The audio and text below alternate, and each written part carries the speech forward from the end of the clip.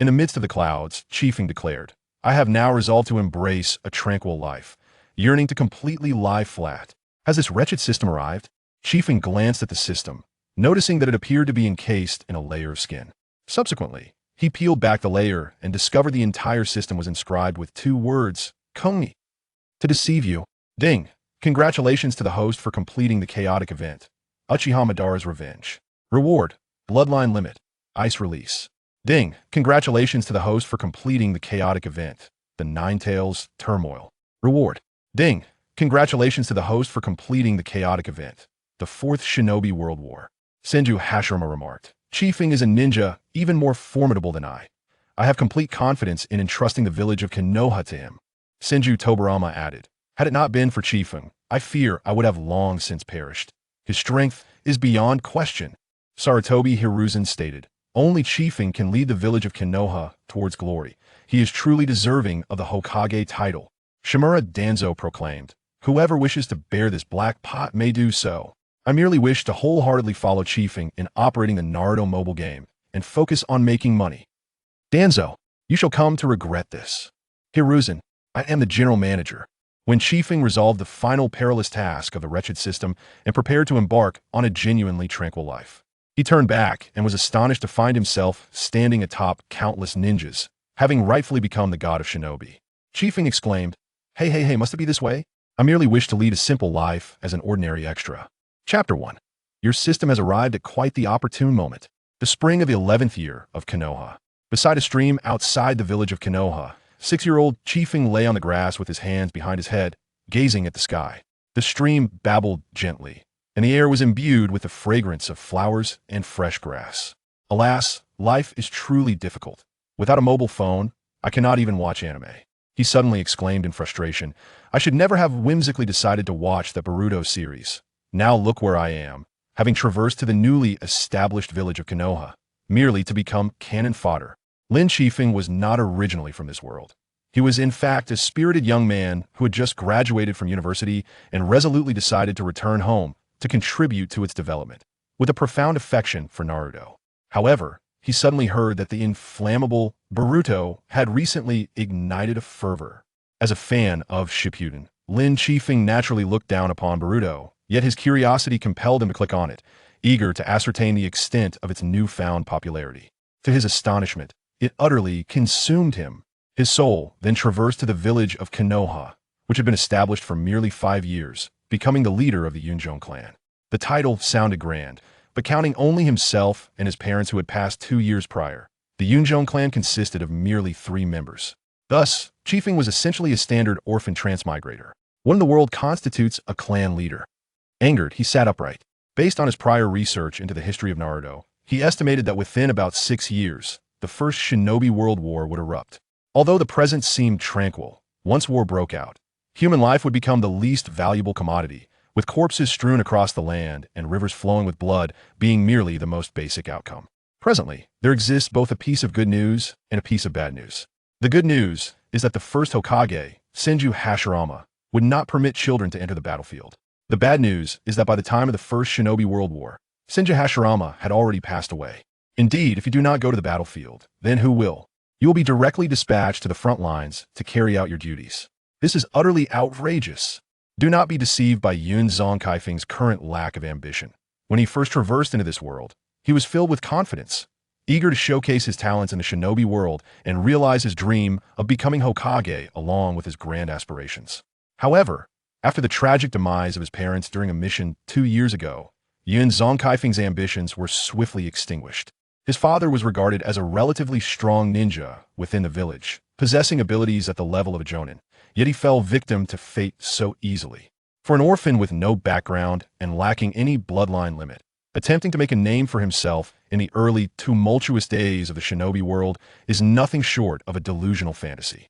Unless he were to catch the attention of the Hokage, but Yun Zongkaifeng has long ceased to concern himself with such matters. All he desires now is a life of tranquility. If he encounters no unforeseen circumstances and perhaps prays for a stroke of luck, living until the time of Boruto should not pose a problem, or so he hopes. Yun Zongkaifeng silently vowed that if he were to indeed survive until then, he would ensure that Boruto received a sturdy walking stick. In any case, There remains a substantial inheritance at home. I will retrieve my father's will shortly, and then I shall lead the life of an ordinary person, living peacefully for the rest of my days. Suddenly, from the depths of Yun Zongkaifeng's mind, an ethereal mechanical voice resonated. Ding! Detection of the host uttering the phrase, peaceful life, has activated the peaceful life system, binding the living area to Konoha. Congratulations, host, for surviving 6 years in Konoha. Reward, a beginner's gift package. This series of notifications left Yun Zongkaifeng momentarily stunned. Wait, when I was determined to make a grand impact in the shinobi world, I pleaded and begged, yet you did not appear. Now that I have resolved to live a peaceful life and wish to fully recline, you show up. What the heck? After a barrage of complaints, Yun Zongkaifeng gradually calmed himself, sorting through his thoughts and feeling a flicker of curiosity towards this unperceptive system. The peaceful life system, by its name, should be facilitating my perfect repose, right? Let's give it a try. With anticipation, Yun Zongkaifeng commanded, System, open the beginner's gift package. The beginner's gift package has been opened. Congratulations, host, for receiving all attribute-based chakra. Yin, Yang, Water, Fire, Earth, Wind, Lightning. 1 card chakra, equivalent to the chakra capacity of Hitaki Kakashi. Bloodline limit. Crystal release. Weaknesses have been eliminated and partial mastery of certain ninjutsu has been achieved. Power is the foundation of a peaceful life. May the host enjoy a tranquil existence. Gazing at the rewards bestowed by the system, Yun Zongkaifeng's mind momentarily disconnected. What in the world? None of these are meant to bring me enjoyment. This is pure bullying of the honest. What the heck? Are you betraying me?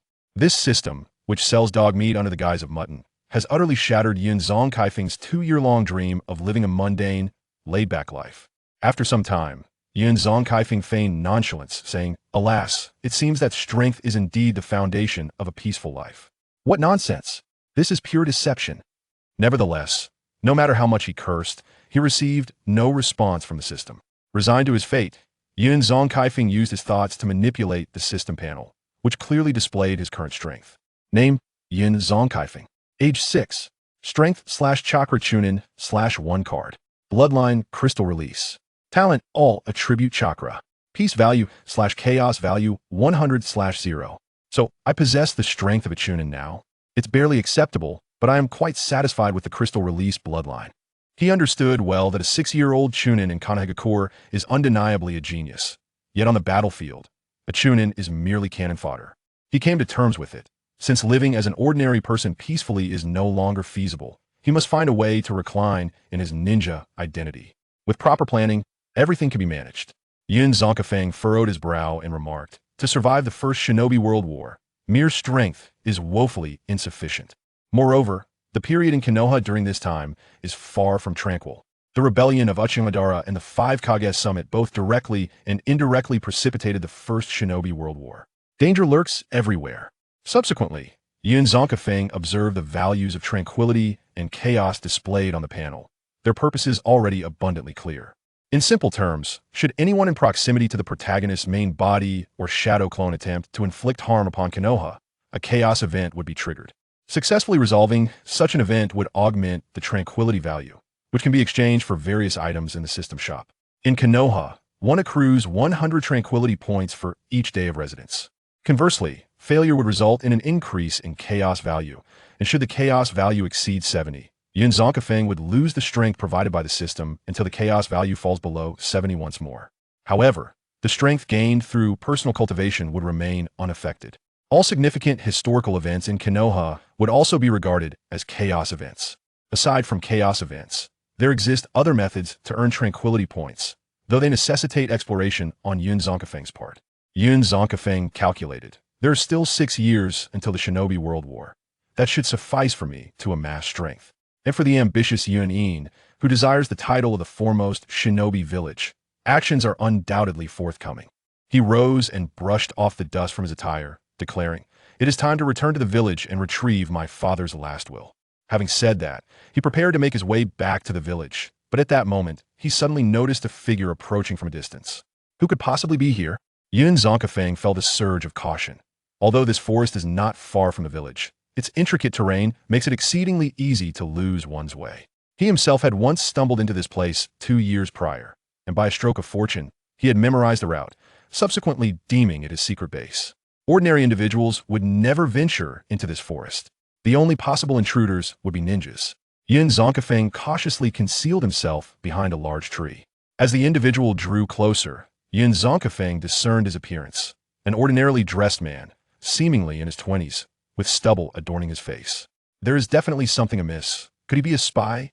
Just then, the system's voice echoed in his mind. Chaos event triggered.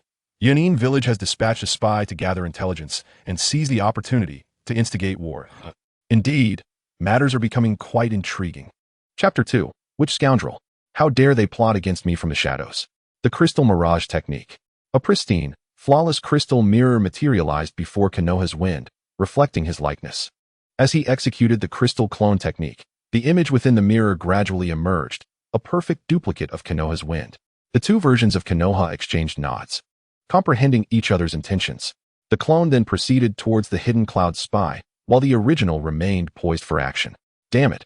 Why is this wretched forest so convoluted? Had I known, I would have taken the main road.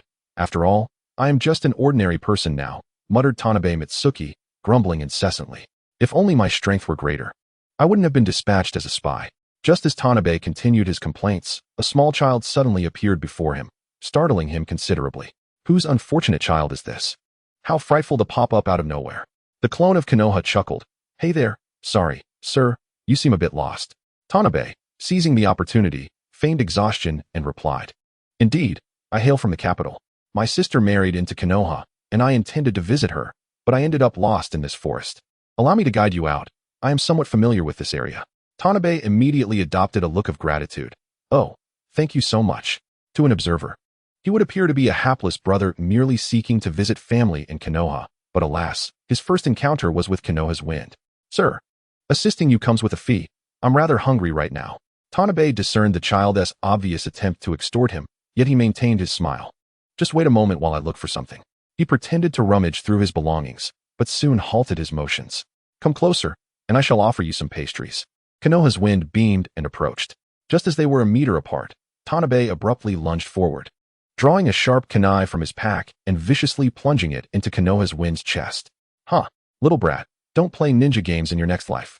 As Konoha's wind coughed up blood, Tanabe mocked. Though your acting is commendable, you've underestimated me at your young age. I've lived over 20 years.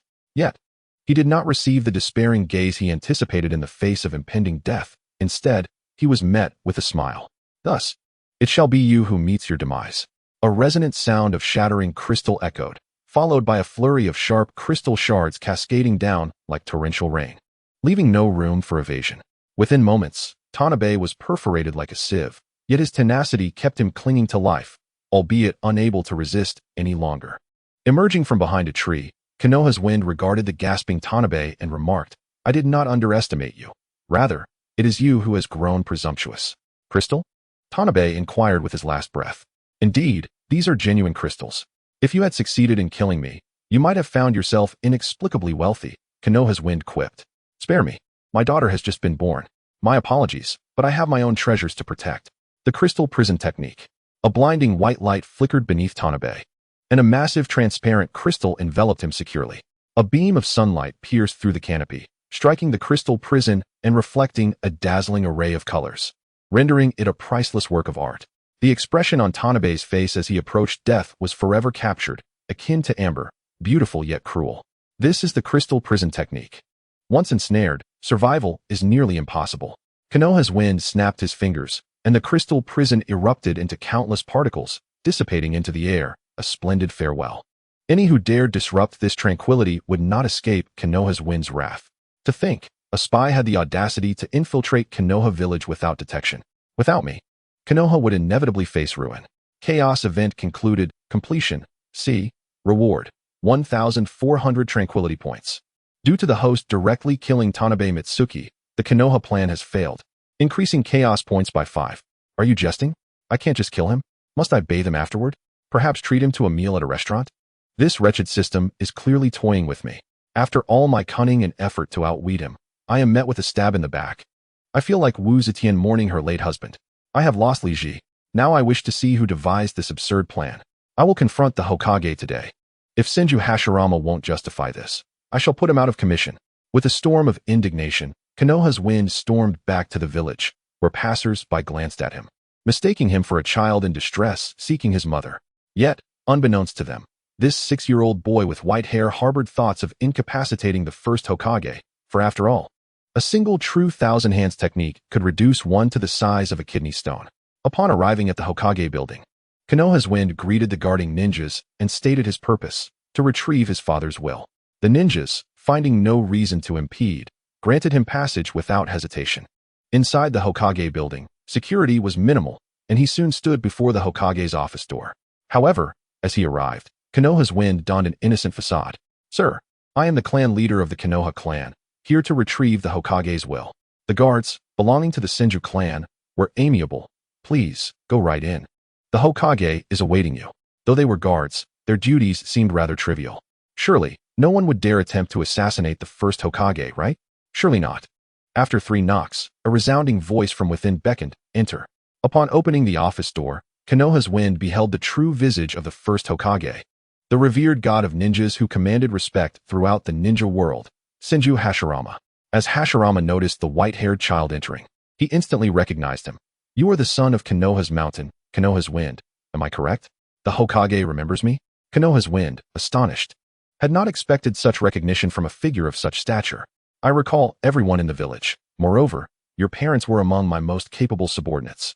It is a pity they passed away in their prime. My parents sacrificed themselves for the village. As long as the village endures, so too do they."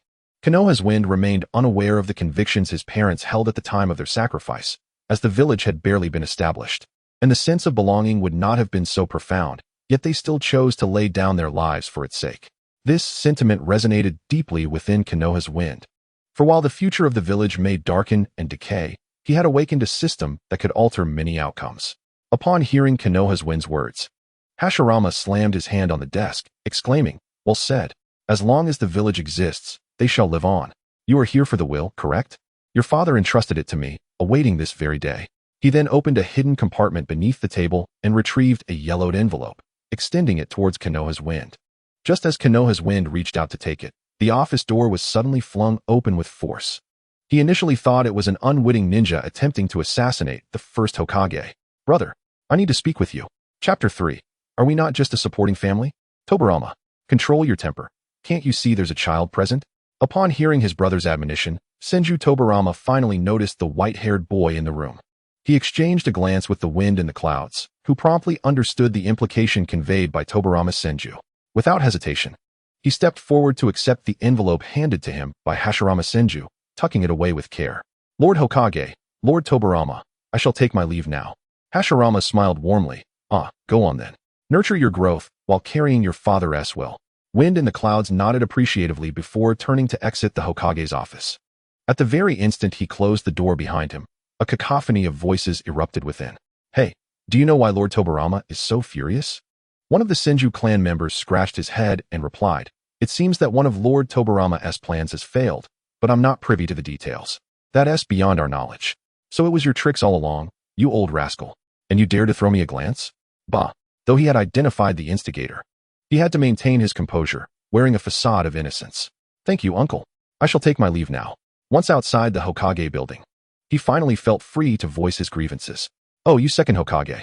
In 30 years, I shall show you what it means to be bullied by the children of the South Village." Of course, now was not the opportune moment. He felt like a mop submerged in water, swept into the sewers. What a jest! Who can conjure water from thin air? He decided to return home to uncover the contents of his father's will. With that thought, he made his way to the territory of the Wind in the Clouds clan. "Brother, my plan has failed. The spy perished on the way here. It must be the nefarious Uchiha clan."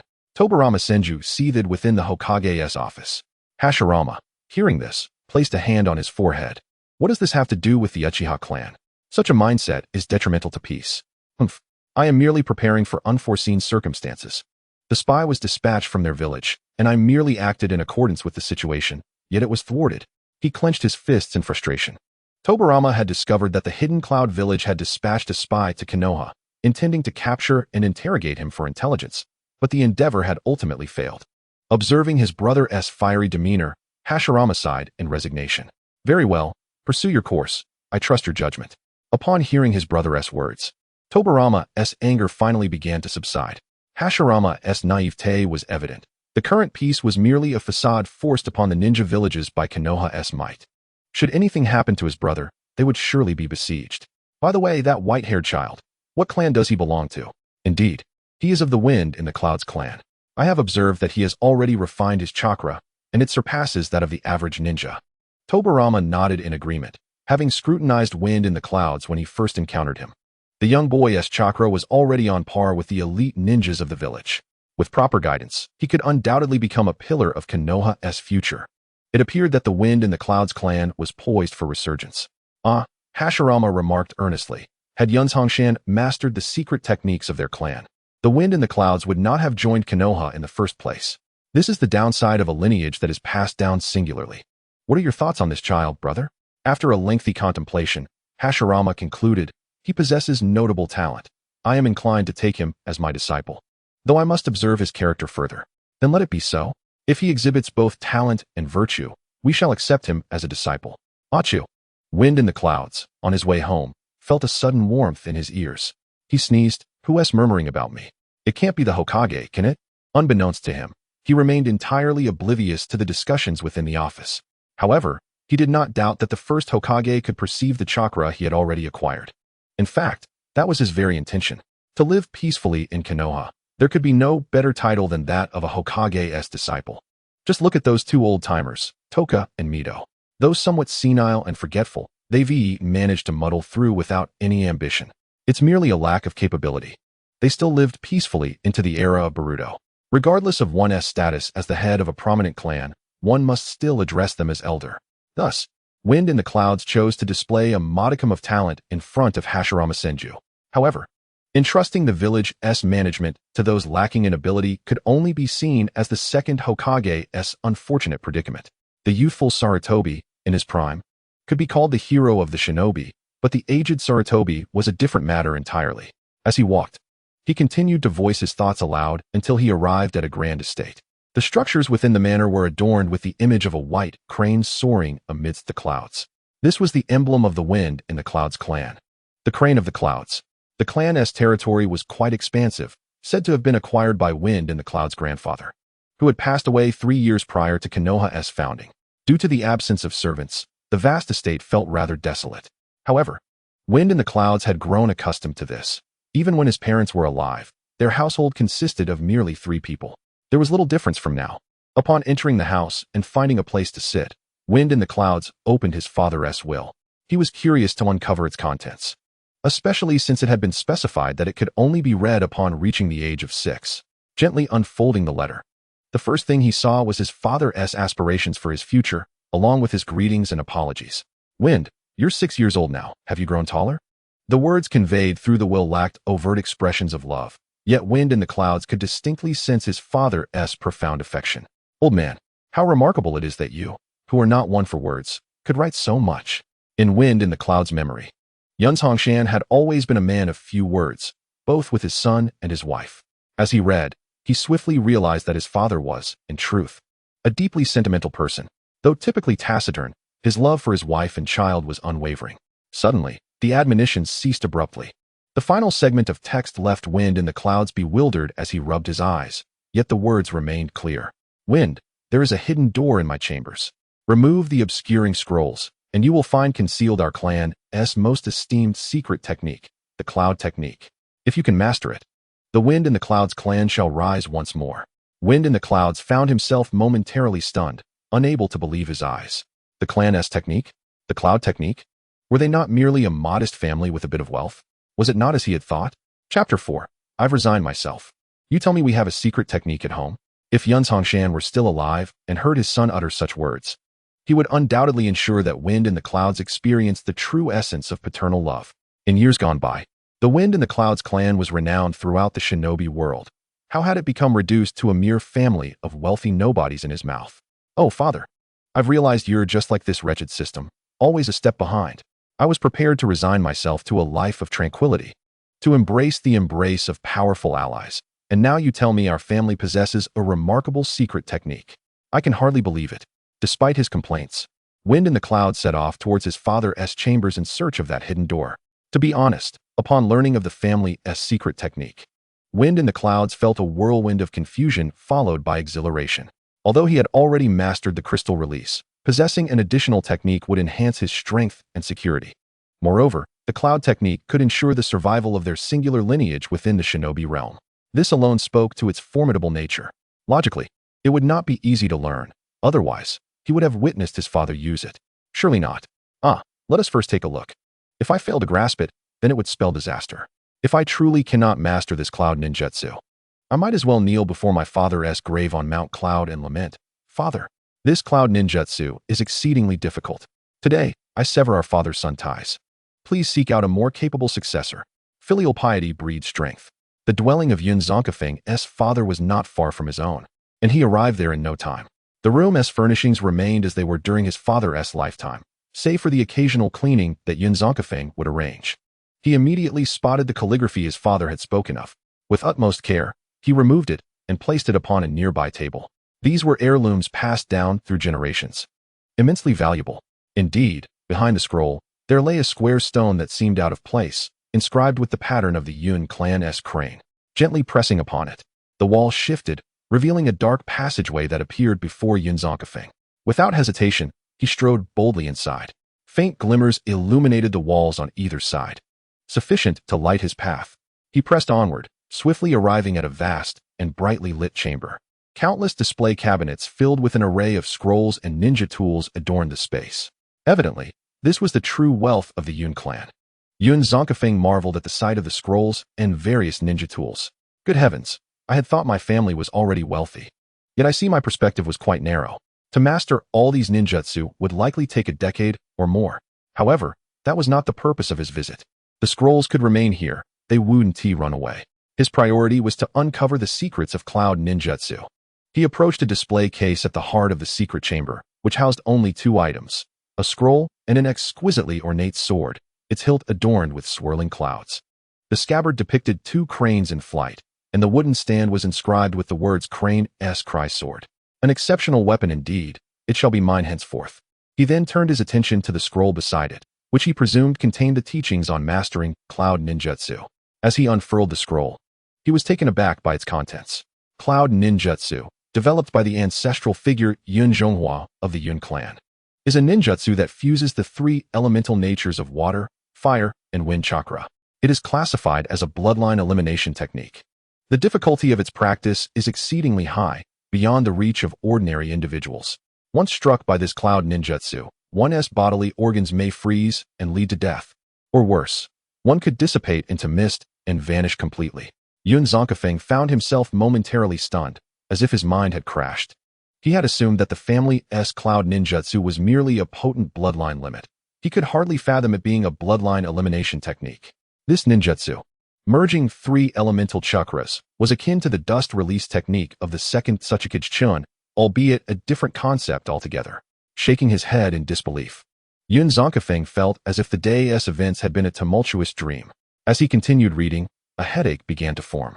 This was far too complex. The fusion of three different chakras in varying proportions seemed nearly impossible. The interplay of the five elemental natures was intricate, making the extraction and fusion of three into one exceedingly challenging. However, for one equipped with a system, the difficulty was just right. System, open the exchange shop. He had long wished to see what the shop offered, and now was the perfect opportunity. Upon issuing the command, a pale blue interface materialized before him. The abundance of goods filled Yun Zonkafeng with delight. For him, an extensive inventory only meant greater joy, as he would eventually exchange for them all. A cursory glance revealed numerous intriguing items. A mobile phone, a computer? Goodness, it seems all the luxuries are available in the shop. Although Yun Zonkafeng yearned to acquire both items immediately, the required calmness points were prohibitively high, 5,000 points each. Together, they amounted to a staggering 10,000 points. A sum beyond his wildest dreams. Straw sandals, wear these sandals. You'll feel as if you can fly. What on earth? Yun Zonkafeng could barely suppress his desire to scoff. This ridiculous system offers such frivolous items. What purpose do these wretched sandals serve? I must seek something practical instead. Mastering cloud ninjutsu is of utmost importance. Yet, just as he was about to scroll further, his peripheral vision caught sight of a particular item. What in the world? A Naruto mobile game? It demands 50,000 calmness points? Am I to frivolously spend 50,000 points on a game?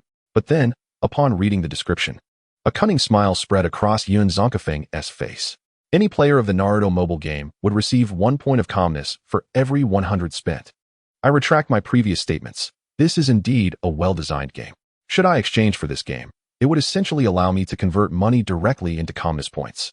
However, if I were to recharge myself, even 1,000,000 would only yield 10,000 calmness points. But why would Yun Zonkafeng squander his own resources? Such a boon should benefit the entire world, allowing all ninja realms to experience the joy of receiving head pats. A scheme began to take root within his mind. This matter requires careful planning and must not be rushed.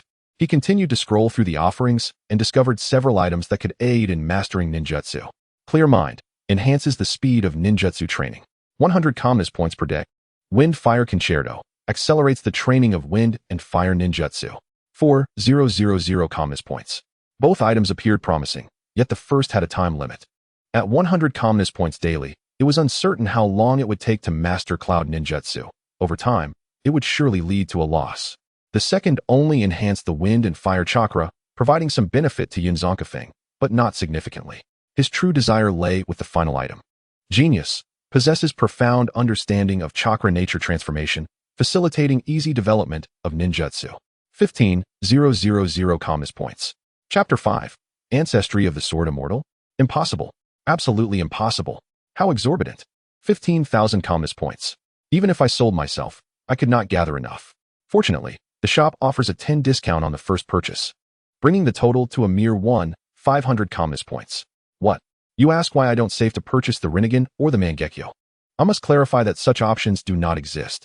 Furthermore, even if I did obtain them, would I dare to use them? Perhaps new items will be introduced in the future, including the Rinnegan and others. Yet, that is not for Yun Zonkafeng to ponder.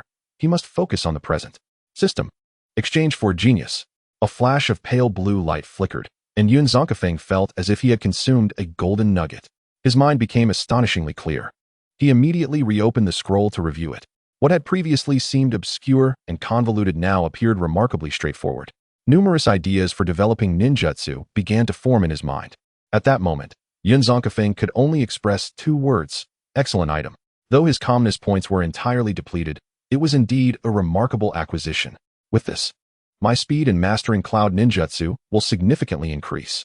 With a month remaining until the Ninja Academy's opening, Yun Zonkafeng aspired to master cloud ninjutsu before then.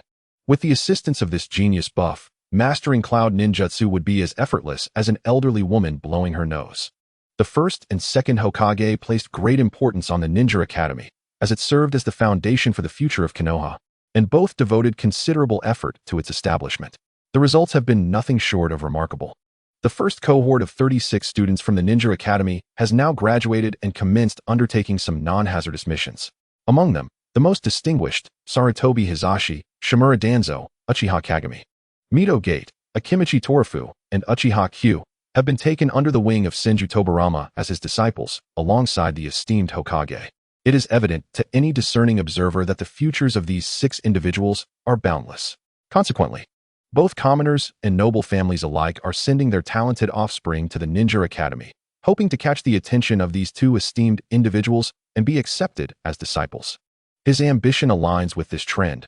Having made a modest impression before the Hokage, he aims to deepen that impression at school, ultimately aspiring to be taken on as a disciple by the second Hokage. What a fluid and seamless plan. Once the second Hokage abdicates, he intends to support the third Hokage.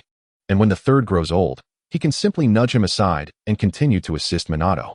To claim he would be a mere aide is an exaggeration. It would merely involve offering opinions. Whether they are heeded or ignored matters little, for he would find himself with ample leisure time. His primary goal remains to enjoy a tranquil life, while casually resolving the chaotic events triggered by the system. As long as the Hidden Leaf Village remains untroubled, all else pales in significance. Thus, Yunjong Chiefing has cheerfully mapped out his future. However, whether destiny will unfold as he wishes remains uncertain. A month swiftly passed, during which Yunjong Chiefing diligently practiced his cloud release technique, yet his progress was disheartening. The difficulty of mastering cloud release exceeded his expectations. Each time he seemed on the brink of success, he ultimately faltered at the final moment. I must admit, I had boasted too loudly in the beginning. Accumulating his tranquility points daily, he found himself at a loss for how to spend them, resulting in a growing reserve of 3,000 points. After concluding his training, Yunjong Chifeng turned in early, eager to avoid tardiness on the first day of school. On the following morning, he was roused by the system's notification. Live a peaceful day in Konoha.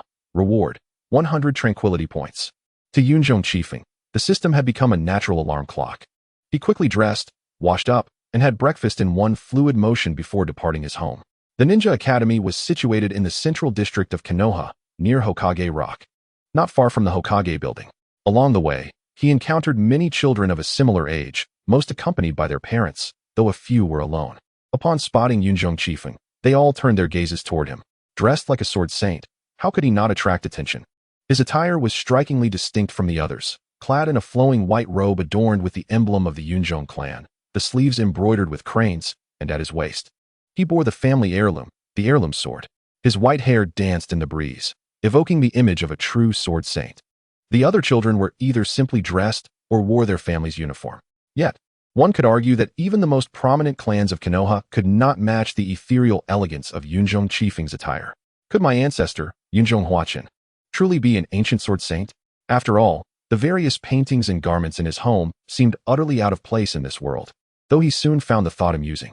An era-defining sword saint, capable of upheaving mountains with a mere breath and altering the heavens with a laugh. With one strike, he could shatter the void and escape to another realm. What a tale that would be! And if he were indeed a sword saint, the Yunjong clan would have long since unified the ninja world. What if Kagaya Oatsutsuki or Oatsutsuki Kenshiki? One swift strike would leave them unrecognizable. As Yunjong Chifeng pondered wildly, he unknowingly arrived at the Ninja Academy. At the entrance, approximately 300 to 400 children had gathered, including the Byakugan-eyed Hyuga and the scowling Uchiha. However, the majority were commoners. It wasn't long before the academy's head began to divide the children into several classes, each consisting of about 50 students. With Yunjong Chifeng assigned to Class 1, the classroom was newly constructed and spacious. As Yunjong Chifeng surveyed his surroundings, he noticed a young girl from the Uchiha clan with adorable purple hair. After obtaining her consent, he took a seat beside her. With class yet to begin, the children, all around 6 years old, were at the playful age. Although they were still unfamiliar with one another, it wasn't long before some had formed small groups. Yunjong Chifeng found it amusing to watch, yet perhaps due to his status as a transmigrator, he struggled to lower his guard and join in their play. Hello. I am Marahoshi Kogen. What is your name? Turning his head, Yunjong Chifeng saw a small boy with tied-back hair smiling at him. Initially taken aback by the name, he quickly recalled who it was. Wasn't this the very Marahoshi Kogen, the legendary eternal genin of Konoha? He looked quite endearing as a child, finally encountering someone he recognized. Albeit unilaterally, Yunjong Chifeng felt a swell of happiness. Greetings, I am Yunjong Chifeng, the head of the Yunjong clan. The girl beside him seemed eager to respond, but held back her words. Marahoshi Kogen continued, then we are acquainted. I have 2 friends, let me bring them over. With that, he dashed off. Having traveled for so long without making friends, Yunjong Chifeng found Kogen's enthusiasm refreshing and looked forward to meeting the friends he would introduce. At that moment, he realized he still did not know the name of his desk mate, so he asked, Hello, I am Yunjong Chifeng. What is your name? The girl smiled sweetly in response. Hello, Takafa Chifeng. I am Uchiha Chiri. Chapter 6. Have I entered a supporting role class? Goodness, another big shot. Yunjong Chifeng had initially thought she was just an ordinary Uchiha girl, but to his surprise, she was Uchiha Chiri. She must have already awakened her Sharingan. Being the founder of the forbidden technique Izanami, had Uchiha Itachi not used Izanami, many more lives would have been lost in the 4th Great Ninja War. He wondered how many tomo she possessed. Uchiha Chiri seemed to notice Yunjong Chifeng's astonishment and asked, What is the matter, Takafa Chifeng? You seem a bit surprised. Yunjong Chifeng waved his hands dismissively. Oh, it's nothing. I just suddenly thought of something else. Uchiha Chiri smiled lightly. I see. It appears that Takafa Chifeng's focus is somewhat scattered. Feeling slightly embarrassed to be teased by a young girl, Yunjong Chifeng exchanged a few idle words with her before they both turned to their own pursuits, as they were still strangers on their first day. After a while, Marahoshi Kogen returned with 2 boys in tow. Yunjong Chifeng was taken aback at first. One of the boys following Kogen had bright red eyes. He initially thought he was from the Uchiha clan, but upon closer inspection, he had a hunch about who this person might be. Chifeng, I'm back. These 2 are my friends. Yunjong Chifeng stood and greeted them. Hello, I am Yunjong Chifeng. The 2 boys, having heard Marahoshi Kogen say he was introducing them to the head of the Yunjong clan, had expected someone haughty, but they were taken aback by his humility. Naturally, they were also intimidated by Yunjung Chiefing's reputation, assuming he was a scion of a prominent family. In reality, he was merely an orphan with a modest inheritance. If all the ninjutsu scrolls in his home were laid out, they might just encircle Konoha. "Hello, I am Hyanakaviko. I look forward to working with you." Another boy with crimson eyes spoke up. "I am Akatsuki Shinkuro, pleased to make your acquaintance." Indeed, within the confines of Konohagakure, apart from the Uchiha clan, only Akatsuki Shinkuro possessed such striking red eyes, the master of illusions. It is said that his Jinjutsu cannot be countered even by the legendary Mangekyo Sharingan. Though this remains to be substantiated, ultimately, he sacrificed himself during the Nine Tails incident to protect his juniors. As for the name Yuma no Irika, it is not unfamiliar to Kumo no Kaze. After all, he is the father of Yuma no Irika. Quite the remarkable individuals we have here. But why does it seem as though they are all mere supporting characters? What kind of actor training camp is this? After some light conversation following their introductions, it was time for class to commence. A young man entered from outside, and upon the sight of their teacher, the students promptly settled down. The instructor nodded in approval, stating, "First and foremost, I wish to congratulate you all. The mere fact that you are seated here indicates that you possess the potential to become ninjas. Barring any unforeseen circumstances, you shall undoubtedly achieve this." He then proceeded with his own introduction. "My name is Sarutobi Mizuyoshi, and I shall be your teacher until your graduation. I am 25 years old, and this is my inaugural teaching experience. My abilities are of average caliber within the village, and I have a fondness for sports. My aspiration is to cultivate students who can stand independently." He then invited everyone to introduce themselves. Upon hearing this, the students initially felt a bit shy, but gradually began to express themselves more freely, boldly sharing their interests and dreams. Even if some aspirations seemed unrealistic, it mattered little. For the dreams of childhood are the purest. Kumo no Kaze listened earnestly to each individual's hopes. Maruhoshi Kogetsu wishes to become a formidable ninja. Akatsuki Shinkuro aspires to be a master of illusions, while Yuma no Irika hopes to become a teacher. "I am Uchiha Q," he declared. "I disdain all of you weaklings. As a member of the Uchiha clan, my ambitions are undoubtedly beyond your comprehension." With that, he turned away, wearing a scornful expression, as if gazing down upon mere insects. His words offended the entire class, and many glared back at him in anger. Yet, Uchiha Q appeared indifferent, not sparing them a glance. "What a detestable individual. I shall make him pay." Indeed, as my mother always said, the Uchiha clan is filled with haughty and arrogant individuals. How infuriating. We are all students. What makes you more noble than anyone else? The classmates voiced their discontent, quickly distancing themselves from him. Uchiha Q, however, merely snorted, reveling in the outcome. This group of commoners should indeed fear the illustrious name of the Uchiha clan. Sitting beside Kumo no Kaze, Uchiha Chiri furrowed her brows, clearly displeased with Q's remarks. Soon, it was Uchiha Chiri's turn to introduce herself. "Hello everyone, I am Uchiha Chiri, and my passion lies in sweet delicacies. I harbor no dislikes, and my dream is for there to be no war, allowing villagers and clansmen to live peacefully." Her demeanor was poised and graceful, reminiscent of a refined lady. With a gentle smile, she brought a sense of warmth akin to a spring breeze. Initially, when they heard the name Uchiha Chiri, the students cast her glances of disdain. However, upon listening to her introduction, it became apparent that she was not cut from the same cloth as Uchiha Q. Their gazes toward her softened. Kumo no Kaze was somewhat taken aback, pleasantly surprised that Uchiha Chiri's dream bore a resemblance to his own. "Greetings, I am Kumo no Kaze. My interests include a tranquil life and the peaceful counting of money. I dislike planning, and my dream is to live a life of perpetual tranquility." As Kumo no Kaze concluded his self-introduction, the entire class fell into a state of bewilderment. Enjoying the serene act of counting money? Dreaming of a life of uninterrupted peace? What on earth is this? Can we not be serious? Seated beside Kaze, Chiri could not contain herself and stifled a laugh, relieved that no one noticed. Otherwise, it would have been quite embarrassing. Kumo no Kaze's introduction earned him a nickname in class, the Tranquil One. Quite fitting indeed. All right, I have gathered all your dreams. I hope you all can realize them in the future. Now, let us begin our lesson. Following this, Sarutobi Mizuyoshi outlined the various classroom rules before commencing the first lesson, which primarily focused on understanding chakra and how to refine it. This lesson was specifically tailored for commoners. Families with a bit of heritage would have imparted knowledge of chakra basics long before their children started school. In contrast, most commoners' parents were not ninjas and could only learn through the academy. In class, The commoner children listened attentively to Sarutobi Mizuyoshi's lecture. Only a few offspring of clans were paying attention, while the rest gazed around. Kumo no Kaze belonged to the former group. Uchiha Chiri quietly spoke up, Kaze-kun. You're listening so intently. Haven't you learned about chakra before? Chapter 7. How can you be more arrogant than me? Upon hearing this, Kumo no Kaze scratched his head. No, I mastered it long ago, but I believe everyone has a different understanding of chakra. I merely wish to listen more. This was not Kumo no Kaze attempting to establish a cliché studious persona. He genuinely sought to absorb others' experiences. After all, his progress in developing cloud release was not particularly promising. He hoped that perhaps others' insights might prove beneficial. Upon hearing Kumo no Kaze's response, Uchiha Chiri realized she had hastily judged him. She felt a wave of embarrassment wash over her. How thoughtless of her. I apologize, Kaze-kun.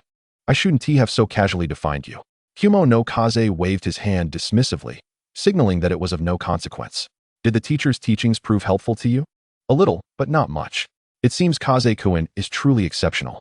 In truth, this was Kumo no Kaze's way of preventing the teacher from losing credibility in class by overstating the usefulness of the lesson. The material presented was far too basic to aid in the development of cloud release whatsoever. Having confirmed that the teacher's teachings were of little use, Kumo no Kaze no longer felt the need to be so earnest. He began to engage in casual conversation with Uchiha Chiri, and they quickly grew comfortable with each other. Kumo no Kaze was surprised that this genius from the Uchiha clan bore no trace of arrogance. Rather, she was quite humble. Moreover, she did not exhibit the typical desire to showcase her abilities often associated with the Uchiha clan. This left Kumo no Kaze with a very favorable impression of her. As their conversation continued, the first class came to a close. Judging by the expressions of the students, they generally grasped the concept of chakra refinement. Sarutobi Mizuyoshi announced the remaining content for the day, which involved allowing the students to begin their attempts at refining chakra. This was a customary exercise for each class, as the ability to refine chakra would distinguish the prodigies from the ordinary. The initial attempt at chakra refinement typically requires about a day, while those with exceptional talent could succeed within a few hours. As soon as the class ended, Maruhoshi Kogetsu approached Kumo no Kaze. Kaze, you must have already refined your chakra, right? Actually, not really. I just refined it last month. He asked, somewhat puzzled. Aren't children from clan families supposed to learn about chakra at an early age? Kumo no Kaze chuckled softly in response. Our family follows a direct lineage, and I am the only one left. My parents sacrificed themselves 2 years ago. Just as Maruhoshi Kogetsu was about to apologize, Kumo no Kaze interrupted him. He did not mind such matters, and since it was not intentional, there was no need for an apology. Enough about me. How about you? Did you understand everything the teacher covered? Maruhoshi Kogetsu scratched his head and chuckled. It's all right. I grasp the knowledge about chakra extraction, and I can supplement the rest by reading. Hearing this, Yinchong Chifeng nodded in agreement. All knowledge is documented in books, and reading certainly has its merits. At that moment, an inopportune, haughty voice echoed through the room. No wonder you're a commoner. You can't even grasp such simple knowledge. You might as well give up and stop dreaming of being a ninja. Suddenly, the entire room fell silent. Yinchong Chifeng didn't even need to look up to know that this voice belonged to the infamous Uchiha clan. What did you say? Maruhoshi Kogetsu shouted angrily, slamming his hands on the table. Uchiha-Q, don't think just because you belong to the Uchiha clan, I won't dare to teach you a lesson. I'm not afraid. With that, he rolled up his sleeves in a fit of rage and marched towards Uchiha-Q, intent on giving him a lesson. However, Uchiha-Q remained unfazed, mockingly regarding Maruhoshi Kogetsu. Just as a conflict seemed imminent, Heiichiji and Shiri Jinhong swiftly pulled Maruhoshi Kogetsu back. Witnessing this, Uchiha-Q burst into laughter. Ha ha ha. See, even your impoverished friends realize that in Konoha, the Uchiha clan is not to be trifled with. Bound by his two friends, Maruhoshi Kogetsu seethed with anger. Jinhong, Ichiji, let me go? I need to teach this guy a lesson. Observing the trembling Maruhoshi Kogetsu, Uchiha-Q displayed a look of disdain. What gives a mere commoner the audacity to speak to me like that? The Uchiha clan is a founding pillar of Konoha. What is your status? This remark rendered the faces of all the commoners present quite grim. They yearned to retort, to show this arrogant fellow a thing or two. Yet, alas, the Uchiha clan was simply too powerful. None dared to provoke such trouble, fearing it might bring calamity upon their ordinary families. Only a few prestigious families dared to stand up and speak on behalf of the commoners. In truth, while most clans in Konoha harbored their own pride, they never looked down upon commoners as the Uchiha clan did. Perhaps this disdain was why the Uchiha clan garnered such unpopularity, ultimately leading to their downfall. The Uchiha clan indeed played a significant role in the establishment of the village, but what relevance does that have to you? Uchiha Q was momentarily stunned by this statement. As a member of a family not known for its exceptional talent, he had aimed to assert his dominance over the commoners at school. Yet it seemed he was now being schooled instead. Uchiha Q glanced at Yuncheng Qifeng, noting that while his attire appeared exquisite, he did not recognize the family crest adorning it and had never heard of the Yuncheng clan, assuming he was merely a commoner. Oh, who are you?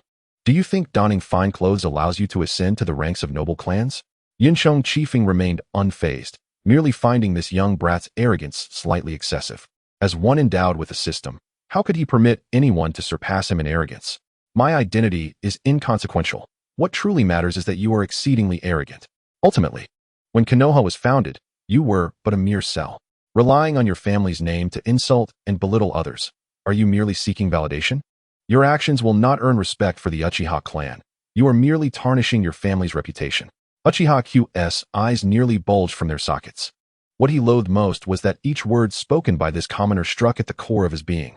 Moreover, being lectured by a commoner was something Uchiha Q found utterly intolerable. Nonsense. The law of this world dictates that the weak must submit to the strong. You commoners were born to be governed by us. If it weren't for silence, Q, you are tarnishing the honor of the clan. Yuncheng Qifeng had hoped to continue their verbal sparring, but unexpectedly, Uchiha Shiri intervened, interrupting Uchiha Q. Lord Shiri, Uchiha Q had intended to say more, but ultimately swallowed his words. It was inevitable. As he had stated, the weak submit to the strong. Uchiha Shiri was a genius of the clan. Having awakened his Sharingan at the tender age of 5, with the family placing great hopes upon him. In contrast, he, at 6, had yet to awaken his eyes, placing him in a lower status. Let us bring this farce to an end. I apologize on behalf of Q. I hope you all will not take this matter to heart. The Uchiha clan is certainly not what you believe it to be. Uchiha Shiri's words quelled the uproar, restoring a measure of dignity to the commoner children. Their impression of the Uchiha clan shifted slightly, yet a portion remained unconvinced, firmly believing in their parents' warnings to steer clear of the Uchiha clan. At this moment, Maruhoshi Kogetsu was released by his two friends and approached Yuncheng Qifeng to express his gratitude. He then shot a glare at Uchiha Shiri before returning to his seat. In his view, it was Yuncheng Qifeng who had initially elevated the Uchiha clan status. Uchiha Shiri, acting out of necessity for the clan's reputation, had only intervened reluctantly, which did little to improve his feelings towards the Uchiha clan. Uchiha Shiri chuckled bitterly. It seems Kogetsu holds a certain disdain for me. Yuncheng Qifeng shrugged. It's understandable. After all, Uchiha Q's actions have incited public anger, and his prior reputation is hard to shake. Uchiha Shiri understood this well. She had come to the Ninja Academy to help alleviate the village's bias against the Uchiha clan, but it seemed that Uchiha Q had sabotaged her efforts. As a genius of the Uchiha clan, Uchiha Shiri was neither arrogant nor did she view others through a distorted lens. She firmly believed that the ninjas of her clan should not hold themselves above others. It was evident that she and Uchiha Q belonged to a more moderate faction within the Uchiha clan. Influenced by Q, Uchiha Shiri chose to attend the Ninja Academy instead of receiving training solely within her clan. Changing the perceptions of both her family and the public regarding her clan was undoubtedly a formidable task. Yuncheng Qifeng smiled. It's not that difficult. Why is that? As long as your strength is formidable, your clan members will inevitably heed your words. Just like the seemingly tranquil ninja world today. It is merely a facade of peace imposed by the great nations in deference to Hokage's strength. Uchiha Shiri had not anticipated Yuncheng Qifeng's perspective. However, upon reflection, to have the elder members of her clan accept her and her brother's ideals, strength was indeed a prerequisite. After all, without strength, all discussions would be in vain. Then wouldn't tea that make you akin to Q? Both relying on strength to oppress others, Shiri remarked playfully. Not at all. His motivations stem from a mere desire to revel in the satisfaction of belittling others for his own selfish pleasure. Yours, however, is aimed at fostering unity between your clan and the villagers, allowing the Uchiha to truly integrate into the village. Shiri chuckled. Yuncheng Qifeng, you truly are an intriguing individual. You seem to harbor no ill will towards the Uchiha. Upon hearing this, Yuncheng Qifeng offered a gentle smile. We are all members of the village. The Uchiha are also part of Konoha, and there is nothing to dislike. From their very first encounter, though difficult to articulate, Shiri sensed that he was different from her other classmates. When Maruhoshi Kogetsu was ridiculed, He had stepped up to defend him despite having known him for less than half an hour. He displayed no bias against the Uchiha, a clan that evoked fear and disdain in others. Truly, Yinchong Chifeng was a remarkable individual. After a while, Sarutobi Mizuki returned. For him, to claim ignorance regarding the happenings in the classroom would be hard to believe. Yet he inexplicably chose to remain silent on the matter and directly commenced the next lesson. Alright, students. The entirety of today's lesson will focus on your attempts to extract chakra, utilizing the knowledge we acquired in our previous class, declared Sarutobi Mizuki, instantly capturing the attention of the class. The mocking remarks from Uchiha Q during recess left them feeling utterly disheartened. At last, they were to commence the extraction of chakra, and each child brimmed with enthusiasm. Being merely 5 or 6 years old, they believed their innate talents were not inferior to anyone else's. And soon they began to extract chakra according to the teachings from the last session. Without successfully extracting chakra, the subsequent lessons would be impossible to continue. However, for those who had already achieved this feat, the experience became exceedingly mundane. They were unable to speak, fearing they might disrupt their classmates. And on the first day of class, skipping out was not an option. Thus, they could only sit in silence within the classroom. After nearly 3 hours had passed, finally, someone succeeded in extracting chakra. Well done, Akane. You managed to extract chakra in just 3 hours, which is truly commendable. Yenshikaze was not surprised by this outcome. Shortly thereafter, both Maruhoshi Kogetsu and Heinuma Ikaku also succeeded in their attempts. Such speed was impressive, likely beyond the capabilities of some scions from prominent clans. Sarutobi Mizuki nodded to himself, recognizing the abundance of talent in this cohort, and resolved to report this to Lord Hokage, along with the earlier incident. As a member of the Uchiha clan, Uchiha Q, despite being unable to awaken his Sharingan, had successfully extracted chakra long ago.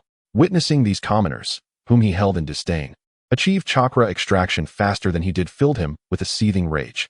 What incensed him further was that Uchiha Chiri, a prodigy from his own clan, did not speak on his behalf, but rather sided with those commoners. That white-haired fellow, he would ensure that he made him regret it during the practical class. At that moment, he noticed that Yenshikaze seemed to be diligently extracting chakra as well. He scoffed quietly, "Humph. I thought you were something special. But you're just a commoner."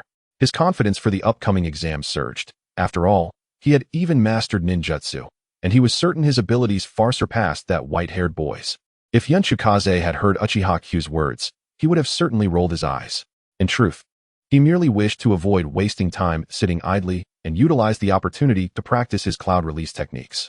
If he could successfully cultivate a Kekkei Jinkai, his dream of a peaceful life would be well within reach.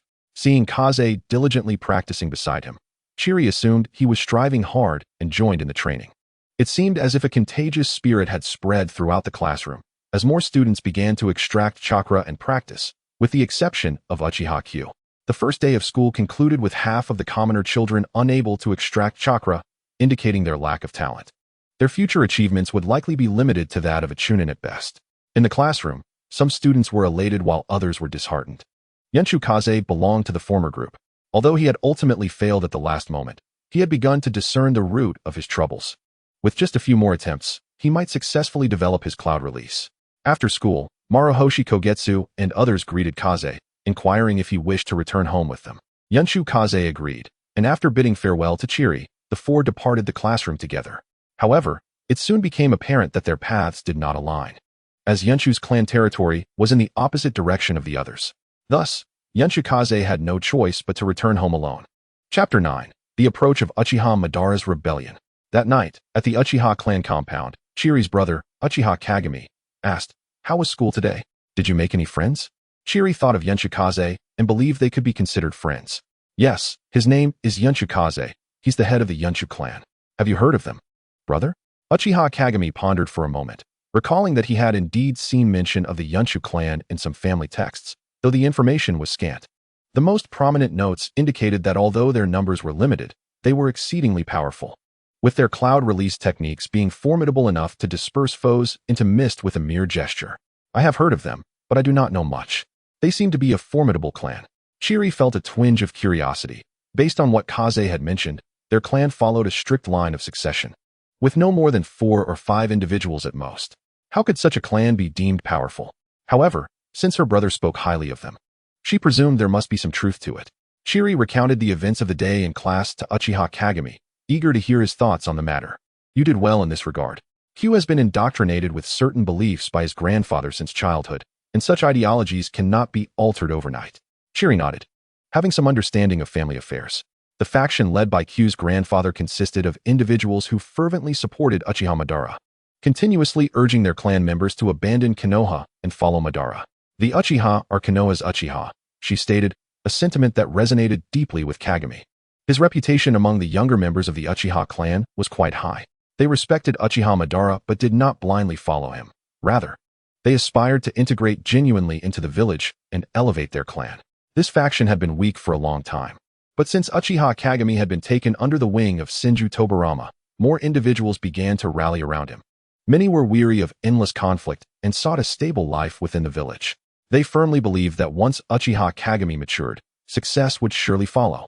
This Yunchukaze is a thoughtful child. He will undoubtedly achieve great things in the future. Do you hold Yunchukaze in such high regard, brother?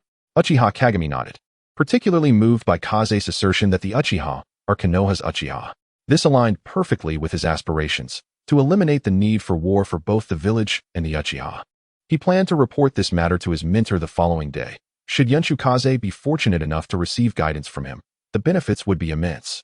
However, Uchiha Kagami believed that both Lord Hokage and his mentor must have already taken note of Kaze's potential. Chiri, you should nurture your friendship with him. I have a strong premonition that he may be the key to our success. Chiri was taken aback by her brother's admiration for Yunchukaze, but she already held a favorable impression of him, so she readily agreed to her brother's request. Rest well, Chiri, we have class tomorrow. Yes, you too, brother. While Chiri enjoyed a warm and cozy evening chat with her brother, Yunchukaze found himself staring at the system notifications on his personal panel, unsure of what to think. Name, Yunchukaze. Age 6. Chakra Strength, Chunin Level 1. Kekki Genkai, Crystal Release, Cloud Release, Progress 55. Talent, All Attributes Chakra, Genius. Calm Value Chaos Value, 31005.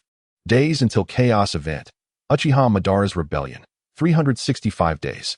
According to the system's prompt, Uchiha Madara would launch an assault on Konoha in 1 year, ultimately facing off against Senju Hashirama and being defeated.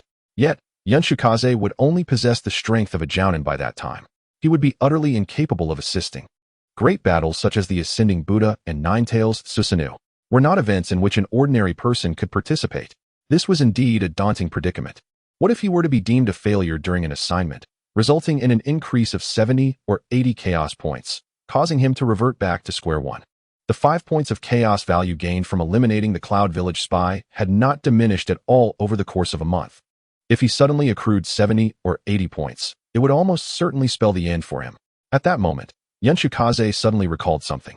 When he had exchanged for his genius status last month, he had seen something extraordinary in the shop. However, it was exceedingly expensive, though it is quite costly. If one wishes to intervene in the climactic battle between Uchiha Madara and Senju Hashirama, one must proceed accordingly.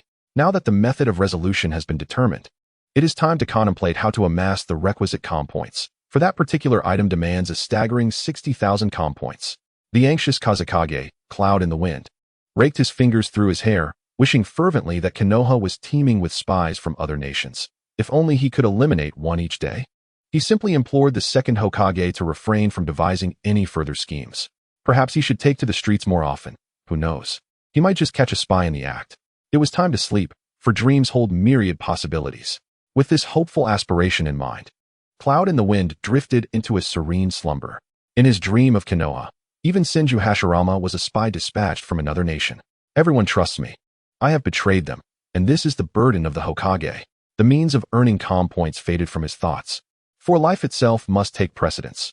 One cannot lose sight of what truly matters. This is Cloud in the Wind's guiding principle. As the denizens of Konoha gradually succumbed to slumber, the light in the Hokage's office remained aglow. Sarutobi Hiruzen was engaged in debriefing Senju Hashirama regarding the day's events at the academy. Hashirama's initially stern expression softened into one of satisfaction. Is that so? So Cloud has stated, he mused.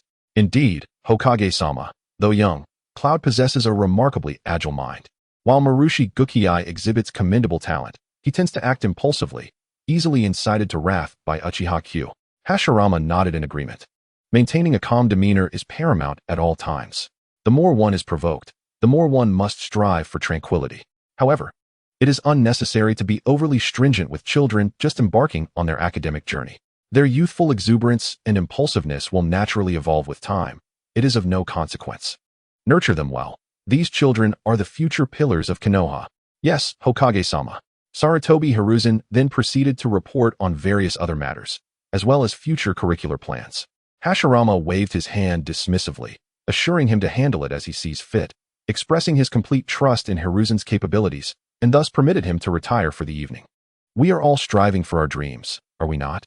And where do you find yourself now?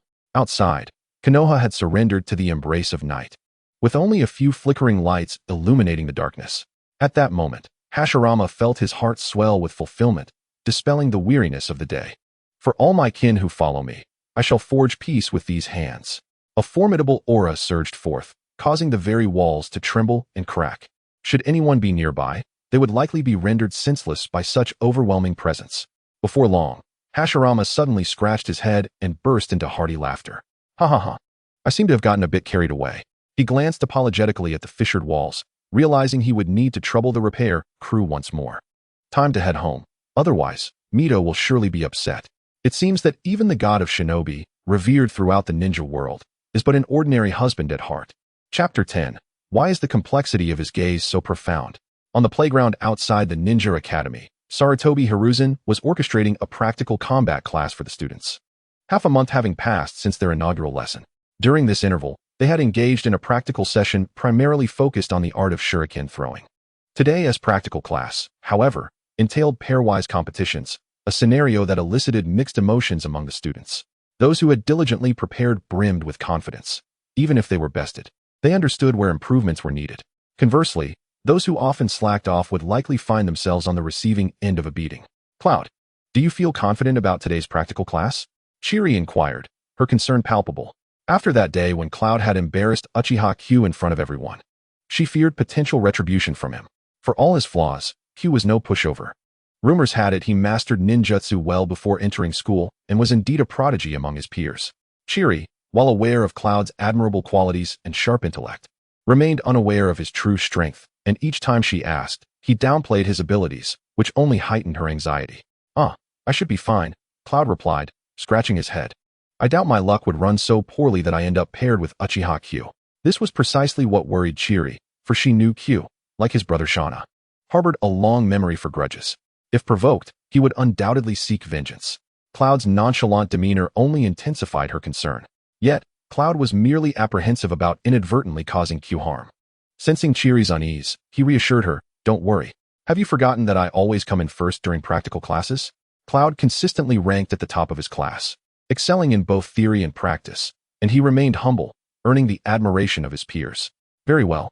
Observing Cloud's self-assuredness, Chiri decided to refrain from further nagging. As it would not befit her demeanor as a lady, she had already offered her warning.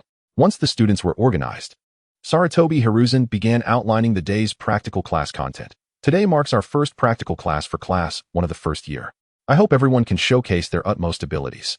Although this is a combat scenario, safety is paramount. Thus, engagements should be controlled, and no one should sustain serious injuries. As it was their first foray into practical combat, excitement and impulsiveness were inevitable among the students.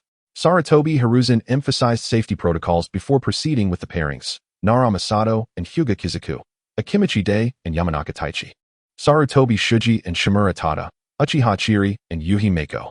Chiri smiled gently at Cloud, conveying an unspoken assurance that her friend would remain unharmed. Cloud nodded in gratitude, not out of disdain for Yuhi Meiko, but due to the evident disparity in their abilities. Marushi Gukei and Yumino Ikaku were paired together. Gukei felt some discontent upon learning he would face Ikaku, as he had hoped to make Uchiha Q kneel in submission today. However, Sarutobi Hiruzen was firm in his decisions. Once made, they could not be altered. Gukei clenched his fists in frustration, vowing to make Q pay next time.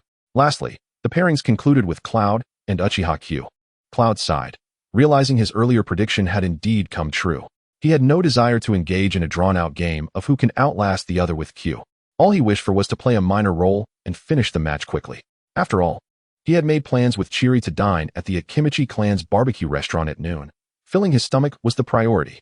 Uchiha Q, as always, maintained his signature haughty demeanor, casting a gaze upon Cloud that was a blend of scorn, disdain, and nonchalance. Cloud felt a shiver run down his spine under Q's penetrating stare, rendering him quite uncomfortable. He leaned closer to Chiri and whispered, "Has Uchiha Q been reading any domineering CEO novels lately?" His gaze seemed so intricate. "Huh, what is a domineering CEO?" Chiri asked, puzzled by Cloud's unusual phrasing. "Oh, it's nothing, just a term I coined. You wouldn't understand." "All right then." Chiri chose not to press further, sensing that the conclusion of this narrative might lead her to acquire some rather peculiar knowledge. With Sarutobi Hiruzen's command, the first round of matches commenced. There was little suspense. Nara Masato quickly fell to defeat, a result that did not surprise anyone. After all, the Nara clan's true prowess lay in their secret techniques, while the Hyuga clan excelled in their Byakugan and physical prowess. As students took turns stepping into the arena, Sarutobi Hiruzen diligently recorded each individual's strengths and weaknesses, ensuring he could focus on their development in the future. The duel between Chiri and Yuhi Renji has concluded, and one cannot help but acknowledge the commendable prowess of Yuhi Renji, albeit it was merely a misfortune of encountering Chiri. In contrast, Omiya Ika and Mariboshi Kosuka were evenly matched, yet ultimately, Ika succumbed to fatigue, falling slightly short. Once the contest ended, they hastily withdrew. Is such a lackluster performance not enough to warrant embarrassment? Uchiha Q, standing nearby, unleashed scornful taunts, but the others seemingly opted to turn a blind eye to him. It was as if he were rendered invisible, with only Mariboshi Kosuka incensed by his provocations, though ultimately Ika managed to restrain him. Uchiha Q shouted towards Yunko Torikase, "Come on, commoner, today you shall witness the might of the Uchiha clan. Let us see if you dare to remain so arrogant." After uttering these words, he strode confidently towards the arena, while Yunko Torikase merely adjusted his ears, adopting a nonchalant demeanor as he ambled forward. Chiri could not help but feel a renewed sense of concern. He was uncertain whether Torikase truly possessed the strength to be dismissive of all, or if he was merely feigning composure. "Begin." As the command resonated, Uchiha Q transformed into a mere blur, lunging towards Torikase, his kunai thrusting violently towards Torikase's right arm. Mariboshi Kosuka's pupils constricted in astonishment. How swift! Uchiha Q's speed far exceeded his expectations, and he clenched his fists in realization of his inferiority. However, Yunko Torikase effortlessly sidestepped Q's assault. Seizing Q's wrist, he disarmed him with ease, throwing Uchiha Q backwards. With a failed strike, Q chose not to recklessly press onward. Damn it, how can he be so fast?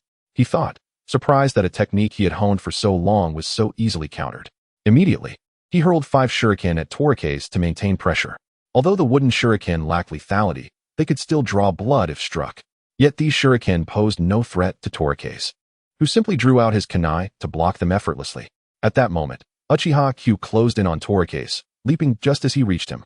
A kick landed squarely on Torikase's right shoulder, the shuriken merely a feint. Yet, Q's smile faltered as he felt Torikase's grip tighten around his foot.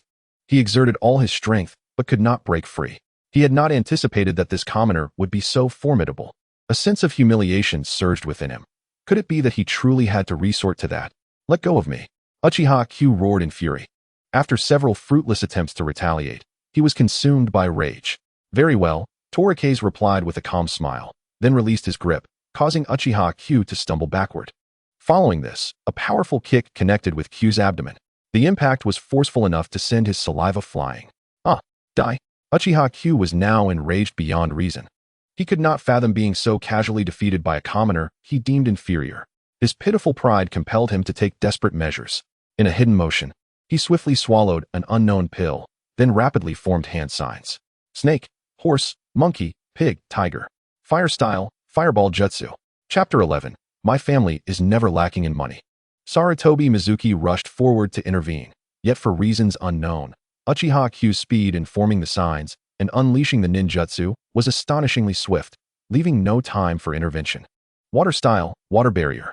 Sarutobi Mizuki released a torrent of water to extinguish the flames, yet the thick smoke and vapor obscured the scene. His instincts warned him that Uchiha Q was up to no good. Torikase. Uchiha Chiri's pupils widened in shock as blood-red hues spread within, the shape of 2 tomo swirling ominously. This was the Uchiha clan's bloodline limit, the Sharingan. She had awakened her 2 tomo Sharingan at the tender age of 5. Onlookers were left stunned by the unfolding spectacle, with even Chiri's activation of the Sharingan going unnoticed. Torikase. Mariboshi Kosuka was the first to rush forward but was halted by the teacher. "Damn it, this guy is out for blood." This lunatic is using ninjutsu to ambush Torikase. The classmates were engulfed in worry over this sudden turn of events. Torikase was well-liked, and nearly everyone in the class considered him a friend, hence their anxiety. Chiri felt a wave of guilt wash over her. She should have ensured that Torikase was more cautious. But she never imagined Uchiha Q would be so crazed as to attempt to kill him. Moreover, Q's speed in releasing ninjutsu was abnormal. Even the teacher could not react in time. In desperation, she activated her Sharingan, hoping to pierce through the smoke to assess Torikase's condition. But what she witnessed left her dumbfounded. Teacher, there's no sign of Torikase. Only a stone remains? Indeed, Chiri was now uncertain. How had Torikase transformed into a stone? Furthermore, it appeared distinctly different from an ordinary rock. Sarutobi Mizuki, hearing this outcome, was equally bewildered. How did he turn into stone? Wind style, gale palm. Since the intention was merely to disperse the smoke and vapor, she did not channel excessive chakra. As the gust erupted from her palms, the classmates finally regained visibility of the arena, revealing Uchiha Q, his form seemingly drained, as if a specter had sapped his vitality. Yet, they did not spot Yunko Torikase. Instead, a delicate pink transparent crystal sculpture stood in his place, resembling Torikase to perfection, shimmering brilliantly under the sun. Teacher, can the fireball jutsu really transmute a person into crystal? Mariboshi Kosuka queried in confusion. Sarutobi Mizuki was at a loss for words, only responding absently. It can turn a person into fertilizer. Fool, that isn't me. Yunko Torikase playfully tapped Mariboshi Kosuka on the head. Stunned by the sudden jab, Kosuka felt a flicker of annoyance, only to realize that Torikase had appeared behind him. Hey, Torikase, you're not dead. Torikase retorted, were you truly wishing for my demise? Mariboshi Kosuka scratched his head and chuckled sheepishly. No, I'm glad you're okay. Thank goodness. Torikase, you've truly given us quite a scare. Sarutobi Mizuki, too, felt a twinge of fear. If a student's life had been lost on his first day of teaching, he could only imagine the repercussions from the clan. Torikase reassured Sarutobi Mizuki that he was unharmed before making his way towards Uchiha Q. Torikase. Turning back, Torikase noticed Chiri looking at him with a conflicted expression. Rest assured, I will not kill him. Approaching Uchiha Q, who lay on the ground like a desiccated husk, he effortlessly hoisted him up, light as a feather. Then, aligning him towards a sturdy tree, Torikase hurled Uchiha Q high into the air. Crystal release, hexagonal shuriken dance.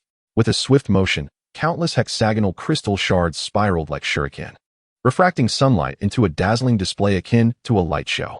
The hexagonal crystals struck the edges of Uchiha Q's clothing with precision, the immense force propelling him several meters away, ultimately pinning him to the tree without inflicting a scratch upon his skin. Is this crystal?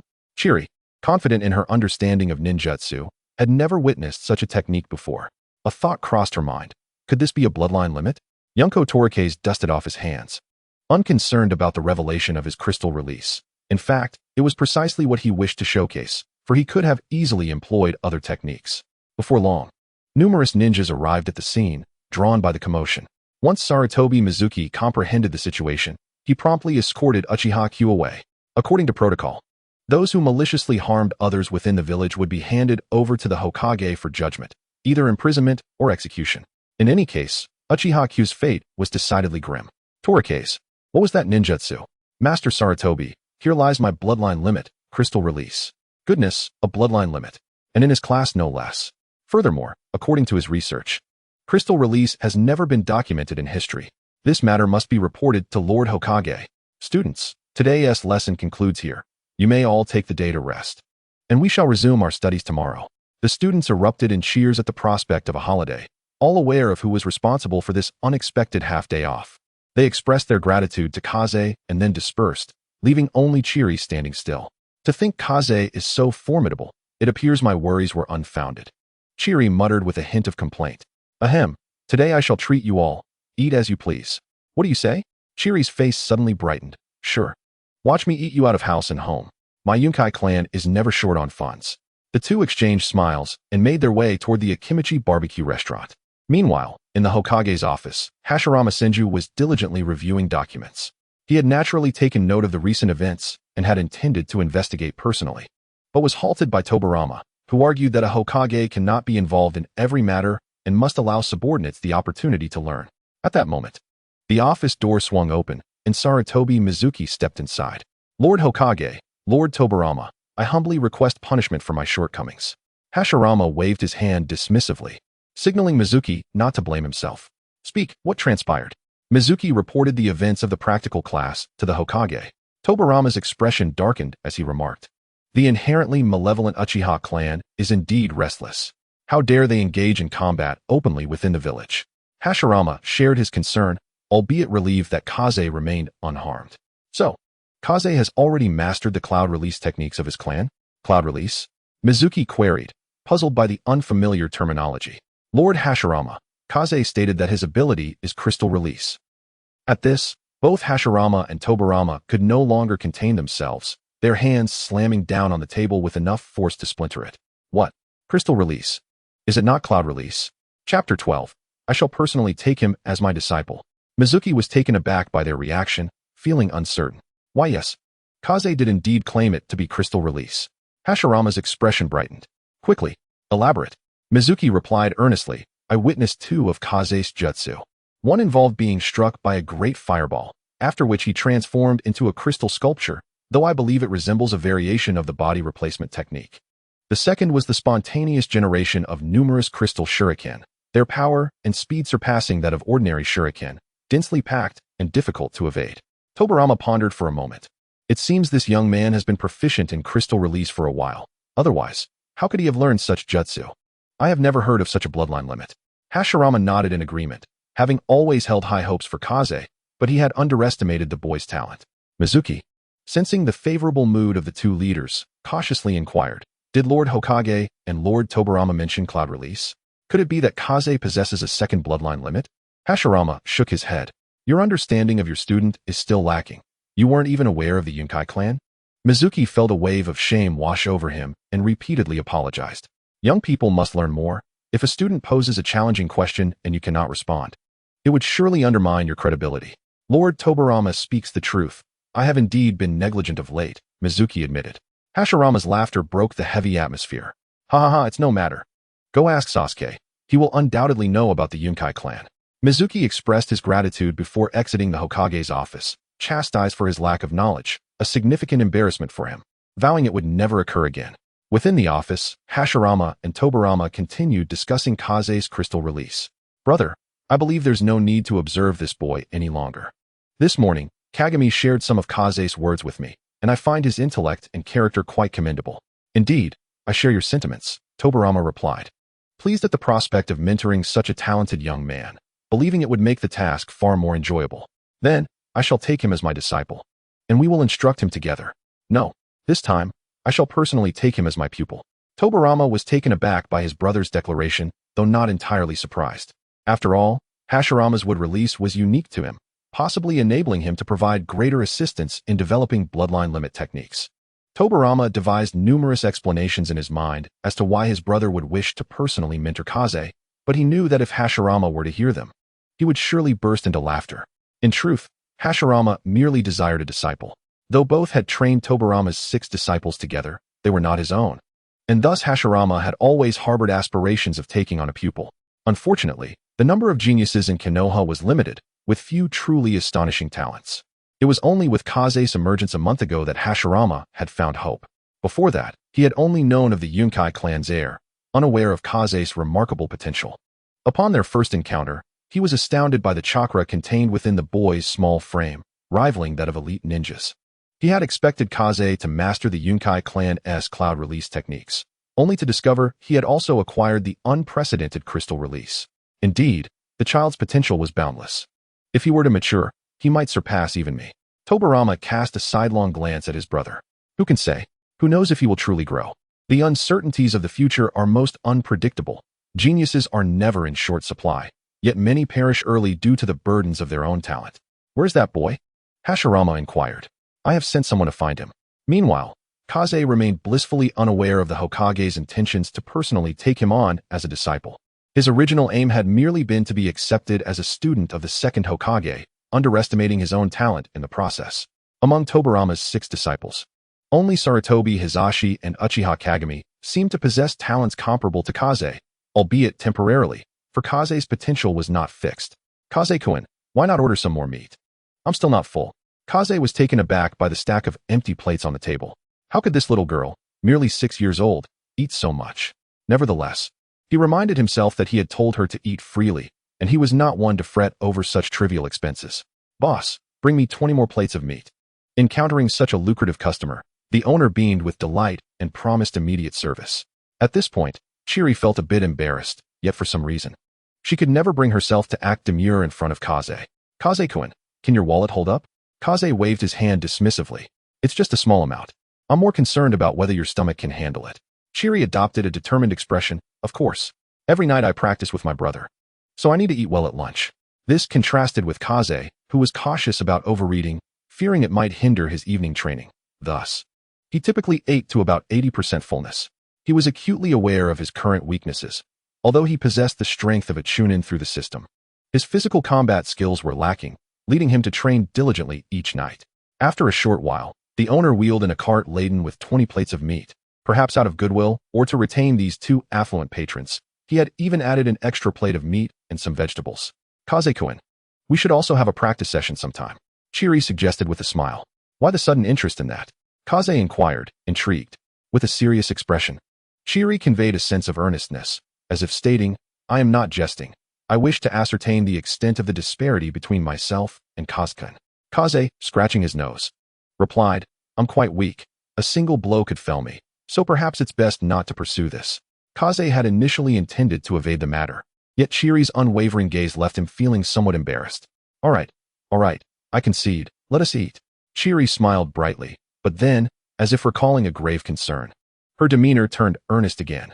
Kaze-kun, you must be exceedingly cautious of one individual. Who might that be? Chiri's expression grew stern, devoid of any jest. Uchiha Shana. Chapter 13. Follow me, I'll handle the rest. Oh, though not intimately familiar with this name, Kaze recognized it. Uchiha Shana was a fervent radical of the Uchiha clan. A staunch admirer of Uchiha Madara, he had instigated a rebellion during the reign of the second Hokage, attempting to assassinate him, and was subsequently sentenced to life imprisonment. When Chiri recounted this incident, her tone became serious, even her fingers fidgeting less frequently with the meat. He was the elder brother of Q, and both had absorbed their grandfather's ideology, believing that only by following Uchiha Madara could the Uchiha clan be revitalized. However, the majority of the clan had grown weary of war and were content with their current lives, despite the old man's attempts to propagate his beliefs within the clan. Upon hearing Chiri's warning, Kaze understood why he should be wary of Uchiha Shana. After all, he had assaulted Shana's younger brother, leaving him in quite a disheveled state. It would be surprising if the older brother did not seek retribution. Furthermore, the fact that Shana had engaged in rebellion in the future indicated that he was not one to be trifled with, and Kaze could expect trouble. All right, I will be cautious. Thank you, Chiri. Chiri responded with a gentle smile, assuring him it was no trouble before resuming her meal. This is delicious. I have never had anything so exquisite at home. The Akimichi clan was known for its high culinary standards. Otherwise, the prices would not be so exorbitant. This meal cost nearly 1,000 ryo, enough to sustain a family for half a month. Chiri certainly had a hearty appetite. At that moment, two ninjas from the Senju clan entered the barbecue restaurant and immediately spotted Kaze, making their way toward him. Hello, you are Kaze, right? We meet again. Kaze, initially perplexed about who they were, realized it was the guard from the day of the will. Had he not divulged some information, Kaze might still be searching for that wretched planner. Ah, it's you from that day. Do you need something? Would you like to join us for a meal? The Senju ninja shook his head, saying, No, it is the Hokage who requests your presence. Once you finish eating, please accompany us. Upon hearing this, Kaze surmised the reason for the Hokage's summons. Seeing that the meat on the grill was nearly consumed, he approached the owner to settle the bill, preparing to follow the guard to the Hokage's office. Chiri, noticing that the Hokage sought Kaze, presumed it must be of great importance. Thus she said, Since the Hokage has summoned you, I shall not intrude further. Thank you for today as hospitality. You should come with me. Haven't you admired the Hokage for quite some time? Chiri's eyes sparkled with excitement, her large, glistening orbs fixed upon the guard. Is that truly possible? The guard scratched his head, looking somewhat conflicted. It's a bit complicated. Lord Tobirama mentioned that the Hokage specifically requested Kaze. Before Chiri could react, Kaze interjected. Just come with me. I will handle the rest. Chiri was not one to be shy. Given Kaze's insistence, there was no reason to decline. However, it meant she would owe Kaze another favor. She had long admired the Hokage, considering him a role model, and such a rare opportunity to meet him face to face was one she did not wish to forego. The guard, hearing Kaze's assurance, ceased to object. After all, Kaze had expressed confidence in managing the situation, and it would be ungracious to continue to refuse. Thus, the four departed the barbecue restaurant and returned to the Hokage building. Throughout the journey, Kaze appeared relaxed, glancing around casually, while Chiri, likely due to the impending face-to-face encounter with her idol, felt quite nervous, anxious about inadvertently offending the Hokage. In truth, she was overly concerned. You two may enter. The Hokage and Lord Tobirama await you inside. After this, the two Senju ninjas resumed their guard duties, allowing Kaze and Chiri to step into the Hokage's office. Haha, Kaze has arrived. It has been a month since we last met, has it not? Hashirama greeted with a hearty laugh, entirely devoid of any authoritative demeanor, resembling more of a jovial neighbor. Good afternoon, Hokage-sama, Lord Tobirama. This is my friend, who has long admired you and considers you her idol. Kaze's words caused Chiri's face to flush crimson, rendering her somewhat tongue-tied. Good afternoon to both of you. Oh, Uchiha Chiri. I know you. You are Mariah's sister. Chiri had assumed the Hokage would not recognize her, but was pleasantly surprised when he called her name, which filled her with immense satisfaction. Kaze, the reason I summoned you today is to ask you a significant question. Please, go ahead. Would you be willing to become my disciple? This question left Kaze momentarily stunned. Wasn't he supposed to be the second Hokage who would take him on as a pupil? Why was it the first? If memory serves, Sarutobi and others were disciples of the second Hokage Tobirama, though both brothers had jointly instructed them. Was he about to become a direct disciple of Senju Hashirama? Wasn't this an extraordinary leap in lineage? I would be honored. Kaze exclaimed with fervor. What a delightful opportunity, one that may only come once in a lifetime. I cannot let this slip away. While becoming a disciple of the second Hokage would certainly be commendable, it paled in comparison to being Hashirama's disciple, just a smidge. Upon Kaze's agreement, Hashirama burst into hearty laughter. Huh? From this moment forth, you are now my disciple, Senju Hashirama. Kaze bowed deeply, stating, Master, I pay my respects. Hashirama, touched, feigned nonchalance, saying, There is no need for such formality between us. Kaze stood upright, not out of pretense, but from genuine respect. He would have shown the same reverence even if he were to be taken on as a disciple by the second Hokage. This was a matter of honoring one's teacher. Chiri, rendered speechless by the scene before her, had expected the Hokage's summons to pertain to the day's practical training. Yet it turned out to be a request to accept Kaze as a disciple. Truthfully, she felt an overwhelming sense of envy. However, she did not harbor any resentment. Kaze had consistently excelled in both theory and practice at the academy, possessing the best rapport among his peers. With such an outstanding individual being chosen as the Hokage's disciple, her envy was absent.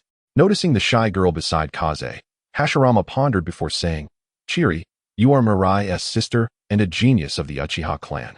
If you wish, you may also train under me, but whether you can become my disciple will depend on your performance. Chapter 14. Spray is healthier. Upon hearing this, Chiri swiftly cast aside all distractions from her mind, and with unprecedented speed, she exclaimed, I am willing. The volume and swiftness of her declaration caused Kaze to glance over. Thinking, this girl is truly impressive, my ears are ringing. Haha, splendid. From now on, you shall train alongside me. What about the political affairs, elder brother? Hashirama remarked casually. Leave that to my shadow clones. Besides, aren't you here too? Tobirama, observing his brother with exasperation, thought to himself, I knew it would come to this. The elder brother was never adept at handling governmental affairs, yet he would occasionally attend to some matters. Now that he has taken on a disciple, it seems he will delegate all administrative responsibilities to him. Feeling a bit embarrassed under his brother's intense gaze, Hashirama decided to divert the conversation. Hyuin, come over to the teacher's house tonight. I'll have my wife prepare a delicious meal for you, and we can also discuss your crystal release. Upon hearing this, Hyuin realized he was being offered a special opportunity and readily agreed. Although he had independently developed some crystal release techniques, their efficacy was limited, making them unsuitable for large-scale destruction. His master undoubtedly held significant authority in this area, and with his assistance, Hyuin anticipated a much smoother journey ahead. At this moment, Tobirama suddenly interjected, starting tomorrow, you need not attend the academy. Instead, train with me and my brother, and take the opportunity to meet my disciples. Both Hyuin and Chiri responded in unison, and after a bit more casual conversation, they departed upon receiving a mission report from a ninja. As they strolled through the streets of Konoha, Chiri felt as if everything that had just transpired was a dream, so surreal that she hoped not to awaken if it were indeed a dream. Hyuin chuckled at Chiri's enthusiasm. It was evident that she held a deep admiration for the Hokage. Hearing Kyuin's laughter, Chiri turned, slightly bashful, and expressed, "Thank you, Kyuin. I truly owe you a great favor. I never imagined the Hokage would permit me to train alongside him." Kyuin reassured her, "This is merely the beginning. If you apply yourself diligently, becoming my master's disciple will not be an insurmountable challenge, given your remarkable talent." The truth was, Chiri's potential far surpassed that of her peers, such as Karui and Mito, and should she unlock the Mangekyo Sharingan in the future, the possibilities would be limitless. Chiri's eyes sparkled with aspirations, and although she felt content at present, being the Hokage's disciple would undoubtedly be a greater honor. "I will strive to achieve that," she declared, brimming with determination. The two continued their leisurely conversation, expressing high hopes for their future training. Meanwhile, Kyuin contemplated his next steps. He had already accomplished his goal of becoming a Hokage's disciple. Indeed, he had exceeded expectations by becoming the disciple of the first Hokage himself. This status signified that, within the village, none would hold a higher position than he. After all, he was now the sole, true disciple of the Hokage. As the apprentice of the first Hokage, he would undoubtedly emerge as one of the most influential elders in the future. Yet, Kyuin was not particularly interested in power. His primary goal was to live a peaceful life and enjoy the beauty of existence. Nevertheless, having become his master's disciple, he felt a profound obligation to safeguard the home that his master had painstakingly established. "By the way, Kyuin, when shall we commence our sparring session that we previously discussed?" Chiri inquired eagerly, anxious to understand the gap between her abilities and Kyuin's. "Anytime you wish, just set the date," he replied. After pondering for a moment, Chiri suggested, "You will be visiting the Hokage's residence tonight, and we will be training tomorrow morning, so let us make it tomorrow evening." "Sounds great," Kyuin agreed without hesitation. In his earlier battle against Uchiha Q, he had not exerted any of his true strength. That foolish adversary had effectively defeated himself. Since the assassination of the Yunin spy, Kyuin had relentlessly honed his taijutsu and ninjutsu, while also diligently developing his cloud release, resulting in a significant increase in his power. His chakra had already reached the level of a jonin. However, due to a lack of practical combat experience, his system panel still indicated he possessed only chunin-level strength. Engaging in a sparring match with Chiri could provide him with a clearer understanding of his current capabilities. Well then, I shall return to the clan grounds. See you tomorrow." Chiri beamed, waving goodbye. "See you tomorrow," Kyuin responded as he watched her figure gradually disappear into the distance, preparing to return home and begin his daily cloud release training. At the Uchiha clan grounds, an elderly voice rasped, "Have you seen your brother?" "Yes. He has consumed forbidden drugs. He may not survive." "Who provided them to him?" A boy of approximately 15 or 16, with bloodshot eyes and 3 tomos swirling within his pupils, responded. "Retracted. Shana, you do not intend to strike at me, do you?" The old man barked. Startled by the elder's shout, Uchiha Shana begrudgingly withdrew his Sharingan but, still seething, exclaimed, "He is only 6 years old. His future is limitless. How can he face death so soon?" The elder sighed faintly. He took the drugs of his own volition, believing they merely enhanced his chakra to defeat a classmate. The elder's emotions were complex. After all, Uchiha Q was his grandson. While not a prodigy, he was certainly superior to the common folk. It was unfathomable that he would risk everything for the sake of defeating a peer, especially without understanding the consequences of the drug. Ultimately, he not only lost the match but also his life, bringing shame upon the clan for the injuries he inflicted. "Whose family is this?" the elder declared sternly. "Let this matter end here. Q's fate is entirely his own doing. You must not incite further troubles. Otherwise, our branch will lose all credibility within the clan." However, Uchiha Shana dismissed this entirely. Q was his beloved younger brother and the only sibling he had. He could not allow him to perish. "If you do not inform me, I will investigate myself.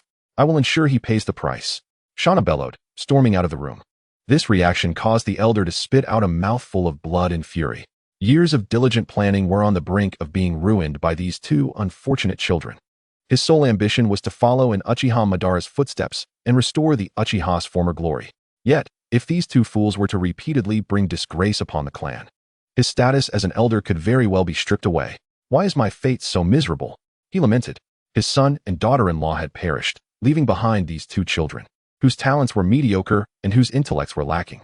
He was the only one left to uphold the clan's legacy, and in his old age, he was burdened with the possibility of tarnishing his reputation. The more he thought, the angrier he became, leading to another bout of blood being coughed up. Chapter 15, A Mere Bystander. At that moment, Kyuin was at home diligently practicing his cloud release ninjutsu.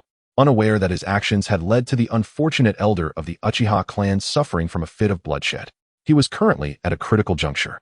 If he could surpass this phase, he would successfully master Cloud Release, but if not, it would take him much longer. Surrounded by a faint blue energy, Hyuin sat with his eyes closed and a serious expression, beads of sweat trickling down his temples. Following the methods outlined in the scroll, he endeavored to fuse chakra of the water, fire, and wind elements into a single entity, an endeavor that was anything but simple. When equal amounts of water and fire chakra clashed, they would balance each other, but introducing wind chakra would amplify the fire and suppress the water, preventing perfect fusion. Although the scroll provided a ratio, Hyuin discovered that achieving success according to the ancestral guidelines was practically impossible. With a dull thud, Hyuin's face suddenly turned pale. Another failure. The backlash from the failed chakra fusion, though not severe, caused the flow of chakra within him to become chaotic, necessitating a thorough reorganization before he could continue training. However, this was commonplace for Hyuin, as he had suffered countless failures over the past month. Although he had not succeeded this time, he had finally discerned the correct ratio. This time, he was determined to succeed. After reorganizing his chakra, he attempted the fusion once more, mentally reciting 44 parts water, 31 parts fire, 25 parts wind. This was the ratio he had painstakingly derived through countless trials over the past month. Indeed, by adhering to this proportion, the three types of chakra counterbalanced one another, preventing any from overpowering the others, ultimately merging into a cohesive whole. Huff! A dense mist billowed forth from the mouth of Chiefing, enveloping the surroundings in a palpable chill. It was evident that the technique of cloud ninjutsu was far more profound than the mist concealment technique, offering diminished visibility and an even colder atmosphere. At long last, he had succeeded. Who knows how much torment he had endured over the past few days. Initially, he had adhered to the proportions passed down by his ancestors for the fusion, yet success eluded him, compelling him to ultimately seek his own ratios. However, he was perplexed as to why his father had not disclosed this information to him. Was it a means of testing his resolve? He could not fathom his father's intentions. Yet, if Yun Zongshan were still alive, he might have said, "Son, I simply forgot." Regardless, the cloud ninjutsu had finally been mastered, providing him with an additional layer of security. He pondered which was superior, dust or cloud ninjutsu, but he realized that only the battlefield would reveal the answer. Glancing outside, he noted that time was slipping away. Hastily, he shed his garments to take a cleansing bath. After such extensive training, he had worked up quite a sweat.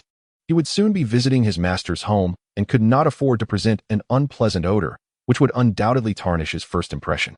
After his bath, Chiefing donned a fresh outfit, mindful of the formality required for his inaugural visit to his master's residence. He was now clad in the ceremonial attire of the Yunchong clan, a black robe adorned with golden embroidery depicting the esteemed Yunchong crane, exuding an air of nobility. Whether it was an illusion or not, he felt a distinct aura of a heroic figure about him. The dusk had deepened outside. It was nearly time to depart. Securing his white hair into a neat style, he stepped out of his home. As he walked down the bustling street, vendors began to fold their stalls, preparing to return home, while a few restaurants remained open, their business bustling. The myriad sights and sounds relaxed Chiefing, evoking memories of his childhood visits to his grandfather's home in the countryside, tranquil, pleasant, and leisurely. From a few blocks away, he could hear a mother calling her children home for dinner, and everything felt so beautifully idyllic. At that moment, he found himself understanding the ideals of Hashirama Senju, grasping why he would go to such lengths to establish this village, committed to its protection until the very end of his life. After approximately 20 minutes of walking, he arrived at the Senju clan's territory. From the outside, it appeared quite ordinary, lacking the ethereal quality of the Yunchong clan. Each time Chiefing returned home, he felt as if he had entered a sect of immortals. In contrast, the Senju clan's grounds resembled a grand estate, bustling with life and vibrancy. Unsure of where his master lived, he decided to approach a passerby for directions. "Excuse me, can you tell me where Lord Hokage's home is?" The stranger paused, a single thought racing through his mind. How could this child be so affluent? If he wasn't mistaken, the patterns on that attire were embroidered with gold. Has this skill become commonplace? Who are you? What business do you have with the clan leader? The passerby inquired. Lord Hokage sent me. I am his apprentice." At this, the passerby's expression shifted, as if he were about to explode with disbelief, no longer daring to glance at Chiefing's gilded attire. The youth was not only wealthy but also audaciously boastful. Before he could respond, another figure emerged from the clan grounds. "Kid, you finally made it. My older brother has been waiting for you. Senju Tobirama stood at the entrance, his demeanor serious and clearly displeased. Apologies, Lord Tobirama. I just finished my training and lost track of time. Observing the child's respectful attitude, Tobirama ceased to be difficult and led him into the clan grounds. Outside, the passerby was left in a state of bewilderment. So this child truly was the apprentice of the clan leader? In merely 5 minutes, half of Konoha village was aware of the news. Clan leaders from various families began to inquire about who possessed this extraordinary fortune, eager to curry favor. Within the Senju clan grounds, onlookers regarded the child brought in by Tobirama with envious eyes. Come in, I'm feeling a bit hungry, Tobirama said. Chiefing complied and followed Tobirama indoors. Upon entering, he was greeted by a red-haired woman with 2 buns atop her head. Before she could react, Chiefing promptly greeted her, "Hello, master." Hearing this, Uzumaki Kushina's face brightened with a smile. What a sweet child.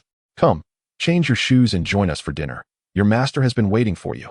Chiefing expressed his apologies. I'm sorry, master, for keeping you all waiting. Kushina merely smiled in response, choosing not to speak further. At this moment, Chiefing sighed in relief. He realized he was in the presence of the princess of the Uzumaki clan. Every woman from the Uzumaki clan was known for her fiery temperament. If he didn't say something flattering, he was certain he would face dire consequences in the future. Chiefing and Tobirama followed Kushina into the dining room, where a lavish spread awaited them. Hashirama sat at the table, his mouth watering in anticipation. Upon seeing Chiefing, he feigned irritation. Chiefing, why did you arrive so late? Do you harbor grievances towards your master? Inwardly, Chiefing scoffed at his master's lackluster acting skills, yet he maintained an innocent facade. Master, it's because I successfully mastered our clan's secret technique today that I am late. This statement rendered the room silent. Chiefing could distinctly see the confusion etched on Hashirama's face. After a prolonged pause, Tobirama was the first to break the silence. Chiefing, are you referring to Cloud Ninjutsu? Have you mastered it? Internally, Chiefing thought, wow, just wow. Tobirama Senju truly was a man of materialistic tendencies. Upon hearing of his mastery over Cloud Ninjutsu, he no longer addressed him as kid. Indeed, Lord Tobirama, I have mastered Cloud Ninjutsu. A hearty laugh erupted from Hashirama as he regained his composure. Wonderful, Chiefing. You truly are the finest genius of Konoha. A double bloodline limit. Upon hearing Hashirama's praise, Chiefing understood that although both Hashirama and Tobirama were aware of Cloud Ninjutsu, they were not entirely familiar with it. He feigned a conflicted expression as he spoke. Actually, Master, Cloud Ninjutsu is a bloodline elimination technique. Hashirama, who had just managed to regain his composure, found himself thrown into confusion once more. The deluge of information left his mind reeling. Even Kushina was taken aback. While bloodline limits were not particularly rare, given that her husband possessed 1 or 2, the distinction was negligible. Mastering them could render one a genius. Yet failure might lead to a convoluted amalgamation of techniques lacking depth. In contrast, possessing a singular focus could prove more advantageous. However, the concept of bloodline elimination was an entirely different matter. Such techniques were exceedingly rare within the ninja world. She had heard of the terrifying prowess of Cloud Ninjutsu. But the Yunshon clan had always remained reclusive, never participating in the wars among clans.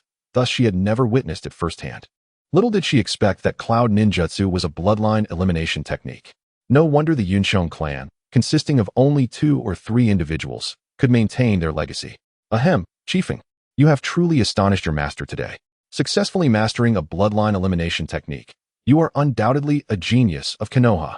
Tobirama did not share the same level of astonishment as his brother and sister-in-law, having witnessed Cloud Ninjutsu before.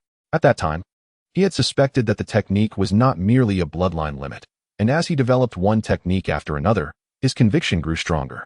Today, Chiefing's demonstration had confirmed his suspicions, filling him with satisfaction, for it indicated a profound understanding of ninjutsu on Chiefing's part. Though most of the techniques he had developed were prohibited by his elder brother. Let us eat first. Afterward, we shall venture out to test your skills, Kushina interjected. Already aware of the brother's intentions, having prepared such a sumptuous feast, she insisted they finish their meal. All right, let us eat. Afterward, I want to witness your Cloud Ninjutsu and Crystal Ninjutsu, Hashirama expressed with keen interest. It must be said that Kushina's culinary skills were exceptional, and the group quickly devoured the entire spread. After finishing their meal, they departed the clan grounds in search of a spacious area, ensuring that it was devoid of onlookers. It seemed that Kushina, too, wished to witness Chiefing's talents, for she accompanied them. Would release, would clone technique. The branches of the trees extended from the form of Hashirama, coalescing on the left side into a humanoid figure, bearing an uncanny resemblance to him. Come now, unleash your ninjutsu against the wooden doppelganger without fear of harm. Takefu nodded, his expression turning earnest. Crystal release, lotus arrow technique. In the clouds, Takefu swiftly formed seals, gradually crystallizing a bud of lotus in his hand. It appeared like a work of art, seemingly devoid of lethality. With the precision of a javelin throw, he hurled it towards the wooden clone. The clone, reacting swiftly, extended its left hand to intercept, and upon contact, the crystal bud blossomed open, its petals expanding to several times their original size. In an instant, it transformed into a crystal lotus. The wooden clone shook its hand, unharmed. Such a level of ninjutsu was insufficient to inflict damage upon him. Unless the chakra levels were comparable, the lotus fell to the ground, shattering into fragments, and Hashirama remarked with a smile, "Very impressive. A formidable ninjutsu indeed. Did you develop it yourself?" Takefu nodded, feeling quite fond of crystal release, which he had been diligently exploring. Although he had already learned some techniques from the Crimson Lotus, they were not his original creations. With the advantage of his prodigious talent, it was undoubtedly better for him to develop his own. It was exceptionally powerful.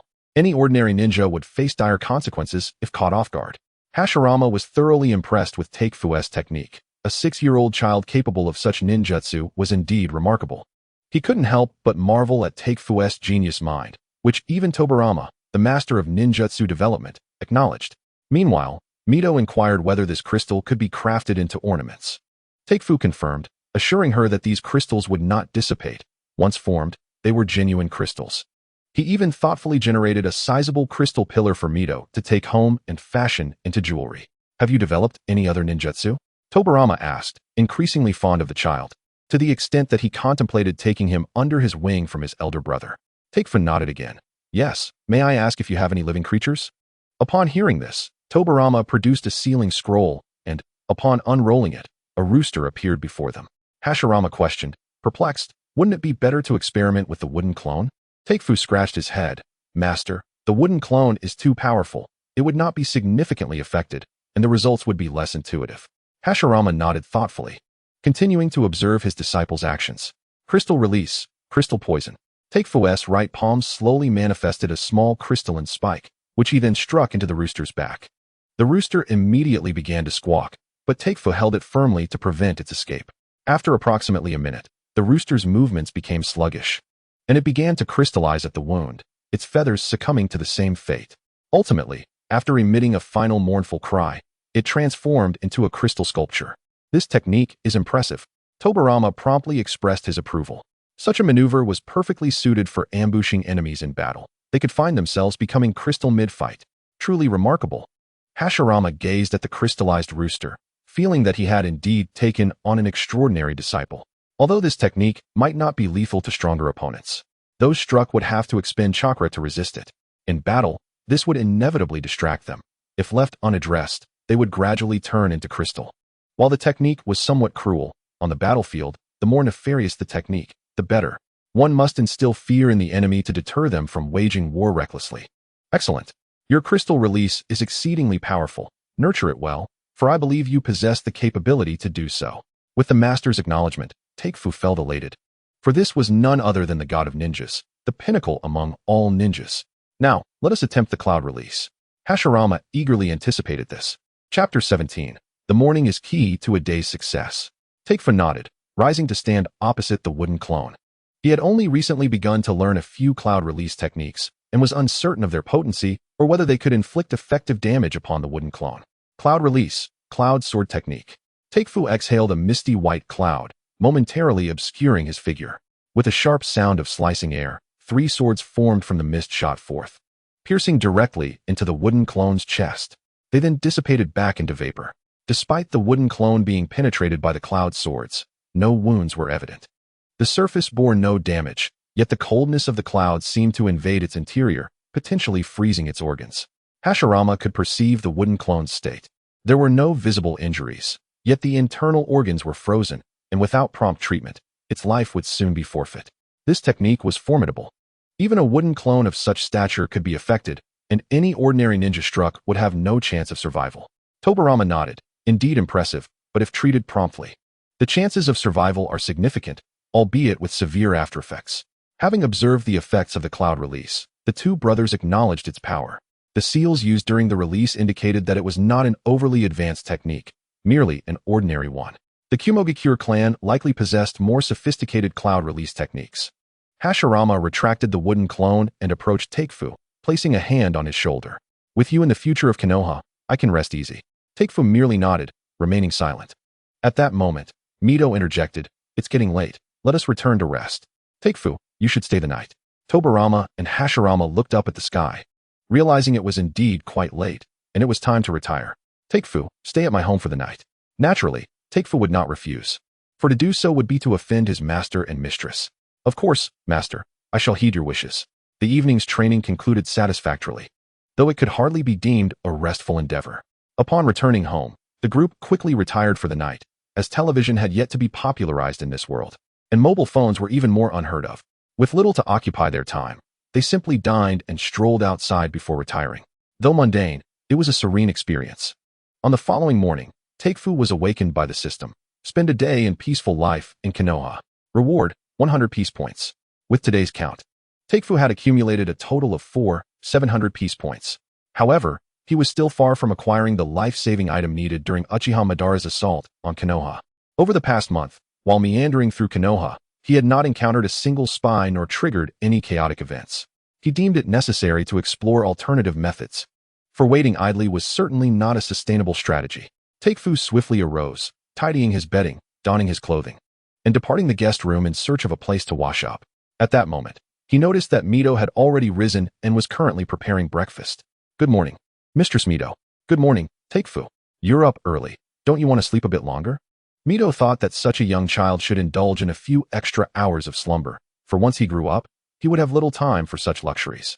"No, mistress, I'm accustomed to this routine."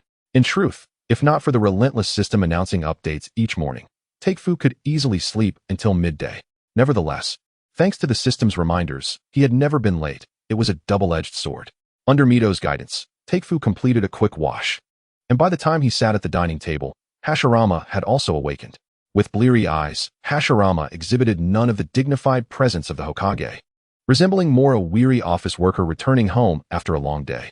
A dangerous thought suddenly emerged in Chiefing's mind. Perhaps now is the perfect moment to execute a decisive strike against the Hokage? As he yawned sleepily, Hashirama remarked, "Chiefing, why are you up so early?" "It's just a habit, master," Chiefing replied. Hashirama gently ruffled Chiefing's hair, adding, "It's best for a child not to place such immense pressure upon themselves. This is no longer the era of the past." Feeling somewhat embarrassed by the affection, Chiefing responded, "Master, you worry too much." Since Chiefing had expressed himself thus, Hashirama refrained from further admonishing him, knowing well that Chiefing's parents had perished while on a mission. Thus, Hashirama felt compelled to offer him additional care and support, even though Chiefing exhibited a maturity beyond his years. Nevertheless, in Hashirama's eyes, he remained simply a child. Before long, Tobirama arrived, sprightly and impeccably dressed, presenting a stark contrast to Hashirama. After breakfast, Hashirama dispatched a wooden clone to the Hokage's office to handle administrative matters. Missing the first day of training with his disciple would be a regret he would carry for a lifetime. Meanwhile, Tobirama had already informed his students the previous day that they would assemble at the Hokage monument at dawn. "Let us be on our way, considering the time. The monkey should be arriving shortly," he declared. After bidding farewell to Mito, Tobirama positioned himself behind Hashirama and Chiefing, placing a hand on each of their shoulders. In an instant, the trio found themselves above the Hokage monument. "How powerful! How swift!" Chiefing exclaimed, recognizing this as the space-time ninjutsu known as the Flying Thunder God technique. A formidable technique developed by Senju Tobirama, which was ultimately inherited by the fourth Hokage, Minato Namikaze, earning him the moniker of the Yellow Flash. Just moments ago, Chiefing had scarcely felt a thing. The next second, the surroundings had transformed entirely. This extraordinary space-time ninjutsu left him in awe, pondering how Lord Tobirama had managed to develop such a technique.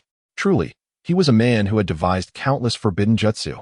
Noticing Chiefing's expression, Tobirama smiled and asked, "So, Chiefing, would you like to learn?" His demeanor softened considerably when addressing this prodigious child, a stark contrast to his usual seriousness. In the distance, Tobirama's students were astonished, wondering if they had awoken too abruptly, for it seemed their master could exhibit such gentleness. "Lord Tobirama, I do not believe I am suited for this jutsu."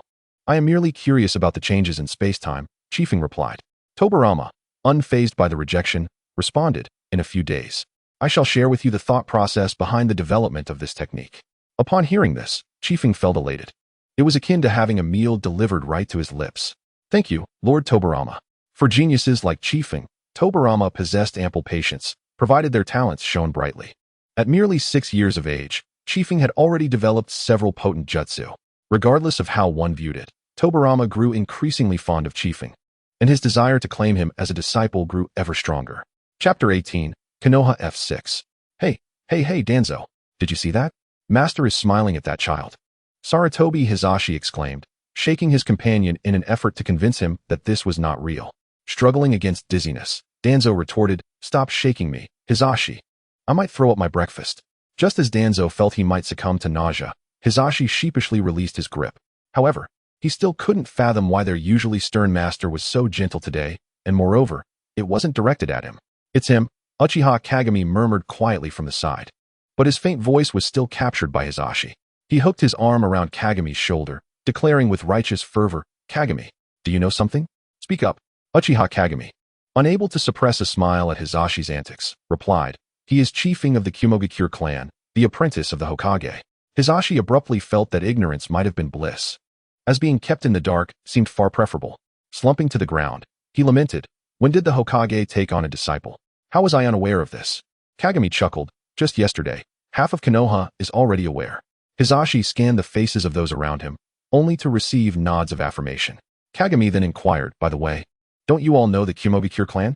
Upon hearing this, the others suddenly recalled that this boy was indeed from the Kumogakure clan. Only Tsurugi Koharu and Mito Menyen remained oblivious, as they were commoners. At this moment, Danzo elucidated, the Kumogakure clan is an ancient lineage, its origins shrouded in mystery. The clan has a single line of descent, with members skilled in manipulating clouds and mist, each possessing formidable strength, and few dare provoke them.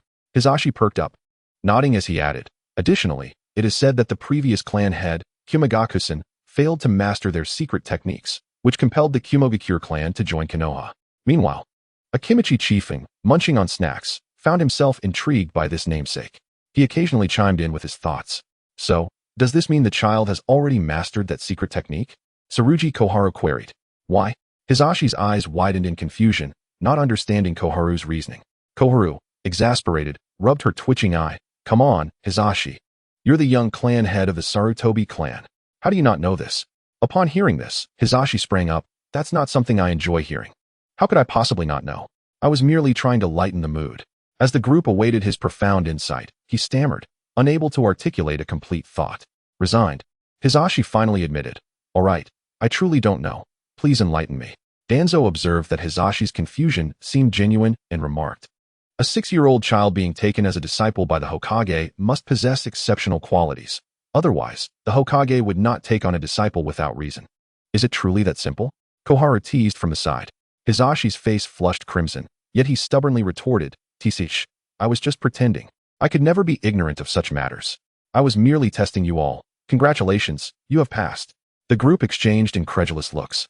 But they had to admit that without Hisashi, their team would likely be perpetually dreary. Monkeys, you lot, hurry over here. Hearing Tobirama call out, the group immediately jogged over, anxious to avoid incurring their master's displeasure. Master, Hokage-sama, good morning. They greeted respectfully.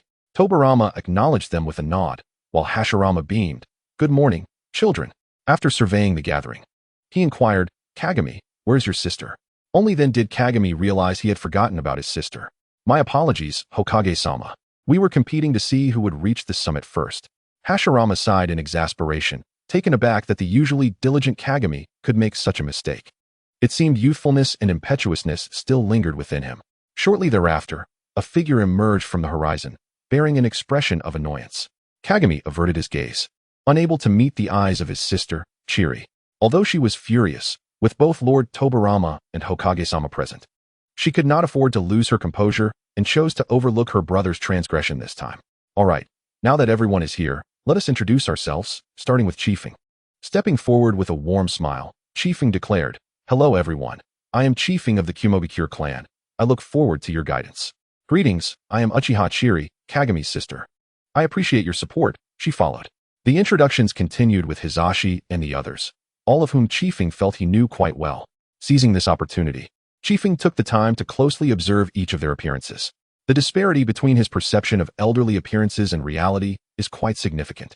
Sarutobi Hiruzen, adorned with the Leaf Village headband, meticulously introduces himself.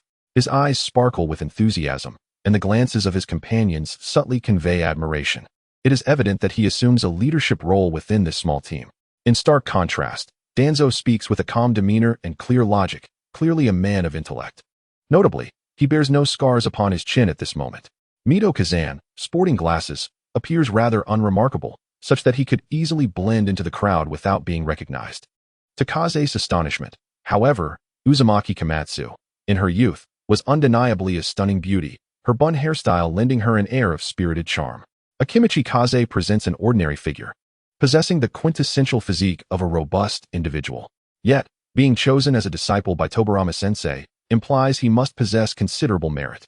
The piece de resistance is Uchiha Kagami. The camaraderie between him and the others is unmistakably strong. He possesses a composed yet approachable demeanor, exuding warmth and humility, which makes him exceptionally pleasant to be around.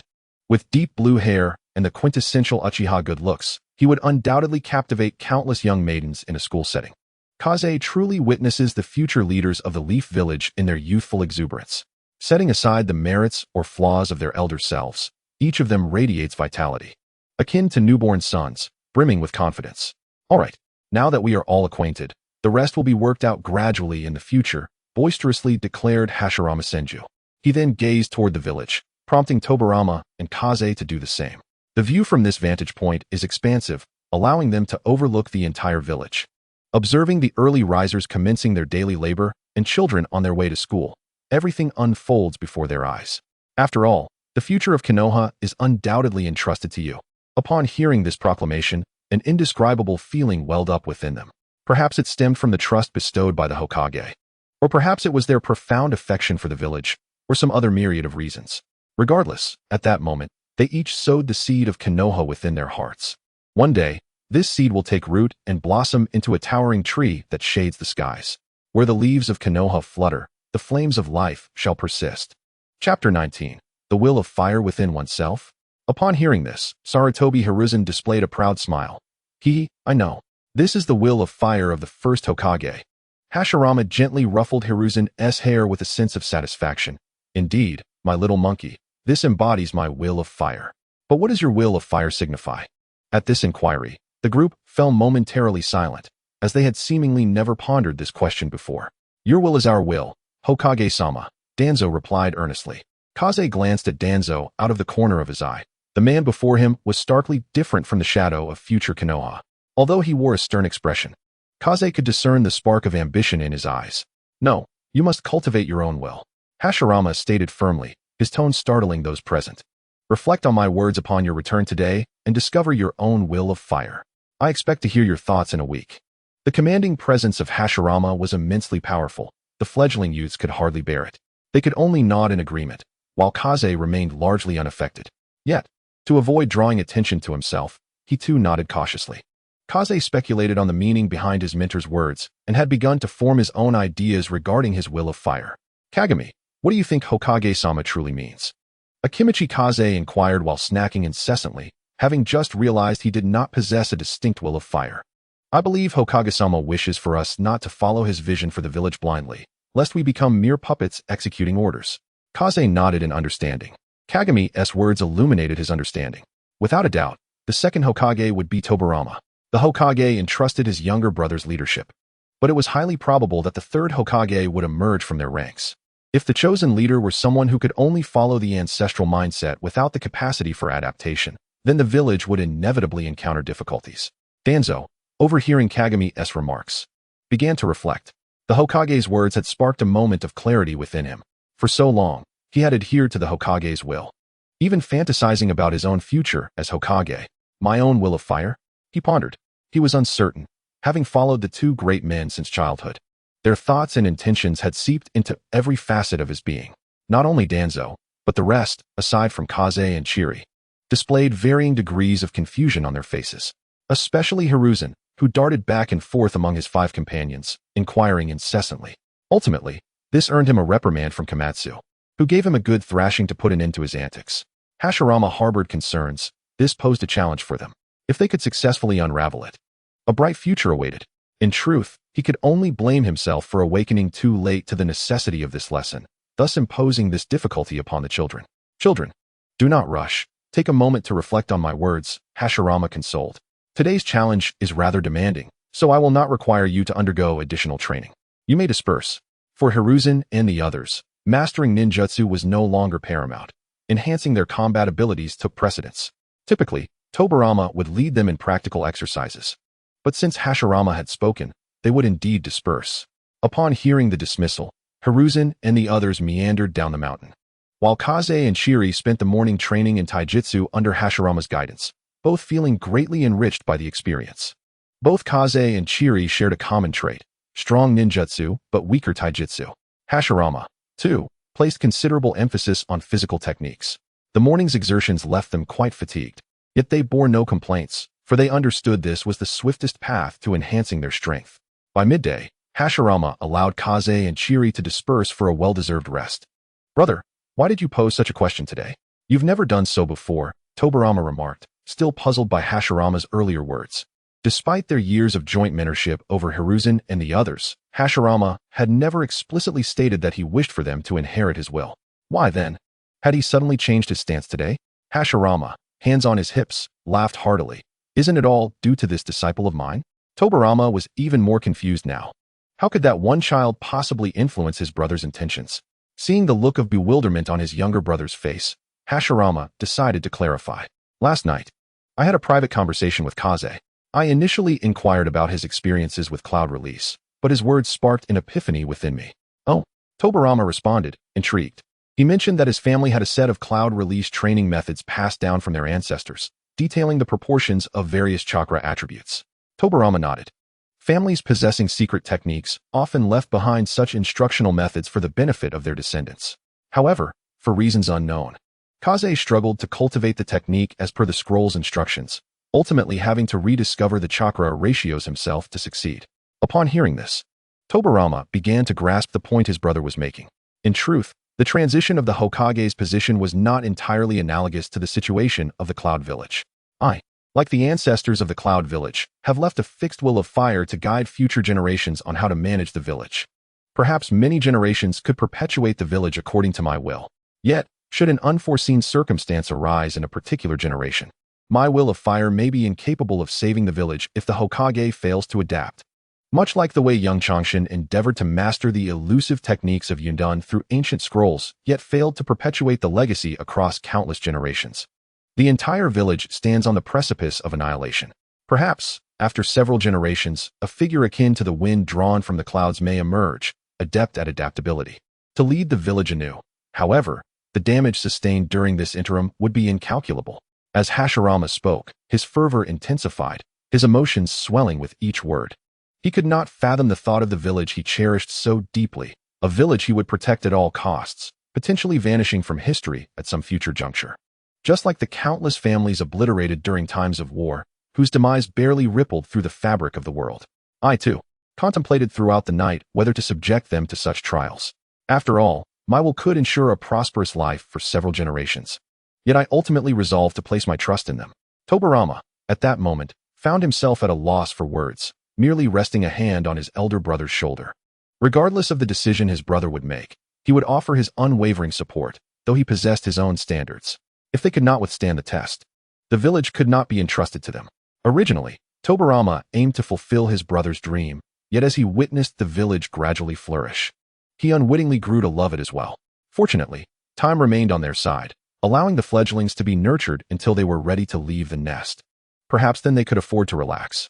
Senju Hashirama gazed at the midday sun suspended in the sky, a gentle smile gracing his lips. Trust in them, for the youth possess boundless potential. Chapter 20.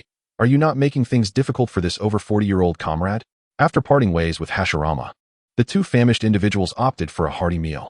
They returned to the familiar barbecue restaurant, indulging in the well-loved assortment of over 20 plates of meat, thus returning to the place where their dreams began. Ever since the last time they dined together at this establishment, Chiri had developed a fondness for it. Not solely because of the exquisite taste, but because their meal was followed by rigorous training under the Hokage. Yet, more than anything, she owed gratitude to Case. Had it not been for his words, she would not have believed her talent warranted personal tutelage from the Hokage. Naturally, this meal was once again on Case, and Chiri felt a sense of reckless abandon regarding her current situation. After all, she could never fully repay the debt she owed to Case. So she might as well accumulate a little more. After all, one can never be burdened by too much debt. However, Chiri was unaware of where Case might require assistance. He lacked for nothing: money, ninjutsu, or mentors, absolutely everything. This left Chiri at a loss as to how to repay her debts, forcing her to take one step at a time. It is worth noting that the verdict regarding Uchiha Kyo had been rendered. He was sentenced to life imprisonment for deliberately using ninjutsu within the village with the intent to severely injure or kill fellow ninjas. However, due to his consumption of forbidden drugs that hastened his life force's decline, Kyo's grandfather provided a substantial compensation to Case. Having received Case's understanding, he was taken back to the Uchiha clan grounds for treatment. If he recovered, he would need to continue serving his sentence. If not, he would face execution. Case felt little concern for Uchiha Kyo. Although the lad had genuinely harbored murderous intent in the end, his strength was utterly negligible. Case had no time to be distracted by such a minor character. Since the family had offered financial restitution, he would extend them a courtesy. After all, he had not sustained any injuries, and there was no need to harbor animosity over monetary matters. Moreover, now that he had a master as a support, anyone wishing to act against him would have to carefully consider their own capabilities. From what Chiri mentioned, it appeared that Uchiha Kyo had ingested a forbidden drug that had been passed down within their clan. It was unclear where the lad had pilfered it from, nor did he bother to read the instructions before consuming it. Fortunately, it was discovered early, and there was a high probability of saving him, provided his lost vitality could be replenished. There were plenty of herbal remedies available for that purpose. Nonetheless, it had severely damaged his foundation. He would likely be unable to father children. Regarding this matter, Case expressed indifference, and the two continued to eat and converse until they had polished off all 20 plates of meat. "Thank you once again for your hospitality, Case," Chiri exclaimed, her spirits high. "Not at all, as long as you're happy," he replied. After settling the bill amidst the proprietor's nearly obsessive grin and his enthusiastic farewell to return again, the two departed from the barbecue restaurant. As they prepared to part ways, Chiri turned to Case and said, "Case, do not forget our agreement for tonight, okay?" Case sighed in exasperation. He had hoped that the girl would forget about this matter after receiving the Hokage's guidance. To his surprise, she was still fixated on it. All right. I will definitely show up tonight." Upon hearing this, Chiri beamed with satisfaction, skipping joyfully in the direction of her home. Case, on the other hand, stretched and prepared to return home for a well-deserved rest, as the morning's training had left him utterly exhausted. Truly, the Hokage's training was nothing short of rigorous. In the midst of joy, there was also concern. While Case slumbered peacefully at home, Sarutobi Hisashi was in a state of frantic disarray, flitting about like a headless chicken. "Hisashi, stop pacing back and forth. My head is pounding," Sarutobi Sasuke exclaimed, observing his son who had returned from the Hokage's presence, now fidgeting restlessly before him. He had yet to divulge what transpired. This left the 40-year-old father to speculate wildly. What had he done to offend the Hokage? Had he attempted to incite rebellion and been caught red-handed? The most dreadful of scenarios raced through the elder's mind, causing his heart to race with increasing anxiety. Upon hearing his father's words, Hisashi gradually came to a halt. However, his demeanor still radiated urgency. "Hisashi, speak to your father. What transpired?" Upon this inquiry, Sarutobi Sasuke had made a significant resolution. If his suspicions were correct, and his little monkey had committed a grievous offense, he would immediately seek to atone. "Father, today the Hokage posed a riddle to us, and I cannot seem to comprehend it," Hisashi replied, a look of vexation etched upon his face, while Sasuke silently breathed a sigh of relief. "Ah, so it is merely a trivial matter," he thought, quelling his initial panic. "I almost considered executing a grand act of filial piety." However, he maintained a facade of worldly wisdom, feigning the demeanor of a sage who had traversed the vicissitudes of life. "Foolish child, do share with me what troubles your mind." Hisashi, witnessing his father, who usually indulged in mischief such as sneaking peeks at the women's bathhouse, suddenly assume a sage-like posture, could not help but twitch at the corner of his mouth. Regardless, his father's experience undoubtedly surpassed his own. Perhaps he could offer some guidance. "The Hokage instructed us to discover our own will of fire." Hisashi's eyes sparkled with anticipation, gazing at his father with admiration. Under the hopeful gaze of Sarutobi Hisashi, Sarutobi Sasuke merely turned away, extending his palm towards Hisashi while gently shaking his head. Seeing this, Hisashi's spirits soared. Father, are you suggesting that I should boldly tell the Hokage no? Not at all. Not at all. Sasuke shook his head, embodying the essence of a weathered tree beyond repair. What your father means is to politely decline and seek counsel elsewhere. Hisashi coughed up a mouthful of blood, collapsing to the ground in despair. Why not just say so? What is with this pretense? Sasuke chuckled, scratching his head, as the few remaining strands of hair seemed to sway precariously, like a candle flickering in the wind. This is to save face. After all, you have a wise grandfather. Hisashi struggled to his feet, realizing that his father was the true source of his troubles. Stumbling out of the room, he cast a glance back at his son's departing figure. Sarutobi Sasuke sighed softly.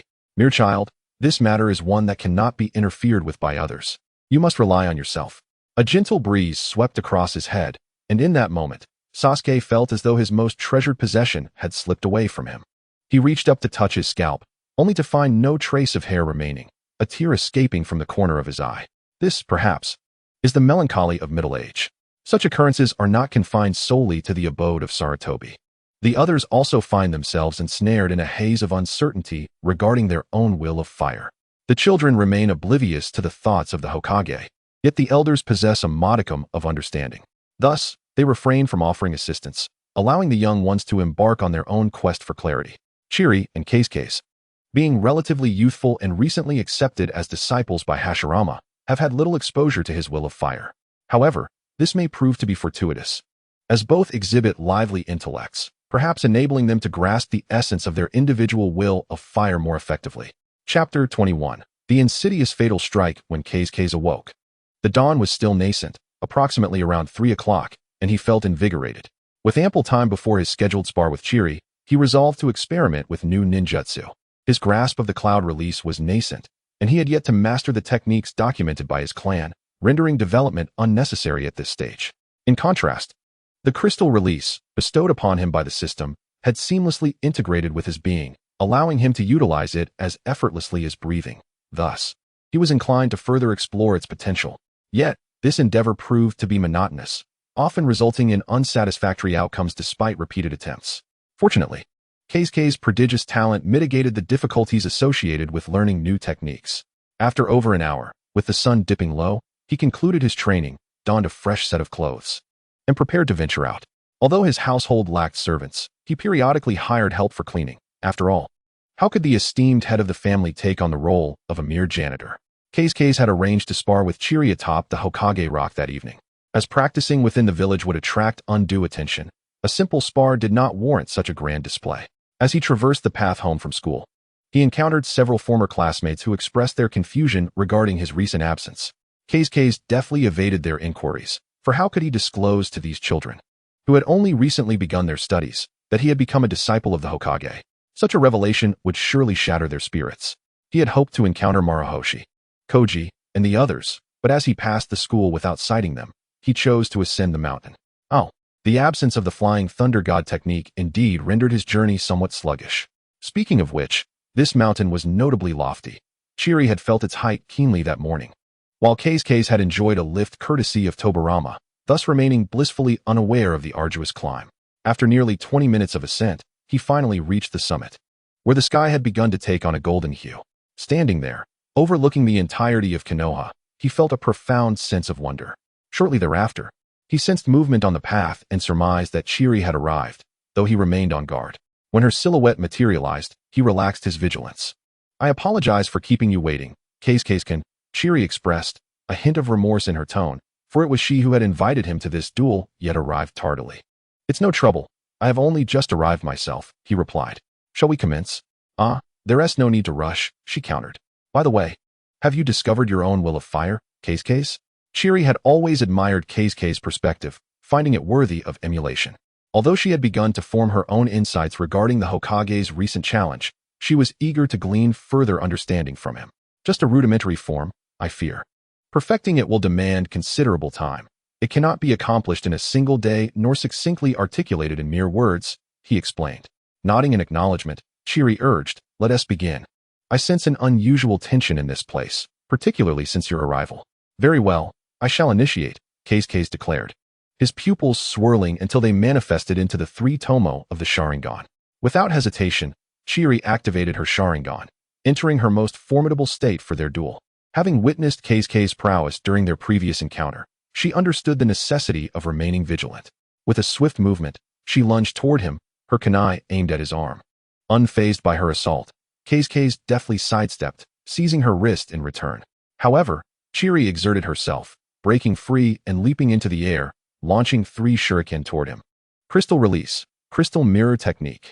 A translucent pink crystal mirror appeared between them, effortlessly deflecting Chiri's shuriken. Crystal Release, Mirror Shadow Technique. Keisuke's form abruptly vanished, leaving Chiri unable to locate him, even with her Sharingan. Damn it, where are you? A bead of sweat trickled down her temple, for she had underestimated Keisuke, believing her Sharingan would allow her to suppress him for a time. Found you.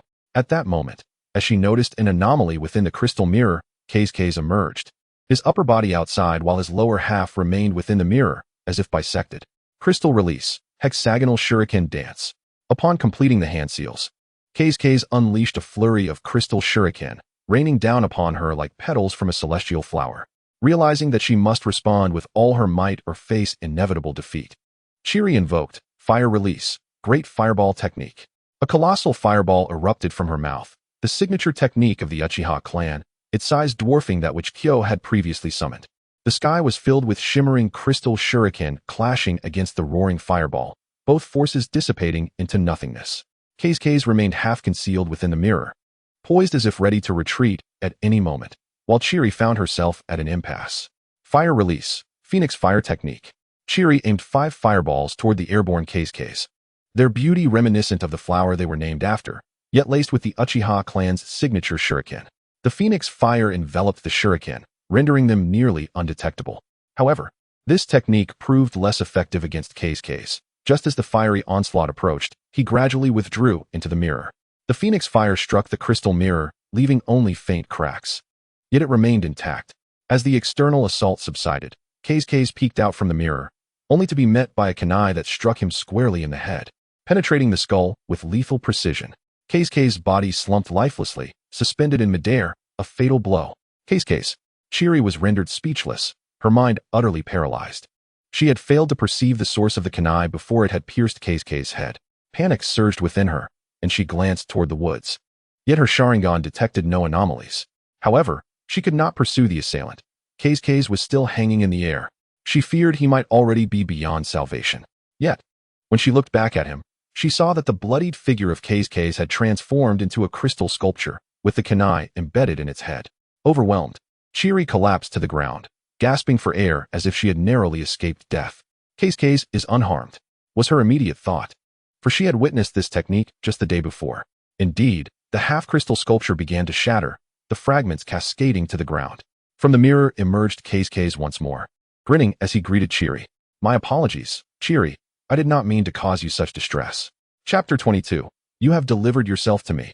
Keisuke, I'm so relieved you're unharmed. Chiri's eyes glistened with tears, for had anything happened to him, she could never forgive herself, regardless of the village's judgment. Keisuke emerged fully from the mirror, landing gracefully on the ground as the crystal mirror shattered into countless pieces. He approached Chiri to offer comfort. Do not weep. See, I am perfectly fine. With a swift motion, Jili brushed her hand across her eyes, her face slightly flushed. Who cried? I was merely choked by the smoke a moment ago. Xufeng offered a serene smile, choosing not to tease her further.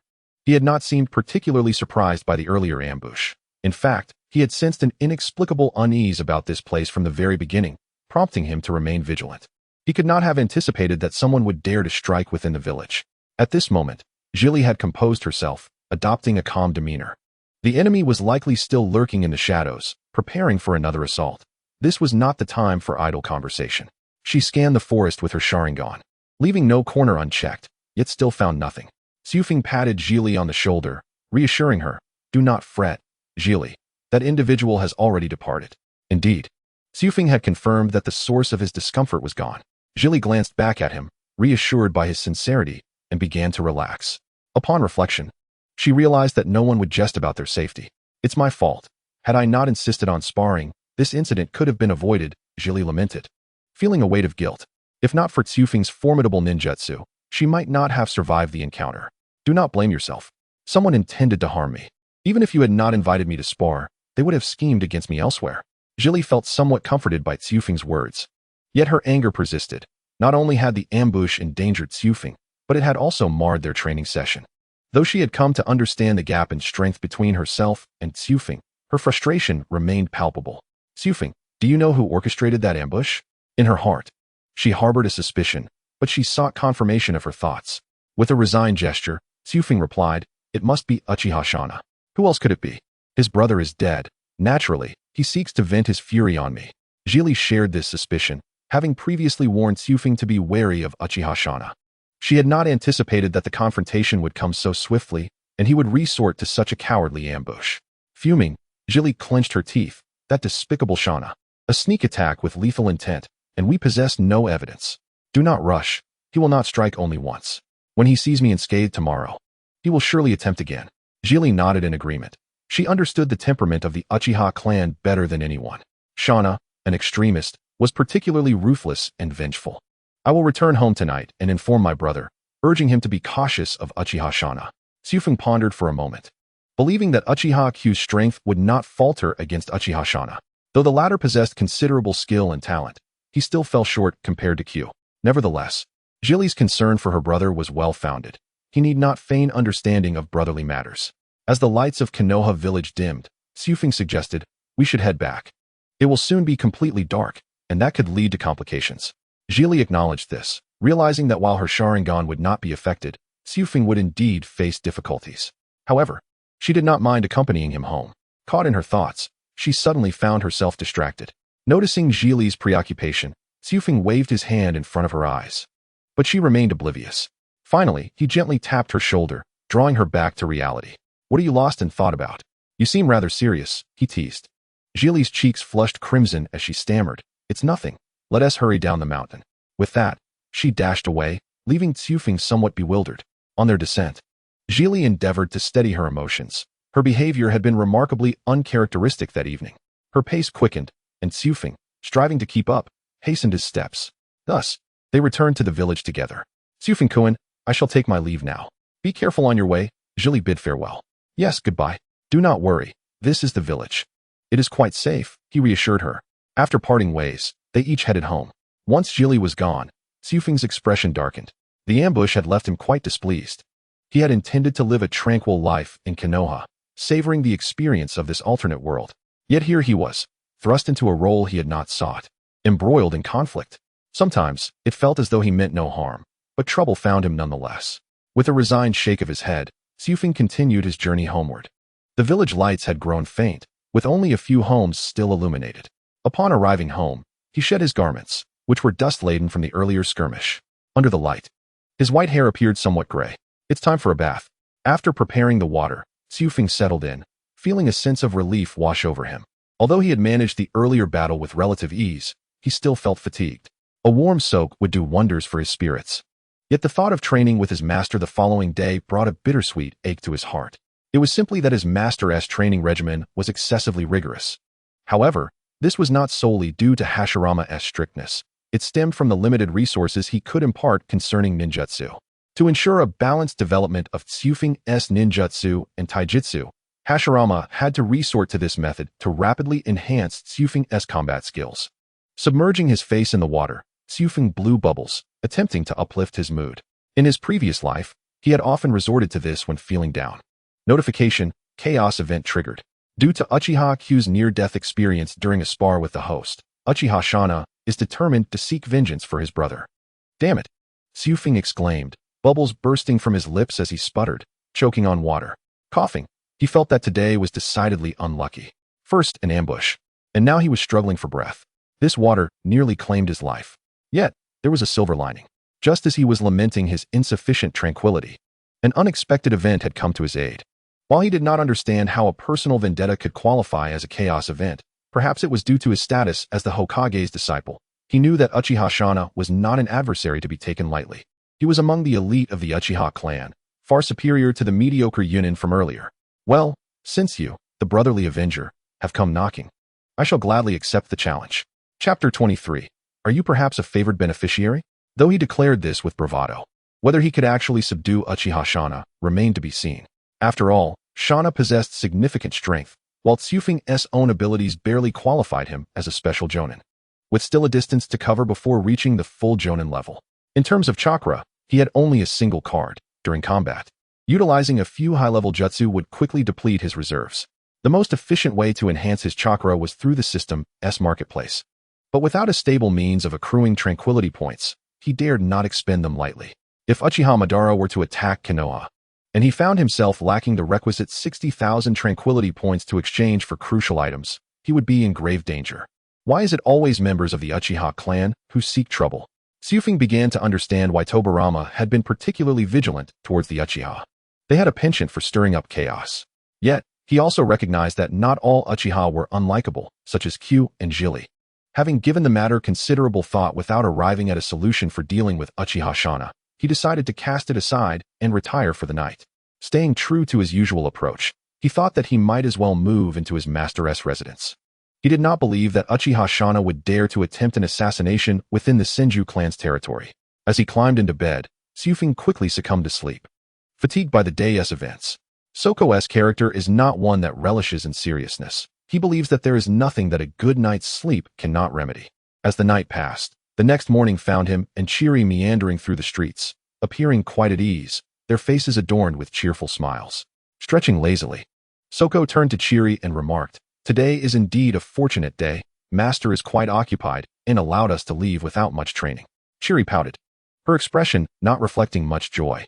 "I wanted to practice a bit more. Lord Hokage dismissed us, and I wonder when I will ever surpass you." Soko shrugged nonchalantly, replying, "Then I shall not take it so seriously next time. Why must you pressure yourself to defeat me?" He sighed. "Although my brother holds a certain prestige within the clan, he still cannot contend with those stubborn old-timers. I yearn to grow quickly and assist him." Chiri, feeling somewhat disheartened, acknowledged that while her strength was formidable among children, it was still insufficient. Observing her demeanor, Soko ceased to tease her and chose instead to offer solace. "Do not burden yourself with too much pressure. At what age did your brother rally the clan members?" The answer is he did not. As long as you make progress each day, that is enough. Though Chiri felt touched by his words, her concern for her brother lingered. "Rest assured, your brother is a disciple of Lord Tobirama. He has a solid backing."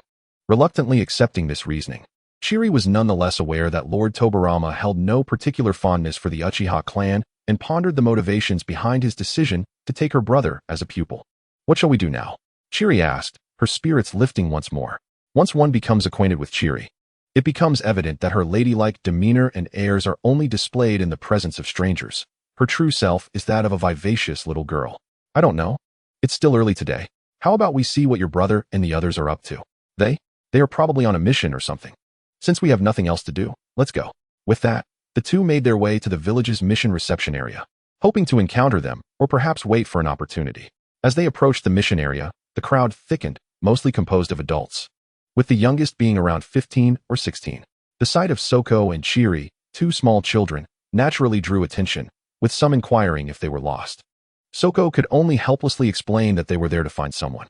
Many recognized Soko, as it was impossible to conceal the identity of a Hokage's disciple. Nonetheless, no significant crowd gathered, as everyone was quite busy. After all, being a Hokage's disciple conferred no real authority. Who would gather around a mere child? Soko was quite pleased with this situation. He found the idea of being the center of attention overwhelming. "Look, Soko, it's your brother and the others." Following Chiri's pointed finger, Soko indeed spotted Uchiha Kagami and the others. "Let's go over there," he said, leading Chiri towards them.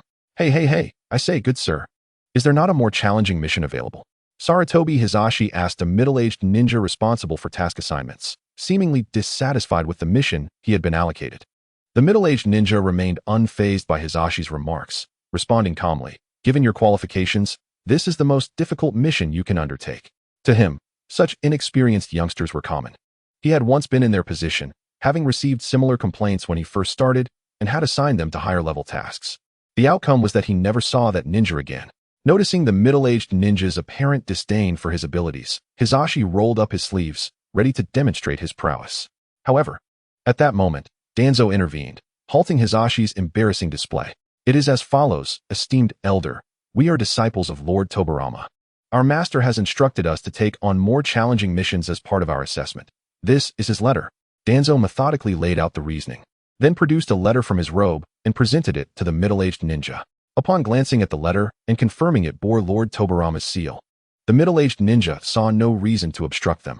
Very well, then, we'll proceed with this. He indicated a mission scroll marked with an a task meant only for the village's elite ninjas. Hisashi immediately darted forward to inspect the mission. Eliminate bandits? Surely this cannot be an A-rank mission? Not just Hisashi, but all of his companions were bewildered. Typically, bandits were merely robust commoners, no match for ninjas, so tasks involving them were generally assigned to novice ninjas. Such missions were primarily designed to acclimatize them to the realities of taking lives, as one could only be deemed a qualified ninja after becoming accustomed to such acts. Hisashi and his companions had long surpassed that stage, which made the classification of this mission rather surprising. I say, good sir, are you not intentionally mislabeling a C-rank mission as an A-rank? The middle-aged ninja glanced up at Hisashi. Kid, you surely did not leverage connections to become Lord Tobirama's disciple. Did you? Why are you so hasty? Hisashi, incensed by the ninja's mockery, felt his temper flare. Just as he was about to retaliate, Danzo restrained him once more. Kagami stepped forward to scrutinize the mission scroll, finally discerning why a mere task of eliminating bandits was classified as an A-rank. Eliminate the bandit group along the border of the Land of Fire, consisting of approximately 50 ordinary bandits, 5 rogue samurai, and 2 rogue ninjas from the Land of Wind. Mission rank: A, recommended for 3 or more elite ninjas. Enough of this nonsense, Hisashi. This mission is indeed quite challenging. Danzo's grip on Hisashi did not waver as he continued to squirm, but Kagami's words gradually calmed him. Kagami had always been reliable within the team, and everyone trusted him. They exchanged glances, and then all approached the mission scroll, confirming Kagami's assertion that it was indeed quite daunting. As the group donned serious expressions, Hisashi declared, "This mission may be tough, but our teamwork is quite harmonious. As long as we remain cautious, we should encounter no issues." Hearing this, the middle-aged ninja, who had previously scoffed at him, lifted his gaze to regard the young man before him as if he were suddenly a different person. This was precisely why Hisashi's brashness and impulsiveness were tolerated. During missions, he often proved to be the most reliable among them, and he was the leader of the team. While both Danzo and Hisashi exhibited comparable leadership skills, Danzo lacked a certain quality that only Hisashi possessed. You are right, Hisashi. We are indeed well-coordinated comrades, and such minor tasks will not deter us. Kobayashi cheered from the sidelines, the sole female ninja in the group, yet her abilities were on par with the others. Meanwhile, Akito Soko munched on snacks while encouraging his comrades, as he was not particularly eloquent and preferred to express his current state of mind through his voracious appetite. Over time, his teammates had learned to interpret his culinary language. "Brother, what are you all doing?" Chiri's sweet voice floated from the crowd behind them, causing Uchiha Kagami to momentarily question his hearing. But soon, he caught sight of his sister and Soko pushing through the crowd. "Chiri, Soko, what brings you here?" "We are about to embark on a mission." Kagami was somewhat taken aback to see his sister here. At this time, they should have been training under Lord Hokage. Chiri smiled brightly. "Hee, today Lord Hokage had other matters to attend to, and he only hurriedly taught us a few techniques before letting us go. Even though the Hokage is preoccupied with affairs of state, one would expect him to dispatch a shadow clone to instruct his disciples, wouldn't he one?" However, Jing believed that since the Hokage had sent them away, there must be a profound reason behind it, and thus he refrained from pondering further. "All right then. You two have come to find me. Is there something on your minds?" Zhili gestured towards Chi Feng with her lips. It was Chi Feng who wanted to come. I merely accompanied him. Upon hearing this, Jing felt somewhat helpless. His little sister was practically becoming Chi Feng's shadow. Previously, she had not exhibited such behavior with children of her age at home, which compelled him to give Chi Feng a thumbs up. "Brother Jing, are you going on a mission? Could you take me along?" The moment this was uttered, not only Uchiha Jing, but also Ji Li and the rest were taken aback. Did this little brat truly comprehend the implications of his words? "Stop right there. Not only is it impossible for me to take you, but should anything happen, the Hokage would surely flay my skin off." Sarutobi Hisashi exclaimed loudly to Chi Feng. Yet, this was not merely a whim of Chi Feng's. Ever since the system notification triggered a new chaotic event last night, he had been contemplating this matter. For the past few days, Chi Feng had been wandering around the village, intentionally passing by individuals he deemed suspicious. However, despite traversing the entirety of Konoha, he had yet to trigger a single chaotic mission. There wasn't even a spy in the entire village, yet the threat of Uchiha Shana was imminent. He had no choice but to devise a means to accumulate peace points. He wished to see if mountain bandits or wandering ninjas outside the village could incite a chaotic event. Otherwise, he wouldn't even entertain the thought of executing a mission for any amount of money. Wouldn't it be far more delightful to rest comfortably at home? What can I do to persuade you? I am not jesting. Sarutobi Hizashi, now serious, recognized that Chi Feng's words were no trivial matter, and the atmosphere grew tense.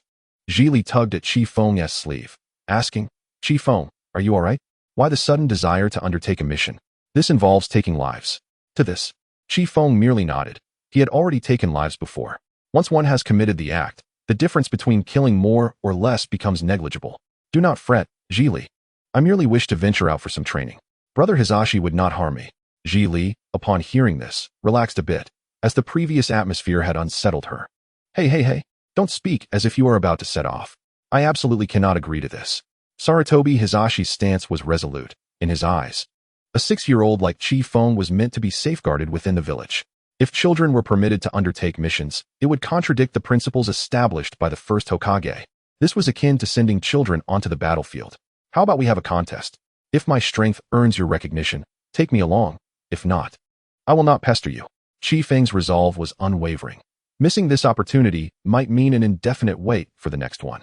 Recently, most mountain bandits had been eradicated, with the remaining fleeing to the borders of the Land of Fire, gathering a small group of warriors and ninjas. Should Hizashi eliminate this group, the Land of Fire would enjoy a period of tranquility. Other countries' missions could not trigger chaotic events, thus Chi Feng had to cling stubbornly to this chance. Although uncertain whether things would unfold as Chi Feng hoped, he realized that without attempting, there would be no possibility whatsoever. Chi Feng had finally grasped the meaning of how hard it is to earn money and how difficult it is to endure hardships. Here, money referred to peace points. Sarutobi Hizashi was somewhat bewildered. Why was this kid so adamant? Was he really so determined to eradicate a bandit simply for personal reasons? Zhili, on the other hand, expressed her resignation, thinking that whatever would be, she no longer wished to be shocked. She believed it was the ambush by Uchiha Shana the previous night that had fueled Chi Feng's fervent desire to train. Otherwise, how could the usually carefree Chi Feng, known as the calm brother, exhibit such behavior? Are you serious, kid? Of course, I am not joking. As Toka Kanaharu observed Hizashi's demeanor, it was clear that he was genuinely prepared to engage in a duel with Chi Feng, prompting her to intervene. Hizashi, what are you doing? He is still just a child. Sarutobi Hizashi chuckled confidently. Do not worry, Kanaharu. I shall not harm him. In stark contrast to Hizashi's unwavering confidence, Jing felt an underlying apprehension that this mission might indeed involve another participant, silently reflecting, Hizashi, do not let your guard down. Chapter 25, The Contest. Sarutobi Hizashi first accepted the mission, then proceeded with a group of companions, alongside Chi Feng and Zhili, to their usual training ground atop Hokage Rock. Chi Feng, are you truly certain you wish to compete with me? Hizashi reiterated, still perplexed by the child's stubbornness. However, he did not believe Chi Feng could genuinely match him. Hizashi acknowledged his own formidable talent, yet Chi Feng was merely 6 years old. Brother Hizashi, I am serious. Chi Feng replied calmly, both parties brimming with tension, ready for confrontation. Kanaharu shook her head at Danzo, inquiring whether he could intervene and prevent this battle. Hizashi had already developed an interest in the duel, you know. It can't be stopped now. Danzo responded nonchalantly. Upon hearing this, Kanaharu ceased further discussion. If even Danzo deemed it impossible, all that remained was to hope Hizashi would not become overly zealous in this exchange. You may strike first. I will grant you one move, Hizashi declared confidently. Chi Feng nodded, and since Hizashi had offered, there was no need for hesitation. He launched himself forward. He swiftly crouched, sweeping his left leg towards Hizashi's lower body. Yet, such a rudimentary tactic was utterly insufficient for Sarutobi Hizashi, who effortlessly evaded the maneuver with a leap. In an instant, he produced an iron rod from who knows where and, just as he was about to land, used the rod to propel himself back into the air. Gripping the iron rod tightly, he spun it overhead before bringing it crashing down upon Chi Feng. Noticing this, Chi Feng immediately rolled away, narrowly escaping as the iron rod struck the ground, leaving a multitude of fissures in its wake. Quite nimble, young Chi Feng, Hizashi teased, but Chi Feng chose not to respond. He was starting to understand the extent of Sarutobi Hizashi's abilities. It was imperative to be serious. Encountering a ninja of such caliber for the first time meant that carelessness could lead to defeat. Without hesitation, he sprang to his feet, creating distance between himself and Hizashi. Crystal release. Hexagonal Shuriken Dance. Countless hexagonal crystals were launched by chi foam, converging from all directions toward Hisashi, reflecting brilliant light under the sun. While a few would pose no issue, the sheer volume of crystals rendered the attack nearly unavoidable, and the dazzling reflections delighted chi foam, for although not extraordinarily powerful, it could expose an opponent's vulnerability, and even a split second could be fatal. In the face of the barrage of crystal shurikens, Sarutobi Hisashi remained unfazed. He grinned, planting the iron rod beside him, and then hurled a few shurikens of his own, yet these were utterly insufficient to counter Chi Feng's technique. Shuriken Shadow Clone Technique. However, as Hisashi completed his hand seals, the initially meager handful of shurikens multiplied exponentially, increasing to at least tenfold. The shurikens collided with the crystals, sparking a myriad of sparks and fragments, and after a cloud of dust settled, both remained unscathed. Sarutobi Hisashi found himself increasingly intrigued by this young child, contemplating whether he should take the match more seriously. Chi Feng was not surprised by the outcome. He had simply not anticipated that Sarutobi Hisashi would have developed the Shuriken Shadow Clone technique at this juncture. With Hisashi's interest piqued, he decided against prolonging the encounter, brandishing his rod and swinging it toward Chi Feng. In a swift motion, Chi Feng extracted a scroll from his pocket, unsealing it to reveal the family heirloom, the crane crying sword. The moment the sword was drawn, a resounding cry of a crane echoed through the air. Chi Feng had no time to admire it, as he immediately swung the sword to parry the attack from Nijan. Yet, to everyone's astonishment, as the iron staff made contact with the crane crying sword, it seemed to transform as if made of clay, shattering into two pieces. Nijan was taken aback, bewildered by the sudden breakage of his staff, a prized possession crafted at great expense by an expert. What manner of sword is this? So sharp. Chi Feng replied nonchalantly. From the Yunzone clan, the crane crying sword. With that, he lunged towards Nijan, who, now weaponless, found his offensive capabilities drastically diminished, allowing Chi Feng to gradually seize control of the situation. However, being on the receiving end of the assault only fueled Nijan's frustration. Unable to endure any longer, he bit down on his right thumb, smearing the blood onto his left hand. Spirit Summoning Technique. With a loud bang, a plume of white smoke erupted from beneath Nijan's feet, and as it dissipated, a small, clothed monkey appeared on the battlefield. Yuanma, let us show him what we can do. Although the little monkey was initially clueless about the unfolding events, it promptly responded to Nijan's command. In an instant, it transformed into a long black staff with two yellow segments. The onlooking teammates, witnessing Nijan summoning Yuanma, couldn't help but grow apprehensive, hoping he would maintain control. Chi Feng felt a twinge of envy upon seeing Nijan's spirit beast, yet he knew finding a quality spirit beast was exceedingly difficult.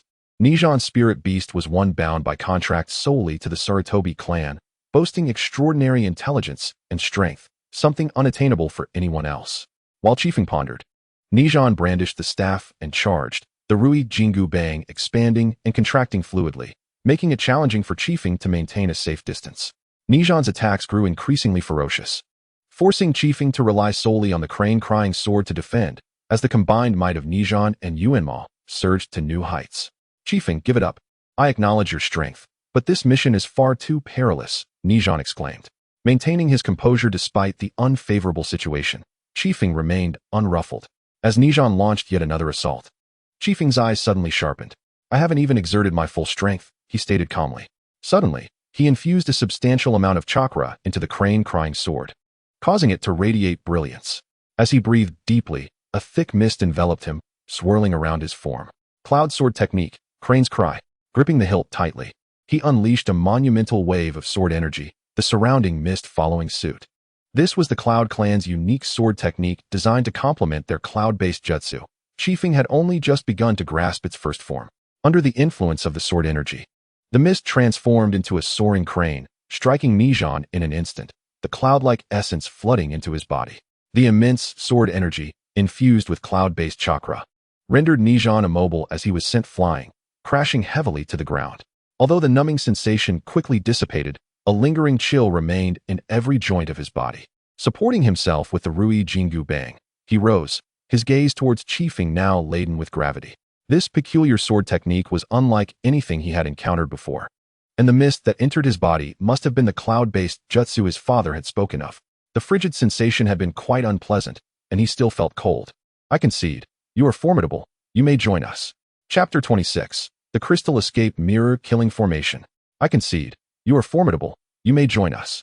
Yet, before Chiefing could respond, Nijan continued, but the battle must go on. I know you have not yet unleashed your full potential. Chiefing was momentarily taken aback, but then nodded in agreement. Seeing this, Nijan revealed a smile. Meanwhile, Tanshin Kashin facepalmed, having expected the match to conclude, only to find Nijan becoming increasingly fervent. Mito Menka adjusted his glasses, exuding an air of someone who had anticipated this all along. What can you expect? You've known Nijan long enough. It's just his nature. Uchiha Q added his agreement, a hint of amusement gracing his features. Today had granted him a renewed impression of Chiefing, who remained calm and collected even in the face of adversity, skillfully assessing the situation and seeking opportunities. Tazuri watched the match between Chiefing and Nijan with enthusiasm. Initially the most anxious among them, she soon realized Chiefing's prowess exceeded her expectations, alleviating her worries. Nijan, having warmed up his joints and shaken off the chill, readied himself for the next round. He dismissed Yuenma, seemingly resolved to employ ninjutsu to determine the outcome. As ninjutsu was his most proficient form of attack, with taijutsu merely a supplementary asset. Earth release, mud flow river. In an instant, the ground beneath Nijan morphed into a quagmire, surging toward Chiefing at remarkable speed and covering a vast area, engulfing half the arena in mud. There was nowhere to evade. Chiefing swiftly formed hand seals, slamming his palms against the ground, causing a multitude of crystalline spikes to erupt from the earth, erecting a protective wall that thwarted the mud's advance, preventing even a drop from seeping through. Nijan, witnessing this, erupted into laughter. Raising a crystal wall amidst such a vast mudslide only amplifies the target. Earth release, Earth Dragon Bomb. A fearsome dragon head burst forth from the ground, opening wide to unleash a barrage of earth projectiles upon the resplendent crystal wall. Although the crystal's durability surpassed that of the earth projectiles, the relentless barrage caused cracks to form in the wall. Yet, despite this, the wall remained steadfast, and Chiefing continuously channeled chakra to mend it, resulting in a stalemate. A bead of sweat trickled down Nijan's temple. It was clear he had underestimated the wall's defensive capabilities. However, relinquishing the offensive now would mean total defeat. Resolutely, he began to form hand seals at an accelerated pace. Having been forced into a tree by the mud, Danzo sensed trouble as he saw Nijan forming seals and shouted, "Nijan, you can't control that technique yet." But it was too late. Fire release, Fire Dragon Flame Bullet. Flames erupted from Nijan's mouth, transforming into a roaring dragon, colliding with the crystalline wall alongside the surging mud. Nijan struggled to steer the fire dragon's path, wary of igniting the entire forest with the mud's assistance. This combined ninjutsu had been a concept he had contemplated for some time, but had never executed successfully, until now. The juxtaposition of cold mud and searing flames caused countless fine cracks to emerge on the crystal wall, and ultimately, under the continuous assault of the earth dragon bombs, it collapsed in a deafening crash, shattering into a myriad of fragments that vanished into the mud.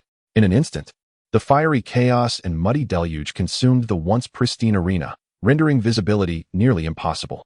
It was then that Nijan realized he may have overstepped his bounds.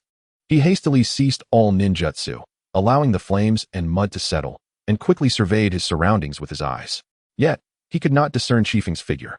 Just as panic began to set in, a voice resonated from within the mud. Crystal escape mirror killing formation. Before Nijan could pinpoint the voice's origin, the earth around him erupted with countless crystalline vines, ensnaring him within a colossal cage. Numerous flower buds sprouted from the vines, blooming into exquisite crystal mirrors. The incessant transformations left Nijan dazed, filled with an overwhelming sense of peril. His life was in imminent danger. Just then, the metamorphosis reached its climax, and each mirror revealed Chiefing's silhouette as he slowly emerged, leaving only his lower half within the mirror. Forming seals with his hands, a crystal lotus bud materialized in his grasp. Crystal release, one arrow lotus. In the myriad of mirrors, the voice of Kaze echoed in unison as he forcefully hurled a flower bud towards Sarutobi Hizashi. As the buds rained down like a shower of arrows, Hizashi exclaimed, "I surrender." In that fleeting moment, countless flower buds blossomed into sharp, lethal crystal lotuses, and sunlight cascaded from the dome above, transforming the entire cage into a resplendent hall. Hizashi found himself mere inches away from the petals of the crystal lotus, drenched in sweat. Yet, before long, the entire cage, along with the crystal flowers, shattered and collapsed, scattering into a myriad of glimmering shards that vanished into thin air. Sarutobi Hizashi plopped down on the ground, gasping for breath, not merely from the fright induced by Kaze's jutsu, but primarily due to the excessive chakra expended in maintaining the technique. "Are you trying to kill me?" Hisashi asked, irritation lacing his tone, as for a fleeting instant. He genuinely believed Kaze was intent on his demise. At that moment, Kaze emerged from the ground, scratching his head. "How could I? It's simply that you, big brother Hisashi, are too formidable. I could only frighten you a little." Hisashi's expression was one of disbelief, yet he could not deny the truth. This child was indeed powerful, despite being merely 6 years old. In truth, much like Hisashi, Kaze's final move was also a desperate gamble. He had only conceptualized it, but never executed it before. Today, as circumstances had forced his hand, compelling him to unveil this technique, the Crystal Escape Mirror Palace Murder Array, which was actually a combination of several jutsu. The initial growth of the crystal vines was a new technique Kaze had developed, which he named Crystal Escape, Crystal Creation. This was achieved by sowing crystal seeds that sprouted and grew. The seeds that bound Hisashi had been hidden within the crystal walls. When Hisashi shattered the walls, the seeds buried themselves into the earth along with the fragments. Kaze was fortunate. Had the seeds been scattered farther from Hisashi, he would have faced defeat today instead. "Big brother Hisashi, may I join you?" Kaze asked, grinning and scratching his head. Hisashi, who bore no grudges, quickly embraced Kaze's shoulders. "Of course, little brother Kaze, I. Sarutobi Hisashi, keep my word." With that reassurance, Kaze felt a wave of relief wash over him. He had exhausted all efforts to attain a sense of tranquility, and it had not come easily. At that moment, the voice of the system resonated in Kaze's mind. "Ding! Congratulations, host, you have unlocked a new feature." Chapter 27, Mission Board and Character Encyclopedia. Kaze momentarily froze, his entire body stiffening. Hisashi, sensing something was amiss, gently shook Kaze. "What's wrong, little brother Kaze?" Kaze snapped back to reality, quickly waving his hands. "It's nothing. I just exhausted too much chakra and am a bit tired." Hisashi nodded. He too had depleted a significant amount of chakra, and it was evident that embarking on a mission was out of the question. "Then you should rest at home. We shall set out tomorrow." Eager to delve into the status of the system, Kaze readily agreed to Hisashi's suggestion. The others also nodded in acceptance. The competition concluded with Kaze successfully joining the team for the mission, and everyone returned home to recuperate in preparation for the journey ahead.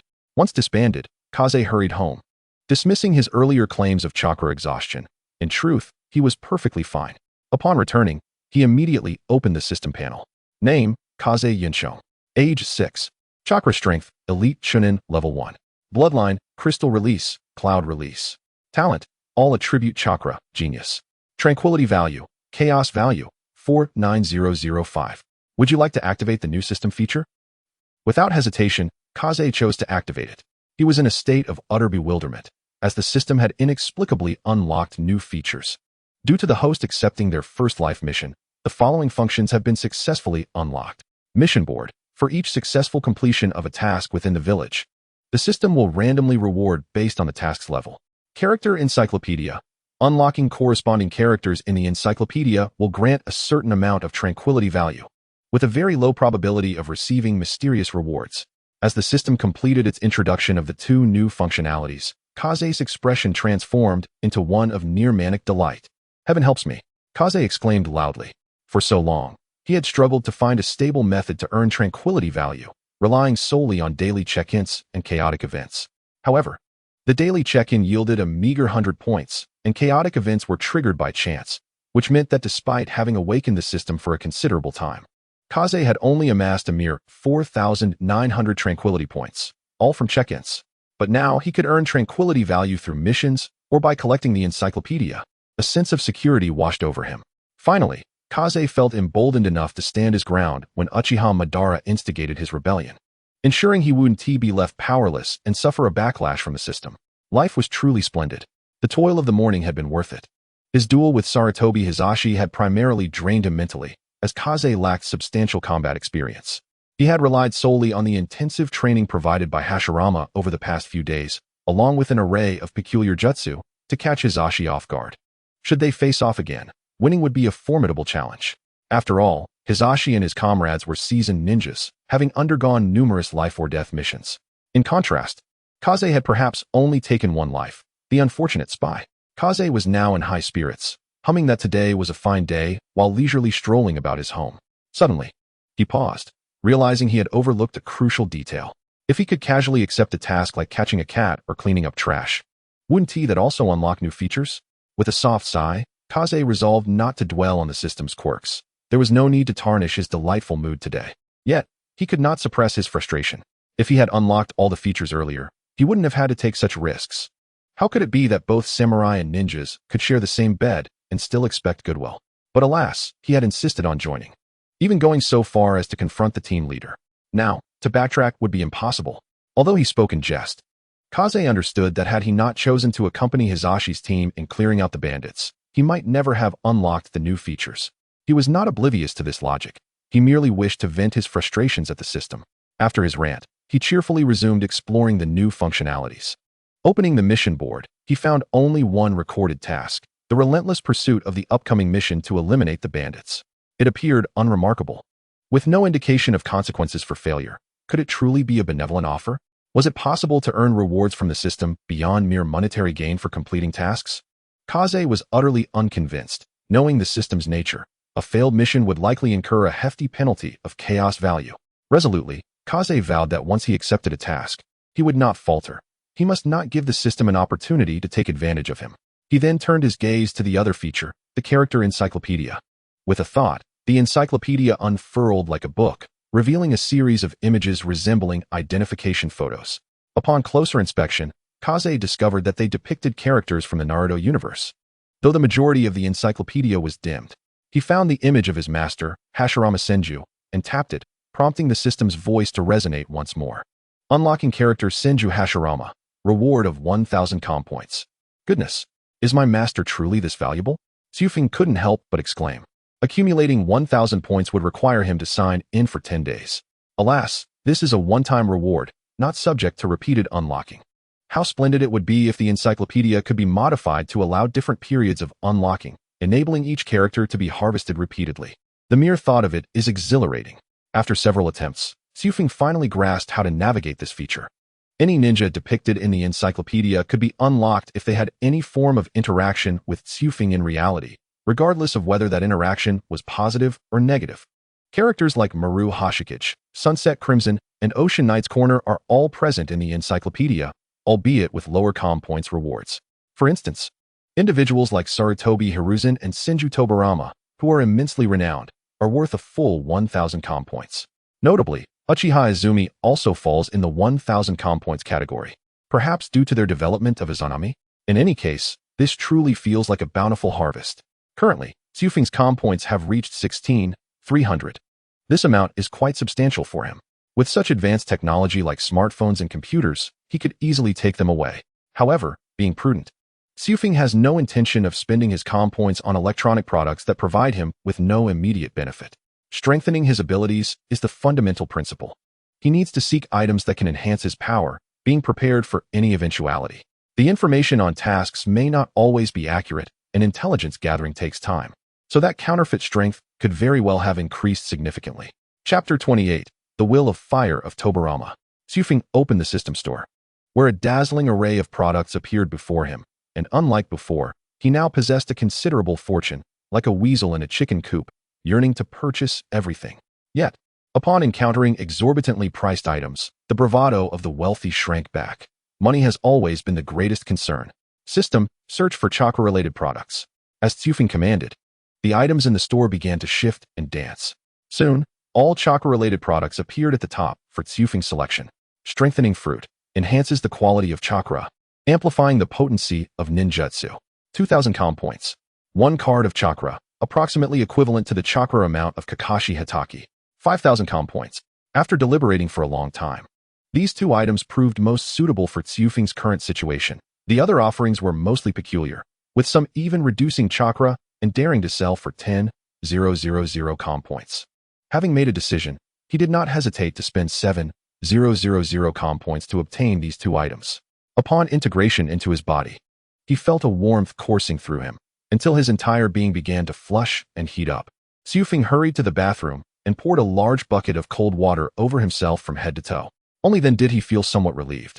He gasped for breath, puzzled as to why he experienced this sensation. Even the first time he integrated a bloodline limit had not felt this way. Could it be due to the simultaneous enhancement of two cards of chakra within him? Fortunately, This sensation did not last long, and his body returned to its usual state.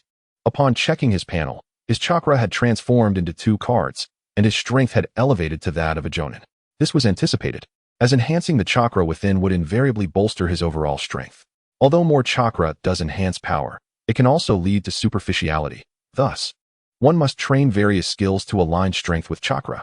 Today has been incredibly fruitful. Xiufeng can finally utilize his comm points to redeem products. No longer fearing the accumulation of 60,000 to confront Uchiha Madara, his strength has also improved slightly, rendering him considerably safer. As for the future, let us not dwell on it. For now, Uchiha Shursui remains lurking somewhere, preparing to strike Xiufeng with lethal intent.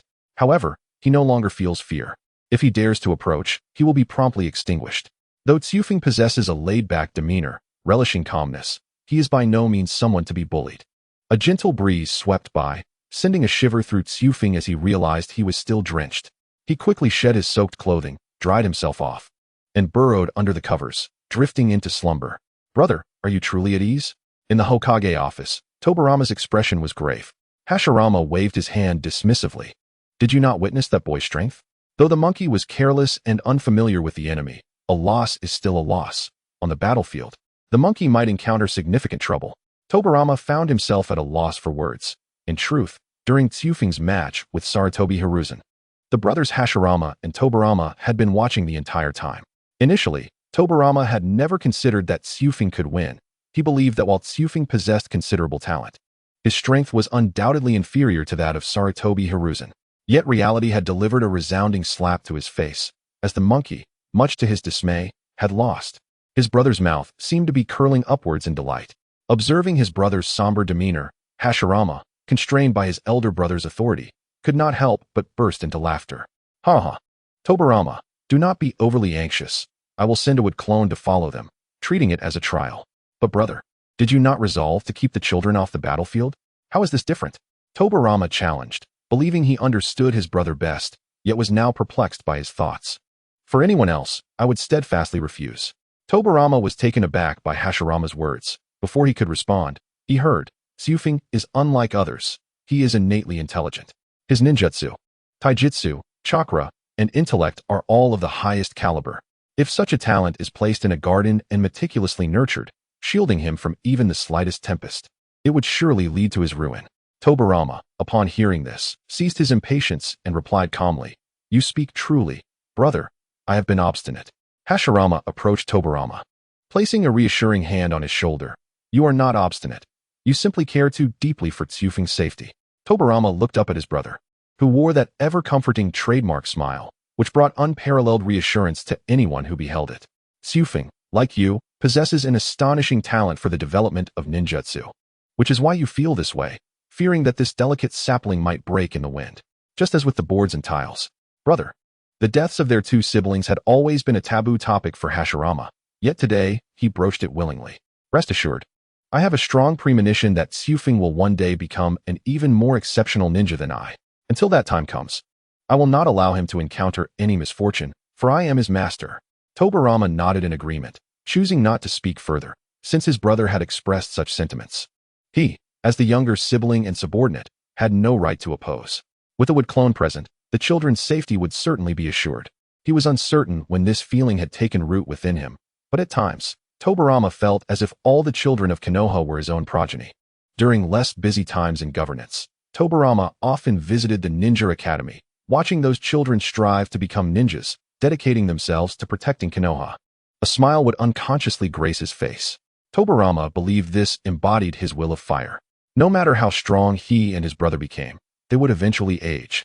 Only by safeguarding the tender sprouts could the trees continue to thrive. As for them, those aged branches would, upon expending their final vestiges of energy, transform into the very fertilizer that nurtured those tender shoots. This was why, when Hashirama acquiesced to Xiufeng's actions, Tobirama sought to intervene. To him, it felt like an affront to let a 6-year-old undertake tasks when he believed that the older generation of ninjas had yet to exhaust their brilliance. "Ha ha ha, Tobirama. Truth be told, you would undoubtedly make a more suitable Hokage than I," exclaimed Hashirama with a hearty laugh as he playfully patted his younger brother on the back. Tobirama's lips curled into a slight smile. Who can say? After all, I have yet to experience the role of Hokage. The two shared a knowing glance, then seamlessly resumed their interrupted tasks, caused earlier by the whims of the wind. Every matter, big and small, in the village of Konoha had to be reported to the Hokage, and without Tobirama's assistance, Hashirama feared he would literally collapse under the weight of paperwork in his office. Yet, even if confronted with double the documentation, Hashirama never complained, for this was his beloved village. Chapter 29. The first mission. Early the next morning, after a refreshing wash, Kazekage set forth towards the rendezvous point agreed upon with Hiruzen Sarutobi. Knowing he would embark on a mission, he donned the village's ninja combat attire, as wearing his usual cloak would be impractical. To his surprise, he found that his home actually possessed a fitting outfit for someone of his age. Upon arrival, he was astonished to discover he was the last to arrive, believing he had come quite early, only to find that the others had arrived even sooner. Among the group, he spotted a very familiar figure. "Hey, Kazekage." Chiri joyfully waved her hand, urging him to come closer. "Chiri, what brings you here?" Kazekage queried, perplexed, as he believed Hiruzen would not have permitted her attendance. Chiri clenched her tiny fist in a mock threat. "It was my brother who agreed to let me come, and everyone else has no objections. You wouldn't mind, would you?" Pretending to be intimidated by her threat, Kazekage replied, "I wouldn't dare. With you here, we shall surely complete the mission with ease." Mikage, unable to contain himself, ruffled Chiri's hair, leaving it in disarray. "Remember, Chiri, you must stick close to me. I don't expect you to defeat any bandits. Just make sure you don't get captured." Chiri took no offense at her brother's lack of faith, merely promising to behave.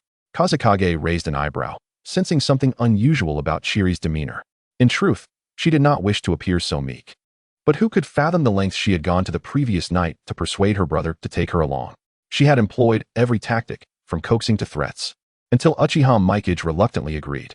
Kazekage had anticipated this outcome. A girl as competitive as Chiri would certainly not miss the opportunity. Hiruzen's agreement to Chiri's unreasonable request was primarily due to Mikage's assurance that he would oversee her safety during the mission. "Well then, since everyone is here, let us depart," Hiruzen proclaimed enthusiastically, for this was akin to their graduation exam. Had it not been for the considerable chakra depletion the previous day, he would have likely already reached the bandits' lair by now. The group checked their tool packs, ensuring they possessed an ample supply of shuriken, kunai, explosive tags, and provisions for the journey ahead. With everything prepared, the gates of Konoha slowly opened, marking Kazekage and Chiri's official entry onto the path of missions. They were fortunate to be born in a relatively peaceful era. Prior to the establishment of the village, children as young as 6 were thrust onto the battlefield. In those times, a ninja reaching the age of 30 was considered a long life. How tragic. As they traversed the main road, their pace quickened. Notably, ever since Kazekage awakened his system, he had not found a moment to frolic in the woods as he once did. His days were now filled with rigorous training. Hiruzen slowed down his pace, addressing the group.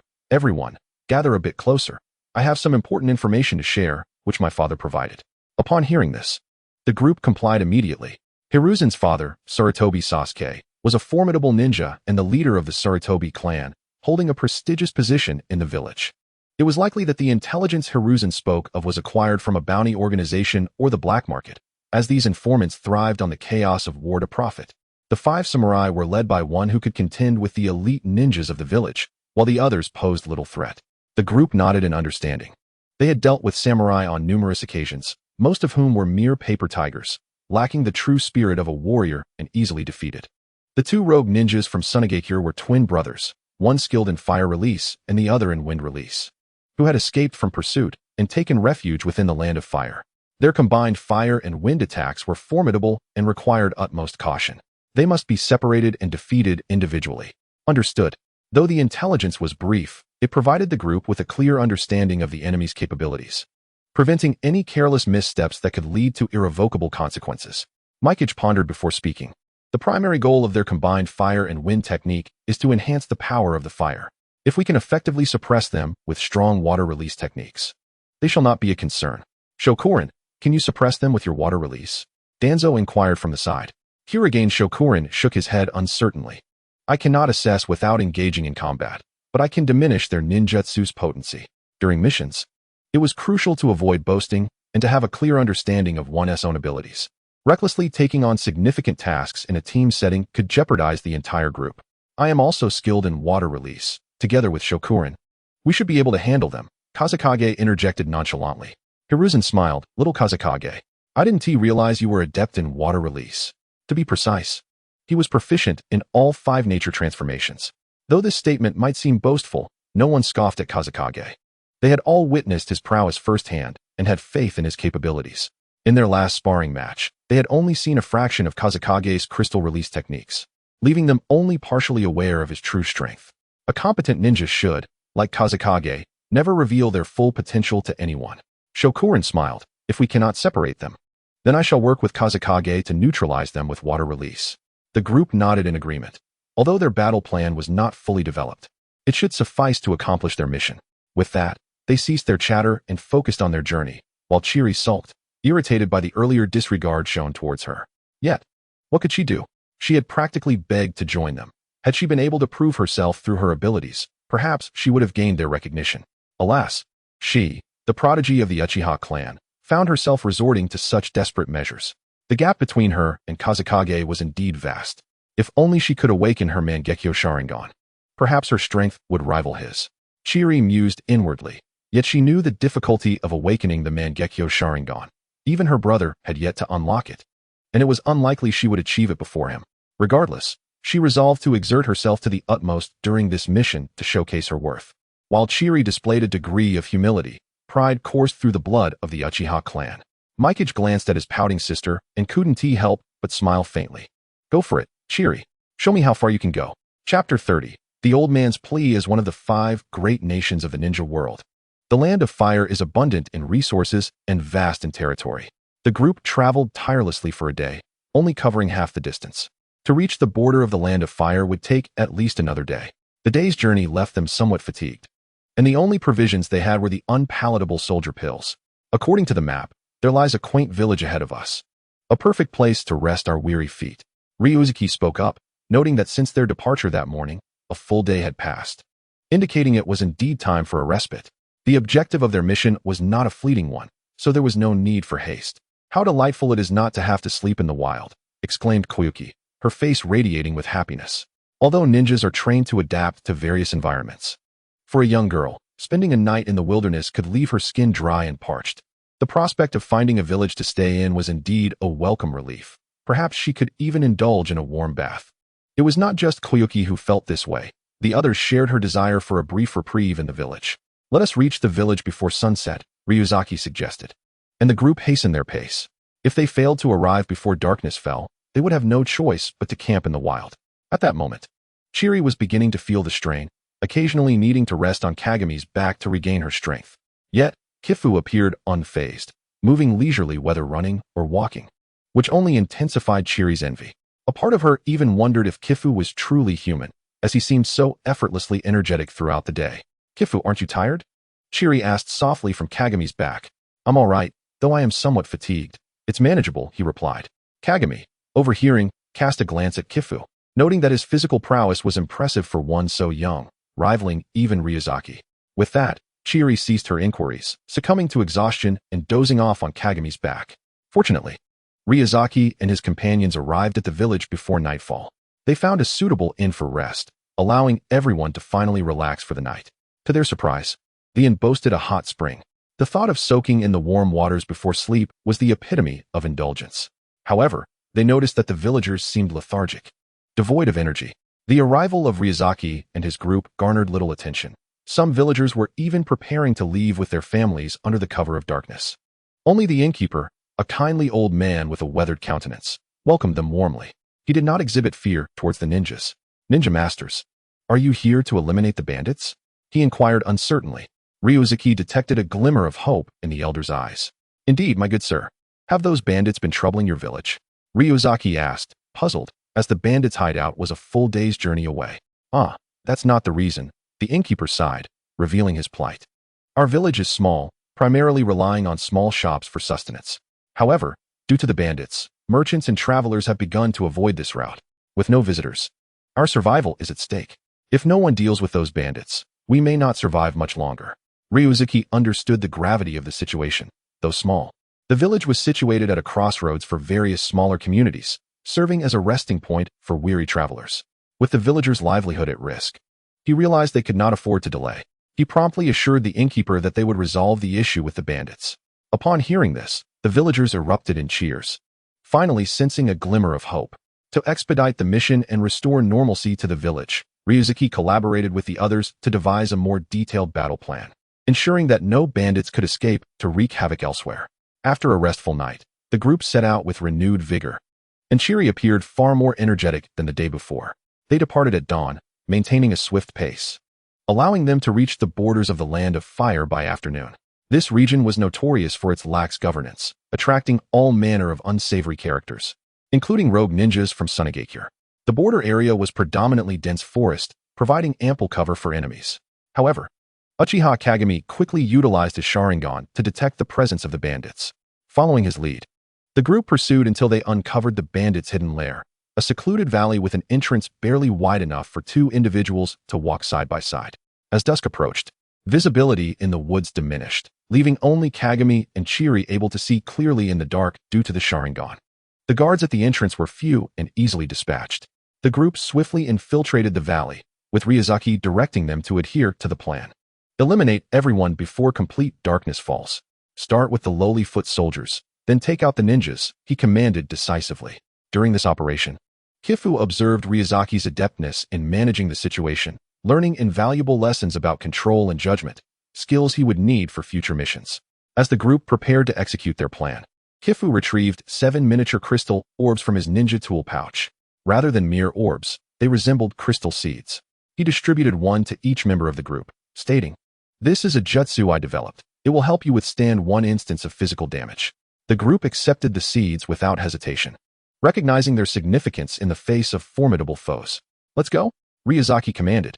In an instant, the group scattered like shadows, leaving only Kifu behind to fulfill his own task, sealing off the entire valley. Crystal release, crystal creation. He concentrated, summoning 50 crystal seeds in his palm and scattering them at the valley's entrance. With a surge of chakra, crystalline vines erupted from the earth, intertwining to form a web that firmly blocked the entrance. Yet, this was only the beginning. Kifu knew there could be other hidden exits within the vast valley. Should the bandits slip away undetected, more lives could be endangered. Crystal release, crystal explosion. Kifu manifested an irregular crystal sphere, roughly the size of an adult's head, and hurled it into the air above the valley, elevated above the surrounding cliffs. Boom! In an instant, the crystal sphere shattered, the sound of breaking glass echoing throughout the valley, alerting the bandits. Initially puzzled, they soon dismissed the commotion, unaware that the explosion had dispersed crystal seeds across every corner of the valley's exterior. Kifu, meanwhile, was expending a significant amount of chakra to accelerate the growth of the seeds. This large-scale jutsu was a first for him, and the chakra consumption was staggering, having already depleted half of his total chakra reserves. Nonetheless, the results were promising. He had managed to envelop the entire outer perimeter of the valley with the crystalline vines without anyone noticing. Had he not prepared an ample supply of crystal seeds in advance, he would have likely exhausted all his chakra by now. The strain was considerable for Kifu, a 6-year-old child, but he resolved to recover quickly, leaving the foot soldiers to the others for the time being. To avoid compromising the ensuing battle, one could only rest in place and adjust their state. After approximately 20 minutes had elapsed, Xiufeng rose from the ground, dusted off the remnants of earth from his attire, and made his way toward the heart of the valley. There lay the ultimate battleground, though referred to as the stronghold of bandits. It bore little distinction from a quaint village. The sole divergence appeared to be the malevolence of its inhabitants. As he ventured deeper, the sight of corpses multiplied, and the sanguine stains became more pronounced, suggesting a swift demise, executed with alarming expertise. Some of the bodies bore additional scars. It required no deduction for Xiufeng to ascertain the identity of their executioner. Just as he passed a modest dwelling, a sudden, thunderous shout erupted, "Surrender your life." A ragged middle-aged man, wielding a chipped broadsword, lunged at Xiufeng, a triumphant grin marking his features. With a mere glance, Xiufeng extended his left hand toward the brigand. In an instant, a crystalline vine burst forth from his sleeve, ensnaring the bandit with unyielding tenacity. Upon closer inspection, it became evident that this vine was unlike its predecessors. At its apex rested a serpent's head, adorned with sharp fangs. Crystal release, crystal venom. The serpent's head struck fiercely at the bandit's nape, injecting its venom into his bloodstream. The brigand's body began to crystallize, starting from his neck, and before he could utter a final word, his head had transformed entirely into crystal. The constraining vine was subsequently retracted into Xiufeng's sleeve. Such trivial adversaries hardly warranted the expenditure of chakra. Tsufing merely sought to experiment with a new ninjutsu. The inspiration for this technique was derived from Orochimaru's shadow snake hands, and while Orochimaru's prowess may be debated, his repertoire of life-preserving ninjutsu is undoubtedly unrivaled within the ninja realm. Tsufing had drawn considerable inspiration from Orochimaru, particularly during his battle with Chiri, where he adeptly maneuvered within a crystalline mirror, reminiscent of Orochimaru's I spit snakes, I spit swords technique. The combination of this serpentine vine with crystal venom yielded remarkably effective results. Without further ado, having dispatched the bandit, Tsufing continued toward the center to rendezvous with his companions. The sounds of clamor and carnage reached his ears, prompting him to quicken his pace. Upon his arrival at the meeting point, the battle was already underway, with Uchiha Kagami and Danzo contending against the strongest of 5 samurai. Nichiren, Koharu, and Tsuedao Tsufing faced off against 2 ninjas, while Mito Menka was engaged with 4 samurai, valiantly fighting a losing battle. Due to the excessive danger, Chiri had refrained from joining the fray. "Brother Menka, I shall assist you," Tsufing declared, unleashing Crystal Release, Crystal Mirror, and Crystal Clone, simultaneously summoning 2 clones that emerged from the mirror to confront the 2 samurai, thereby alleviating some of Mito Menka's burden. "This is sufficient. I can handle these 2 samurai. Go help Nichiren." Without hesitation, Tsufing set off, each warrior possessing a clear understanding of their own capabilities, refraining from recklessness in such a pivotal moment. On Nichiren's front, the trio struggled to impose absolute dominance over the 2 rogue ninjas from Sunagakure, while the rogue ninjas were equally unable to subdue Nichiren's team. The situation had reached a stalemate until Tsufing's arrival signaled the time for a counterattack. Multiplication technique. Tsuedao Tsufing seized the moment to enlarge his hand, delivering a resounding slap that sent the fire-style adept, Ramaru, flying. In this interval, Nichiren and Koharu seized the opportunity to launch a vigorous assault on the wind-style user, Rajan, effectively separating the 2 brothers. Devoid of their combined ninjutsu, the siblings remained formidable individually. Fire Release, Fireball Jutsu. Ramaru swiftly formed hand seals, unleashing a barrage of fireballs that erupted from his mouth like a machine gun, each projectile, though diminutive in power, overwhelming in quantity. Tsuedao Tsufing, now a living target due to his enlarged stature, found his palms seared by the incessant flames. Water Release, Water Barrier. Tsufing expelled a copious volume of water, erecting a defensive barrier before the 2 combatants. The fireballs extinguished upon contact with the water barrier, giving rise to billowing clouds of steam. "Damn it, this brat excels in water techniques. He must be eliminated first." With that, Ramaru charged at Tsufing, utilizing the multiplication technique. Tsuedao Tsufing enlarged his entire body, clenched his fist, and anticipated Ramaru's next move, delivering a powerful punch. Just as impact seemed imminent, Ramaru deftly altered his trajectory, narrowly escaping. For had he not, he would have faced severe injury or worse. Tsufing smiled, never retreating an inch, for he understood the strength of his comrades, united in their protection of one another. With Ramaru's failed strike, he had squandered his best opportunity, and any subsequent assault would be nearly impossible. Water Release, Water Dragon Bullet Technique. The vast amounts of water released from the water barrier coalesced around Tsufing, ultimately forming a fearsome water dragon that surged toward Ramaru. "How can this brat wield such ninjutsu?" Ramaru cursed. "Damn it." Fire Release, Flowing Fire Technique. Inhaling deeply, Ramaru expelled a torrent of flames that twisted and coiled around the water dragon, attempting to annihilate it. The water dragon clashed against the flowing fire, resulting in a violent explosion of steam, obscuring the battlefield from view. Chapter 32. Crisis, the Rampaging Flame Tornado. Within the steam, Tsufing murmured in a voice only he could discern, "Cloud Release, Cloud Spear Technique." Emitting a thick plume of white clouds, Tsufing gestured as the clouds converged in his palm, forming a long, white spear of vapor. He exhaled another breath of cloud, merging it with the steam generated from the battle, allowing him to effortlessly pinpoint Ramaru's location. With precision, he hurled the spear. A piercing scream echoed, and Tsufing couldn't help but smile. Whether steam or mist, as long as Tsufing infused his cloud into the mix, he could manipulate the entire volume of vapor to his advantage. Within the clouds, Tsufing was the master of all. While others struggled to see amidst the steam, Tsufing thrived like a fish in water. Moreover, his cloud technique eluded even the perceptive gaze of the Sharingan. As the elder brother, Rajan immediately recognized his brother's voice. He broke free from Nichiren and Koharu's onslaught, recklessly sprinting toward his sibling. "Ramaru, pull yourself together. Use that technique." Rajan pinpointed his brother's direction based on the anguished cry. Upon reaching Ramaru, he discovered his brother's body was as frigid as ice. Ramaru, I'm dying. Once I use that technique, you must flee, Ramaru gasped, struggling to articulate the words. Rajan's eyes blazed with fury, nearly driven to madness as he shouted. What are you saying? You are my brother. We escaped from Sunagakure together. Ramaru shook his head, fully aware of his dire state. Breathing had become a Herculean task, his lungs feeling as though they were encased in ice. Come now. Witnessing Ramaru's resoluteness, Rajan, filled with reluctance and rage, nodded in acceptance. They had successfully fled Sunagakure together. Yet today, his brother lay dying in this forsaken gorge. Wind release, tornado technique. He unleashed a ferocious gale, scattering the clouds entirely. The debris from the battle, along with various ruins, was swept up into the tempest. The swirling winds coalesced, twisting into a colossal vortex that threatened to tear everyone into its eye. Fortunately, Ciudao Tsufeng managed to maintain his footing within the storm, cradling his comrades in his hands, ensuring their escape from peril. Little did they realize the extent of their opponent's strength. This was their final dance, a desperate plea for survival. Would it be enough to withstand the onslaught? Fire release, great firestorm. Ramaru, forcing his battered body to its limits, expended the last vestiges of his chakra to unleash a torrent of flames. Unlike the earlier blaze, this one surged with even greater intensity and ferocity. The roaring inferno met the tempest, instantly soaring into the heavens.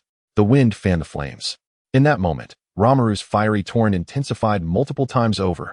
The flames spiraled upward along the storm's currents, transforming into a colossal fire tornado. You all shall perish. Accompany my brother and me to the grave.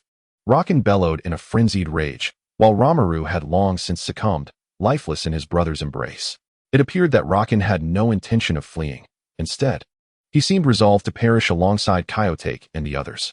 Akiyama Kaiotake cradled his comrades in his arms as he sprinted toward the valley's entrance. Yet the storm's pull was immense and advancing toward them. Their situation was decidedly grim. Damn it! What now? Is there a way out? Sarutobi Hizashi's expression was grave, the severity of the situation far exceeding his expectations. He simply could not comprehend why such powerful ninjas would choose to betray their village. These combined jutsu have already reached S rank or even surpassed it, Kobayashi murmured, shaking her head weakly. What about you, Kaiotake? Do you have any ideas? Hizashi inquired urgently, fearing that if they delayed any longer, they would all meet their demise. My chakra is nearly depleted. I cannot perform such a powerful water release. Even if I had ample chakra, the jutsu I could unleash would be futile against the fire tornado created by Rakan and Ramaru. This is bad. Chiri. Uchiha Kagami suddenly realized that his sister was still hiding in a certain building. He was about to leap down to search for her when Danzo firmly grasped his arm. Do not rush. The tornado has not yet reached the house. Your sister may not be in danger. But if you jump down, you will certainly be in peril. Danzo's words held truth. They had placed Chiri in a building far from the epicenter, and they had not yet reached her location. Kagami, do not let panic cloud your judgment, Hizashi advised. Chiri should be safe, but if you act recklessly, you may place yourself in jeopardy. Hearing such sentiments from Kagami, the others felt a pang of sorrow. If only they were stronger, perhaps the situation would not have escalated to this point. Kaiotake, undeterred, attempted to argue further. He could not bear to watch his best friend, Chiri, potentially come to harm while remaining idle. Chiri is my dearest friend. Wood release, birth of the trees. With a resounding roar, countless robust trees erupted from the earth, sprawling throughout the valley like vines. The overwhelmingly potent fire tornado, which had nearly engulfed them, disintegrated upon contact with the spreading branches, reduced to mere embers. It is the Hokage.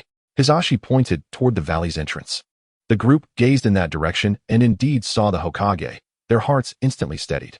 Chiri was with him, evidently rescued en route by the Hokage. Kagami beamed, his earlier gloom dispelled.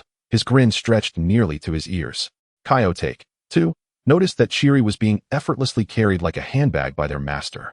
A smile broke across his face, grateful for the Hokage's timely arrival. Otherwise, he would have been at a complete loss for a solution. He even contemplated risking exposure of the system to exchange for items that would enhance his power. With the tornado's pull dissipated, Akiyama Kaiotake strode confidently toward the valley's entrance. Hokage-sama. The group bowed deeply to Hashirama, feeling an immense sense of reassurance in his presence, save for their adversaries. Ha ha ha, have the little ones been frightened? Hashirama laughed heartily, observing the dust-covered children before him, particularly Kaiotake, whose white hair had turned ashen. Hizashi expressed his guilt. I apologize, Hokage-sama. I have failed in my duties. Hashirama patted Hizashi's head. I have witnessed all your efforts. Everything was executed remarkably well, though the enemy's strength exceeded our expectations. This cannot be helped. Intelligence is never infallibly accurate. Let this lesson be remembered. Hizashi felt warmth in his heart. The Hokage's words provided him solace. Nevertheless, he knew he had faltered. And had it not been for the Hokage's intervention, he could scarcely fathom how they would have managed. In a battlefield scenario, their group might have faced only death as an option. Just then, Chiri dashed into Kagami's embrace, her voice tinged with tears. Kagami gently stroked her head, speaking softly. It is good that you are safe. Now you realize how perilous executing missions can be, yes? Chiri nodded silently. She had been utterly bewildered before the colossal fire tornado, realizing she was powerless in such a fierce battle. Even the thought of fleeing had seemed impossible until the Hokage came to her rescue. Hearing the Hokage's voice in that dilapidated house had banished her fears entirely. Kagami lowered his head and whispered to Chiri, if you wish to fight alongside Kayotake, strive to better yourself. Chiri said nothing, merely tightening her grip around Kagami. Everyone performed admirably during this mission. Hashirama commended them. However, it was Kayotake's stealthy assault on Ramaru that proved pivotal. Everyone agreed. Had Ramaru not been gravely wounded, the battle could have dragged on indefinitely. Hashirama then provided individual assessments of each person's strengths and weaknesses during the conflict, ensuring they recognized their areas for improvement. In the world of ninjas, one must never become arrogant. Such pride can lead to fatal consequences. All right, children, the mission is complete. Let us return to the village and report. Hashirama said with a cheerful demeanor. I will not accompany you on the remaining journey. Gradually, Hashirama's form began to stiffen, ultimately transforming into wood. Hizashi gasped. After unleashing such a powerful jutsu, it turns out to be merely a shadow clone. Danzo patted his shoulder. The Hokage is busy with administrative duties. He cannot personally attend to such a trivial task. This was indeed true. The Hokage's strength was undeniable. There was no question that the god of ninjas was not to be trifled with. Let us hurry back to report. This battle has truly exhausted us. With that, Hizashi led his companions toward the valley's mouth. Upon arrival, they suddenly remembered that the entire valley was blocked by Kayotake's jutsu. Kayotake, can you dispel this jutsu? Kayotake nodded, stepping forward to touch the crystal. With a snap of his fingers, the crystalline vines shattered, along with all the vines outside the valley, disintegrating into nothingness. Hizashi gazed at Kayotake's bloodline limit with an indescribable envy. This seemingly endless supply of crystal could be generated with mere chakra consumption. Was this not akin to an unending source of wealth? Spotting several sizable crystal fragments on the ground, Hizashi collected them. Such exquisite crystals would surely please Pipa. For girls often adore gems and crystals. With the crystal obstructions removed, the group set forth on their journey back to Konoha. Although the mission had concluded, Kayotake found himself bereft of any rewards from the system, not even a prompt. Chiofeng felt that the lack of a formal assignment was the reason for his calm demeanor. After all, with not a single survivor left in the valley, there was no plausible reason for the mission to remain unfulfilled. Sarutobi Hizashi, Danzo, and Uchiha Kagami led the charge, while Xiaochun, Minyan, and Chiofeng brought up the rear, ensuring that Chiofeng and Chiri were safely nestled in the middle. Chiofeng, are you injured? Chiri inquired. No, not at all. I'm quite strong, Chiofeng replied with a hint of jest. Chiri pouted in response. I knew I shouldn't worry about you. Just moments ago, she had learned from Kagami that Chiofeng intended to venture alone to rescue her, a revelation that profoundly touched her heart. Their bond, having blossomed merely a month prior, was already met with such selfless bravery from Chiofeng, risking his life for her sake. Determined to avoid such perilous situations in the future and not to be left behind by Chiofeng, Chiri resolved to intensify her training. Observing Chiri's earnestness brought a smile to Chiofeng's face, though he remained unaware of her inner thoughts. Despite their brief acquaintance, the essence of friendship transcends the constraints of time. Chiofeng aspired to lead a tranquil life, yet when it came to the safety of loved ones or friends, his conscience compelled him to act within his capabilities. This was his principle. To merely evade danger while allowing friends to fall into peril was not in his nature. Chiri, you must strive as well. You are a prodigy of the Uchiha clan, and you are no less than anyone else. Encouraged by Chiofeng's words, Chiri felt her resolve strengthen. He was right. As a genius of the Uchiha, she would not be inferior to anyone. Even as they traveled through the night, the group maintained a swift pace under the guidance of Uchiha Kagami, who possessed the Sharingan. By the time dawn broke, they returned to the small village. Initially, the villagers struggled to believe that the bandits had been completely eradicated, given that their journey had only spanned a little over a day. It was not until Hizashi reiterated the details multiple times, even invoking the name of the Hokage, that their skepticism began to wane. Soon, word of this victory would spread across various villages, and within a month, normalcy would return to the small settlement. After a night of battles and travel, exhaustion had set in. To prevent any mishaps on the road, the group decided to rest briefly in the village at Hizashi's suggestion. They returned to the inn where they had previously stayed, and the proprietor welcomed them warmly, offering delicious fruits and waiving their accommodation fees. However, the group insisted on paying the full price, understanding that the lives of ordinary people were not easy, and they were not in dire need of money. After approximately 4 hours of rest, the group set off once more, this time with the intention of reaching Konoha in one continuous journey. Chapter 34. The Arrival of Uchiha Shana. The group advanced at a steady pace, encountering no unusual circumstances along the way. They estimated that after maintaining their current speed for another 3 hours, they would reach Konoha. Xiaofeng felt a flicker of anticipation regarding the rewards awaiting them. Although the system hinted that it would likely be merely tranquility points, given the extremely low probability of acquiring any mysterious items, Xiaofeng felt he lacked such fortune and thus refrained from harboring excessive hopes, hoping only for an increase in tranquility points. As they traversed a large river, Xiaofeng suddenly recalled the sensation he experienced during the sparring match with Chiri atop the mountain. He understood immediately what was transpiring, though he concealed his expression. Following the main group for a while longer, he suddenly crouched down, clutching his abdomen. Xiaofeng, what's wrong? Chiri quickly noticed his condition and asked urgently. I'm fine. Just a bit of stomach pain. I need to use the restroom. You all go ahead, Xiaofeng replied, feigning embarrassment. Hizashi and the others hesitated but decided to move on, instructing Xiaofeng to catch up quickly, albeit at a slightly reduced pace. As the main group distanced themselves, Xiaofeng returned to his normal demeanor, coldly uttering, "Come out. There's no need to hide." The surroundings were eerily still, save for a few birds taking flight. Stop pretending. It was you who attacked me on the mountaintop last time, wasn't he it? Uchiha Shana. As his words fell, a massive fireball erupted from the woods to Xiaofeng's right, roaring toward him, an unmistakable signature technique of the Uchiha clan. Fire style, fireball jutsu. Water style, water chaos wave. Xiaofeng expelled a torrent of water, creating a shock wave that collided with the advancing fireball, the hissing sound of steam filling the air. The steam quickly enveloped the forest, and within its thick embrace, a figure began to materialize. You once had a chance to survive. You can only blame your arrogance, foolish child. A pair of crimson, three-tomo Sharingan eyes opened, their gaze piercing through the steam and locking onto Xiaofeng. Unfazed by Uchiha Shana's threats, Xiaofeng retorted mockingly, "Do you think you have me cornered? It's just three-tomo. Do you believe you are Uchiha Madara?" Shana erupted into laughter. "Ha, just three-tomo?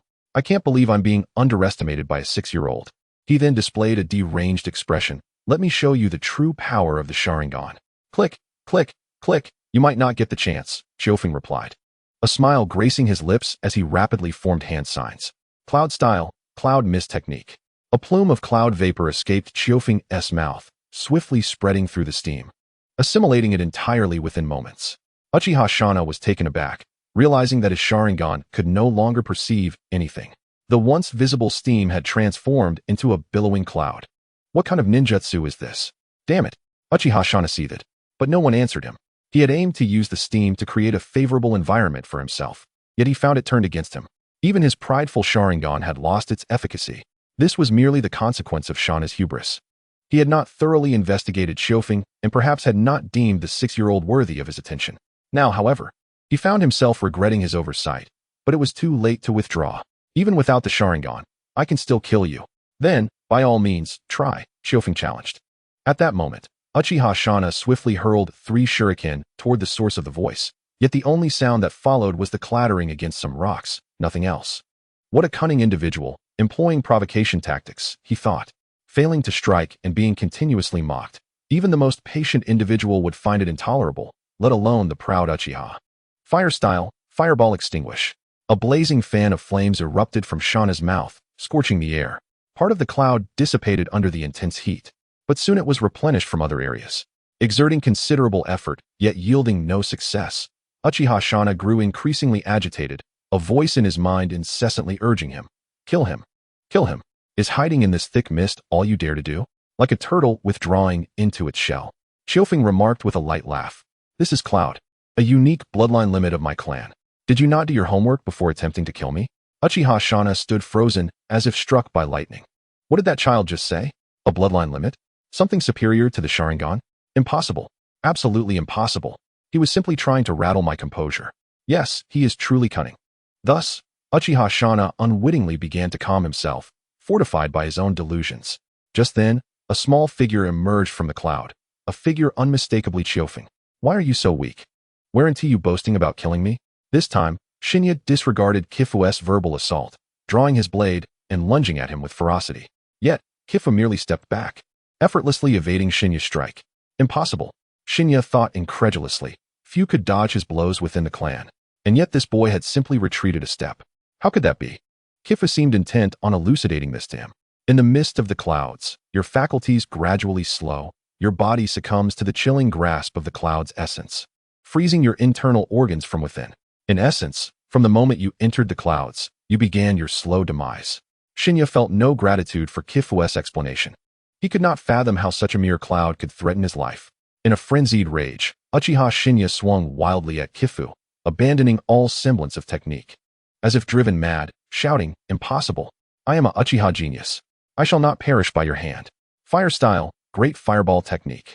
A colossal fireball erupted forth, consuming nearly half of his chakra, its size exceeding that of a typical fireball by at least double. Kifu reached out, gathering a mass of clouds before him, forming a thick shield of vapor. The fireball collided with the cloud shield, erupting in a shower of sparks, scorching the surrounding clouds into nothingness. For a brief moment, visibility improved. Your clouds have dissipated. Your time is nigh. Shinya's eyes gleamed with triumph, believing Kifu's doom was sealed, and he swung his blade. Not quite. Kifu replied nonchalantly. In an instant, two crystalline vines erupted from beneath Shinya, ensnaring his entire form and binding him tightly. Crystal release, crystal blade. A shimmering crystal blade manifested in Kifu's right arm, and with a swift motion, he struck, severing Uchiha Shinya's right arm at the shoulder, which fell into the nearby grass. This blow was retribution for their previous encounter. The excruciating pain prompted a visceral scream from Shinya. Yet Kifu did not relent. Fear not. Your brother shall likely meet a similar fate soon enough. With that, Kifu's left hand, enveloped in cloud energy, struck heavily against Shinya's chest. Chapter 35, Absolute. However, upon receiving Kifu's blow, Uchiha Shinya did not feel pain. He intended to mock Kifu, but soon found his body drained of strength, his lips weighed down, and his limbs felt as if they had vanished entirely. Terror filled his eyes as he could only stare helplessly at Kifu, unable to utter a sound. Do you know why this technique is called transforming into clouds? Kifu inquired softly. At these words, Shinya ceased his struggle, falling silent, his eyes devoid of emotion, hollow and lifeless. In the next moment, Shinya's body erupted in a cacophony of white vapor, dispersing into wisps that drifted towards the horizon, vanishing from sight. This technique, transforming into clouds, is the very essence of cloud release, albeit a fundamental one. Mastering this technique means learning to convert living beings into vapor, a pivotal step for further exploration or development of more advanced cloud release techniques. It is indeed distinct from dust release, Kifu mused to himself. Initially, he believed the effects were akin to dust release, but true application revealed a clearer difference. Dust release pulverizes all matter within a designated area to atomic particles, while cloud release transforms targets into vapor. The divergence is substantial. While it may appear less formidable than dust release, cloud release boasts a myriad of versatile techniques. Whereas dust release offers but a singular method, the original world separation technique. Kifu glanced in the direction of Hiruzen and the others, estimating he could catch up to them, for he had dispatched Uchiha Shinya with relative ease. Cloud release, cloud surge. A torrent of energy erupted from Kifu's sleeves, propelling him skyward like a rocket.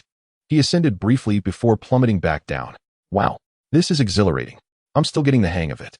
As it was his inaugural experience with this technique, he struggled to control his flight, veering dangerously close to treetops multiple times. Kifu amplified the flow of cloud energy, stabilizing his ascent, and after several attempts, he finally managed to gain control. Elated, he soared through the air, performing several loops. Woo-hoo, here I go. He then set his sights toward Hiruzen and the others, leaving a trail of cloud vapor in his wake. Not long after Kifu departed, a half-black, half-white head slowly emerged from the underbrush. It appears to be the descendant of that individual, White Zetsu remarked, his tone devoid of emotion. Black Zetsu replied in agreement. It seems so. Despite our secret modifications to the scroll, he still managed to learn it. Black Zetsu picked up the severed arm that Kifu had cleaved off, muttering, "It's merely a pawn in the game. Its failure bears no consequence." White Zetsu responded softly, "Does this even serve a purpose? Who knows? It's just a trivial move," Black Zetsu replied, before sinking back into the earth. Meanwhile, Kifu remained oblivious to these events, speeding along a wide path. In the state of cloud surge, his speed was remarkable, as this technique merely utilized propulsion to simulate flight.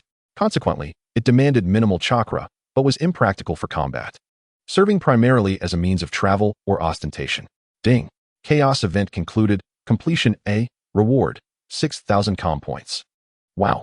This chaos event granted a whopping 6,000 comm points. After waiting for a considerable time to confirm that his actions had not disrupted anyone's plans, Kifu reveled joyously in the air. Everything was progressing splendidly. With this momentum, what could he possibly fear from Uchiha Madara? In high spirits, Kifu accelerated his flight, finally spotting Nikizane and the others at a crossroads ahead. "Hey everyone!" Kifu called out exuberantly. Nikizane perked up, his ears twitching. "Did I just hear Kifu's voice?" Kokiri glanced back, but saw no one. "Are you sure?" "There's no one here." "Impossible." Nikizane declared emphatically, "Do not underestimate my years of eavesdropping on the women's bath. My years of patrolling." Kokiri immediately gave Nikizane a good thrashing. "You pervert. How can you say that with such shamelessness?" Nikizane rubbed his swollen cheek, looking aggrieved. "I truly heard him." Tozo shook his head at Nikizane. "Then why didn't your well-trained ears inform you that Kifu is in the sky?" The group looked up towards the heavens, and indeed found Kifu hovering above, clouds billowing from his sleeves. Nikizane quickly turned to Kokiri. "See, I told you I heard him." Yet, the result was another thrashing. "Is that why you're getting beaten? You pervert." After enduring a couple of blows from Kokiri, Nikizane found it difficult to articulate. Feeling unjustly treated. "Why must I be punished for merely observing the women's bath? Isn't that a family tradition?" At that moment, Kifu gently descended, a smile gracing his face. The others looked on, puzzled. "What's wrong? Did you have a delightful experience?" Regardless, Kifu's entrance was undeniably impressive.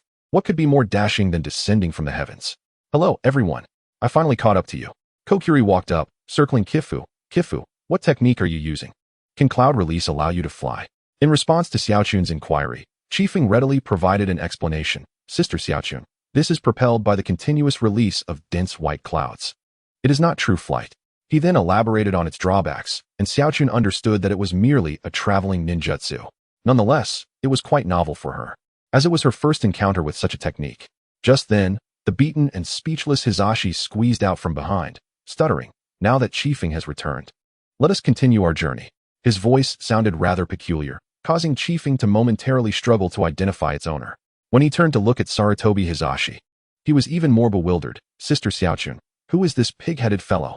Turning to the bashful Xiaochun, she sheepishly scratched her head and chuckled. "Ah, ha, this is Hisashi." Upon learning this, Chiefing said nothing further, merely casting a glance at Hisashi. In response, Hisashi nodded, as if to convey, "Good brother, everything is understood without words." Given that Hisashi's speech now often evoked laughter, Danzo temporarily assumed the role of captain, leading the group back to the village. With Chiefing rejoining the team, their pace quickened slightly. After approximately 2 hours, the gates of Konoha village came into clear view. Chapter 36, The Random Gift Box. After about 2 hours, the group could distinctly see the gates of Konoha village. Sarutobi Hisashi exclaimed with delight, "At long last, we are back in the village." These past days have been utterly exhausting. Notably, the injuries inflicted upon him by Tsurigane Xiaochun had been tended to by her as well. Chiefeng then realized that Sister Xiaochun was quite adept in medical ninjutsu. The usually taciturn Akimichi Chiefeng finally spoke. "These past days have left me famished. I must eat heartily upon returning home." His comment prompted the others to recall their recent experiences, subsisting solely on the unpalatable soldier pills. They were determined to indulge themselves this time. However, it was Chiefeng who despised soldier pills the most, whether in his past life or this one. He had never encountered anything as distasteful. In an attempt to restore the ninja's energy and nutrition, almost every conceivable ingredient was crammed into them, resulting in a cacophony of flavors that rendered them utterly unpalatable. He vowed that on future missions, he would bring his own provisions, for enduring daily meals of this nature was simply unbearable. Upon reaching the entrance of Konoha village, the guards conducted identity checks on the group. After confirming that Hisashi and the others were not spies disguised from other countries, they granted them passage. Upon returning to the village, they could not simply disperse. They needed to report to Lord Hokage to submit their mission and collect their reward. For Chiefing, this mission had been rather unremarkable, merely involving stronger opponents. Yet for Chiri, it marked a significant milestone as she had killed for the first time. The nausea and dizziness were overwhelming, but having undergone some training since childhood, she adjusted after a while. This experience allowed Chiri to grow considerably, and it was believed that she would soon become an outstanding kunoichi capable of standing on her own. In truth, Chiefing had also struggled with his first kill, having lived in a peaceful world in his past life and never witnessing murder. However, perhaps the various experiences following his reincarnation had instigated some change within him. Additionally, the crystal release technique had turned that spy to ashes, leaving Chiefing no time to feel nauseated. He was dead before he could react. Henceforth, each of his kills was executed using techniques like crystal release or cloud release, which left almost no trace, allowing him to adapt more swiftly. Not long after entering the village, the group arrived at the Hokage building, eager to relax. They quickened their pace. The guards at the building's entrance recognized Hisashi and the others and did not impede their entry, for it was clear that these were the disciples of Lord Hokage and Lord Tobirama, individuals of noble status. With no guards questioning them, Hisashi and the others proceeded into the building. A series of knocks echoed, prompting Hashirama to pause his administrative duties. "Come in," he called. The office door swung open, and the group entered. Upon seeing the return of these young ones, Hashirama beamed with a smile. "You must be exhausted from your journey." Reporting to Lord Hokage. "We are not fatigued," Hisashi replied, demonstrating his understanding of the situation as the team leader. He knew that during a mission report, one must maintain decorum unlike in private conversations. Hashirama retrieved a scroll documenting all A-rank missions, located the task they had completed, and stamped it with a completed seal. He then addressed Hisashi and the others. "I have been keeping an eye on this mission. I have already shared my thoughts on your individual performances, so I will refrain from elaborating further. Take this certificate to claim your mission reward and ensure you rest well." He added, "Do not forget the exam I set for you." Upon hearing this, the previously cheerful expressions of Hisashi and the others shifted to despondency, and their eagerness to celebrate diminished. Observing their demeanor, Hashirama kindly reminded, "You still have 2 days." With that, the 6 youths promptly dashed out, certificates in hand, forgetting even to bid farewell. Only Chiefing and Chiri remained in the room. Hashirama then assigned some training tasks to them before allowing their departure. Chiefing chose to conceal the incident involving Uchiha Shina and his subsequent demise, reasoning that since he had turned to ash, it would save him from unnecessary trouble. If this matter were raised, the Uchiha elders would undoubtedly be furious over the loss of 2 grandsons and might seek vengeance against Chiefing. Thus, he preferred to avoid complications. Even Chiri was not informed, as he decided it was best to act as though Uchiha Shina had never existed. After exiting the Hokage building, Chiri and Chiefing proceeded to the mission reception area to collect their rewards. A heavy bag of banknotes, amounting to around 50 to 60,000 ryo, was handed over. Chiefing paid little mind to it, as such sums felt trivial compared to the wealth accumulated in his clan's treasury. Chiri wished to treat Chiefing to a nice meal with the money, but he found an excuse to postpone it until the next day. Chiri readily agreed, and they arranged to dine together at noon the following day. Having already treated Chiefing twice, she felt a bit embarrassed. Finally, she would be able to repay him. Thus, after bidding farewell to Chiri, Chiefing returned to the Uzukage clan's territory, as he still had system rewards to claim. Summoning the system in public, though invisible to others, would lead them to think him mad for talking to himself. Unlike chaotic events, rewards for tasks in the mission scroll required manual collection, with no automatic prompts. With a thought, Chiefing summoned the mission scroll. Ding. Detected that the host has completed a task. Would you like to claim your reward? Claim. Ding. Task completed. Reward, for 1,000 tranquility points. Chiefing felt a surge of satisfaction. Earning 4,000 tranquility points from an A-rank mission meant that with diligence, he could amass 60,000 points. There was no other choice. His current efforts were aimed at securing a more comfortable future. Just as he believed it was all concluded, the system's prompt chimed again. Ding. As this is the host's first completion of an A-rank mission, this reward is doubled, and a random gift has been bestowed by the system. Excitement coursed through him. His hands trembled with anticipation. He had not expected such kindness from this troublesome system. Was it employing a first-time bonus strategy? Regardless of the particulars, what mattered was that he was benefiting in the present. Fixating too much on the future could lead to anxiety, ultimately causing him to lose sight of the present. However, this random gift was his first experience, and he was uncertain of its distinction from mysterious rewards. As Chiefing pondered this, a flicker of yellow light appeared before him, revealing a stunning golden gift box. My goodness, must it be so extravagant? The golden exterior dazzled Chiefing's eyes, nearly blinding him. Should I open the random gift box? Without hesitation, Chu Feng issued the command, and the golden box slowly creaked open. Ding! Congratulations, host, you have received a reward. Chapter 37. Dislike, like. Ding! Congratulations, host, you have obtained a random spatial ring. My heavens, a spatial ring. Chu Feng's eyes were fixated on a silvery ring nestled within the gift box. Unable to suppress the smile spreading across his face. He never anticipated that such a seemingly random gift box would yield something so extraordinary. Chu Feng swiftly extracted the ring. And the moment it left the box, the gift box disintegrated into shimmering specks of light. However, Chu Feng was too engrossed in examining the spatial ring to ponder its disappearance. The ring glimmered in a lustrous silver hue, intricately engraved with unknown characters, and at its apex rested an exquisitely pure, transparent gemstone. Chu Feng, brimming with anticipation, adorned his finger with the ring, mimicking the fantastical novels of his previous life. As he infused his mental energy into the ring, to his delight, he immediately sensed the vast space contained within. My goodness!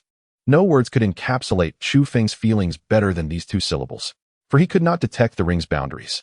Unsure if his suspicions were correct, Chu Feng dashed to the family's secret chamber, collecting each treasured item and depositing them into the spatial ring. However, as the last scroll was stored away, Chu Feng was overwhelmed with exhilaration. This spatial ring seemed boundless. It could store infinitely.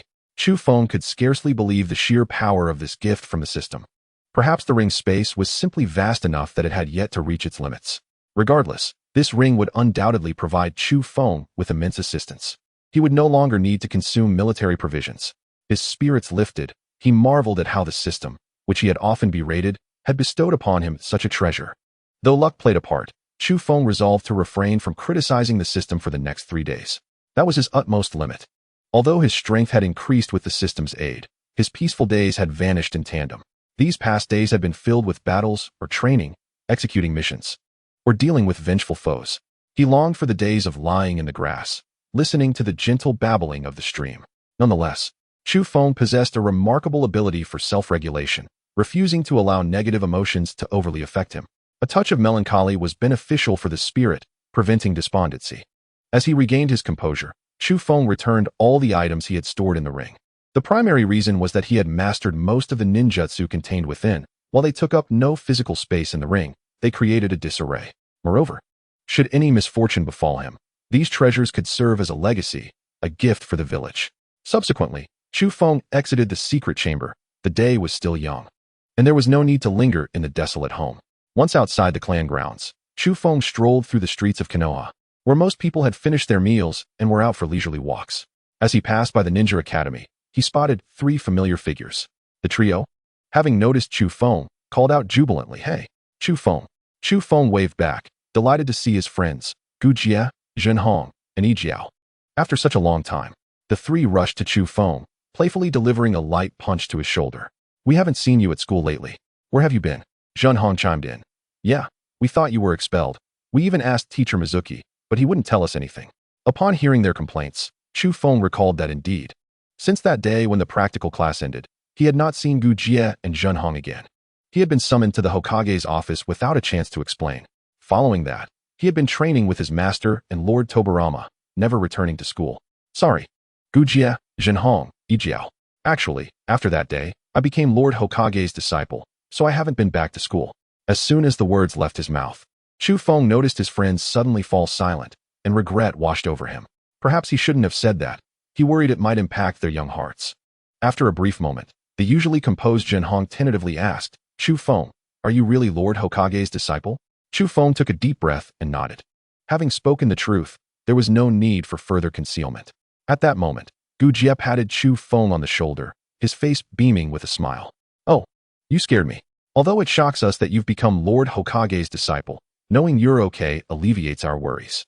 Hey, Yi Jiao also nodded, offering his heartfelt congratulations to Chu Feng for becoming the Hokage's disciple. After all, they were good friends. Chu Feng felt a sense of relief. He had feared his news would upset Gu Jie and the others, but it turned out he had overthought it. He then shared tales of his recent experiences with his friends, opening their eyes to a world beyond their imagination. They were astonished to learn how powerful Chu Feng had become, fighting alongside Lord Hiruzen Sarutobi and others. Furthermore, it seemed their relationship was quite amicable. This only fueled their aspirations for the life of a ninja. Chu Feng refrained from disclosing the brutal realities of being a ninja at this early stage. Shattering others' dreams was a cruel act. After finishing his account of the recent mission, Chu Feng shared his insights on chakra and training techniques. Although they had yet to learn ninjutsu, it was only a matter of time before they would. After some idle chatter, Gu Jie suddenly remembered they had unfinished business and hurried away.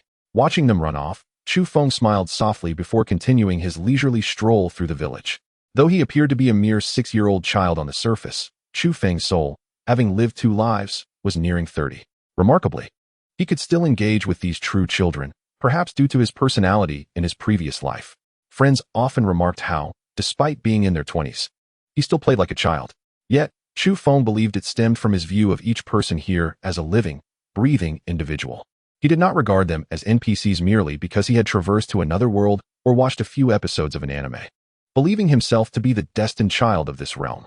It was precisely because of his exposure to anime that Chu Feng could profoundly appreciate that each person here was striving for their families and villages, ranging from the Hokage to the newly enrolled children. Chu Feng detested being transported to this era, rife with war, and where lives were as disposable as grass. Yet, he also cherished this experience, for he could witness firsthand what Konoha might become with his presence. Chapter 38. The Kaleidoscope Sharingan. Is that Chu Feng? A woman's voice called out from behind him. Recognizing the familiar tone, Chu Feng turned around to find, indeed, it was Aunt Kato. What a surprise to see you here. The person who had called out to Chu Feng was Kato Masako, the wife of Kato Zoshin. Given that their families lived in close proximity, Chu Feng's parents and the Kato family shared a strong bond. After Chu Feng's parents passed away, Kato Zoshin and his wife had taken extra care of him, earning Chu Feng's deep respect. At that moment, Chu Feng noticed that Masako was cradling a toddler in her arms, the child appearing to be around 2 years old, with striking blue hair. Aunt Kato, are you out here with your child? With a gentle smile adorning her face, Amiko remarked, indeed, Don is always restless at home. He simply longs to play outside. Suke stepped forward to tease the still youthful Kato Don, but Don turned his head away, choosing to ignore Tsuke's. Amiko appeared somewhat embarrassed. Explaining, Don is rather shy. Since you do not often visit, he is not very familiar with you. Suke's waved his hand dismissively. Although he enjoyed the company of children, a 2-year-old was beyond his reach for play. After realizing his efforts were in vain, Suke's lost interest, thinking that Don was still young and there would be ample time to engage with him later. Suke's had always held a fondness for Kato Don, despite his limited appearances. Don's mastery of the spiritual transformation technique left a profound impression on Suke's. The ability to detach one's soul from the body to strike at enemies. How formidable. Few in the ninja world possess such soul-controlling techniques. However, the drawbacks were glaringly apparent. Once the soul left the body, the physical form became a mere target, vulnerable to any attack. Ultimately, Don met his demise due to this very consequence. His dreams of becoming Hokage extinguished at a tender age, leaving a lasting sorrow for Tsunade. Are you also out for a stroll, Tsuke's? Amiko inquired, noting that she hadn't seen him in a while. Tsuke scratched the back of his head sheepishly. The house has been rather lonely, so I thought I'd take a walk. Upon hearing this, Amiko's eyes reflected a hint of pity. Tsuke's parents, along with her husband, were dear friends, yet they had departed this world far too early, leaving behind a 6-year-old child, though at least he was provided for. If you ever feel lonely, do come over to Annie's house, Amiko said kindly. Tsuke's felt a warmth in his heart as he nodded in acknowledgement. After a bit more idle chatter, unlike Marahoshi and Koshiki, Amiko seemed to have learned of Hokage-sama taking Tsuke's as his apprentice from somewhere. Upon hearing that Tsuke's was undertaking missions at such a young age, her concern deepened, and she urged him repeatedly to be cautious and prioritize his safety. As dusk began to settle, the two made their way homeward. Amiko, reminiscent of a nurturing mother, chattered throughout the journey, advising Tsuke's to take care of his health, avoid staying up late, and not to overexert himself. Tsuke's relished this comforting presence of an elder's gentle admonitions. It brought him a sense of security. Upon arriving at the Uzukage clan's territory, Amiko reiterated, be sure to rest early, Tsuke's. Training under Hokage-sama must be quite strenuous. Give it your all. She then turned to leave. After bidding farewell to Amiko, Tsuke's entered the clan grounds. Unlocking the character encyclopedia, he revealed Kato Dan and Uchiha Shizuku, earning a total of 1,000 comm points. This was the first time he encountered Kato Dan since awakening his system.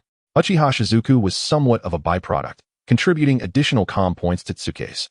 After a brief wash, Tsuke's lay down to sleep. In the depths of night, within the Uchiha clan grounds, an old man stood before his dwelling. Gazing at the constellation-studded sky, it seemed that fate delighted in compounding the misery of those already suffering. His son and daughter-in-law had perished in succession, and his young grandson, having consumed forbidden substances, was left with a life barely distinguishable from death. The only source of hope he had pinned upon his eldest grandson, Uchiha Shizuku, was now nowhere to be found. It was said he had gone to avenge his brother, yet he remained unaccounted for. Perhaps he had found a resting place far from home. As he spoke, tears of blood streamed down his face, his voice trembling with sorrow. His Sharingan, adorned with 3 tomo, began to whirl, ultimately coalescing into a shuriken-like shape. The Mangekyo Sharingan, ha ha ha? Who would have thought I would awaken it just before my demise? The old man's laughter was tinged with madness, leaving him unable to discern whether he felt joy or despair. Fortunately, he was on the outskirts of the clan territory, where only his lineage resided. It appears my time is not yet upon me. He turned to glance at his grandson, now a mere skeleton in bed, his eyes ablaze with the flames of vengeance. I shall make you all pay dearly. A day later, early in the morning, Tsuke's, along with Yuri and Sarutobi Hizashi, gathered atop the Hokage's cliff. This marked the 3rd day since their return from a mission, and the deadline for the task assigned by Hashirama had finally arrived. While traces of uncertainty lingered on their faces, the earlier sense of panic and confusion was entirely absent. Just as Hizashi was about to inquire about the will of fire with his comrades, Tobirama appeared alongside Hashirama via the Flying Thunder God technique. Addressing the children with a hearty, "Good morning," the cheerful demeanor of Hokage-sama brought a collective sigh of relief. If he had been in a foul mood, they feared a careless remark could provoke his ire, leading to potential reprimands.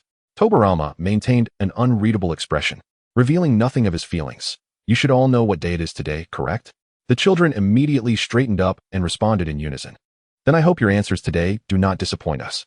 Although Tobirama's words carried an air of pressure, he intended to instill a sense of seriousness rather than cause alarm. These children had been trained under him since their early days. He could surmise their thoughts with reasonable accuracy, since he and his brother were jointly guiding their disciples. One of them had to adopt a stern demeanor. Otherwise, without someone to instill fear, the children would run amok. "Monkeys, you go first." Spotting Sarutobi Hizashi attempting to retreat, Tobirama promptly called him out. Hizashi, wanting to burst into tears, had no choice but to steel himself and speak. "My will of fire is to protect." Hashirama's lips curved slightly, though he managed to conceal his amusement. "What does protection mean?" Tobirama inquired. "Because I love our village and everyone in it.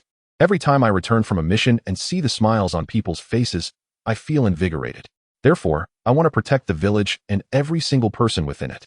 Tobirama nodded approvingly. Although Hizashi's interpretation was somewhat akin to his brother's, he recognized that Hizashi was not merely trying to appease anyone. This was genuinely his conviction. "I hope you will always remember the words you spoke today." "Next, Danzo," Tobirama called out. Danzo stepped forward, having formed his own will of fire, though uncertain if his words would provoke the ire of the 2 leaders. "My will of fire is suppression." Upon hearing that term, both Hashirama and Tobirama paused. Then Danzo continued. "Suppression means elevating the overall strength of the village, compelling other villages to submit through formidable power, thereby deterring any thoughts of hostility towards us." After Danzo's explanation, the 2 brothers remained silent for quite some time, leaving Danzo increasingly anxious. However, they merely considered his viewpoint somewhat overly aggressive. Yet it was not entirely without merit. The current state of the ninja world was indeed as such. Due to Hashirama, Konoha held an absolute position among the 5 great ninja villages, and no one dared to threaten them. This was all thanks to Hashirama's might. "Danzo, while your perspective is commendable, there must be a line. That line is to never harm anyone within the village. Do you understand?" Tobirama's tone turned serious, laced with a hint of warning. Upon hearing this, Danzo deeply bowed. "I understand, master," and subsequently returned to the ranks. Following that, Koharu, Minma, Akimichi Tsuke's, and Uchiha Q all shared their interpretations of the will of fire. Despite minor flaws, they successfully passed the scrutiny, though Hashirama advised them to reflect and refine their thoughts further upon returning. Yuzukage Tsuke's, it is your turn. Chapter 39, Withered Branches and Tender Buds. As the gentle breeze caressed him, Chiefing stepped forward, still perplexed by the apprehensive demeanor he had observed in several individuals during their discourse on the will of fire. Yet, as he stood before the two guardians of Konoha, preparing to articulate his own interpretation of this profound concept, a flicker of nervousness stirred within him. "Do not be anxious, Chiefing. Share with us your understanding of the will of fire," Hashirama encouraged softly, his fondness for this disciple evident. From their very first encounter, the boy had displayed an immense affection for the village, prompting Hashirama to observe him with a blend of intention and subtlety. Chiefing, in turn, had not disappointed his mentor. Upon entering the academy, he showcased remarkable talent in ninjutsu and adeptly mediated disputes among his peers. His unique insights regarding the relationships among various clans and the village further fueled Hashirama's anticipation of Chiefing's forthcoming words. In the dancing leaves of Konoha, the flame of life persisted. The audience gazed at Chiefing with a hint of confusion, for the Hokage had explicitly urged everyone to discover their own will of fire. Yet Chiefing spoke of withered branches transforming into nourishing sustenance for the tender shoots of spring. The crowd regarded him with a mix of understanding and bewilderment, while Hashirama and Tobirama exchanged looks of encouragement. Though the youth may not fully grasp the essence of Chiefing's words, the brothers understood entirely, for they were the very branches destined to nourish the budding sprouts. "Why do you say this?" Hashirama inquired deliberately.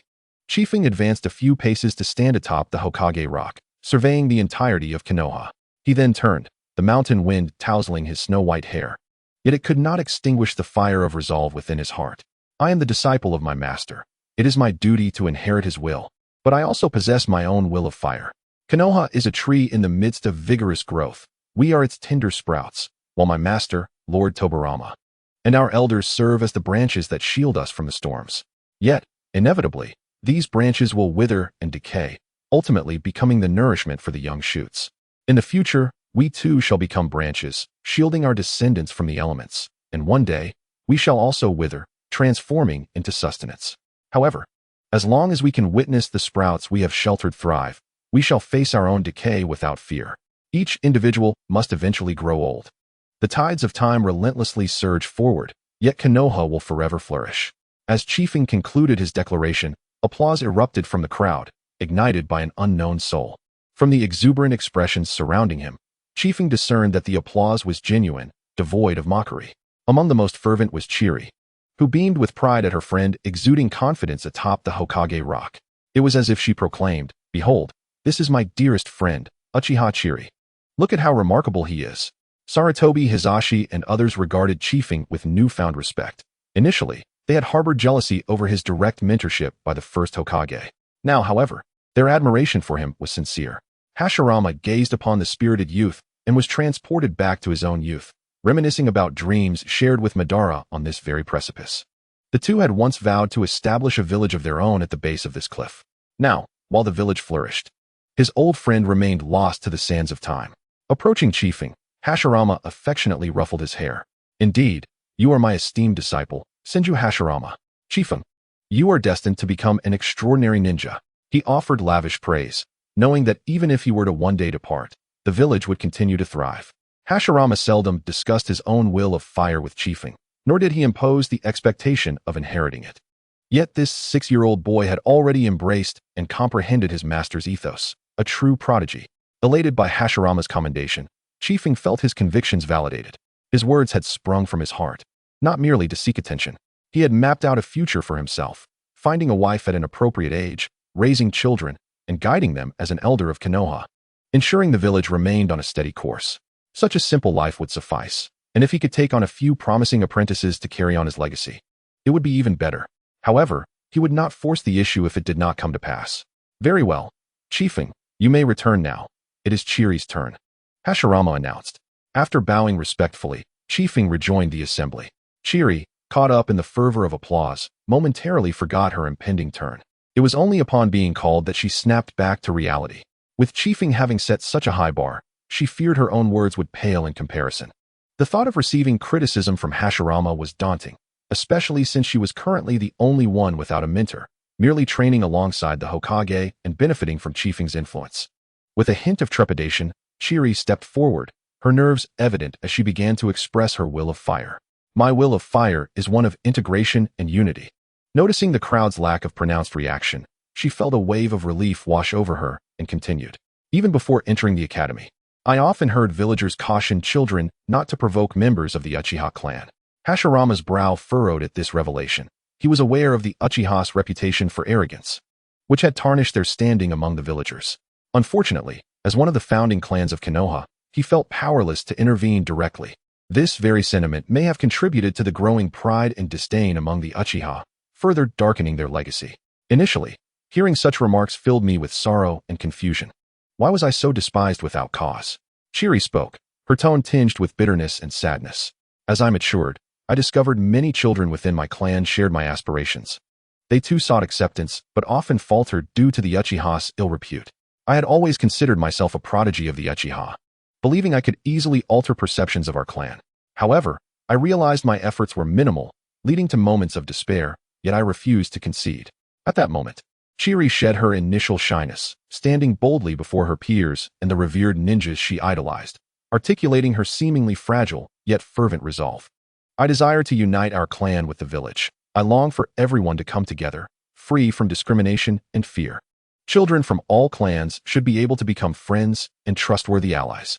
In this moment, Chiri transcended her previous demeanor, embodying the spirit of a determined ninja. As time flowed relentlessly and turmoil loomed ahead, Chiri's words resonated with the assembly, earning their recognition, especially from Uchiha Kagami, whose eyes brimmed with pride. The sister who had once trailed behind him was now beginning to blossom into her own. Yet, he understood that realizing such a vision would be immensely challenging. Fortunately, he vowed to support her in this endeavor. Seeing everyone affirm themselves, Chiri felt immensely encouraged, as each gaze cast upon her radiated kindness. Very well, Chiri. It brings me great joy to witness such thoughts and awareness at such a young age. Gaining recognition from Hashirama bolstered Chiri's confidence further, but it was Hashirama's subsequent words that sent her into a euphoric frenzy. I wish to take you as my disciple. Would you be willing? At that moment, Chiri nodded fervently, exclaiming, I am willing. Lord Hokage, I am willing. Hashirama, in high spirits, felt that the examination he had devised was indeed a wise choice. It allowed him to gain a clear understanding of the will residing within these children. He could also discern those most suited to lead the village of Konoha forward. Being Hokage is not merely about strength. It requires a heart that genuinely loves the village, where every villager is regarded as family and protected. Only such individuals are worthy of the title of Hokage. Ha ha ha. Good child. Remember to call me master next time. Tears of joy streamed down Chiri's face as she realized she had finally become the disciple of the Hokage, the ninja she admired most. The strongest man in the entire ninja world. Master. Hashirama gently ruffled Chiri's hair, signaling her to rejoin the group. Children, I have understood each of your wills of fire today, and it brings me great comfort. Apart from Kifu and Chiri, all of you have become exceptionally skilled ninjas.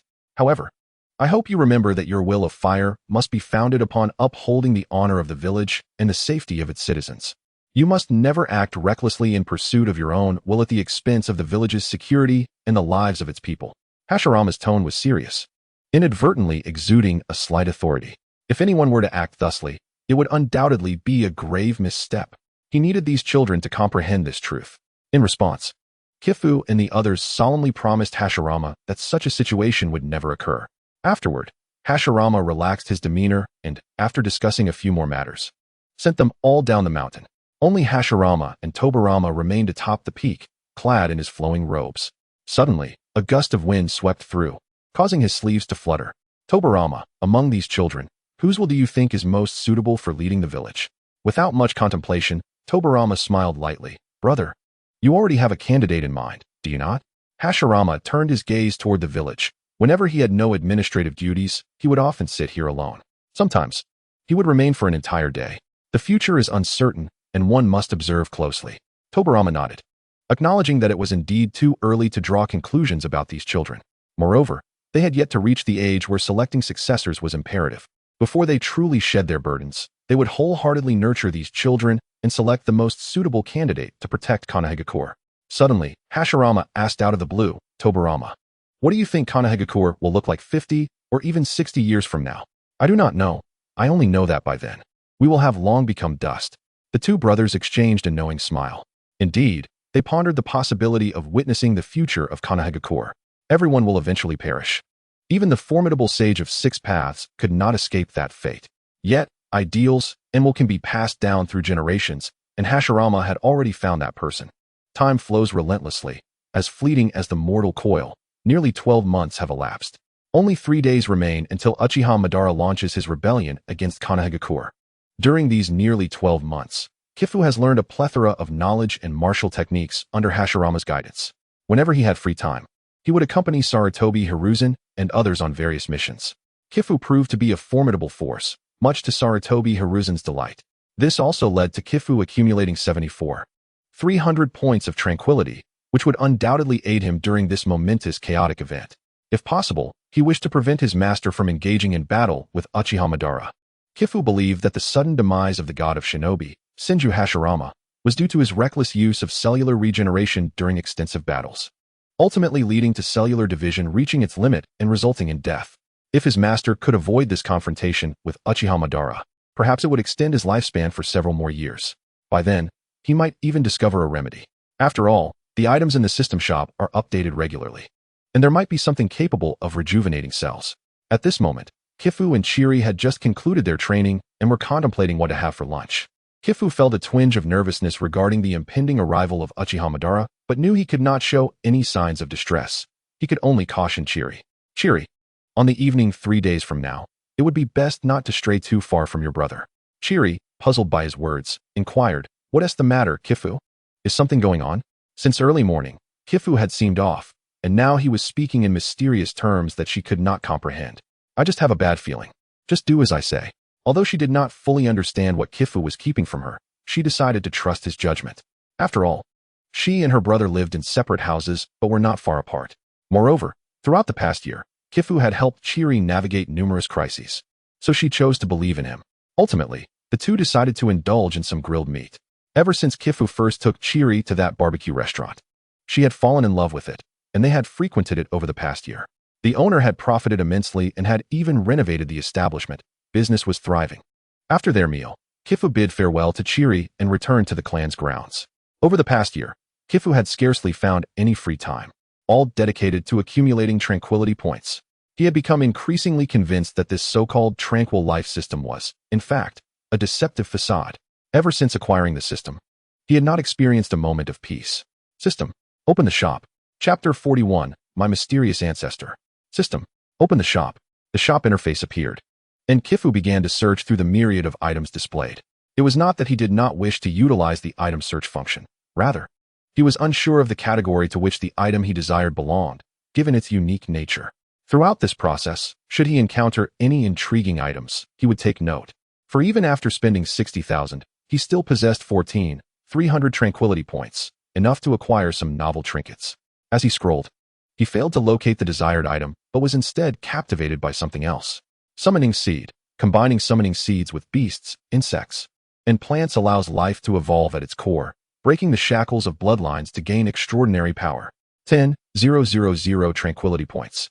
Ever since his first battle with Sarutobi Hiruzen, the summoning technique had sparked Kifu's interest. However, summoning techniques are easy to learn, while finding summoning beasts is a daunting task. While there are numerous chakra-infused animals in the world, very few can be cultivated into summoning beasts. Kifu was certain that this item had just been released.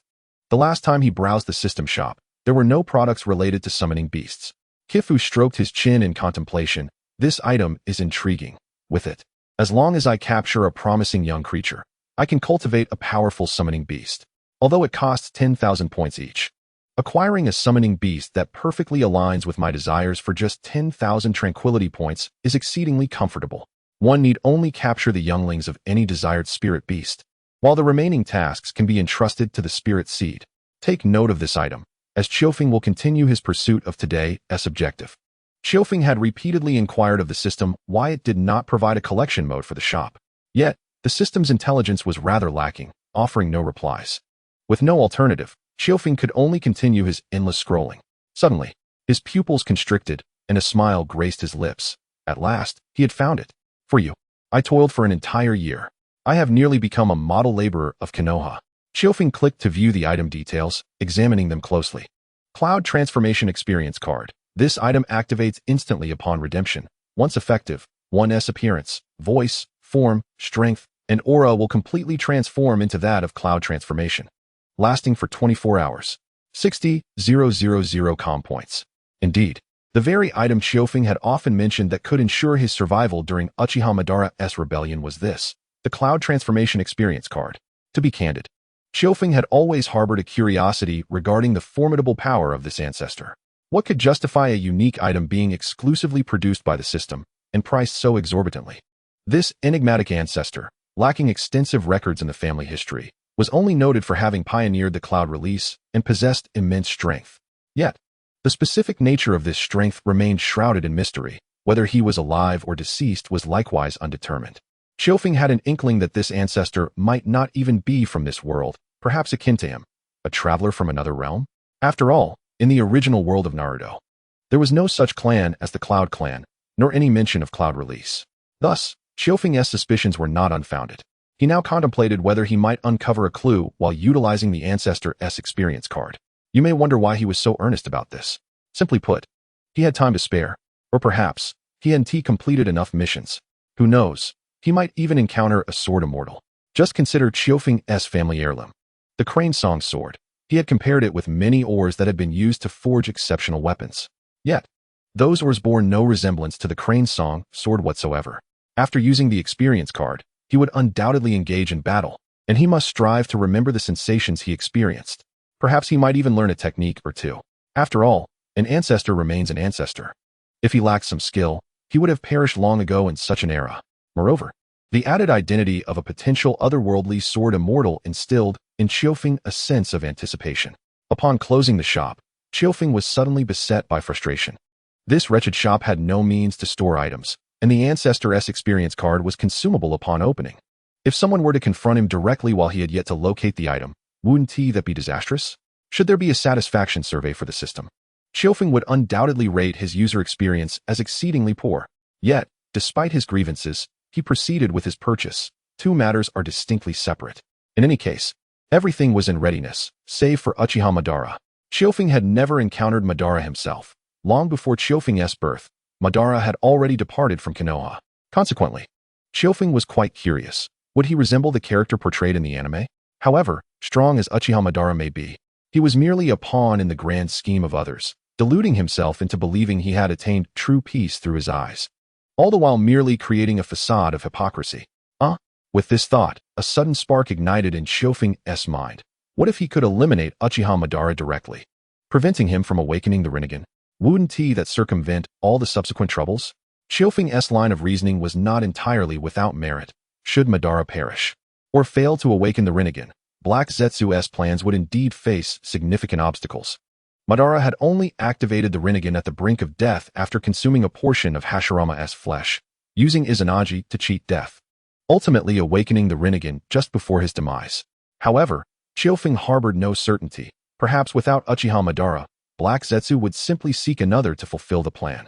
All he could do was endeavor to the best of his abilities. After all, the state of the world held little relevance to him, as long as he safeguarded his little patch of Konoha.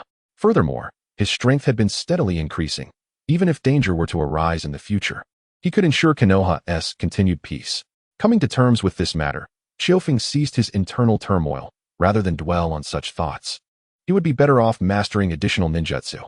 It is worth noting that Chiofeng had recently been bestowed with a ninja headband by Hashirama, officially becoming a ninja of Konoha. At the tender age of 7, this prodigious ninja garnered immense attention throughout the village, and as a disciple of the Hokage, numerous prestigious clans sought to curry favor with him. Chiofeng did not harbor any particular disdain for this attention. After all, they were all members of the same village, and cultivating amicable relationships could only yield benefits. Although a saying circulated that a living genius is the true genius, advising against excessive display of talent to avoid attracting calamity. At Chiofeng's current level of strength, few could successfully carry out an assassination against him. Over the past year, Chiofeng's chakra had reached 5 cards, and his prowess had attained a top-tier level among Jonin, having also developed numerous life-saving techniques. This led to Chiofeng frequently engaging in friendly sparring with Sarutobi Hisashi and others, resulting in a record of victories far outnumbering his defeats, to the point where Hisashi and Danzo were reluctant to continue their matches with him. After all, it would be quite undignified for a 17-year-old ninja to be bested by a 7-year-old. Chapter 42, Conspiracy. In the evening, within the Uchiha clan's territory, in a remote chamber, 5 aged elders convened, seemingly plotting something. Yet, it appeared that their opinions were not in unison. Some bore expressions of joy, while others displayed evident turmoil. Uchiha Q, the grandfather of Shizuka, inquired, "What is the matter? Are the fifth and sixth elders opposed to my plan?" Upon hearing this, the two elders hesitated momentarily. "It's not that we disagree. It's just that this seems rather hasty, doesn't it?" Uchiha Q waved his hand dismissively, responding coolly, "Not at all. We have been contemplating this matter for nearly a year." He continued, "Moreover, with these eyes of mine, I am capable of accomplishing much." His pupils twisted and swirled, transforming into a vivid crimson. What was once black became the shape of a shuriken, adorned with a tomo at each corner. "This is the Manjikyu Sharingan," the elders exclaimed in unison. In their understanding, Uchiha Q's talents had been merely average. They had not anticipated that he would awaken the Manjikyu Sharingan. "When did you awaken your eyes?" the fifth elder inquired, his body trembling slightly. This was the very power he had pursued throughout his life, and he could scarcely believe that the old man before him had achieved it. Observing the astonished expressions of the elders, Uchiha Q felt only bitterness and sorrow within. 12 months ago, at the cost of my grandson." "What?" the elders gasped in disbelief. "Shizuka is dead? What happened?"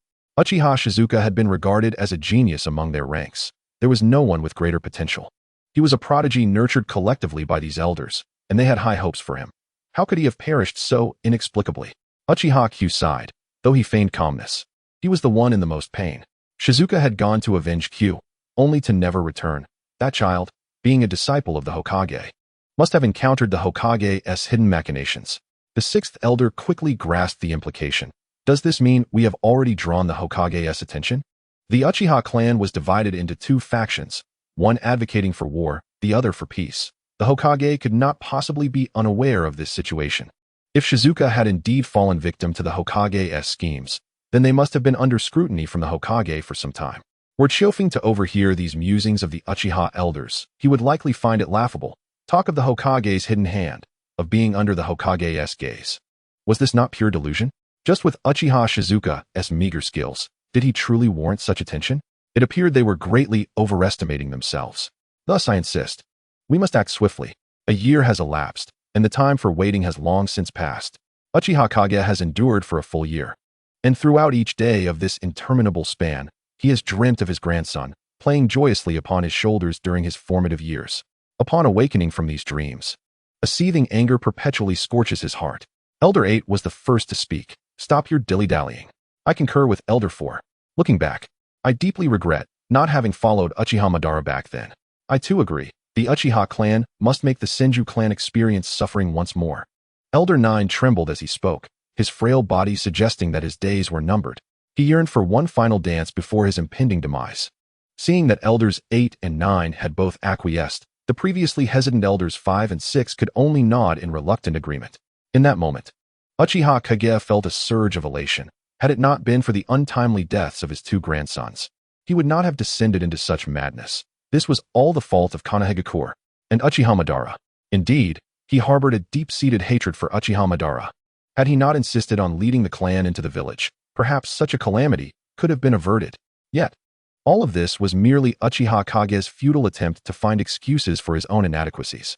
On numerous occasions, he could have distanced himself from Konoha. However, at that time, Uchiha Kage was already the fourth elder of the Uchiha clan, a position of considerable influence within the family. Naturally, he was unwilling to relinquish such status to follow Uchiha Madara into an uncertain future.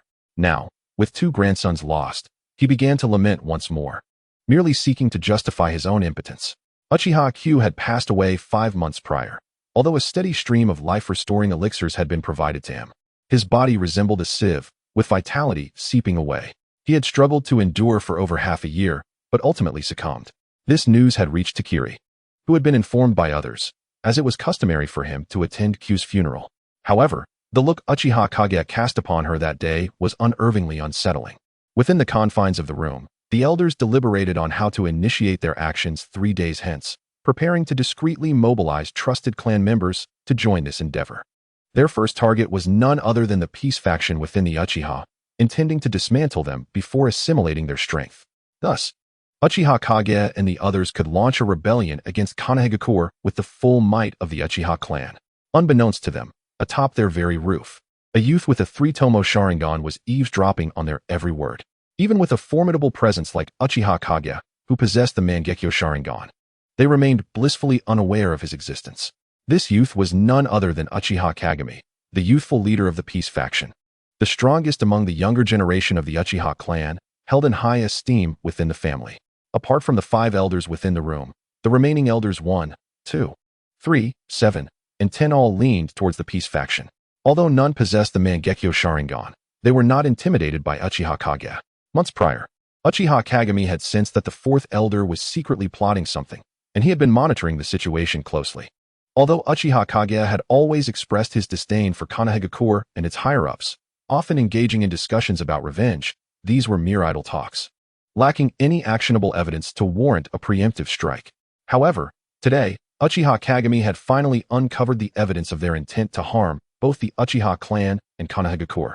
In this moment, Kagami felt no panic. He had anticipated this day, thus it came as no surprise. Yet, this matter was not one he could resolve alone. It was imperative to report to the elder to devise a plan. After all, this was a family affair of the Uchiha clan, and should it escalate, it could lead to a scandal that would tarnish their name. At that point, Takiri's aspirations and will would be rendered utterly unattainable. Subsequently, Uchiha Kagami nimbly leaped away, soundlessly vanishing into the vast night. Chapter 43. The affairs of the Uchiha clan shall be resolved by the Uchiha. Upon returning home, Uchiha Kagami made a beeline for his father's chamber, for his father was the current head of the Uchiha clan. Moreover, Kagami's grandfather was the revered elder of the Uchiha clan. Thus both he and Takiri held positions of immense prestige, yet neither bore any arrogance. Instead, they continuously motivated themselves to strive for excellence. Gently knocking twice upon the door, a steady and resonant male voice called from within, "Ah, Kagami has returned. Come in." Kagami acknowledged with a reply and pushed the door open, finding a middle-aged man engaged in a game of chess with an elderly gentleman. Despite his advanced age, the elder bore few white hairs and appeared remarkably robust, animatedly disputing with the middle-aged man over a potential move. Upon noticing Kagami's entrance, the elder tossed the chess piece aside in exasperation, ceasing the game. The middle-aged man, recognizing his father's playful disposition, could only acquiesce, taking advantage of his father's health while he still could. This middle-aged man was, of course, Kagami's father, Uchiha Hikari, while the elder was Uchiha Zentaro, his grandfather. Zentaro grinned and inquired, "Kagami, why the sudden haste? Is there something amiss?" Without pausing for reflection, Kagami reported the intelligence he had just gleaned. The 4th elder, Uchiha Kage, is plotting a betrayal against Konoha, and the operation is set to commence in 3 days. He has also awakened the Mangekyo Sharingan. Upon hearing this news, both Zentaro and Hikari remained relatively unfazed. After all, Kagami had previously informed them of Kage's underhanded machinations. Today merely marked the point of their intended strike, and they did not regard Uchiha Kage as a significant threat. His talents were merely a product of circumstance, having ascended to elder status simply due to the absence of older candidates. In terms of strength, he was relatively unremarkable. However, the revelation that this old fool had awakened the Mangekyo warranted a cautious approach, for such an awakening could exponentially amplify one's power. Zentaro wore a worried expression, speaking with a tone of concern. "This could prove to be rather troublesome. I did not anticipate that fellow awakening the Mangekyo." Hikari, maintaining his composure, began to inquire about every detail of what Kagami had heard that night, so as to draw appropriate conclusions. After Kagami recounted the plot of Uchiha Kage and the other 4 elders verbatim, Hikari's brow furrowed deeply. 5 elders conspiring against their own kin. Should this news spread, it would surely incite ridicule. Yet, Hikari noticed a crucial detail. Elders 5 and 6 had been coerced into reluctant agreement. This could serve as a potential opening. After all, such old geezers lacked any profound sense of conviction. What nonsense about following Uchiha Madara, particularly elders 5 and 6, 2 elderly gentlemen who clung to life, unwilling to even step onto the battlefield. Such individuals are the easiest to sway. "Kagami, I have a task for you." "Please, father." Hikari contemplated for a moment before revealing his plan. Elders 5 and 6 are most enamored with the power and wealth of the clan. Find a way to win them over in the coming days. As long as they do not take action, it will suffice. Kagami appeared slightly skeptical of this approach. But before he could voice his concerns, Hikari added, "We will settle accounts with them once this is all over." At this, Kagami nodded, accepting the assignment. "Father, grandfather, should we inform our teacher and Hokage-sama of this development?" Hikari immediately responded with a serious tone, "No one must be informed. I understand your respect for Tobirama and Hokage-sama. However, before this matter affected outsiders, it remained a private affair of the Uchiha clan. At this moment, Jintaro interjected, seizing the opportunity to speak before Hikari. If the news were to leak, it would transform into a narrative of the Uchiha clan's rebellion. No one would care whether it was the hawks or the doves. Jintaro's eyes turned a deep crimson, and a six-pointed star began to manifest within his pupils. Adorned with Tomo, this was none other than the kaleidoscope Sharingan. Matters concerning the Uchiha clan shall be resolved by the Uchiha. An imposing aura radiated from Jintaro. His words devoid of warmth. He was no longer the whimsical old man who wished to retract his earlier statements. These old geezers seemed to have forgotten their own weight after enjoying a few peaceful days, only to summon the kaleidoscope at the brink of demise and dare to provoke me. Underneath this immense pressure, both Kagami and Hikari struggled to breathe. The Uchiha Kagami, who had only recently joined Konoha village, was witnessing his grandfather's power for the first time, having always believed the old man possessed only the three Tomo, unaware that he had concealed such strength. Father, please retract your power. Upon hearing his son's plea, Jintaro gradually came to a halt, and the kaleidoscope Sharingan subsequently closed. Indeed, war is an ever-present specter. Jintaro, a seasoned ninja, had experienced the countless conflicts of the Warring States period, where clans vied for territory. Even with the establishment of villages, battles persisted. What, in the end, does war bring to ninjas? It seems to yield nothing but endless suffering. Jintaro had lost his wife, eldest son, and two brothers to the ravages of war.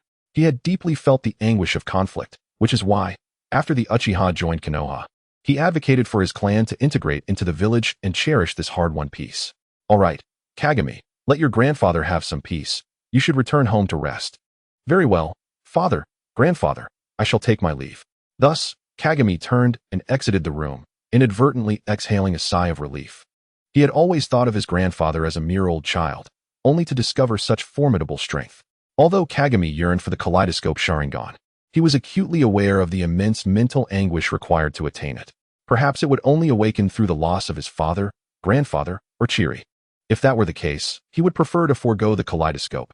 Kagami believed that even relying solely on his own strength, he could still stand atop the ninja world. His aspirations were not grand. He merely wished to protect his younger sister and family, safeguarding the villagers within his means. Thus, Kagami was perhaps better suited to be a good brother or husband than to aspire to be Hokage. Brother, why are you back so late today? Chiri stood at the door, having waited for a while, noticing her brother's weary demeanor. I was reporting some matters to father and grandfather, which is why I returned late. Chiri grasped her brother's hand and led him inside. You must be exhausted. Please take a good rest. Chapter 44. I love working. Working loves me. 2 days later. Chiefing was once again awakened by the system as usual. Ding. Congratulations, host, for living a peaceful day in Konoha village. Reward, 100 tranquility points. Chiefing had learned to automatically disregard the first half of the system's daily absurd greeting, focusing only on the rewards. After all, while the system congratulated him for a peaceful day, Chiefing felt no semblance of peace. It was either earning tranquility points or being on the path to earn them. Moreover, Uchiha Madara was set to attack Konoha today. How could there be any notion of peace? Chiefing recalled watching the anime, where Madara's assault occurred at night.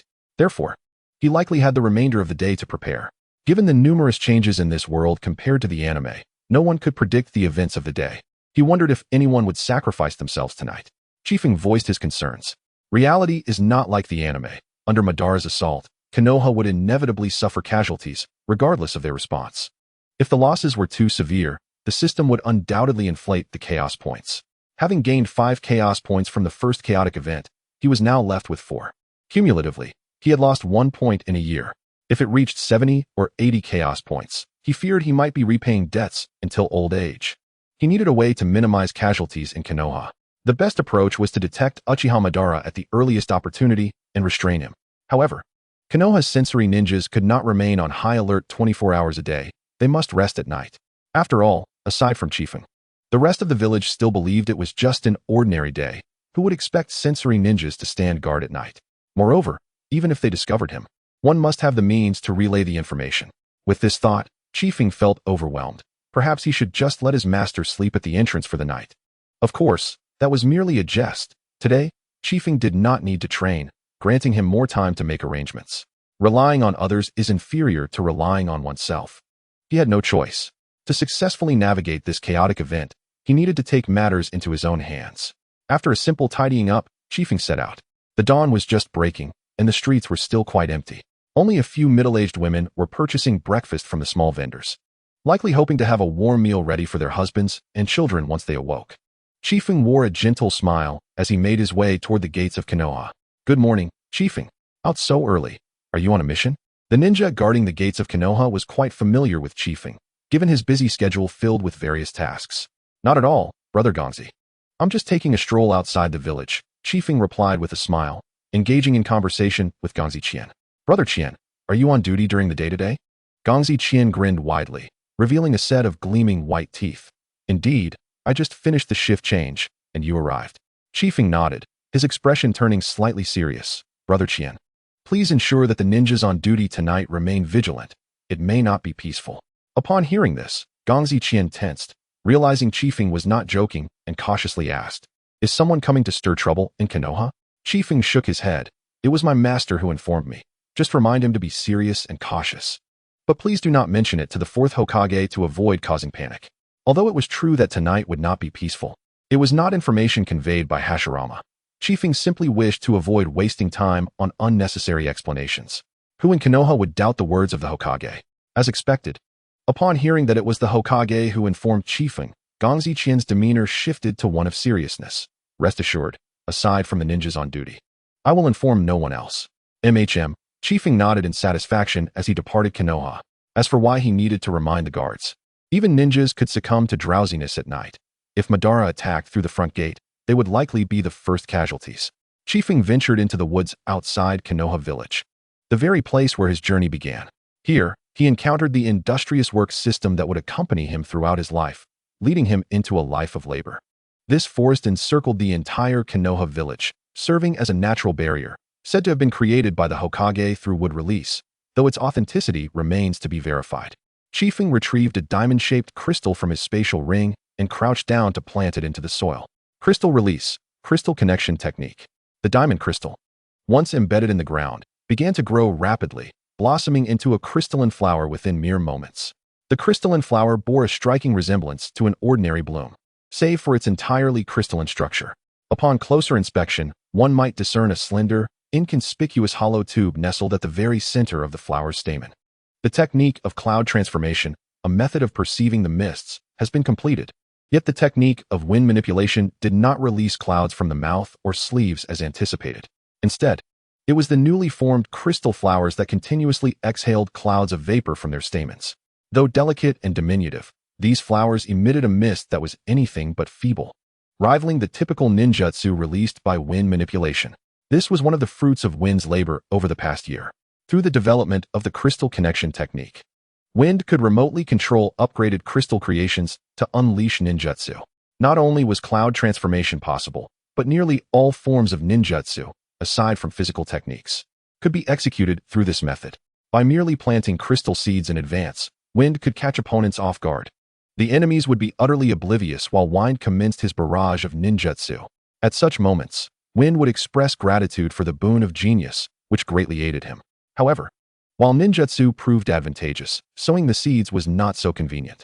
Unlike the previous valley, which was relatively small, the vast expanse of Konoha required a different approach. The crystal explosion technique would not suffice to disperse the seeds effectively. Konoha was significantly larger, and Wind had no knowledge of where Uchiha Madara might launch an attack, compelling him to plant seeds all around the village. "Am I to be treated as a mere laborer?" he thought, after a few months of business ventures. "Now I find myself a farmer?" Wind gazed out at the sprawling forest, unleashing a frustrated roar. "How long must I plant in this vast wilderness? I demand a raise." It was utterly impossible for him to sow the seeds individually. If he were to plant them one by one, he would likely find Madara standing before him before completing the task. Just then, he noticed birds fluttering freely among the trees, and an epiphany struck him. Why not use the birds to spread the seeds? How foolish of him not to realize it sooner. With the cloud transformation, bird technique, Wind expelled a stream of mist from his mouth, gradually coalescing into dozens of small cloud-like birds that circled gracefully above his head. He reached out to touch one of the birds, feeling its pleasantly cool surface. Wind then retrieved an equal number of upgraded crystal seeds and precisely tossed them into the bodies of the cloud birds. He then directed the birds to disperse. Upon reaching suitable locations, each cloudbird would dive downward, embedding the crystal seeds into the earth before dissolving into nothingness. After executing the cloudbird technique several times, half of the forest was already adorned with blooming crystal flowers. To avoid detection, Wind had deliberately chosen more secluded spots, ensuring that, if undisturbed, they could be utilized again in the future. As the flowers exhaled mist, Wind could sense everyone within the cloud, effectively establishing a protective barrier around the village. An hour had elapsed since Wind left the village, and at this pace, he would soon have the seeds planted throughout the forest surrounding Konoha. Fortunately, Wind had the foresight to prepare an ample supply of seeds. Otherwise, the continuous use of ninjutsu would have depleted his chakra. After nearly another hour, he finally completed the planting across the entire forest. Subsequently, Wind unleashed the technique to accelerate the growth of the seeds and connected all the crystal flowers using the crystal connection technique. Having accomplished all this, Wind could finally take a moment to relax. He was confident in his ninjutsu. As soon as his chakra recovered, he could unleash the cloud perception technique to envelop the entire forest in mist. Even Uchiha Madara would be unable to evade the sensation of the mist, given the vastness of his chakra. Moreover, considering Madara's personality, he would not opt to conceal his chakra for a surprise attack. Knowing his location promptly would facilitate matters. Wind flicked away the non-existent sweat from his brow and sighed. Without me, Konoha is destined for ruin. As he activated the cloud perception technique, a tremendous amount of chakra was expended in an instant, leaving him feeling fatigued, with heavy eyelids. Wind's breathing quickened, clearly indicating that this technique, which enveloped the entire perimeter of Konoha, had taken a toll on him.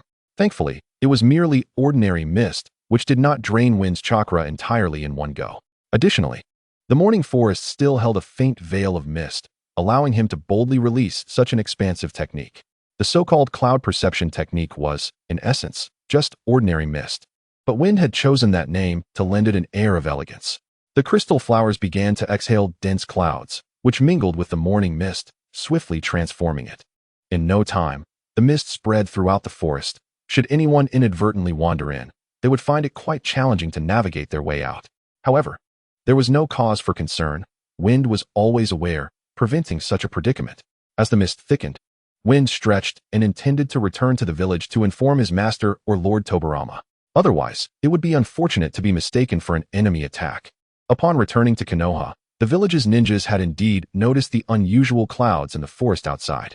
Each was filled with a sense of vigilance. And after Wind explained the situation, they all breathed a sigh of relief. Yet, some remained puzzled as to why such effort was expended.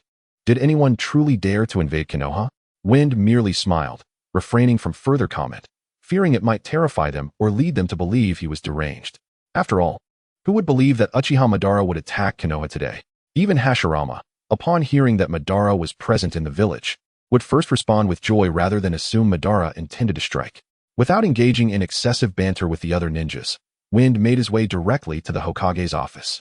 At this hour, even if his master was still indulging in slumber, Lord Tobirama would undoubtedly be awake. Either way, it mattered little whom he spoke with. In the hearts of the village ninjas, the second Hokage was undoubtedly Senju Tobirama. Wind moved swiftly, arriving at the door of the Hokage's office in no time. He gently knocked a few times, and a voice from within beckoned him to enter. "Master, Lord Tobirama, I have matters to report." Wind bowed respectfully to both dignitaries and conveyed his purpose. "Oh, what business do you have so early in the morning? Do share?" Tobirama inquired with keen interest. Given Wind's propensity for devising peculiar ideas and developing numerous innovative ninjutsu, Tobirama held great affection for him. He believed that a talent such as Wind's was wasted merely following his elder brother's instruction in physical techniques, and he had been contemplating ways to entice this apprentice away from his brother. "This morning, I was in the forest outside the village." Wind detailed the actions he had taken after leaving the forest, explaining everything to Hashirama and Tobirama, but omitting any mention of Uchiha Madara. He framed it merely as an effort to enhance the village's defensive measures, assuring them that he would be able to sense any foreign ninjas instantly. Unlike other techniques, the mist in the forest was not easily dissipated, making Wind's cloud formation a durable one. Upon hearing Wind's explanation, Hashirama and Tobirama understood the matter completely. "You clever boy. I was just telling my brother that the commotion outside must surely be your doing, and you have indeed confirmed my suspicion." Tobirama's satisfaction with Wind grew, as his other disciples, though talented in their own right and exhibiting excellent teamwork, fell short in the realm of developing new ninjutsu. Among them, only Sarutobi Hiruzen exhibited some aptitude for ninjutsu development, yet even he paled in comparison to Wind. This young man is capable of developing 7 or 8 new jutsu within a year, while Sarutobi Hiruzen only manages 1 or 2. Tobirama now harbors a singular sentiment. I could have endured the darkness had I not glimpsed the light. Prior to the discovery of Kaze, Tobirama often told Hiruzen, "Monkey, you are my most promising disciple, do not let me down." Yet now, the phrase that Tobirama frequently utters to Hiruzen is, "Look at Kaze, and then at yourself. He has developed so many jutsu in a single year, while you have yet to produce even a whisper in half a year." In summary, Tobirama finds himself perpetually dissatisfied with Hiruzen, while he regards Kaze as a prized possession, always contemplating how to bring him under his wing. "Kaze, you have performed exceptionally well. This will undoubtedly enhance the safety of Konoha. You must be exhausted after today." Hashirama gazes at his disciple with pride, recognizing the prodigious talent that allows him to execute such expansive jutsu at such a tender age. Chapter 46, Uchiha Madara, not worth mentioning. Hashirama beams with satisfaction as he observes his disciple, who at such a young age can unleash such large-scale techniques. Truly a genius. Having prepared thoroughly in advance, the toll taken today was not particularly severe. Hashirama nodded in agreement, acknowledging that Kaze has consistently been a source of reassurance for him, which in turn makes Hashirama feel somewhat inadequate. "What prompted you to establish a mist formation outside the village?" Hashirama inquired. "I believe that the forest surrounding Konoha serves as a natural barrier, and I wondered if it could be enhanced further," Kaze replied. Hashirama smiled, pleased with Kaze's initiative, as this would alleviate the need to station so many shinobi for guard duty, allowing more personnel to be allocated to other tasks. With Konoha flourishing, many roles remain unfilled. Kaze's efforts will certainly help ease the current strain on resources. "Well done, I shall commend you for this." "Thank you, master." Kaze had merely come to report his actions, fearing he might be mistaken for a hostile intruder. To his surprise, he was not only praised by the 2 elders, but also awarded a commendation. This was a coveted honor that countless shinobi dreamt of, yet Kaze truly deserved it. This mist formation could potentially save numerous lives in Konoha. Following this, Kaze engaged in further discussions regarding training with the 2 elders, subtly hinting that tonight might not be tranquil. However, Hashirama seemed oblivious to the underlying message in Kaze's words, while a flicker of contemplation crossed Tobirama's gaze. Regardless, Kaze had completed all he could, having set up the mist-sensing jutsu and informed the guards at the entrance to remain vigilant tonight. He was merely a step away from shouting in the streets, "Tonight, Uchiha Madara is coming. Everyone be alert." But if he were to do so, he would likely find himself confined in a dark room. In truth, Kaze harbored some concerns, primarily fearing that Madara's first stop would be the Uchiha clan to rally his former kin. He had heard from Kagami that the hawkish faction of the Uchiha were often quite irrational, forsaking peace for the allure of battle. Should Madara return, they might eagerly flock to his side. Yet, upon further reflection, Kaze recalled that when Madara sought to lead the clan away from Konoha, not a soul followed him. It was unlikely he would have any lingering affection for this family. He likely regarded his foolish kin with disdain, having witnessed true peace through his own eyes. Tonight, Kaze would face Madara in battle and could not keep watch over the Uchiha clan, but with Kagami by their side, he felt assured that no harm would come to them. Konoha was bound to be restless. The news of Madara's return would undoubtedly incite turmoil among the Uchiha Hawks. Kaze hoped that the chaos would not affect too many innocents, and with Tobirama's presence, he trusted that the situation would remain manageable. As Kaze repeatedly pondered whether any detail had been overlooked, time quietly slipped away. Soon, night fell, and the townsfolk returned home to rest. Given that it was the first day of the formation's activation, the number of patrolling shinobi remained unchanged. After all, the formation's effectiveness required assessment. Kaze sat cross-legged on his bed, eyes closed, focusing intently on perceiving everything within the mist. Occasionally, a few cats would dart by, or wild boars would meander through. But after a lengthy vigil, he detected no life forms imbued with chakra. Just as Kaze contemplated relaxing for a moment, an entity with an immense chakra presence began to stride into the mist. The figure approached leisurely, surveying the surrounding fog as if on a casual stroll. At that moment, Kaze felt no doubt or hesitation. He exclaimed, "Uchiha Madara has arrived." The man he had awaited for an entire year had finally come. Kaze could not articulate the tumult of emotions within him. Excitement, uncertainty, anger, relief, and more. But fear was absent, perhaps because he held a trump card in his hands. Or perhaps due to the countless times he had rehearsed in his mind the day Madara would assault Konoha over the past year. He had grown accustomed to the thought. Yet regardless, the presence of this man, whom only Hashirama could contend with, filled Kaze with a sense of trepidation. Cloud ninjutsu, flowing cloud birds technique. The mist coalesced into ethereal birds, and Kaze whispered a message into one of their ears before sending it soaring towards the Hokage's residence. This day had finally arrived. System. Open the shop. A pale blue shop interface unfurled before Kaze, who, with no time to peruse other wares, swiftly searched for the ancestral experience card. Found it. System exchange. Ding. Congratulations to the host for successfully exchanging the item. One-day experience card of cloud transformation. Watching his 60,000 tranquility points vanish in an instant caused Kaze a pang of anguish. After a year of saving, his wealth was depleted in a heartbeat. He believed the heavens had devised a punishment for his affluence by presenting him with a system. Though financially prosperous in reality, tranquility points taught him humility. Yet, in the blink of an eye, Kaze felt a surge of immense energy flood into his body.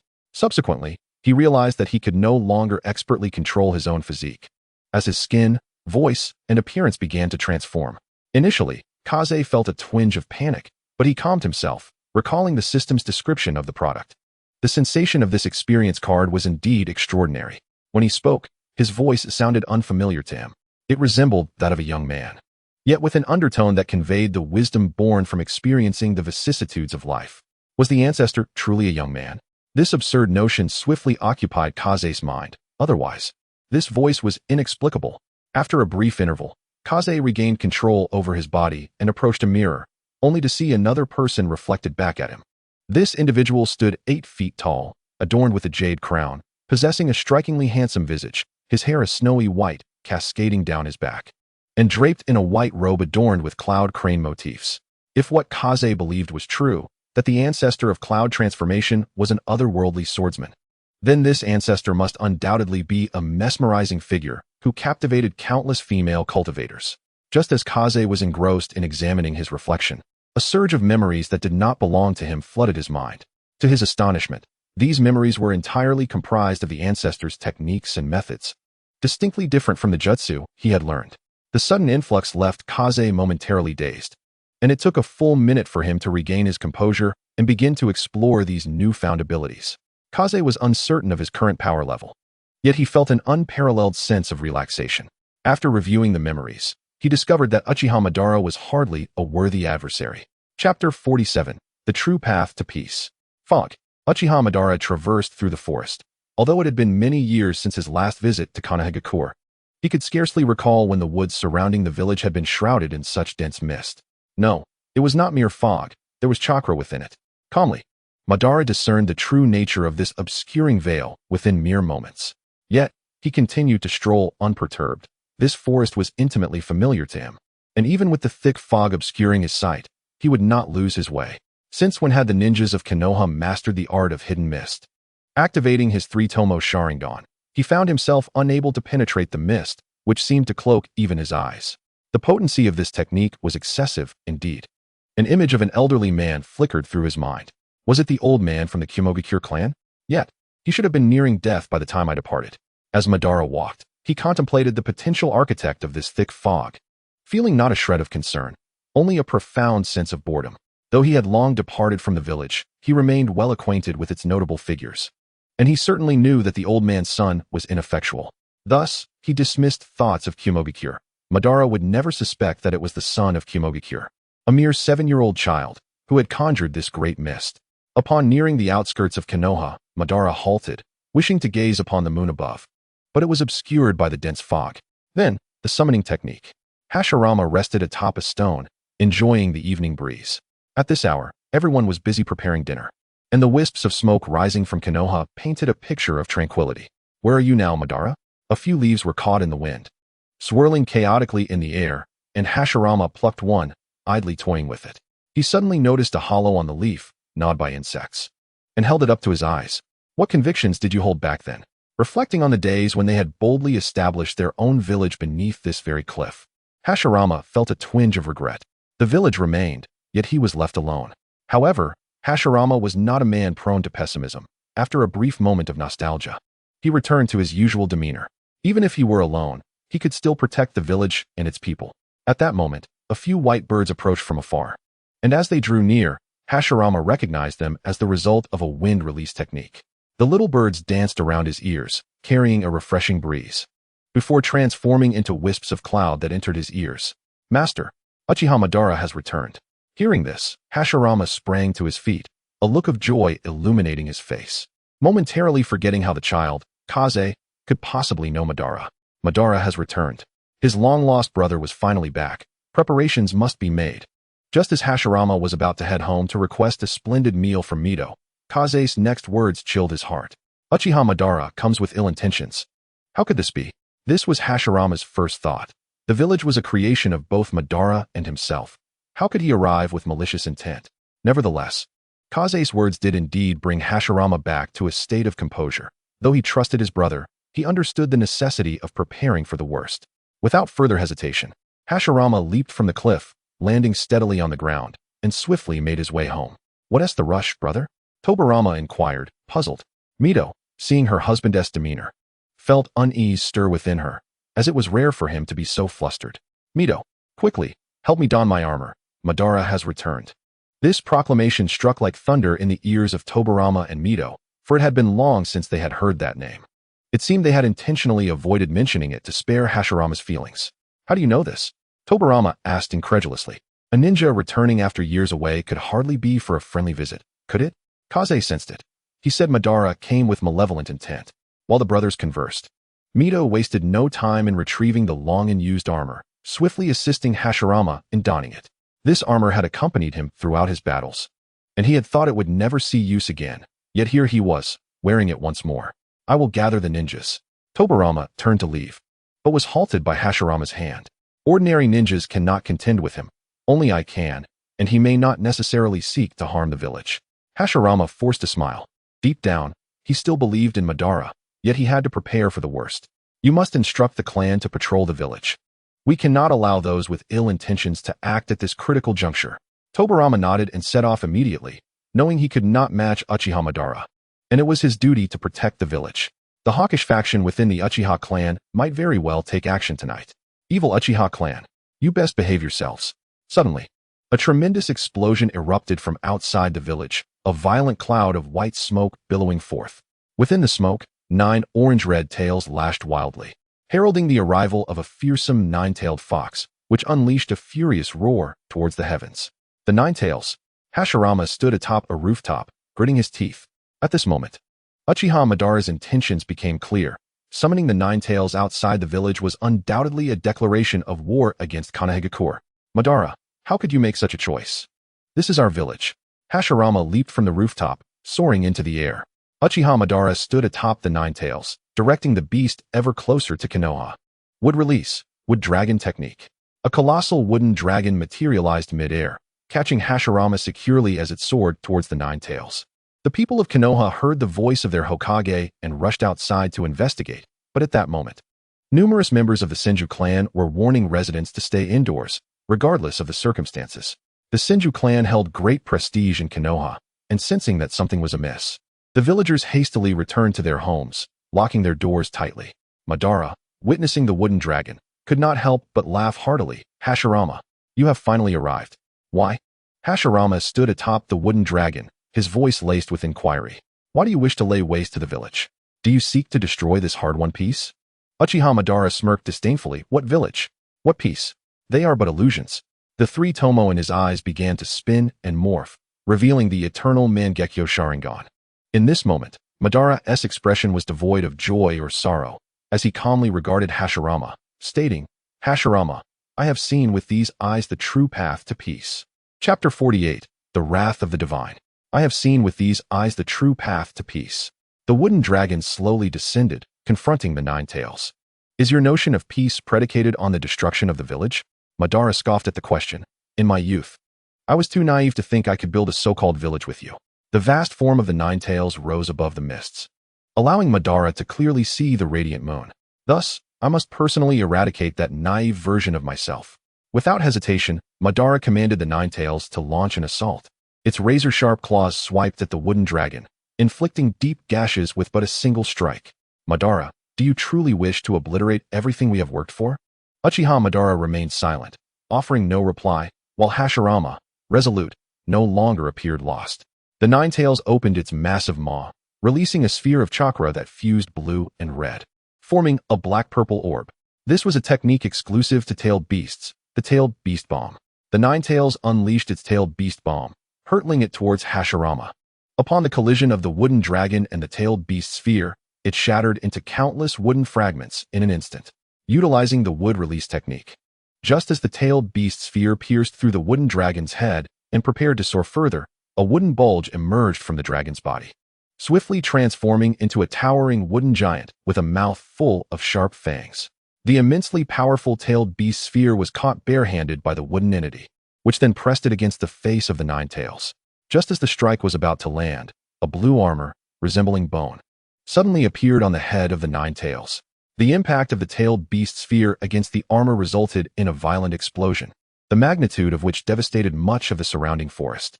The nearby Hidden Leaf village also felt the repercussions of the tailed beast sphere, albeit not severely. Only the village walls were marred with massive cracks, with no casualties reported. Debris and wooden shards flew chaotically through the air, and as the smoke cleared, Uchiha Madara stood atop the head of the Nine Tails. Having activated his Susanoo, he emerged unscathed, while Hashirama remained unharmed behind a series of wooden shields resembling masks. The wood release, great force technique, Madara murmured. Observing the scene before him, Hashirama's eyes held determination, yet a smile graced his lips. To encase the tailed beast within Susanoo? Quite an ingenious idea. The entire Nine Tails was now enveloped by Susanoo, wielding two massive swords in its hands. Without hesitation, one sword swung down. Hashirama stepped forward. Clapping his hands together, would release Jutsu of the Great Bag. A pair of colossal wooden hands firmly caught the blade of the Nine Tails. Subsequently, more wooden hands emerged from the crater created by the tailed beast sphere, reaching out towards the Nine Tails from all directions. However, with a single slash, the Nine Tails severed all the wooden hands, sending a shower of splintered wood and fragments into the air. Hashirama leapt around, searching for a suitable foothold. This place is too close to the village. I must distance myself. He then dashed away, prompting Madara to assume Hashirama was attempting to flee, and he commanded the Nine Tails to pursue him. Upon reaching the vicinity of a great river, Madara could no longer contain his impatience. While chasing, he directed the Nine Tails to unleash another tailed beast sphere. He then infused the swords formed by Susanoo into the tailed beast sphere, creating a massive orb brimming with destructive energy that began to coalesce slowly. Now you shall not escape, Hashirama. The tailed beast sphere shot forth, obliterating everything in its path into dust. Even the legendary sage of the Six Paths, Senju Hashirama, appeared diminutive in the face of such a jutsu. Sensing the impending danger behind him, Hashirama had already placed sufficient distance from the village. He bit his finger and slammed his palm onto the ground. Summoning technique. 5-story gate. The earth before Hashirama trembled violently, and immediately, a portal resembling a hellish demon rose from the ground. The remaining 4 gates followed suit, erupting from the earth. As the battlefield filled with smoke, Hashirama's long hair danced in the wind. The tailed beast sphere pierced through the 5-story gate in an instant. Yet its trajectory was altered, passing by Hashirama and striking the land on the opposite shore. This was followed by a cataclysmic explosion, the reach of which was comparable to that of the Hidden Leaf village, instantly erasing both land and trees from existence.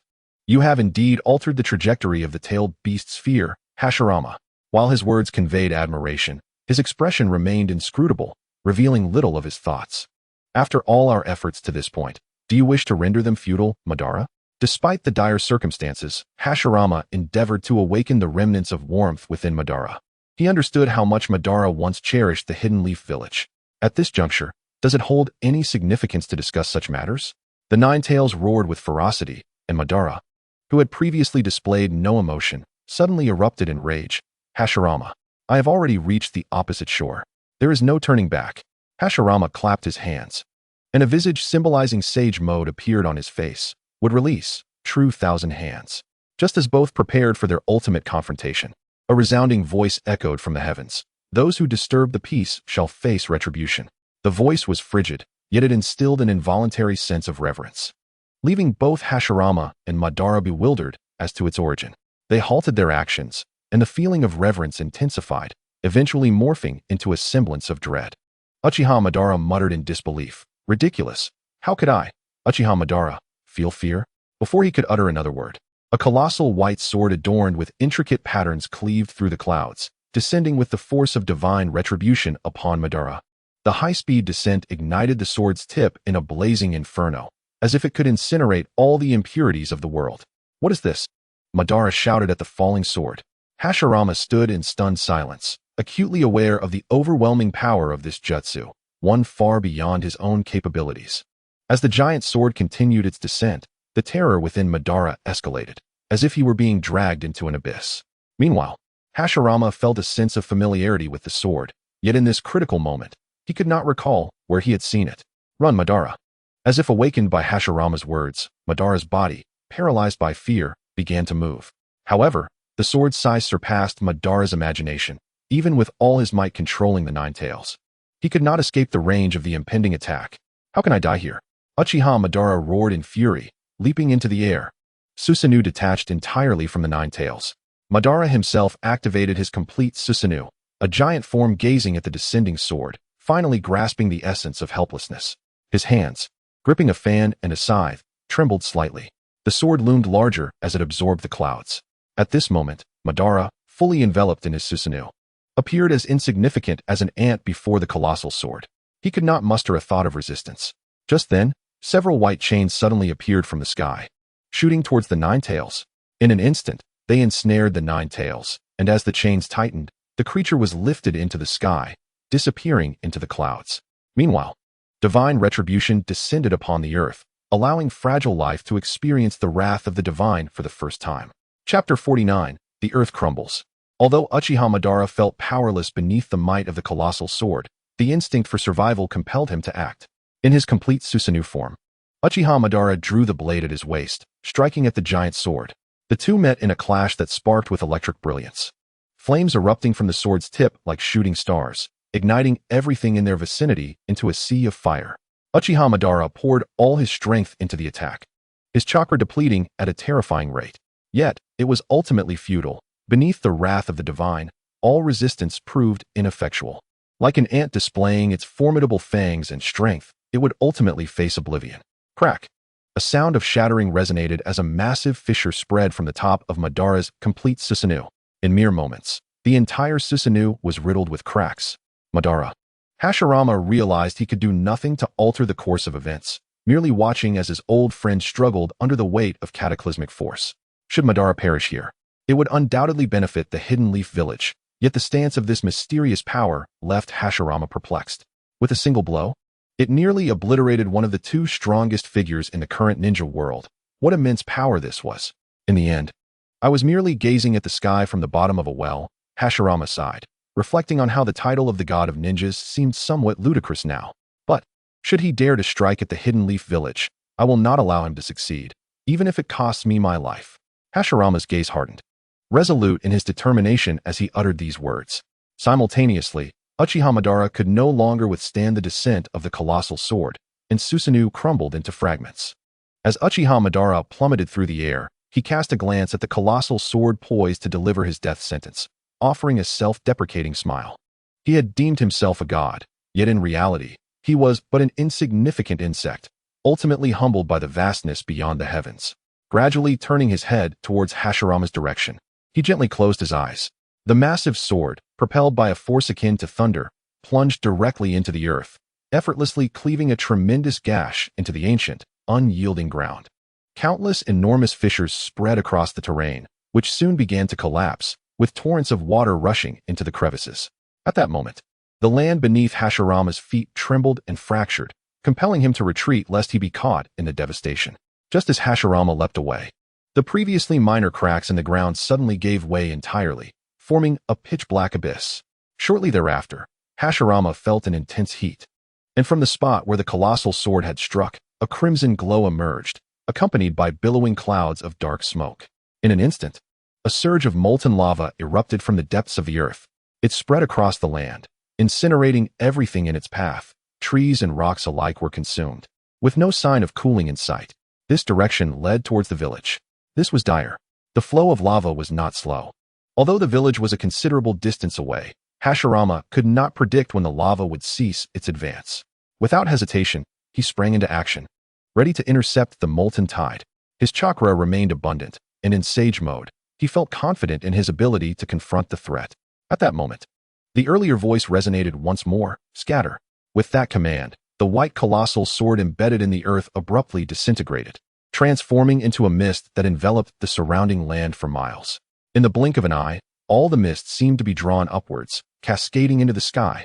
Hashirama, standing atop a small hill, beheld this spectacle with incredulity. Such a marvel might elude many for a lifetime. Witnessing this manipulation of mist sparked some conjectures in Hashirama's mind, alleviating his prior concerns. Once all the mist had ascended into the clouds, Hashirama observed that the land had been draped in a layer of white gauze, starkly contrasting with the greenery in the distance. The lava, soil, mountains, and trees were all encased in a frozen grip. Every living essence was forever captured in its last form, eternally imprisoned in this realm. The myriad fissures and the unfathomable chasm wrought by the colossal sword attested to the horror of this assault. Suddenly, a beam of moonlight pierced through the clouds, illuminating the chasm. As he raised his gaze, he saw a young man leisurely strolling through the air. He appeared to be toying with something in his hand, though from a distance, Hashirama could not discern what it was. However, he found himself puzzled. Where had the nine tails gone? Such a massive beast had been easily ensnared in the clouds, yet now it had vanished without a trace. The clouds above danced in the wind, yet that solitary beam of moonlight remained undeterred. Under the force of the wind, the man's robes remained utterly still, his hair untouched by the breeze. This individual was none other than the Wind Weaver, utilizing the ancestral experience card. Was this truly an excessive display? After all, this was his homeland. The technique employed was none other than the family's legacy, Cloud Release, Cloud Sword. With the blessing of his ancestors, a single strike of the Cloud Sword shattered mountains and rivers. If wielded to its fullest potential, 1,000 swords would return to the fold. The entirety of the Land of Fire could be leveled to the ground. Of course, Uchiha Madara was not so easily vanquished, as he possessed his Anaji. While uncertain whether he could truly eliminate Uchiha Madara today, the Wind Weaver was determined to try, for perhaps he could indeed alter the course of history. With a grasp of his left hand into the void, countless flowing clouds coalesced before him, forming a pristine white spear. With a gentle flick of his wrist, the spear shot forth towards the location of Uchiha Madara. In the blink of an eye, it pierced through the chasm. An explosive force followed, causing the surrounding land to collapse, creating a deep pit. Yet, at that moment, anguished howls erupted from the depths, echoing like sounds from the underworld. Upon hearing these cries of despair, Hashirama initially thought the heavenly beings had inadvertently opened a portal to hell. Not only Hashirama, but even the Wind Weaver himself was bewildered by the situation. Having intended to recklessly unleash his powers, he now found himself confronted with these unsettling wails. Was there still life beneath the surface? The Wind Weaver was uncertain whether Uchiha Madara had perished. The cries from the pit were incessant, sending chills down one's spine. Yet, no further developments arose, leading the Wind Weaver to ponder whether the piercing of the subterranean cavity had merely allowed the wind to carry sounds from elsewhere. Just then, illuminated by the silvery moonlight, a figure emerged from the pit, entirely unclothed. Its body was pure white, devoid of any color, with spines protruding from its back, and green hair swaying gently in the breeze. The sight of this figure took the Wind Weaver by surprise. He had not anticipated encountering White Zetsu at this juncture. The White Zetsu that crawled from the pit grinned up at the Wind Weaver in the sky. Soon after, countless more White Zetsu began to emerge from the depths. Chapter 50. The Array of 10,000 Immortals. Rise. Countless White Zetsu emerged from the pit, a staggering number of at least tens of thousands. From afar, the Wind Weaver beheld them, resembling a mass of maggots, evoking a profound sense of revulsion. The Wind Weaver could now surmise the intentions of these White Zetsu. They were undoubtedly aligned with Otsutsuki Kenshiki's plan to cleave the moon and rescue his mother. Finding another eternal kaleidoscope in this world was nearly an impossible task, forcing them to resort to desperate measures. I knew it. Altering the plot is no simple feat, the Wind Weaver murmured to himself. Realizing that the overwhelming number of White Zetsu meant that Uchiha Madara had likely already been whisked away by Black Zetsu. Alas, he could only hope this unforeseen turn of events would not affect his key performance indicators. Once the White Zetsu reached a certain quantity, they ceased emerging, having likely reached the limit of what Black Zetsu could sacrifice.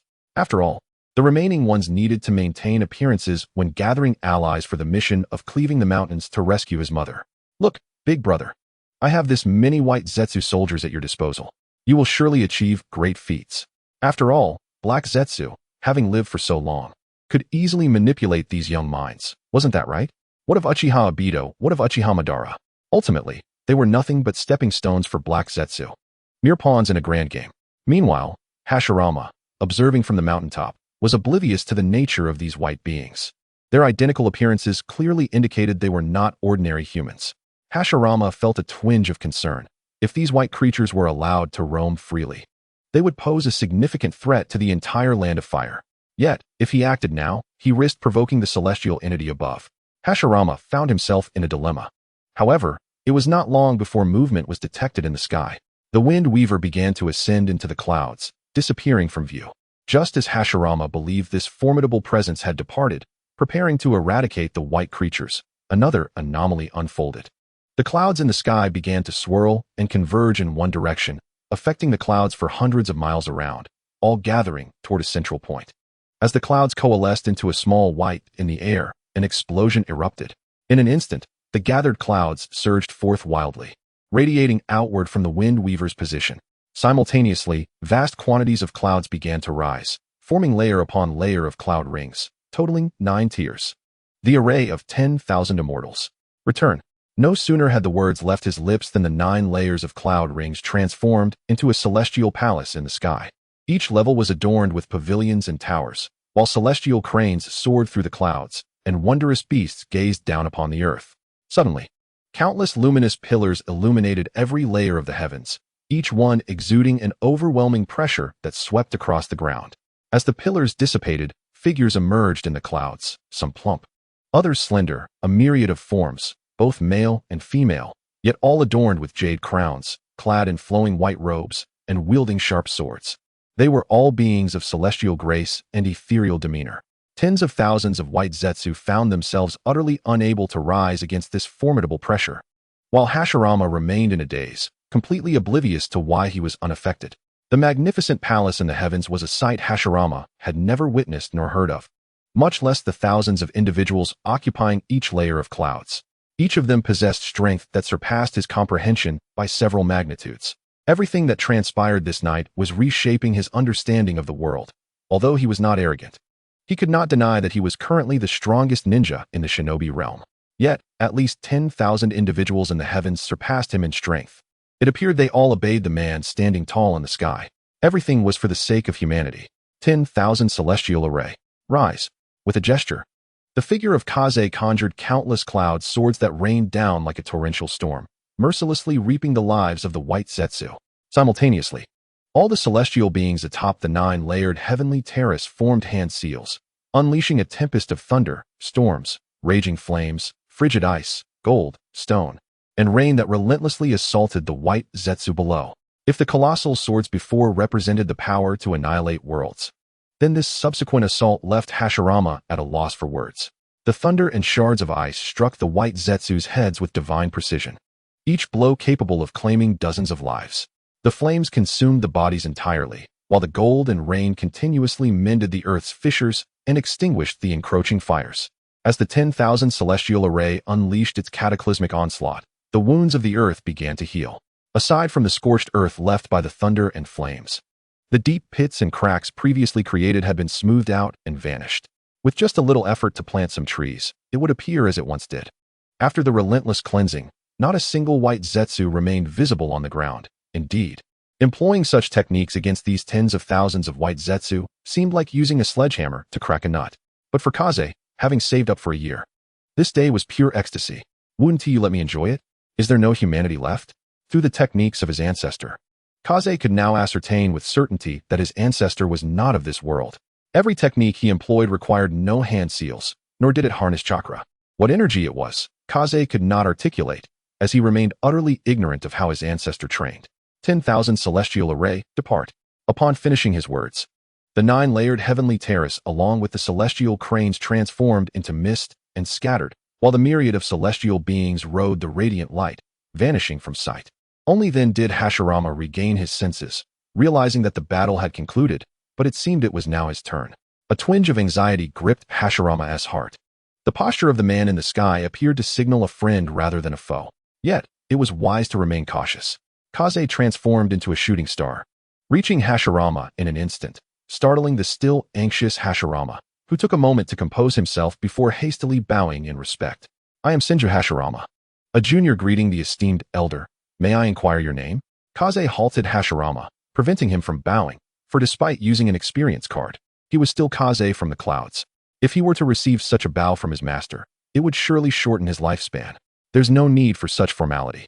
"I understand your thoughts," Kaze replied calmly, his voice imbued with a captivating charm that gradually soothed Hashirama's turbulent emotions. In truth, Kaze had merely infused his words with a calming incantation, and it appeared to be quite effective. "I am the progenitor of the Yunjong clan, Yunjong Huachin." Indeed, Hashirama had initially speculated whether this individual could be from the Yunjong clan, but he never imagined he was the very progenitor of the clan. He must be several hundred or even 1,000 years old, yet he appeared younger than Hashirama. "Today, I am sincerely grateful for your assistance, elder from the Yunjong clan." Hashirama's gratitude was genuine. He had done nothing this evening, yet managed to resolve everything. Konoha had suffered no damage, though it was unfortunate that Madara had perished. However, the two had long gambled their lives, and it was merely a stroke of good fortune for him. Kaze feigned an air of maturity and waved his hand dismissively. "No matter, it was that man who disturbed my tranquil spirit, a fitting punishment. By the way, I seem to have a descendant still existing in this world." Hearing this, Hashirama smiled. "Indeed, elder, although I do not know which generation of your descendants it is, the Yunjong clan still has bloodlines present in the world." Kaze nodded calmly. "That is good to hear. I have taken your descendant as a disciple. I hope you do not hold it against me." Hashirama wore a look of utmost respect. Facing such a powerful figure, he understood the necessity of maintaining the appropriate demeanor. Should he inadvertently provoke the elder, the consequences could be dire. Kaze waved his hand dismissively. "It matters not. You are already among the strongest in this world, and who better to teach them than you?" Addressing his master was a novel experience for Kaze. He was accustomed to his master's stern guidance, correcting his mistakes. Today, the roles had reversed. "With you here, how can I claim to be the strongest? Please, elder, do not jest with me." Kaze feigned an air of profundity, shaking his head. "As I mentioned before, I am but a wandering spirit, long since departed."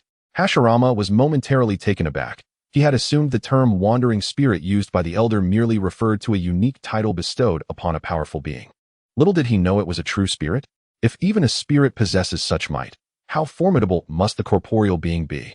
Hashirama found himself engulfed in despair. It turned out he could not even surpass an ethereal entity, and such thoughts swirled in his mind. Yet, this was merely an excuse Kaze concocted to evade scrutiny. Who could truly discern whether the progenitor was alive or dead? Ultimately, it had little bearing on him. It was all merely a facade to undertake their tasks. However, it seemed he had unintentionally struck a nerve with his master, triggering a hidden vulnerability within Hashirama. "Youth, your path ahead is still long. There is no need to compete with a dead man like me." Observing his master in such a state, Kaze felt compelled to offer words of comfort. Hashirama finally regained his composure and spoke. "The power you possess, elder, may well be beyond my lifetime's reach, but I will devote my utmost effort to guiding your descendant well." Kaze understood Hashirama's character. He would not speak falsely under duress, and this warmed Kaze's heart. "Come, allow me to present you with a gift." Kaze opened his palm, a swirl of mist spiraling forth, and a square object, seemingly crafted from white jade, floated above his hand. It bore the engraved likeness of a nine-tailed fox.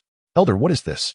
Hashirama inquired, puzzled. While the item was exquisitely crafted, he could not fathom the elder's intentions. "It is the nine-tailed fox."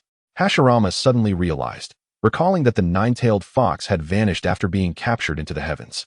It had indeed been taken by the elder of the Yunjong clan to be transformed into a decorative piece. Seeing Hashirama's expression shift from confusion to realization and then back to bewilderment, Kaze decided to elucidate further. "This is a sealing technique I created, capable of sealing any object or life within this jade stone, but each stone can only seal once. What happens if it is sealed again? It will explode." Hashirama finally understood, carefully taking the sealing jade from Kaze's hand. The cool surface felt refreshing, and after a moment, it warmed to the touch. It was indeed a precious item. "Elder, does this sealing have a time limit?" While the item was remarkable, if the sealing duration was not long-lasting, it would be less practical than sealing it within a person's body. Kaze smiled calmly. Rest assured, unless someone of equal strength to me forcefully breaks it, it can remain sealed indefinitely. With that, Hashirama breathed a sigh of relief. The nine-tailed fox, being the most powerful tailed beast in the world, had always been pursued by various nations. Although the tailed beasts have never harmed humans and have sought to coexist peacefully with them, the insatiable greed of mankind has driven them to pursue these magnificent creatures. Over time, all tailed beasts have become irritable and aggressive. Within this jade, there exists a small space, ample enough for the nine tails to live comfortably. With a wave of his hand, 8 perfectly square blocks of white jade were conjured, devoid of any patterns, unlike the previous ones. They were pristine and new. Hashirama, hesitant to extend his hand, glanced cautiously at the elder from the clouds, who nodded in affirmation, prompting him to accept the 8 blocks along with the one sealing the 9 tails. You should be aware that, apart from this 9 tails, there exist 8 other such extraordinary creatures. Hashirama nodded, understanding that the elder was referring to the remaining 8-tailed beasts, now scattered across the world, some already under control. The sealing jade I bestow upon you can merge with the human body, allowing one to manipulate the abilities of the sealed entity at will. Hashirama's mouth fell agape in astonishment. What a day of monumental revelations from this elder. Just a few words, and he was left in awe. Yet, he refrained from voicing his complaints, for the elder had gifted him such a precious treasure, undoubtedly a testament to his faith in him. Capturing the remaining 8 extraordinary beasts and sealing them away, then selecting suitable individuals to wield their power, will ensure the longevity of your village. Upon hearing these words, Hashirama hesitated, for they contradicted his own intentions. He envisioned capturing the tailed beasts and distributing them equitably among the villages, thus achieving a balance of power that would deter reckless conflicts. The elder understood Hashirama's perspective, yet this very decision could jeopardize the promising situation they had previously cultivated. Only by mastering power can one instill fear in others. If I lack strength, could I still stand here conversing with you? Peace has never truly existed. One may achieve a fleeting peace through overwhelming strength, but your descendants may not be able to replicate such feats. The elder's words resonated profoundly with Hashirama. Indeed, his ability to establish a village alongside Madara stemmed from the intimidation of the Uchiha clan through sheer strength. And it was through his victory over Madara that he had truly conveyed his intentions. The peace within the ninja world was also a product of his and Madara's formidable powers, rendering the other villages powerless. Hashirama chuckled self-deprecatingly, realizing that his prolonged tenure in high office had led to somewhat idealistic notions. Everyone has moments when they are blinded by a single leaf. This is not a fault, as long as one awakens in due time. With a cool, clear voice, the elder reminded him, still imbued with the effect of the calming spell, "Thank you, elder, for enlightening me today. It is of no consequence. I do this for the sake of my own descendants. Remember my words. Power must rest in your own hands." Hashirama grinned. The younger generation will remember. It has been a delightful encounter with you, young friend. Thus, I shall take my leave. Upon hearing this, Hashirama hurriedly bid farewell, feeling a profound sense of loss. Yet the figure before him had vanished, leaving only a wisp of ethereal cloud that dissipated with a gentle breeze. Having merely met once, he had received such a priceless gift and profound guidance. How could he repay such kindness? At this moment, Takumi had returned home, the elder's experience card still valid, allowing him to play a while longer. Ding. Congratulations to the host for completing the chaotic event. Uchiha Madara's Rebellion. Completion. S. Reward. Chapter 52. The Uchiha Clan's Rebellion. Ding. Congratulations to the host for completing the chaotic event. Uchiha Madara's Rebellion. Completion. S. Reward. Bloodline Limit Ice Release. 20,000 comm points. 5 chakra cards. Oh, the rewards are quite satisfactory. It was worth my arduous year of toil. The ice release and 5 chakra cards fused into his body without causing any discomfort, akin to savoring a popsicle, leaving him feeling refreshingly invigorated. Name, Yunjong Takumi. Age, 7. Strength, Elite Jonin. Chakra, 10 cards. Bloodline, Crystal Release, Cloud Release, Ice Release. Talent, All Attribute Chakra, Genius. Comm Value Chaos Value, 343004. Gazing at his attribute panel, Takumi felt a surge of joy. However, he was still under the influence of the elder's experience card, yet he could summon his own panel? He dismissed the thought, as his strength had fully reached the elite Jonin level, and his chakra was immensely vast. In the current shinobi world, apart from the Kage level powers, other ninjas posed no threat to Takumi. With a sigh of relief, Takumi had resolved the significant dilemma of Uchiha Madara's rebellion, taking a step closer to a truly peaceful life. During the period of the Elder's Experience card, Takumi had come to understand what it truly meant to be strong. Capturing the Nine Tails was as simple as catching a doll. With just one technique, he could seal the Nine Tails securely. It is known that even the Jinchuriki experience moments of weakness, allowing the tailed beasts to escape their seals. Moreover, the 10,000 Immortals formation, a cataclysmic attack, could still be unleashed countless times in Takumi's current state. His chakra reserves were simply boundless. There were numerous techniques that Takumi had no opportunity to use, for he did not wish to see the land of fire vanish from the map of the ninja world. The 10,000 Immortals formation was merely a relatively weak technique. The more he pondered, the more curious he became about the Elder's origins. Previously, Takumi had speculated wildly, yet there was some truth to his conjectures. However, only the Elder truly knew the reality. Regrettably, it was likely that the old man had long since returned to dust or merged back into this world. It had barely been 3 hours since he exchanged for the Elder's Experience card. He had initially thought that confronting Uchiha Madara would require tremendous effort. But little did he expect that the Elder would resolve the matter with such ease. His power was astonishingly formidable, dispatching Uchiha Madara in a single blow. Albeit he was not killed, as Kagaya saved him. Nevertheless, the event was rated S, and with no unforeseen complications, Takumi was thoroughly satisfied. It must be said that Uchiha Madara's Susanoo was indeed striking. It exuded the aura of a true powerhouse. However, when his own life and livelihood were at stake, he would shatter even the most beloved mechas without hesitation. It is better for others to perish than for oneself. As the saying goes, if a friend dies, let the monk live, such is the principle. Moreover, Uchiha Madara's intentions towards the village necessitated Takumi's intervention as a disciple of the Hokage. Indeed, this village would inevitably fall without me. Takumi had intended to venture out and enjoy himself before the experience card expired, yet upon reflection, he found there was nowhere of interest to go. Should he simply annihilate the other 4 nations? Once this thought crossed his mind, it became difficult to suppress. As he began to construct details in his mind, just as Takumi was preparing to burst into laughter and step out, the system's voice echoed once more. Ding! Triggering chaotic event, Uchiha clan's rebellion. How can this possibly be attributed to me? Takumi questioned in confusion, yet the system offered no response. This left him feeling as though he had struck a cotton wall, further fueling his frustration. Damn system! Do you comprehend the greatness of my aspirations? I am on the verge of achieving a grand conclusion single-handedly. You make me undertake tasks instead. Takumi's thoughts crystallized into a single resolve. This system must be monitoring his intentions. Otherwise, how could a task arise just as he had formulated his battle plan? It must be wary of him jumping straight to the climax. Gritting his teeth, Takumi forced out a few words. I will do it. Is that not sufficient? He could not yet reveal himself. If Hashirama were to return to the village and discover him, his cover would be blown, necessitating an explanation that would be a hassle. Moreover, tasks involving many individuals often risked increasing chaos values with a single misstep. For nearly the past 12 months, Chiefing has diligently attended to the chaotic events unfolding around him. With a graceful flick of his sleeve, a delicate, almost corporeal white-feathered bird materialized before the window. Swiftly soaring towards the Uchiha clan's territory, he decided to assess the situation first. If Chiri had heeded his advice, he should remain unharmed.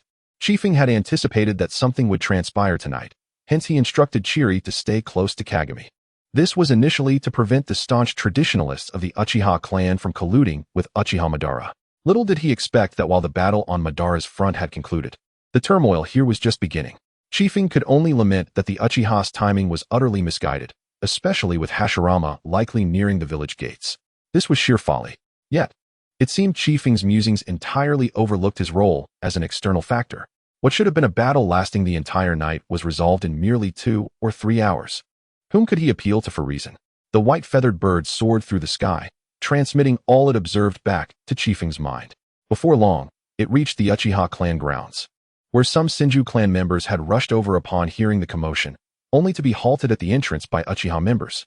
Within the clan grounds, the Uchiha had clearly divided into 2 factions, the hawkish and the pacifist. Both sides brandished weapons, poised for confrontation, yet Chiefing beheld an unexpected scene. The ostensibly weaker pacifist faction actually outnumbered the hawks at this moment. Kagami stood behind his father and grandfather, holding Chiri's hand. Under no circumstances could Chiri be left alone in the house, as he could easily be taken hostage. Uchiha Kai bellowed furiously, Elder 5, Elder 6. How dare you betray us at this critical juncture? Have you considered your fates? The elders named recoiled, unable to meet Kai's fierce gaze. Although they were hawks, their allegiance stemmed merely from a desire for greater influence and wealth. Just 2 days prior, when Kai contemplated betrayal, they had hesitated, only to be coerced into joining. Yesterday, however, Kagami employed various means to successfully persuade them to defect to the pacifist side. They were, without a doubt, fickle turncoats, swaying with the winds of profit. Uchiha Hikari regarded the two elders with contempt. Were it not for the stability of the clan, he would have little interest in these two ineffectual elders. To eliminate 5 elders in a single night would only serve to alienate the clan members. Thus, it was an unwise course of action. The clan leader, Uchiha Shinta, activated his Sharingan, the kaleidoscope pattern shimmering in his eyes, as chakra surged around him, enveloping Uchiha Kai in a wave of oppressive energy. In response, Kai also unleashed his own Sharingan, a pale skeletal claw lunging towards Shinta. Perish, Shinta. Chapter 53, The Second Elder. Perish, Shinta. Uchiha Shinta smirked with disdain, standing with his hands clasped behind his back, a dark skeletal claw rising to meet Kai's attack. The two Susanu's skeletal limbs collided, generating a tremendous shockwave. Uchiha Hikari quickly positioned himself in front of Kagami and Chiri, fearing for the children's safety. Kai, you think you can play Susanoo with me? You are still too inexperienced. Shinta had awakened his Sharingan in his middle years, while Kai had only recently gained his powers. Unsurprisingly, his mastery of the Susanoo paled in comparison to Shinta's. After a few brief exchanges, Kai found himself at a disadvantage. Fire style, great fire destruction. At the very moment Kai initiated his attack, Shinta unleashed his own great fire destruction, torrents of flame erupting from their mouths. In an instant, the surrounding trees were reduced to charred remains. And even the rocks could not withstand such searing heat, shattering under the strain. Fortunately, this was a training ground for the Uchiha clan, devoid of any structures. Otherwise, the entire clan grounds might have been incinerated. As the attack concluded, both combatants remained unscathed, but the flames began to spread. Uchiha Hikari immediately commanded the clan members skilled in water release to extinguish the fire, preventing it from encroaching on any buildings. Kai, I truly thought you possessed some skill. It seems I was mistaken. Shinta, having lived many years, was adept at striking where it hurt. Indeed, upon hearing this, Kai erupted with rage. Do not presume that just because you've had a few more years with your Sharingan, you have secured victory. With a furious roar, layers of white bones enveloped Kai, forming a colossal skeletal structure around him. Through the white-feathered bird, Chiefing observed the battle within the Uchiha clan's territory. Kai's Susanoo was utterly incomparable to Madara's. They were not even on the same tier. Madara's Susanoo was a complete form, while Kai's was merely a skeletal framework. Kai manipulated his Susanoo's claws to strike at Shinta. Yet, Shinta exhibited no sign of fear. He leaped into the air, chakra swelling around him. As layers of skeletal armor encased his form, vascular networks rapidly spread across the skeletal frame. He then donned a layer of dark armor, wielding a long sword. With a single strike, he cleaved the skeletal claw lunging at him as effortlessly as slicing through tofu. Damn it! A complete Susanoo. Kai gasped, clutching his eyes. His expression one of agony. Elder 8. Elder 9. Are you still not going to act? Kai's furious shout roused the two elders who had been watching from the sidelines. Unfortunately, although the 8th and 9th elders were eager to intervene, the clash of Susanoo was far beyond their reach. Ninjutsu would prove ineffective. After all, they could not simply stab a Susanoo with kunai, could they? Yet, having already aligned themselves with Kai, there was no turning back. They resolved to target Uchiha Hikari first. In unison, they unleashed 2 great fireballs towards Hikari. Father, Kagami attempted to step forward to block the fireballs, but Hikari restrained him. No need. Lightning style, lightning slash. In an instant, a flash of blinding light surged forth. With a resounding crack of thunder, the 2 great fireballs were cleaved in 2, vanishing amidst the lightning. An elder clad in a deep blue robe, wielding a long blade, appeared before Hikari. The second elder. Upon seeing him, Kagami, Chiri, and the other clan members behind them bowed respectfully. This man was indeed the second elder of the Uchiha clan, who, though not affiliated with any faction, had no choice but to intervene amidst the familial discord. Thank you, second elder, Hikari expressed with reverence. The elder waved his hand dismissively. It is nothing. His piercing gaze, sharp as a hawk's, fell upon the 8th and 9th elders. Dare you raise your hands against the clan leader? Have you contemplated the consequences? The 2 elders felt a wave of regret wash over them, their teeth nearly grinding to dust. Failing to strike was one thing, but they never intended to kill the clan leader. Summoning such a formidable figure to intervene was unforeseen. Is it absolutely necessary for you to act today? Would it not be better to leave Konoha and establish a new village? The second elder's eyes glinted with disdain, as if regarding fools. Among you drunken buffoons, who among you possesses the capability to lead a village? Upon hearing this, not only did the eighth and ninth elders freeze, but even their younger kin stood in stunned silence. As if that were not enough, the second elder continued, when Uchiha Madara sought to lead our clan away from the village, had you departed then, there may have been a chance to establish a new village. But now, without Uchiha Madara, you are nothing, yet you dare to dream of building a village. The second elder unleashed a barrage of scorn upon the eighth and ninth elders, as well as the clan members who had been swayed by the illusion of a new village. Without even discussing whether you all can escape from Konoha, even if you were to miraculously flee, you would not exit the land of fire unscathed. Your eyes would be plucked from their sockets. At this moment, Elder 8 was seething with anger, not for any other reason than the undeniable logic in Elder 2's words, which had even managed to sway them. Silence. Elder 8 bared his sword, aiming a strike at Elder 2. However, what met him was only a derisive laugh. What do you think you are capable of? Do you dare to challenge me? Lightning release, thunder slash. With a single stroke, he unleashed a torrent of electric fury, following a blinding flash of white light. The ground bore witness to a charred corpse. In just one blow, an elder was obliterated. The trembling ninth elder, on the verge of death, gaped in astonishment. He had not anticipated that Elder 2 would truly resort to murder. Have you chosen to join them? The ninth elder's withered voice was filled with confusion and disbelief. I am merely a Uchiha. What a mere Uchiha indeed. The ninth elder's bitter smile reflected his resignation. If only he possessed such strength, he could choose freely. Yet he did not. As a dying old man, he had to consider not only himself but also his descendants. He had simply made the wrong choice. Of course, perhaps this was merely the ninth elder's excuse for his disloyalty to the clan. Fire release, great fireball. The speed at which he formed the hand seals was swift, yet ultimately futile. In a flash of white light, amid the thunderous roar, the ninth elder was reduced to cinders. The electric shock of lightning release induces paralysis. Thus death comes without pain. After all, despite the mistakes made in old age, one cannot erase the contributions once made to the clan. Elder 2 clasped his hands together and nodded respectfully towards the corpses of the two elders before departing from the scene. Chapter 54. Am I to die? Elder 2 clasped his hands together and nodded respectfully towards the corpses of the two elders before departing from the scene. The Uchiha clansmen standing behind Elders 8 and 9 trembled uncontrollably, some unable to even steady their weapons. In the presence of such a formidable opponent as Elder 2, resistance held no meaning for them. Fortunately, Elder 2 showed no intent to hold them accountable, which brought them a measure of relief. However, with the demise of two elders, it was evident that Elder 4 would not last much longer. Their failure was all but certain. They could only await the nature of their eventual punishment, hoping it would not extend to their wives and children. The battle between Uchiha Kai and Jintaro raged on, but as time passed, it became increasingly clear that Uchiha Kai was at a disadvantage. Jintaro, calm and composed, effortlessly countered each of Uchiha Kai's attacks, occasionally retaliating. Like a frog in boiling water, he systematically drained Uchiha Kai's chakra and stamina. Uchiha Kai understood his predicament all too well, yet he found himself powerless. He had expected that activating the Mangekyo Sharingan would at least allow him to contend evenly with Jintaro, only to realize he had overestimated his own abilities. While maintaining the Susanu's energy consumption, he also had to fend off Jintaro's unpredictable counterattacks, leaving Uchiha Kai utterly exhausted.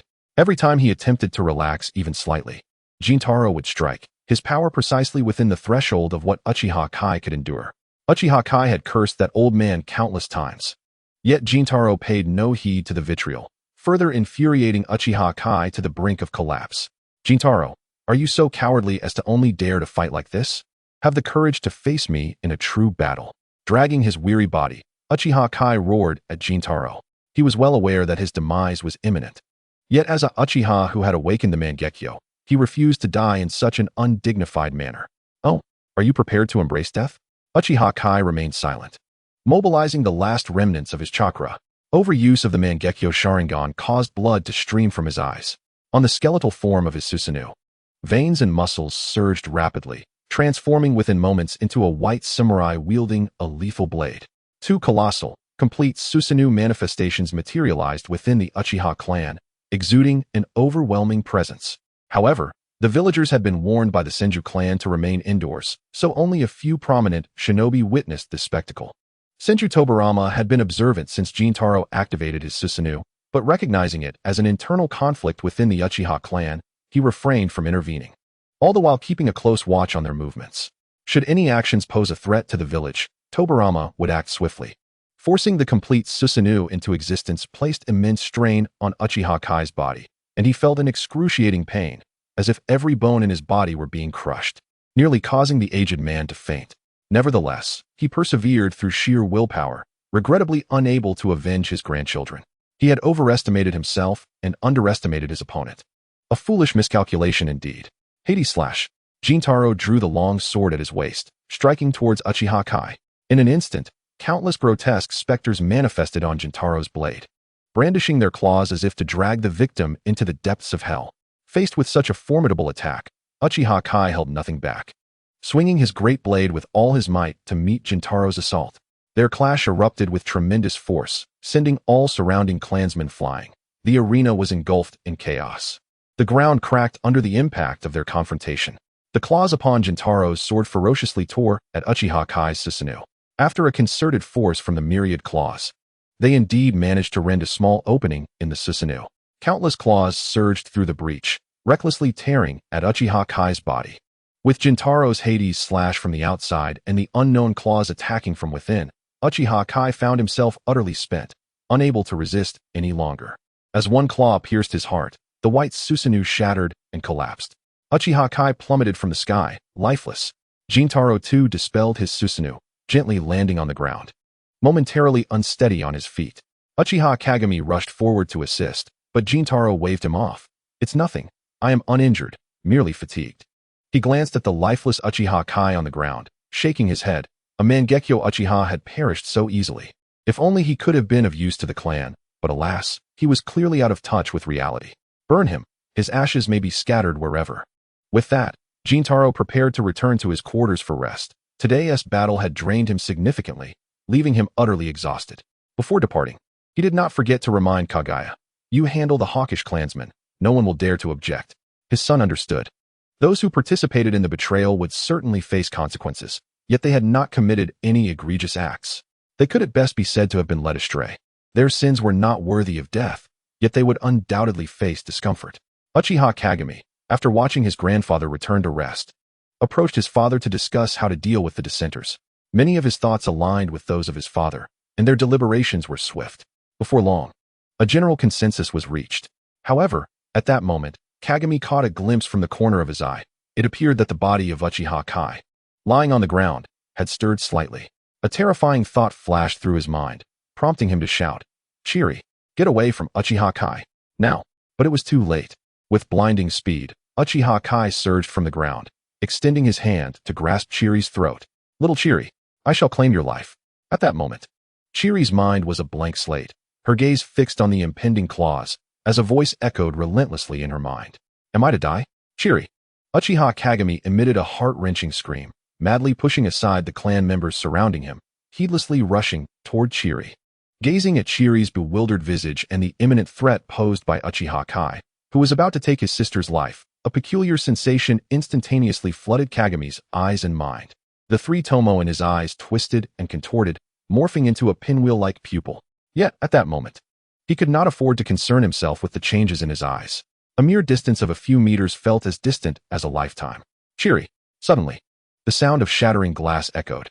But at that moment, Uchiha Kai's hand had already reached Chiri's throat, tightening its grip. Chiri struggled, clawing desperately at Uchiha Kai's arm. Yet, Uchiha Kai merely flashed a grin at Kagami, who was rushing toward him. The next second, he crushed Chiri's neck. Chapter 55, Whispers in the Mist. The next instant, Chiri's neck was shattered. Her head drooped lifelessly. Uchiha Kai then erupted into maniacal laughter, relishing the thought of how much pain this little girl's death would inflict on Shintaro. He sought to make Shintaro experience the anguish of losing a grandchild in his twilight years. But just then, the Chiri he had firmly grasped transformed into a pile of fragments, collapsing to the ground. "How could this be? Uchiha Kai exclaimed in confusion. As Chiri reappeared a distance of several meters away from him, Uchiha Kai lunged for Chiri once more. As effortlessly as before, he crushed Chiri's neck again. Yet, just like moments prior, she disintegrated into a heap of shards and vanished, reappearing nearby. Time and again, he struck, only to witness her re-emergence. Is this an illusion? Having lost his sight from using Izanagi, Uchiha Kai's ocular prowess had significantly diminished. He was only now realizing he had fallen into an illusion. Disrupting the chakra within his body caused it to flow backward, the ensuing pain jolting Uchiha Kai back to lucidity. Yet, where was Uchiha Chiri? Uchiha Kai turned to face Kagami, and there he saw the boy's eyes gleaming with a kaleidoscopic Sharingan, vigilantly fixated upon him. Meanwhile, Chiri stood unscathed behind Kagami. Ha! I never imagined I would fall to the hands of a mere child. Shintaro, sensing the commotion outside, stepped out to investigate, only to find Uchiha Kai wielding his white bone claws, lunging at Kagami. Damn it, he has actually learned forbidden techniques. Not a single one of this wretched family is worth anything. Shintaro cursed, then dashed forward in a blur. Yet, Uchiha Kai was not far from Kagami, and the bone claws were poised to pierce his heart. Forewarned, Uchiha Kai was entirely immune to the illusion. At that moment, a streak of white light soared past Kagami's head, effortlessly penetrating Susanoo, arriving before Uchiha Kai. Everything transpired in the blink of an eye. Uchiha Kai saw only a fleeting glimpse of a white bird before his head was pierced through.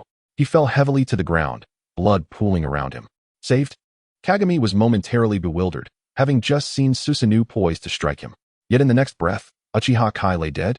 He glanced back, and aside from Chiri, who was sobbing as she clung to him, only their rushing grandfather remained.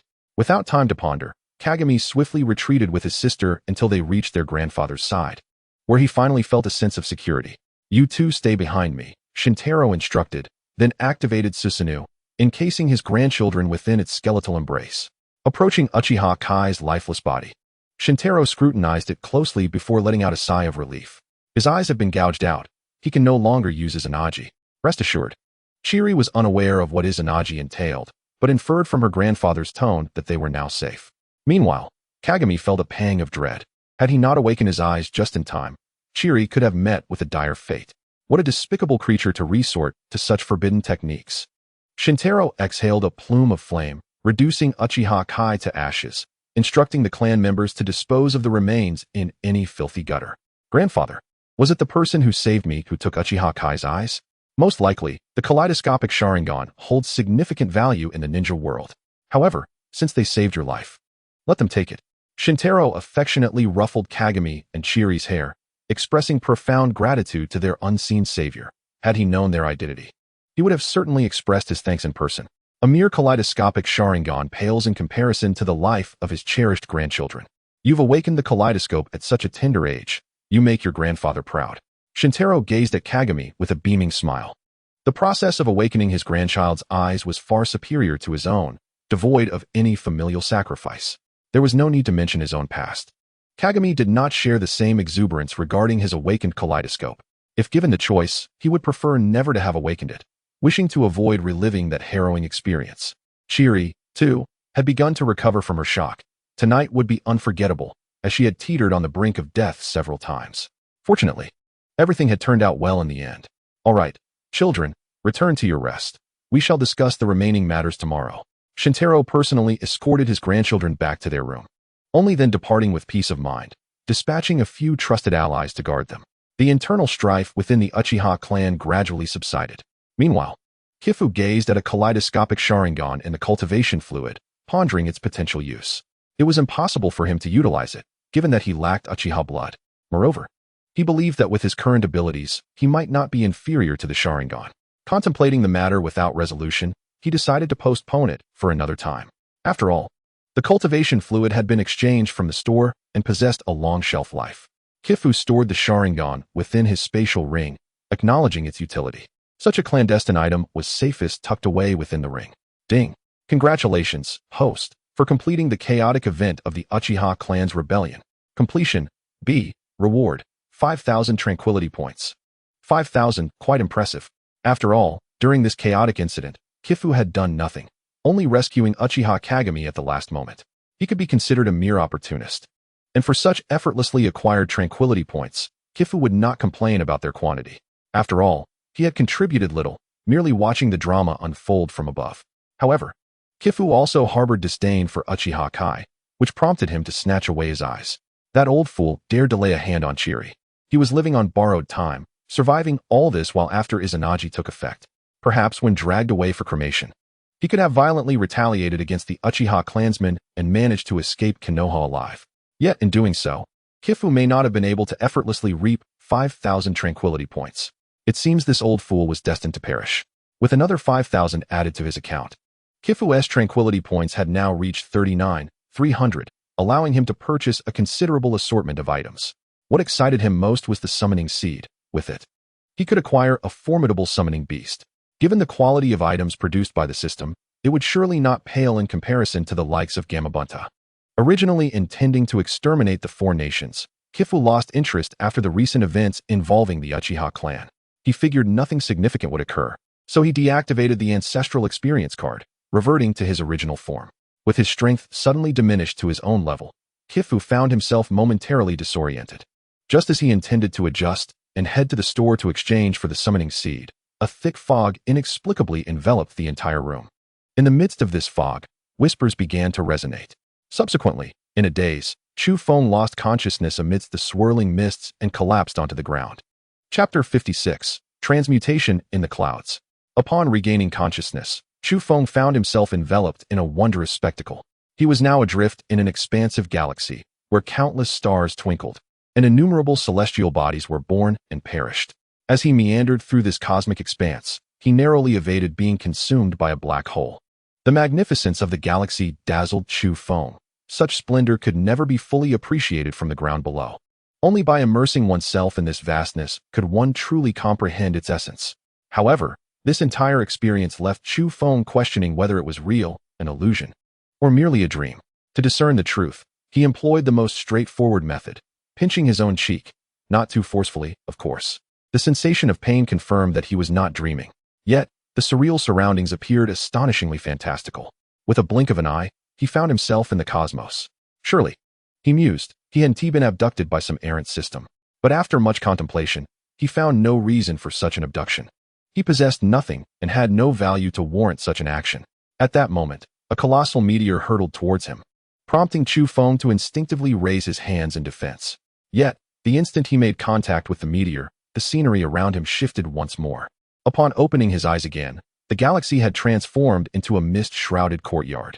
The view within the courtyard was obscured by the fog, while 3 verdant pines stood outside, with a few celestial cranes gracefully soaring above, occasionally emitting their melodic calls.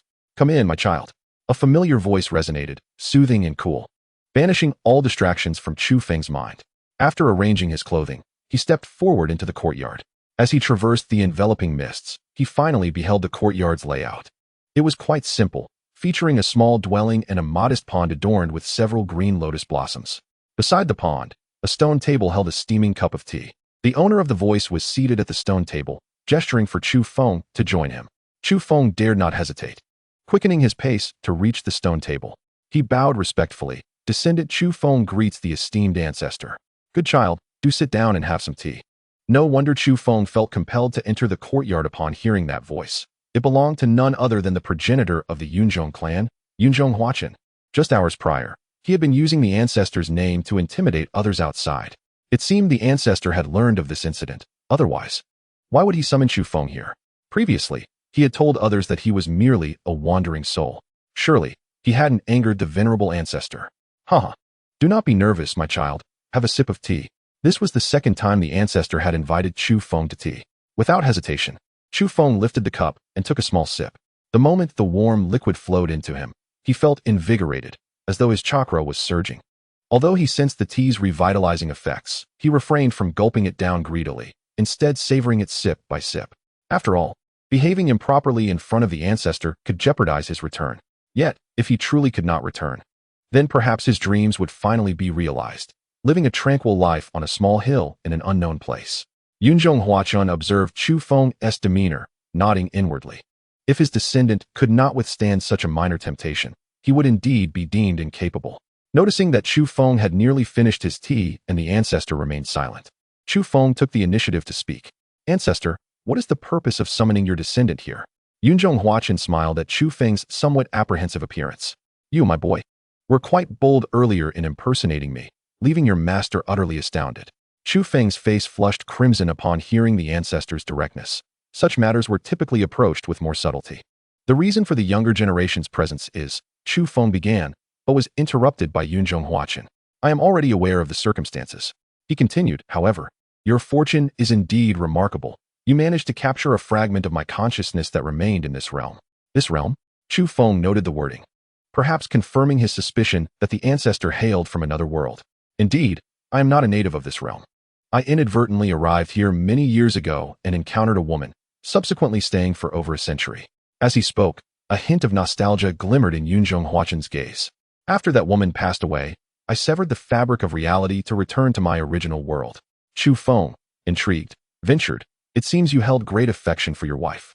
Ancestor, why did you not bring her back with you? Yunjong Huachin shook his head, sighing, the inhabitants of this realm are far too weak. Their bodies cannot withstand the strain of dimensional travel, and at that time, I lacked the strength to take her with me. Chu Feng felt a pang of regret, but reasoned that with a beloved companion to share one's life, the ancestor's wife must have found fulfillment.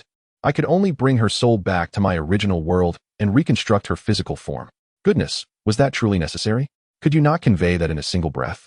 Chu Feng mused, realizing the ancestor's tendency to meander in conversation without revealing the purpose of his summons. Ancestor, you have yet to explain why you called your descendant here. Yunjong Huachin smiled gently. A year ago, a fragment of my consciousness was captured by you due to your fortuitous circumstances. It has only just been liberated. Yet my magical energy is now depleted, which is why I have summoned you. Chu Feng was momentarily at a loss for words. Considering that the ancestor had been imprisoned by the system until the experience card he had redeemed ended. However, the ancestor did not seem to harbor any intentions of punishing him. This fragment of consciousness was meant to preserve the clan from annihilation, since I have resolved your crisis. It is, in a sense, a completion of my task. As Yunjong Huachin spoke, he retrieved 2 white eggs from his sleeve, their shells glimmering like white jade and occasionally emitting soft radiance. These are celestial crane eggs, suitable for you to raise as spirit beasts. Chu Feng's eyes sparkled at the sight of the crane eggs. He had long desired to find a spirit beast, and here the ancestor had gifted him 2. Once they matured, they would easily overpower foes like the ape demons. Yunjong Huachin noted Chu Feng's delight, but offered a caution. These 2 celestial crane eggs possess great potential. Yet their ultimate growth will depend on your nurturing. Chu Feng accepted the eggs, nodding earnestly. The descendant understands. Thank you, ancestor. Yunjong Huachin nodded, his gaze lingering on the surroundings with a hint of reluctance. Slowly, his form began to dissolve into wisps of cloud, gradually dissipating. Without this fragment of consciousness to guide me, I shall no longer be able to locate this realm. The future of the Yunjong clan rests in your hands. With that, he vanished into the ether. Chapter 57, an important plan. Upon the dissolution of Yunjong Huachin's consciousness, the entire courtyard began to fade away, leaving only an abyss of darkness. After a brief moment, Chu Feng gradually opened his eyes, sitting up to survey his surroundings, only to find himself in his own home. He could not ascertain whether the recent events were a dream or reality. However, his gaze fell upon 2 luminous eggs beside him, and a smile spread across his face. It was not a dream. The 2 celestial crane eggs remained. Carefully cradling the eggs, he inspected them for any damage and, upon finding none, felt a sense of relief. Yet, a pressing dilemma soon confronted Chu Feng. While the eggs were intact, how on earth was he to hatch them? The notion of capturing the wind was indeed unfeasible. One cannot simply kick them in the chest and carry them around every day, can they? A thought flickered through Xufeng's mind. Why not procure an old hen? Perhaps it could assist me in a small task. I recall that Aunt Kato possesses a hen at her home. Perhaps I could borrow it tomorrow? Given the amicable relationship between our families, Mrs. Kato would surely not object. After all, it is merely a matter of letting her hen incubate some eggs. If it has the opportunity to hatch a crane, its life would not be in vain. Yes, let's act on this. At this moment, the hen at Aunt Kato's was leisurely strolling in the yard, blissfully unaware that it was about to become an unexpected mother. Should it have the ability to speak, it might exclaim, "Are you truly intending to put me through this ordeal?" Xufeng accessed the system marketplace, once again perusing its offerings, hoping to find something akin to an experience card. Alas, disappointment awaited. Nothing was found. Perhaps, as the ancients proclaimed, his existence was merely to address the family's crises. However, Xufeng found himself less in need of such provisions now, as the most significant crisis had already been surmounted. With several years yet until the next ninja war, he had ample time to enhance his abilities. Xufeng spent 20,000 tranquility points to exchange for 2 spirit seeds from the system shop, reducing his tranquility points to 19,300. With nearly 20,000 remaining, he was sufficiently prepared for any unforeseen events. A flash of blue light ensued, revealing two pulsating crimson seeds in Tsufing's hands. Their appearance was decidedly unappealing. Were it not for the system's description, he might have assumed he had purchased some forbidden item. He placed the two heart-like spirit seeds atop the crane eggs. Immediately, the seeds began to sprout tendril-like substances, encasing the eggs in a web akin to veins. Gradually, they melded into the eggs, leaving behind only a desiccated shell. With a grimace, Tsufing discarded the shriveled skin into the trash and proceeded to observe the changes in the eggs. He had anticipated a dramatic transformation following the use of the seeds, yet the crane eggs remained as they were. No significant reactions occurred, although he could now distinctly see faint pink streaks adorning the shells. The ethereal glow emanating from them had also intensified. All in all, everything seemed to be progressing favorably, as the eggs were already crane eggs. The infusion of the seeds had undoubtedly catalyzed their evolution at a fundamental level. It was reasonable to expect that their growth would yield a remarkable surprise for Tsufing. With all preparations complete, he awaited the arrival of the old hen from Aunt Kato's home the following day. He carefully nestled the two eggs on the inner side of his bed, extinguished the light, and prepared for slumber. Thanks to the experience card, despite the lengthy battles, Tsufing felt no fatigue. However, he speculated that his master would likely summon them in the morning, and to avoid appearing disheveled, he resolved to retire early. The next morning, the system's alarm clock roused Tsufing from his slumber. Though he could have indulged in a few more minutes of sleep, he felt sufficiently refreshed and got up to wash and groom himself. After a quick breakfast, he spent some time reviewing ninjutsu scrolls before it was almost time for the assembly. Positioning himself in the yard, he assumed the appropriate stance, and with a surge of mist, soared into the sky.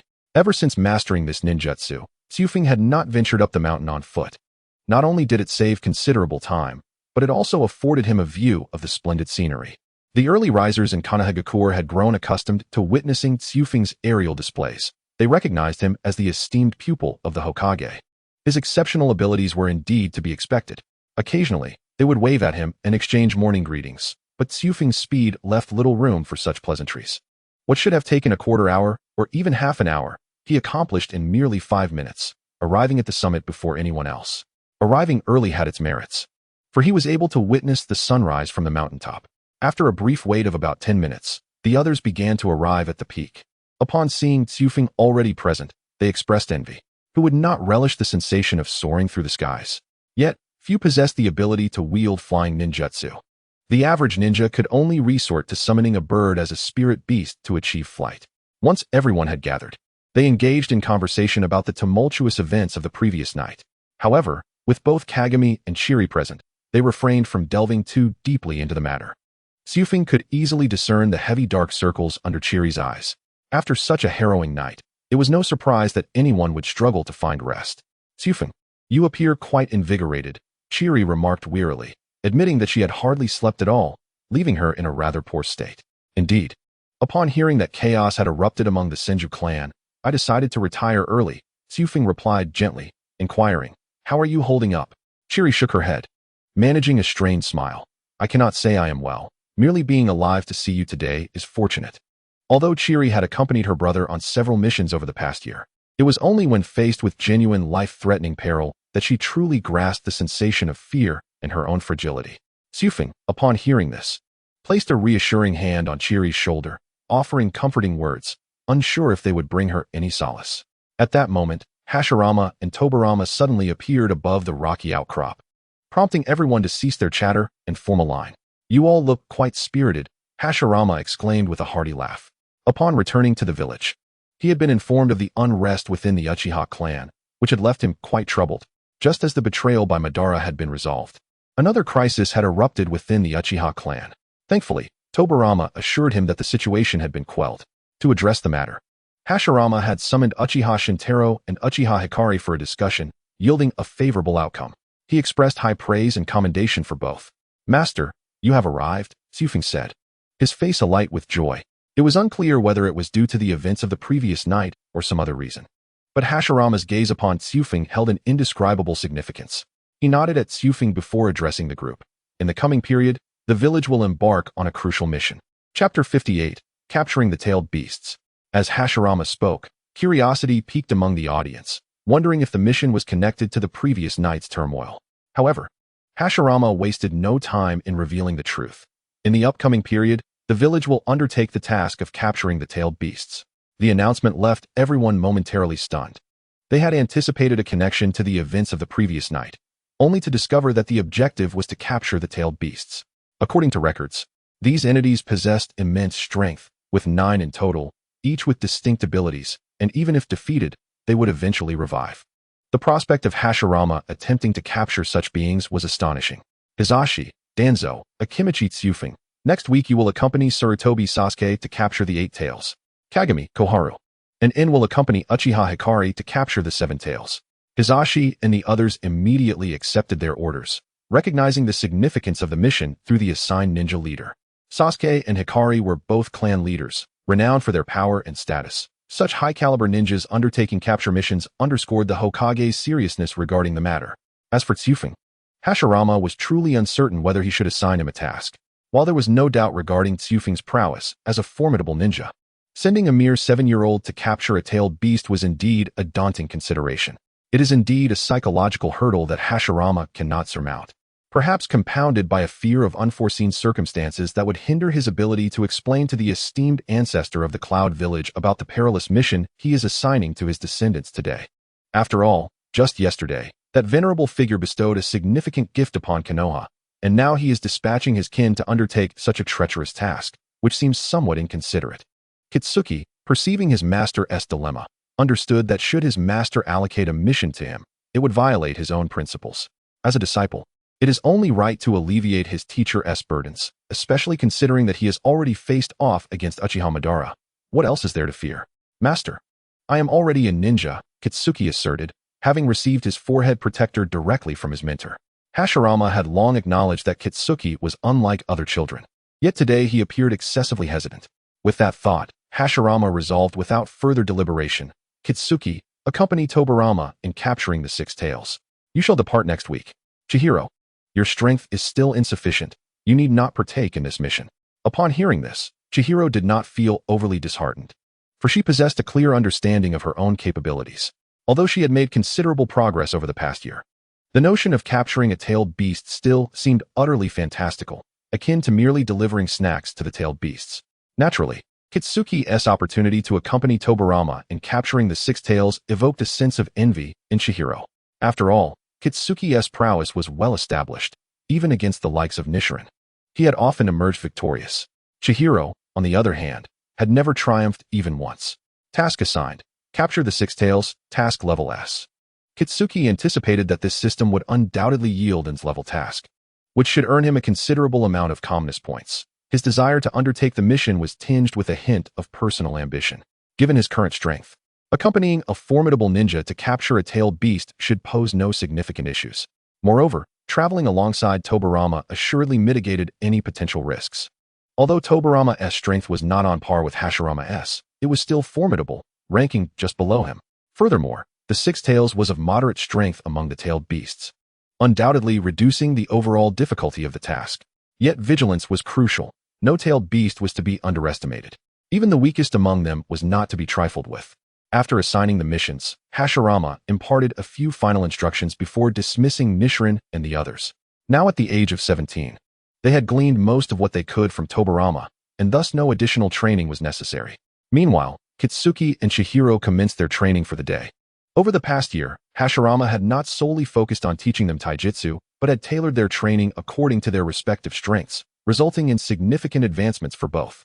Regrettably, Hashirama was not particularly adept at Jinjutsu. Thus Chihiro could only learn from her father or grandfather at home when it came to that art. After a morning of rigorous training, both Kitsuki and Chihiro were drenched in sweat. Hashirama had expertly calibrated the training to push them to their limits without overexerting their bodies, maximizing their potential for improvement. Neither of them harbored any grievances. Despite the exhaustion, they could tangibly feel their strength growing.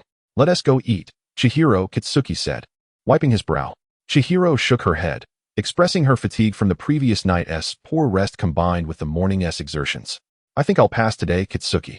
I want to go home and rest for a bit. Understanding her plight, Kitsuki insisted on accompanying her home, concerned that she might faint along the way. He only turned back after ensuring she had safely entered her family's compound. With Chihiro gone, There was no reason for him to visit the barbecue restaurant, so he settled for a small eatery to grab a quick bite before heading home. As soon as he stepped through the door, he remembered his intention to borrow a hen to incubate the eggs he had found. Thus, he made his way towards the Kato household, which was adjacent to his own, and arrived shortly thereafter. 3-year-old Daisuke was playing in the yard and, upon spotting Kitsuki, dashed inside the house. Moments later, Mamiko emerged, smiling, with Daisuke timidly following her. Peeking out from behind her, "Kitsuki, how have you been these past few days?" Kitsuki returned her smile, replying, "Quite well, Aunt Mamiko. I actually came to ask if I could borrow a hen." Mamiko looked puzzled, wondering why he would want to borrow a hen. Was he perhaps planning to have chicken for dinner? "Do you want to eat chicken?" she inquired. "Come inside. I'll go kill one for you." Realizing Mamiko had misunderstood, Kitsuki quickly clarified, No, Aunt Mamiko. I found 2 eggs and felt a connection to them. I'd like to incubate them as pets." But upon hearing this, Mamiko finally comprehended that he sought her hen's assistance for incubation. What a humorous mix-up. "Ah, I see. Just wait a moment. I'll find you a strong one." With that, she turned and headed towards the chicken coop. Little Daisuke remained frozen in place. And when Kitsuki attempted to crouch down to engage him, the boy fled in tears. "Why is this child so frightened of me?" Kitsuki mused, recalling how Daisuke had exhibited a similar trepidation from their first encounter, a mystery even to Mamiko. Children often harbor their own inexplicable aversions. However, shortly after, Mamiko returned, carrying a robust white hen, an impressive specimen, nearly twice the size of an ordinary hen. "Here, Kitsuki, see if this one is suitable," she said. Having selected a hen that had been raised for several years and had successfully hatched multiple clutches of chicks, thus possessing ample experience in the art of incubation, Kitsuki, lacking expertise in such matters, did not object, as long as the hen could fulfill its purpose. Grateful, he thanked Mamiko and made his way home. Upon reaching his clan's dwelling, Kitsuki found an empty room, laid down some straw, and placed the crane eggs atop it, introducing the hen into the same space. The hen, suddenly thrust into a new environment, clucked incessantly, but Kitsuki chose to ignore it, turning to leave. The crane eggs had remarkably sturdy shells, impervious even to a fall from the table, so he need not worry about the hen pecking them.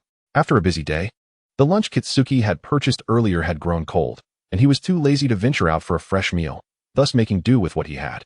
A week later, the time to embark on the mission arrived. Before departing, Kitsuki checked on the crane eggs, but they remained unchanged since last week. Perhaps upon his return from this mission, he would be greeted with a delightful surprise. Upon entering the Hokage's office, Kitsuki encountered Sarutobi Nichiren and a few others just emerging from a meeting. Nichiren was still engaged in a discussion with a middle-aged ninja, likely Sarutobi Sasuke, the current clan leader of the Sarutobi clan, a formidable ninja in his own right. This mission to capture the tailed beast had mobilized a considerable number of ninjas from the Sarutobi clan to ensure its success. Every clan assigned to capture a tailed beast had made similar preparations, for the strength of the tailed beasts was formidable, and encountering unforeseen complications was a common risk when relying on just 1 or 2 ninjas. This collective mission marked the first of its kind since the founding of Konoha. Any clan that faltered during this endeavor would undoubtedly face scorn from the others. The Sarutobi clan was tasked with capturing the 8 tails, the Uchiha clan with the 7 tails, the Senju clan with the 6 tails, the Hyuga clan with the 2 tails, and the Yamanaka clan with the 1 tail. Meanwhile, the Yamashiro, Nara, and Akimichi clans united to capture the 3 tails. As for Hashirama himself, he dispatched his wood clones to capture the 4 tails and 5 tails, ensuring that all tailed beasts would ultimately belong to Konoha. Each team included a wood clone of Hashirama, whose primary role was to perform the sealing of the tailed beasts without engaging in combat. This endeavor serves to cultivate a sense of cohesion and belonging among the clans of Konoha, which is precisely why Hashirama entrusted it to the prominent families. Otherwise, with just a few tailed beasts, dispatching a handful of wood clones would suffice to resolve the matter. Lord Sasuke, Hizashi, Danzo, and brother Akimichi Torafu, it seems you are about to embark on a mission, are you not? Sarutobi Sasuke, of course, recognized the name of Torafu, as he is the esteemed disciple of the Hokage, reportedly even more powerful than Sasuke's own son, though the little monkey has yet to concede this fact. Torafu from the cloud, is it? Indeed, we are preparing to set out to capture the 8 tails, Sarutobi Sasuke remarked with a smile, appearing to be quite amiable and easy to get along with. I wish you success, Lord Sasuke. I too must take my leave to report, Torafu responded. Upon hearing this, Sasuke discerned that the young man intended to partake in the tailed beast capture as well, which he found unremarkable. After all, he possessed strength. Gaining experience through such endeavors was beneficial. He recalled his own early days of struggling within the ninja world to hone his skills. He then patted Torafu on the shoulder in affirmation. After watching Sarutobi Sasuke depart, Torafu knocked and entered the Hokage's office. Tobirama had been waiting there, as the operation to capture the Six Tails involved only him and Torafu. Torafu was not surprised. He was aware of Tobirama's prowess, and the Six Tails resided in a particularly damp and waterlogged locale, essentially Tobirama's domain. Torafu has arrived, Hashirama greeted with a smile. Yes, master, Torafu replied, then turned to Tobirama, asking, Lord Tobirama, when shall we depart? The other clans have already begun their operations. Tobirama nodded in agreement. Let us commence immediately. However, this mission must be conducted discreetly, without drawing undue attention from other villages. Yet, it was unlikely they could entirely conceal it, for the sudden disappearance of so many ninjas, including the heads of various clans, would undoubtedly signal significant activity. Hashirama retrieved a pristine white square jade from his robe, a gift Torafu had presented to him in his capacity as the Cloud's elder. Take this, Tobirama.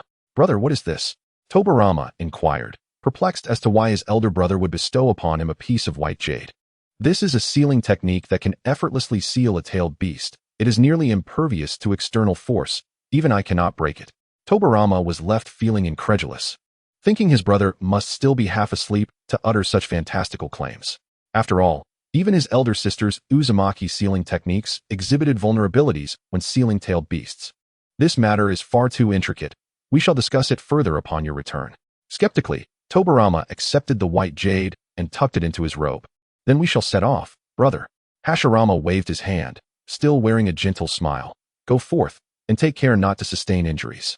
Tobirama smiled in response. After all, it was merely a tailed beast, and it posed no threat to him. He then departed the office with Torafu.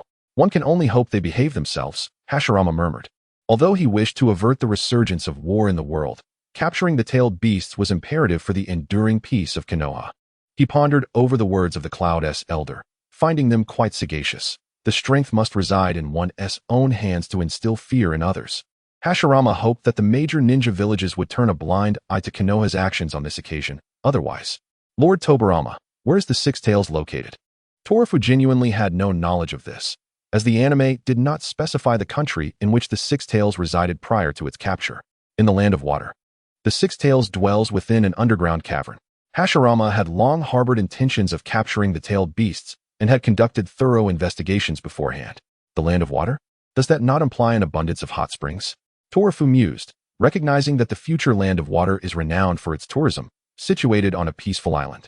Due to its remote location and modest land area, the great nations have little desire to conquer it.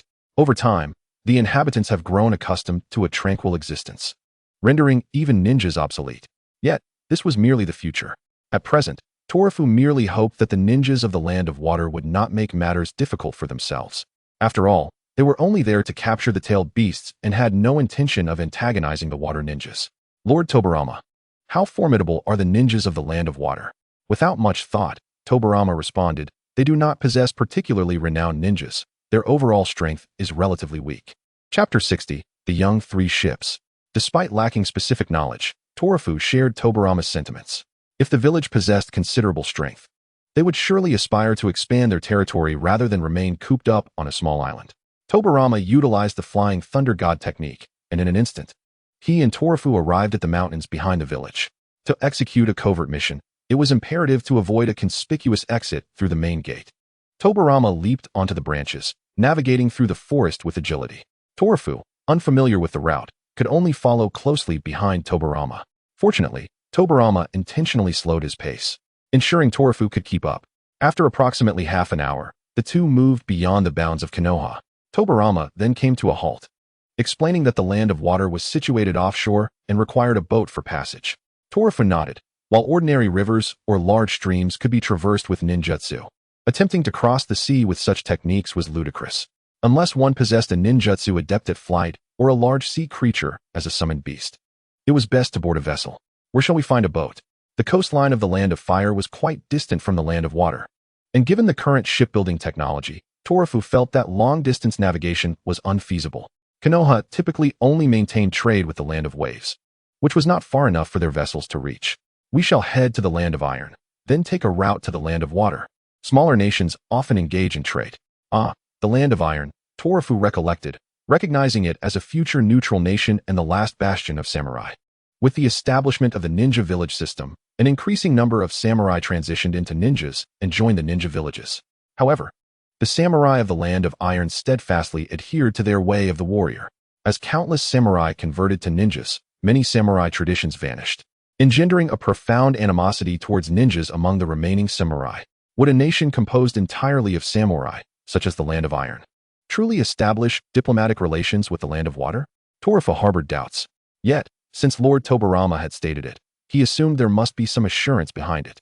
After briefing Torafu on the upcoming actions, Tobirama and Torafu set off once more towards the land of water.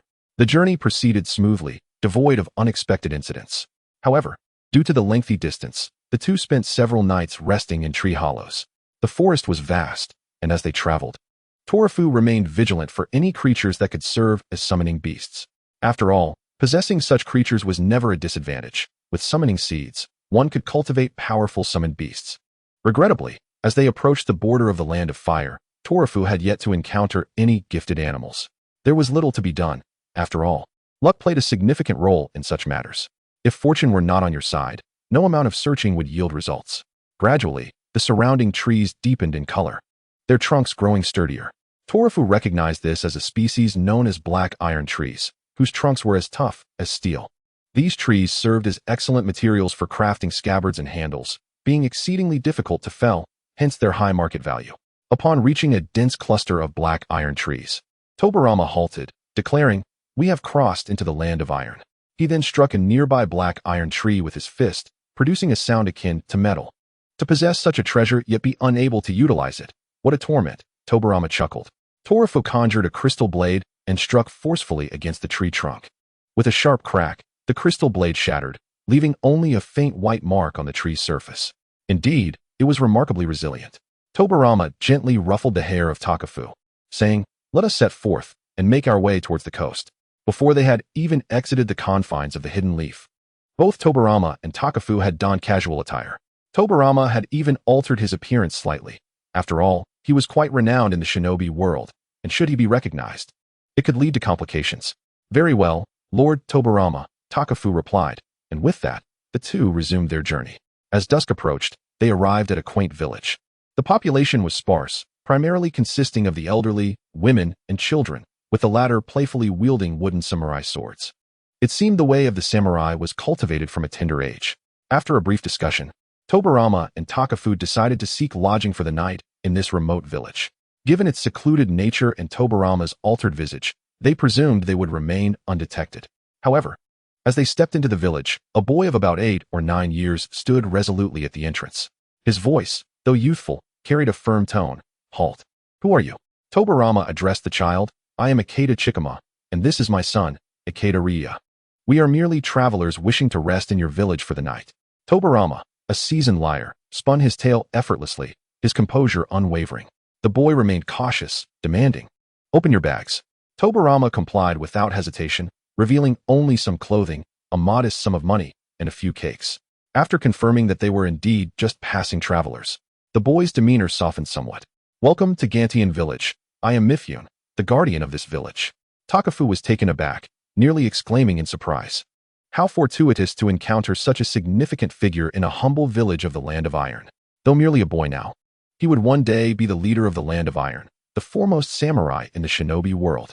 In his presence, even ninjas would be unable to form hand seals. His prowess was evident. Takafu managed to mask his astonishment, ensuring Tobirama remained oblivious to his reaction. "Young Mifune, where are the adults of your village? Why are they not here?" Tobirama inquired, puzzled. Although the village was modest, entrusting a child with the role of guardian seemed unwise. Mifune's expression shifted to one of melancholy and resignation as he replied, "They have all gone to pursue their own paths as samurai." "Is this your first time in the land of iron?" Tobirama nodded. It was understandable. The land of iron was a realm of samurai, attracting all, regardless of talent, to aspire to that noble path. The way of the samurai was a relentless pursuit of growth and excellence, which led many, obsessed with the ideal, to abandon their families in search of it. Consequently, the elderly and children were left without care, congregating here. Upon hearing this, Tobirama perceived a sense of loneliness in Mifune. It seemed he, too, was a child abandoned by his father. Tobirama comfortingly patted Mifyun's head, only to have the boy shy away. Do not underestimate me. I have already slain many bandits. I will protect this village. Tobirama recognized the boy's potential at first glance. Despite his tender age, Mifyun displayed remarkable insight. If he were to avoid an untimely fate, he would undoubtedly become a person of significance, perhaps even guiding this somewhat lost nation back onto the right path. Who could say? Do you wish to become a samurai? Chapter 61, The Port. Without hesitation, Mifyun replied, of course. I want to become a samurai. Once I grow older, I will travel to the capital to pursue the way of the samurai. Tobirama nodded, choosing not to elaborate further, as he was merely a traveler. Come, I shall take you to my home for the night. You must leave at dawn. The two did not take offense at Mifyun's demeanor. After all, they were strangers meeting for the first time, and being offered a place to stay was already a generous gesture. Furthermore, even if Mifyun had not mentioned it, Tobirama and Takafu intended to depart the following day. As they walked from the village entrance to Mifyun's home, several villagers regarded Tobirama and Takafu with suspicion. Mifyun clarified their presence, which put the villagers at ease. The village was primarily composed of the elderly, women, and children. Even those who had once been skilled samurai were now unable to wield their abilities effectively. Mifyun's rudimentary skills were taught to him by the villagers, and while they were basic, they had laid a foundation. Mifyun led Tobirama and Takafu to a small courtyard, where a few birds were kept. This is my home. It may be a bit disorganized, but pay it no mind. Tobirama nodded in acknowledgement, following Mifyun into the yard. Takafu observed the chickens, reminiscing about the hen at home that was currently hatching eggs. He had asked Aunt Kato to look after them, wondering if they had hatched yet. Inside the modest dwelling, Takafu placed his satchel on the table and took a moment to rest, surveying the space. It was not large and lacked furniture, yet Mifyun had kept it remarkably clean. You may rest here for the night. I will prepare something to eat. With that, Mifyun turned to leave. Lord Tobirama, when shall we depart? Takafu inquired. The village was still quite a distance from the coast. Let us rest for now. We shall set off at first light. Their voices were low, inaudible to outsiders. Though no one in this village could pose a threat to Tobirama and Takafu, it was prudent to avoid unnecessary trouble. Before long, Mifyun returned, carrying a plate of unfamiliar vegetables and a few cakes. These are the unique wild vegetables of the Land of Iron. They are quite tasty. Do give them a try. Not wanting to decline Mifyun's kindness, they each took a small portion. Upon tasting, Takafu found them indeed more flavorful than ordinary vegetables. For several days, he had survived solely on military rations to conceal the existence of his space ring from Tobirama. This hardship was indescribable, and he silently resolved to study space-time ninjutsu diligently upon his return. This way, he could claim to have developed a new technique for storing objects, thus avoiding suspicion. After their meal, Takafu offered to help Mifyun tidy up, but was politely declined on the grounds of being a guest. He waved his hand dismissively, preferring the ease of not having chores to do. As night fell, Mifyun chose to offer the only bed to Tobirama and Takafu, opting to sleep on the floor himself. Tobirama suggested that Takafu take the bed, but after much insistence, Takafu ultimately relented. And so, the night passed. The following morning, when Mifyun awoke, he discovered that he was alone in the house. He jumped up in alarm. Where is everyone? Then he noticed a brand new samurai sword lying on the table. The morning sunlight glinted off the blade, casting a cold shimmer. What a splendid sword. Mifyun was immediately drawn to it, picking it up and practicing with it. The weight was just right. Enthralled by the exquisite weapon, Mifyun momentarily forgot about the disappearance of the two travelers. Eventually, he regained his composure, reflecting on their identities. Realizing they were certainly not ordinary travelers, he had merely offered them a place to stay for one night, and in return, they had left him such a fine sword. It was, after all, the first sword of his life. Aside from the sword, there was also a deep blue bag on the table, which Mifyun opened to find it filled with money. Atop the pile lay a small note. Upon reading it, Mifyun set the sword and bag down and unfolded the note. Stay true to your path and continue forward. This brief message filled Mifyun with encouragement. This was the first support he had received aside from the villagers. If they were to meet again one day, as long as they did not oppose the Land of Iron, they would be forever friends. Amidst the vast expanse of the world, the prospect of reunion is indeed a rare and challenging endeavor. At this moment, Tobirama and Kifu have arrived at the port village of the Iron Country, from where they can embark on a vessel bound directly for the Land of Water. The katana and pouch belonging to the Sambian family were naturally left behind by Kifu. Tobirama, being merely a child, is preoccupied with his own growth, while Kifu harbors grander aspirations for Sambian's future achievements. At this nascent stage, Sambune is merely awakening to his potential, and Kifu's actions serve as a modest patronage, leaving a favorable impression, albeit subtly. This village, unlike Sambune's own, is a bustling locale within the Iron Country, teeming with a notable population and devoid of the overwhelming presence of the elderly, infirm, and children. After a brief inquiry, the guards at the village entrance permitted their entry, recognizing the steady flow of travelers embarking on ships daily, rendering thorough inspections impractical. Upon entering the village, the first order of business for Tobirama was to gather intelligence, which he gleaned from an elderly fishmonger. He discovered that samurai do indeed reside within this village, safeguarding its security. The vessel to the land of water would not set sail until the afternoon, necessitating a wait. Thus, Kifu suggested they find a modest eatery to satiate their hunger. Tobirama readily agreed, though he noted Kifu's aversion to the taste of military rations. Yet, it mattered little, as even he found the flavor of the rations less than palatable, merely tolerable. While awaiting their meal, the two engaged in deliberations on how best to swiftly neutralize and seal the Six Tails. However, these discussions remained theoretical. True combat is unpredictable and cannot be meticulously planned in advance. They could only devise strategies by analyzing the Six Tails' abilities and formulating appropriate countermeasures. At this juncture, Kifu also revealed his development of a new bloodline limit technique, Ice Release.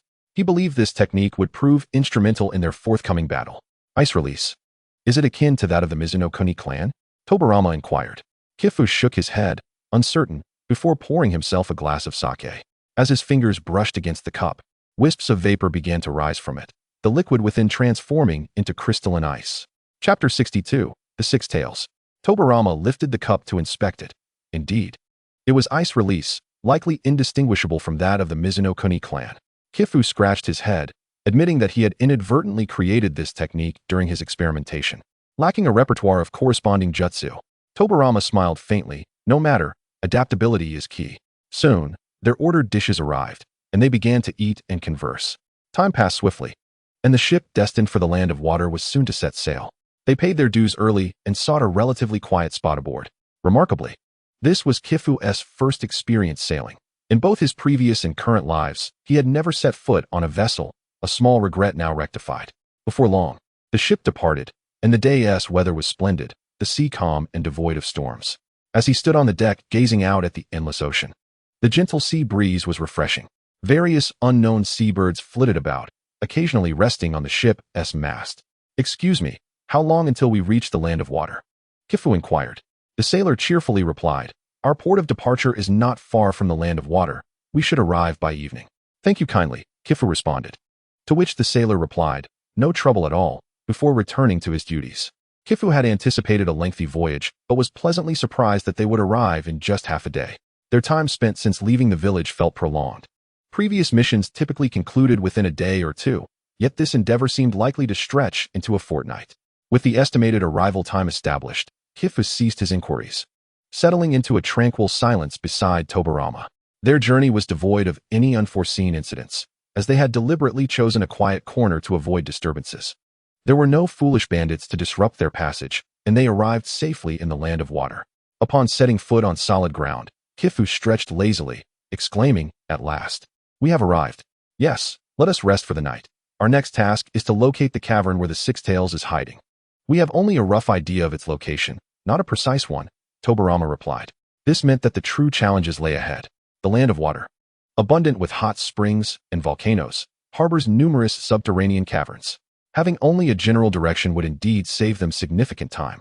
Kifu held no grievances, for their objective was not merely to retrieve the tailed beast, but to capture it. Shortly after their arrival, personnel from the land of water approached for a security check. Yet their identities were impeccably concealed, and they passed through seamlessly. They settled into a modest inn that appeared satisfactory, and, subsequently, Kifu procured some provisions at the port village for their journey. Though this added some weight, he deemed it preferable to the military rations. Thus, on the following morning, they set forth toward the region where the Six Tails was believed to be nestled. The land of water truly lived up to its reputation as a hot spring nation. Every pond they encountered bubbled merrily, and the air was infused with the scent of sulfur. Nevertheless, the steam rising from the hot springs invigorated Kifu, filling him with anticipation. If the caverns also contained steam or mist, locating the Six Tails would be a straightforward endeavor. Indeed, upon arriving in the cavernous area, Kifu observed that Although devoid of hot springs, the morning mist enveloped the region in delicate wisps. Exhaling a cloud of vapor that mingled with the morning fog, he swiftly controlled the mist to extend into every cavern entrance. However, after a considerable time had elapsed without sensing any chakra-laden life forms, Kifu noted that the six tails, a colossal slug, could infiltrate even the smallest of spaces, necessitating exploration beyond just the larger caverns. Seeing that Kifu had not made any discoveries for quite some time, Tobirama offered a word of encouragement. Kifu, taking heed, directed the mist into the smaller caves for exploration. This time, he indeed uncovered some traces. Tobirama, I have found a trace imbued with chakra, likely left by the six tails during its movement, he reported. Tobirama nodded. The direction points northwest, toward a medium-sized cavern. Having pinpointed their location, the duo immediately set off toward the cave entrance where they had detected the six tails' presence. Inside the cavern, water pooled abundantly, rendering the atmosphere damp. Their entrance startled a swarm of bats that fluttered chaotically within the confines of the cave. Following Kifu's mist guidance, they navigated the intricate passages without losing their way. Soon arriving at the spot where Kifu had sensed the traces earlier, Tobirama scooped up a handful of the slick, viscous liquid on the ground, confirming it to be some sort of bodily fluid, undoubtedly belonging to the six tails. The slime led deeper into the cavern, compelling them to follow its trail. Kifu ensured the mist remained at the forefront to scout ahead, for the terrain within the cave was complex, and a moment's inattention could lead to a perilous fall. As they ventured deeper into the cavern, the light dimmed significantly. Previously visible crevices that allowed light to filter in were now obscured. They relied on their senses and torches to navigate. Just as they rounded a corner, Kifu's expression shifted dramatically as he abruptly pushed Tobirama aside. Yet, he himself was engulfed by a cascade of pale yellow acid. Human, leave my territory. A shrill voice echoed from around the bend.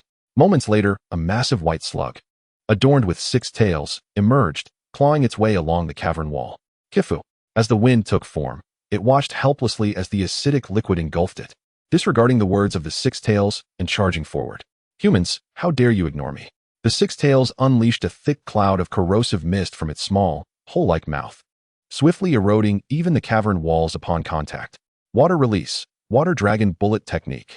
A fierce water dragon materialized beneath the wind's feet and lunged toward the six tails, dispersing the acidic mist in its wake. However, the impact of the water dragon merely staggered the six tails. It suffered no substantial harm. Crystal release, crystal poison. From the river of acid, a colossal crystal serpent sprang forth, wide jaws clamping down violently upon the six tails. The poison rapidly spread across its body, crystallizing nearly half of its tail. Yet, the crystallized segments began to quiver and twist, eventually sloughing off into a puddle of slime, leaving the six tails unscathed. Arrogant humans, you shall remain here. It then expelled countless bubbles that swiftly filled the entire cavern. Upon contacting the walls, the bubbles detonated with tremendous explosions, echoing throughout the cavern. It aims to collapse the cave and bury us alive. Chapter 63. The crane's call scatters the blossoms. The beast's massive form, with tough skin and thick flesh, was hardly affected by the cave's collapse. However, the same could not be said for humans, whose frail bodies could not withstand falling boulders. Yet, these two individuals were clearly not of the weak ilk. Crystal release, crystallized hexagonal pillar.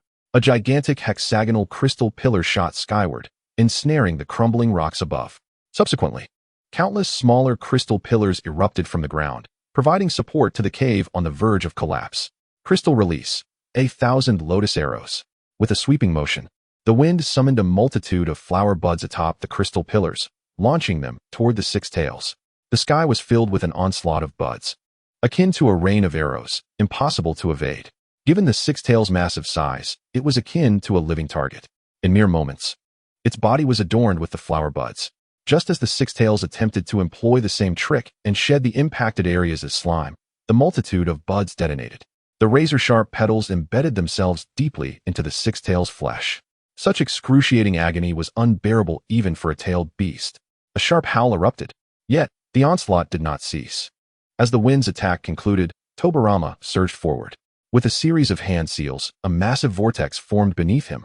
A deluge of water began to converge above his head, coalescing into an enormous water sphere. Water release, water dragon bite explosion. In an instant, the water sphere burst apart, and a fearsome water dragon roared as it lunged at the six tails. Still reeling from the pain, The Six Tails was caught off guard by the ferocious water dragon. It flailed its short arms, desperately attempting to sever the dragon, but the opportunity had already slipped away. With a furious roar, the water dragon erupted in an explosive blast, sending the Six Tails reeling backward until it collapsed against the cavern wall. Humans, you have gone too far. The Six Tails raised its head high, red and blue chakra swirling before its mouth, coalescing into a small black sphere that expanded as more chakra poured in. This is the Tailed Beast Ball, the Tailed Beast's ultimate technique. Be cautious, Tobirama shouted to the wind behind him. The wind nodded. He was well aware of the Tailed Beast Ball, having captured even the Nine Tails, but he had no experience cards at present. I will use the Flying Thunder God to take you out. We will return to deal with the Six Tails after the explosion. With that, Tobirama placed his hand on the wind's shoulder, ready to unleash the Flying Thunder God technique. Please wait, Lord Tobirama. The explosion of the Tailed Beast Ball will alert the Land of Water.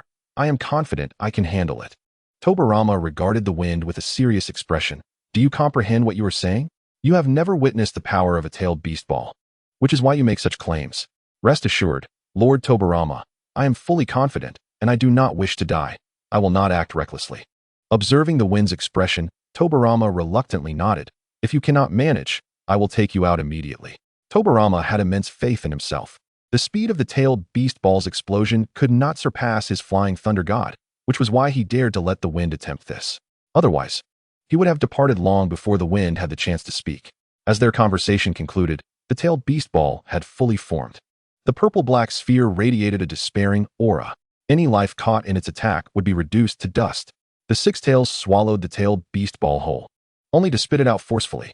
The Tailed Beast Ball shot forth from the Six Tails' mouth at high speed, radiating an orange-yellow glow akin to a miniature sun. The wind stood in the path of the Tailed Beast Ball, displaying no sign of panic. He could even feel the scorching heat of the Tailed Beast Ball.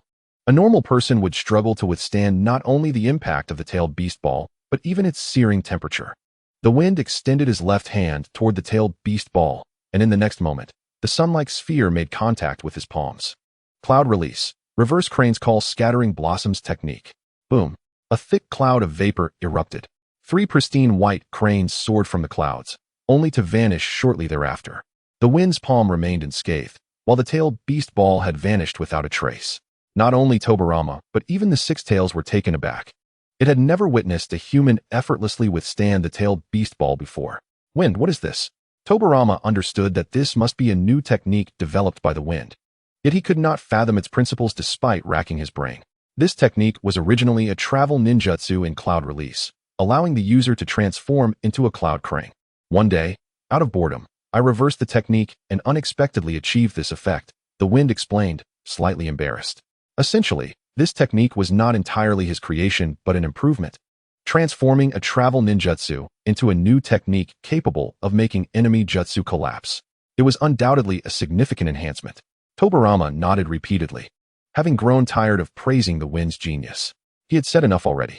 Every so often, the wind would devise some new invention, earning Tobirama's admiration each time. In ancient times, I encountered those skilled in manipulating clouds. I never expected to witness it again today. The Six Tails' voice was shrill, reminiscent of a baby's cry, sending shivers down one's spine. That must have been one of my family's elders. The Six Tails did not respond, instead reflecting on the scene when it first met that person. Back when it was still a small slug, trailing behind the Sage of Six Paths, having once seen a man skilled in manipulating clouds conversing with the sage. Now, it had encountered his descendant. How swiftly time passed. Why have you come here? The Six Tails inquired calmly, no longer exhibiting the rage it had shown upon their first meeting. My village requires your strength, the wind replied nonchalantly, perplexed by the sudden shift in the Six Tails' demeanor. Nevertheless, it would ultimately be sealed. So, other tailed beasts are facing the same fate as I. The Six Tails further questioned, can you tell me who else has been captured? The wind nearly divulged the capture of the Nine Tails, but managed to restrain himself with a bite to his tongue. Tobirama stepped forward and addressed the Six Tails, the Nine Tails. The Six Tails froze in shock, astonished that the strongest among them, the Nine Tails, had been captured. What a formidable group of ninjas this village possesses. Not only the Nine Tails, but all the other tailed beasts would be captured, becoming a source of strength for the Hidden Leaf village. Upon hearing this, the Six Tails let out a furious roar that echoed through the cavern, releasing a thick, corrosive mist from its mouth. The crystalline pillars summoned by the wind caller began to sizzle as they were eroded by the acid. Let us see if you possess the capability. Chapter 64, Mutual Detonation Seals.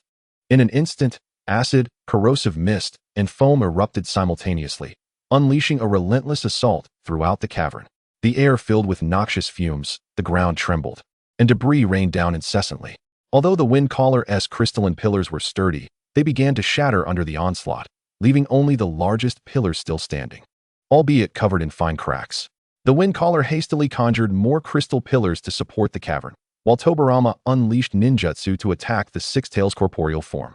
Faced with the tailed beast, physical attacks proved particularly ineffective. Blades merely grazed its slick surface, failing to penetrate even its slime. Instead, they were corroded by the acidic discharge, losing their original potency. Lord Tobirama, use this. The Windcaller tossed the Tsuru no Kaze sword from his space ring to Tobirama. Ordinary blades could not harm a tailed beast, but the Tsuru no Kaze sword might just do the trick. Tobirama unsheathed the blade, barely taking a moment to admire its beauty before striking.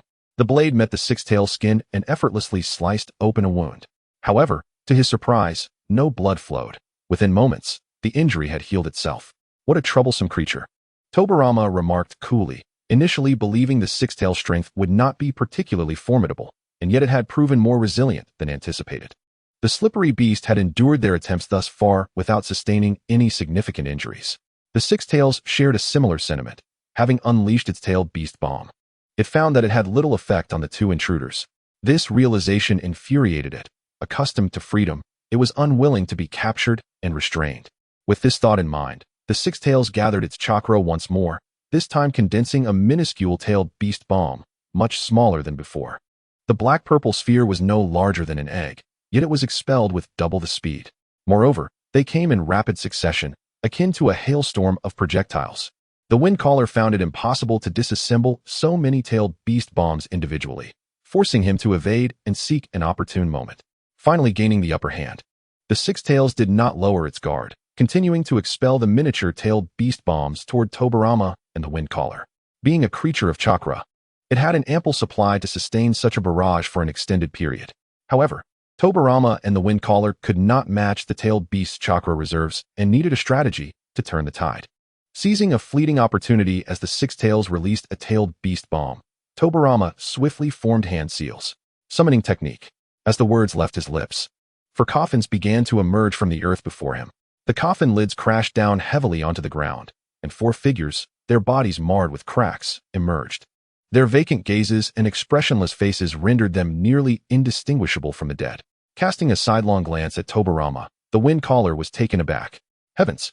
He resorted to using Edo Tensei to capture a tailed beast? It seemed Tobirama was indeed stubborn. Such ninjutsu must have been strictly forbidden by his master. Yet, having summoned four living beings in secret, it was clear he had acted covertly. Tobirama directed the four reanimated ninjas to assault the Six Tails.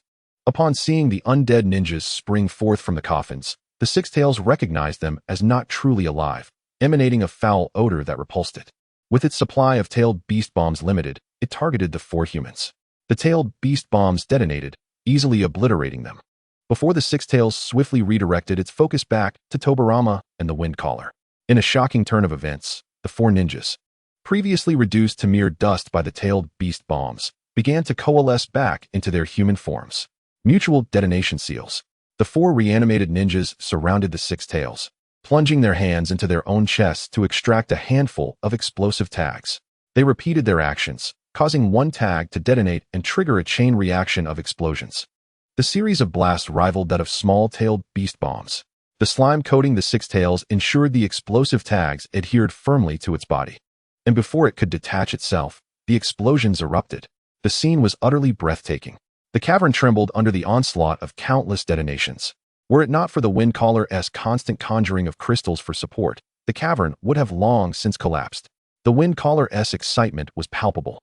Having witnessed the second Hokage's use of Edo Tensei in the anime was already astounding, but to witness it firsthand was an entirely different experience. Humans. The Six Tails was overwhelmed by a barrage of explosive tags, rendering it unable to articulate coherent speech, yet the Windcaller could sense its deep-rooted resentment. Tobirama remained undeterred by the Six Tails' plight, continuing to command the reanimated ninjas to bombard it. He was poised to intercept any sign of the Six Tails attempting to flee. The initial corner of the cavern where they had encountered the six tails had been reduced to a gaping hole, revealing a vast pool of water within, presumably the six tails' resting place. Unfortunately for the creature, that once accessible sanctuary would likely remain out of reach in the future. The explosions from the mutual detonation seals persisted for a full 20 minutes. Throughout this time, the six tails attempted to escape multiple times, only to be thwarted by Tobirama or obstructed by the Windcaller's crystalline barriers. Ultimately, after enduring relentless bombardment for 20 minutes, it could no longer withstand the onslaught and collapsed heavily to the ground. As the smoke cleared, the six tails' form had become charred. Its slime dried to a leathery shell that would flake away with the slightest breeze. Tobirama sighed. Capturing the tailed beast was a necessary act for the future of the village, despite their seclusion and reluctance to harm others.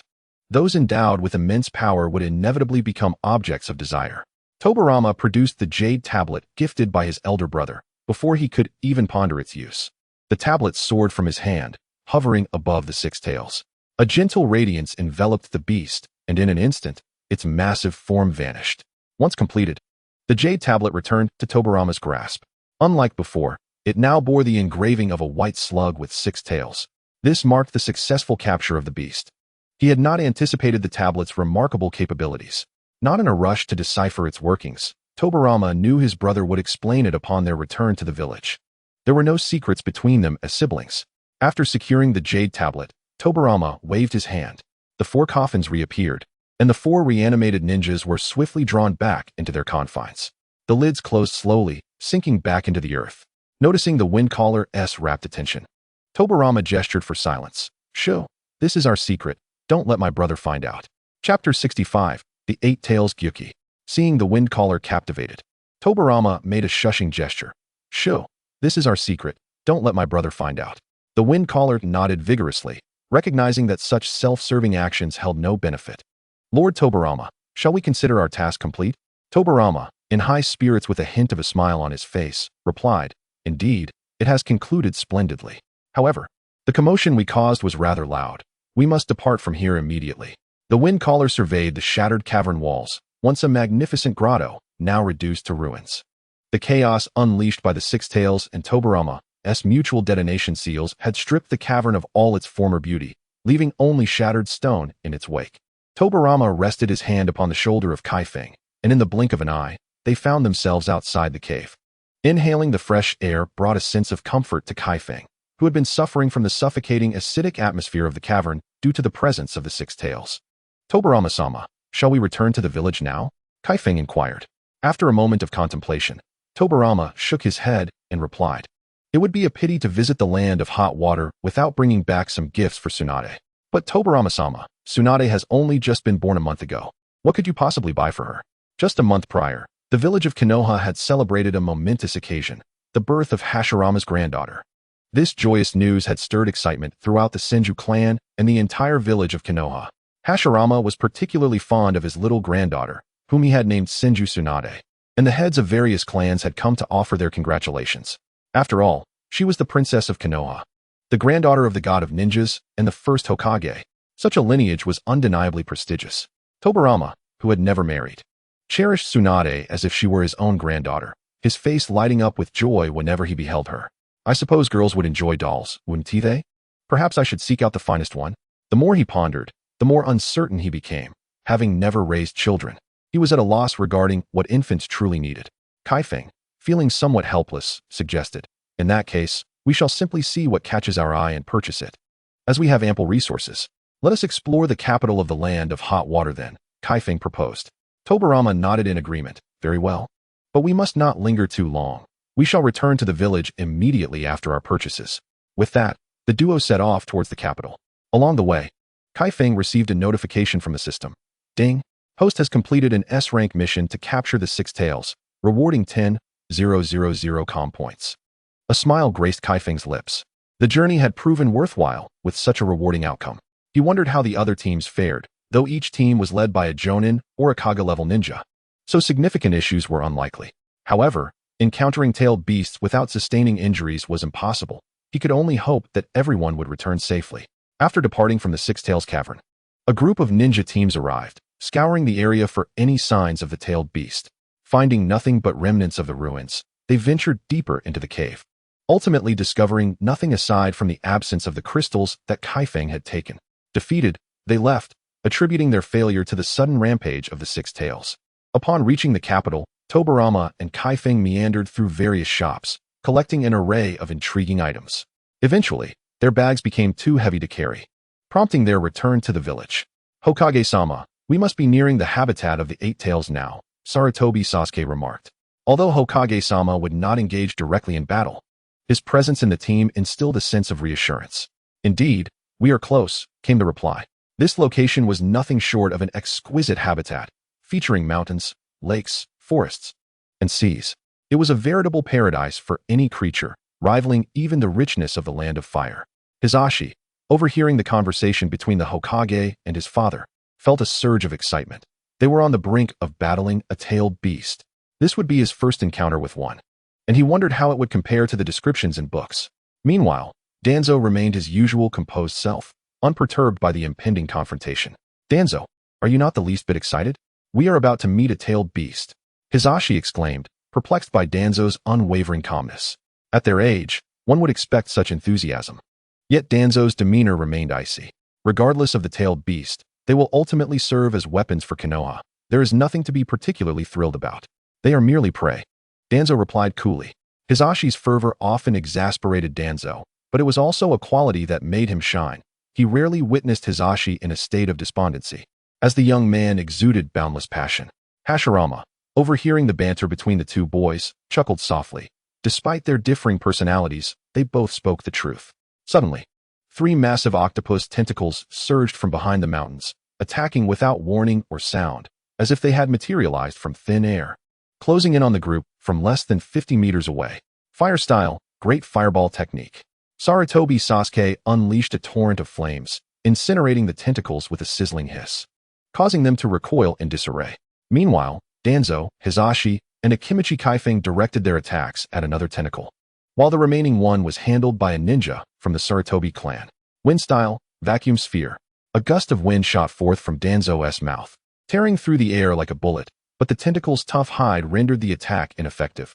It simply swept aside the vacuum sphere with ease. This counterattack seemed to enrage the creature, which lunged at Danzo. Multiplication technique. Kaifeng transformed into a colossal figure, gripping the tentacle tightly. Yet, even with his enhanced strength, he struggled against the tailed beast's might. Nevertheless, he managed to buy precious moments. Fire style, fire dragon flame technique. Wind style, vacuum waves. Hisashi conjured a ferocious fire dragon, while Danzo unleashed a flurry of wind blades that sliced through the tentacle. The flames singed the tentacle, leaving it with numerous wounds, causing it to retreat in pain.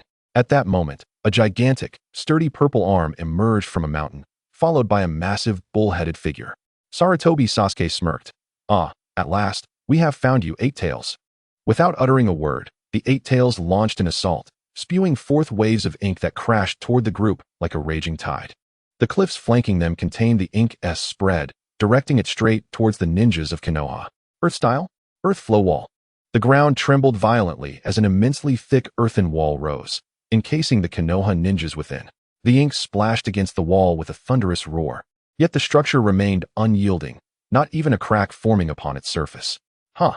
Well done, Sasuke. It seems you have not been slacking. Hashirama jested from the sidelines. Sasuke grinned in response. I must continue to contribute to the village. I cannot allow others to underestimate the Sarutobi clan. With a swift motion, he slammed his hand to the ground, invoking the earth style, rising platform technique. The earth beneath their feet began to ascend, quickly surpassing the height of the earthen wall. At this point, the ninjas of Konoha found themselves in a standoff with the Eight Tails, neither side daring to make the first move. Ultimately, the Eight Tails could no longer contain itself. It charged towards them, its 8 octopus-like tails propelling forward, aimed directly at Sarutobi Sasuke. Summoning technique. In a puff of white smoke, a robust ape materialized atop the rising platform. Sasuke, it appears you have encountered a formidable foe. The monkey spoke in a deep, resonant voice, exuding a commanding presence. Time is of the essence. We must engage. As the mighty ape spotted the 8 incoming tentacles, it let out a ferocious roar, transforming into a massive black club adorned with eyes. With all his might, Sarutobi Sasuke wielded the black club, delivering a powerful swing that repelled all 8 tentacles. He then leaped high into the air, gracefully navigating between the peaks. As he descended near the eight tails, the club expanded once more, crashing down upon the beast's head. The reverberation echoed throughout the valley. Even the tailed beast, with its resilient hide, would not emerge unscathed from such a blow, staggering backward in disarray. The impact had clearly left the eight tails momentarily dazed. Seizing the opportunity, the remaining members of the group immediately launched an offensive against the eight tails. A barrage of various ninjutsu struck the creature, inflicting tangible damage and leaving it with several wounds. However, the resilience of the tailed beasts is unparalleled. Within mere minutes, the eight tails had fully recovered. Following this resurgence, it swiftly retaliated. Red and blue chakra coalesced in its mouth, gradually forming a black sphere. Observing this, Sarutobi Sasuke's expression grew grave, for this was the mightiest technique of the tailed beasts. He had to muster all his strength. Sarutobi Sasuke commanded the Monkey King to revert to its original form for a direct assault on the eight tails' corporeal body, while he himself executed hand seals at an astonishing speed. Earth release, Earth Dragon technique, fire release, Fire Dragon bullet technique, wind release, gale palm. In an instant, he unleashed 3 powerful ninjutsu. A colossal earth dragon surged from the ground, traversing the unending mountain range. Coiling around it was a fire dragon. The mere sparks emitted ignited a fierce conflagration throughout the mountains. Then, a mighty gale swept in from behind. The wind fueled the flames. This tempest caused the fire dragon to swell to twice its size, its flames blindingly bright, as if rivaling the sun. Yet at that moment, the tailed beast ball, formed by the eight tails, erupted forth. Every tree and rock in its path was reduced to mere dust, leaving a hollow trajectory. The collision between the dual dragon techniques and the tailed beast ball resulted in a tremendous explosion, yet despite this, the earth dragon and fire dragon stood resolute. They did not falter against the tailed beast ball. Instead, they battled fiercely, locked in a stalemate. The two dragons spiraled around the tailed beast ball repeatedly, ultimately gnashing their fangs upon its surface. The ensuing explosion was cataclysmic. For an instant, it seemed as though everyone's vision and hearing had vanished. They could neither see nor hear anything, and had it not been for the searing wind brushing against their faces, they might have believed they had perished. Fortunately, no one was killed in that strike. Only a few ninjas suffered broken bones from falling debris, rendering them combat ineffective. Truly, the tailed beast ball is formidable. My ninjutsu could merely withstand it. Sarutobi Sasuke gritted his teeth in frustration. Initially, he had somewhat underestimated the tailed beast. Merely defending against a single tailed beast ball had drained a significant portion of his chakra. If a dozen or 20 more were to come, he might not be able to withstand them. Nichiren and Danzo could only watch from the sidelines, waiting for openings to release a jutsu or two amidst the eight tails attacks. Yet, in the face of such high-stakes combat, they were utterly powerless to intervene. Do not be disheartened, my young friends. You are still but tender sprouts, Hashirama remarked. Noticing Nichiren's evident despondency, I understand, Hokage-sama. That is good to hear. However, just as Hashirama was engaging in heartfelt conversation with the youngsters, a tailed beast ball veered off course, hurtling directly towards him. Oh, is it targeting me? Nichiren and Danzo quickly shielded Hashirama, only to be playfully brushed aside. You truly know how to choose your opponents, eight tails. Hashirama leapt into the air, would release, would golem technique. Instantly, a gigantic wooden figure adorned with menacing fangs emerged within the valley. Hashirama maneuvered the wooden giant, using its bare hands to grasp the incoming tailed beast ball. He then took 2 powerful strides forward, thrusting the tailed beast ball back against the eight tails body. Immediately afterward, he leaped away from the eight tails. A resounding explosion erupted, accompanied by the anguished wails of the eight tails, which had spent its entire existence launching tailed beast balls at others. This was its first experience of being struck by a tailed beast ball, and even more humiliatingly, it had been caught barehanded and thrust back upon itself. The intertwining feelings of humiliation and pain caused it to howl incessantly. Seizing this moment, Sarutobi Sasuke unleashed a composite ninjutsu once more. Once again, the dual dragons of earth and fire slammed against the eight tails, igniting a roaring inferno. Even the eight tails' remarkably tough skin was charred and peeling away. As the dense smoke dissipated, the eight tails' body was left riddled with scars, yet it still clung to a nearby mountain peak with its tail, desperately attempting to rise. It understood the dire consequences of being captured. As a tailed beast, it was accustomed to freedom. The thought of being shackled was unbearable, especially by fragile humans. Just as it managed to rise and prepare to gather chakra once more, a deep male voice resonated. Let this end. Eight tails, You belong to Konoha. Would release. Advent of the divine tree. Countless trees, thicker than its own tails, began to snake up its body, ensnaring it completely. The 8 tails struggled to break free. But despite exerting all its strength, it was in vain. It realized it had succumbed to defeat, destined to become a tool for others. Hashirama produced a sealing white jade block from his robes, and a gentle white light enveloped the 8 tails. The wounds inflicted during battle instantly vanished, and it felt its vitality restored to peak condition. Yet, in the next moment, the gargantuan 8 tails was drawn into the white jade block, vanishing from sight. Chapter 67. All-tailed beasts captured. In the following instant, the monumental 8 tails was absorbed into the white jade block, disappearing entirely.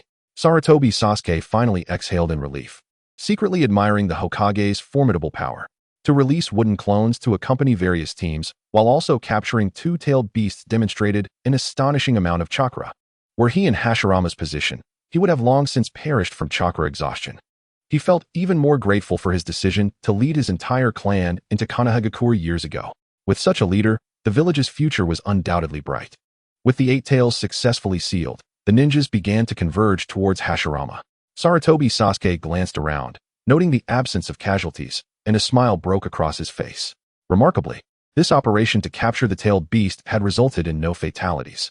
Yet, it was also thanks to the 8 tails' own reckless behavior in attacking the Hokage. Perhaps it felt it had lingered in its current environment long enough and sought a change of scenery? After all, the mindset of tailed beasts differs greatly from that of humans and is truly inscrutable. All right, let us return to Konoha, Hashirama commanded. And everyone swiftly adjusted themselves to begin the journey back. The location of the 8 tails was still quite distant from the village of Kumogakure. Even if they were discovered, they would not reach them in time. Moreover, with Hashirama's wooden clones accompanying the teams, it was unlikely they would dare to engage. After all, Hashirama's reputation resonated throughout the ninja world. To dare to strike at him would be akin to courting death. With Sarutobi Sasuke's mission to capture the 8 tails concluded, the other teams gradually finished their battles and successfully sealed their respective tailed beasts, all returning to Konoha without losses. This was due to Hashirama intervening to neutralize any fatal attacks. As Hokage, he could not allow his villagers to perish before his very eyes. Approximately 10 days later, within the Hokage's office, Hashirama gazed at the 9 white jade blocks on his desk, unable to contain his laughter. Ha ha ha. With this, all 9 tailed beasts belonged to Konoha. The faces of the clan leaders before him radiated with joy. Only with the village's growing strength could the clans flourish. It would not be an exaggeration to declare Konoha the foremost village in the ninja world. Everyone worked hard during this operation. All medical expenses for the injured will be covered by the Senju clan for 1 year.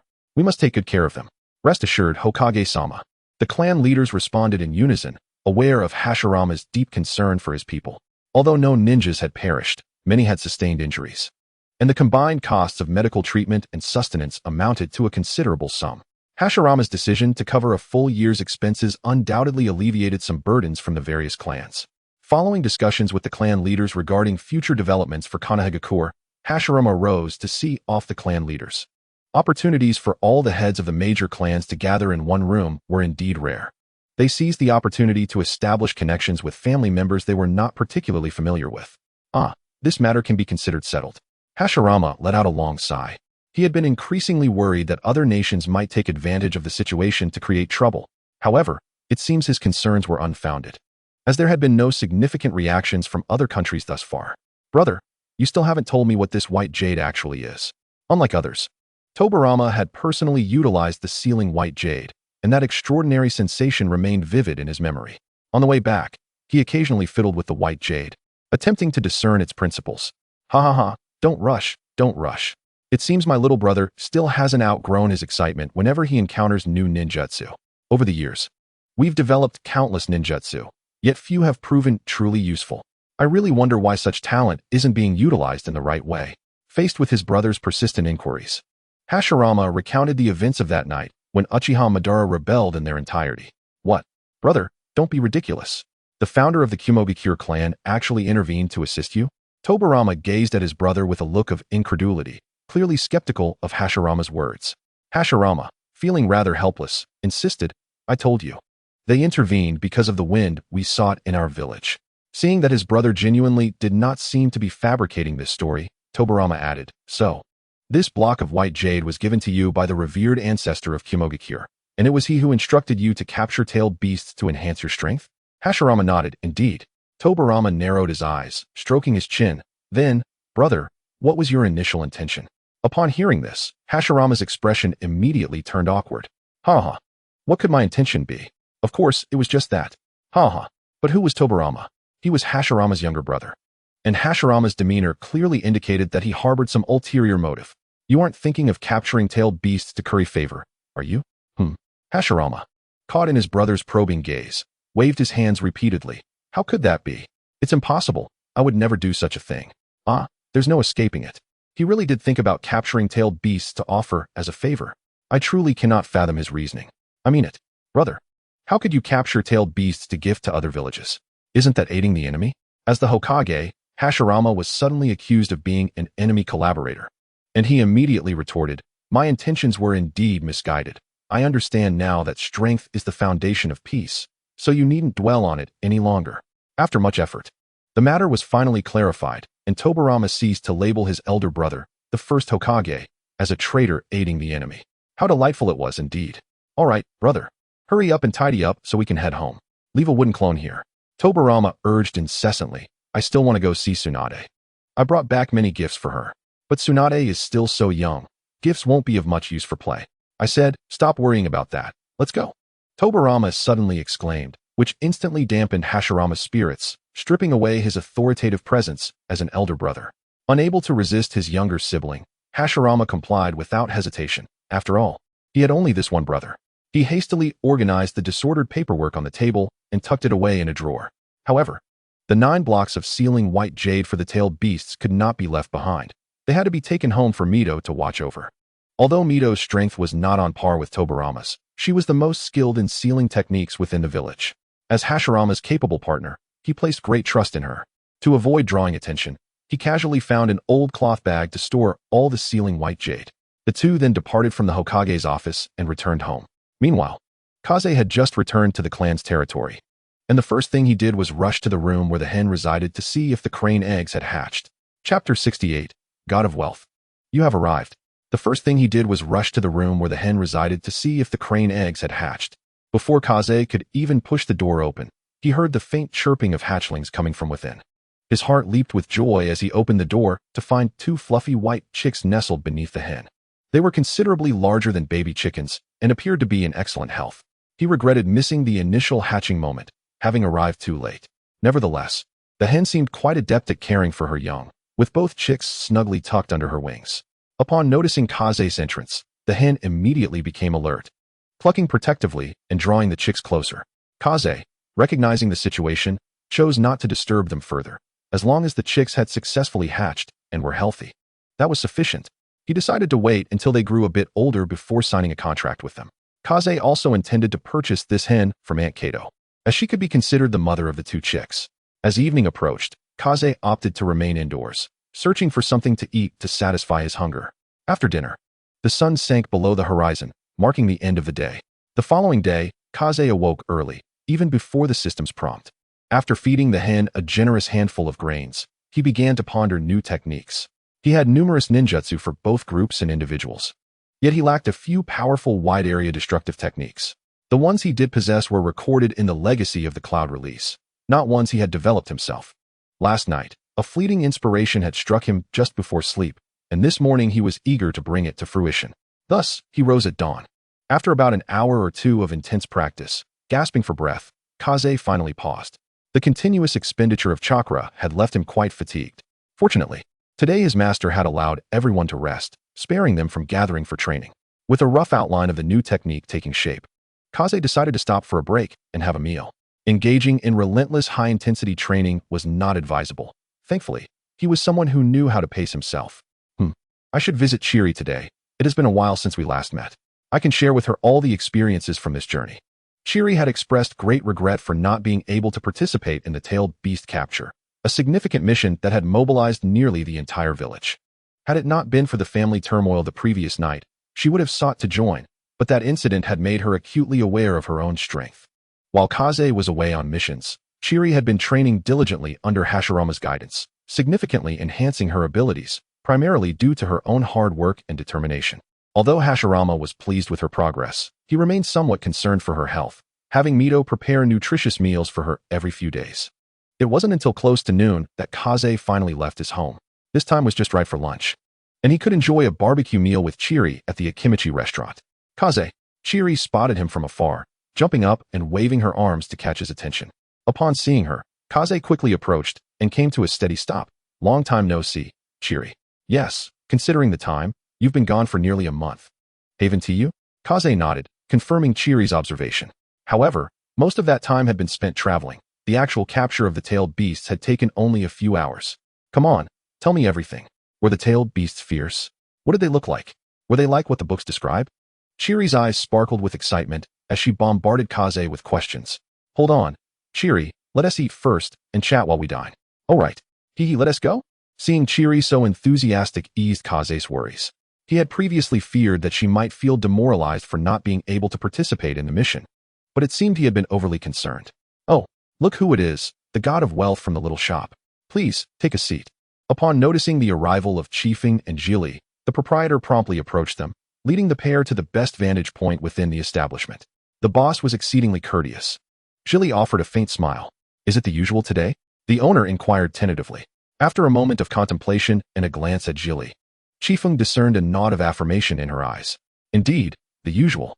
The owner then bellowed, bring forth all the dishes for table 1, followed by 20 plates of meat.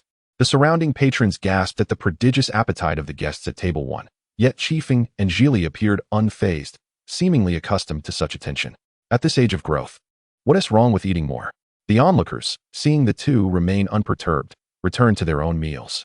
The proprietor hurried back to the kitchen, urging the staff to expedite the dishes, lest they delay the feast of the god of wealth. Chifeng, do tell me.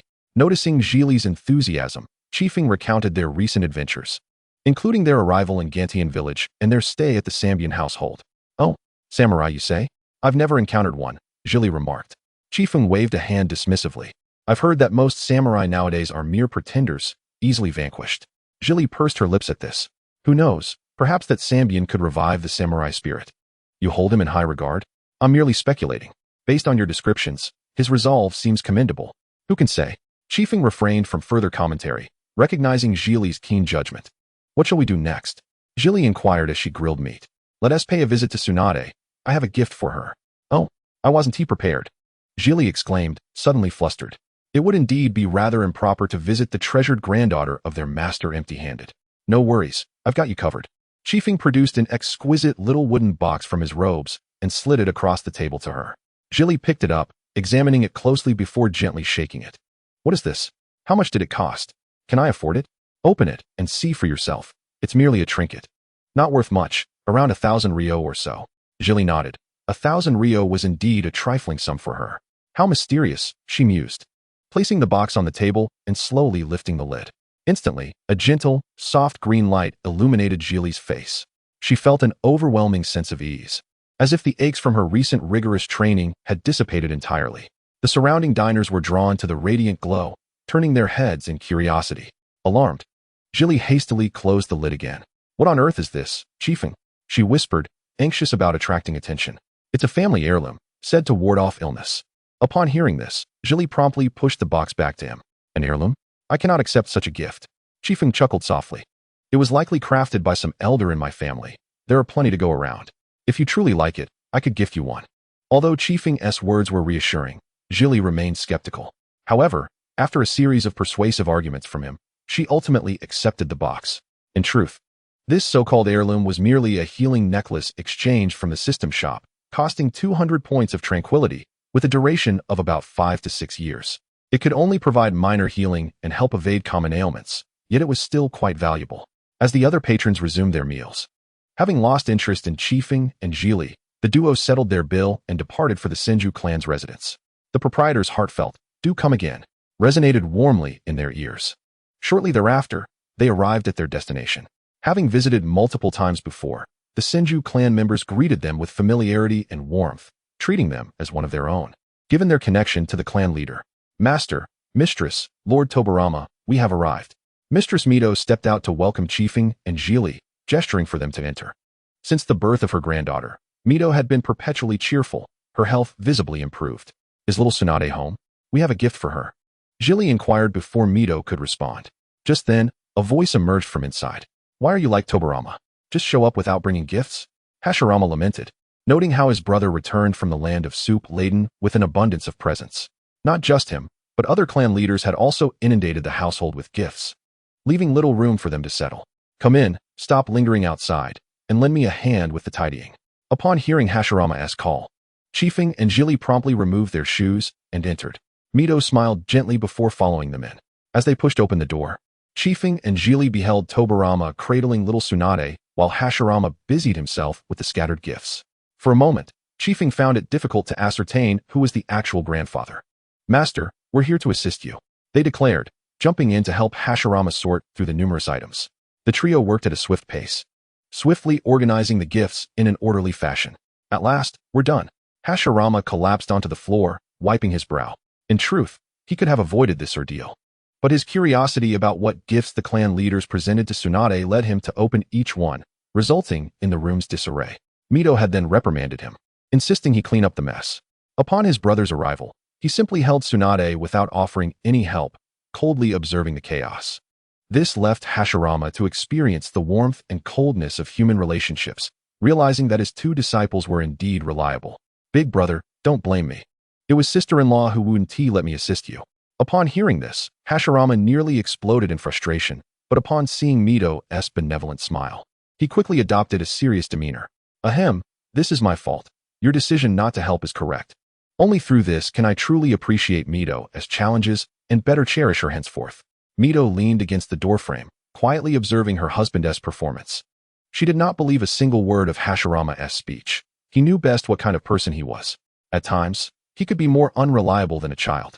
As long as it's cleaned up, that's what matters. You two converse. I'll go slice some fruit. Once Mito departed, Hashirama slowly rose, muttering something incomprehensible under his breath. This was the first time Chiefing and Jilly had witnessed Hashirama in such a state, finding it rather amusing, given his usual imposing demeanor. Master, where's brother Asuma? Why isn't he here? Hashirama seated himself beside the table, pouring a cup of tea as he spoke. Asuma went to visit his father-in-law with his wife. He won't be back for a while. Chiefing felt a pang of disappointment. It had been ages since he last saw Asuma and had hoped to catch up with him this time. Indeed, those who are married lead busy lives. At this moment, Chiefing retrieved a beautifully crafted cloth doll from his sleeve, a purchase made alongside Tobirama in the land of soup. Though it wasn't expensive, it represented a heartfelt gesture. As for why Jilly hadn't exchanged for one at the system shop, it was simply a matter of saving resources. Jilly had been unable to prepare a gift, which is why Chiefing had exchanged for it, while he had already bought his gift long ago and thus had no need for a replacement. Hashirama inspected the doll, finding it somewhat familiar, and upon closer examination, realized it was the same one Tobirama had gifted. Place it over there. It will make a lovely pair with Tobirama's. It is evident that Hashirama harbors some resentment towards Tobirama, who chooses to disregard it and instead wanders the room with Tsunade. Master, Lord Tobirama, I have a gift for Tsunade, said Chiri, as she produced a small box that Kaze had prepared for her and placed it on the table. Oh, what is this? Chiri mimicked Kaze's tone, saying, you'll know once you open it. Hashirama accepted the box and opened it directly, much like in a barbecue restaurant. A radiant green light flickered, enveloping everyone in a warm embrace. Gradually, the brilliance subdued, allowing everyone to discern the nature of the item. It was a necklace, a delicately crafted piece adorned with a pale green gemstone, resting elegantly within the box. Following Kaze's instructions, Chiri elaborated on the necklace's functionalities. Upon hearing this, Hashirama's face lit up with joy. He deemed it to be the most practical gift imaginable. Children are often prone to illness or accidents, and with this necklace, Tsunade would surely enjoy a comforting childhood. His little princess must grow up healthy and happy. He would impart all his knowledge to her. This gift is splendid, showcasing Chiri's meticulous thoughtfulness. Tobirama also appeared quite pleased with the present. Chiri felt a tinge of embarrassment at the praise from her master and Lord Tobirama, for the gift was not her own creation. It was, in fact, Kaze's heirloom, and she cast an apologetic glance towards him. In response, he flashed a smile, winking at Chiri, and said, do not dwell on it too much. I was merely filling in this time. Next time, you ought to choose an even finer gift. Chapter 70. Distribution of Tailed Beasts and the 5 Kage Summit. Chiri nodded with a smile upon hearing this. Hashirama carefully took the necklace and placed it around Tsunade's neck. The emerald gem emitted tiny green glimmers akin to fireflies. The innocent little Tsunade giggled and reached out to grasp them, but to no avail. At this moment, Mito returned to the room with freshly cut fruit. Noticing everyone gathered around Tsunade, she approached them. "What is happening here?" Mito inquired gently. Tobirama presented Tsunade to Mito, saying, "Sister-in-law, look, this necklace fits little Tsunade perfectly." Mito examined it closely and nodded in approval. Tobirama then explained the necklace's purpose, which brought Mito great delight. She lifted the green gemstone in her hand and cast a sealing technique upon it, enhancing its longevity and protective qualities for Tsunade. Hashirama waved his hand dismissively, proclaiming, "With Tobirama and me around, who dares to harm a single hair on Tsunade? And we are here too." Kaze and Chiri chimed in unison. Mito embraced Kaze and Chiri, affectionately ruffling their hair. "You are all such good children. Fortunately, both the Senju and Uzumaki clans are long-lived. I believe I shall witness Tsunade blossom into an exceptional kunoichi." Gazing at the little Tsunade's earnest attempts to catch the scintillating light, Mito's eyes sparkled with uncontainable joy. What kind of person will she become? I hope she does not inherit her grandfather's propensity for gambling. After some idle chatter, Kaze and Chiri took their leave from the Senju compound. Having delivered the gift and fulfilled their purpose, there was no need to linger further. After all, they could see their master every day. Today was a rare occasion for rest and relaxation. Once Kaze and the others departed, the remaining trio commenced a different discussion. Tobirama gently placed Tsunade back in her cradle and then posed a question. "Brother, how shall we arrange the 9-tailed beasts we have captured?" Hashirama pondered for a moment before opening a concealed compartment in the wall, retrieving 2 sealing white jade stones. "I personally do not require a tailed beast, so I wish to allocate these 2 to you." He placed the jade stones on the table, their surfaces intricately carved with the likenesses of the 9 tails and the 3 tails. As the most formidable of the tailed beasts, even when sealed within the jade, we must remain vigilant. Hashirama gazed sincerely at Mito. "Mito, as the princess of the Uzumaki clan, I can entrust it to you without worry." His concerns were not unfounded. They had yet to truly experiment with controlling the tailed beasts through the sealing jade. Should any unforeseen circumstances arise, only Mito, with her expertise in sealing techniques, could contend with the chaos of the 9 tails within. "If you are unwilling, I shall not force you." Mito tenderly caressed Hashirama's face, casting him a loving glance. "We are husband and wife. No words are necessary." Hashirama nodded solemnly, grateful to have such a partner. "Tobirama, you excel in water techniques. The 3 tails will complement you well and should significantly enhance your abilities." Tobirama acknowledged this, accepting the white jade stone containing the 3 tails. Using the power of a tailed beast would undoubtedly be a novel experience for him, perhaps offering inspiration and insights into ninjutsu, leading to the development of new techniques. "What about the remaining tailed beasts? Have you decided how to allocate them, brother?" "Yes, I have." Hashirama then proceeded to articulate his distribution plan in detail. "I intend to assign the 1 tail to the Nara clan temporarily, as their expertise in wind techniques aligns perfectly with it. The 2 tails will be entrusted to the Uchiha clan, the 4 tails to the Sarutobi clan, the 5 tails to the Hyuga clan, while the 6 tails currently lacks a suitable candidate. The 7 tails will be given to the Aburame clan, and the 8 tails will also be set aside for now." Tobirama nodded in agreement. His brother's allocations were entirely based on the strengths of each clan, devoid of any personal bias. The 2 less compatible tailed beasts would simply await future candidates. The village of Konoha boasts a wealth of talent, so it would not be long before suitable hosts are found. The following noon, Hashirama summoned the clan leaders to the Hokage's office, where Tobirama announced the plan for the distribution of the tailed beasts. There were no objections. After all, upon returning from their missions, each clan had received their due rewards. Hashirama requested that each clan select individuals to fuse with the tailed beasts, and he would personally review the selections. The clan leaders had already considered potential candidates, primarily their most gifted descendants. With the matter settled, the clan leaders took their leave. "Brother, why not try fusing with a tailed beast? It feels quite extraordinary."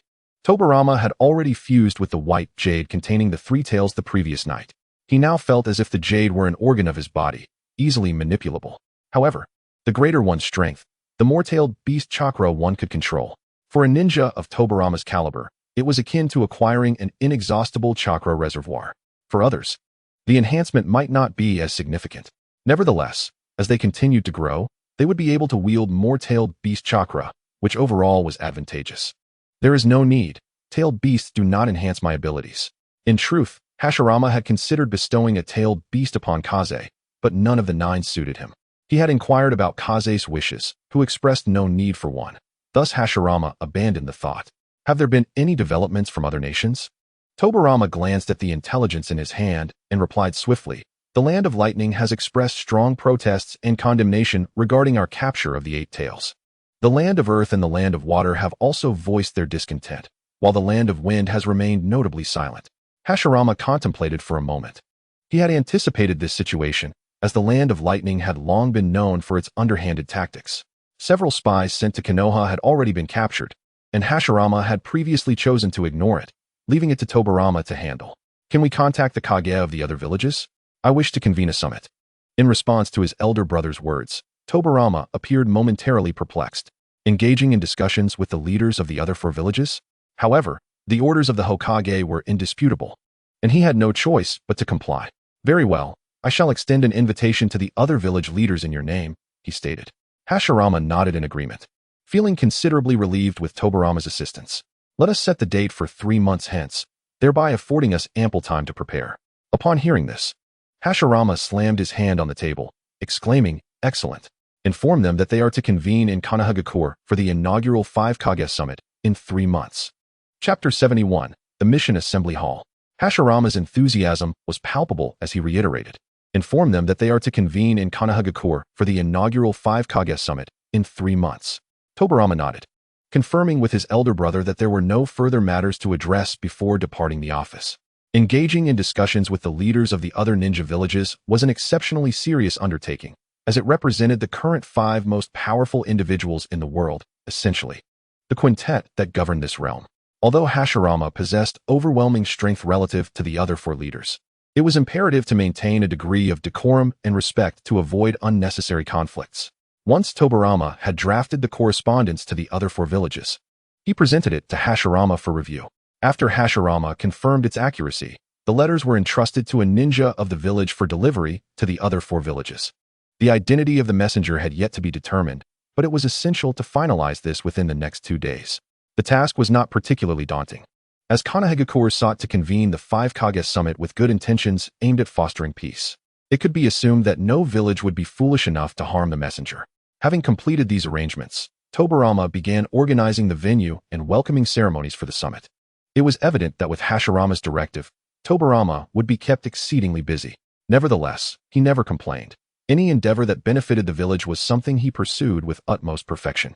While executing the tasks assigned by Hashirama, he also contemplated the future of Konoha.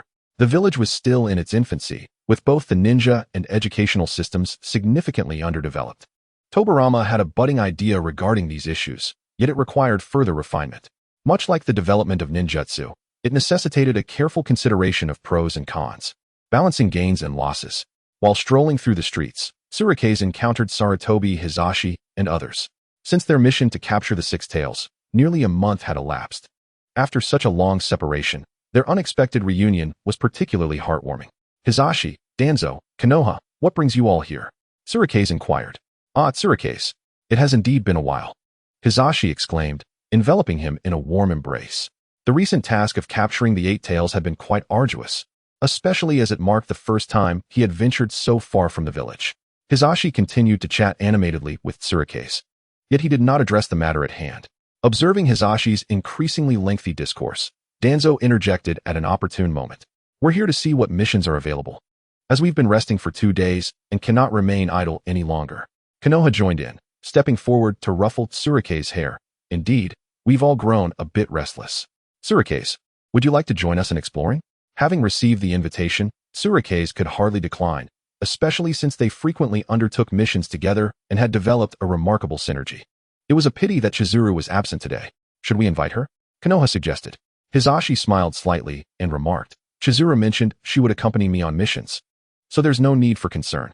With this reassurance, Tsuruke's felt no further need for contemplation and followed Hizashi and the others to the mission acquisition site.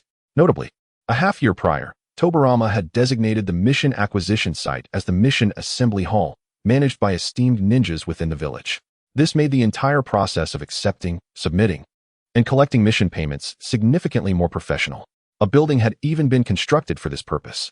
This initiative was met with unanimous acclaim from the village's ninjas, as a more professional task model significantly safeguarded the interests of the ninjas.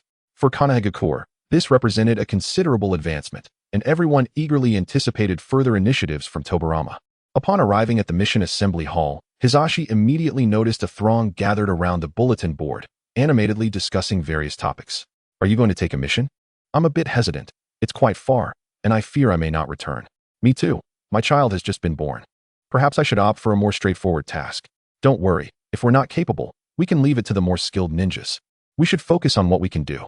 Listening to the spirited discussions, Hisashi's curiosity was piqued, and he maneuvered through the crowd like a nimble monkey. He soon found himself at the front. Wow, this is truly impressive, Hisashi exclaimed in awe. A familiar ninja beside him remarked, Hisashi, why not take one of the remaining missions? There seemed to be only 3 left. Upon learning that only 3 missions remained, Hisashi was eager to accept one. However, considering his teammates, he refrained from making a hasty decision and gradually retreated to rejoin them. Danzo, noticing Hisashi's return with a hint of hesitation on his face, inquired, What's the matter, Hisashi? What are they all discussing? The Hokage intends to convene the 5 Kage summit and requires ninjas to deliver letters to the other villages. He revealed. The gravity of his statement left everyone astonished. They had not anticipated such a significant undertaking. Surely this mission must be classified as S rank. I would love to participate, but it ultimately depends on your willingness.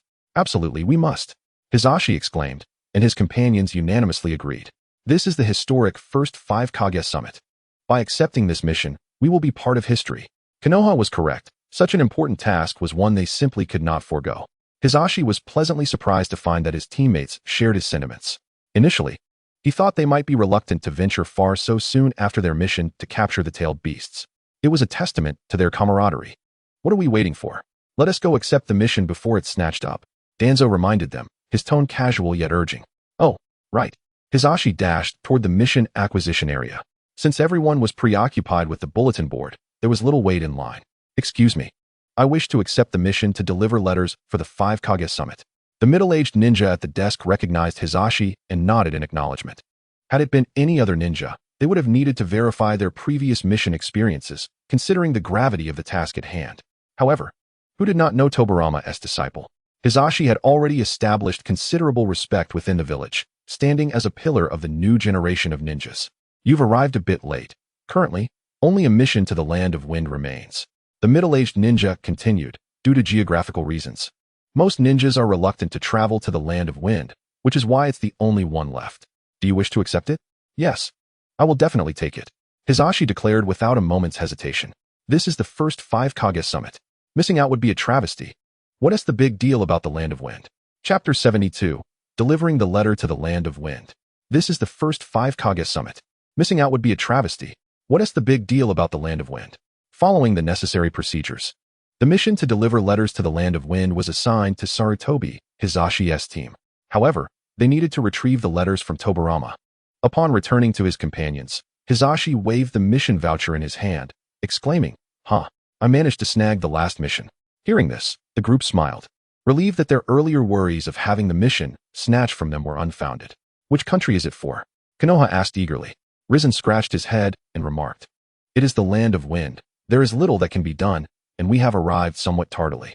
Upon hearing that it was indeed the Land of Wind, the group exhibited no signs of surprise, for it had been a consideration from the outset. Aside from its harsh environment, the Land of Wind presented no significant challenges. It was merely the Land of Wind, an adventure akin to a desert excursion. Akito Kaze, beside him, munched on snacks in agreement. Kaze was not one to dwell on matters excessively. Wherever the group ventured, he followed. Kokoru merely lamented that her skin would surely suffer from sun exposure, offering no further complaints. Overall, the group was quite content. As anticipated, this mission was yet another S-rank task. Ding. Task detected. Deliver a letter to the Wind Daimyo for the 5 Kage summit. Task level S. Kaze's spirit soared. This S-rank mission felt like a windfall, promising a peaceful influx of merit upon its completion. His current merit stood at 21,900 points, which was quite sufficient. After some discussion, they formulated a plan for their diplomatic journey to the Land of Wind, recognizing the likelihood of unexpected encounters along the way and resolving to be adequately prepared to avoid confusion. Once the deliberations concluded, Hiruzen spoke. Let us first seek out our instructor to obtain the letter. Yes, The teacher should be in the office. The group then proceeded to the Hokage's office to collect the letter from Tobirama, while also eager to gauge their instructor's perspective on their mission. Upon reaching the office door, they knocked and entered. Hashirama and Tobirama were present inside, and upon seeing the children, they momentarily set aside their work. "What brings you children here?" asked the Hokage. "Lord Hokage, we have accepted a mission to deliver a letter to the Land of Wind. We are here to collect the correspondence from our teacher." Hashirama's face lit up with pride upon hearing Rizen's words. "Excellent. Youngsters must undergo trials. It is how they become pillars of strength." Tobirama, too, was delighted, smiling as he retrieved an exquisite wooden box from his robes and handed it to Rizen. He then patted his shoulder, saying, "Inside this box is the letter for the Wind Daimyo. Handle it with care." Rizen beamed with confidence, replying, "Rest assured, teacher, we are no longer children." At this, both Hashirama and Tobirama paused, reflecting on the truth of those words. Indeed, they were no longer children, but had become the backbone of their village. Yet, whenever Tobirama beheld Rizen, he was reminded of that mischievous little monkey who used to scamper up trees. "You are the future of Konoha. Go forth and do well." The group nodded in agreement, cherishing their teacher's recognition of their growth. They had trained under him for nearly a decade, a period filled with hardship yet abundant in rewards. "Kaze, are you going as well?" Hashirama inquired, tilting his head.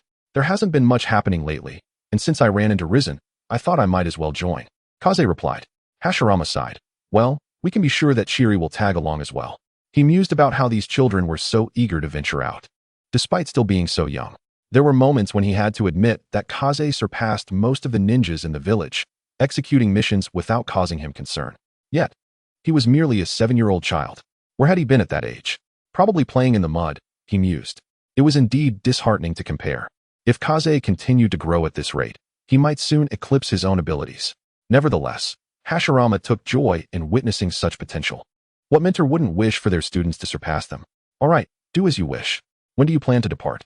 Kaze looked to Rizen, for he was the captain and the one to decide the team's departure time. Understanding the implication, Rizen responded, "Our plan is to set off the day after tomorrow at dawn, traveling the route we previously took to eliminate bandits directly to the Land of Wind." Hashirama pondered for a moment before nodding. "Yes, that route should be familiar to you." Rizen briefly outlined his plans to Hashirama and Tobirama, hoping for their guidance. Thus, they lingered in the office for a while longer, and as Hashirama and Tobirama finished their discussions, the sky gradually darkened. "Huh. It seems we've talked a bit too much today. You children should head back," Hashirama remarked. He and Tobirama had always been vigilant regarding the safety of the children. Previous challenging missions had been accompanied by more seasoned ninjas.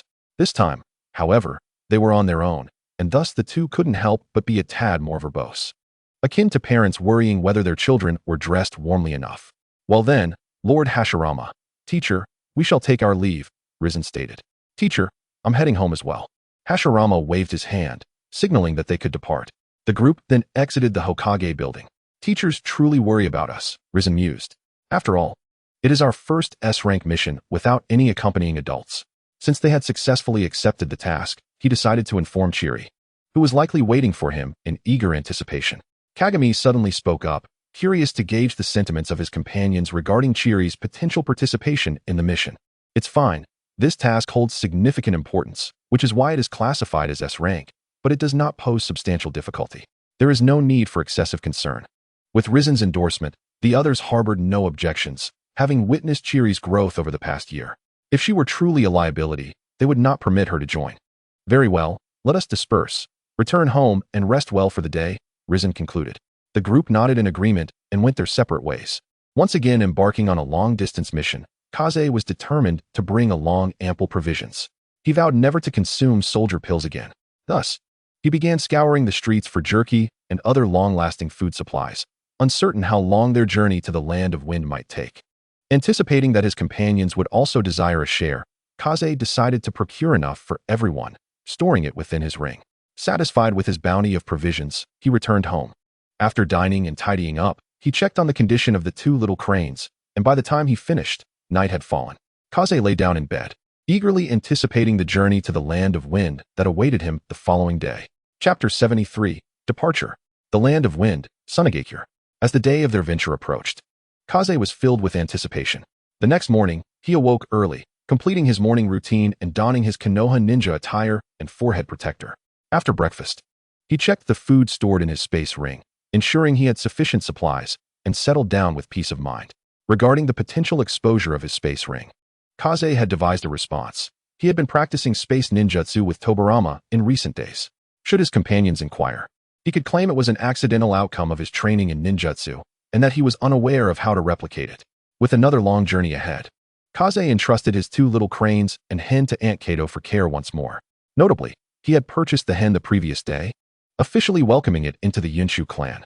Aunt Kato had initially been reluctant to accept payment, considering it merely a chicken, but Kaze's resolute attitude had prevailed. Realizing the time for their agreed-upon gathering was near, Kaze set off toward the village gate. From a distance, he spotted Hiruzen and Danzo, who were inseparable as ever. Hiruzen appeared in high spirits, a broad smile gracing his face. "Hey Kaze, you're here early." "Good morning, Hiruzen." "Danzo," Kaze replied. Danzo greeted him as well, but chose not to elaborate further. Kaze was unbothered. He had come to understand Danzo's nature after a year of acquaintance. "Hiruzen, you seem particularly cheerful today. Is there good news?" Kaze inquired. Hee. Upon hearing Kaze's question, Hiruzen eagerly retrieved a small bento box from his ninja pouch. "Look, this bento was made for me by Biwa Lake. Isn't it delightful?" It was then that Sufing comprehended the situation. After all the effort, his progress on the Gundur for Lake Biwa had finally seen a slight increase. He recalled a year prior when Sarutobi Hisashi had requested a crystal to present to Lake Biwa. Yet to this day, they had not truly succeeded. While the endeavor was commendable, one could not help but wonder, "Hisashi, isn't your progress rather sluggish?" Sarutobi Hisashi rubbed his nose with a finger, retorting, "What do you know? I simply wish to avoid hastily embarking on a romantic affair." His declaration was so fervent that, had Sufing not known him to be a notorious lecher, he might have been convinced. At that moment, Danzo could no longer contain himself. "Enough, Hisashi. Had you not been caught peeking at the women's bathhouse by Lake Biwa, you might have already." Before Danzo could finish, Hisashi swiftly covered his mouth, a hint of embarrassment lacing his words. "You didn't hear anything." Internally, he cursed Danzo for his loose tongue. Why must he divulge everything? He regretted ever asking him how to win Lake Biwa's favor. Sufing gestured for silence, indicating he would keep the secret. After all, the tale of the young clan leader of the Sarutobi family spying on the women's bathhouse would indeed be quite scandalous. Just then, the others arrived, including Kamachi and Akito, as well as Q and Chihiro. "Hisashi, what on earth are you doing in broad daylight?" Kamachi immediately began to chastise Hisashi upon seeing him. Hisashi finally released his grip on Danzo. "It's nothing. You didn't see anything." Kamachi expressed her exasperation. "Sufing, you're here quite early," Chihiro remarked as she approached. Originally intending to casually join everyone on a mission, she had been informed by her brother, who returned the previous night, that their task was to deliver a message to the sand-hidden village in the Land of Wind. It was a mission of great significance concerning the 5 Kage summit, leaving her exhilarated, unable to sleep well the entire night. Even now, she felt somewhat unsteady, her excitement palpable. "I'm used to it. I wake up around this time every day," she said with a sweet smile. "We get to embark on a mission together again. This is my very first S-rank mission, and with such significance, I must present my best self." Seeing Chihiro brimming with confidence brought Sufing joy. Chihiro was inherently an optimistic girl. The regret of not participating in the last tailed beast capture had transformed into motivation, resulting in significant improvement. It seemed that this trip to the Land of Wind would allow her to truly shine. With everyone gathered, they agreed, if there were no other matters, it was time to set off. They had all taken care of their personal affairs yesterday and were ready to depart. With Hisashi's command, the entire team left the village, heading towards the Land of Wind. They traveled a path they had traversed a year ago. A year's time had not altered the terrain, allowing for considerable speed. Along the way, Hisashi discussed how to respond to any unforeseen circumstances that might arise. Hisashi and Danzo led the charge, with Sufing and Chihiro flanking them, while In, Q, and Akito brought up the rear, with Kamachi positioned centrally as the medical ninja. Although Kamachi's water release techniques were formidable, any mishap involving a medical ninja could be a devastating blow to the entire team. Fortunately, no miscreants crossed their path. Perhaps due to their numerous missions over the past year, most bandits had been eradicated. The Land of Fire was currently exceedingly peaceful, devoid of both external enemies and internal strife, with the nation flourishing. Around dusk, they arrived at the small village they had visited a year prior. Given the ample time allowed for their mission, they decided to rest for the night. This might be their last comfortable night as sleep, as they would likely reach the border of the Land of Wind by the morrow. That region was notorious for its swirling sands, far from comfortable. It appeared that the owner of the inn from a year ago had changed. Inquiries revealed it was the son of the previous elderly proprietor, who had retired to enjoy his twilight years due to declining health. Since they were no longer acquainted, Hisashi and the others did not linger in conversation, opting for several decent rooms to stay in and indulging in a delightful soak in the hot springs. Although the day had not been particularly exhausting, it had still been somewhat wearisome, and the bath alleviated much of that fatigue. The following morning, after settling their expenses, Hisashi and the others set forth once more towards the Land of Wind. This time, they resolved to increase their pace, aiming to reach the borders of the Land of Wind by nightfall. By mid-afternoon, they arrived at the valley where they had previously vanquished the bandits. The ruins were now overgrown with weeds and saplings, rendering them unrecognizable. With no time for nostalgia, they pressed on, bypassing the valley and continuing straight ahead to enter the Land of Wind. Everyone, remain vigilant. We are about to enter another country, uncertain if there will be rogue ninjas, Hisashi commanded. Instantly, the group snapped to attention, alert to their surroundings. The further they traveled towards the Land of Wind, the stronger the winds became, and the sparser the trees grew. The terrain of the Land of Wind was desolate, predominantly consisting of yellow sand, with scarcely any arable land. Water was also a rare commodity, mostly sourced from oases. Surviving in such a resource-scarce land was undeniably challenging. Something's amiss, Hugh whispered to his companions. There's a chakra life form behind that massive rock. It must be a ninja. His voice was soft, audible only to his teammates. The presence of a ninja possessing the Sharingan was undoubtedly advantageous and would spare them considerable trouble. Yet, the team did not act hastily. Instead, they continued forward. Just as they were about to enter the enemy's attack range, Danzo swiftly formed hand seals. Wind release, vacuum wave.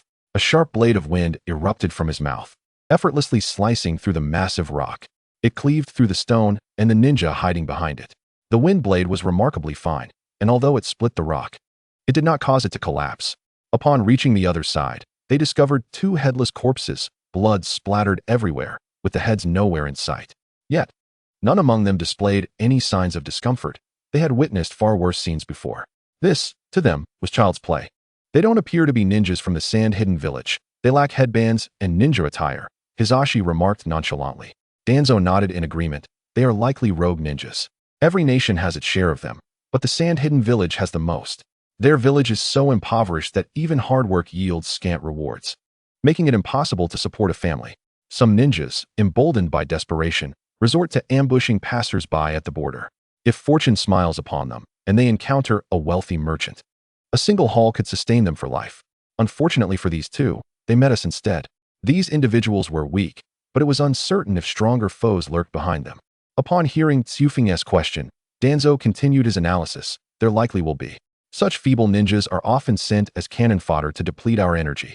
He added, however, it's also possible they are merely two fools seeking money without regard for their lives. Tsufing waved his hand dismissively. He had no pity for such individuals. Engaging in such perilous activities warranted caution, lest they find themselves on the receiving end of a blade. All right, let us proceed, maintaining our vigilance. The group did not linger any longer and continued onward towards the Land of Wind. After approximately an hour, the trees vanished from sight, leaving only an endless expanse of yellow sand. The sun scorched the earth, transforming the desert into a colossal oven, relentlessly baking its travelers. How much longer until we reach Sunagakure, Brother Hisashi? Hisashi pulled out the map and assessed their position. It should take about a day and a half. However, since it's our first visit, we might be slower, so 2 days is a more prudent estimate. Kaze nodded, having underestimated the desert's might. Today, the sun was particularly fierce. Were it not for the abundant provisions of food and water stored in the spatial ring, they would have surely succumbed to the elements. All the delightful bento from Lake Biwa and the exquisite soldier pills were rendered useless without water. The water they had procured from the last village had already been consumed on the road, leaving everyone parched and dry. Observing the poor condition of his companions, Kaze waved his hand, conjuring buckets of water. The unusual spectacle filled the group with curiosity. Kaze then recited a pre-prepared explanation, which they accepted without much suspicion. He proceeded to create ice blocks using ice release, tossing them into the water, which cooled it, allowing everyone to dissipate heat more rapidly. After the series of actions, the companions were sufficiently replenished and had regained their vigor, no longer appearing lethargic. I truly wonder how the Oil Woman clan manages to battle a tailed beast in this desert, Hisashi lamented, feeling the toll of the harsh environment. They had only just entered the land of wind, and already it was becoming unbearable. All right, now that we've rested, let us hasten our journey and not waste any more time, urged Kosun, prompting Hisashi to reluctantly rise and continue onward. At that moment, Kaze began to form seals swiftly, cloud release, cloud clothing technique. He exhaled a large puff of cloud, transforming it into garments akin to capes that floated before them. Try these on. They should make a significant difference. It dawned on everyone that Kaze's cloud mist, when enveloping them, was indeed quite refreshing. They donned the cloud-made attire, which felt like cotton, yet was pleasantly cool. Instantly, they felt revitalized and remarkably comfortable. Ah, I feel rejuvenated. Kaze is always so reliable, unlike certain individuals, Kosun remarked teasingly. Hisashi chose to ignore the subtle jibe, resolute in his belief that as long as he maintained his moral integrity, he wouldn't be swayed. Enough, let us set off. With the cloud garments providing them with a boost in speed and shielding them from the sun's relentless rays, their pace quickened. The sustenance of the cloud attire relied solely on Kaze's chakra, and its consumption was minimal, requiring only a third of his chakra to last the entire day. Hoka no Jutsu. Hisashi, alongside Chiri, unleashed their ninjutsu toward a distant sand dune. The two fireballs merged into an overwhelmingly massive fireball that crashed into the dune, resulting in a violent explosion. From the sand dune emerged 4 shadowy figures, surrounding the group. Hisashi immediately noticed a scratch on the forehead protector of one, a mark of a rogue ninja. Rogue ninjas from Sunagakure, Danzo observed coolly. You are from Konoha, here in the land of wind, to instigate war? The leading ninja bellowed at them. Spare us the banter. Kill them. Danzo's voice was frigid, clearly believing that conversing with these fools was futile. Without hesitation, he launched an attack on the leading ninja, with Hisashi promptly following suit. Thus, a battle commenced. Ice release, ice spike. Kaze stomped his foot, sending a barrage of sharp ice spikes toward the enemy.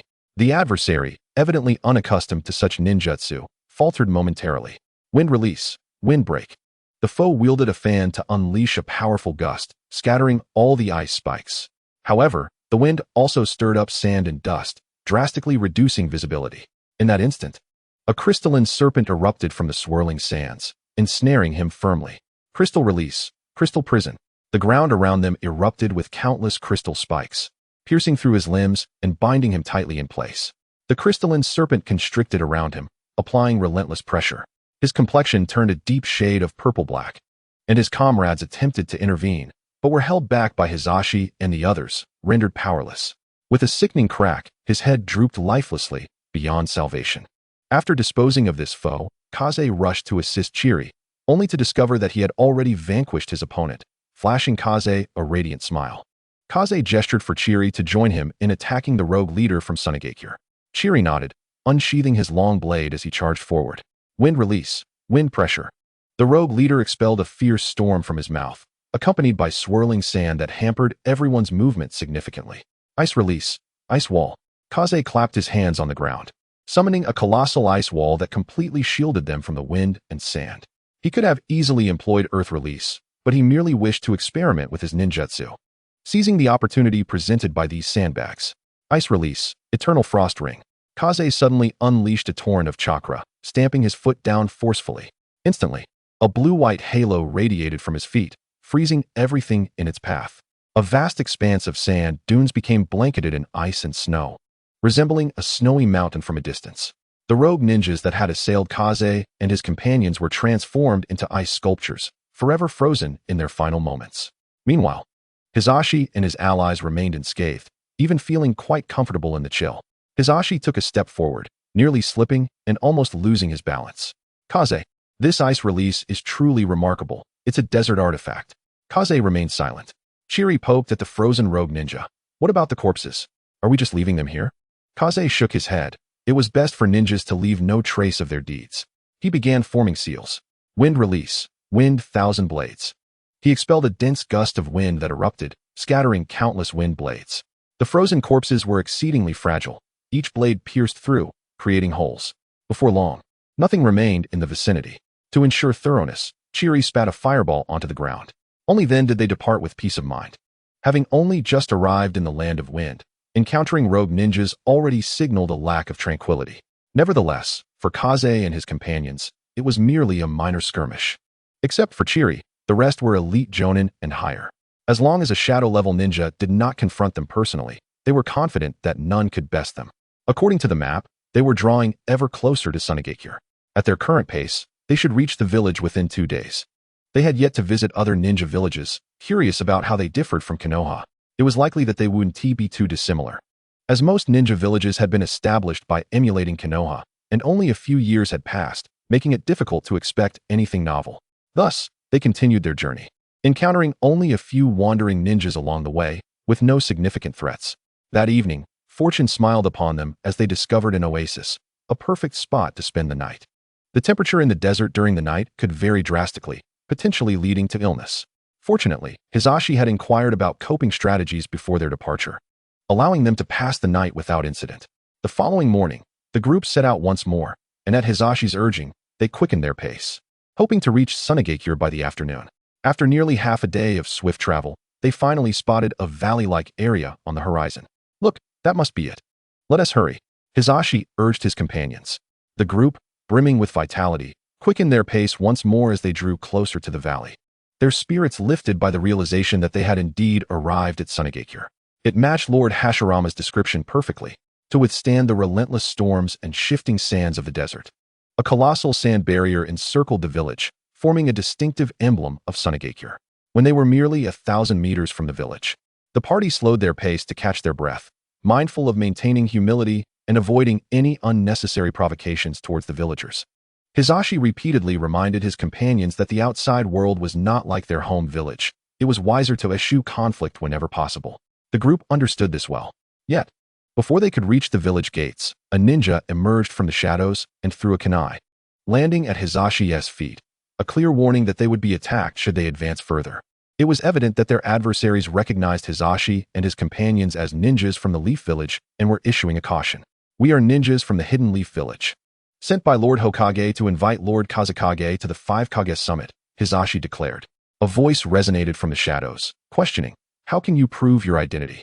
In response, Hisashi produced a letter drafted by Tobirama and penned by Hashirama himself, though it was merely a copy.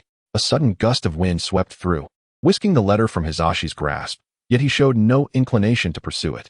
In that instant, a cadre of Sunagakure ninjas materialized from the swirling sands, encircling Hisashi and his companions. Among them, a young man stepped forward, evidently the leader, holding the blown-away letter. "I am Izo, a jonin of Sunagakure. Please follow me," he instructed, turning to lead the group back to the village. Without hesitation, Hisashi and his companions followed suit. This marked their successful entry into Sunagakure. With half of their mission accomplished, and, most importantly, without any conflict, much to everyone's relief, as none relished the prospect of violence. As Hisashi's group approached the gates of Sunagakure, they finally grasped the true thickness of the sand barrier, far exceeding that of the previous meager valley by at least tenfold. Traversing the wall into the village consumed a fair amount of time. As esteemed guests from afar, "I shall arrange accommodations for you to rest for a while," Izo offered, his tone not frigid but rather imbued with a comforting warmth, almost as if they were old acquaintances. "When shall we meet Lord Kazekage?" Hisashi inquired. Izo smiled faintly. "You will be granted an audience with Lord Kazekage tomorrow. Please do not be anxious." Hisashi, understanding the importance of propriety, refrained from pressing further, recognizing that haste would yield no results and could be perceived as disrespectful. It was essential to uphold the dignity of the Leaf Village while they were away from home. Having finally passed through the sand barrier, they beheld the full panorama of Sunagakure. The village's architecture appeared to be constructed from sand and earth, resembling a series of oddly shaped sand dunes. Izo turned to Hisashi and his companions, addressing them, "Noble guests from the Leaf Village, welcome to the Hidden Sand Village." The group expressed their gratitude and followed Izo deeper into the village, noting that the numerous ninjas who had escorted them had vanished. After all, they were now in the heart of the enemy's territory. It would be foolish to provoke any further unrest. A cursory glance at the village revealed that its layout was not dissimilar to that of the Leaf Village, with the Kazekage's office likely situated at its center. The residents' homes were scattered about, and the pedestrians all bore sun-kissed, brown skin, a testament to their years of exposure to the harsh elements. The villagers, regardless of gender, donned long garments and scarves, their attire rather simple. Compared to the Leaf Village, one might even describe it as unappealing. Yet, it was evident that in this arid climate, Fine clothing would serve little purpose, as the relentless winds would surely wear them away within half a year. The customs developed over generations by these desert denizens to coexist with the sandstorms were undoubtedly the most rational. Aizo led Hisashi and his companions to a modest yet well-kept building. This will be your lodgings, where you may rest for the night in anticipation of tomorrow's summons from Lord Kazekage. With that, Aizo departed. Upon entering the small building, they discovered it to be remarkably tidy and elegant, distinctly different from the layout of the Leaf Village, brimming with exotic charm. The rooms within were equally pristine, fitting for hosting esteemed guests, as Aizo had suggested. However, a slight inconvenience was that, despite the presence of bathing facilities, there was no water, an understandable shortcoming in the desert, where even drinking water was scarce, let alone the luxury of bathing. The boys were indifferent, content as long as they had shelter, while Sakura and Chihiro examined every detail of the room with keen curiosity. I wonder what sort of person Lord Kazekage is, Hisashi mused aloud. Sakura promptly replied, "Why should we concern ourselves with him? We are merely here to deliver a message." Hisashi shrugged. "I'm just asking, seeing as we have some idle time." Danzo considered for a moment before stating, "To establish a village and manage it effectively is no small feat. He must be an extraordinary individual." He then added, "However, he pales in comparison to Lord Hokage." Hisashi silently agreed, recognizing the truth in that statement. Among the founding leaders of the other villages, his master could likely crush them with a mere finger. Speaking of Tsunagekyu's leaders, few stood out remarkably. The first Kazekage had forsaken the tailed beasts during the 5 Kage summit, demanding a substantial sum of wealth and fertile land from Hashirama, who foolishly acquiesced. Yet, the village later became independent, perhaps due to poor management, morphing into the land of rivers. The second Kazekage's invention of puppet techniques provided Tsunagekure with a foothold, granting them a secret technique of considerable worth. The third and fourth Kazekage, however, were particularly notorious. The third dispatched the parents of Sasori to ambush the Leaf Village, only to be slain by Shodame. As he grew up, Sasori covertly avenged his parents by killing the third, even turning his corpse into a puppet. The fourth, Gaara's father, conspired with Orochimaru to execute a plan to destroy the Leaf Village, ultimately leading to his own demise at Orochimaru's hands. It was no wonder that Tsunagekure ranked as the weakest among the 5 great ninja villages. With such flawed leadership, how could the village thrive? Sakura yawned. "Once we deliver the letter to Lord Kazekage tomorrow, we can return home. This trip has been exhausting." The sentiment was shared among the group. Traveling to the Land of Wind was indeed far more taxing than capturing tailed beasts. However, the prospect of participating in the historic first 5 Kage summit rejuvenated their spirits, allowing them to momentarily forget their weariness. Hisashi and Chihiro contemplated venturing out to explore, but hesitated, mindful of their unfamiliar surroundings. It would be rather embarrassing to get lost as a leaf ninja wandering aimlessly in Tsunagekure. It was wiser to maintain a low profile. Unable to exit, the group gathered to discuss their meeting with Lord Kazekage and strategize how to respond to any potential unforeseen circumstances. They deliberated until nightfall, at which point they returned to their rooms for rest. Remarkably, the earthen structure proved to be quite effective in insulation, and they slept comfortably through the night without feeling overly cold. On the following day, just before noon, Aizo returned to the small building where Hisashi and his companions were resting. He gently knocked thrice on the door and announced, "Guest from the Leaf Village. Lord Kazekage summons you." Hearing Hisashi's acknowledgement from within, Aizo chose to remain outside, patiently waiting. Before long, the group completed their preparations. As Rijan pushed open the door, he nodded towards the elder high. "Please, lead us." The group followed closely behind the elder, making their way to the central building of the village. It is noteworthy that last night, Rijan had unlocked the character card for Elder High, earning a reward of 500 peace points. It remained to be seen how many peace points the original Wind Shadow, Ardo, could provide him. Moreover, at this time, Ardo should have already married Chiyo, and perhaps he could also unlock Chiyo's character card in the process. Under Elder High's guidance, the group swiftly arrived before the Wind Shadow building. The elder approached the guarding ninja and explained the purpose of Rijan and his companion's visit. Upon learning they sought an audience with the Wind Shadow, the ninja immediately agreed to accompany them. Once inside, they discovered that while the Wind Shadow building appeared grand, its interior space was merely half that of the Hokage building. Arriving at the office on the top floor, Elder High knocked on the door. "Lord Wind Shadow, the guests from Konoha have arrived." "Come in," came a deep, resonant voice from within. The elder then pushed the door open, and everyone followed him into the office. Upon raising his gaze, Rijan confirmed that it was indeed the Wind Shadow himself, resembling his animated portrayal closely. Behind him stood a woman with short hair styled in a bun, adorned in a gray-black robe, her face bearing a gentle smile. "Greetings, Lord Wind Shadow." Rijan and the others inclined their heads slightly, refraining from bowing deeply, as he was Nying from another village. Ardo's face lit up with a smile upon seeing Rijan and his companions. "Welcome to Sunagakure. Did you find your stay last night comfortable?" Rijan responded with a smile. "Thanks to Lord Wind Shadow, I had a wonderful rest." "Haha, that's splendid. Now, let us get to the crux of the matter." "Please elaborate on your intentions," Ardo said. Hearing this, Rijan proceeded to explain in detail the Hokage's desire to convene a Five Shadows summit to discuss peace. After listening, Ardo furrowed his brow slightly. Everyone yearns for peace, but it cannot be achieved merely through casual conversation among 5 individuals. "I understand your intentions and appreciate the Hokage's sincerity. I will indeed participate in the Five Shadows summit," Ardo declared. Upon hearing this, smiles brightened the faces of the group, and Rijan retrieved a handwritten letter from Hashirama from his pocket. This letter is penned by the Hokage himself, containing his regards to you, Lord Wind Shadow, and outlining the procedures for the summit. "Please take a look." Ardo glanced at the woman behind him, who promptly understood and stepped forward to accept the letter from Rijan's hands. Ardo did not immediately open the letter, but instead placed it on the table. He then engaged in light conversation with Rijan, a mere prelude to their impending farewell, seeking to foster a connection. Rijan was more than willing, as the task had been delivered, and an agreement to attend the summit had been made. Should he retract, it would undoubtedly lead to unforeseen consequences. Let us conclude our discussion here for today. You are welcome to explore Sunagakure. Simply inform Elder Hai when you are ready to depart, Ardo said with a smile. Leaving his true thoughts inscrutable, Rijan, not wishing to prolong the conversation with this cunning old fox, readily agreed. "Chio, please see our guests off." Hearing this name signified that Ardo would earn at least another 500 peace points, which pleased him greatly. Chio was not particularly beautiful among the female ninjas, possessing an ordinary face that certainly did not stand out among Sunagakure's ninjas. However, her strength was formidable, perhaps precisely what attracted Ardo, elevating her to the status of the most esteemed woman in Sunagakure.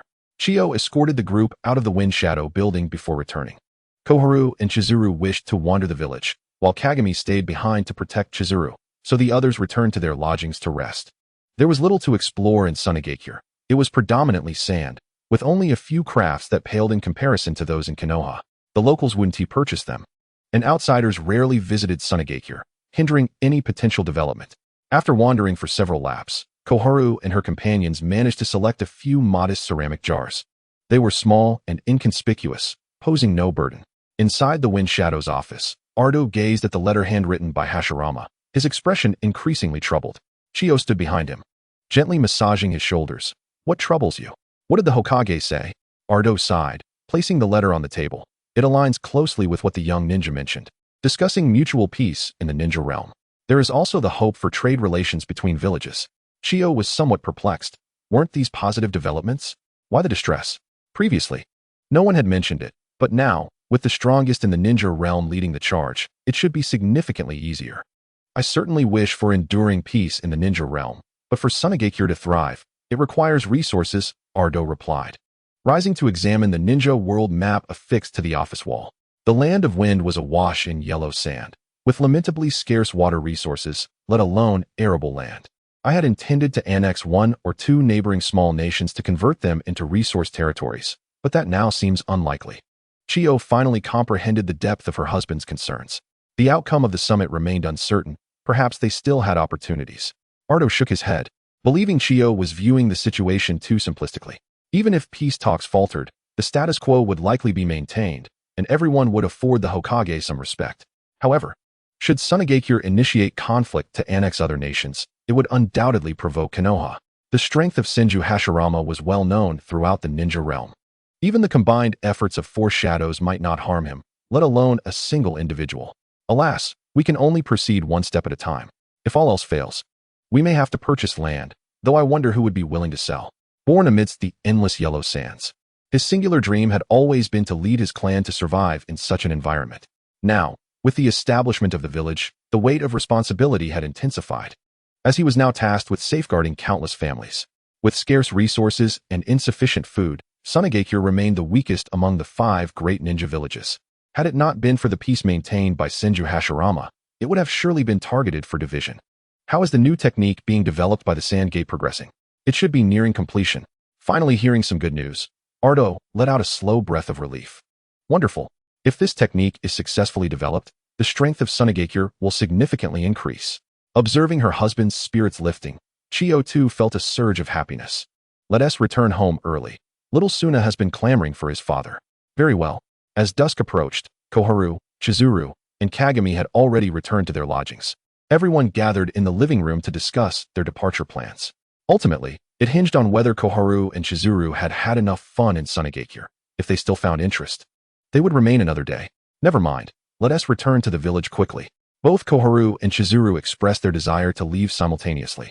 After spending the afternoon exploring, aside from sand blown into their pockets, they had only managed to purchase a few small ceramic jars. The food was also rather unpalatable. Nothing compared to Konoha. What had initially seemed novel had lost its charm by the second day, prompting a yearning to return home. All right then, if you're ready. We shall depart for the village tomorrow.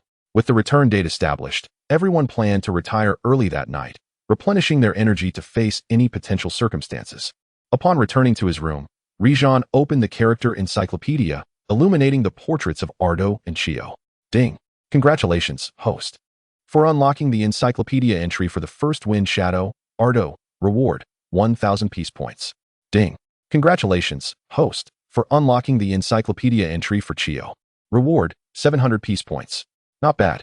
With a tranquil value of 1,700, combined with the recent sign-in rewards, Xiufeng now possesses a total of 24,400 points.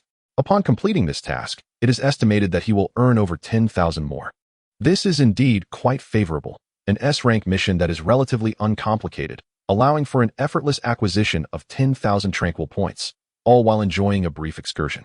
After everything was concluded, Xiufeng reclined on his bed and indulged in a restful slumber, the cold moonlight streaming through the window, creating an exceptionally serene atmosphere. The relentless gale continued to howl, yet with the sand barrier in place, the peaceful dreams of the citizens of Sunagakure would no longer be disturbed. Early the next morning, Xiufeng and his companions prepared their belongings, ready to return to the village and report back. This mission had proceeded remarkably smoothly. Aside from encountering a few minor adversaries along the way, it seemed that Hozo had sensed their impending departure as he knocked on the door well ahead of time. Chapter 78, Oasis. Dear guests, are you to set off today? Will you not linger a while longer? Hozo inquired upon his arrival, which coincided perfectly with the moment when Ritsugen sought him out. No, we are heading back to the village to report. We hope that Lord Fuin will come as promised. Ritsugen replied. Hozo squinted slightly, offering a gentle smile. Naturally, upon receiving the invitation to peace, Sunagakure shall certainly attend. Ritsugen nodded in agreement. That is good to hear. Please convey our gratitude to Lord Fuin for his hospitality over these past few days. We shall take our leave now. Safe travels to you all, Hozo bid them. As the group nodded in acknowledgement before departing from the small dwelling they had occupied for 2 days, Xiufeng reflected deeply on his experiences over these 2 days. In stark contrast to the bustling beginnings of Konoha, Sunagakure had truly risen from humble beginnings, establishing a village amid the swirling sands, regardless of what the future holds.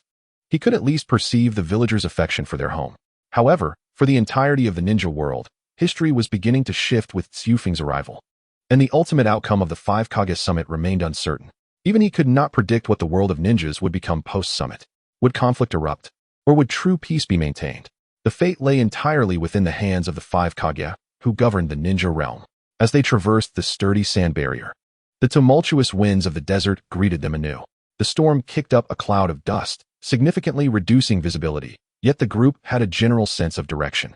As long as they continued in their current trajectory, they would eventually reach the oasis from that day. The winds and sands there should be significantly milder, although there was a possibility that others had already claimed it as their own. Navigating through the sandstorm, the group relied solely on hand signals for communication, knowing that even a slight utterance could lead to a mouthful of sand. After a lengthy trek, the obscured sun rendered it impossible to discern the passage of time. Xiufeng dared not ascend into the sky, lest he become separated from his companions. Thus, they continued their aimless journey, although Ritsugen's guiding direction remained largely accurate. Even if they did not reach the oasis, they would surely arrive at the borders of the Wind Country. As they walked, they noticed the sandstorm gradually abating, and before long, the oasis materialized before them. What a fierce sandstorm! It nearly suffocates me, exclaimed Komatsu, who had remained silent throughout the journey, the grains of sand irritating her hair and ears.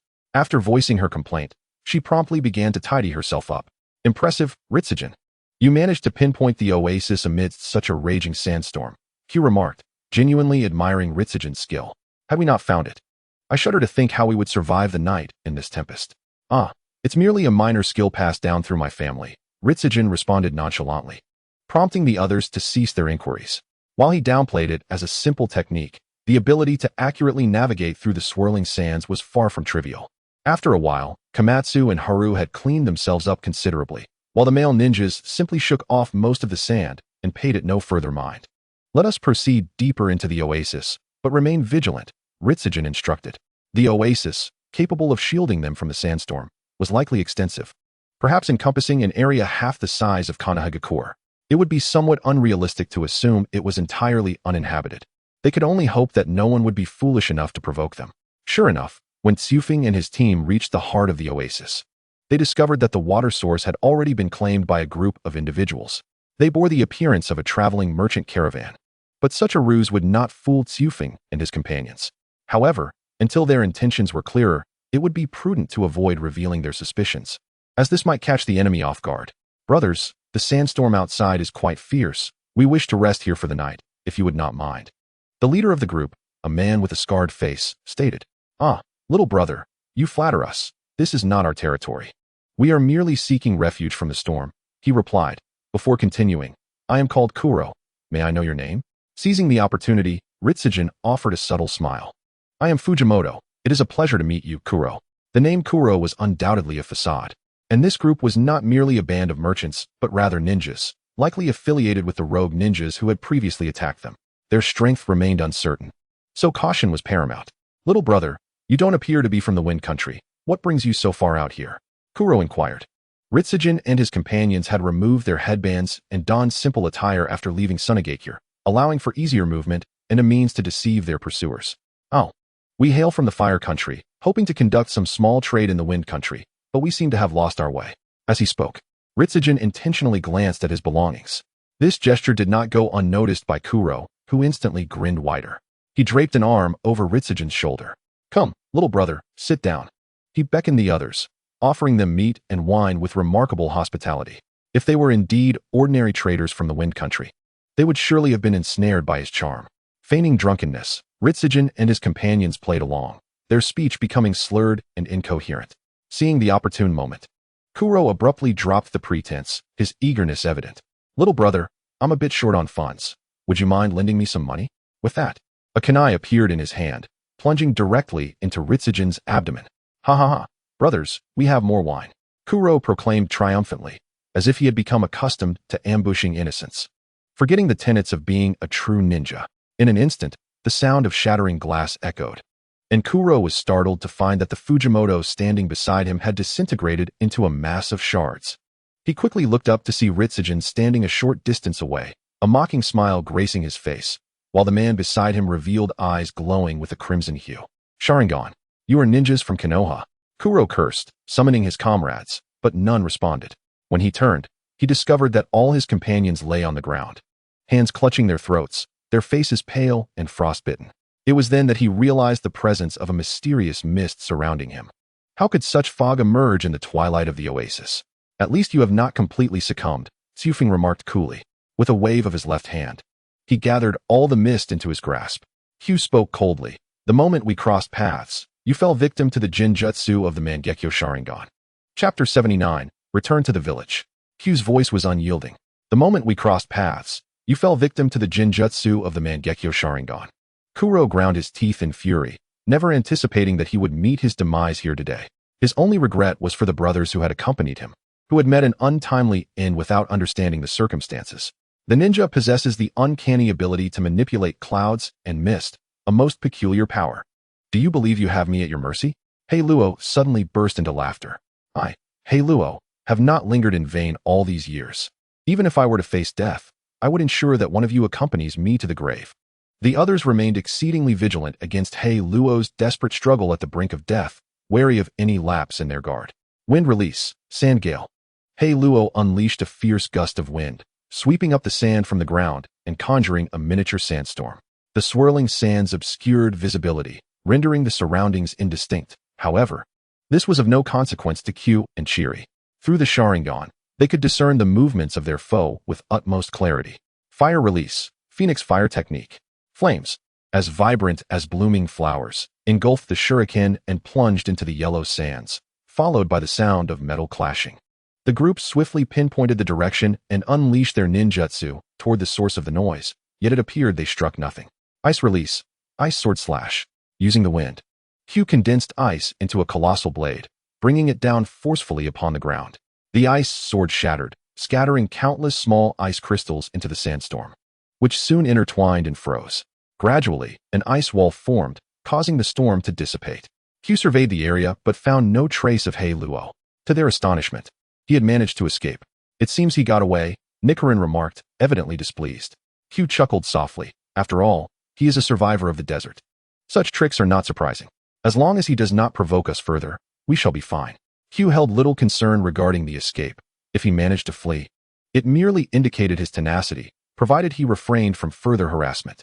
The battlefield was left in disarray, littered with corpses.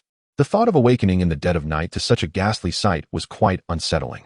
Therefore, it was imperative to find a resolution. The most straightforward approach would be to incinerate the remains, though this risked attracting other enemies. Crystal release, vines of emergence. Q lightly tapped the ground, causing it to tremble subtly. Beside each corpse, small crystal sprouts began to emerge. They grew rapidly, enveloping all the bodies within mere moments, ultimately forming a vast cluster of crystals that gradually sank into the earth. The numerous crystals encasing the corpses, perhaps, would one day be regarded as an unsolved mystery after centuries had passed. With everything resolved, they could finally rest in peace. They rekindled the campfire, raising the surrounding temperature slightly. Q produced some water and food for everyone, as the items in his ring were meant for sharing, far too plentiful for just himself. Having satisfied their hunger and thirst, night fully enveloped the land. To guard against Hei Luo's potential midnight ambush, Q volunteered to keep watch during the first half of the night, while Nichiren would take the latter half, trusting in their comrades while away from home. Everyone felt secure enough to rest. The night passed quietly. After narrowly escaping, Hei Luo chose not to seek vengeance for his fallen brethren. Perhaps this reflects the norm within the world of ninjas, where bonds of brotherhood are scarce and self-preservation reigns supreme. Once one is dead, nothing remains. On the following morning, Nichiren roused everyone, stating that their best course of action was to return directly to the land of fire. Thus, as dawn broke, they set forth. The group journeyed relentlessly, maintaining a brisk pace, slowing only when fatigue set in, yet they continued to progress. After 2.5 days of travel, they finally returned to Konoha. Upon sighting the village gates, cheers erupted among them. The journey, although not overly challenging, had been arduous, and everyone expressed their reluctance to venture into the land of wind again unless absolutely necessary. Upon returning to the village, their first task was to report to the Hokage. Without delay, they hurried to the Hokage's office. Hashirama was already aware of the children's return, having awaited them in his office since early morning. As the door knocked, Hashirama smiled. "Come in." The door swung open, revealing Nichiren and the others. "Hokage-sama, the mission to deliver a message to Sunagakure has been successfully completed by Team Saratobi." Hashirama nodded. "Indeed, you children have done well. I suppose you faced quite a few hardships along the way." Nichiren grinned brightly. "For the sake of completing our mission, we could endure any hardship. Do share your experiences with me. What insights did this journey to the land of wind provide?" The others chimed in eagerly, with Q and Nichiren being the most vocal, seemingly competing for attention, which often elicited hearty laughter from Hashirama.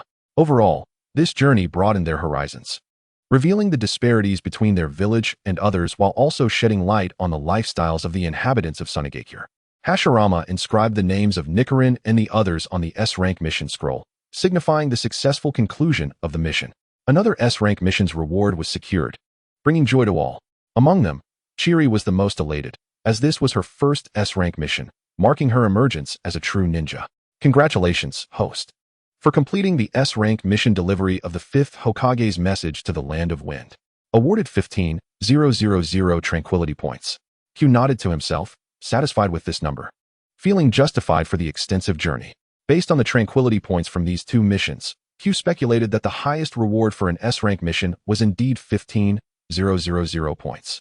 However, this remained speculation, as he had undertaken relatively few missions and needed to engage in more S-rank tasks for practical experience. "All right, children. You have all worked hard these days. Quickly collect your mission rewards, and then return home for a good night's sleep. Hashirama then added, furthermore, you need not rise early tomorrow. Consider yourselves on a day off. Upon hearing the news of a day off, the group erupted in joyous excitement, relishing the thought of a full day to rest. Hugh and Chiri even began to quietly discuss where to play the following day, discreetly inquiring Q for his thoughts. Yet Q merely wished to lay at home and declined their invitation. However, Q was more than happy to take his sister out for a leisurely stroll, which perhaps exemplifies the quintessential attributes of an affectionate brother. After departing from the Hokage's office, everyone returned home, without any bittersweet farewells. Having spent so much time together, they had grown weary of each other's company, and now that they finally had their private spaces, they intended to relish the solitude. Chapter 80. The Cranes choose their master. The contract is sealed. Returning home, Q's first task was to check on the two little cranes. Coincidentally, Aunt Kato seemed to have just finished feeding the chickens and was preparing to head home. Ah, Q, is it you? Have you been on a mission for such an extended period?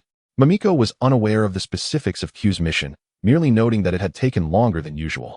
Her husband typically returned within 2 or 3 days, while Q's recent missions had lasted nearly half a month. Yes, Aunt Kato, there have been some matters in the village. And as the Hokage's disciple, I must share in the burdens, Q replied. Mamiko smiled, patting Q's shoulder. You've grown, Q. You've become a capable ninja, surely surpassing your Uncle Kato now. Q scratched his head, feeling a bit bashful as he responded, not quite. I still have much to learn. Uncle Kato is a seasoned ninja. He then asked, by the way, Aunt Kato, how are the two little cranes? Mamiko's expression turned contemplative. Perfect timing, you're back. Come, let us go take a look together. I'm a bit uncertain if everything is normal. Q, hearing this, felt a wave of confusion. Logically, under her careful care, there shouldn't have been any issues. Regardless of the circumstances, it is prudent to take a look first. Should any unforeseen events arise, we shall address them then. With that, Takakaze and Mamiko proceeded to the room where the old hen and the two little cranes resided. Upon opening the door, Takakaze was met with a spectacle that left him utterly astonished, and he finally comprehended what Aunt Kato meant by normal and abnormal. There was the old hen, leisurely strolling about the room, pecking occasionally at the feed scattered on the floor with an air of contentment. However, the two little cranes that should have been nestled in their nest were perched atop the beams. Upon closer inspection, Takakaze was taken aback. These were no longer the diminutive chicks he remembered.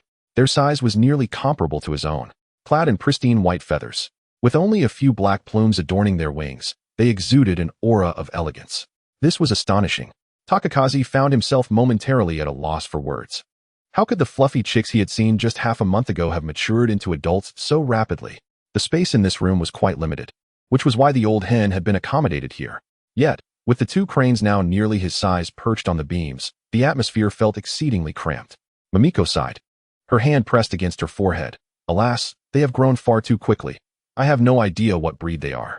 I had initially intended to relocate them, but since you took so long to return, I couldn't move them without your consent. She continued, now that you are back, please swiftly find them a more spacious abode. Takakaze shook his head, gradually regaining his composure. Certainly, Aunt Kato, I shall find them a new place right away. I appreciate your care over these days. Mamiko waved her hand dismissively.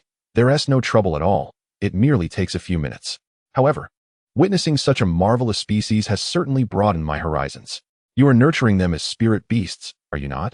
I believe that talent to be quite commendable. Hearing Aunt Kato's words, Takakaze remembered that she was also a ninja, yet she had chosen family life after marriage. Takakaze replied playfully, indeed. I intend to form a contract with them, and I must thank you, Aunt Kato, for raising them so well. I can contract them directly now. Haha, enough of that. You must be exhausted after being away for so long. I won't disturb you any longer. Please rest well. Takakaze promptly escorted Mamiko to the entrance of the clan grounds, expressing his gratitude repeatedly before returning to the old hen's quarters. With Mamiko present, the two cranes had been rather reserved. Although Mamiko had been feeding them over the past days, they had not paid her much mind. Now, upon seeing Takakaze, they became lively, flapping their wings and soaring down from the beams. Their grace and appearance were nothing short of exquisite. Truly, they were cranes of celestial beauty. Even in such a confined space, they radiated an ethereal charm. The two cranes seemed to have already recognized him as their master, displaying an affectionate intimacy towards Takakaze. Although they had only met a couple of times, it felt as if they were old friends reuniting after many years apart. Takakaze was naturally elated by the crane's demeanor. for they were destined to fight alongside him in the future. Nurturing their bond from a young age would surely enhance their synergy. He pondered when they might learn to speak. In the world of Naruto, powerful spirit beasts often possessed the ability to converse and exhibited remarkable intelligence. These two cranes, having come from another realm, must possess even greater wisdom than their local counterparts, he mused. Yet, there was no need to rush, after all. These little creatures had only been born less than a month ago. Takakaze regarded the two elegant cranes before him and earnestly inquired, "Would you like to form a contract with me?" The cranes chirped in response, nudging their heads affectionately against Takakaze's cheek. Though they did not speak, he understood their intentions. He then retrieved a spirit summoning scroll from his spatial ring, an ancient family heirloom. After capturing the tailed beast and returning to the village, Takakaze had stored all his family's treasures, books, and weapons in the spatial ring for safekeeping. He unfurled the scroll. Despite its antiquated exterior, the interior was pristine and unused. Takakaze pricked his finger and inscribed his name in blood upon the first section of the scroll. The cranes, in turn, pecked at their legs, allowing their blood to drip onto the scroll. The other crane mirrored this action. Thus, the spirit summoning contract was officially established, and the two cranes became Takakaze's spirit beasts from that moment forth. Takakaze's heart swelled with joy. He could hardly contain his eagerness to soar through the skies atop the cranes. However, considering their small size and tender age, it was prudent to let them grow a bit more before embarking on such adventures, as they bore responsibilities towards each other. Moreover, Takakaze sensed a profound connection with the two cranes. It seemed his thoughts could be conveyed to them without the need for words. This was certainly advantageous, especially in battle. Since they had now signed a contract, it was no longer suitable for them to remain in such a diminutive space. Takakaze released them, allowing them to roam freely throughout the entire clan grounds, choosing whichever rooftop they fancied for their perch. Unbeknownst to him, perhaps spending these days in the company of the cranes had imbued the old hen with a touch of ethereal essence, for her gaze had grown sharper. As they were now part of the family, Takakaze established some rules for both the hen and the cranes, such as refraining from relieving themselves indiscriminately. Whether they understood him was uncertain. Nonetheless, after imparting his instructions, Takakaze set the old hen free to roam the clan grounds alongside the cranes. Chapter 81. Series Products, Original Puppets. The old hen, having suddenly entered the vast expanse, was still adjusting, cautiously lingering by the doorway and hesitant to explore freely. In contrast, the two cranes were quite mischievous, taking to the skies and circling joyfully above the clan grounds. Villagers passing by on the street paused to observe, as cranes were a rare sight, and everyone wanted to take a closer look. With the contract signed, Takakaze felt no fear of them straying, allowing them to frolic at will, knowing they would return when tired or hungry. The old hen, too, began to loosen up, cautiously exploring the surroundings of the house. Takakaze paid her no mind, letting her familiarize herself with the environment. At that moment, it dawned on Takakaze that during his time in Sunagakure, he had been beset by strong winds and sandstorms, coupled with a lack of water sources. He had not bathed in quite some time and was now covered in dirt and grime, resembling more of a beggar than a clan leader. It was high time he returned home for a thorough cleaning. Thus, he made his way back to his quarters to take a bath. Afterward, he had a simple meal and sat on his bed, perusing the system shop. His current tranquility value had reached 39,900 points, sufficient for a modest expenditure. Considering his own strength had plateaued and could no longer be enhanced merely by augmenting his chakra, Takakaze focused on seeking ways to bolster his external capabilities. However, after searching for some time, he found nothing that particularly pleased him. Most items were either odd or exorbitantly priced, far beyond his means. Alas, he could only continue perusing. It was indeed challenging to find affordable yet effective items. Takakaze contemplated searching for products akin to the summoning seeds, affordable with excellent effects. Yet, despite the plethora of items in the shop, very few proved useful. Just then, his peripheral vision caught sight of an unusual item. Its name seemed entirely unrelated to what he sought. Nevertheless, for reasons unknown, Takakaze felt compelled to stop and investigate. The shop displayed an image of a blood-red skeleton, with a gaping hole in the heart area. Takakaze's intrigue stemmed from the fact that the style of this skeleton bore a striking resemblance to that of the summoning seeds. Moreover, the appearance of the spirit seed resembles a heart, and one cannot help but ponder what connection it may have with this skeletal heart that is missing its components. Instead of lingering on such thoughts, Chiefing decided to take action and immediately clicked to view the detailed introduction. Original puppet. By inserting any flesh and blood into the damaged heart, the puppet can be activated. it will decompose the energy genes within the flesh, generating abilities identical to those of the flesh's owner. The puppet possesses no consciousness and is entirely controlled by the host. After reading the explanation, Chiefing could only express one word: marvelous. This truly felt like a miraculous seed had consumed a delightful treat and entered a whimsical wonderland. Simply exquisite. Upon glancing at the price, he noted it was identical to that of the spirit seed, a mere 10,000 tranquility points, which could be purchased repeatedly, not diminishing after a single acquisition. With this item, does it not mean that I could collect all bloodline abilities? From the description, as long as one places flesh into the puppet's heart, it can be activated and acquire the same abilities as its flesh owner. This signifies that, provided one has sufficient tranquility points, he could even assemble an army composed entirely of bloodline limits or bloodline eliminations. Chiefing had to admit, this product truly astounded him. Indeed, flipping through the options has its advantages. He had stumbled upon a new gem. Without further ado, he promptly clicked to exchange. A flash of crimson light flickered, and a skeletal figure, adorned with remnants of flesh, materialized in Chiefing's room. The skeleton appeared strangely eerie, sending a shiver down his spine. Why do I feel as though I am akin to an evil scientist conducting experiments on humanity? Initially, Chiefing anticipated a strong odor of blood, thus hesitating to approach.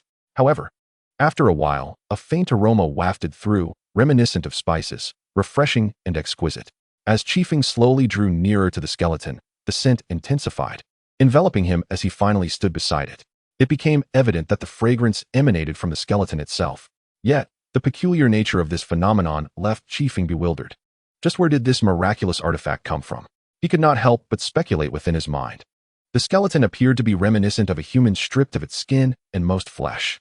Suddenly, a thought struck him. Could it be from some unknown race in the universe? Captured and disassembled by the system, much like the lingering consciousness of his ancestors. Then, Chiefing realized he was fretting over nothing. Truth be told, there was little of value for the system to covet from him.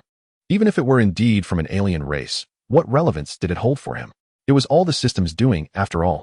With that thought, Chiefing ceased his inner turmoil and began examining the skeleton with a sense of calm.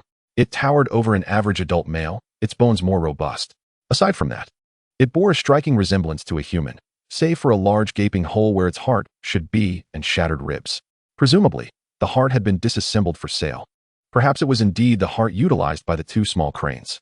Although the sight was somewhat macabre, adapting to it took little time, and the eeriness gradually faded away.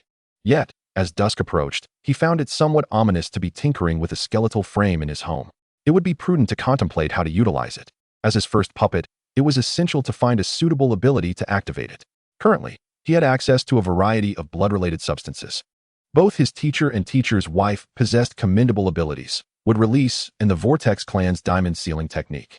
However, the puppet would inevitably be sent out on missions, and if another would-release user emerged in the ninja world, it could lead to complications. Thus, it was best to avoid experimentation for the moment. The Uchiha clan and the Akimichi clan also came to mind. Logically, the Akimichi clan's multiplication technique should be classified as a secret technique, leaving its suitability for activating the puppet in question. Meanwhile, each Uchiha's Sharingan and ocular techniques varied. If he were to activate the puppet with blood from either Kakashi or Itachi, resulting in similar abilities, it might raise suspicions and pose a risk of exposure. After much contemplation, he concluded that his own blood would be the safest option, as he possessed a good number of bloodline abilities. He had 3 distinct types, and as long as he controlled the puppet to utilize only one, it would not attract undue attention. Just as Chiefing was preparing to draw blood, a sudden thought struck him. He immediately focused his consciousness into his spatial ring and began searching. Chapter 82, The Golden Kaleidoscope. With his family's accumulated wealth over centuries stored within the spatial ring, it had become somewhat disorganized. After a lengthy search, Chiefing finally located the item. "Oh, how could I have almost forgotten you?" he exclaimed, holding a small glass vial, a smile gracing his face. Within that vial resided the kaleidoscopic Sharingan of the Uchiha clan. After having been seized by Chiefing, it had remained untouched in the ring, gathering dust. After all, without the Uchiha bloodline, wielding the Sharingan was somewhat challenging. His strength was sufficient, and there was no need for him to transplant this kaleidoscope. Transplanting was not an option, discarding it was not feasible. He could only preserve it in nurturing liquid and wait for a future opportunity. Initially, he had nearly forgotten about it, treating it as a mere collectible, never anticipating it would be of use today. Utilizing the kaleidoscopic Sharingan to activate the original puppet was simply perfect, and the Uchiha clan's Susanoo was quite impressive as well. Ultimately, Chiefing was thoroughly satisfied. He conjured a small crystal spoon and poured the kaleidoscopic Sharingan into it. Then, he gently inserted the spoon into the hollow of the skeleton's heart, gradually pouring the Sharingan inside. The moment the Sharingan entered the void, the flesh upon the skeleton began to writhe, as if it had come to life. The previously empty cavity in its chest gradually sprouted flesh, encasing the Sharingan. It began to pulse rhythmically, as if the Sharingan had become a new heart. With each heartbeat of the Sharingan, golden veins started to emerge, intricately spreading across the skeleton's form. Chiefing watched in awe, momentarily overwhelmed by the spectacle before him. Such a scene was something others could scarcely hope to witness in their lifetimes. Soon, the muscles enveloped all the veins, and the figure began to take on a distinctly human form. Yet, the transformation was far from complete. Tendons, skin, and hair began to grow gradually, while the empty eye sockets and mouth developed eyeballs and a tongue. However, the color of the eyes was unlike that of an ordinary person. They were not the typical crimson Sharingan. The pupils retained the shuriken shape, just like those of the Uchiha clan, but the hue was golden. Chiefing wondered if this would influence its power, whether it would differ from the genuine kaleidoscope. However, the system had yet to present any defective products, so it was likely to be stronger. The pale yellow skin finally matched that of a regular person. Yet the hair was pure white. While Chiefing's own white hair bore a hint of gray, the puppet's hair was an unblemished white, devoid of any other color. This peculiar contrast left him feeling somewhat uneasy. After a short while, all transformations concluded, and the puppet was now activated. Its eyes opened. A pair of golden kaleidoscopic Sharingan lay quietly within its sockets. Chiefing attempted to control it, experiencing no resistance. It felt as effortless and natural as maneuvering his own limbs. There was no need for any blood oath of ownership, for the puppet belonged solely to Chiefing. He could even project his consciousness into this puppet for remote control. This implied that for missions requiring travel, he could have the puppet perform the task, allowing him to simply issue commands while relaxing at home. After testing the control, Chiefing noticed the puppet was still without clothing, prompting him to hurriedly search for a robe that would fit its form. It is worth noting that the puppet possesses no gender, thus Chiefing does not feel particularly embarrassed by its nudity. However, the absence of clothing inevitably detracts from its aesthetic appeal. I must admit that once adorned in the attire of the Cloud Clan, this puppet appears significantly more refined. Its features leaning towards the masculine, strikingly handsome. The golden irises further accentuate its ethereal allure. Nevertheless, the puppet lacks the ability to deactivate its Sharingan like the Uchiha clan, prompting Chiofing to procure a white silk ribbon to cover its eyes. As Chiofing immersed his consciousness into the puppet to control it, he assessed its various states. The chakra was identical to his own, and the puppet would not exhaust its chakra or suffer from blindness due to the perpetual activation of the Sharingan. This aspect indeed surpasses many of the Uchiha clan members.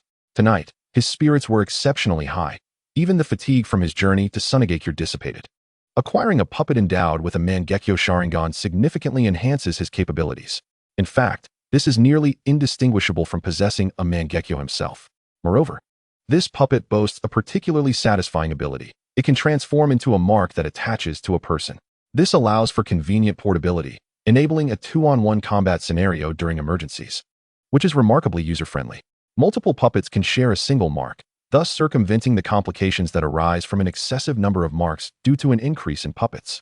With 29,900 points of tranquility remaining, tomorrow he would reach 30,000, affording him the opportunity to purchase 3 puppets in one go. However, selecting the appropriate bloodline for activation is of utmost importance. Chiofeng pondered the matter. Konoha harbors numerous clans with secret techniques, yet activating with their blood would likely yield puppets akin to ordinary ninjas. The bloodline clans in Konoha are scarce, primarily comprising the Uchiha and the Hyuga. Perhaps tomorrow he could request some blood from a Hyuga ninja. Although Chiofeng isn't well acquainted with the Hyuga clan, he had engaged in some light conversation during a task involving the capture of tailed beasts. However, he does not recall the individual's name, and approaching them for blood could be perceived as overly forward.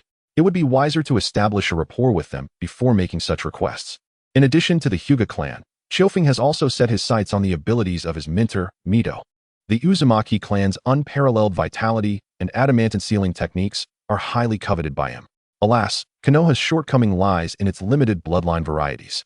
The village predominantly consists of clans specializing in secret techniques and ninjas wielding those techniques. with the Uchiha and Hyuga being the sole bearers of bloodlines. The future of the Moonlight Gale may have developed a unique phasing technique, but regrettably, it met its untimely end. Thus, Qiufeng finds himself in the position of needing to borrow from other villages, where a plethora of bloodline limits abound. Should an opportunity arise, he is determined to acquire Dust Release. In this world, the only two bloodlines that have been discarded, Cloud Release has already been mastered by Qiufeng, and he can effortlessly command Dust Release through the use of puppets. However, obtaining flesh or blood poses a considerable challenge. Suddenly, a spark of inspiration ignited in Qiufeng's mind. The second Tsuchikage. How could he have overlooked Inoki? This individual is the very creator of Dust Release. Yet, he began to contemplate further. It seems that Inoki previously came to Konoha seeking an alliance, but was driven away by Uchiha Madara. This implies that his impression of Konoha is likely not very favorable, complicating the matter. If he were to confront Inoki directly, Qiufeng could probably match him evenly, but he would gain little advantage. Merely dodging Dust Release would require substantial effort, aside from the Rinnegan's ability to absorb ninjutsu. It appears there is not much else capable of withstanding the onslaught of Dust Release, which annihilates objects at an atomic level, truly terrifying. It is precisely because of this that Qiufeng desires Dust Release even more fervently. According to the narrative, Inoki should have perished towards the end of the First Shinobi World War. Perhaps he could scavenge his remains? It is indeed a tragic fate for Inoki, who aimed to ambush Konoha while the second Hokage, Senju Tobirama, was defeated in Kumogakure. Unfortunately, the second Mizukage, Yagura, harbored the same intention. The two adversaries serendipitously encountered one another in the Land of Fire. Naturally, when enemies meet, they are bound to clash, resulting in their mutual demise, a lamentable outcome. Since Yagura's death, Kirigakure has experienced a decline. The third Mizukage merely refined some policies that Yagura had been unable to implement, such as forming the 7 ninja swordsmen. Yet overall, his achievements have not been particularly remarkable. In contrast, the Tsushigakure has thrived since the passing of the second Tsuchikage, as his disciple, Inoki, ascended to the position of third Tsuchikage. This succession is quite justified, as he is not only the student of the second Tsuchikage, but also the grandson of the first. His prowess is formidable. Even in his advanced age during the Fourth Shinobi World War, he remains the most powerful among the 5 Kage. With only 2.5 months remaining until the 5 Kage summit, Qiufeng looks forward to meeting him in person. After all, Inoki was a bodyguard for the first Tsuchikage and is certain to attend Konoha. There may even be an opportunity for a confrontation. Qiufeng glanced out the window. It was time to extinguish the lights and retire for the night. He stored the puppet within a golden leaf-shaped mark on his arm, gave it a gentle shake, and feeling no discomfort, he retired to bed.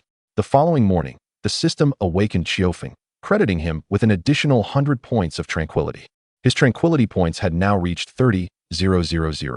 Qiufeng rubbed his eyes, rose from bed, and prepared to wash up. His excitement from the previous night had left him somewhat restless, resulting in a rather fitful sleep. He felt enveloped in a hazy state, rising solely on muscle memory. Splashing cold water on his face invigorated him, and he rolled up his sleeves to inspect the golden leaf mark on his arm. Thankfully, it was not a dream. After washing up, he released the puppet and examined it closely. I must say, although this puppet is activated using the eyes of that ancient Uchiha, its appearance surpasses that old relic by 1,000-fold. However, there are currently no pressing situations that warrant its use. His own strength remains inadequate, making the reckless deployment of such a creation potentially perilous. Yet, if he were to undertake missions alone, there would be fewer reservations, as the dead do not speak. Having completed his morning routine, Qiufeng stepped outside, greeted by the gentle warmth of the morning sun. A splendid day indeed. His mother appeared to have risen early, strolling in the yard, occasionally catching insects, quite leisurely. Since his mother hen successfully hatched 2 cranes for him, Qiufeng resolved to care for this heroic matriarch. Although the 2 young cranes have formed a bond with him, they still instinctively regard the hen as their mother, snuggling beside her at night. Though large in size, the young cranes are still quite juvenile, and having the hen accompany them through their early years is beneficial. Who knows, they might even learn to speak once grown, as many of the summoning beasts in the ninja world can. Surely, these cranes from another realm would be no different. After feeding the hen, Qiufeng departed from his home, meandering through the streets. The early morning thoroughfare was sparsely populated, with only a few vendors hastily setting up their stalls before the townsfolk awoke. Qiufeng wandered into a familiar shop to purchase some food, snacking as he walked. Today, he intended to accompany Xiaochun for a shopping excursion, having no particular plans for himself. He contemplated whether he might encounter some familiar faces in Konoha to enrich his character compendium. According to Chiefing's speculation, Tsunade has now been born for nearly 2 months. One wonders whether her contemporaries, Orochimaru and Jiraiya, have also entered the world. With nothing pressing to occupy his time, he decides to embark on a search for them. Chiefing recalls that both Orochimaru and Jiraiya hail from humble beginnings, having lost their parents at a tender age. He resolves to assist them as much as possible, at the very least ensuring they enjoy a complete childhood. Unbeknownst to him, the circumstances of their parents' demise remain a mystery. Thus, he must first locate them before formulating a plan.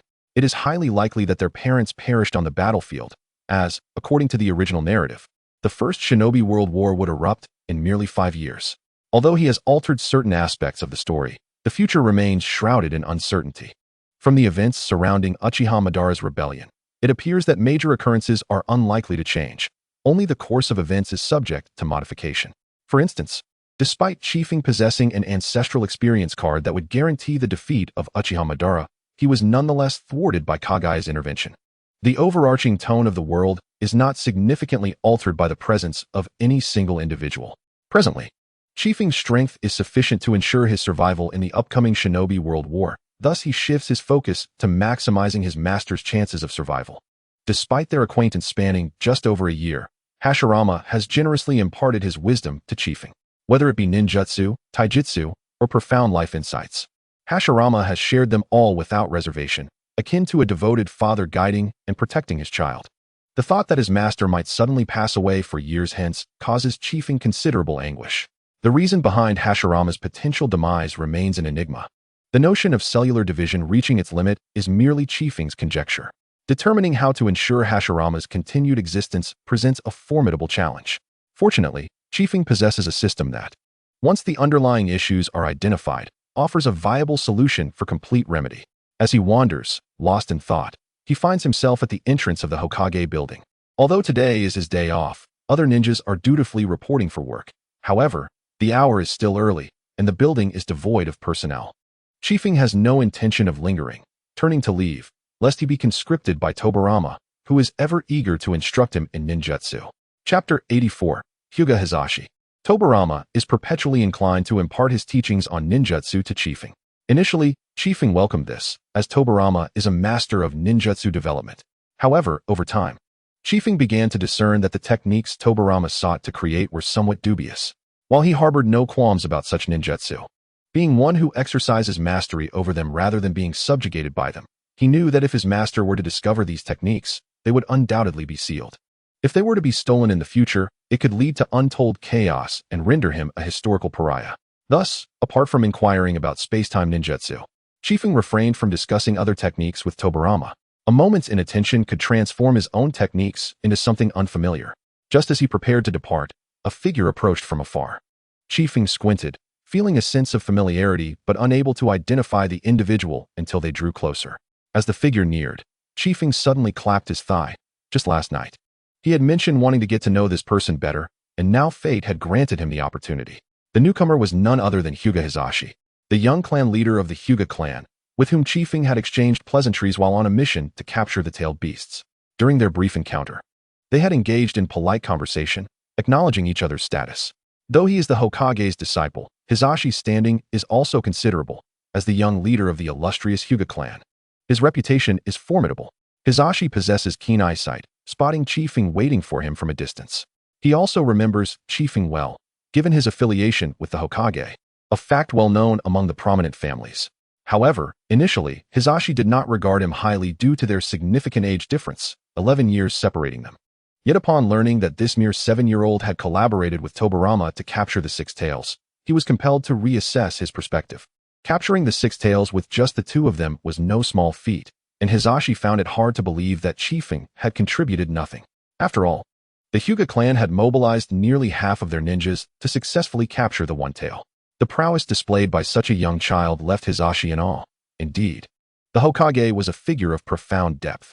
Hizashi's father, the clan leader, had repeatedly advised him to cultivate a friendship with Chiefing, but before he could act, he learned that Chiefing had departed the village to deliver a message to the Land of Wind, thus postponing his intentions.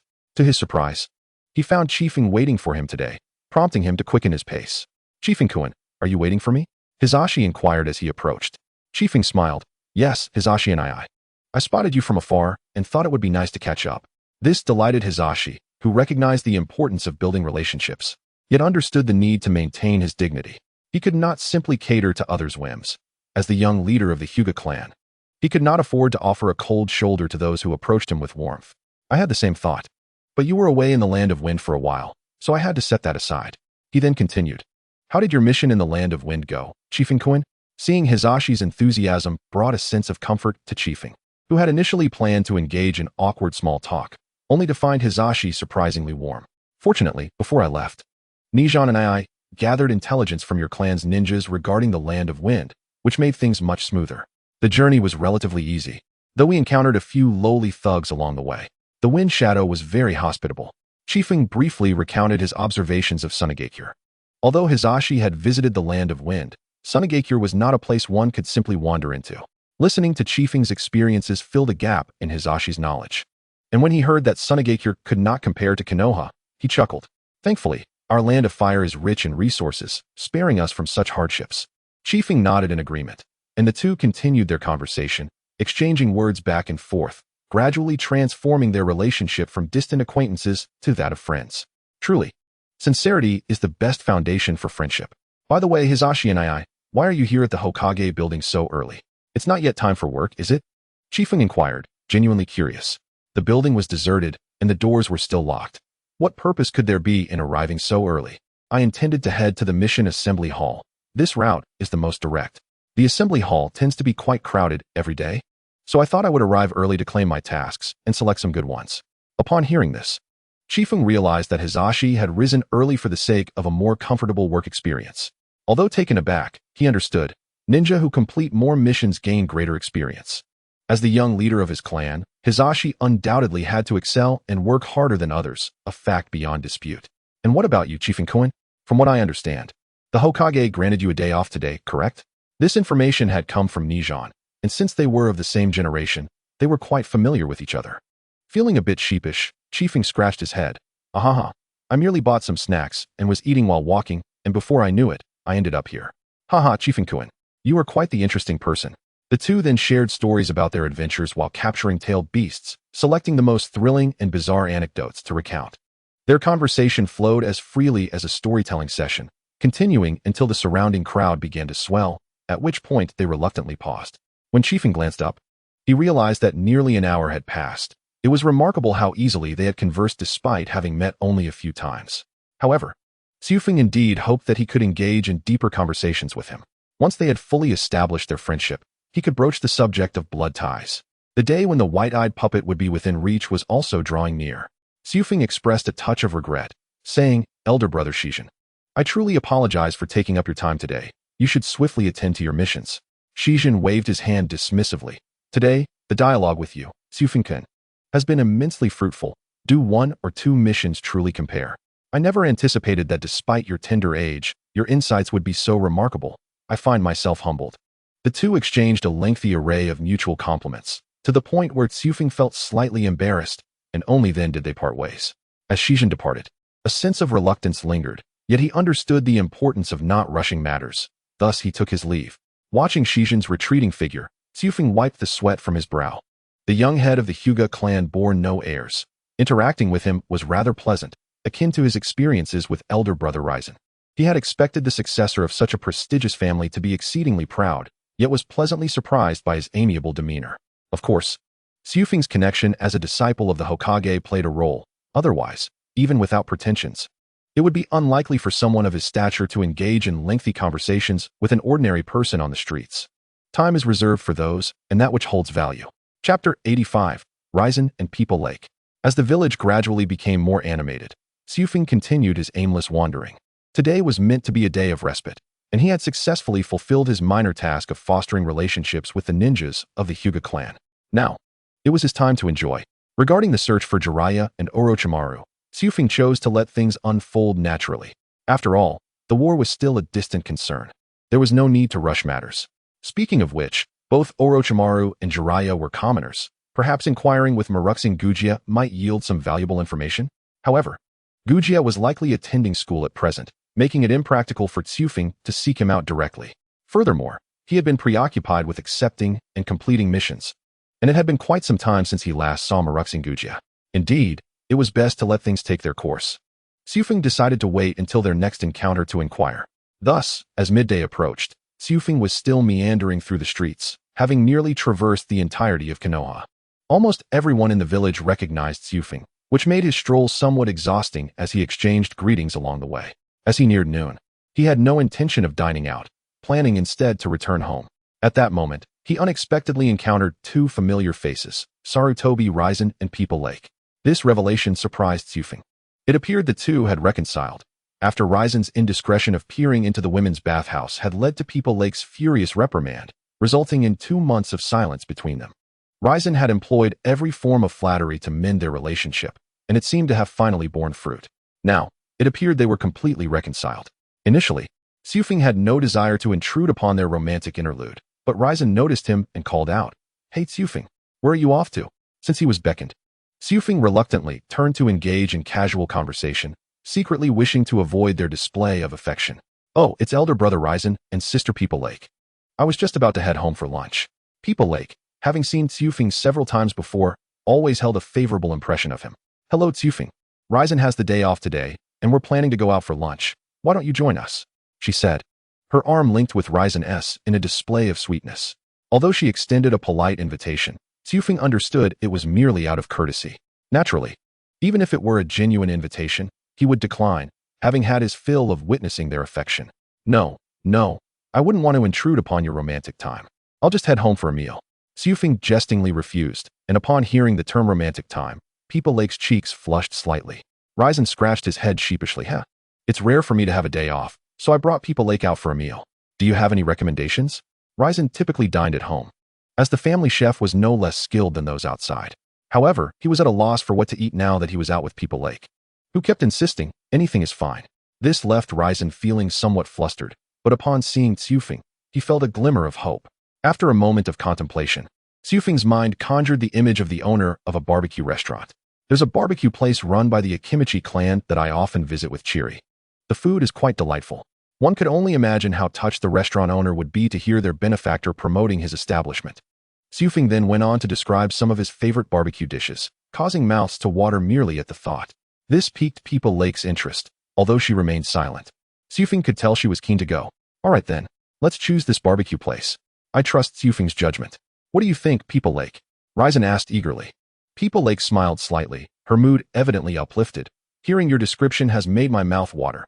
Let us go and give it a try." Hearing People Lake's affirmation, Hiruzen finally felt a sense of relief, grateful to Xiufeng for saving what could have been a disastrous date. After all, People Lake had only just forgiven Hiruzen. Mishaps could jeopardize the relationship. Hiruzen cast a grateful glance at Xiufeng, who nodded in acknowledgement, signaling that it was no trouble at all. The trio engaged in light conversation for a while longer. Before long, it was nearly noon, and Hiruzen and People Lake bid farewell to Xiufeng as they hurried to the barbecue restaurant, anxious not to miss out on a table. Xiufeng couldn't help but chuckle at their haste. At this rate, it wouldn't be long before they were wed. All he could do was offer his blessings. After parting ways with the couple, Xiufeng prepared to return home for his meal. Were it not for the 3 mouths he needed to feed back home, he certainly would not have chosen to eat at home. The old hen was self-sufficient, pecking at insects in the yard, but the 2 young cranes were different. With their enormous appetites, Xiufeng had to buy 5 or 6 pounds of fresh fish to feed them, hoping it would help them grow faster. Being around the 2 young cranes left him feeling invigorated. Perhaps it was due to their celestial nature. Upon returning to the clan grounds, the young cranes, still in flight, descended and nuzzled against Xiufeng's face, resembling 2 playful kittens. All right, I know you're hungry." He then retrieved 2 large bowls of fish from his space ring to feed them. The 2 cranes devoured the fish with remarkable speed, finishing off the contents of both bowls in no time. After their meal, they lingered with Xiufeng for a moment before taking flight once more to frolic. Seizing the opportunity, Xiufeng took a closer look at them. It appeared that one was male and the other female. Could they potentially breed little celestial cranes? If so, he could pass them down to his descendants or disciples. The longevity of these cranes was assured. Perhaps one day, they could evolve into beings akin to the great toad sage. Shaking his head, Xiufeng realized he was getting ahead of himself. There were too many uncertainties to contemplate such distant futures. Though the young cranes were well fed, Xiufeng himself still felt hungry. Fortunately, He had purchased some vegetables earlier in the market, allowing him to prepare a simple meal. Xufeng was not overly demanding about his food. After all, his meals didn't require an abundance of seasoning, as both home and outside offered similar flavors. The culinary delights and spices of this world are undeniably less diverse than those of Earth. Thus, the primary pursuit becomes merely to satiate one's hunger. Chapter 86. Otsutsuki Ishiki. Indeed, the array of gastronomic pleasures and seasonings found on Earth is unparalleled, prompting a singular focus on filling one's belly. After satisfying his hunger, there was little else to occupy his time, leading him to resume the development of ninjutsu. To be frank, Xufeng currently finds himself rather bored, although it is a holiday. There is little to do beyond meandering through the streets. On Earth, one could indulge in mobile phones, television, and video games, yet here, there is nothing of the sort. While it is possible to exchange for items through the system, the current technological level has not even reached the most rudimentary of advancements. Even if a mobile phone were to be created, it would merely resemble a cumbersome brick, serving no practical purpose. Xufeng himself possesses no knowledge of technology. Such endeavors must be left to professionals. The world of Naruto does indeed feature appliances such as televisions, air conditioners, and refrigerators, though the identity of their inventor remains a mystery. Should he locate this individual and nurture their talents, he could utilize the various blueprints within the system to propel Konoha's technological advancements at a remarkable pace.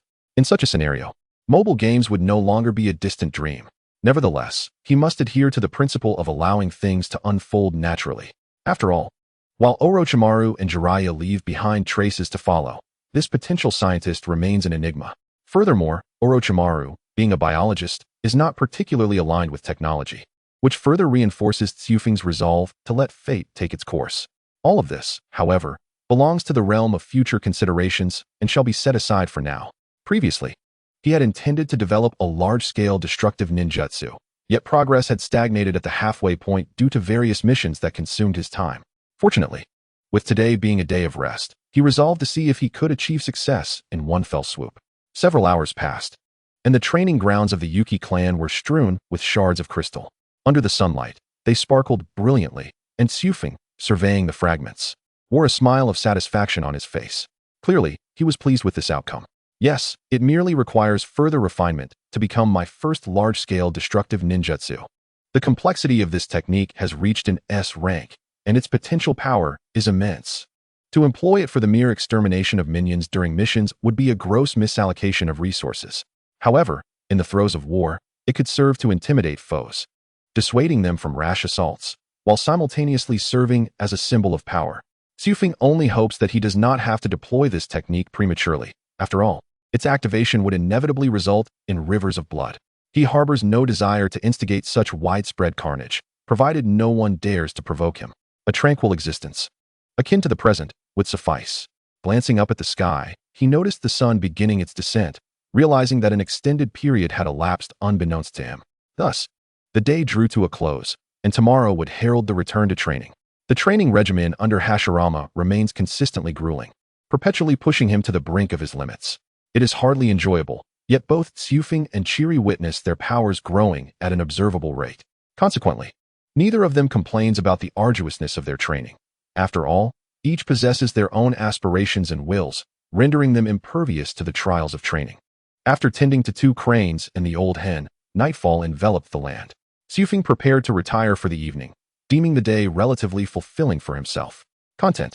He lay in bed, eagerly awaiting the arrival of the following day. In a temple situated in a remote corner of the ninja world, a man clad in monk's garb sat upon a stone chair, his fingers rhythmically tapping against the armrest. The temple was dimly lit by a few flickering candles. Yet this did not hinder the man's ability to see. Over a month had passed, and the presence of that individual had completely vanished from this realm. The man spoke as if to himself, his voice cold and devoid of any emotion.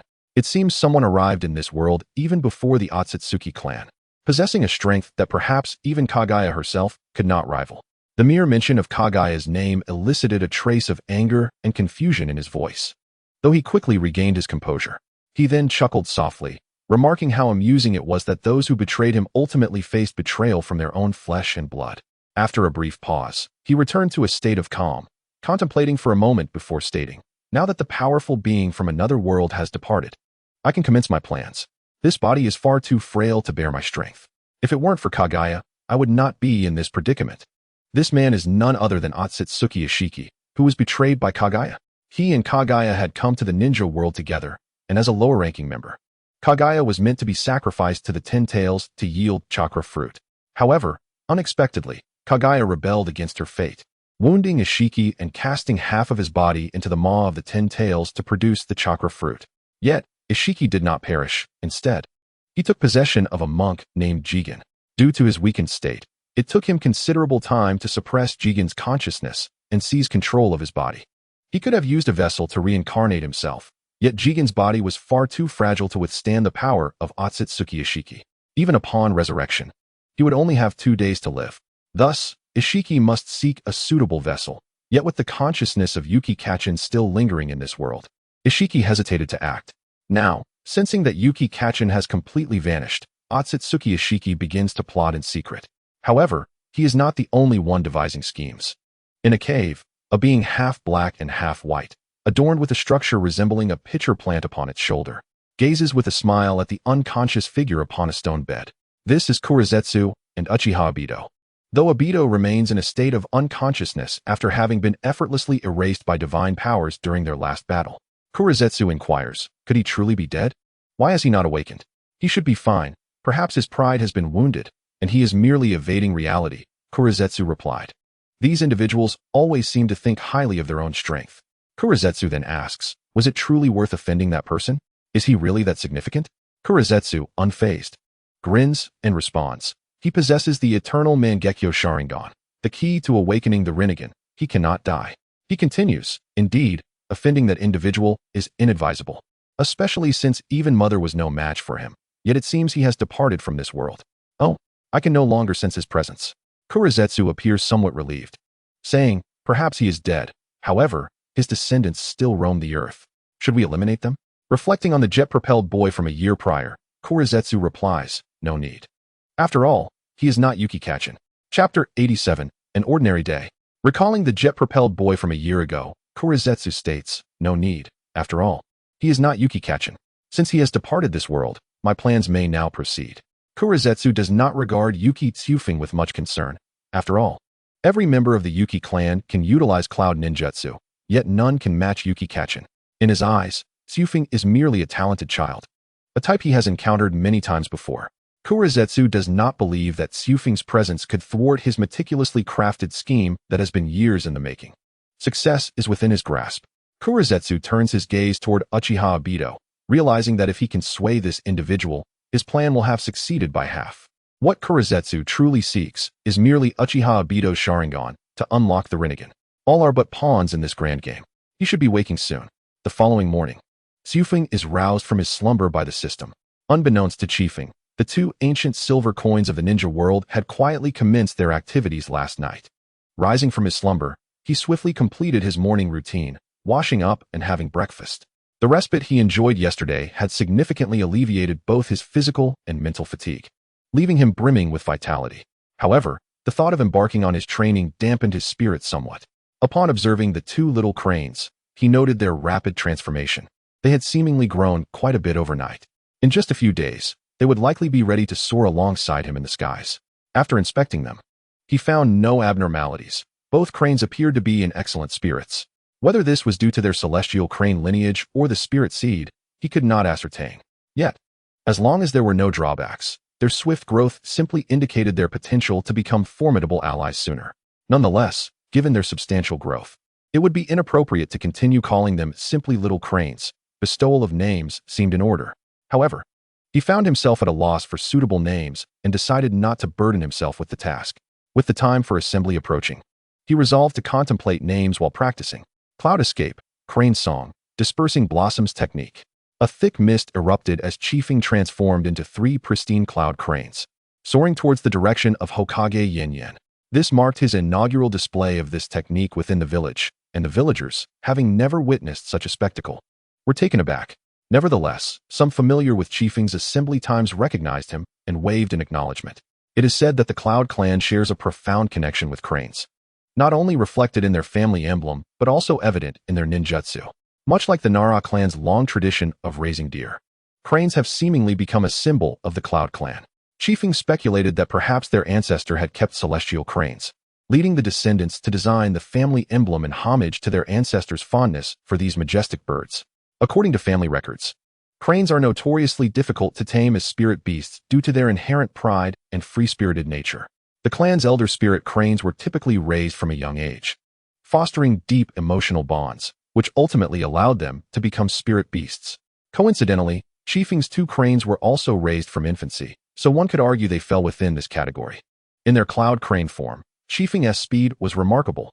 This technique served not only for travel, but was primarily designed for evasion and retreat.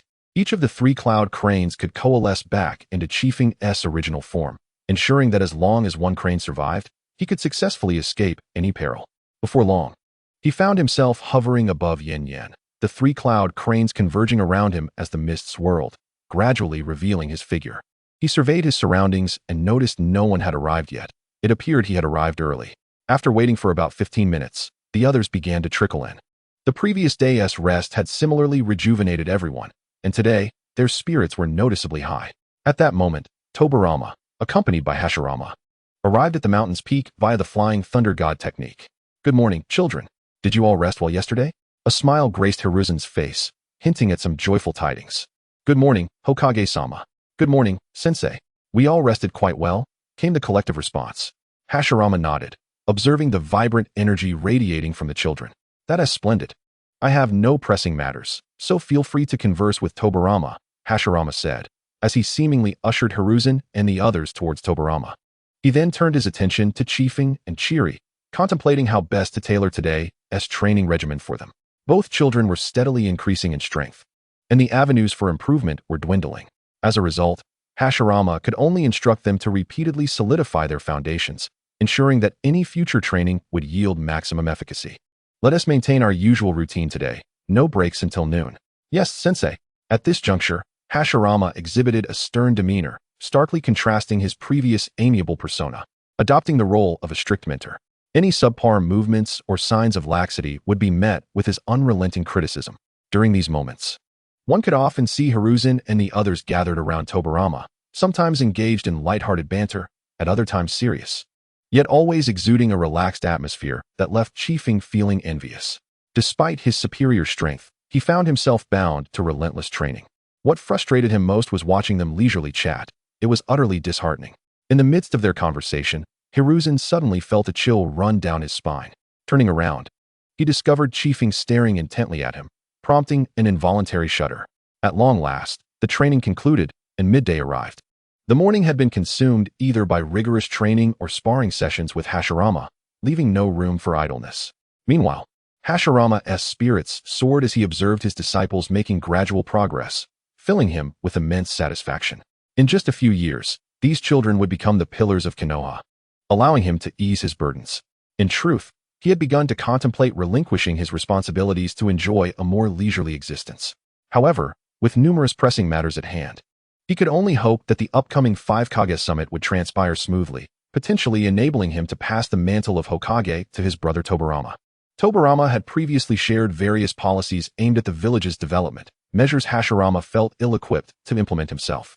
Handing over the reins of Konoha to his brother would undoubtedly elevate the village to new heights, allowing Hashirama to focus on ensuring its stability with considerably less strain. Yet, he wondered if Tobirama would be willing to accept the position of Hokage. "Sensei, will tomorrow's training be the same?" Chiri inquired, wiping the sweat from his brow. Hashirama pondered for a moment, but since he had yet to devise a more suitable training regimen for the 2 disciples, he could only nod resignedly. "Indeed, tomorrow will follow the same course." Time continued to flow unceasingly, and in the blink of an eye, 2.5 months had passed. Today marked the day of the 5 Kage summit in Konoha, and as a disciple of the Hokage, Chiefing was permitted to attend. Naturally, he readily accepted this grand opportunity, while Chiri accompanied Kagami to welcome the guests from other villages. The 2 merely had different roles. There was no distinction between them. In the intervening 2 months, the village had been fervently preparing, each resident eager to ensure their village did not fall prey to the scorn of others. Consequently, every detail was meticulously attended to, and under Tobirama's guidance, rehearsals were conducted every few days to avoid any missteps during crucial moments. The Kage from other villages were expected to arrive in Konoha around noon, so Chiefing felt no urgency. After dressing and freshening up, he proceeded to feed his 2 little cranes. A month prior, he had named them. The male was called Qinyun, and the female, Lu Feng, names that befitted their celestial crane identities. The little cranes seemed to respond positively to their names, and thus he continued to use them. Over the past 2.5 months, Qinyun and Lu Feng had grown to exceed the size of an average crane, boasting dimensions twice that of a typical one. In comparison, ordinary adult cranes appeared as mere fledglings beside them. Their size was sufficient to carry Qifeng into the skies, and he had attempted a few flights, finding the experience quite pleasant. With time, he would familiarize himself with their capabilities for better control. After all, Qinyun and Lu Feng had yet to engage in battle alongside him, and their synergy was not particularly established. Qifeng was in no rush. He understood that such rapport could not be forged overnight, but required continuous effort over time. With plenty of time ahead, he remained unperturbed. After feeding them, Qinyun and Lu Feng flew off to play, often spending entire days away from home, leaving Qifeng bemused. Yet, they always returned punctually for dinner, a routine that left him both amused and exasperated. As they departed, the Windbearer also set forth from the clan's territory.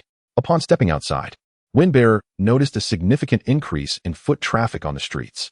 The majority of these were villagers, diligently concealing their true identities. For this was Konoha's inaugural diplomatic engagement with other villages. Should any aspect of the discussions falter, it was prudent to remain vigilant against potential collusion from the other villages aimed at undermining Konoha. However, such scenarios were nearly impossible. The village's precautions were merely a formality. With Hashirama, the great Buddha, presiding over them, not even the boldest of the other 4 Kage would dare to disrupt the peace in Konoha. After purchasing some provisions at a familiar shop, Windbearer proceeded to report to the Hokage office. For the day's summit of the 5 Kage, he had donned a long black and gold robe, befitting a momentous occasion. To his surprise, upon entering the office, he found Hashirama and Tobirama dressed in remarkably casual attire, as if they were going about their daily lives without any change. In contrast, Windbearer felt like a flamboyant peacock, standing out conspicuously. If he were to remain in that attire behind Hashirama, all eyes would undoubtedly gravitate towards him. Master, Lord Tobirama, why are you both dressed so simply? Upon seeing Windbearer enter, Hashirama set aside his speech notes with a smile, replying, "It's not a grand affair, merely a casual conversation among the village leaders." I was already unaccustomed to Tobirama's elaborate preparations. Donning armor would be too constricting. It seems even my master has his moments of anxiety, perhaps fearing that his demeanor might impact the village's reputation at the summit. Very well then, I shall change back into simpler attire shortly, otherwise, I shall be the one who feels out of place. Hashirama nodded in agreement, acknowledging that as it was their own home, there was no need to appear ostentatious. Today's meeting is not only to discuss peace, but also to allow you younger generations to observe the strength of the other villages, laying a foundation for your future. Windbearer understood that this meant the ninjas from each village would engage in friendly sparring, thus gaining insight into each other's capabilities. Tobirama, with a jovial smile, placed a hand on Windbearer's shoulder, saying, "Young one, do not strike too hard." Windbearer nodded in agreement, recognizing the absurdity of injuring a guest before the discussions had even commenced. That would hardly be a fitting scene. The meeting venue was arranged on the 2nd floor of the Hokage building, spaciously designed by Tobirama to ensure that each Kage would feel comfortable.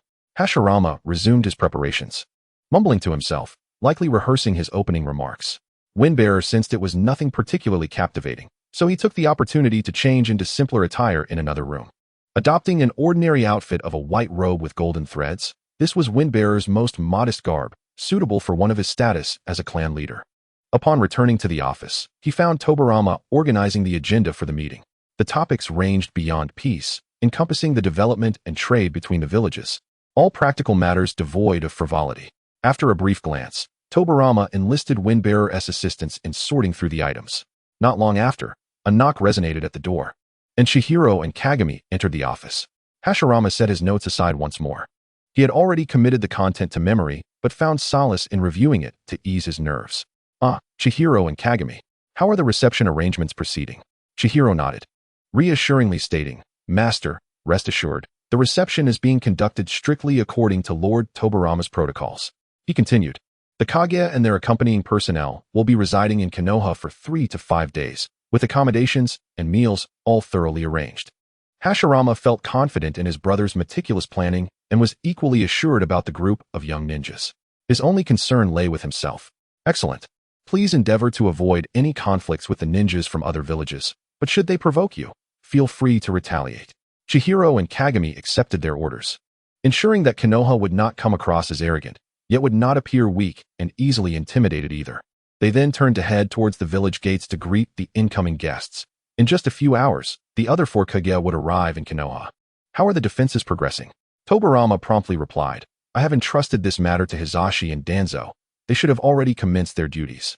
Hashirama sensed the heightened presence of ninjas throughout the village streets, clad in inconspicuous attire, making it difficult for the average person to discern them. These were elite ninjas with exceptional counter-surveillance skills. Even the Kage would struggle to detect them. Very well, everyone has worked hard. All efforts are for the sake of Konoha. Chapter 89, The First Mizukage, by Lien. Everything is for the sake of Konoha. Hashirama turned to gaze out the window, his previous anxiety dissipating. Indeed, all was for Konoha. The pursuit of peace stemmed from the desire to see Konoha flourish within the ninja world. He wished for the children of Konoha to grow up safely and for its villagers to wear smiles every day. With that in mind, what was there to be anxious about? Had he not dedicated years to this cause? Even Madara had been unable to halt his progress. What could a mere 4 Kage pose as a threat? Should they agree to peace, it would be a joyous outcome for all. If not, they would simply be Konoha's adversaries. Although Hashirama yearned for peace, he understood the sacrifices necessary to attain true harmony. Windbearer could sense a transformation in his master's aura, shifting from uncertainty to resolute determination. His master was always like this, suddenly becoming fervent, a pattern Windbearer had grown accustomed to. It seemed that every so often, Hashirama would experience a moment of despondency, only to rebound with renewed vigor. This instance appeared to follow the same trajectory. Hashirama, no longer reviewing his notes, called upon Tobirama, intending to take a stroll through the village. Tobirama had no objections, and as a dutiful apprentice, Windbearer accompanied them. Upon exiting the Hokage building, the undercover ninjas recognized the Hokage and wished to greet him, yet, constrained by their duties, they merely acknowledged him as ordinary villagers. Good day, Hokage. Hashirama responded warmly to each greeting, filling the hearts of those present with warmth. Although the ninjas knew that the Hokage was a kind-hearted individual, interacting with him as a fellow villager felt profoundly unique, stripping away the hierarchy and fostering a familial atmosphere. As they traversed the streets, Hashirama walked slowly, taking the time to respond to each individual who greeted him, relishing the experience. Tobirama shared in this joy, as the villagers' calls of Lord Tobirama enveloped him, reminding him of the many mundane tasks he had resolved, earning their trust. Aside from the Hokage, the villagers held the utmost trust in Tobirama. Windbearer, witnessing this heartfelt scene, felt a surge of emotion. It reminded him of the saying, one does not become Hokage to gain recognition, but rather, one earns recognition to become Hokage. Undoubtedly, Hashirama was a beloved and revered Hokage among the villagers. Tobirama too enjoyed similar esteem. Perhaps their selfless devotion to Konoha, without any ulterior motives, was what endeared them to the people. Had Hashirama and Tobirama not established Konoha, perhaps they could have lived to an advanced age. But it was the bond forged by Konoha that instilled them with the courage to confront death. In the face of pursuers, they could unhesitatingly sacrifice their lives. Entrusting Konoha to the new generation, they walked for quite some time, and as word spread that the Hokage was in the streets, villagers emerged to extend their greetings. Hashirama exchanged greetings with nearly every villager, all of whom were aware that the 5 Kage summit was to be convened today. They merely acknowledged the Hokage with a brief greeting before hurriedly returning home, fearing they might inconvenience him. As Hashirama, Tobirama, and Kazekage approached the village gates, they were met by Chiri, Kagami, and other ninjas responsible for the reception, who awaited them at the entrance. It would be only a couple of hours before the guests arrived. Deciding to wait here, Hashirama understood the importance of making a good impression. He did not wish for the first impression of Konoha to be one of arrogance. After more than an hour had passed, the sun was nearing its zenith, its rays cruelly scorching, yet no one complained. Suddenly, Kazekage sensed an unusual increase in humidity in the air. Before he could react, a colossal water dragon surged forth from the distant horizon, hurtling towards the group. Kazekage glanced at his master, but Hashirama merely smiled, remaining still. The water dragon crashed to the ground approximately 50 meters away, exploding in a magnificent spray, yet astonishingly, not a single drop of water splashed upon the villagers of Konoha. As the water settled, it transformed into a thick mist. Kazekage gazed at the vast expanse of fog, his hands itching with the desire to unleash a puff of cloud. Yet he ultimately restrained himself. From within the mist emerged a procession of figures, the foremost being an elderly man with flowing white hair, a long beard, and a mist village straw hat adorned with the symbol of the water shadow. His left eye was blind, marked by a scar that bisected it. With a smile revealing sharp, shark-like teeth, this man was none other than the first Mizukage, Hakuren. With his own strength, he had unified the myriad islands and ninja clans of the water country, a seasoned warrior of considerable repute. Following him was a man with long black hair and narrow eyes, exuding an air of wisdom. Behind him trailed a contingent of ordinary ninjas, unremarkable in distinction. "How fares the esteemed Hokage?" Hakuren inquired, extending his hand with a beaming smile. Hashirama grasped it in return. "Quite well, Mizukage. You two seem to be in good spirits," he replied. The two engaged in light conversation, despite having never met before. "I may be older than you, Hokage, but I still have a few years left in me," Hakuren noted, eliciting a chuckle from Hashirama. "Life and death are dictated by fate. We must simply focus on what we can control and leave the rest to our successors," Hashirama remarked. Hakuren nodded in agreement, lamenting that his favored heir could not attend this time, for he wished to witness the prowess of one who could match his successor. Such a figure would likely become a formidable rival to the hidden mist village in the future. As they exchanged pleasantries, the sun's relentless heat became increasingly unbearable, prompting Hashirama to instruct the ninjas to escort the Mizukage and his entourage to a shaded area for respite. Hakuren, having journeyed a considerable distance, opted to cease conversation with Hashirama and followed the escort away. Kazekage observed Hakuren's appearance and those sharp teeth, suspecting he might belong to the Kaguya clan. Yet he had no evidence to substantiate such a claim. Regardless, Hakuren contributed significantly to Kazekage's calmness, while the man trailing behind him was likely the third Mizukage and would similarly provide some measure of tranquility. This 5 Kage summit was particularly advantageous, as each Kage was accompanied by their successor, promising a wealth of tranquility points. Merely unlocking character profiles could yield nearly 10,000 tranquility points. Furthermore, there was likely to be a chaotic event, though Kazekage pondered why it had yet to manifest. After all, Uchiha Madara had forewarned of it a year prior. Chapter 90, A Deluge of Arrivals. In the midst of anticipation for the chaotic event, Kazekage mused about the simplicity of the task ahead. The main discussions would be led by his master. All he needed to do was secure victory in the sparring matches to demonstrate Konoha's strength to the other villages. He wondered how many tranquility points he would ultimately earn. Currently, Kazekage's tranquility points stood at 21,000, a decrease from over 30,000 due to his recent acquisition of a puppet. He had requested a small vial of blood from his master, successfully activating the original puppet, which bore the characteristics of its bloodline owner in golden hues. For instance, the Sharingan, activated with Uchiha blood, manifested in gold. This latest puppet had golden hair, a hallmark of the Uzumaki clan.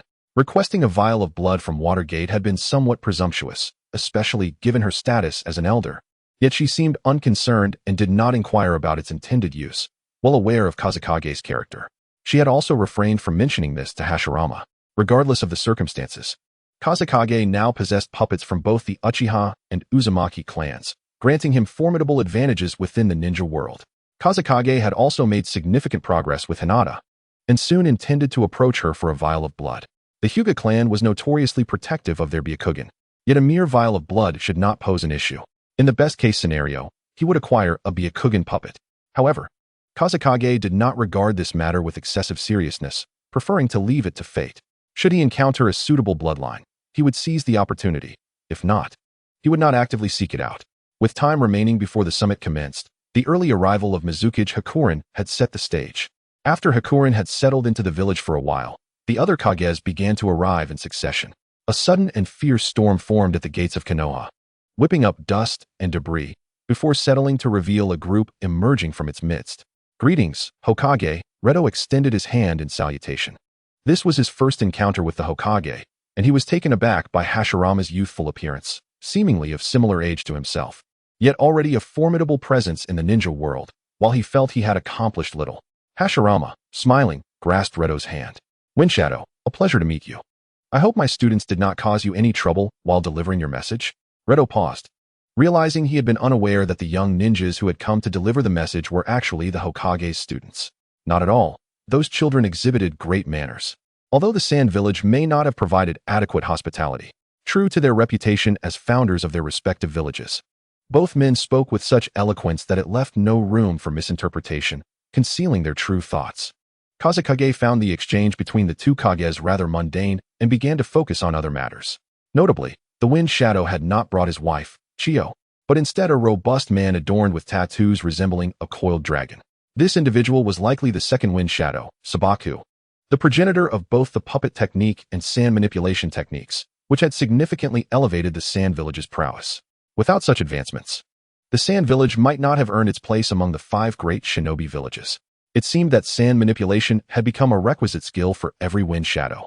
One must possess proficiency in either iron sand, gold sand, or regular sand to attain the title.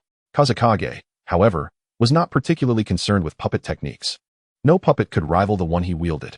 His sole interest lay in how many tranquility points Sabaku would yield. As Hashirama and Reto engaged in animated conversation, a giant formed from earth rose from the ground. However, compared to Hashirama's wooden creations, this giant paled in size, measuring only about half of the wooden figure. It could be casually torn apart. Above the head of the earth giant floated a diminutive elder, whose stature resembled that of a small potato. Adorned with the hat of the first Tsuchikage, it was evident that this was none other than Ishikawa, the inaugural Tsuchikage and the grandfather of Inoki. Ishikawa descended gracefully from the giant's head to stand before Hashirama and Reto, greeting them with a cordial handshake. Lord Hokage, Lord Kazekage, I trust you are both in good health, he remarked jovially. Haha, it seems Lord Tsuchikage is as concerned about his health as Lord Mizukage. Upon hearing this, Ishikawa chuckled. 4 old fellows like me and Lord Mizukage, every day we live is a blessing, so naturally, we must take greater care. Hashirama waved his hand dismissively. I do not place much importance on such matters. I believe in letting fate take its course. Reto chose not to pursue the topic, finding discussions of life and death to be inauspicious. He decided to divert the conversation. Lord Tsuchikage, why have you come alone? Where are your guards? Ishikawa turned to look behind him, realizing with some confusion that he was indeed unaccompanied. Goodness, where has everyone gone? Then, with a snap of his fingers, he recalled, haha, I must have hurried ahead, leaving them trailing behind. I spotted the Kazekage stirring up a dust storm from afar and wanted to hasten my arrival, inadvertently leaving my guards behind. Ishikawa chuckled heartily, stroking his beard like a playful old man, seemingly amused by the distance his guards had fallen behind. Hashirama and Reto found nothing strange about Ishikawa's demeanor. After all, with age comes a certain clarity, and it was rather endearing to see him embody the spirit of a carefree old child. Sure enough, after nearly 10 minutes, the Tsuchikage's guards finally arrived. The leader being a tall man wrapped in bandages, dressed in a gray vest with a black long sleeve on his left arm. His attire was quintessentially a Wagakure, complete with 2 sheathed katana on his back. However, in Reto's view, they seemed more ornamental than practical, for someone wielding Doton would hardly engage in close-quarter combat. Upon seeing Mu, Reto's mind began to race with calculations. How could he obtain a piece of flesh or a vial of blood from him? Opportunities like this might be rare for years to come, and if he failed to acquire Doton now, he would have to seek Inoki, which could be a long wait. However, he knew he must tread carefully and look for openings during their exchanges. Lord Tsuchikage, why the haste? We could not keep pace with your speed. Mu knelt before Ishikawa, apologizing for failing to maintain a protective presence around him. Arriving after Ishikawa had already engaged in conversation with the other Kages for over 10 minutes was, in his view, a dereliction of duty. Ishikawa gently waved Mu up. Exhaling a sigh, there is no need for such formalities. What danger could I possibly face? It was merely a casual chat with the Hokage and Kazekage. Ishikawa regarded Mu as a diligent youth, albeit somewhat rigid in his thinking, unable to adapt or deviate from his convictions. His insistence on sparring with a ninja from the mist had nearly turned a promising young man into a mummy. When he was brought back to the village, Ishikawa had been deeply concerned, but fortunately, the boy had survived. It was said that the mist ninja was still in a coma. Ishikawa pondered whether this would come up in conversation with the Mizukage later, and decided it best not to. Let the younger generation resolve their own disputes. Disregarding Mu, Ishikawa continued to chat with Hashirama and Reto at the village entrance. I trust one am not the last to arrive. I departed several days in advance. Hashirama shook his head. The Reikage has yet to arrive. He will be the last. Ishikawa stroked his beard. Haha, that is comforting. I suspected I would not be the last. Reto, listening to the Kage's converse, found Ishikawa to be akin to an old child, unsure whether this demeanor was deliberate or simply his nature. Regardless, he appeared quite amiable. After approximately half an hour, there was still no sign of the Reikage. Hashirama then suggested that the Kazekage and Tsuchikage enter the village to rest, ensuring they would be in optimal condition for the upcoming meeting.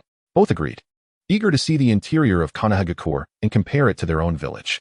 At that moment, dark clouds suddenly gathered in the sky, the atmospheric pressure dropping significantly, creating an eerie calm before a storm. Without warning, a thunderous clap resonated, and a bolt of lightning stretched across the sky like a predatory beast, striking the ground and scorching the earth, sending plumes of smoke billowing into the air. From within the haze emerged a figure, a man with dark skin, thick lips, dressed simply in a long yellow robe, adorned with a purple scarf, and crowned with the Raikage's distinctive hat. Such an entrance was fitting for the Raikage. As the first Raikage, finally arrived at Konoha amidst the tempest, Hashirama breathed a sigh of relief upon seeing the Raikage's timely arrival. The talks could finally commence. The people of Shinobi were often haughty and ambitious. Tobirama had reported multiple times about their spies infiltrating Konoha. Yet, in the name of peace, Hashirama had chosen to overlook such transgressions. However, should the Raikage fail to attend the summit, it might signify Shinobi's withdrawal from the ranks of the 5 great shinobi villages. Nevertheless, despite the Raikage's ambition and pride, he did not dare to act recklessly before Hashirama. Upon entering, he promptly approached Hashirama, extending his hand. "Lord Hokage, it is a pleasure to meet you." Hashirama returned the handshake. "Likewise, Lord Raikage. I hope your journey was not too arduous." The Raikage shrugged nonchalantly. "Not at all. I merely encountered some rogue ninjas along the way and dealt with them, which caused a slight delay." Hashirama smiled, observing that, like Ishikawa, the Raikage had come without a retinue of guards. He inquired, "Are your guards en route?" The Raikage shook his head, feigning ignorance. "What need have I for many guards? I brought only one." Just then, another thunderclap echoed, and a figure landed gracefully. Rado discerned that it could only be the second Raikage. This gathering at Konoha was marked by the presence of each Kage's most trusted heirs, a subtle display of pride among the villages.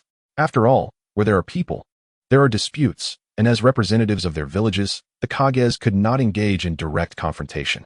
Thus, they sent their disciples to take their place.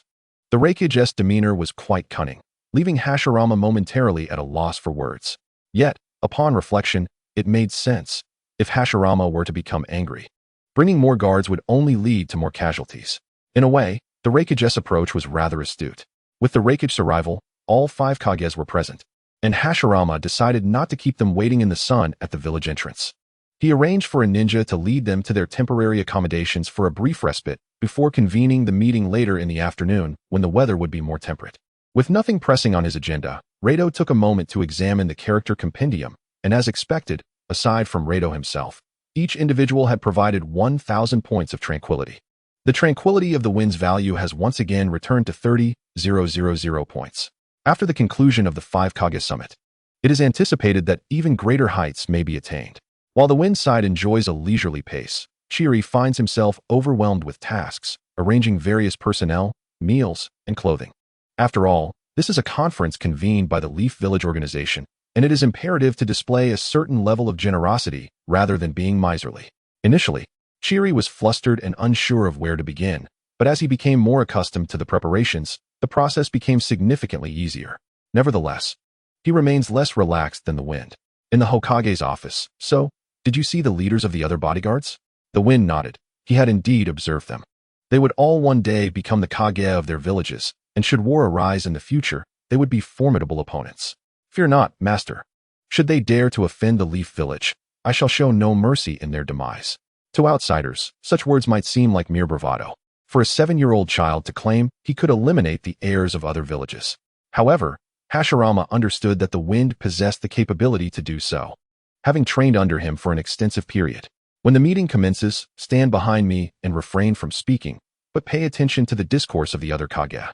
The wind accepted the command, understanding that a summit was not a venue for his unrestrained speech.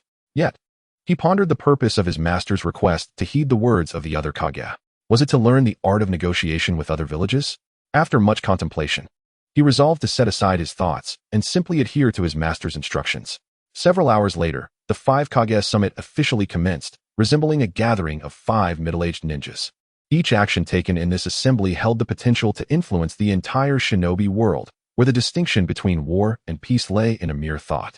For the 5 great nations, war merely meant the suffering of the populace and the depletion of resources, but for smaller nations, it could signify the annihilation of their existence. Thus, smaller countries often found themselves caught in the crossfire, swaying between allegiances like a reed in the wind. Ultimately, lacking sufficient strength, they must cling to the powerful for survival. A single misstep could transform their homeland into a battlefield, which would be a true tragedy. The Kage arrived at the conference room, meticulously prepared by Tobirama. In the center stood a pentagonal table. The atmosphere was exceedingly solemn, aside from the Hokage's immediate attendants. Tobirama and the wind. Each Kage was accompanied by but a single aide, predominantly their successors. A cadre of cunning old foxes quickly discerned that this child was either the Hokage's apprentice or his designated heir. Yet, they were left questioning whether a 7- or 8-year-old was too immature to participate in such a meeting. After all, a sparring session was inevitably on the agenda. Nonetheless, the Kage refrained from voicing their doubts. After all, the Hokage's apprentice surely possessed some merit. Yet, when compared to their own heirs, the disparity in capability was evident, and thus, they deemed him not a cause for concern. Once all Kage were seated, Hashirama, as the host, opened the floor with a few welcoming remarks. The other Kage expressed their intentions to contribute to the peace of the shinobi world. Each declaration was steeped in noble ideals. Yet the true thoughts that lingered in their hearts remained a mystery to all. Since all professed a desire for peace, it was hoped that the day's discussions would be amicable. Hashirama then directly presented his proposal. I wish for us to collectively sign a peace treaty for the shinobi world, ensuring that war shall no longer be incited at will. Upon hearing this, the previously boisterous four Kage fell into a contemplative silence, each harboring their own ulterior motives. For instance, some might wish to eradicate a smaller nation to enhance their own strength. Many wars that should have erupted were thwarted by Hashirama's call for dialogue, indirectly saving those smaller nations from destruction. Why the silence? Are you all reluctant? Hashirama's disappointment was palpable as he noted their muted responses, having previously witnessed their fervor. At this moment, the Wind Kage spoke up. Hokage, the Sand Village is willing to sign the peace treaty. Hashirama's spirits lifted at this declaration. Without at least one Kage agreeing to the treaty, the summit would be rendered futile. However, the Wind Kage continued. Yet, as you all are aware, the circumstances of my village are dire.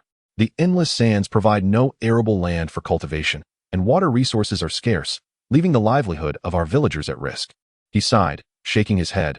I can commit to a treaty for peace in the shinobi world, but who will ensure the welfare of my sand villagers? The Wind Kage's words resonated truthfully. The wind had witnessed the struggles of the sand villagers firsthand. Their existence was fraught with hardship, yet they remained resilient.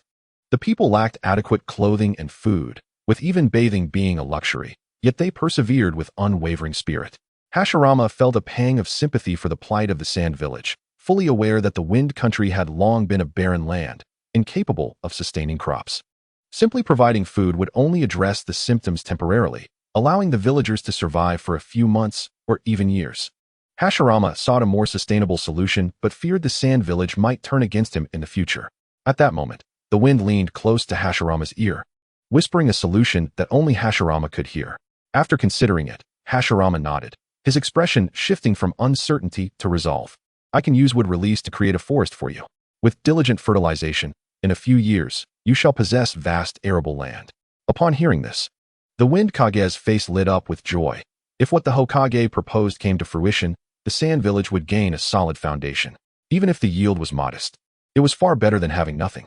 Once the sand village stabilized its food production, its strength would undoubtedly increase exponentially. Thank you, Hokage. On behalf of the sand village, I agree to sign the peace treaty. The Wind Kage expressed his gratitude, yet his mind was already calculating future possibilities. However, could the wind's proposed method truly elevate the sand village to prosperity? Ultimately, every Kage desired to strengthen their own village, and if they prospered, they would inevitably seek conflict.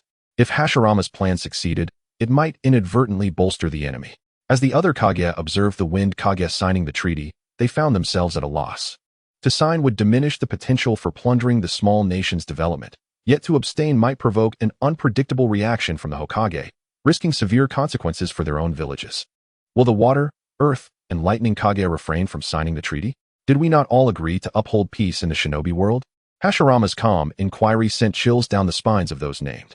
Despite their equal status, they dared not act grandiose in the presence of the Hokage, for their strength was not on the same tier. I, the Earth Kage, will sign the treaty. The Earth Kage spoke first, offering no demands or grievances. and promptly affixed his signature.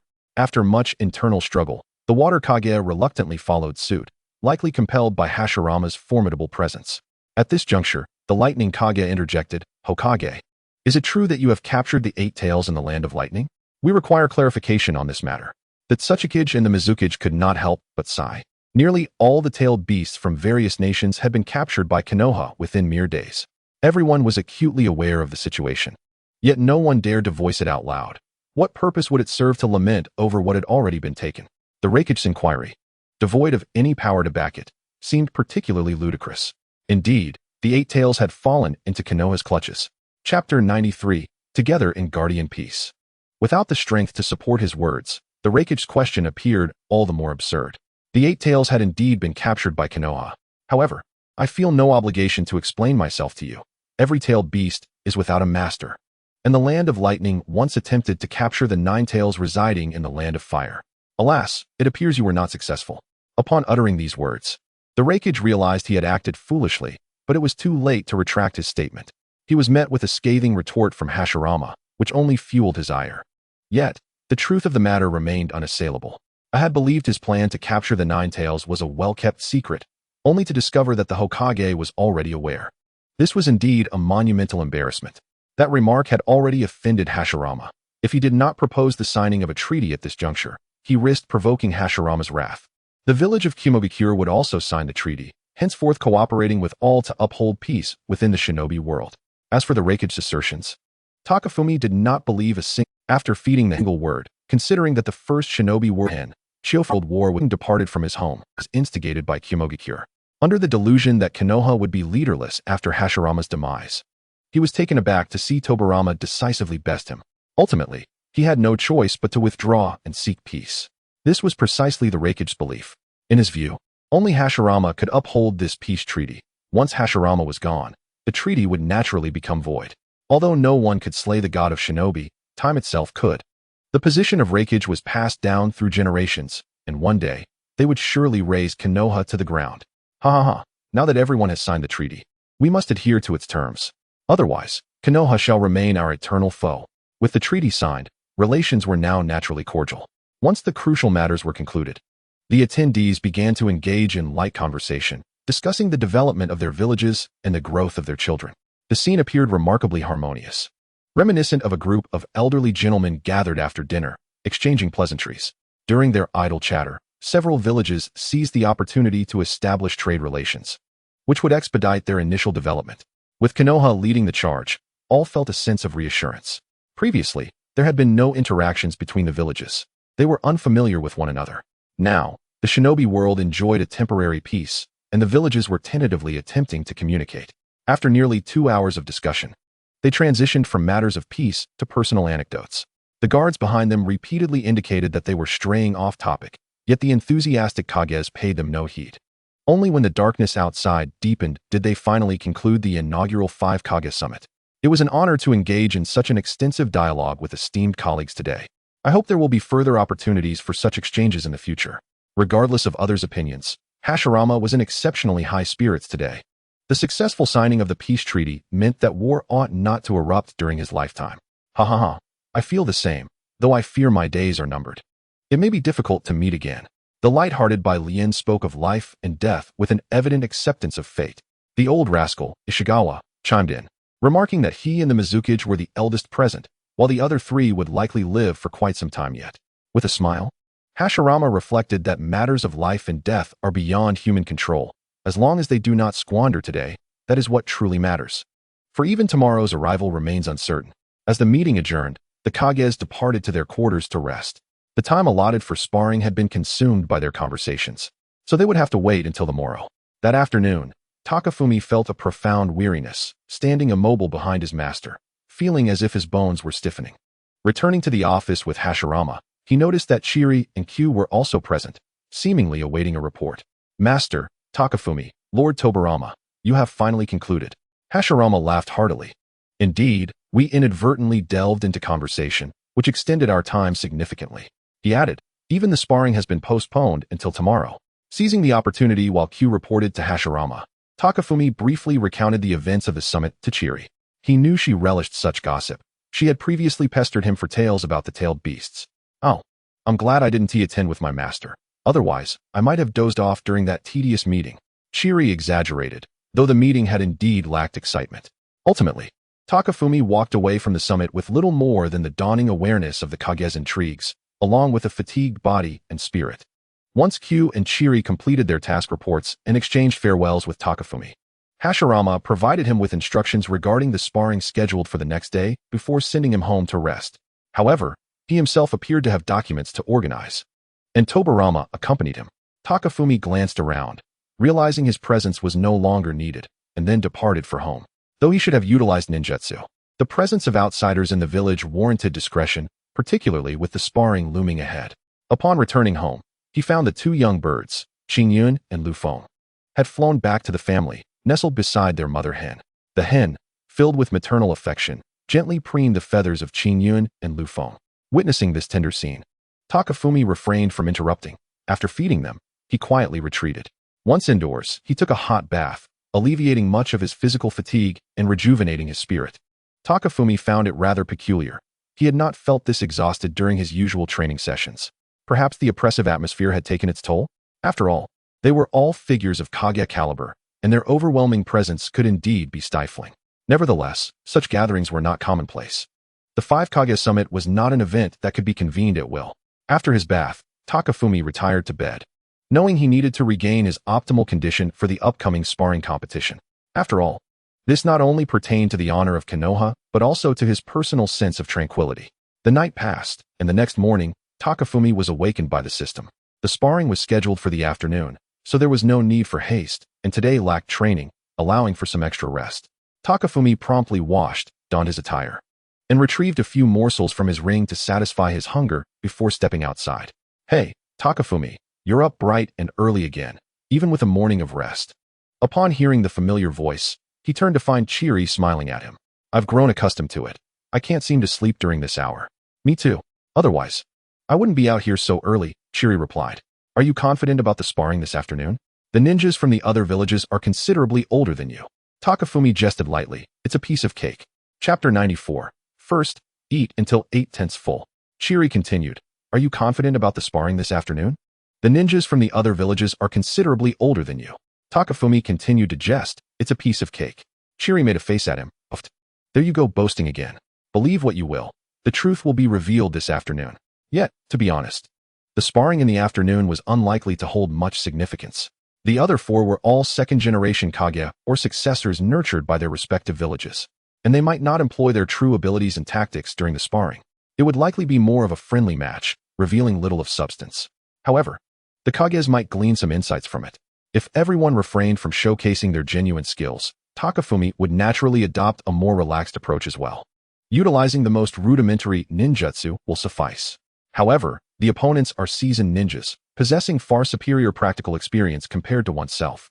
Caution is imperative, otherwise, one might face a disastrous outcome. You must put in your utmost effort this afternoon to bring glory to the village. Chiri was quite exhilarated, as if she were the one preparing for a sparring match.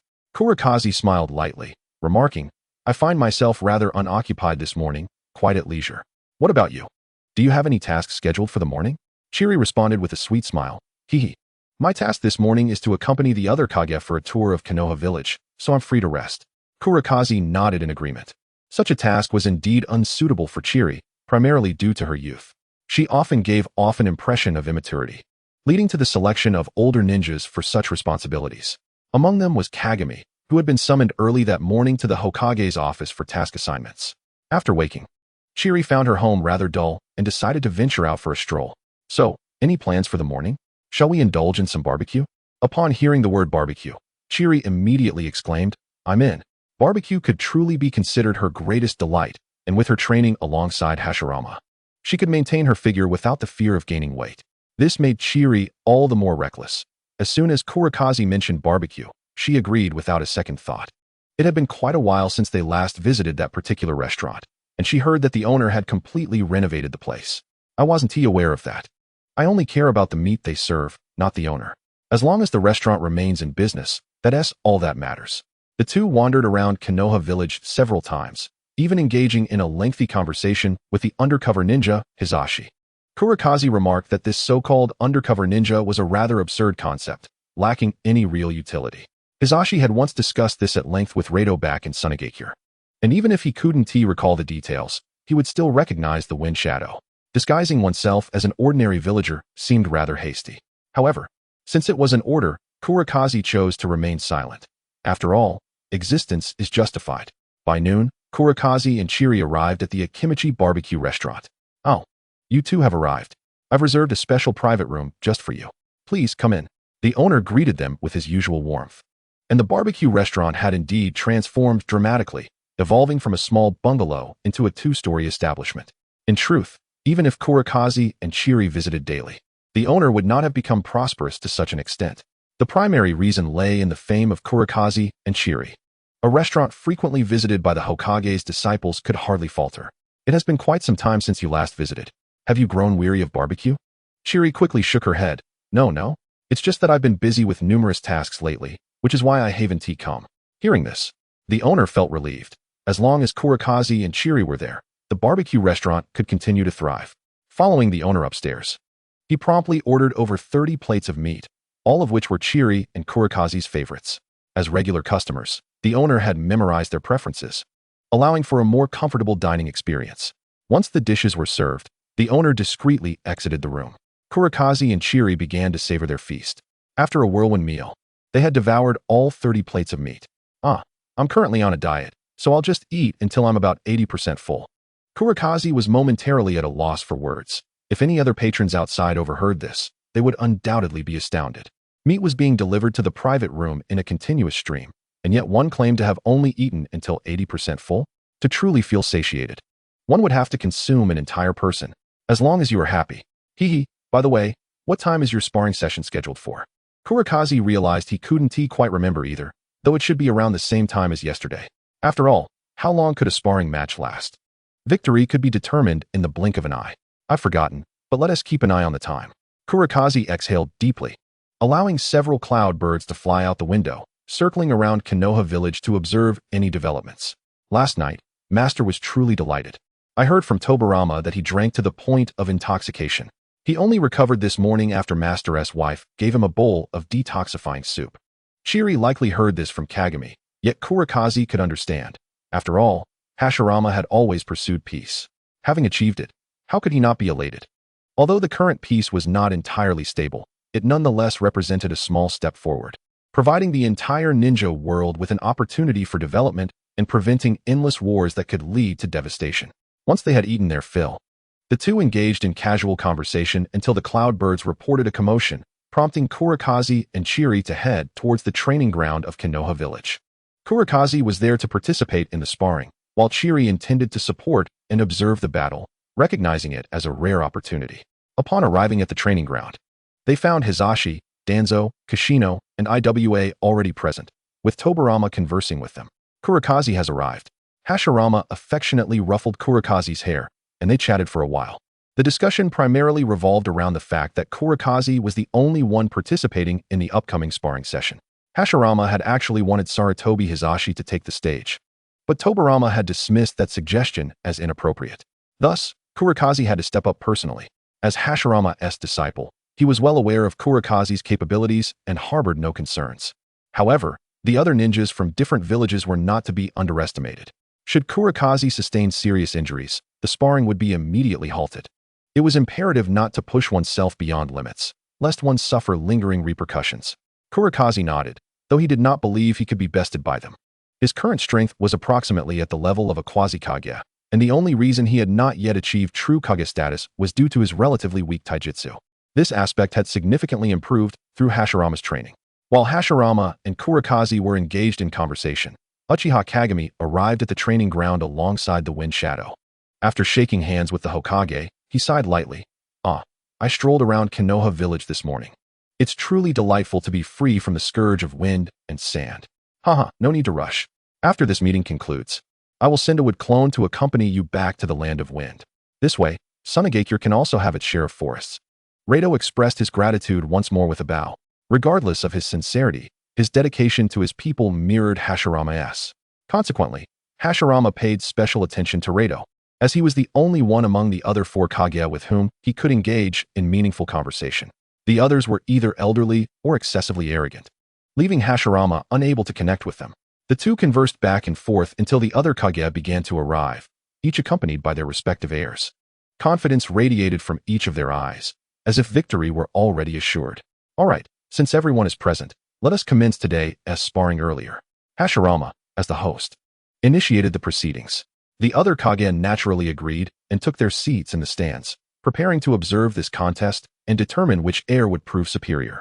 Shaman, Aimu, and Tsukikage took to the stage, with Kurikaze following closely behind. Just as the audience pondered which young child this was, Hashirama announced, "This is my disciple, Kurikaze. Still quite young. I hope everyone will show him some mercy." The heirs in the audience exchanged puzzled glances upon hearing this. Even if he were a disciple, was it not a bit excessive for a 7-year-old to engage in sparring? Wasn't he this akin to delivering oneself to slaughter? Some even let out faint chuckles, perhaps believing that Konoha had reached such a point of decline that they could not even produce a competent ninja. Kurikaze paid no heed to their gazes. After all, further words would be futile. In this situation, the only remedy lay in subduing them through combat. However, the elder ninjas on stage exchanged glances, for they had heard of the Cloud Clan's formidable reputation, even if they had never witnessed it firsthand. Yet, they wondered when the Cloud Clan had joined Konoha and even become a disciple of the Hokage. This was hardly auspicious news.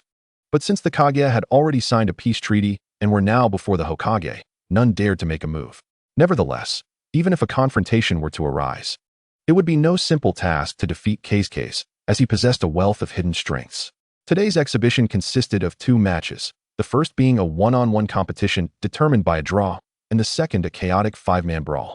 Those who did not compete in the first match could conserve their energy for the second. The ultimate victor of the second match would receive a prize, and the hope was that all participants would showcase their finest abilities. Hashirama announced the rules of the competition, while the spectators below buzzed with anticipation, with AI being the most eager of them all, practically itching to begin the battle. Kagami approached the competitors with a box of draw sticks. Each participant reached in to draw one. Kazekage turned his stick over to reveal an A. The others followed suit, revealing their respective characters. Both Kazekage and Mu drew A, while Shaman and AI drew B. The luckiest of them all appeared to be Suki, whose stick bore AC, allowing him to bypass the first match and conserve his strength for the brawl. With his eyes narrowed and a faint smile, Suki turned and took a seat in the spectator area. Kazekage felt a twinge of misfortune, having drawn Mu as his opponent. Was this a fated clash? 2 wielders of Kekkai Genkai were set to face off to determine who was superior. Yet, such a trivial match would hardly warrant Mu employing Dust Release, a technique capable of causing immediate fatalities. While Kazekage pondered this, Mu remained indifferent, unaware of Kazekage's own Kekkai Genkai. He simply lamented the absence of the man from the Mist Village, for they were destined rivals.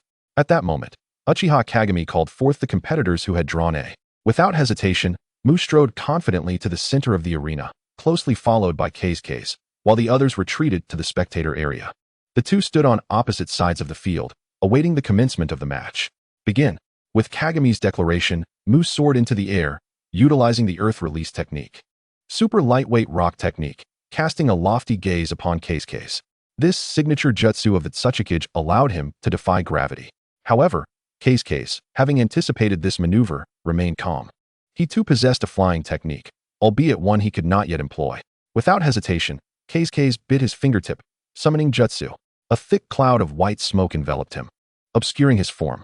Moments later, a crane, twice its normal size, emerged from the smoke, carrying Kazekage aloft towards Mu. Clearly taken aback by Kazekage's unexpected response and the size of his summoned beast, Mu swiftly retaliated with Earth Release, Rock Rain. Small rocks coalesced around him, raining down upon Kazekage with relentless force. Unfazed, Kazekage moved swiftly, forming hand seals, Wind Release, Wind Pressure. A gentle breeze escaped his lips, but as it passed through the barrage of rocks, they succumbed to the immense pressure, shattering into fine dust. Interesting, Mu remarked, seemingly underestimating the 7-year-old ninja. Kazekage seized the moment to launch a counterattack, unleashing a flurry of razor-sharp wind blades with astonishing speed. In an instant, one sliced through Mu's throat, only for him to dissolve into a pile of dirt, an afterimage. Surveying his surroundings, Kazekage could not discern Mu's whereabouts, and his summoned crane, Seryu, remained oblivious to any abnormality. Aware of Mu's ability to conceal his chakra, Case treaded cautiously. Water release, gentle rain. Countless droplets coalesced around Mu and fell like a gentle shower, seemingly innocuous. Yet each droplet contained Case's unique chakra, allowing him to pinpoint his opponent's location upon impact. The rain's coverage was extensive, enveloping the entire arena, ensuring Mu could not evade its effects. Perched on Saryu's back with eyes closed, Case focused his senses, soon breaking into a smile. Found you. Water release, water dragon bullet technique. Fire release, fire dragon bullet technique. His seals were executed with such rapidity that they were nearly imperceptible, conjuring two fearsome dragons of water and fire that roared furiously as they surged toward the sensed location. With a resounding boom, the arena's ground was blasted into a massive crater. At that moment, Mu revealed himself. Though unscathed, he appeared somewhat disheveled, caked in dirt. He had suspected something was amiss with the rain. Had it been on an actual battlefield, he could have evaded its reach. However, due to the restrictions of the sparring match, he found himself cornered. Now, Mu's two advantages over Case's were rendered moot, forcing him into a direct confrontation. Yet, from their brief exchange, it was clear that this 7-year-old was no ordinary child. The water and fire dragon bullet alone was a technique beyond the grasp of most ninjas his age. Konoha truly harbors many prodigies, Mu mused.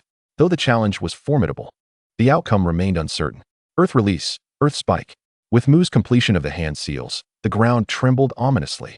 Accompanied by a deafening roar, numerous earthen spikes shot skyward. Should one of these spikes strike true, death would be inevitable.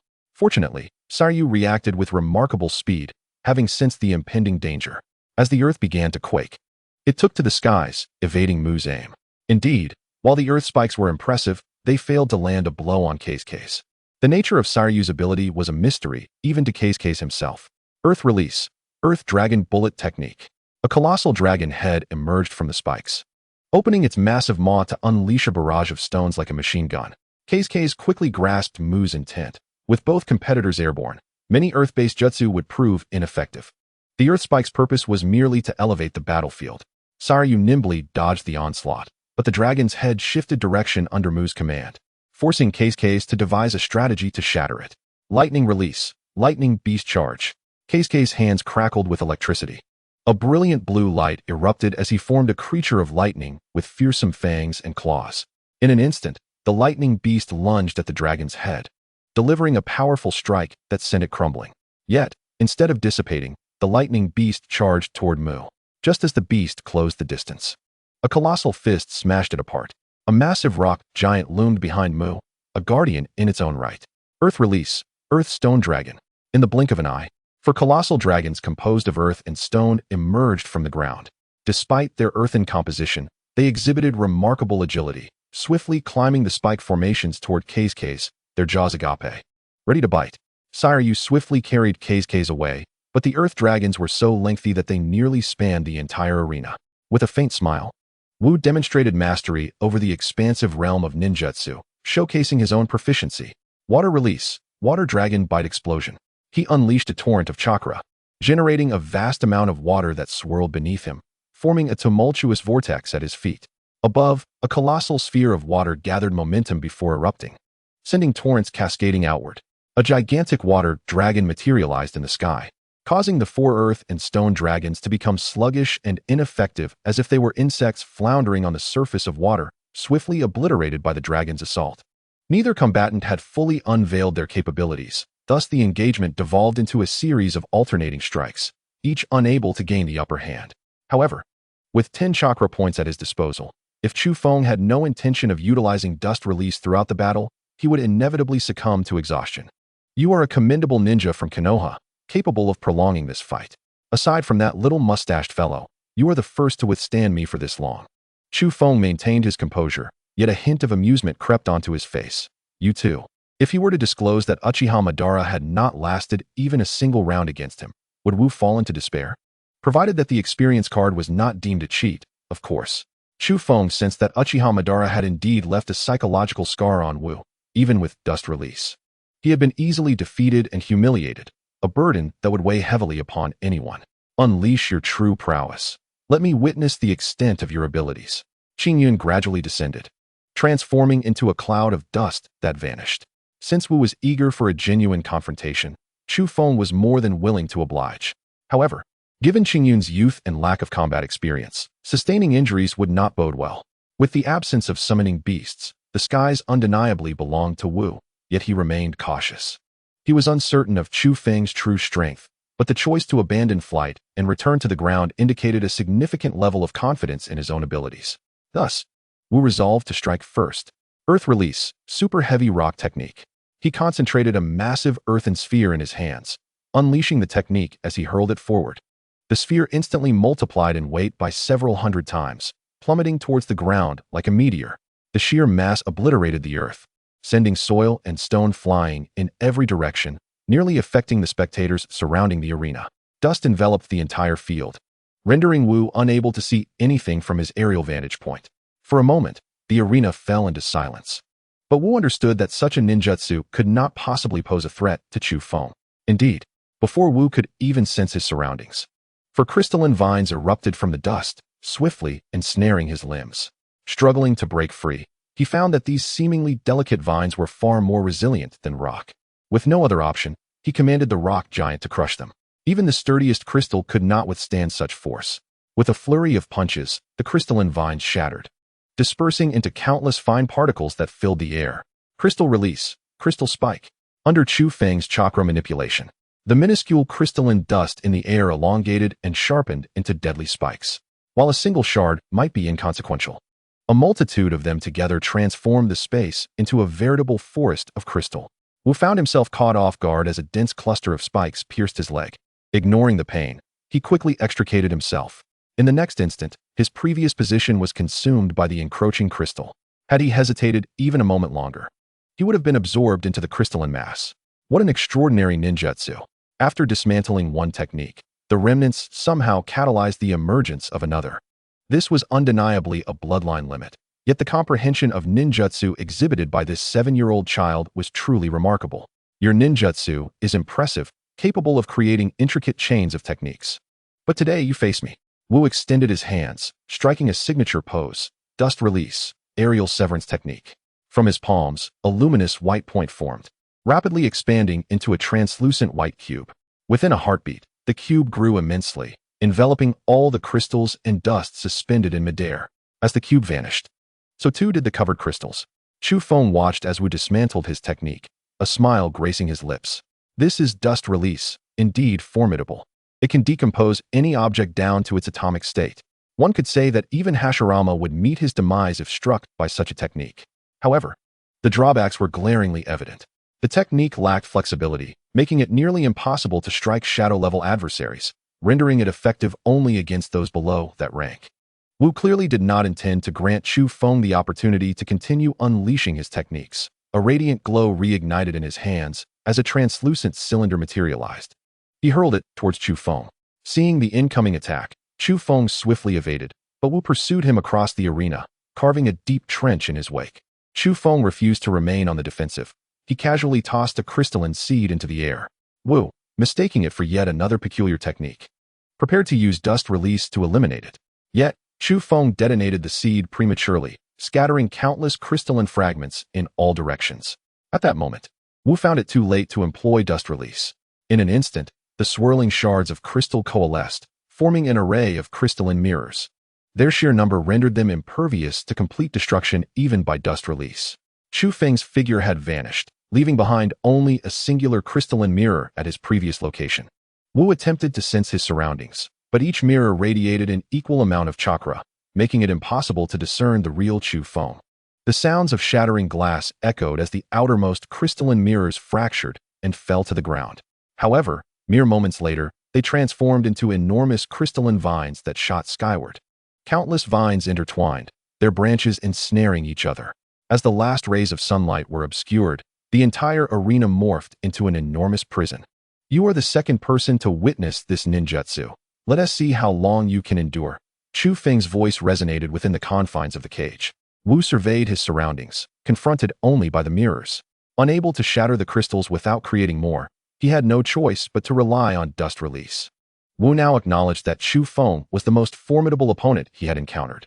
Having overexerted his use of Dust Release, his chakra reserves were running low. He could only remain vigilant, attempting to evade danger and minimize chakra expenditure. In truth, This should not have escalated so far. It was merely a sparring session, meant to be a gentle exchange. However, representing their respective villages, neither wished to bring shame upon their home. At that moment, a lotus bud shot forth from a mirror behind him. Wu sidestepped just in time, watching as the bud vanished into another mirror. If he were to break through the vines with dust release, he would exit the arena's bounds and thus be deemed the loser. Therefore, he continued to circle within, which was also part of Chu Feng's strategy. Chu Feng intentionally rendered the crystals a pale pink, allowing those outside to see the unfolding events within. However, due to the twisting of the vines, visibility remained somewhat obscured. Still, the higher-ups could sense the situation unfolding inside.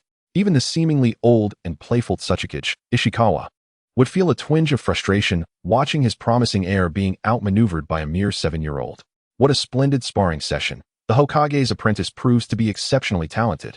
Reto mused, recalling his prior encounters with the young boy in Sunagakure. What was initially thought to be a mere casual tour turned out to be the apprentice of the esteemed Hokage.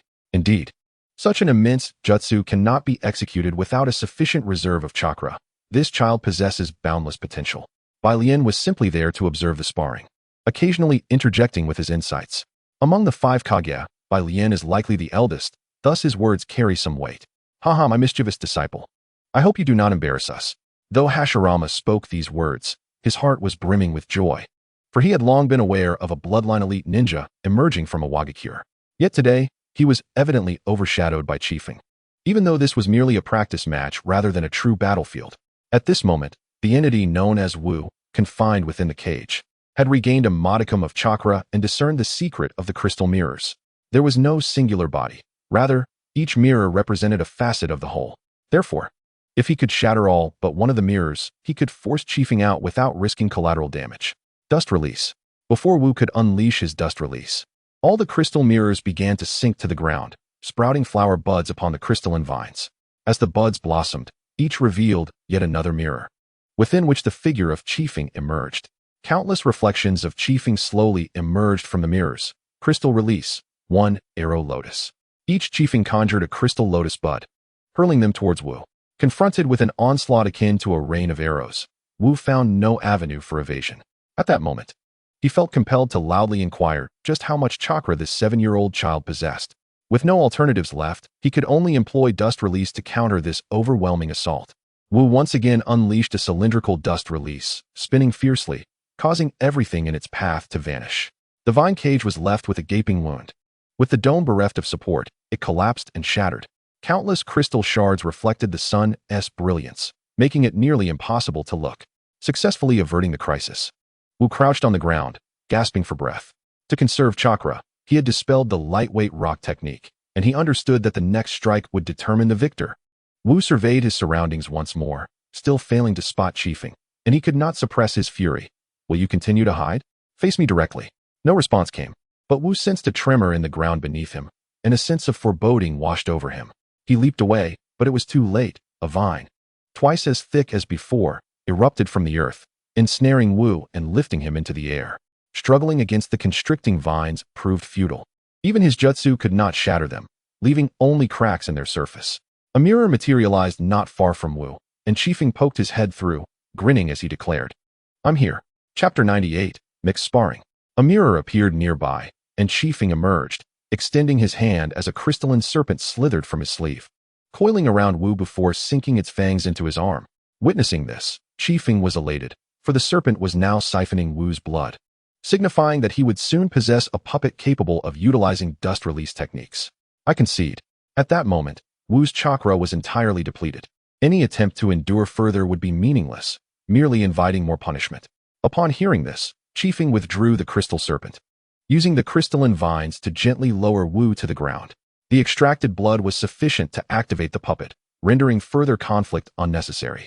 Ninjas skilled in medical techniques swiftly approached the arena to assist Wu, escorting him off for treatment. Meanwhile, the announcer declared Chiefing the victor. Indeed, the apprentice of the Hokage is extraordinary, remarked Ishikawa, albeit begrudgingly, yet genuinely from the heart. He had always regarded his own successor as the strongest among the young ninjas, believing he would surely lead a Wagakure to glory. Little did he expect to be bested by a mere 7-year-old. The Tsuchikage is mistaken. Chiefing merely capitalized on the advantages of the terrain. Without such limitations, The outcome would surely differ, Hashirama reassured, though internally he held a different view. Fully aware of the capabilities of his own domain, Chiefing had yet to utilize even a fraction of his myriad jutsu.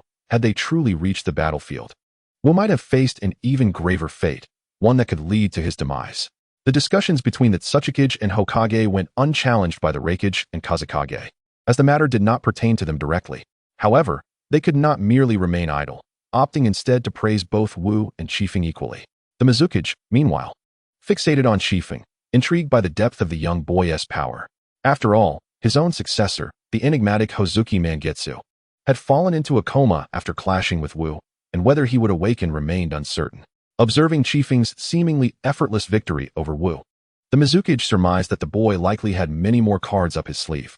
As Chiefing exited the arena, he took a seat in the spectator area, noting the fissures and craters littered across the ground from the earlier duel. A handful of ninjas adept in Earth Release began mending the battlefield, and soon after, the announcer called for the next two contenders to enter. Wu had been treated, though he still appeared somewhat weak from his incomplete chakra recovery. He settled a short distance from Chiefing, intently observing the impending bout between AI and Shaman. Chiefing refrained from making any overtures, considering he had just bested Wu. Approaching him now would seem rather ill-timed. Thus, he opted for silence. The fight on the platform was poised to erupt.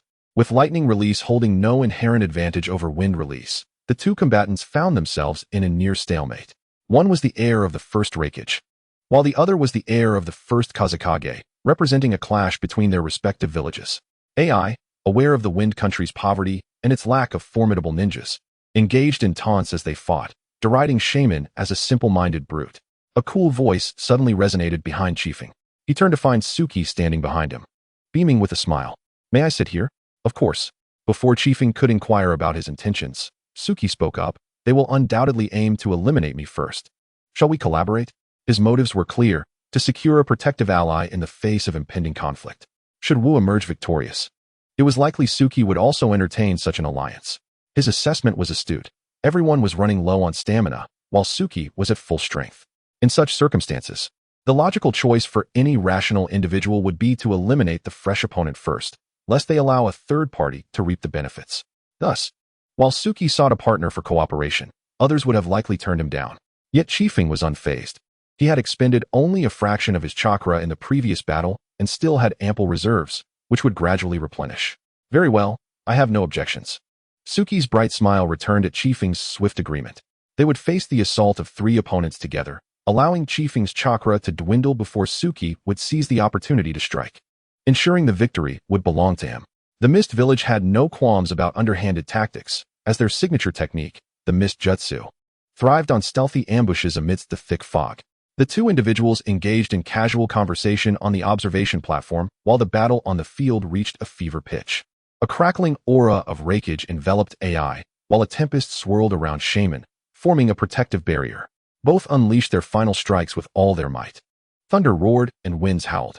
The entire arena was engulfed in a blinding storm of sand and debris, rendering everything indistinguishable. Amidst the chaos, an immense discharge of lightning erupted, deterring anyone from approaching. As the storm of sand and electricity gradually subsided, the crowd was astonished to discover that both Shaman and AI had collapsed simultaneously. Medical personnel rushed onto the field for treatment, initially expecting a lengthy ordeal, only to find that they had merely fainted due to insufficient chakra, with scarcely any external injuries. What an exhilarating match! The Reikage and the Wind Shadow must have exerted considerable effort in mentoring their disciples, mused Hashirama. Hearing this, the Reikage felt a swell of pride within. It's only natural. I have invested significant effort into his training. He then laughed heartily, adding, "Yet it seems we still need to intensify our training. We must be cautious not to wear out the younger generation. They require adequate rest." Wei Lian, resembling a wellness expert, began to enumerate the various hazards to the Reikage. His fiery temper could hardly tolerate such incessant lecturing, and he was on the verge of snapping when Hashirama intervened, suggesting, "Let us simply observe the match." This succinct remark quelled the Reikage's agitation. Approximately an hour later, AI, Shaman, and the others had nearly regained their stamina. At this moment, Kagami stepped onto the arena to announce the upcoming rules. The final round of sparring was about to commence, featuring a mixed combat format. The 5 participants could form temporary alliances or choose to fight solo, but ultimately, only one could emerge victorious.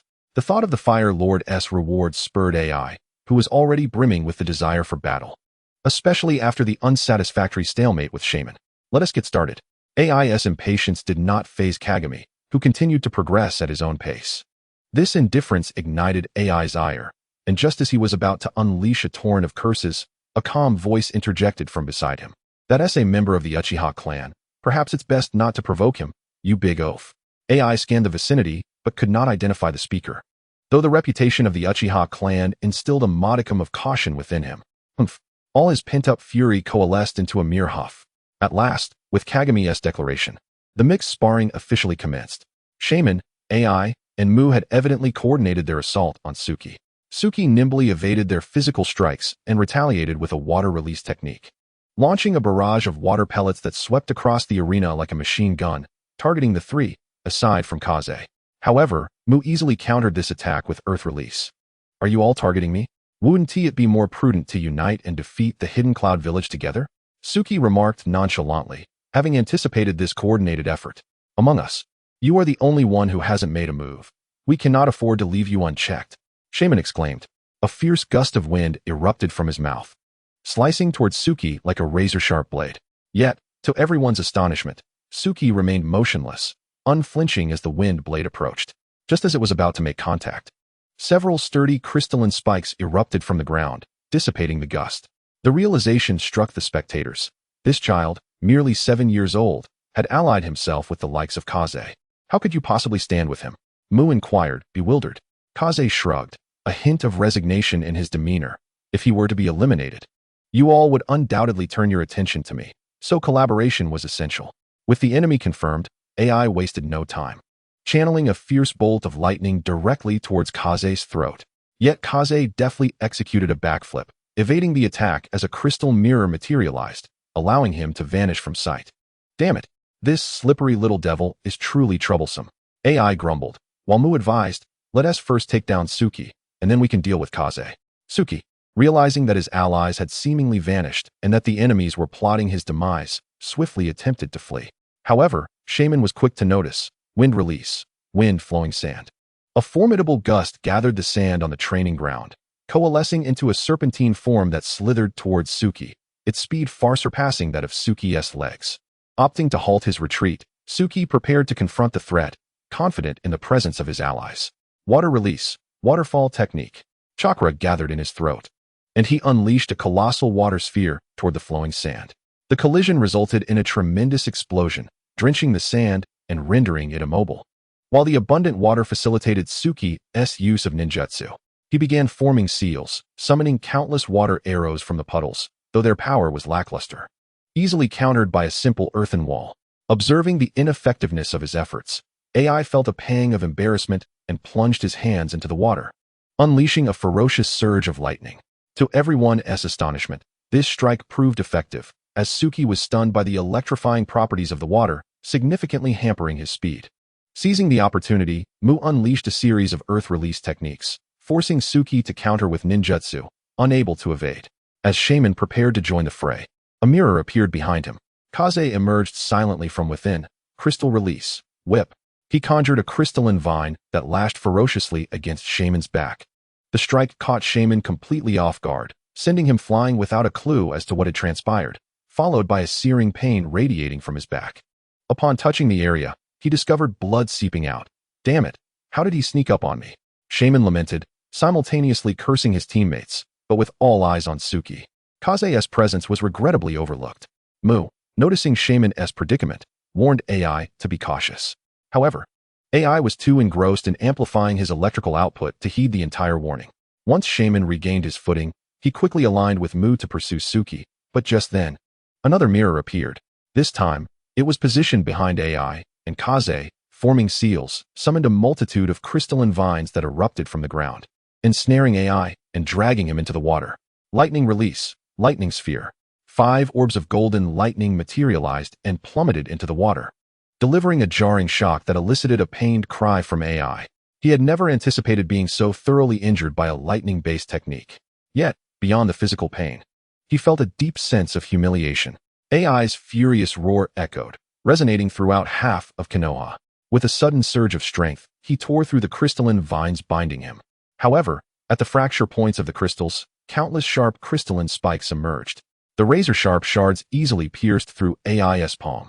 The relentless barrage of injuries only intensified AI's fury, yet he fought to restrain his rage and regain clarity.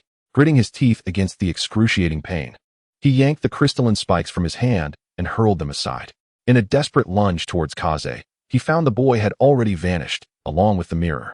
Damn it, don't let me catch you. AI seethed. Meanwhile, Mu was experiencing his own frustrations.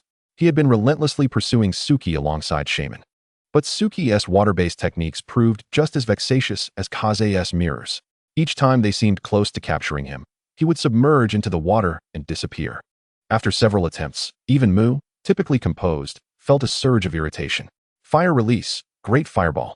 A colossal fireball materialized in the hands of Wu, cascading from the heavens to the earth like a flowing river. All water in its path was utterly vaporized, and the presence of Suki no Aki became unavoidable.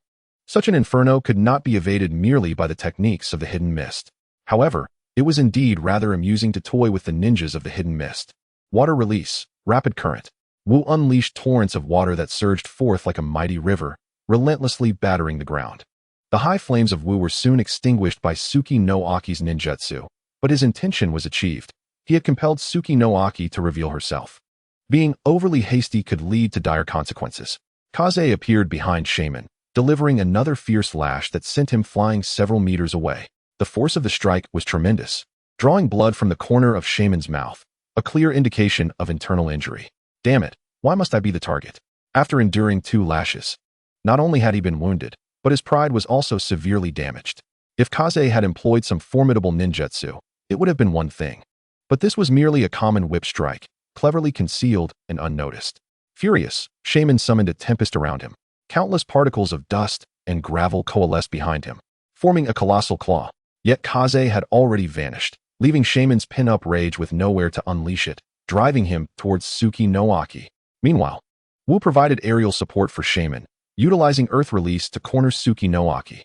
With a mighty swipe, Shaman's claw struck Suki no Aki's chest, but no blood was shed. Instead, her entire form exploded into a puddle of water, with a single droplet splashing into the pool formed by the earlier water technique, transforming back into Suki no Aki. This Suki no Aki is as insidious as Kaze, able to evade capture with such agility. Ei, witnessing his 2 comrades being toyed with by Suki no Aki and Kaze, felt his frustration mounting. Spotting Suki no Aki not far from him, he grinned widely. In an instant, he charged toward her at blinding speed. His entire arm enveloped in crackling lightning. Thunder Wrath, Chio Dance. His arm swung down like a blade towards Suki no Aki, the unleashed lightning shattering the earth around them. A flash of blue light illuminated the scene as Ei stood before Suki no Aki, intent on defeating her in one decisive blow. However, Suki no Aki did not flinch. Instead, she unleashed a torrent of chaotic water that engulfed herself and her surroundings. Ei was caught within it, his poor swimming ability rendering his assault ineffective as the water cushioned the impact.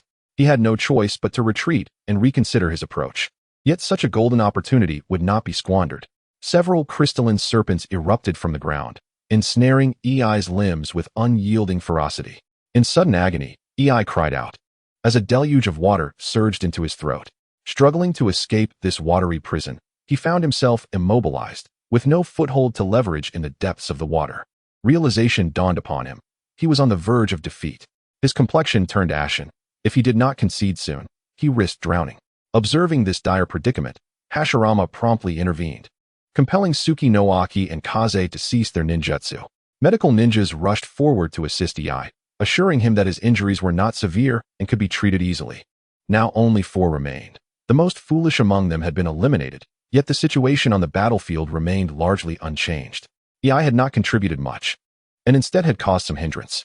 Not hiding anymore, Suki no Aki inquired, narrowing his eyes. Kaze nodded in agreement. In a 2-on-2 match, there was no need for further stealth.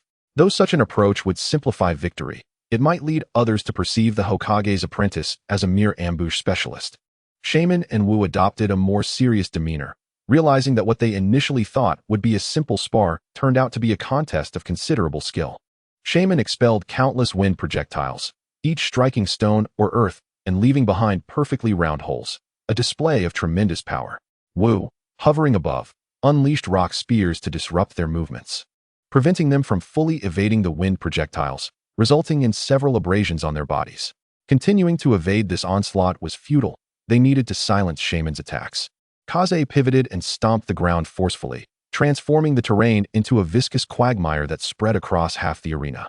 As Shaman felt the ground beneath him turning to sludge, he leapt away, yet his ninjutsu persisted, releasing projectiles that still found their mark, albeit with some difficulty. Seizing the opportunity, Kaze launched a ferocious counterattack.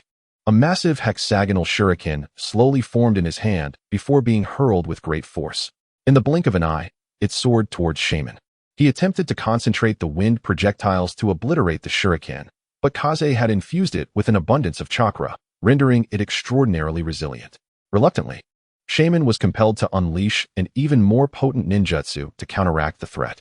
While the wind projectiles were neutralized, Kaze's onslaught did not relent.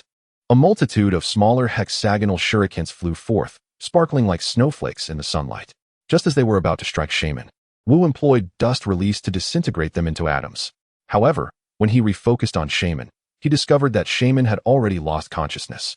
Wu quickly deduced that the previous ninjutsu had merely served as a diversion, allowing them to launch a concentrated assault on Shaman during his moment of distraction. With Shaman eliminated, Wu now stood alone, facing a 2-on-1 scenario that seemed insurmountable. After all, he had struggled against Kaze alone, yet he could not concede defeat. He represented the Hidden Stone Village. Wu hastily formed hand seals, causing several earth dragons to erupt from the ground, charging towards Kaze. Expecting a dust release, he was surprised to find it was merely an ordinary earth release technique, indicating Wu's intention to conceal further strength. Kaze, unwilling to expend energy unnecessarily, vanished into a mirror, leaving the earth dragons to flounder aimlessly in search of a target. At that moment, Wu heard a dragon's roar from behind him. He instinctively attempted to evade, but it was too late. Kaze emerged from the mirror riding a dragon, soaring high and crashing into Wu's abdomen, sending him crashing to the ground. Tsuki no Aki swiftly followed up with a water prison technique, ensnaring Wu completely. Wu had not anticipated meeting a fate akin to EI's, suffocated by his own circumstances. The impact of the dragon had also left him in considerable discomfort. Recognizing the futility of further resistance, he chose to concede. With Wu's surrender, Tsuki no Aki was left to face Kaze. His expression transformed from lightheartedness to solemnity, as Kaze's presence weighed heavily upon him. Throughout this contest, Tsuki no Aki had been observant of Kaze, yet he could not fathom how a mere 7-year-old could possess such formidable strength.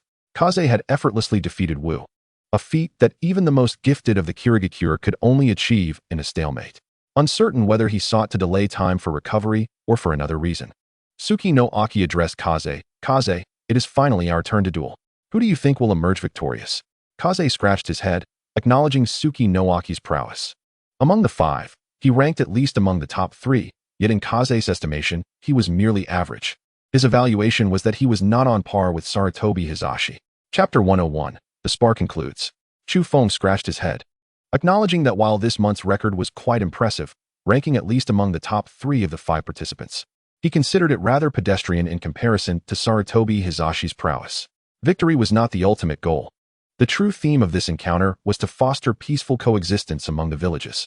If you wish to win, I can concede, he said. Yueji offered a faint smile and shook his head in response. There's no need for that. Let us engage in earnest sparring, much like I did with Wuna. Chu Feng nodded, recognizing the request, and, as the host, felt obliged to accommodate it. However, he mused that if Yueji were to fight with the same intensity as he did against Wuna, the latter would likely not last more than a few minutes. Yueji initiated the confrontation, unleashing a continuous stream of water that coalesced into a pool several meters around him. Water release, water dragon bullet technique. The water dragon surged forth, only to be effortlessly shredded into pieces by Chu Feng's crystal dragon. Yueji was not surprised. He had already witnessed the formidable power of the crystal dragon. Yet, the fact that it persisted for so long suggested further transformations, necessitating caution in his approach. Close-quarters combat would undoubtedly prove disastrous. Perhaps, with the judicious application of ninjutsu, he could devise a means to counter Chu Feng's techniques. Wind release, hurricane tornado. A fierce gust erupted from Yueji's mouth, spiraling into a violent tornado. He then infused it with water, creating a water vortex. But Chu Feng clapped his hands together, summoning countless vines that erupted from the ground. intertwining and disrupting the eye of the hurricane. As the tempest began to subside, Chu Feng realized that Yueji had vanished from sight. Even after employing the fire release to evaporate the water, he found no trace of him. Yet, a thin mist began to form across the arena, gradually thickening. The mist concealment technique? Just as well, I was growing weary of this sparring. Yueji believed he could utilize the mist concealment technique to ambush Chu Feng. Unaware that Chu Feng possessed the cloud release as well, he gently exhaled a wisp of cloud, nearly invisible to the naked eye, which swiftly enveloped the mist throughout the arena. Through sensory perception, Chu Feng pinpointed Yueji's location with precision. Since he had decided to end the sparring, he opted for a swift resolution. Dozens of crystals erupted from the ground, crisscrossing and firmly binding Yueji. Subsequently, Chu Feng used the mirror dragon to launch him forcefully out of the arena. Before Yueji could fully comprehend the situation, he found himself seated outside the designated area. Upon witnessing Yueji's ejection, Kagami entered to announce Chu Feng's victory. Though the others, Wuna, Shaman, and AI, expressed their reluctance, they nonetheless offered their congratulations. Meanwhile, Yueji sat on the ground, pondering how his mist concealment technique had been detected. Today's sparring was truly exhilarating. It showcased the vigor of the new generation of ninjas. I hope you all dedicate yourselves to maintaining peace in the ninja world in the future. Hashirama's mood was evidently buoyant. His disciple had emerged victorious, filling him with joy. The 5 spectators responded to the Hokage's remarks, their injuries from the battle long since healed by medical ninjutsu. Sitting nearby, the Mizukage spoke slowly. It is getting late. I shall take my leave to rest. Please do not take offense, Hokage. Hashirama waved his hands repeatedly. Indeed, it is late. Someone, escort the Mizukage back to rest and prepare some food. The attending ninja promptly complied, escorting the Mizukage to his resting quarters. Following the afternoon's sparring, the other Kage, apart from the Hokage, were somewhat dissatisfied with their chosen successors. Yet, had they known that Chu Feng's strength was merely slightly below that of a Kage, their expressions would surely have been different.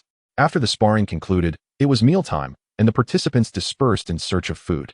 Yueji wished to inquire how Chu Feng had seen through his technique, but felt it might be presumptuous, so he refrained from asking. Chu Feng, you were incredible today. Even the Kage's guards couldn't match you. Chiri exclaimed, her smile radiant as she linked her arm with his. Fortunately, they did not exert their full strength. They were holding back. Chiri made a playful face. You did the same, did you not? You never truly employed the cloud release. It was utilized, but perhaps you simply did not notice, Chu Feng replied. With his encouragement, Chiri searched her memories. It was the final cloud mist, wasn't he it? Chu Feng nodded and began walking towards the Hokage's office. Chiri, having no pressing matters, decided to accompany him, hoping to encounter a Kage. Upon entering, they found only Hashirama and Tobirama inside, both wearing smiles that indicated their satisfaction with Chu Feng's performance. Tobirama patted Chu Feng on the shoulder. You, my boy, are truly a hidden gem. Not at all. Wasn't he quite active when we apprehended the 6 tails together? The two exchanged a knowing smile. Hashirama, seated comfortably, maintained his cheerful demeanor. You performed admirably today. You significantly bolstered the morale of our Leaf Village. While Chu Feng could not discern the expressions of the Kage, Hashirama could see the fluctuating hues of the Tsuchikage and the Kazekage, their faces shifting from pale to flushed, as if they had consumed something disagreeable. The Reikage's expression, however, remained obscured by darkness. In essence, only Hashirama maintained a constant smile, occasionally engaging in light conversation with the other Kage. I mentioned that a reward would be given to the victor, though I have yet to determine what it will be. I shall present it to you in due time. Chu Feng had no objections and felt a flicker of curiosity about what his master would prepare as a reward. After a leisurely chat in the Hokage's office, Chiri and Chu Feng departed as Kagami entered, primarily to report on the day's affairs. Observing his master engrossed in work, Chu Feng took Chiri's hand and exited. The day soon turned to night. You should head home. Otherwise, you may get lost after dark, Chu Feng advised. Chiri nodded, offering him a bright smile. Yes. I'll be on my way now. Goodbye. After a tiring day, Chu Feng felt more exhausted than when undertaking missions outside. Upon returning home, he checked on the old hen, noticing its feathers appeared more vibrant than before, though he wondered if it was merely his imagination. Meanwhile, Qingyun and Lu Feng seemed to still be playing outside. The feed had already been provided, so he planned to eat upon their return, should they be hungry. Having become dirty from the afternoon's battles, he promptly shed his clothes to wash away the grime and dust. The 5 Kage summit had drawn to a close, and in a day or two, the Kage would be heading back to their villages. After all, extended stays away from home would result in an overwhelming backlog of documents awaiting approval, not to mention the concern over potential usurpers. At that moment, Chu Feng recalled that he had drawn a vial of Wu's blood, which could be used to activate the puppet. However, feeling fatigued, he decided to postpone it until tomorrow. Chapter 102, A Bird in a Cage. As Chu Feng contemplated the day's events, he remembered the vial of blood he had taken from Wu, which could activate the puppet. Yet, feeling quite exhausted, he resolved to address it the following day. The next morning, he was awakened once more by the system, perhaps due to the ongoing nature of the 5 Kage summit. The promised rewards had yet to arrive. However, Chu Feng remained unperturbed. After all, it was a foregone conclusion.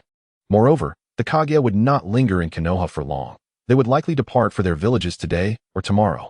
As the highest leader of a village, many operations required the Kage's approval. Once they returned, they would find mountains of paperwork awaiting them on their desks. However, the likes of the Tsuchikage and Mizukage, elders in their own right, had begun to delegate authority to their successors, allowing them to handle the documents, thereby granting themselves some respite. Due to the presence of outsiders in the village, there was no training scheduled for the day, effectively granting everyone a day off. A rare holiday has arrived, and Tsufeng has yet to determine how to spend it.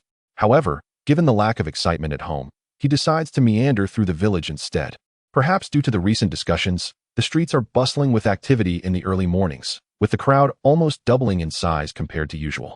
It seems many villagers are eager to catch a glimpse of those from neighboring villages, prompting Tsufeng to rise early and observe. As he walks, villagers greet him warmly. News of his victory in the recent sparring match has spread rapidly throughout the village. As the disciple of the Hokage, Tsufeng garners much attention. Though most villagers are not ninjas and can only speculate about his prowess through rumors. Yet this time, Tsufeng's strength has been genuinely acknowledged by the villagers. His victory, coupled with his consistently gentle demeanor and humility, has further enhanced his reputation among them, and he is quite beloved. Faced with such enthusiasm, Tsufeng finds himself at a loss. Merely reciprocating the greetings one by one, he encounters several ninjas with whom he has previously undertaken missions, and they engage him in conversation for quite some time before releasing him. In summary, Tsufeng feels that being too well known may not be a blessing. Greeting everyone has consumed nearly half an hour, and what should have been a brief stroll down the street has taken almost an hour. Eventually, he reaches a relatively quieter area and breathes a sigh of relief. It is there that he unexpectedly encounters a familiar face, Hyuga Kiyoshi, accompanied by a man who bears a striking resemblance to him. Tsufeng notices that this individual seems to deliberately lag half a step behind Kiyoshi, exhibiting a somewhat humble expression. Tsufeng quickly deduces the situation and approaches them. He wishes to engage Kiyoshi in casual conversation to strengthen their bond, especially as he is still intrigued by the Byakugan. "Good morning, Kiyoshi," he greets first. Upon hearing his voice, Kiyoshi's initially troubled expression brightens into a smile. "Ah, Tsufeng, you're out early today? It seems yesterday's battle was quite effortless," he remarks, half in jest. "Not at all. I simply had a good rest. By the way, who is this?" Tsufeng inquires with a smile. Kiyoshi turns to the man beside him, who has maintained a bowed head throughout. Sighing, Kiyoshi introduces him. "This is my younger brother, Kahui."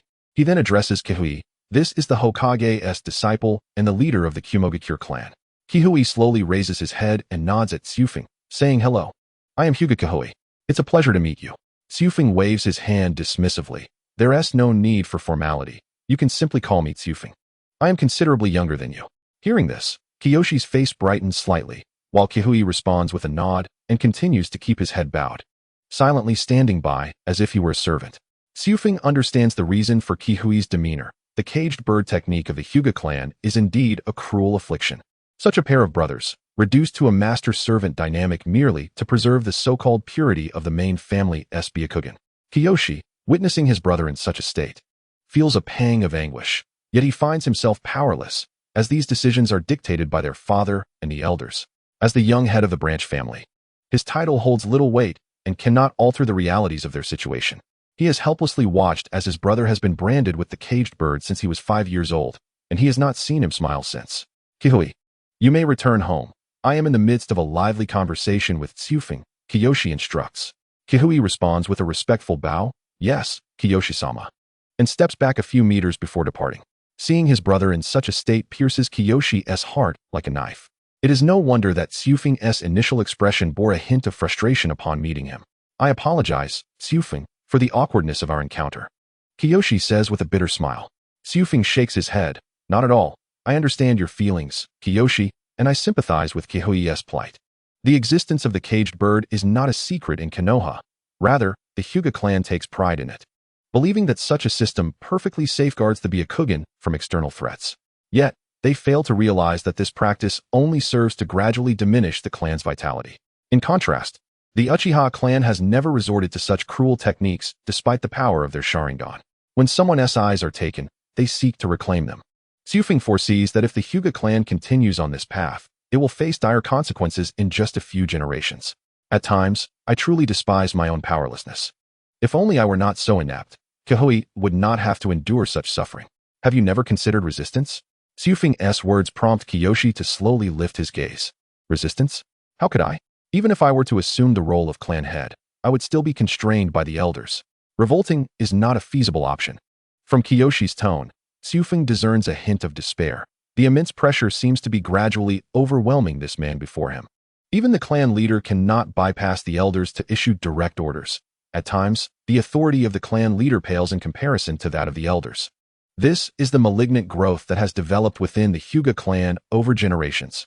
Each elder has basked in the privileges afforded by the branch family, with all matters executed by them. They need only recline comfortably to enjoy wealth and prosperity. How could they possibly relinquish such a lifestyle? The lives of branch family members are worth little in their eyes, treated like slaves to be commanded at will. Hashirama once sought to alter this clan rule, but was rebuffed by the Hyuga clan with the justification that it was a family matter. After all, even the Hokage cannot interfere in the internal affairs of each clan, a rule established long before various ninja clans chose to join Konoha. Nevertheless, despite Hashirama's inability to resolve the caged bird issue, he repeatedly cautioned the Hyuga clan against treating the branch family as mere fodder.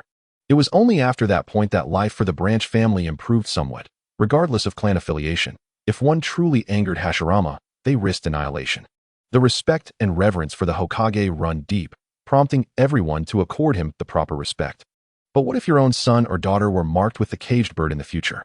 Xiufeng's words strike Kiyoshi like a sharpened dagger, piercing through his defenses.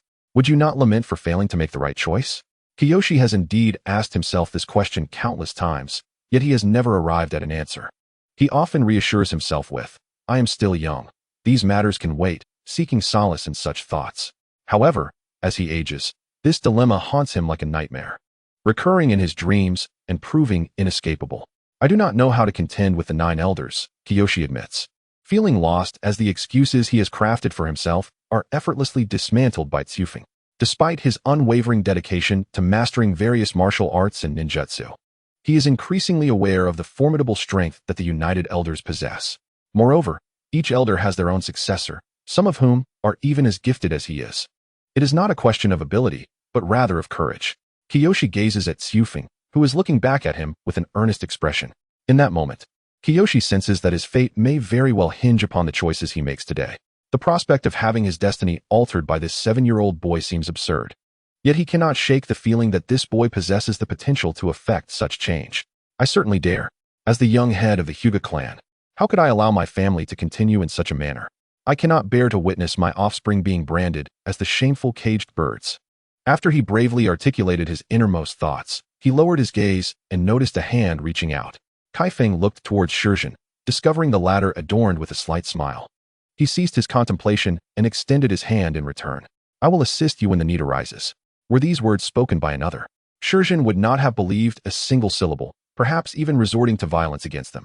Yet, the individual before him had triumphed in a contest against other villages just yesterday. Hiruzen considered it improbable that he could emerge victorious, especially given the existence of bloodline limits that seemed to surpass even the Byakugan. This alone subtly indicated that Kaifeng was indeed stronger than he. Should the day come when the clan could truly transform due to your aid, the Hyuga clan shall be your unwavering supporter. Hearing this, Kaifeng felt a twinge of confusion, as if he were being solicited for votes in a selection process. Nevertheless, since the vessel of friendship had already set sail, Kaifeng had achieved his objective. It was time to address the matter of blood, if they delayed any longer. With the streets bustling with people, Kaifeng would soon find himself the subject of gossip throughout Konoha. Shocking. The apprentice of the Hokage survives by siphoning blood. Astonishing.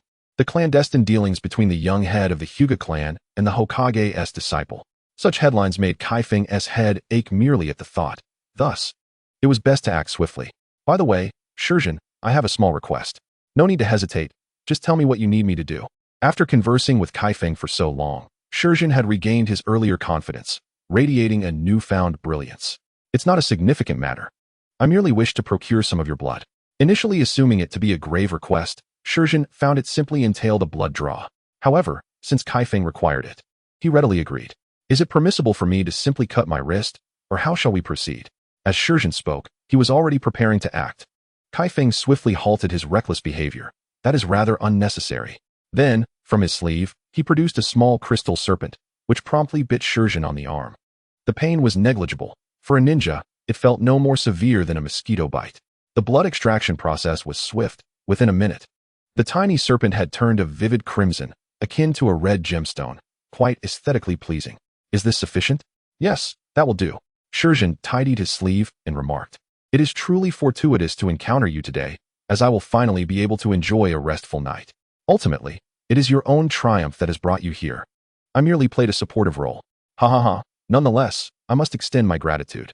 Kaifeng smiled. You may thank me once success is achieved. As the two continued their conversation, the foot traffic on the street increased, rendering it unsuitable to persist in their current topic. They decided to part ways, agreeing to meet again when the opportunity arose. After bidding farewell to Hiruzen, Kaifeng sighed gently. Being the heir of such a prominent family is no simple task. In contrast to the Hyuga clan, Kaifeng's own family was considerably less encumbered by formalities, devoid of intricate divisions or sections. It was merely Kaifeng himself. No, now he must also account for the old hen. Qingyun and Lu Feng, these few had become part of the Yunsheng clan as well. Well, if not for the support of Yundun and a modicum of family wealth, the Yunsheng clan might have been cast out of the familial ranks. But what if their numbers were few? Kaifeng felt even more liberated, unshackled and free to follow his whims. Yet, the downside was a sense of solitude. After parting ways with Hiruzen, Kaifeng resumed his leisurely stroll through the village. He considered seeking out Sarutobi Hiruzen and his companions, but it seemed they were still engaged in their game of masquerading as villagers. It appeared they would not return to normalcy until the 5 Kages had departed from Konoha. Having consumed little during breakfast and having engaged in lengthy conversation with Hiruzen, Kaifeng now found himself rather hungry. Fortunately, the villagers had begun to set up their stalls, allowing Kaifeng to continue his leisurely browsing. He sampled various delicacies, managing to sate himself moderately while strolling. Is that Kaifeng? Upon hearing someone call his name, Kaifeng turned to glance back. To his surprise, it was an old friend, unexpectedly encountered at this moment. Mako, what brings you here? Where are the others? Kaifeng was referring to Marahoshi Koji and Wenoeko. I came out on my own. They are likely still fast asleep. It then dawned on Kaifeng that the Ninja Academy was also on break today, which explained his chance meeting with Mako. Mako, how have things been at the academy? Chapter 104, the upcoming conclusion of discussions. Kaifeng recalled that the Ninja Academy was on break today, hence the encounter with Mako on the street. Mako, how has your time at the academy been? Mako smiled. Quite well.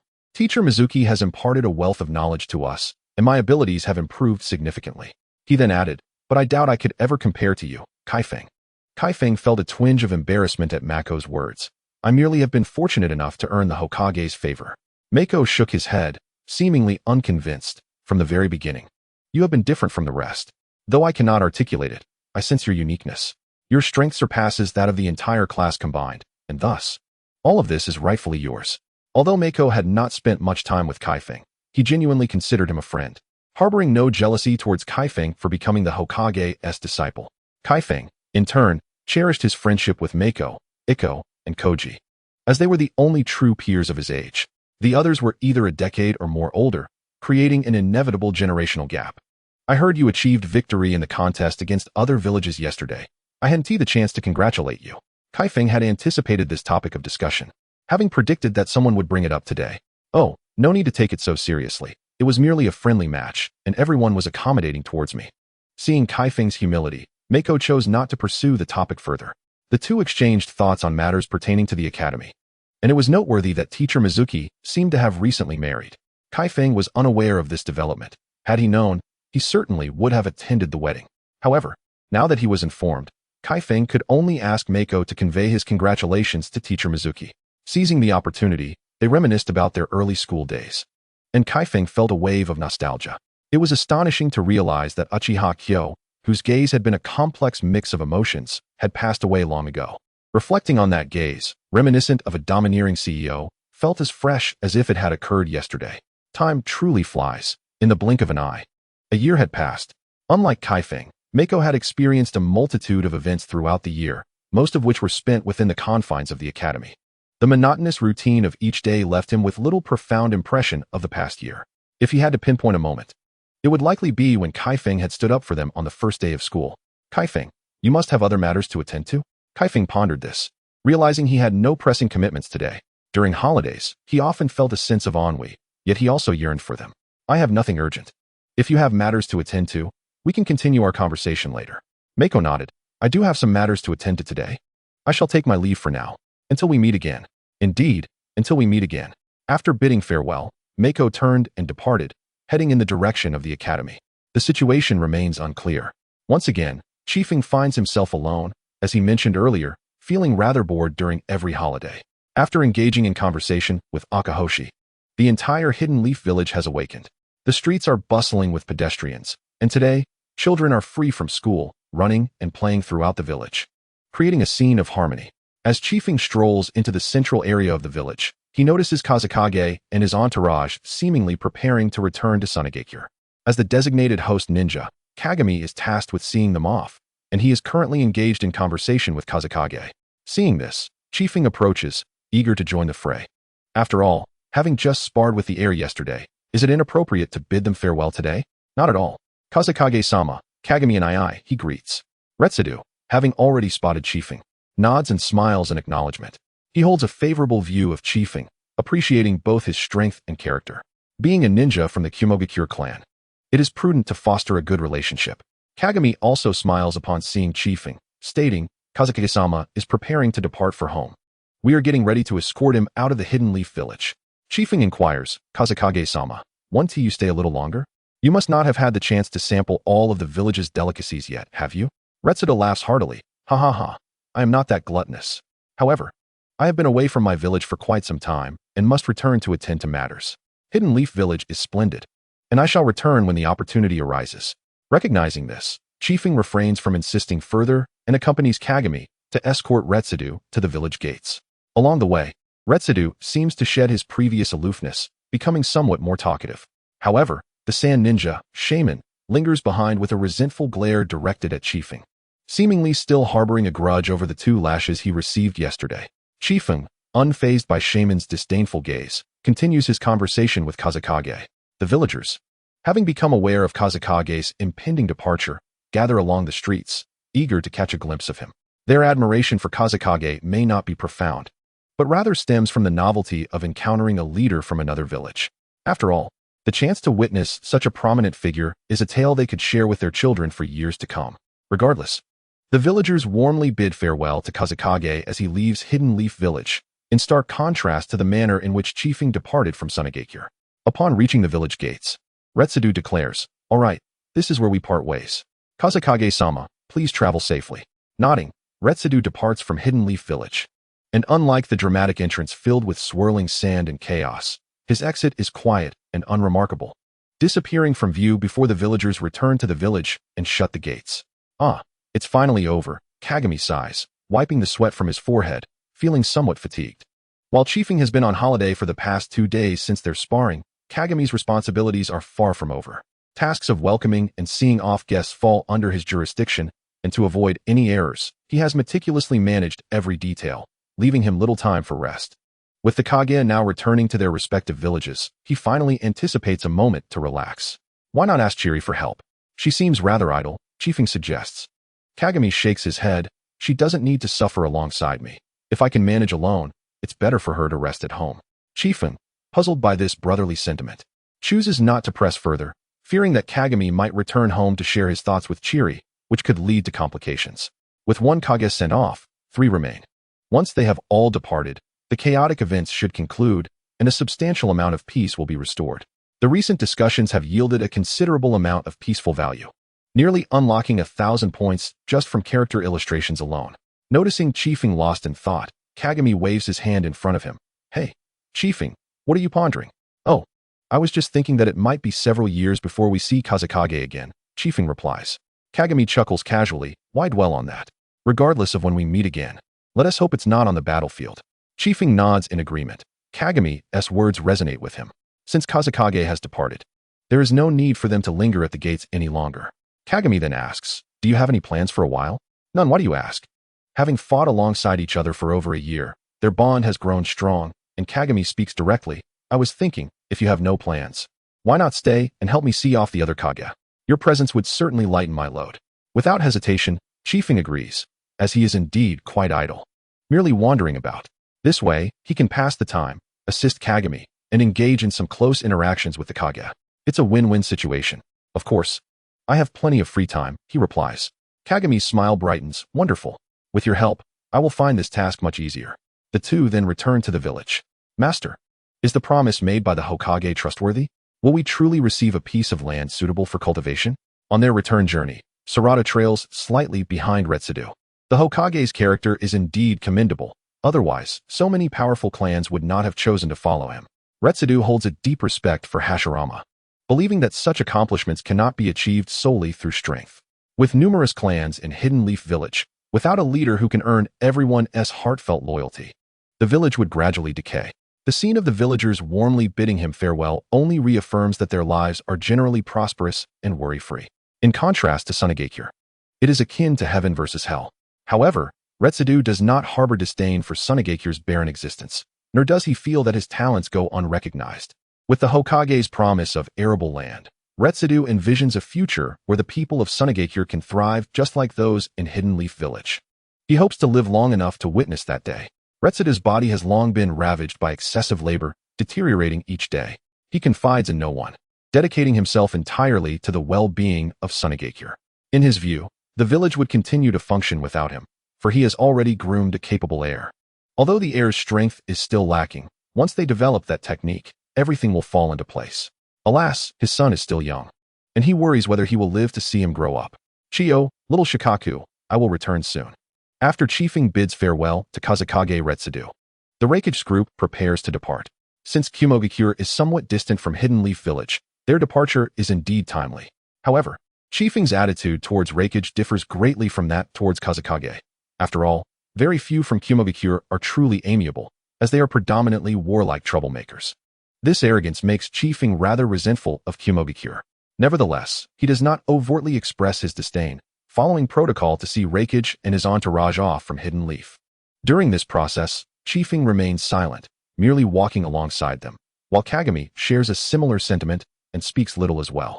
This has resulted in a profound silence along the distance from the residence to the gates of Konoha village, creating an atmosphere of utmost tranquility. Only the uninformed crowd lining the road could be heard cheering and waving flags. Lord Raikage strolls leisurely, eagerly anticipating your next visit to Konoha. After a rather indifferent response, Raikage turned with his entourage and departed. As he was leaving, AI let out a dismissive grunt towards Kazekage, though Kazekage paid no heed to such childish behavior. Ahaha, I have a feeling I might finally get a break the day after tomorrow. Well, that's truly a cause for congratulations. Kazekage seemed to understand the task assigned by Lord Tobirama quite well, while Sarutobi Hisashi and others had been indulging in cosplay on the streets for so many days, essentially passing time idly. Although a considerable number of ninjas were dispatched for participation, it was surprising that such an important task as Mirai's was assigned to only a handful of inexperienced novices. This necessitated Mirai to double-check everything he did, leaving him utterly exhausted. Perhaps Lord Tobirama was merely training Mirai, possibly grooming him to be his secretary, for among his 6 disciples, Mirai possessed the most delicate sensibilities. Danzo was merely cool-headed, accustomed to analyzing tasks before execution, making him more suited for military endeavors. However, one might question why he did not analyze the situation with Kanai against Susanoo. I shall refrain from commenting on that, now that it is already noon. The Mizukage and Tsuchikage likely won't be departing today, so a half-day's rest can be enjoyed. Mirai's words carried a hint of excitement intertwined with weariness, evoking a sense of sympathy. Are you all right? Should I call Chiru to pick you up? Mirai waved his hand dismissively. This is merely the beginning. I still have strength left. My exhaustion is merely mental. All right then, be cautious on your way. After a brief acknowledgement, Mirai bid farewell to Kazekage and headed home to rest. Kazekage glanced at the sun overhead and decided it was time to return home for a meal. At that moment, he noticed the cosplaying civilians, including Sarutobi, Hisashi, and Koharu. He approached to greet them, but was taken aback when Hisashi pretended not to recognize him, urging him to leave quickly. Kazekage felt a wave of helplessness. He had not anticipated that these ordinary citizens would be so dedicated. However, having been a disciple of the Hokage for over a year, how could there still be villagers who did not recognize him? Kazekage began to circle around Hisashi, continually walking in circles as he grumbled. Ultimately, Hisashi became quite annoyed and ceased his cosplay. Stop spinning around. My head is spinning. Chapter 106, A Brief Respite. Eventually, Hisashi, clearly exasperated, decided to abandon the cosplay. Stop. My head is spinning. Kazekage revealed a mischievous grin. What's this? No more pretending? Hisashi straightened his attire and cleared his throat. Cough. What do you mean pretending? I am merely executing the task assigned by my master. Rather, it is you who keeps interrupting me. Kazekage glanced around. They were in a rather secluded alley where few ventured. If it weren't for his extreme boredom, he wouldn't have come here. Did Lord Tobirama assign you to execute your task in this alley? Hisashi stammered, unsure of how to respond.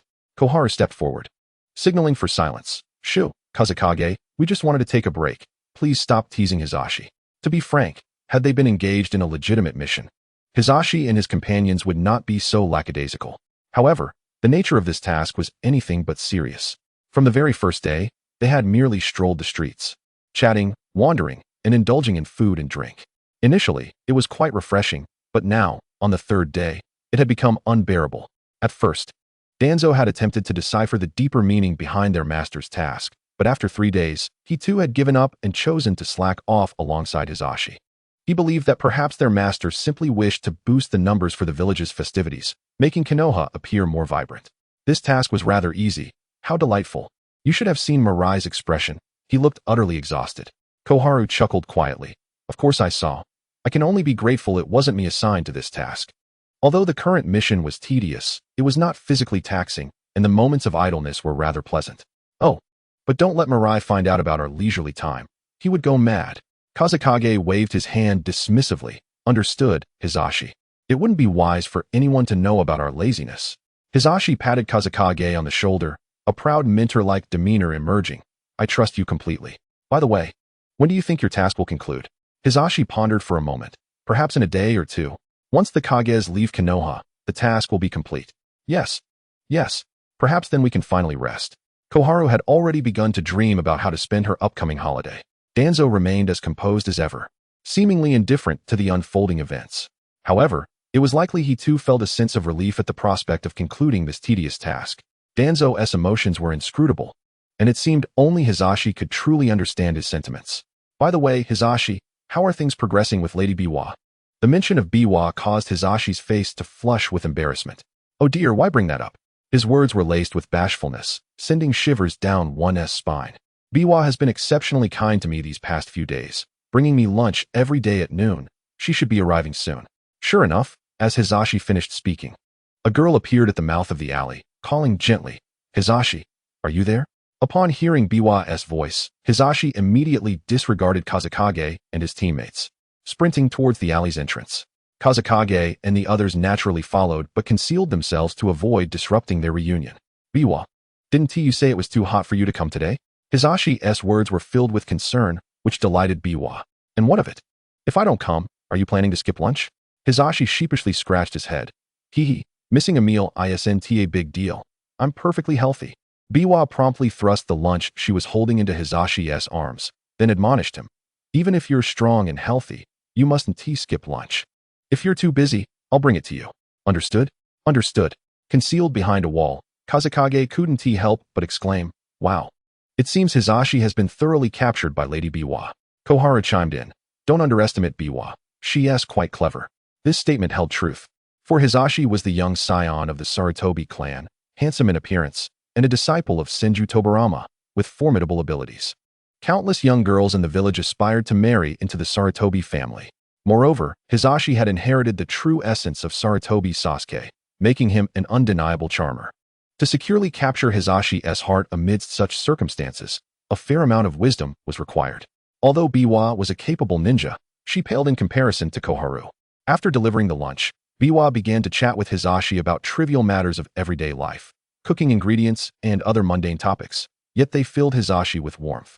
Just as Hisashi became engrossed in conversation, Biwa announced she had to return home. This left Hisashi feeling quite disheartened, wishing he could conclude the task immediately to escort Biwa home. The strategy of desire and retreat was indeed a clever one.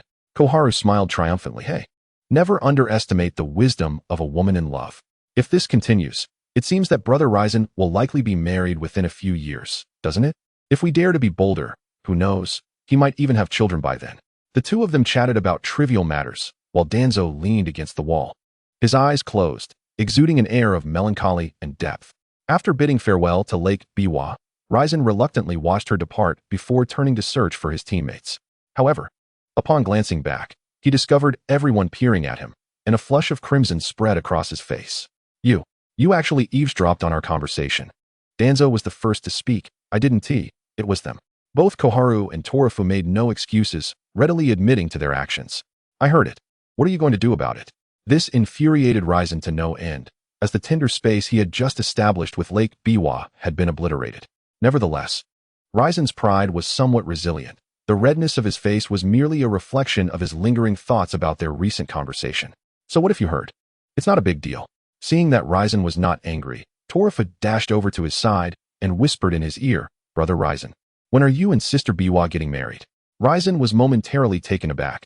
He had mentioned this to Sasuke before, who also thought Lake Biwa was quite suitable as a wife. However, the specific timing of the wedding had not yet been determined. I haven't brought this up with Lake Biwa yet, mainly because I'm a bit afraid of being rejected. But surely, we should be looking to marry around the age of 20, right? Torafu nodded, acknowledging that it was indeed a bit early for Ryzen to be talking about marriage at his current age. The group then resumed their discussion about whether they should go out and have some fun after their mission concluded.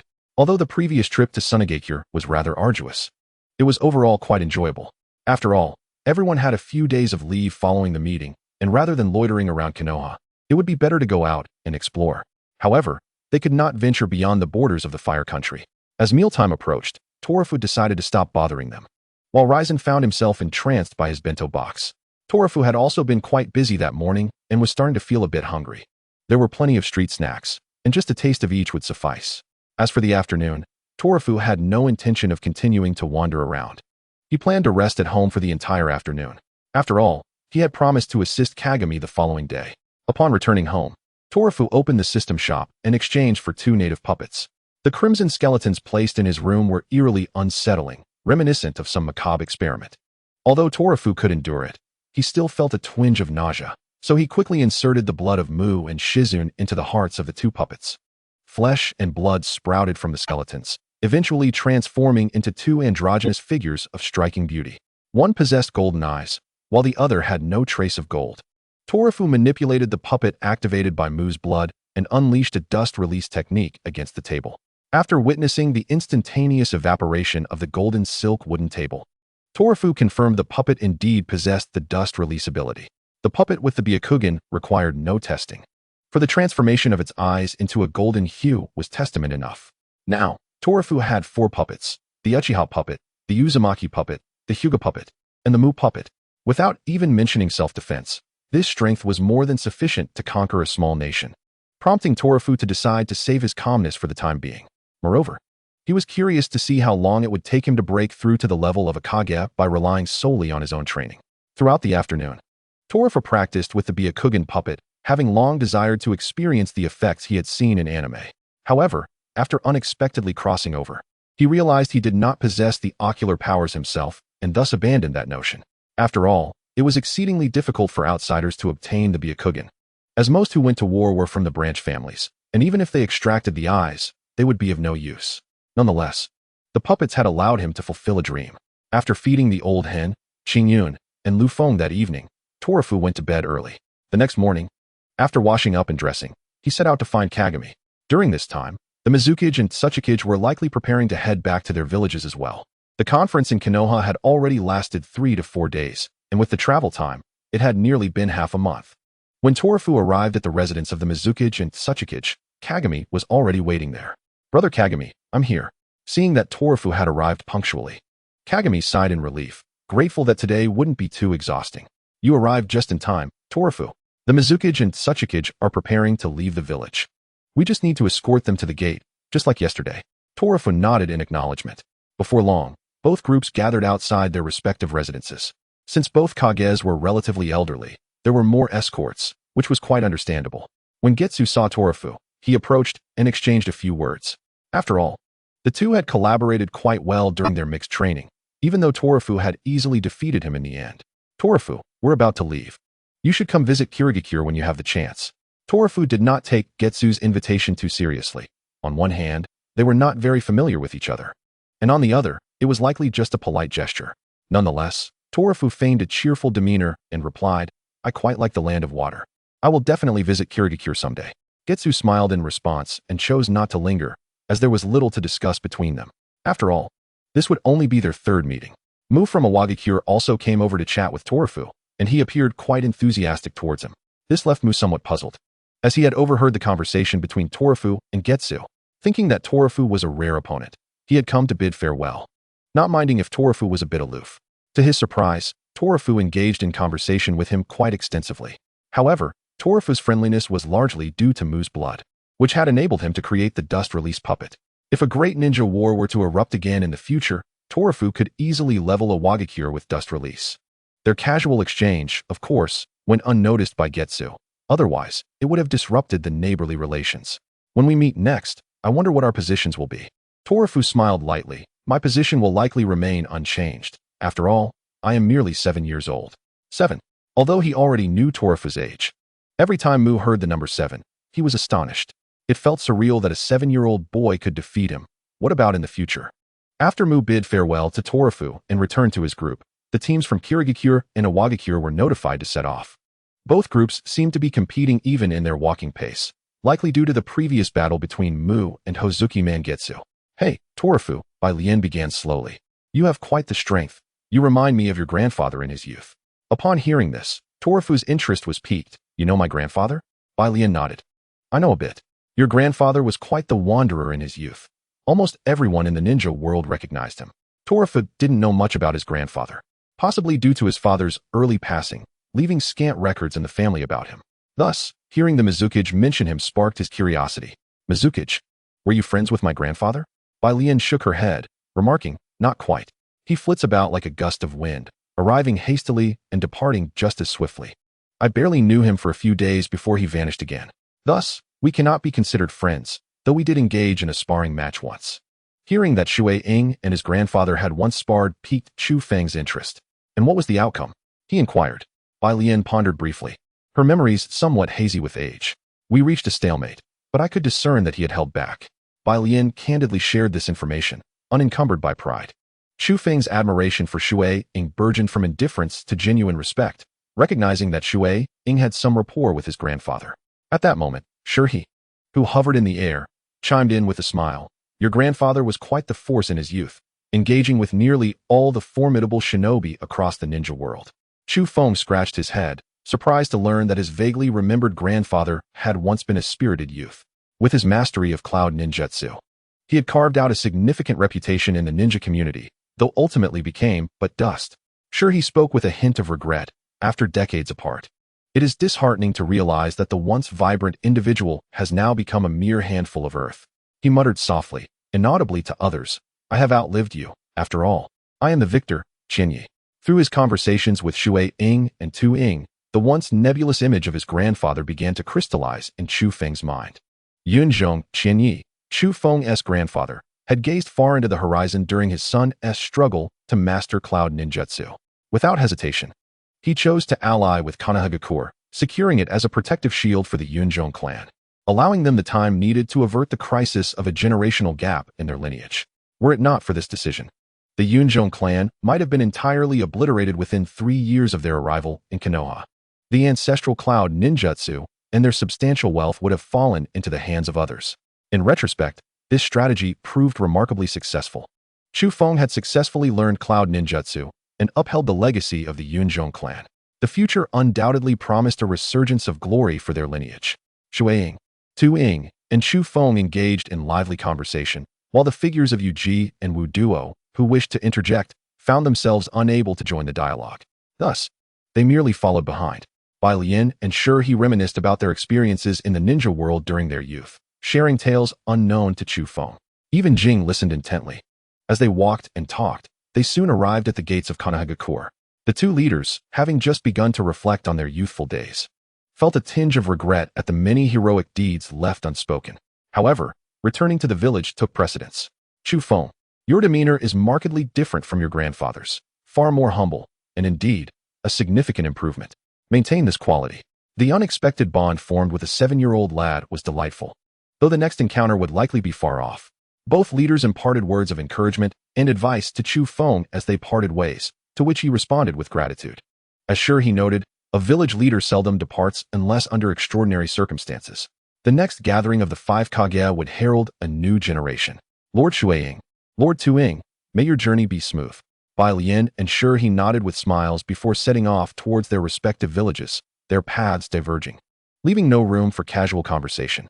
Perhaps this would be the last time they met in their lifetimes.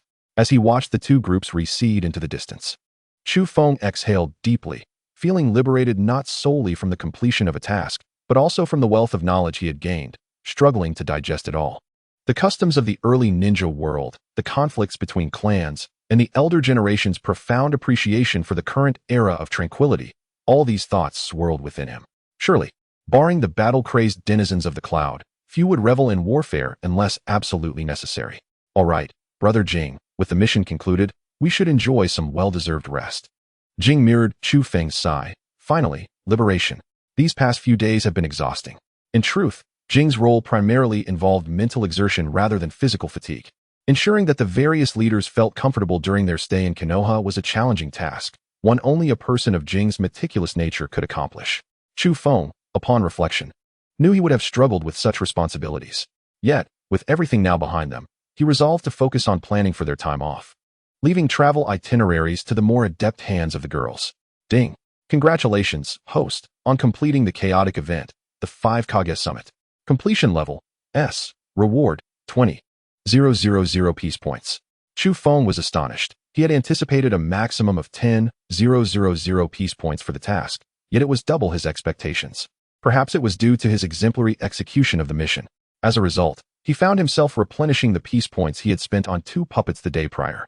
Just as he had mentioned yesterday, it was wise to save up for now. After all, he had sufficient puppets for the time being, and any surplus would be of little use. Chu Feng, the mission is complete. Let us report to the Hokage. Jing's words drew Chu Feng from his thoughts, and he followed him towards the Hokage's office. Upon reaching the door, they overheard Hashirama and Tobirama engaged in discussion, intermittently mentioning the Hokage.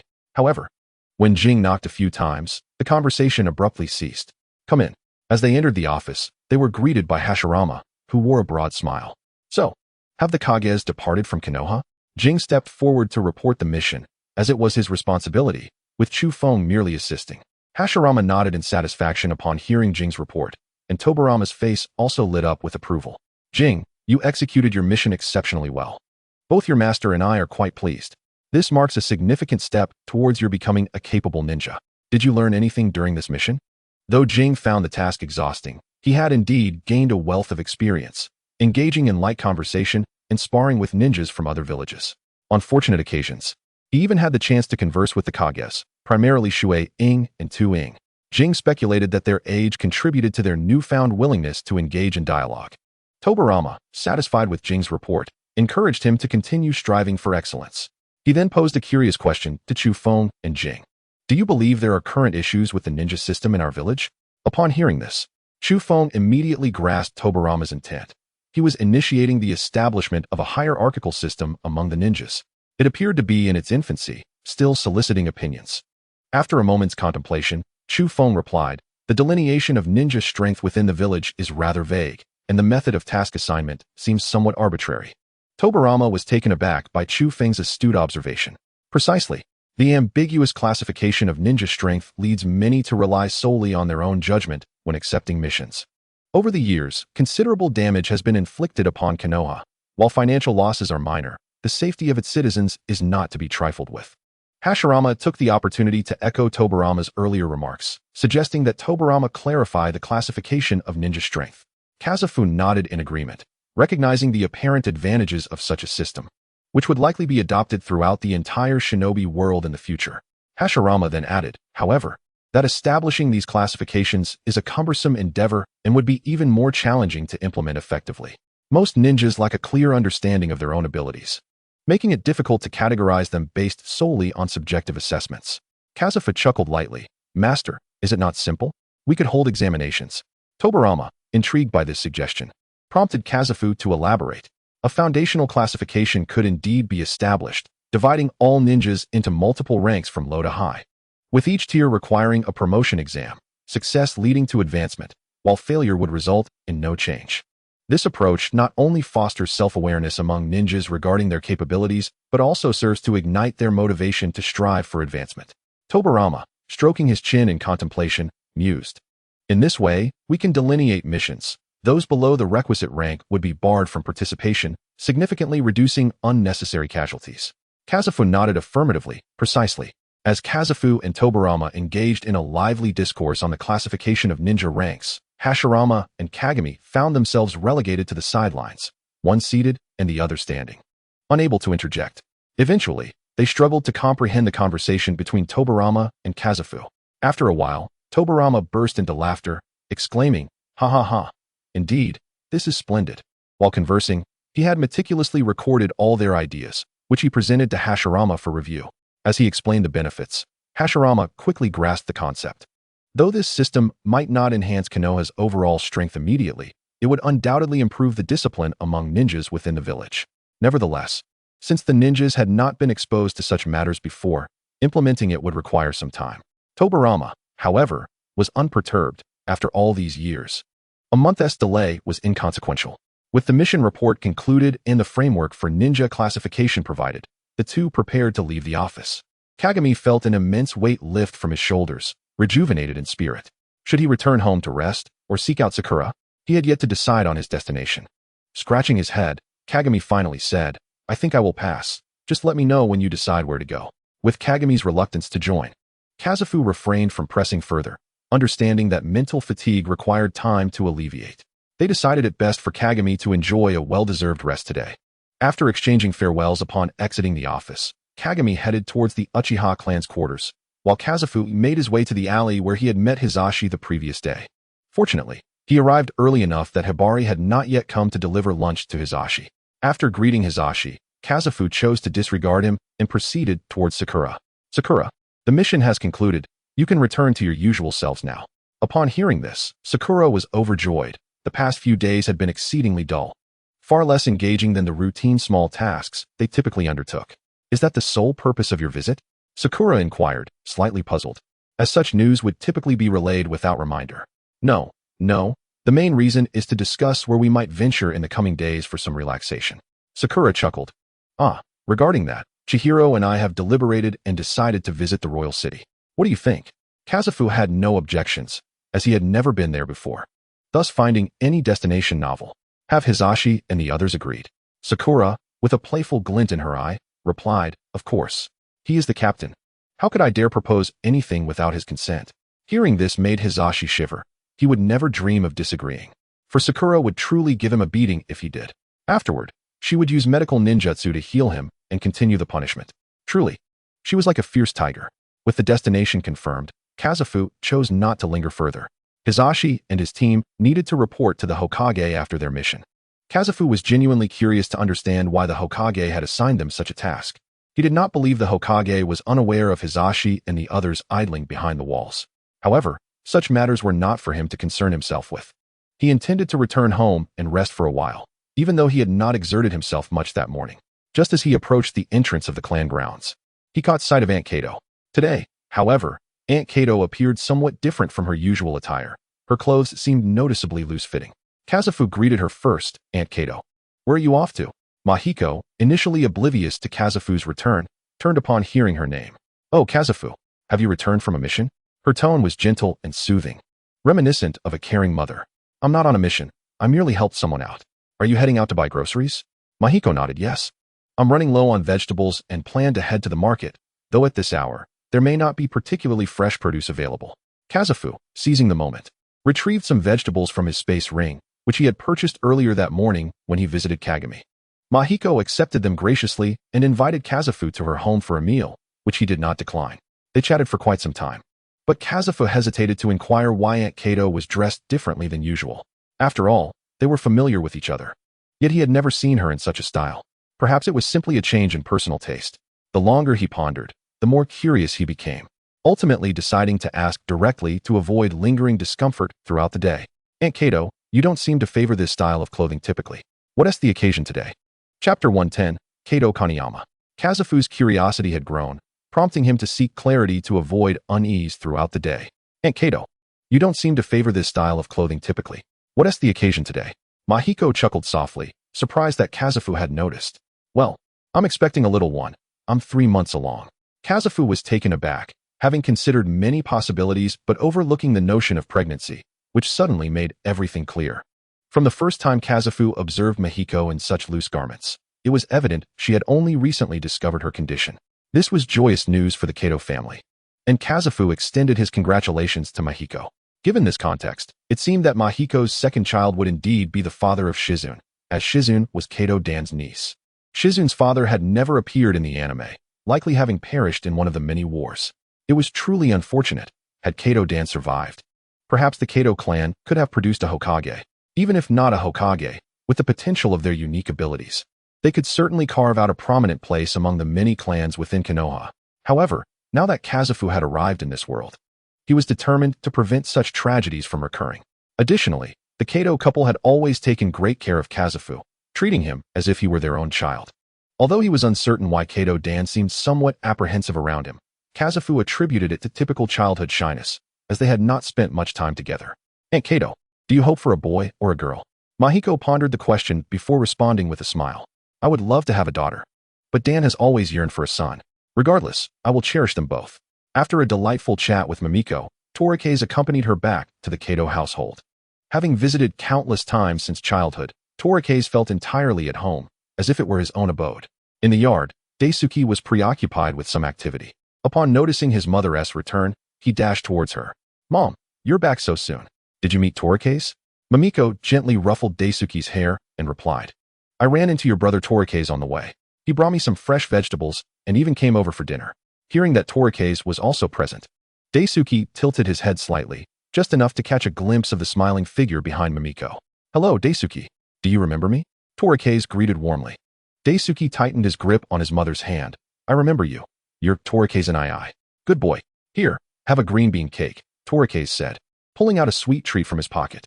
Daisuke swallowed hard, hesitating for a moment before finally releasing his hold on Mamiko and walking slowly towards Torikes. Mamiko observed her son's demeanor and stifled a laugh. After receiving the green bean cake, Daisuke softly murmured his thanks and began to savor the delicacy. Torikes noted how endearing this blue-haired boy was, devoid of any mischievousness. As Daisuke munched away, he discreetly observed Torikes, the fear he once held toward him dissipating with each bite of the cake. Once finished, Daisuke initiated a conversation with Torikes, excitedly sharing tales of the treasures he had unearthed in the yard. When Torikes followed him to inspect, he discovered mere little bugs. Children truly are charming. Torikes remained patient, accompanying Daisuke as he proudly showcased his various little treasures. This interaction allowed Daisuke to shed his apprehension, and a bond began to form between them. Not long after, Daisuke's father, Kato Kozo, returned home. His face lit up upon seeing Torikes. Torikes, it's been a while since you last visited. Yes, Uncle Kato. I've been on a mission lately, but I finally have a few days to rest, Torikes replied. Kozo smiled. You should take care to rest well. You're still young, and shouldn't overexert yourself. Kozo had always been concerned for Torikes, considering the dangers associated with missions assigned to someone so young. Though Kozo himself was a top-tier ninja in the village, there were tasks assigned to Torikes that even he would hesitate to undertake, uncertain of his own ability to succeed. Occasionally, Kozo would marvel at how someone from the Uchiha's clan could be so exceptional. Glancing at his own son, he couldn't help but feel the disparity between them. However, Kozo never pressured Daisuke to reach such heights. Not every child could be like Uchiha's Torikes. He simply hoped that Daisuke would surpass him in the future. After all, it wasn't an unattainable goal, as there were many ninjas in the village of equal prowess to Kozo. If Daisuke couldn't even reach that level, he would be destined to remain a mediocre ninja, and aspirations for the advancement of the Kato clan would be in vain. Kozo, you're back. Wash your hands. Dinner is ready. Mamiko's voice rang out from inside the house, prompting Kozo to respond. The couple shared a deep bond, rarely arguing, and after many years of marriage, they remained very much in love. Torike's believed that perhaps such a nurturing environment was the reason for Daisuke's remarkable talents as a ninja. Soon, Mamiko had prepared the meal and called everyone to the table. Kozo was the first to sit down, inhaling the aroma of the dishes with a generous compliment for Mamiko's culinary skills. Daisuke, still somewhat reluctant to leave Torike's, wanted to continue sharing his discoveries from the yard, but was gently ushered to the dining table by Torike's. In that moment, Torike's felt enveloped by a warmth akin to that of home, a sensation he hadn't experienced in quite some time. Was it since his arrival in this world, or since the loss of his parents? He couldn't quite recall. Nevertheless, Torike's was an optimistic soul who preferred not to dwell on the past. The meal was fulfilling, and Torike's couldn't help but praise Mamiko's cooking, especially after having subsisted on takeout for several days.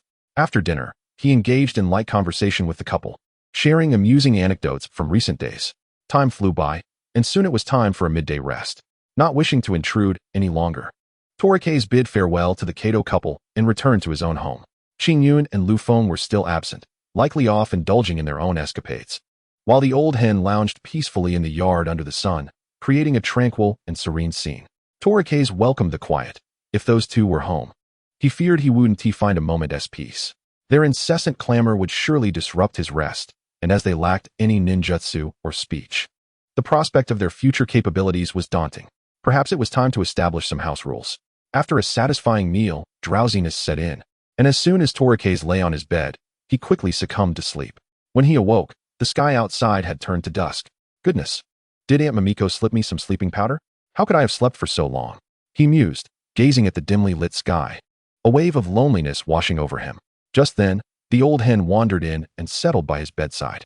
You seem to be growing increasingly sentient, he remarked, petting its head. Ever since the cranes had hatched, the hen had been living a life of luxury within the Uzuke's clan, and perhaps the ethereal aura of the cranes had imbued it with a peculiar intelligence, as if it could understand human speech. The hen remained still, enjoying his touch. Torike smiled softly. Then stay here and keep me company. With no pressing matters at hand, he decided against wandering the streets, indifferent to whether he would have dinner or not, and simply chose to drift back into slumber. Time flowed like shooting stars across the night sky, fleeting, yet leaving behind beautiful memories. 2 years slipped away in this manner, during which numerous events unfolded. Upon Torike's and his companions returning to the village from their adventures in the capital, they immersed themselves once more in training and missions. Though exhausting, it was a fulfilling endeavor. With each passing day, Torike's strength grew, ultimately breaking through the shadow level, positioning himself among the elite fighters of Konoha. Though he concealed his true capabilities from all, months ago, Hashirama had officially decided to step down from the position of first Hokage, appointing his younger brother Tobirama to take his place. This announcement sent shockwaves through the village, as many feared for Hashirama's health, speculating that he retired due to illness. However, Hashirama personally addressed the villagers, clarifying that the village had overcome its initial hardships and was now entering a phase of development. While no one could match Hashirama in terms of protecting the village, when it came to furthering its growth, Tobirama was undoubtedly more adept. Once the villagers understood the reasoning, they rallied in support. After all, Hashirama had served for 14 years, dedicating himself to the village, and deserved a well-earned respite. Even without the title of Hokage, Hashirama remains a steadfast protector of the Hidden Leaf village, with little change in his capacity to safeguard his home. The villagers harbor considerable trust in Tobirama. After all, he is Hashirama's brother and has resolved numerous significant matters within the village. His reputation among the populace is quite esteemed, and the prominent clans raise no objections. Even if there were dissent, it would hold little weight. However, the transition of Hokage is not merely a matter of verbal task delegation. It necessitates a grand ceremony. The specific timing is anticipated to be within the next couple of days, a gesture that signifies the villagers' respect for their Hokage, and it must also be reported to the daimyo for approval. Nonetheless, the daimyo cannot interfere with the operations of the Hidden Leaf. The approval is merely a formality. In truth, the Land of Fire and the Hidden Leaf operate independently. Prior to his official ascension, Tobirama has already organized various new policies and plans aimed at fostering the development of the Hidden Leaf. Should these initiatives be successfully implemented, they would lay a solid foundation for the village's future. In the past 2 years, not only has the Hidden Leaf transformed, but the entire shinobi world has experienced significant upheavals. The first Mizukage, Byakuren, the first Tsuchikage, Ishikawa, and the first Reikage, AI, have all passed away. sending shockwaves throughout the shinobi world, as 3 of the 5 powerful leaders who dominated the realm have departed this life. It is a poignant moment that evokes reflection. Upon receiving this news, Kaze fell into a contemplative silence, recalling fond conversations with the 2 Kages during his time in the Hidden Leaf, where they shared tales of his grandfather's youth. Life is fleeting. What was once a parting has now become an eternal farewell. The deaths of the Mizukage and Tsuchikage were somewhat expected, given their advanced ages and the toll of their tumultuous pasts. Their longevity, reaching into their 70s or 80s, was considered commendable, especially in an era where the average lifespan of shinobi barely exceeds 30. However, the unexpected demise of the Raikage left the shinobi world perplexed. He was not particularly old, only slightly senior to Hashirama, and was in the prime of his life. Why did he pass so suddenly? The village of Kumogakure remains tight-lipped about the circumstances surrounding his death, leaving the rest to speculate and gossip. In the aftermath of the 3 Kages' deaths, their successors promptly ascended to their respective titles, rejuvenating their villages. The mindset of the younger shinobi diverges significantly from that of their predecessors. The new Tsuchikage quickly initiated sweeping reforms within the village, significantly enhancing the strength of the 3 villages involved. Clearly, these successors were not without merit. Fortunately, it appears that none harbored intentions to abrogate the peace treaty, likely out of respect for Hashirama. However, the news of Hashirama's sudden resignation as Hokage spread throughout the shinobi world within mere days, prompting those with ulterior motives to take notice. They speculated that Hashirama's resignation might stem from unspoken reasons, such as mortality. Yet, regardless of the circumstances, any ambition to instigate war would be a grave miscalculation. The strength of the Hidden Leaf is not solely reliant on Hashirama, and underestimating Tobirama could lead to dire consequences. Awakened by the system, Kaze stretched languidly before rising to dress and wash up. Over the past 2 years, he had scarcely utilized his tranquility points, which had accumulated to nearly 200,000. While his chaos points had diminished to 2, it appeared that they decreased by 1 each year, and Kaze discovered he could expend 50,000 tranquility points to erase 2 chaos points directly. However, he chose not to do so, believing that as long as he diligently navigated each chaos event, his chaos points would not rise. Thus, there was no need to squander tranquility points in such a manner. Kaze, aren't you heading out? A clear male voice called from outside the window. Having just completed his morning routine, Kaze casually replied, "If you wish to play with Luyun, feel free. There's no need to inform me." The voice belonged to his summoning beast, the crane Shinyun. Over the past 2 years, it had learned to speak and perform ninjutsu, now standing as one of Kaze's formidable strengths. "Very well, we shall venture out." Without waiting for Kaze's response, the flapping of wings signaled that Qinyun and Lu Feng had already taken flight. Kaze had initially contemplated having Qinyun and Lu Feng breed and produce baby cranes. But observing their youthful exuberance, he felt that such plans could wait. With their playful antics, it seemed that he would have to wait until the year of the monkey for any offspring. Thus, he chose to let nature take its course. "Those 2 truly give me no peace of mind," a woman's voice lamented from outside. "Abai, there's no need to worry about them. Their combat prowess is substantial enough for self-defense." The once ordinary hen had unexpectedly learned to speak over the past 2 years, and Kaze had affectionately named her Abai, aptly reflecting her appearance as a white hen. The fact that Abai could converse was beyond Kaze's expectations. He had merely intended for her to live comfortably until her natural end, a gesture of gratitude for her hatching Qinyun and Lu Feng. Yet, to his surprise, her health seemed to improve, culminating in her ability to speak, which could only be attributed to the ethereal energy from Qinyun and Lu Feng enriching her existence. Once Abai mastered speech, she became quite chatty, resembling a doting hen, deeply concerned for her 2 offspring. After years of companionship, they had become a part of Kaze's family. The once desolate clan grounds now thrummed with life, and Kaze found himself enjoying this newfound vibrancy. Nonetheless, a mother's worry for her children is ever present. "Are you heading out today?" Kaze opened the window to find Abai strolling about the yard. "Yes. The ceremony for Lord Tobirama's succession as Hokage is taking place in the coming days, and nearly all the village shinobi will be attending." Abai fluffed her feathers. "Go on, enjoy yourselves. I, this elderly hen, shall refrain from intruding upon the lives of the youth." Kaze's brow furrowed at Abai's words. Her tone suggested she was an empty nester. Choosing not to engage further, he finished dressing, had a light breakfast, and set out. Notably, Aunt Kato's child had been born the previous year, a boy named Hong. Kaze had gifted him some of his childhood toys, perfect for a little one at that age to enhance his grasping skills. Whenever he had the opportunity, Kaze would visit Duan and Hong, who had developed a brotherly bond. As long as Kaze was not on a mission, Duan would follow him around like a little shadow. In the past 2 years, Kaze had grown significantly taller, now standing around 1.7 meters, and he had matured considerably. His reputation and esteem within the village were quite high, primarily due to his flawless record in numerous missions, none of which ended in failure. His demeanor was humble, treating both ordinary villagers and prominent clans with equal respect. Hashirama even once considered assigning him subordinates to assist during missions not undertaken with individuals like Hizashi. However, Kaze consistently declined, believing that trustworthy subordinates should be nurtured personally. After all, in the face of grave danger, one could never be certain they wouldn't be betrayed. After several rejections, Hashirama decided to cease his persistent efforts.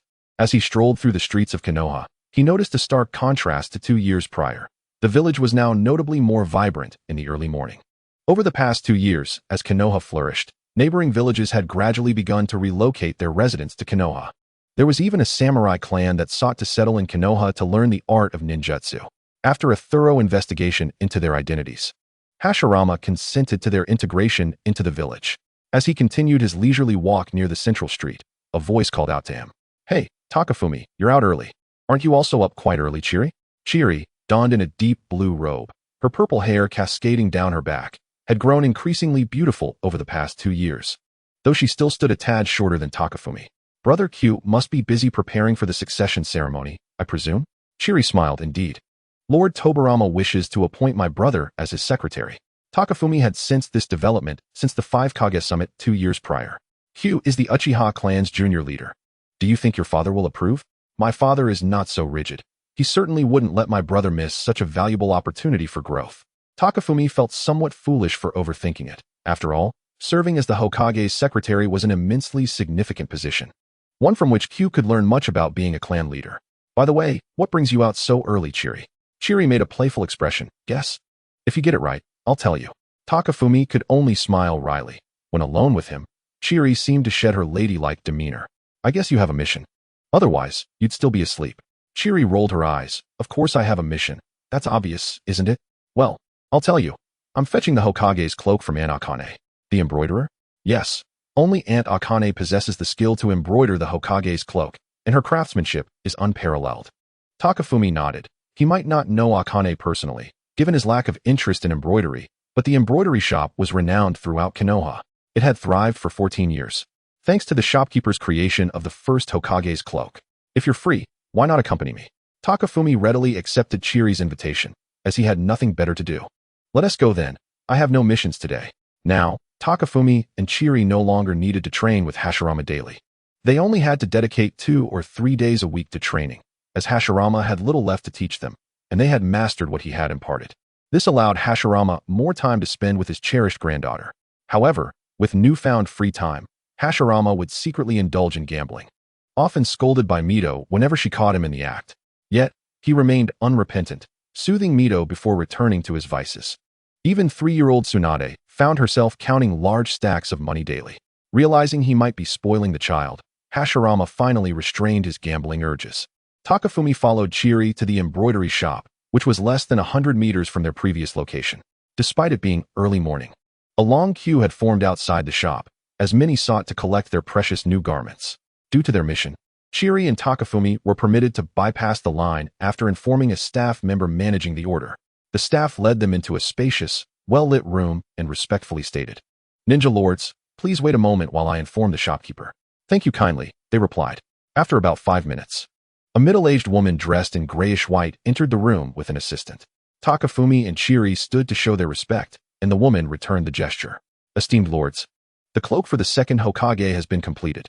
Please inspect it to ensure it meets your standards." She gestured for her assistant to present the cloak on a mannequin. "This cloak has been tailored to Lord Tobirama's dimensions and is of a medium length." Takafumi nodded, recalling that Lord Tobirama had expressed a preference for garments that did not impede his mobility. This medium-length design was likely a thoughtful choice by Q. Chiri examined the cloak from various angles and found no flaws. Indeed, Aunt Akane's work was exceptional. "It looks splendid. I find it to be perfect and free of defects. I shall take it." Hearing this, Akane sighed in relief, her face lighting up with a smile. "Should there be any need for modifications, feel free to reach out to me." The second Hokage's succession is not to be taken lightly. Chiri nodded, of course, with little time for idle chatter. Takafumi and Chiri departed the embroidery shop, mindful that the establishment had business to conduct. After leaving, Chiri intended to take Takafumi back to the Uchiha compound to find Q.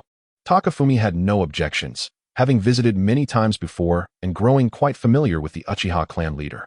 Upon arriving at Q's residence, they were met with a chaotic scene. Papers were strewn across the floor, leading them to wonder if something had gone awry. Instead, they found Q seated on the floor, looking somewhat sheepish as he faced them. "Would you believe me if I said I was so focused that I tripped?" "Not a chance," they replied. Q stood with the support of the wall, straightening his attire and brushing off the dust. Noticing the cloak on the table, he hastily wiped his hands on whatever was at hand and picked up the cloak to inspect it closely. The craftsmanship is truly remarkable, nearly indistinguishable from the first Hokage's. Save for the style. Chiri observed her brother and noted he seemed fatigued. "Brother, are you feeling too exhausted? Perhaps you should rest?" Q shook his head. "If I can't handle these minor tasks, how can I be a competent secretary?" Though Q was generally amicable, he was unwavering when he set his mind to something. "The succession ceremony is in 2 days, isn't it?" Q nodded. "Yes, in 2 days, my master will become the Hokage of Konoha. This moment, which witnesses history, is rapidly approaching." After a bit more conversation to soothe his anxieties, Takafumi decided to take his leave from the Uchiha compound, feeling he would be of little assistance in matters of governance, of which he was utterly ignorant. Rather than linger and listen to Q's fervent discussions filled with complexities he could not grasp, he deemed it better to depart early, sparing everyone the hassle. "Hey, Takafumi. Long time no see."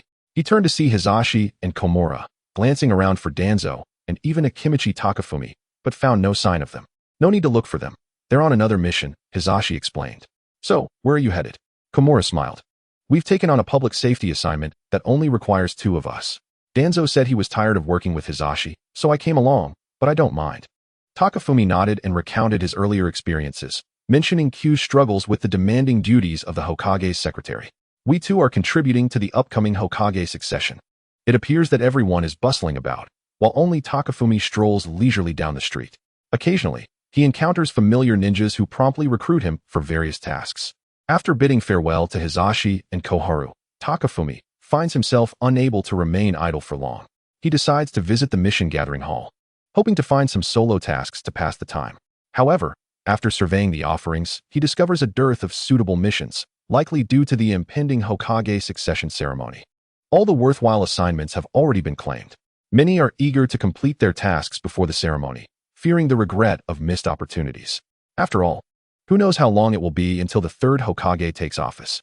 With no tasks available and his friends out on missions, Takafumi finds himself in an awkward predicament, uncertain of what to do. Ultimately, he resolves to seek out his master, curious about his activities. Though there is still some time before noon, with a bit of boldness, he might just manage to snag a meal. Without further ado, he heads to the Senju clan's territory, where the clan members, familiar with him, do not hinder his entrance. Upon entering, he spots Hashirama leisurely wandering the courtyard with a golden-haired little girl. "Master, are you taking Tsunade for a stroll?" Takafumi inquires. Before Hashirama can respond, Tsunade beams with excitement, exclaiming, "Takafumi and I, Takafumi and I. It's been so long since you last visited me." Hashirama chuckles and adds, "Mito just fed her some fruit. And now she's clamoring to play. She's quite the handful." Tsunade's face immediately puffs up in indignation, declaring, "Grandpa is lying. Tsunade is not a handful. Tsunade is very well behaved." Takafumi steps forward to ruffle Tsunade's hair, affirming, "Master is mistaken. Tsunade is the most adorable little girl." With a proud grin, Tsunade turns to Hashirama, saying, "See, Grandpa, Takafumi and I said I'm the cutest." Chapter 114, The Princess. Tsunade beams with delight, turning to Hashirama and exclaiming, "See, Grandpa, Takafumi and I said I'm the cutest." Hashirama, charmed by Tsunade's cuteness, bursts into laughter. "Ha ha ha. Indeed, Tsunade is the most delightful child." He then turns to Takafumi, who is amusing Tsunade, and asks, "What brings you here today?" Takafumi clicks his tongue. "Master, how can you say that? I visit your home quite frequently." He continues, "Today, however, I find myself exceedingly bored. Hizashi and the others are out on missions, and the gathering hall has no fitting tasks. So, I thought I would come by to see you and perhaps enjoy a meal." Hashirama places a hand on his forehead, exclaiming, "It seems that only when you're idle do you remember your old master." Takafumi, taken aback by his master's demeanor, wonders how retirement has awakened such peculiar traits in him. Has he taken to acting? At that moment, Mito opens the door and steps outside. Approaching Hashirama, she playfully pats him on the back. Why do you grow more forgetful with age? Takafumi always visits whenever he has free time. Do you really need to feel jealous because the young ones are busy with missions? If Tsunade gets married in the future, you might as well move in with them. Upon hearing this, Hashirama remains silent, merely offering an awkward smile. However, the mention of Tsunade marrying causes him to explode. Impossible. I shall not permit it. How could Tsunade possibly marry? I have raised her. The thought of his precious granddaughter being courted by another man fills Hashirama with indignation. He feels an overwhelming urge to confront the suitor directly. Tsunade, observing her grandfather's reaction, looks confused and asks, Grandpa, what does it mean to get married? If you don't like it, then Tsunade won't marry. Her chubby little hands placed defiantly on her hips, she adopts an adorably proud expression. Hashirama, upon hearing her declaration, rushes to scoop her up, proclaiming, That's right. Tsunade will not marry. No one shall take my little princess away. No one. Tsunade mimics Hashirama's tone, repeating, no one. Mito watches the endearing scene unfold between the grandfather and granddaughter, feeling a headache coming on. This grandfather has failed to instill any proper values in his granddaughter. Between gambling and avoiding marriage, how can this be acceptable? It's imperative to intervene while Tsunade is still young. However, discussing such matters with her now would be futile. A gradual approach is necessary, especially since Tsunade spends more time with Mito. Moreover, the Senju clan is not only comprised of Hashirama and his immediate family, other clan members, overhearing Hashirama's insistence on not allowing the little princess to marry, are equally astonished. Yet, they understand that the decision of marriage is not entirely within the patriarch's control. Tsunade is still young and will eventually come to her own conclusions. When that time comes, the clan leader may be quite aged, and his views might change as well. Regardless of the circumstances, Hashirama's spirits are lifted as he lets Tsunade ride on his shoulders, running around the clan grounds. Tsunade is utterly delighted, clapping her hands and laughing heartily. All right, Hashirama, let Tsunade take a break, Mito says with concern. Watching this joyful scene, Takafumi can't help but smile. If life could continue in such a peaceful and harmonious manner, it would indeed be a splendid existence. Although there are no extravagant entertainment facilities, life is fulfilling, with leisure time spent alongside family. Hashirama is certainly family to Takafumi, once a master, always a father figure. Even though Takafumi's soul may be older, Hashirama is more than capable of fulfilling the role of mentor. Stay for lunch, Takafumi. Tobirama will be back soon, and we can discuss the succession, Mito says with a smile. Hee, master, I intended to come for a meal. Takafumi replies. Very well, then. Play outside for a while, and I shall prepare the meal, Mito says, returning indoors. Meanwhile, Hashirama continues to frolic with Tsunade in the courtyard, both appearing tireless. One runs while the other laughs. And the onlooking Senju clan members wear smiles. Since the birth of the little princess, the entire clan has become livelier, though they wonder when a young master will come along. Senju Erasure did not inherit Hashirama's ninja prowess and can only be considered of average skill in the ninja world, falling short of even the village's mid-tier ninjas. Nevertheless, Hashirama does not neglect him, though he has not imparted any clan teachings. Erasure has known from a young age that he would not become the clan leader and thus has never placed undue pressure on himself, living quite carefree. He found a wife who shares his easygoing nature. Since Tsunade's birth, they have scarcely taken on parental responsibilities, preferring to explore the world instead. This lack of accountability has drawn criticism from the clan, but as the son of the clan leader, Arashi's actions have not significantly impacted the family. The clan member's greatest hope for Erasure is that he will provide a male heir. Should he inherit the clan leader's bloodline abilities, the Senju clan would have a promising future. Meanwhile, Hashirama, ever eager for grandchildren, continually encourages Mito to persuade Erasure to have more children. The elderly couple is united in their desire for another grandson or granddaughter, and in their idle moments, they devise elaborate schemes to prompt Erasure to fulfill this wish. However, Erasure has not returned for quite some time, leaving the couple's talents for theatrics unexercised, causing them to feel restless. Though little Tsunade sees little of her parents, she has always been cherished by Hashirama, Mito, and the entire Senju clan, ensuring she never lacks for love. Even during the last morning's return, Tsunade hardly recognized him, which left Asuma feeling rather disheartened for quite some time. After a prolonged run, Hashirama finally came to a halt, his breath steady and not a single bead of sweat upon his brow. Tsunade, who had been smiling for a while, was beginning to tire. softly resting her form against Hashirama's back like a plush toy. When will Grandpa come back? I haven't seen him lately, she pondered. Hashirama, with a tender smile, reassured her, he will be back shortly. When he arrives, we can ask him for a hug. Tsunade beamed sweetly. Let Grandpa lift me high. Yes, lift you high, he replied. Just as the duo was conversing, Tobirama returned. His face was initially devoid of expression, but it instantly brightened into a smile upon seeing Tsunade. Tsunade is here. Come here for a hug. Hashirama gently set Tsunade down, and she scampered towards Tobirama, arms outstretched. Tobirama scooped her up. Have you been good today? Did you make Grandma angry? Tsunade's large, round eyes sparkled as she shook her head. Not at all. I've been very good. Kage can vouch for me. She pointed towards Kage, who nodded in affirmation. Indeed, she has been very good. I can attest to that. Tsunade then grinned. Grandpa, where's my reward? Tobirama glanced skyward, withdrawing a hand from his robes, searching for something. Let us see what I can find for your reward. After a brief wait, just as Tsunade was about to feel disappointed, Tobirama exclaimed, Found it. He produced a lollipop, seemingly crafted by a street vendor, its appearance quite exquisite. Tsunade accepted the candy with glee and planted a kiss on Tobirama's cheek, which made Hashirama feel a pang of envy, his face contorting slightly. All right, enough of this sweetness, let us head inside. Jealousy truly does alter one's countenance, and this was evidently the case. Tobirama, however, paid no heed to Hashirama's discomfort, casting a sidelong glance at his visibly perturbed older brother, and continued to frolic with little Tsunade. All the morning's troubling matters faded from his mind upon seeing her. Grandpa, why have you been so busy lately? You haven't had time to play with me, she inquired. Hearing this, Tobirama glanced at Hashirama, who was whistling and admiring the scenery, clearly feeling guilty. You can't blame your grandfather. He has been shirking his duties and leaving them all to me, which is why I can't spend time with you. Tobirama's tone carried a hint of grievance, and children often take things at face value. Seeing Tobirama like this, Tsunade clutched his hand tighter. Why is Grandpa so lazy? Lazy Grandpa. I'll give you a back rub, and you won't feel tired anymore. Hashirama ceased his whistling, feeling as though his granddaughter was becoming more like his younger brother.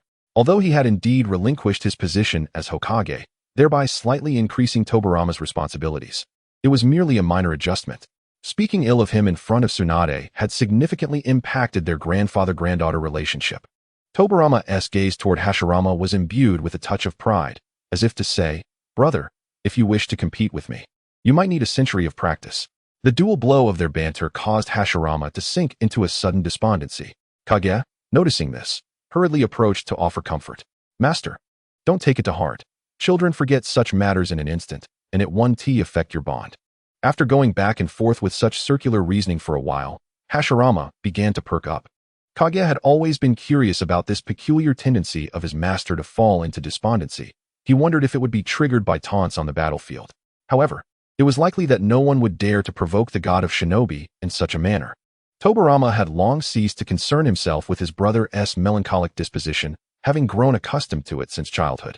Initially, he would alternate with Tobirama and Izuna to console him, but eventually discovered that after a mere 10 minutes of solitude, Hashirama would typically recover on his own.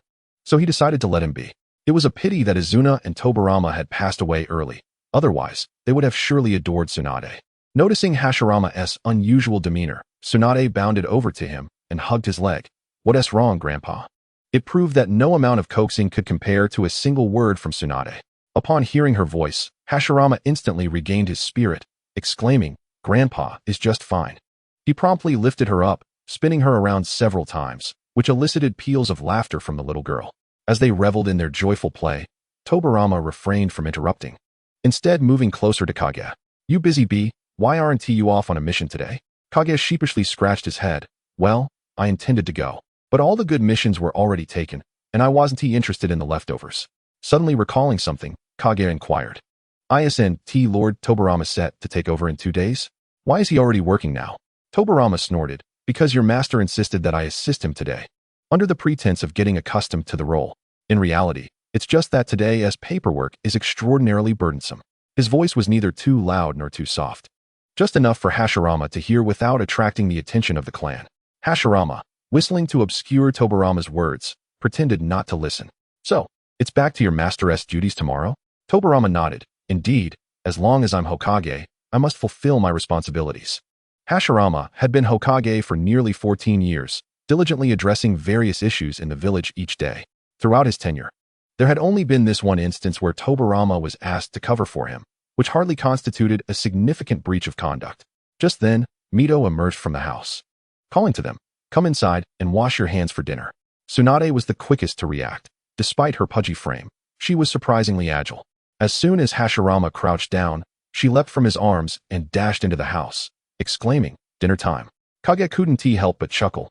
Indeed, children had an irresistible allure to mealtime. At the dining table, Mito had prepared a feast, and the aroma wafted throughout the house. Just a whiff made Tsunade's mouth water, and she hurried to her little table, eagerly awaiting her meal. Once Hashirama and the others washed their hands, they gathered around to eat and chat.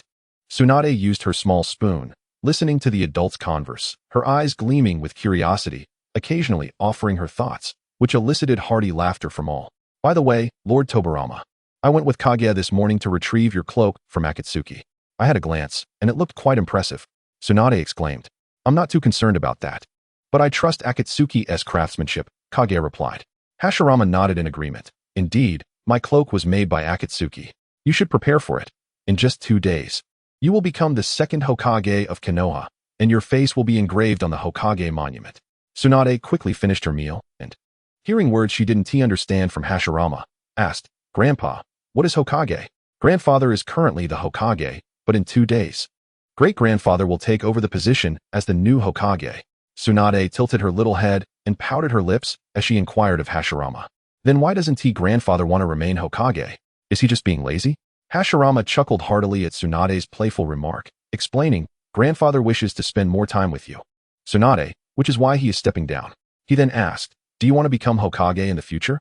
Little Tsunade pondered seriously for a moment before shaking her head. "No, I do not wish to be Hokage." Hashirama was somewhat taken aback. After all, it was customary for children to dream of becoming Hokage. "Can you share your reasoning?" Tsunade adjusted her sitting posture and straightened her bib before earnestly responding. "It's too tiring." The onlookers were taken aback, expecting profound insights from Tsunade, only to be met with such a simplistic reason. The notion of not wanting to be Hokage simply because it was exhausting seemed rather flimsy. However, Hashirama was unconcerned. After all, Tsunade was still very young and incapable of making the most accurate judgments. Even if she truly did not aspire to become Hokage in the future, it would be alright, for the village would still produce capable ninjas to lead them forward. After all, not only the Senju clan members could become Hokage. After a hearty meal, the group began to engage in casual conversation, while Mito took Tsunade for a stroll around the clan grounds. Upon their return, Mito tucked Tsunade in for an afternoon nap. After all, children needed ample rest to grow strong. All right, no more nagging. I'll go to the office tomorrow." Tsunade huffed. "You better do so, big brother." Despite their ages, the two squabbled like children, leaving Takafumi unsure of whom to support, so he simply sat back and enjoyed the spectacle. However, in these exchanges, Hashirama rarely gained any advantage, often being scolded by Tobirama instead. Yet, there was little he could do. After all, he was his younger brother. Although Tobirama had yet to marry or have children, he had not contributed to the family lineage in any way. Nevertheless, Hashirama could not simply dismiss him and had to endure in silence. Hashirama felt he bore the weight of everything alone. Yet, in truth, despite Hashirama serving as Hokage for so many years, Tobirama's contributions were no less significant. Many matters that Hashirama found perplexing were resolved solely by Tobirama. Aware of this, Hashirama refrained from arguing with Tobirama, knowing he did not hold the moral high ground. After spending some time with Hashirama, Takafumi decided it was nearly time for a nap. Not wanting to disturb, he returned home to rest. The entire Konoha was abuzz with excitement, as in 2 days, the second Hokage's inauguration ceremony would take place, prompting villagers to festoon the streets with celebratory decorations. This was indeed a momentous occasion. However, Takafumi opted for a shortcut home, primarily to save time. Taking the main street would require greeting every passerby, and by the time he arrived home, he feared his voice would be hoarse. "Welcome back, Takafumi. I thought you wouldn't return until tonight," Abarai said, lounging in the sun in the courtyard, enjoying the warmth. Upon seeing Takafumi, he lifted his head briefly before settling back down. "There's really nothing to do today. I just came back after mooching a meal from my master. Then just stay home and enjoy the sunshine.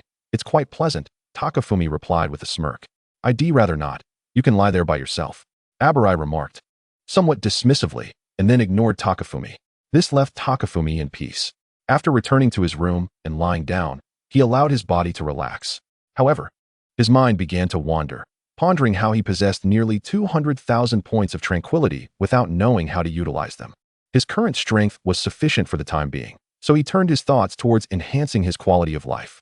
After browsing through the system shop, he found various products aimed at improving lifestyle, but most were merely blueprints. This posed a significant challenge. How could he possibly construct items based on blueprints alone? Furthermore, the technological level of the ninja world was still quite primitive, relying only on basic electrical appliances available to the affluent. This meant that there were hardly any qualified individuals capable of conducting serious scientific research. With so few people, how could he expect to produce anything?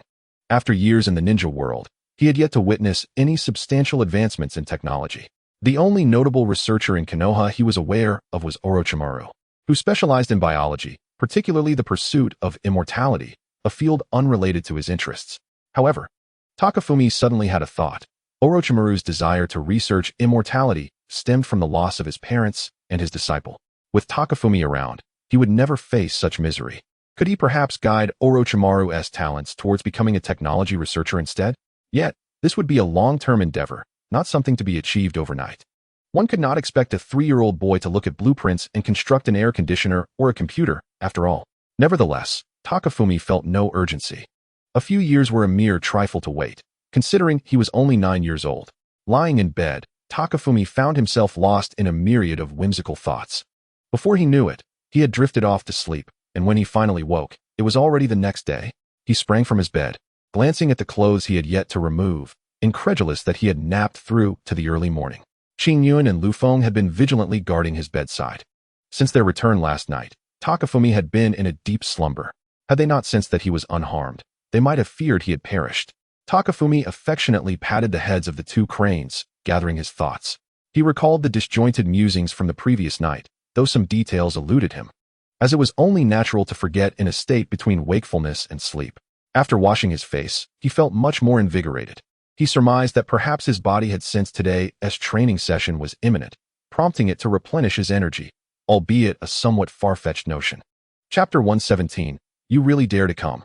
He thought it might be due to his body, knowing it was time for training, that it had replenished his energy. Although a rather tenuous idea, he was too lazy to dwell on the reasons. Takafumi rummaged through his ring for some food to satisfy his hunger. Transforming into a cloud crane, he soared out the window, heading towards the Hokage rock. Workers had already begun measuring dimensions next to Hashirama's likeness, indicating that the second Hokage's statue would commence construction the moment the succession ceremony began. Typically, it would take about 2 to 3 months to complete the carving, a relatively swift pace.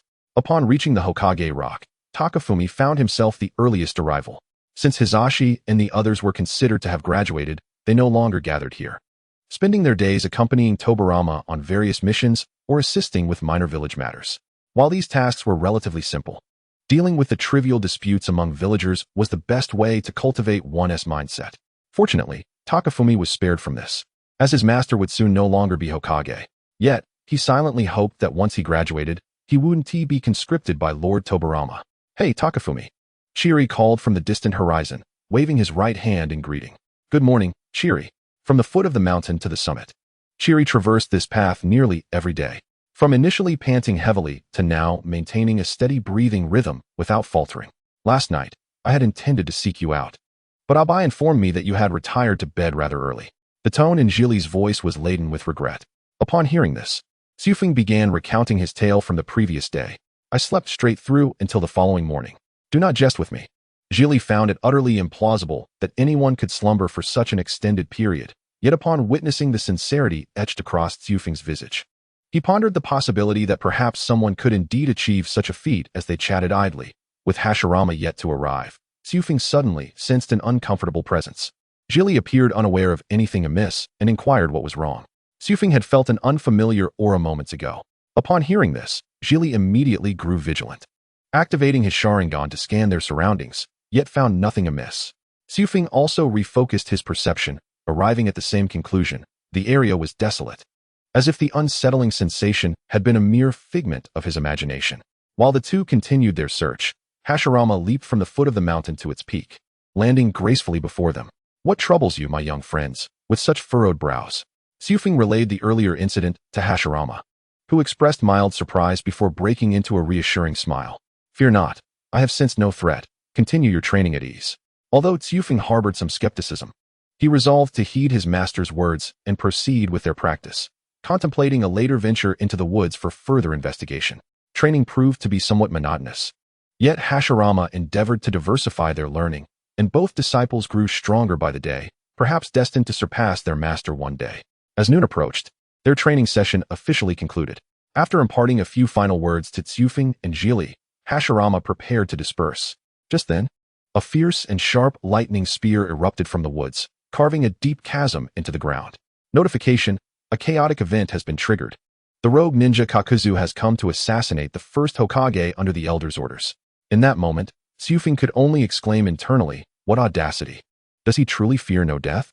Faced with this sudden ambush, Tsyufing and Jili promptly assumed fighting stances, while Hashirama merely sighed. Tsyufing clapped his hands together, summoning a colossal crystal wall that rose from the earth, shattering the lightning spear upon impact and scattering electric arcs into the air, ultimately vanishing without a trace. Come forth. Let me behold your true form, Hashirama commanded, his voice imbued with an undeniable authority that compelled anyone who heard it to act. At that moment, laughter echoed from the forest, and a ninja clad in a black cloak emerged. Notably, his pupils were a striking green.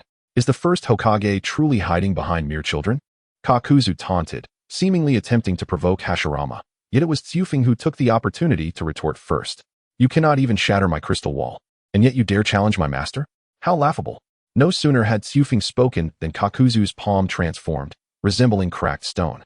He then thrust it against the crystal wall, which immediately became riddled with fissures before collapsing into shards.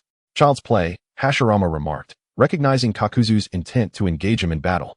You have come to the village seeking only me. Regardless of the outcome, I shall spare your life. Kakuzu scoffed, who needs your mercy? Yet inwardly, he felt a flicker of relief, realizing that he had narrowly escaped death. He had initially believed that the mission to assassinate the first Hokage was a guaranteed death sentence, only to find that his single-minded focus on his target had inadvertently saved his life. However, he anticipated that returning to the village with this tale would require considerable explanation, as the elders were notoriously difficult to appease. Hashirama stood his ground, making no preparations nor adopting any combat stance. Come at me. He clapped his hands again, declaring, Wood release, advent of the trees. Countless trees erupted from the ground, sprawling towards Kakuzu like tendrils. If left unchecked, they could easily ensnare him. Kakuzu, faced with such a ferocious technique, began to sweat profusely, his hands trembling as he formed seals. No one could confront the god of ninjas in their prime without trepidation. Fire release, fireball technique. A vast inferno erupted from his mouth, engulfing the entire area of the advent of the trees. The crackling of burning would fill the air. Yet, the flames did not halt the advance of the tree tendrils. Instead, they intensified their lethal capacity. This strike failed to counter Hashirama's technique, turning into a self-inflicted pyre.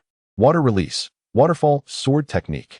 A torrential cascade of water surged from Kakuzu's mouth, successfully extinguishing the flames. The deluge struck the wooden trunks with the sharpness of a blade, violently shattering a portion of them and halting their growth. When the waters receded, only a few of the sturdiest trees remained standing. Hashirama nodded appreciatively, a talented ninja, yet regrettably an adversary. He clapped his hands once more. As the water subsided, only a handful of the mightiest trees continued to thrive. Hashirama acknowledged, You possess considerable talent, but alas, you stand against me. He clapped his hands together again, invoking Wood release, Wood dragon technique. Two colossal wooden dragons erupted from the trunks, opening their jaws wide to lunge at Kakuzu. Kakuzu was no match for the two dragons, unable even to remain stationary to unleash his techniques. He could only dodge and weave to evade Hashirama's onslaught, yet the wood dragons were driven by Hashirama's chakra, rendering any hope of exhausting his energy a mere fantasy. Kakuzu began to regret accepting the elder's mission. He had considered himself a genius from Takigakure, yet now realized he was but an insignificant insect, incapable of even forcing his opponent to exert half of his strength. Lightning release, false darkness. A sharp lightning spear erupted from Kakuzu's hand, carving a deep gash into the ground. It seemed formidable, yet the wood dragon simply flicked its tail, shattering the darkness. Kakuzu let out a self-deprecating chuckle. Having always heard tales of the first Hokage as the strongest in the ninja world, yet never fully believing it. Now, he recognized how naive he had been. Unbeknownst to Kakuzu, Hashirama had barely exerted 1/10 of his power. It was as if he had merely wiggled a finger. Kakuzu ceased evading, standing his ground with arms outstretched, awaiting his demise. For the first time leaving his homeland on a mission, he found himself facing death as the conclusion. It was a bitter pill to swallow, especially considering the stubborn elders back home. As the wood dragon neared him, Hashirama commanded them to halt. Kakuzu, who had not yet welcomed death, opened his eyes to find no dragon before him, only his intended target and 2 children. As I promised, I shall spare you. Depart from Konoha at once. Gasping for breath, Kakuzu realized that no one truly wishes for death. Now that he was alive, he would grasp this second chance. Do you not wish to know who sent me? Hashirama shook his head. I have no interest in that. My mercy does not come with questions regarding your masters. Perhaps one could merely attribute it to your good fortune that you did not enact violence upon the villagers. Otherwise, you would have already been reduced to dust. Hashirama's tone was unperturbed, yet to Kakuzu, it resonated with a deafening clarity. As long as Hashirama still drew breath, Kakuzu would likely never again dare to tread within the confines of Konoha. Having narrowly escaped with his life, Kakuzu bowed deeply to Hashirama before hastily fleeing. Perhaps fearing Hashirama might reconsider, he vanished in the blink of an eye. It must be said that while Kakuzu's strength was lacking, he possessed an undeniable talent for evasion and concealing his presence. Observing the direction Kakuzu had departed, Kifu appeared to be lost in contemplation, but was soon interrupted by Hashirama. Children, given the events that have transpired today, you likely lack the inclination to train. Thus, we shall disperse for now. The primary reason for this decision was Hashirama's intent to soothe the villagers' anxieties, as being roused from slumber by the sounds of battle at dawn would surely leave them in a state of panic. Kifu and Chiri nodded in agreement, exchanging smiles. They were grateful to Kakuzu for inadvertently granting them a day of reprieve. They could only wish for more such assassins to grace their village. Kifu. Which village do you suppose he hails from? His jutsu were most peculiar, none of which I have encountered before. Kifu feigned seriousness as he analyzed the situation with Chiri. The 5 great nations had only recently signed a peace treaty, making it improbable that they would act so hastily. They were acutely aware of their master's capabilities. Should they fail, the repercussions would be dire for their entire village. Chiri nodded. She too was cognizant of these matters, leading her to conclude that the assassin must have been dispatched by a smaller nation. Among these, Takigakure currently boasted the greatest strength. The 5 Kage summit had spurred the development of trade among the villages, swiftly widening the gap in power between them and the smaller nations. Should Takigakure continue on its current trajectory, it might very well ascend into the ranks of the great nations. However, with such reckless actions, they might seal their own fate for generations to come. Chiri suddenly realized, so they are aware that our master is the linchpin of the peace treaty and thus wish to assassinate him. Indeed, if they were to succeed, Hashirama's demise would undoubtedly ignite a war across the ninja world, exhausting vast resources and military might among the great nations. Furthermore, Takigakure's location was almost isolated, shielded behind colossal waterfalls, making it both defensible and difficult to assault. They could simply observe the strife among the great nations while steadily advancing their own interests, utilizing their secret techniques to ensure their prosperity. Yet Kifu pondered whether the leadership of Takigakure possessed wisdom or folly. To label them as lacking intellect would be to overlook the efficacy of their plot to assassinate Hashirama. Conversely, to deem them wise would be to question their audacity in targeting him.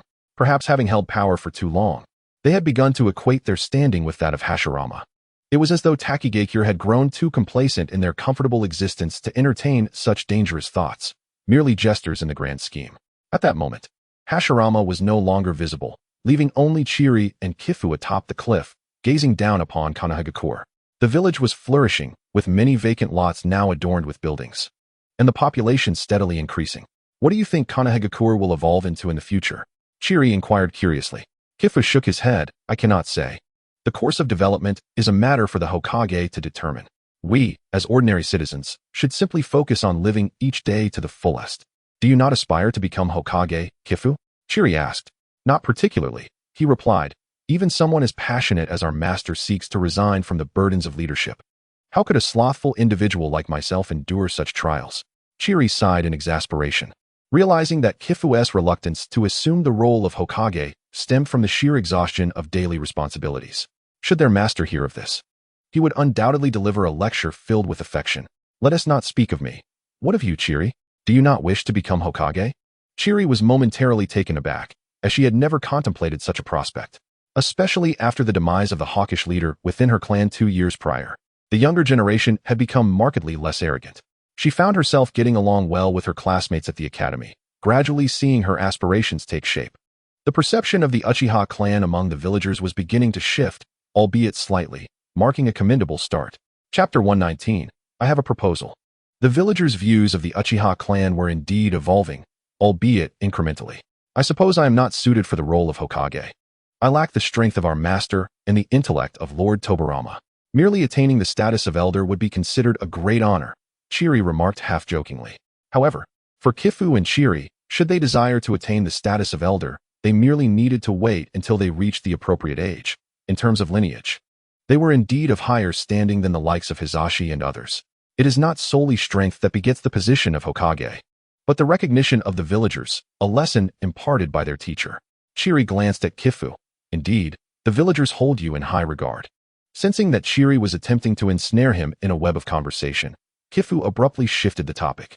Should anyone overhear their discussion, it might lead them to suspect that the two harbored ambitions for power. Look at that tree. It is rather beautiful, is it not?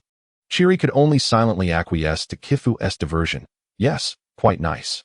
The wind atop the mountain was fierce, often rendering them unable to open their eyes. With no grand aspirations compelling them to stand atop the Hokage's cliff and discuss future plans, the two descended the mountain to return to the village. Upon their arrival, they overheard villagers chattering about the recent commotion at the summit. As Kifu and Chiri descended, they were immediately surrounded by an eager crowd, bombarding them with an incessant barrage of questions. With so many voices clamoring at once, Kifu found himself at a loss for words. Ultimately, he offered a vague assurance, relaying that the Hokage had merely been engaged in a friendly sparring match at the summit, urging them not to worry. The villagers accepted Kifu's words without hesitation, for he was the Hokage's apprentice and had witnessed the event firsthand. Surely, his account was the veritable truth. They quickly dispersed to relay the news to their respective homes, embellishing the tale along the way. Some even exaggerated that the Hokage had battled extraterrestrial beings. Astonishingly, there were those who believed it. Kifu then realized he had inadvertently created a minor predicament for his master. However, he surmised that such matters would hardly trouble the Hokage. After lunch, Kifu and Chiri retreated to their respective homes to rest. Yet, Kifu was perplexed that the chaotic incident involving Kakuzu had yet to conclude. While he pondered the situation, a sudden epiphany struck him.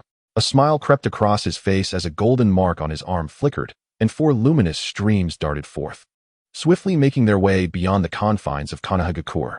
Let us hope it aligns with my expectations. As he watched the puppets disappear into the distance, Kifu felt a twinge of anxiety. Should the chaotic event remain unresolved, he would be forced to endure the burdensome accumulation of chaotic points. Although he could currently mitigate this with calm points, he preferred to reserve them for more pressing matters, viewing the expenditure of calm points on avoidable troubles as an imprudent use of resources. Kifu had intended to take a stroll through the village, perhaps to procure some necessities. However, upon stepping outside, he overheard villagers discussing the Hokage's battle with extraterrestrial entities nearby. After listening for a while, Kifu mused that the storyteller might as well pen a novel, as the descriptions were far more elaborate than those of someone who had stood alongside Hashirama and witnessed the proper course of battle. The only difference lay in the transformation of Kakuzu into an alien being. Yet, did no one ponder why these extraterrestrials utilized chakra? Why not converse about such matters? Such discussions could indeed contribute to scientific advancements within the ninja world. Nevertheless, amidst the playful banter and jest, Kifu recognized that this was certainly not an opportune moment to venture outside. Should the neighbors catch wind of their conversation, the chaotic event would inevitably spiral out of control. Thus, he resolved to remain indoors for the time being. In the courtyard, Abai observed Chu Feng's comings and goings with a hint of confusion, yet warmly greeted him with a heartfelt, "Welcome home." After expressing his gratitude, Chu Feng reclined upon his bed, immersing his thoughts entirely into the intricacies of the Sharingan puppet. Glancing at the surrounding terrain, he surmised he had nearly reached the central region of the Land of Fire. To his surprise, he noted that Kakuzu was quite adept at fleeing. However, with the Byakugan puppet at his disposal, he felt no trepidation about losing track of him. Chu Feng deftly maneuvered the puppet to accelerate once more, this pace hardly draining his chakra.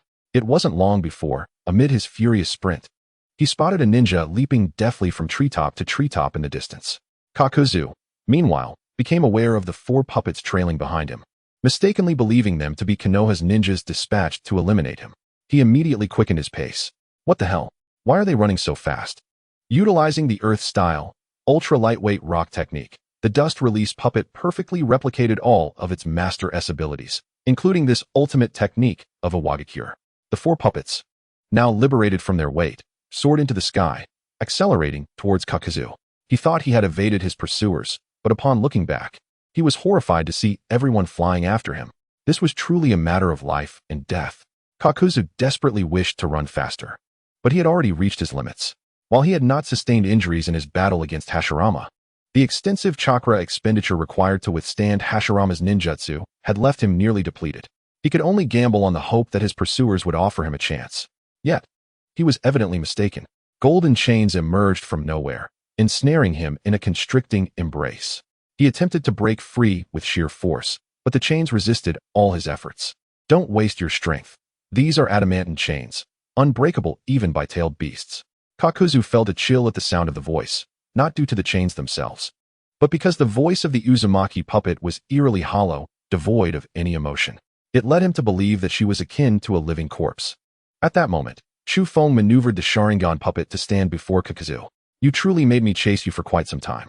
As Chu Feng had poured all his thoughts into the Sharingan puppet, its tone mirrored his own, albeit with a distinct voice.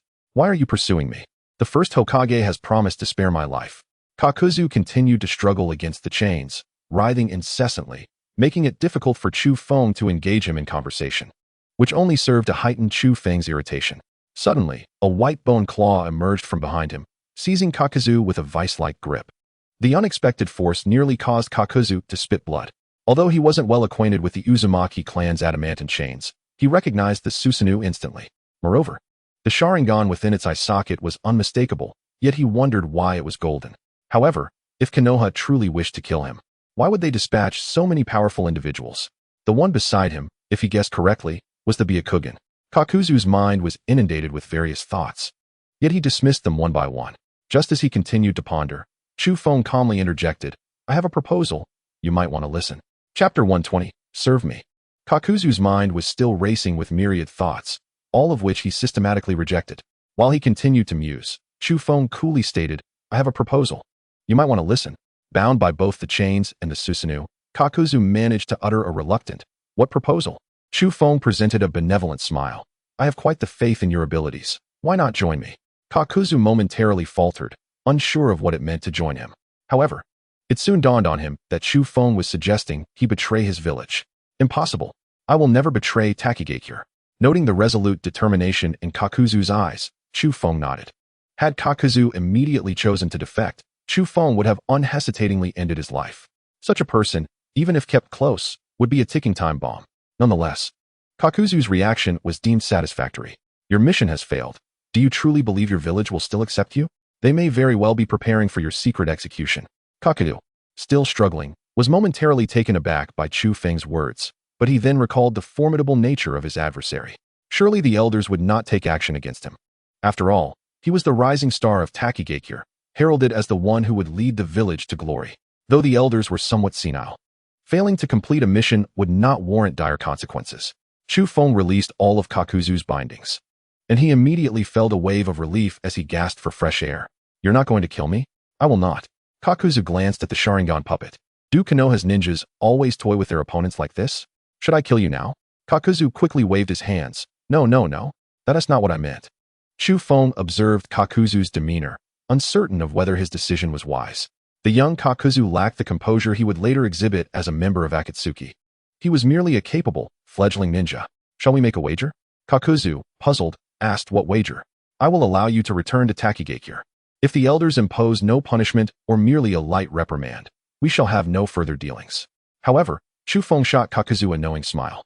If you are sentenced to imprisonment or execution, I will rescue you, but you must obey my commands from that point on. What say you? Upon hearing Chu Feng's words, Kakuzu deliberated. It appeared that, regardless of the outcome, he stood to gain. Should those elders harbor ill intentions, he could escape with the aid of these four Konoha powerhouses. Nevertheless, Kakuzu remained firmly convinced that the elders, despite their shortcomings, would not act irrationally. Fine, I accept your wager. Having analyzed the risks and rewards, Kakuzu readily agreed. But the stakes were high. Life and death rested solely in Chu Feng's hands. Then let us be on our way. We? Kakuzu was somewhat perplexed by the notion of we, wondering if these four would accompany him back to the village. However, his concerns proved unfounded as the four puppets transformed into a golden streak of light, merging into Kakuzu's arm, forming a mark. Unlike the mark on Chu Feng's arm, this one was silver, a temporary insignia lasting roughly a week. The sudden change astonished Kakuzu. He had not anticipated that Konoha had developed such advanced techniques. Takigakure would likely never catch up in this lifetime. The disparity between small and large nations was indeed vast. Yet, he had no time for despair. He needed to return to his village. Resolving the immediate situation was paramount, for his future hung in the balance. He promptly set off towards the borders of the Land of Fire. After delivering a terrifying warning to Kakuzu through remote control of the puppets, Chu Feng's objective was achieved. Next, he merely needed to rescue Kakuzu when the elders imprisoned him, and concurrently acquire the secret art of the Earth Grudge Fear, and everything would be in order. As his consciousness returned to his own body, the sensation was peculiar. One moment he was within an endless forest, and the next he was home. Nevertheless, this state remained perilous, with vulnerabilities akin to the spirit transformation technique, his true form unprotected, making him susceptible to ambush. However, with practice in puppet manipulation, he could master multitasking. Chu Feng had seldom employed puppets previously, as he could easily resolve ordinary tasks without the need for such exertion. The current plan indeed allows the puppet to come into play, enabling the establishment of an organization without the need for personal involvement, much like pain. The aspiration to form an organization had been conceived by Tsufeng over a year ago, though the specifics had yet to be meticulously crafted. The primary objective of the organization is to expedite the enhancement of Tsufeng's quality of life. If the ninja world continues to meander along at its current pace, Tsufeng fears he may have to wait until the era of Boruto to experience a semblance of modern living. By then, he would be in his 60s or 70s, and one can never tell when despair might strike, leading him to an untimely demise. Thus, Tsufeng envisions the establishment of an organization to scout for individuals with scientific aptitude within the ninja realm, paving the way for his modern existence. At the very least, he hopes to produce some commonly used electrical appliances, allowing him to deceive himself into believing he has attained a contemporary lifestyle. However, creating an organization is not an endeavor that can be accomplished overnight, nor can talent be amassed within a mere day or two. Therefore, Tsufeng intends to initiate the organization early, so that by the time he reaches his teenage years, he might indulge in the Naruto mobile game. Moreover, for an organization to thrive sustainably, having a financially astute ninja is of paramount importance. Tsufeng has taken a keen interest in Kakuzu's financial acumen. Although he may not possess the strength at present, he undoubtedly has a talent that can be nurtured over time. As for the secret technique of Takigakure known as the curse technique, Tsufeng is not particularly intrigued. While it may grant a form of longevity or immortality through heart transplants, the grotesque transformation into something neither human nor beast is an unacceptable fate for him.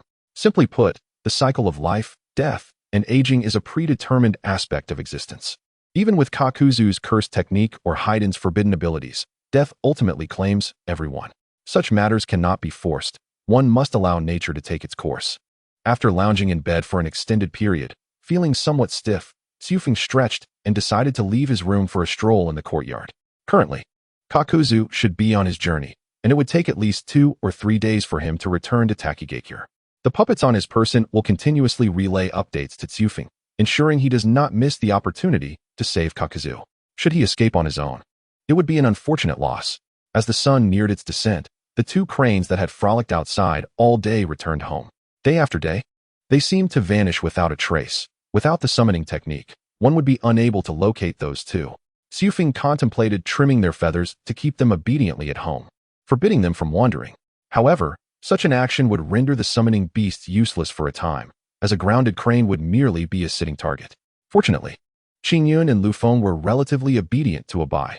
After a good scolding, they would behave for a few days, though that compliance was fleeting. Hey Tsufeng, let me tell you, today, Lu Feng and I went to a mountain. Qingyun chattered incessantly, recounting tales of its animal friends. Initially, Tsufeng patiently noted each of Qingyun's companions, fearing that forgetting might hurt the little crane's feelings. Yet over the past 2 years, Qingyun had made nearly 10,000 friends. Almost every hilltop they visited was filled with animals bowing and nodding in respect to Qingyun, who had seemingly become the overlord of the animal kingdom in the Land of Fire. As for Qingyun now, Tsufeng resorted to placation whenever possible. If that failed, he would resort to reasoning followed by more placation, a method that proved foolproof. Xufeng left his clan's territory for a leisurely stroll through the village. And the outrageous rumors had finally dissipated. Tales of aliens and the like had likely been debunked. It must be quite exhausting for his master. Nearing retirement, yet still embroiled in such commotion. At that moment, Xufeng spotted a family of 3 in the distance. Their attire was unremarkable, suggesting they were merely ordinary villagers. However, Xufeng's keen eye caught a glimpse of the child's serpentine pupils, an unexpected sight indeed. As anticipated, this must be Orochimaru's family. Observing their beaming smiles, they appeared to be genuinely happy. Xufeng had no intention of intruding, as they were enjoying their moment of bliss. Disrupting such an atmosphere would be inconsiderate. Moreover, the current Orochimaru held little utility, at most unlocking a profile or yielding a modest sum of peace points. Engaging in conversation would squander precious time, yielding a return that hardly justified the investment. It would be wiser to wait until Orochimaru matured further. Alternatively, one could simply procure the grown Orochimaru from Hiruzen. Surely, Hiruzen would not be so ungrateful as to refuse. However, he did not encounter Jiraiya this time. Unlike Orochimaru, Jiraiya seemed to have been an orphan from a young age. Whenever he sought him out previously, he was invariably sidetracked by other matters, and when time permitted, the thought would slip his mind. Today's encounter with Orochimaru reminded him it would be prudent to locate Jiraiya sooner rather than later, especially since no significant missions loomed over him at present. Having ventured outside, Xufeng felt a sense of accomplishment, bringing him a measure of comfort, with the villagers gradually returning home. He too decided to return to his clan's grounds to wash up and retire for the night. Life without a mobile phone fostered a remarkably orderly routine, characterized by early nights and mornings. The following morning, Xufeng rose early. With the arrival of his daily sign-in reward, his peace points finally reached 200,000. Yet, he felt no particular exhilaration nor desire to celebrate. Merely a sense of fatigue weighed upon him. Today did not require training, so after spending a few hours at home, Xufeng set out, heading in the direction where he had seen Orochimaru yesterday. He speculated that the two might be friends or neighbors. Walking along the street, he noted that most of the villagers here were common folk without clans. However, there was no oppression within the village, especially as the Uchiha clan had recently adopted a more amicable stance toward the villagers. After all, much of the discrimination against commoners stemmed from the Uchiha. Thus, their change had led to an overall improvement in the community's quality of life. Xufeng continued down the street until he reached its end. Yet he had still not discovered the residences of Orochimaru and Jiraiya. After more than an hour of searching, he decided to inquire with a passerby. "Excuse me, ma'am. I would like to ask you about someone." Xufeng inquired politely. Upon recognizing him, the woman paused her work. "Lord Xufeng, feel free to ask me anything. I'm quite familiar with this area." Seeing her attentive demeanor brought a smile to Xufeng's face. He had indeed found the right person. "Do you happen to know if there are any children named Orochimaru or Jiraiya? They should be around 3 years old." The woman pondered for a moment, her eyes lighting up. "Oh, I believe I know about those 2 families. They live on another street, and they are neighbors." Her continuous smile indicated that both families held a respectable reputation within the community. As the woman had other tasks to attend to, she led Xufeng to the adjacent street and pointed him in the right direction before reluctantly waving him goodbye. Xufeng sometimes struggled to comprehend why so many people were so warm toward him. Was it merely because he was the Hokage's disciple? That reasoning seemed insufficient, and he found it too tedious to dwell on. Following the direction indicated by the kind aunt, I continued walking until I encountered a small boy with white hair, who was joyfully playing in a mound of sand. Engrossed in his own musings, he suddenly looked up and asked, "Big brother, who are you?" Crouching down to stroke Jiraiya's head, I smiled and replied, "I am Yundong Xufeng, the disciple of the first Hokage. And you?" Jiraiya scratched his head and said, "I'm Jiraiya, the son of my mom and dad." "And where are your parents?" I inquired. Jiraiya pouted. "They have gone on a mission and should be back soon. Would you like to play with me for a while?" I asked. Jiraiya nodded enthusiastically. "Sure. What shall we play?" The moment he heard about playing, his earlier lethargy vanished, and he leaped up from the sandpile. Observing this, I felt a pang of sympathy. Such a young child, left alone while his parents were constantly away on missions. "By the way, Jiraiya, do you know Orochimaru?" I asked. He nodded eagerly. "Of course. He lives right next to my house." Jiraiya pointed towards the adjacent house, which brought me a sense of comfort. I had initially anticipated a longer search, but I was pleasantly surprised by how quickly I had found him. Just then, Jiraiya asked, "What are we going to play?" Chapter 122. I want to fly too. I had thought that the search would take longer, but Jiraiya's inquiry came swiftly. "What are we going to play?" After a moment's contemplation, I snapped my fingers and proposed, how about experiencing the sensation of flying? Can you really fly, big brother chiefing? I want to try. The clarity and brightness in Jiraiya's eyes reflected the innocence of childhood. Of course. Shall we take a flight over Konoha? Upon hearing that I could indeed fly, Jiraiya joyfully leaped up. Yes, yes. I smiled and approached him from behind, binding him securely with crystal vines. Jiraiya, unfamiliar with this spectacle, felt a twinge of nervousness at the sudden appearance of the vines. But his childlike curiosity compelled him to reach out and touch them. Is this your ninjutsu, big brother chiefing? He asked. Indeed. You know about ninjutsu? I was somewhat at a loss for words. After all, both his parents were ninjas, so how could he not be aware of ninjutsu? Yet, this particular technique that conjured crystal was something he had never seen before. Get ready to take off, I announced. Taking a deep breath, Jiraiya tightly shut his eyes. Clouds billowed from my sleeves, propelling us into the sky. This scene caught the attention of many villagers, who had grown accustomed to the sight, as only I could fly in the village. All right, open your eyes, I said, as Jiraiya slowly opened his eyes. He found himself no longer gazing at the familiar street outside his home, but rather at the entirety of the Hidden Leaf village. Wow, is this the real Konoha? It's beautiful, Jiraiya exclaimed from the sky, displaying no signs of fear. I was somewhat taken aback by his bravery. Indeed, he was destined to become a sage. Soaring through the skies with Jiraiya was not overly taxing. It was quite effortless. We circled above Konoha, bringing immense joy to Jiraiya, who often mischieved around the village without knowing its true beauty. With keen eyes, Jiraiya spotted his friend, Orochimaru, down below. Hey, Orochimaru, on the ground. Orochimaru sensed someone calling his name, but could not discern the direction of the voice. It seemed to come from above, and his parents noticed too, asking him, is that your friend calling you? It sounds like Jiraiya. Orochimaru nodded. I feel it too, but I don't know where he is. Jiraiya, always one for antics, was likely hiding somewhere to surprise him. Orochimaru, I'm up here, he shouted again from the sky, causing Orochimaru to look up in astonishment. How did my friend get up there? He wondered. Father, mother, look. Following the direction of Orochimaru's finger, his parents looked up to find Jiraiya floating in the air, obscured by the swirling clouds. This sight startled them, as Jiraiya was their neighbor, often visiting their home. They had been asked to keep an eye on Jiraiya before he left on his mission. What if something happens to him? Come down, Jiraiya. It's dangerous. Jiraiya laughed heartily. Auntie, don't worry. Big brother chiefing is taking me flying. Big brother chiefing? Which big brother chiefing could it be? Orochimaru's mother began to inquire, but was interrupted by her husband. The chiefing Jiraiya mentioned must be the disciple of the Hokage. Nothing will happen to him. Hearing her husband say this, Orochimaru's mother felt reassured, as she was familiar with chiefing, though she had been uncertain before. Yundong Chiefing, the Hokage's disciple, was a remarkably powerful ninja at just 9 years of age.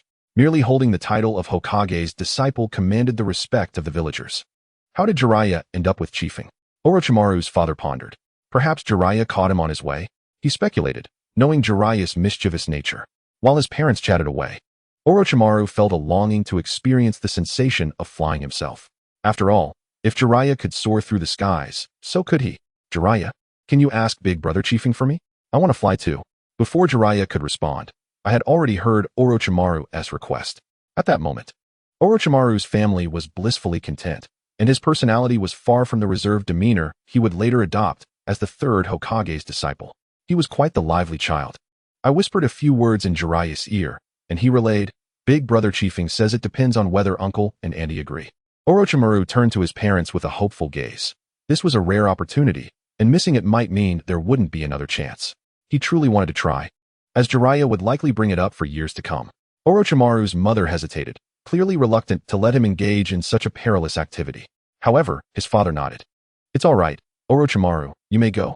With his father's consent, Orochimaru was overjoyed. Before he could shout to Jiraiya, a crystal vine shot forth from the mist behind Jiraiya, wrapping around Orochimaru and swiftly lifting him into the air. In an instant, he went from the ground to soaring above, leaving him momentarily stunned. Looking down, everything appeared unfamiliar. The streets he had traversed countless times now seemed entirely different from this new perspective, with the village's myriad roads and buildings dazzling his senses. When he regained his composure, Orochimaru turned to see a white-haired older brother before him, feeling a twinge of nervousness. Why, you are big brother chiefing, right? Jiraiya, noticing Orochimaru's demeanor, interjected. What do you mean, big brother chiefing? It's just big brother chiefing. However, Orochimaru gently admonished Jiraiya. Jiraiya, Show some respect. This is the Hokage's disciple. Jiraiya shrugged nonchalantly. So what? Big Brother Chiefing is still Big Brother Chiefing, even if he is the Hokage's disciple. Orochimaru wanted to retort further, but I interjected. Jiraiya is correct. There is no need for formalities. Just call me Big Brother. Orochimaru is not one to be narrow-minded.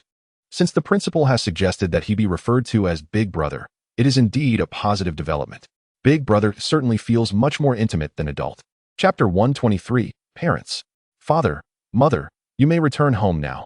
I shall accompany Jiraiya back shortly, Orochimaru stated after his father nodded in acknowledgement, leading his mother away. Here in Konoha, the one playing with their child is none other than the disciple of the Hokage, whose strength surpasses that of the father. He remains unaware of the potential dangers his son may face. Yet while the father seems unconcerned, the mother is filled with trepidation. Despite the numerous protective enhancements nearly maxing out, her worry persists, always fearing unforeseen accidents. Orochimaru gazes at the receding figures of his parents, letting out a sigh. Today's events will undoubtedly cause his mother anxiety, and he resolves to sincerely apologize upon returning home. Are you ready, Orochimaru? We shall take our leave, Jiraiya called out, causing Orochimaru to cast aside his earlier guilt. The matters of home could wait. Having ascended to the sky, he decided to embrace the moment. Look at Jiraiya. How joyfully exuberant he is. Ultimately, the childlike essence within him prevailed, and the somber facade he attempted to uphold dissipated as he joined Jiraiya in revelry. Half of Konoha was drawn to gaze skyward at their antics. The attention of so many made Orochimaru blush, while Jiraiya remained oblivious, continuing to shout with abandon. He even broke into a song taught by his mother, the melody lingering in the air above the village. Jiraiya, you ought to cultivate a sense of shame, Orochimaru exclaimed. Jiraiya huffed in response, a confident grin spreading across his face. What is there to fear? I, Jiraiya, shall become the mightiest ninja in all of Konoha. Faced with Jiraiya's bold proclamations, Orochimaru felt a twinge of embarrassment, yet his resolve was fortified by the encouragement from Kaze. I believe in you, Jiraiya. You will undoubtedly become a formidable ninja. He then added, and you too, Orochimaru. Your futures shine brightly. In the original world, Jiraiya's fate was less than ideal. Yet this lifetime may prove different. Kaze surmised that Orochimaru, who in the past had gone to great lengths to acknowledge a father, would not be so extreme this time around, or so one would hope. Having flown for quite some time, Kaze decided it was best to escort the two children back home to ease their parents' concerns about their tardiness. After conferring with Jiraiya and Orochimaru, Kaze prepared to turn back. However, Jiraiya suddenly exclaimed, Kaze, wait. Those two appear to be my parents. Oh. Kaze followed the direction indicated by Jiraiya and indeed spotted two ninjas hastening toward the village. From a distance, he could discern their attire, unmistakably that of Konoha ninjas. What astonished Kaze was his ability to recognize his own parents from such a distance. Truly the bond of blood runs deep. Nevertheless, with two children in tow, Kaze could not take them out of the village. He opted to descend at the village gate, eager to confirm whether they were indeed Jiraiya's parents. If they were not, he would promptly return home with the children. As the gates of Konoha slowly opened, the two ninjas entered the village. Before Kaze could inquire, Jiraiya had already dashed forward. Father, Mother, you have finally returned. A sudden white fluffball caught the couple off guard, just as they were about to toss the creature away. They recognized it to be their son. Jiraiya, how did you end up here? His mother exclaimed, her face radiant with joy. Jiraiya pointed behind him. Kaze brought me. Where is he? Why is Orochimaru also missing? Jiraiya's father inquired, scratching his head. Those two left me behind. Jiraiya grumbled softly. Upon hearing his father's question, he responded. I just met him today. Kaze is a disciple of the Hokage. Jiraiya then recounted the tale of their encounter and everything he had witnessed in the sky, ensuring he left no detail unmentioned, fearing any omission might mar the story's integrity. Kaze must have wanted to allow us to reunite as a family, which is why he left. If he truly wishes to befriend you, I am sure we will see him again. However, he is often on missions and has little leisure time. Jiraiya nodded in agreement, understanding his father's words. He was no fool and recognized Kaze's elevated status. Nonetheless, he found the formal address of adult unappealing, and fortunately, Kaze did not seem to mind being called anything else. His mother affectionately patted Jiraiya's head. After this mission, you won't have to take on tasks for quite a while. I can prepare delicious meals for you every day. Yay, Mother, you are the best. Jiraiya's father lifted him onto his shoulders. Let us return home. However, they first had to report on the mission, and bringing Jiraiya along posed no issue. Meanwhile, Kaze was escorting Orochimaru home. From a considerable distance, he noticed Orochimaru's mother anxiously peering out the door, evidently worried for her son. Upon seeing Kaze return with Orochimaru, her anxious heart finally found peace. "Kaze, please come in for a cup of tea," she offered warmly. Her concern stemmed solely from a mother's love for her child. She bore no resentment toward Kaze and instead welcomed him with open arms. Kaze politely declined her kindness, recognizing the matter was trivial and that night had fallen, suggesting it was time for rest. Such a decision was beneficial for all involved. With that, Orochimaru's mother refrained from insisting further, expressing her gratitude before leading her son back inside. Kaze transformed into a cloud and returned to his clan's territory, aiming for an early rest over the next few days. After all, the Hokage succession ceremony would take place the day after tomorrow, and he needed to present himself in good spirits. Additionally, he had to remain vigilant regarding the movements of Haiden, as the chaos surrounding the events had yet to be resolved. The life and death of Haiden were trivial. The value of chaos was paramount. Kaze had no desire to see the chaos level rise again. Quietly flying through the window, he reverted to his true form and glanced toward the courtyard, where Bai and Qingyun Lu Feng had already retired for the night. After a brief wash, Kaze too settled down for rest. Chapter 124, The Security of Konoha. Silently entering through the window and transforming back into his true form, Kaze cast a glance into the courtyard, confirming that Bai and Qingyun Lu Feng were already fast asleep. After a quick wash, Kaze retired for the night. A day later. Today marks the day of Hashirama's official retirement and the ascension of the second Hokage, Tobirama Senju. The entirety of Konohagakure is enveloped in joyous celebration. Naturally, Kaze arose early, donning a more formal attire. Stepping outside, he discovered the streets of Konoha already teeming with people, eager to secure prime positions for the festivities. The thoroughfare was congested beyond belief. Kaze quietly transformed into a small cloud bird and soared away from his clan's territory, unnoticed by anyone. The Hokage building had opened its doors early, with ninjas bustling in and out, each appearing remarkably busy. As the coronation ceremony approaches in just a few hours, meticulous attention must be devoted to perfecting every detail. Most crucially, the safe dispersal of the crowd must be ensured to avert any potential stampede. An unfortunate incident amidst the villagers' fervor would indeed betray the very essence of the ceremony. Thus, to safeguard the villagers' well-being, the ninjas must spring into action. In the Hokage's office, Kagami methodically distributes orders, each directive swiftly dispatched with remarkable efficiency. During the 5 Kage Summit, Kagami has matured significantly. Now is the moment to truly showcase his capabilities. The windows of the office are ajar, revealing Hashirama and Tobirama engaged in conversation. The only one truly laboring is Kagami, as Chiri seems to have vanished. Logically, she should be at his side assisting him. A gust of wind sweeps through the window, transforming into its true form, and with a respectful bow, it greets Hashirama and Tobirama. There is no need for excessive formalities between us, as it would only serve to create distance. Tobirama nods in agreement. Although Chikaz is not his pupil, he has imparted all he could, thus he can be considered a significant apprentice nonetheless. What are the masters discussing? Shouldn't they be familiarizing themselves with the ceremony's proceedings at this juncture? Tobirama waves his hand dismissively. I believe it is best to remain natural. There is no need for familiarity. He continues, my brother and I are discussing the security of Konoha. Although the villagers are like family, it is inevitable that some may harbor ill intentions. Chikaz understands this implicitly. The establishment of a police force is indeed necessary now that the village has grown. Otherwise, incidents of theft and street brawls would become commonplace. A lack of order invites chaos, and it is essential to have a deterrent against those with malicious intent. Have the two gentlemen formed any thoughts? Hashirama smiles. Tobirama suggests the creation of a small team dedicated to patrolling Konoha and maintaining public order. Chikaz expresses his agreement, recognizing this as the precursor to Konoha's police department. However, since a police department is to be established, there is no need for gradual development. It should be implemented in one decisive step. Chikaz proceeds to outline the complete structure of the Konoha Police Department to Hashirama and Tobirama. All are astute ninjas. Just one idea can weave together the past and future. Hashirama and Tobirama, having only heard half the proposal, cannot help but applaud in appreciation, evidently grasping the path forward. Indeed, the security system is exceedingly comprehensive. If this can be executed, Konoha will become even safer. Tobirama concurs, casting a look of admiration toward Chikaz. Chikaz continues, yet, there is one critical issue that must be addressed. Failure to manage this could lead to significant complications.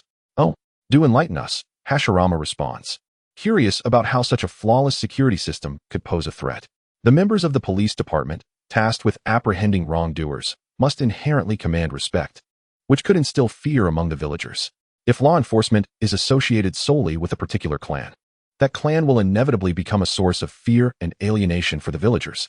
Upon hearing Chika's words, Hashirama ponders, while Tobirama appears contemplative. Chika's is correct. The police department cannot be entrusted to a single clan, but rather must involve ninjas from all clans to avert potential issues. Hashirama, always brimming with enthusiasm, immediately begins to draft a notice, recognizing this as likely the last proclamation he will issue as Hokage. Contributing to Konoha in these final moments fills him with a sense of fulfillment, allowing him to retire with peace of mind. However, the disarray that follows will fall solely upon Tobirama to manage. Site selection, personnel recruitment, training, task distribution, and reward mechanisms will all require considerable time to finalize. Yet, there is no need for haste. Fortunately, Tobirama has just assumed office and possesses ample time to implement sweeping reforms in Konoha. Hashirama laid the foundation for the village, while Tobirama constructed its framework. The educational system, ninja hierarchy, security apparatus, and mission structures all bear the hallmark of Tobirama's influence. It can truly be said that without Tobirama, Konoha would not have achieved its current success. While the villagers may have been spared from the ravages of war, they would hardly enjoy the peace and prosperity that now prevails. Hashirama completes the notice swiftly and hands it to Kagami for dissemination. Within a mere 5 minutes, it is affixed to the bulletin board in the heart of Konoha. Word spreads rapidly. Soon, the entire village is aware of the impending establishment of the police department. The villagers enthusiastically express their support, recalling a time when Konoha was so secure that doors and windows could remain unlocked at night. However, in recent years, as more people have relocated to Konoha, disturbances have begun to arise. Yet, most villagers have managed to endure, merely opting to secure their homes more tightly. It was not until public brawls erupted that the villagers began to feel perturbed. The once harmonious and idyllic Konoha was disrupted by a small faction, prompting widespread discontent. Upon seeing the posted notice, the villagers feel a sense of relief, recognizing that the Hokage continues to prioritize their welfare. Within the office, Chikaze engages in further discussions with Hashirama and Tobirama regarding the implementation details. He shares some personal insights for their consideration. Chapter 125, Real-Time Broadcast. Within the office, Chikaze continues to converse with Hashirama and Tobirama about the execution of the plan. He offers additional personal perspectives for their reference. Progress remains remarkably promising. If this trajectory continues, the Konoha Police Department could officially be established within 2 weeks. However, for it to be fully operational, additional time will be necessary, particularly for recruitment and training. The police personnel will undoubtedly be ninjas, and care must be taken to avoid any mishaps that could lead to fatal outcomes when confronting ordinary citizens. Ultimately, the primary function of the police department will be deterrence. If individuals harbor a sense of fear, they will think twice before committing wrongful acts. Time flies swiftly, and before long, an hour has elapsed. A gentle knock resonates, and Shiri softly announces, "Master, Lord Tobirama, I am entering." With one hand, she pushes open the office door, while the other clutches an exquisite bag, presumably crafted from silk. After bowing to the two esteemed gentlemen, she places the bag upon Hashirama's desk. "Lord Tobirama, this is the cloak you will wear shortly. I have kept it in excellent condition." Tobirama smiles, ruffling Chiri's hair. "Well done, Chiri." He dismisses formality and retrieves the cloak from the bag, draping it over himself. The white cloak, adorned with flame-red patterns, and the bold characters of Second Hokage on the back elevate Tobirama's authority dramatically.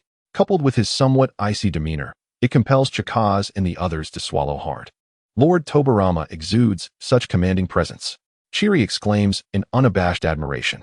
Hashirama, witnessing his once-nurtured apprentice's fervent admiration for his brother, feels a pang of jealousy.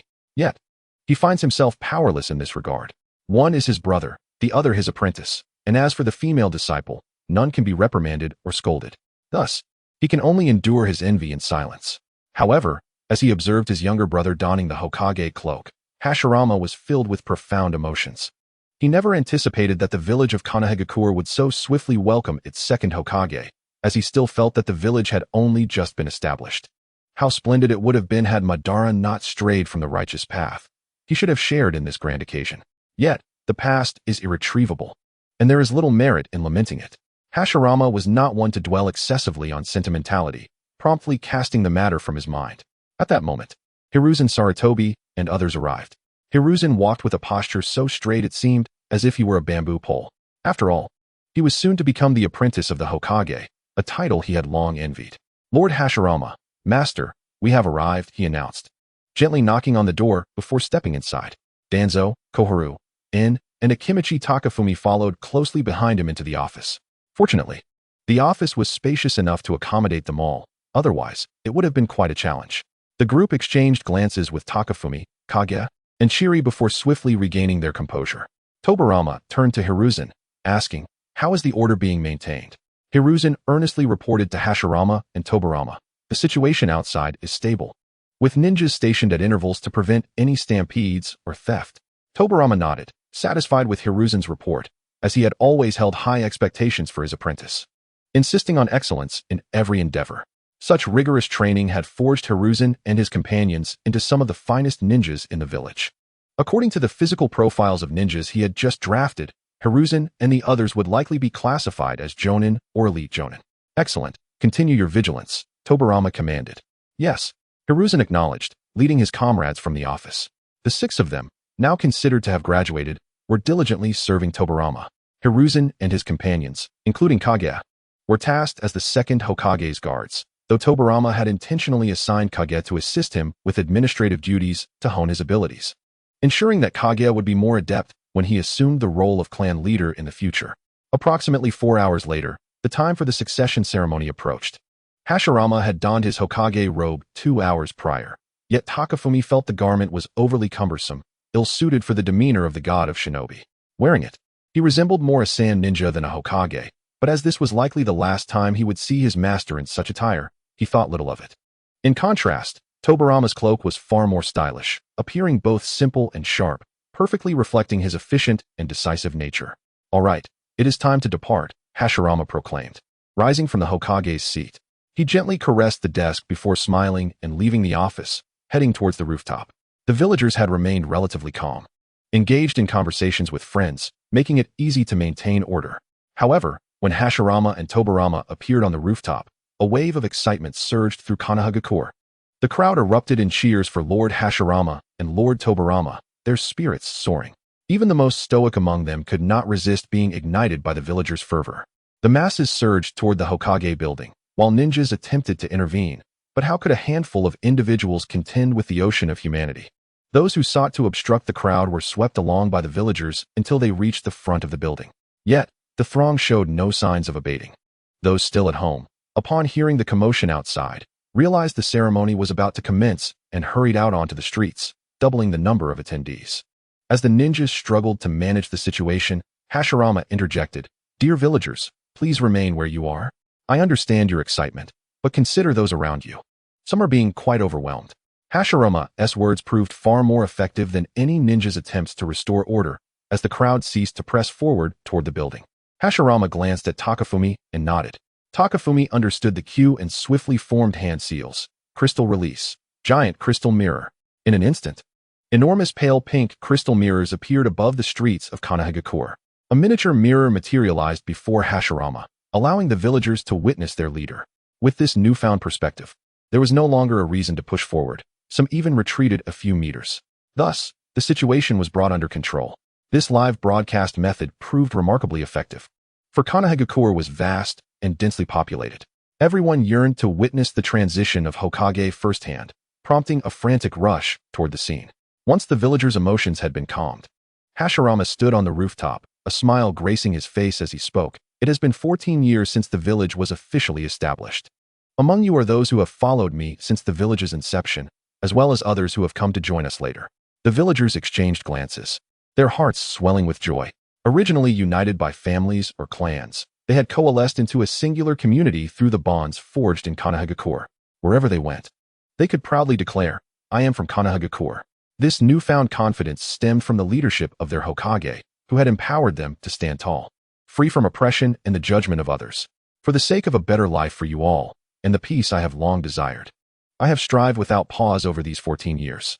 2 years ago, the 5 great ninja villages signed a peace treaty, ushering in a much-awaited tranquility within the ninja realm." Hashirama's words resonated deeply, eliciting tears from many of his longtime followers. The newer villagers, though less aware of his sacrifices, understood the weight of his efforts for the good of Konoha. This hard-won peace was the culmination of Hashirama's relentless endeavors spanning over a decade. From my earliest memories, the wars between ninjas have never ceased. My brother, father, and mother have all perished in the conflicts.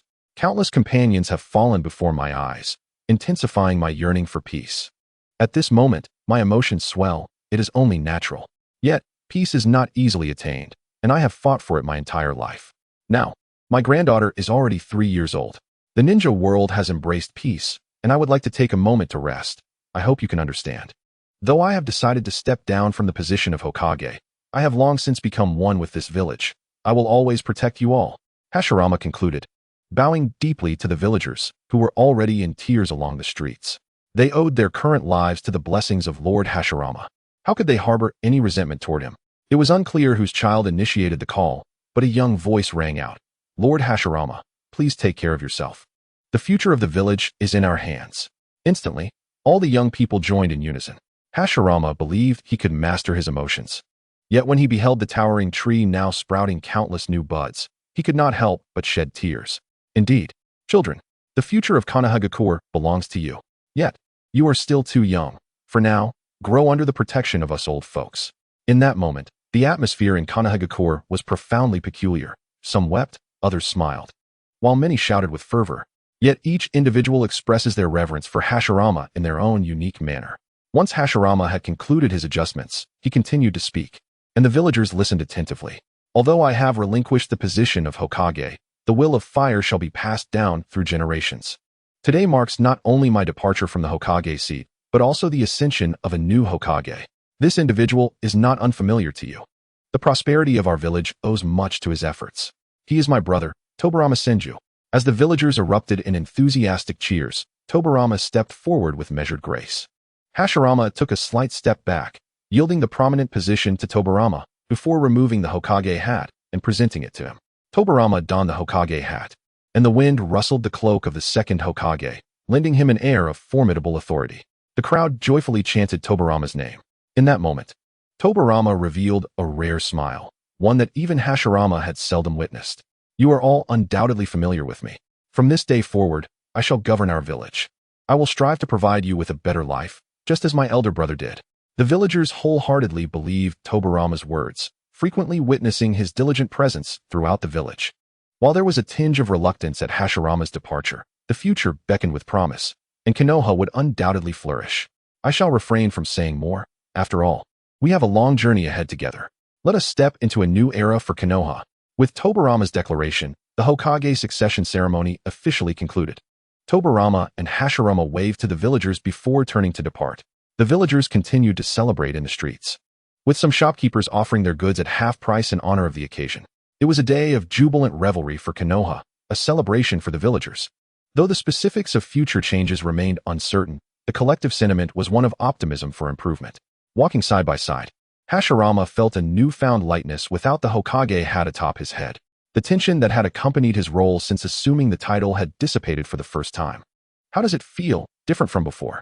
Hashirama inquired. Tobirama nodded. Indeed, it feels different. The weight of responsibility seems heavier now. I wonder if I can live up to the expectations and admiration of the villagers. Hashirama patted Tobirama's shoulder reassuringly. Fear not. Your abilities surpass mine, and you shall surely prevail. Encouraged by his brother's words, Tobirama felt a measure of relief. The succession ceremony had proceeded smoothly, without any mishaps. The villagers had cooperated splendidly, refraining from crowding towards the building upon seeing the crystal mirror. Otherwise, an unfortunate incident might have occurred. Suddenly, Hashirama, seemingly recalling something, turned to Tobirama with a serious expression. You have become Hokage, yet you remain unmarried. How can this be? Tobirama immediately wanted to retort. What do those two matters have to do with one another? Enough, enough. Dear brother, you have not even managed your own son well, so do not concern yourself with me. Tobirama's words struck a chord, piercing Hashirama's heart. It was one thing for his brother to remain single, but to speak so sharply was quite another. From the side, Takafumi observed the banter between the two esteemed figures with a sense of wonder. Despite Hashirama being the elder brother, it always seemed that he was the one receiving admonishment. He truly could not comprehend the dynamic between the two siblings. Chapter 127. Entering the Land of Waterfalls. Takafumi noticed the amusing exchange between the two leaders. Bewildered by the fact that his master was the elder brother, yet it was he who was often chastised. The succession ceremony had been executed seamlessly, and in the days ahead, Tobirama would likely introduce a series of new policies, such as refining the ninja system, educational framework, and security measures. Many of the policies instituted during Hashirama's tenure would require further adjustments, indicating a period of intense busyness ahead. However, for a workaholic like Tobirama, it would likely be a mere trifle. Moreover, with Kagami's assistance, the tasks could be expedited. Upon returning to the office, Hashirama found a small stool to sit upon, while Tobirama took his place in the Hokage seat. This marked the first time he truly occupied this position as Hokage, and the experience felt profoundly different. After conferring briefly with Kagami, the two immediately delved into their work, while Takafumi, Chiri, and Hashirama chose to leave, not wishing to disrupt them. Hashirama took a back route home, perhaps to avoid being engulfed by the villagers' enthusiastic celebrations. Takafumi and Chiri had intended to dine out, but considering the throngs of people in the streets, they decided it would be impractical. They settled on postponing their outing to a barbecue restaurant for another day and agreed to return home for the time being. Takafumi first utilized his cloud escape technique to escort Chiri back to the clan grounds, and then transformed into a cloud bird to fly away. Fortunately, Takafumi had the means to fly. Otherwise, navigating through the bustling crowd would have been quite the challenge. In the midst of the surging throngs, one misstep could lead one to a completely different street. Those with ill fortune might find themselves drifting further from home. Upon returning home, Takafumi discovered that, inexplicably, Qingyun and Lufeng had not gone out to play that day. It felt as though the sun had risen in the west. As soon as they saw Takafumi return, the two cranes approached him, nuzzling against him with their heads.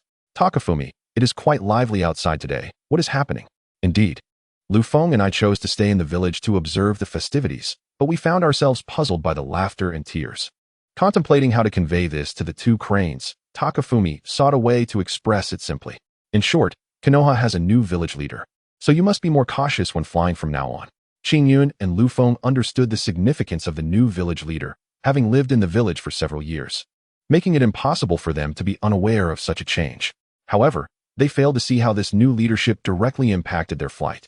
Of course it does. I heard the new village leader has a great fondness for birds. If he catches you, he may very well roast you for dinner. Takafumi's concocted tale was riddled with inconsistencies, yet it sufficed to deceive the two cranes. As anticipated, they believed him, and when Qingyun spoke again, there was a hint of caution in her voice. Then should we make less noise in the future? Perhaps so, but it ultimately depends on the village leader's disposition. Try to fly less often.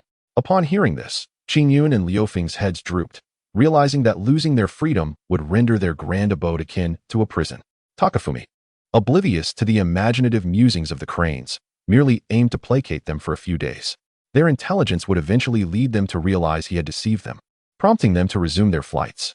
Not wishing to prolong the jest with the two cranes, Takafumi returned indoors, shedding his black and gold robes for his customary white attire. Instantly, he felt significantly lighter and cooler.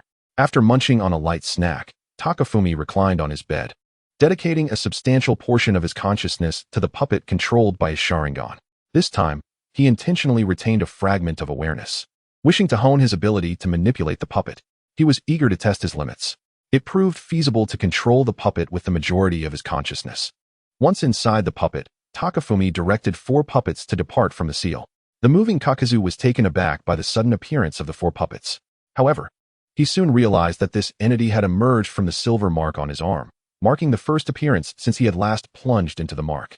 The scene of being ruthlessly crushed still lingered vividly in his memory. Before Kakuzu could speak, Takafu inquired, "Have you reconsidered your stance in recent days?" Kakuzu shook his head, replying, "Let us continue with the previous wager. If I were to lose, I would naturally honor my commitment." Takafu nodded in acknowledgement.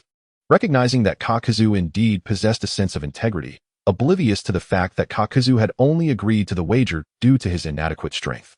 "Where are we now?" Takafu asked. "We should currently be at the border of the Land of Fire. Ahead lies the demarcation with the Land of Waterfall," Kakuzu explained. Takafu nodded, feeling an overwhelming sense of comfort, as they could traverse to other nations without ever leaving their current location. Moreover, he had heard that the scenery of Takigakure was quite beautiful, and today would present a perfect opportunity to witness it firsthand. After a while, The lone individual accompanied by 4 puppets reached the boundary between the 2 countries, which lacked the distinctive flora that characterized the Land of Iron. The terrains of the Land of Waterfall and the Land of Fire were strikingly similar, rendering the paper cups nearly indistinguishable and thus unusable as reference points. This resulted in a somewhat ambiguous delineation with the Land of Waterfall, leaving travelers to rely on their instincts for navigation. As they passed by a rather inconspicuous pile of stones, Kakuzu remarked, "We have entered the Land of Waterfall." This act of bringing an enemy into one's homeland unsettled Kakuzu, yet he preferred not to perish aimlessly within some forest.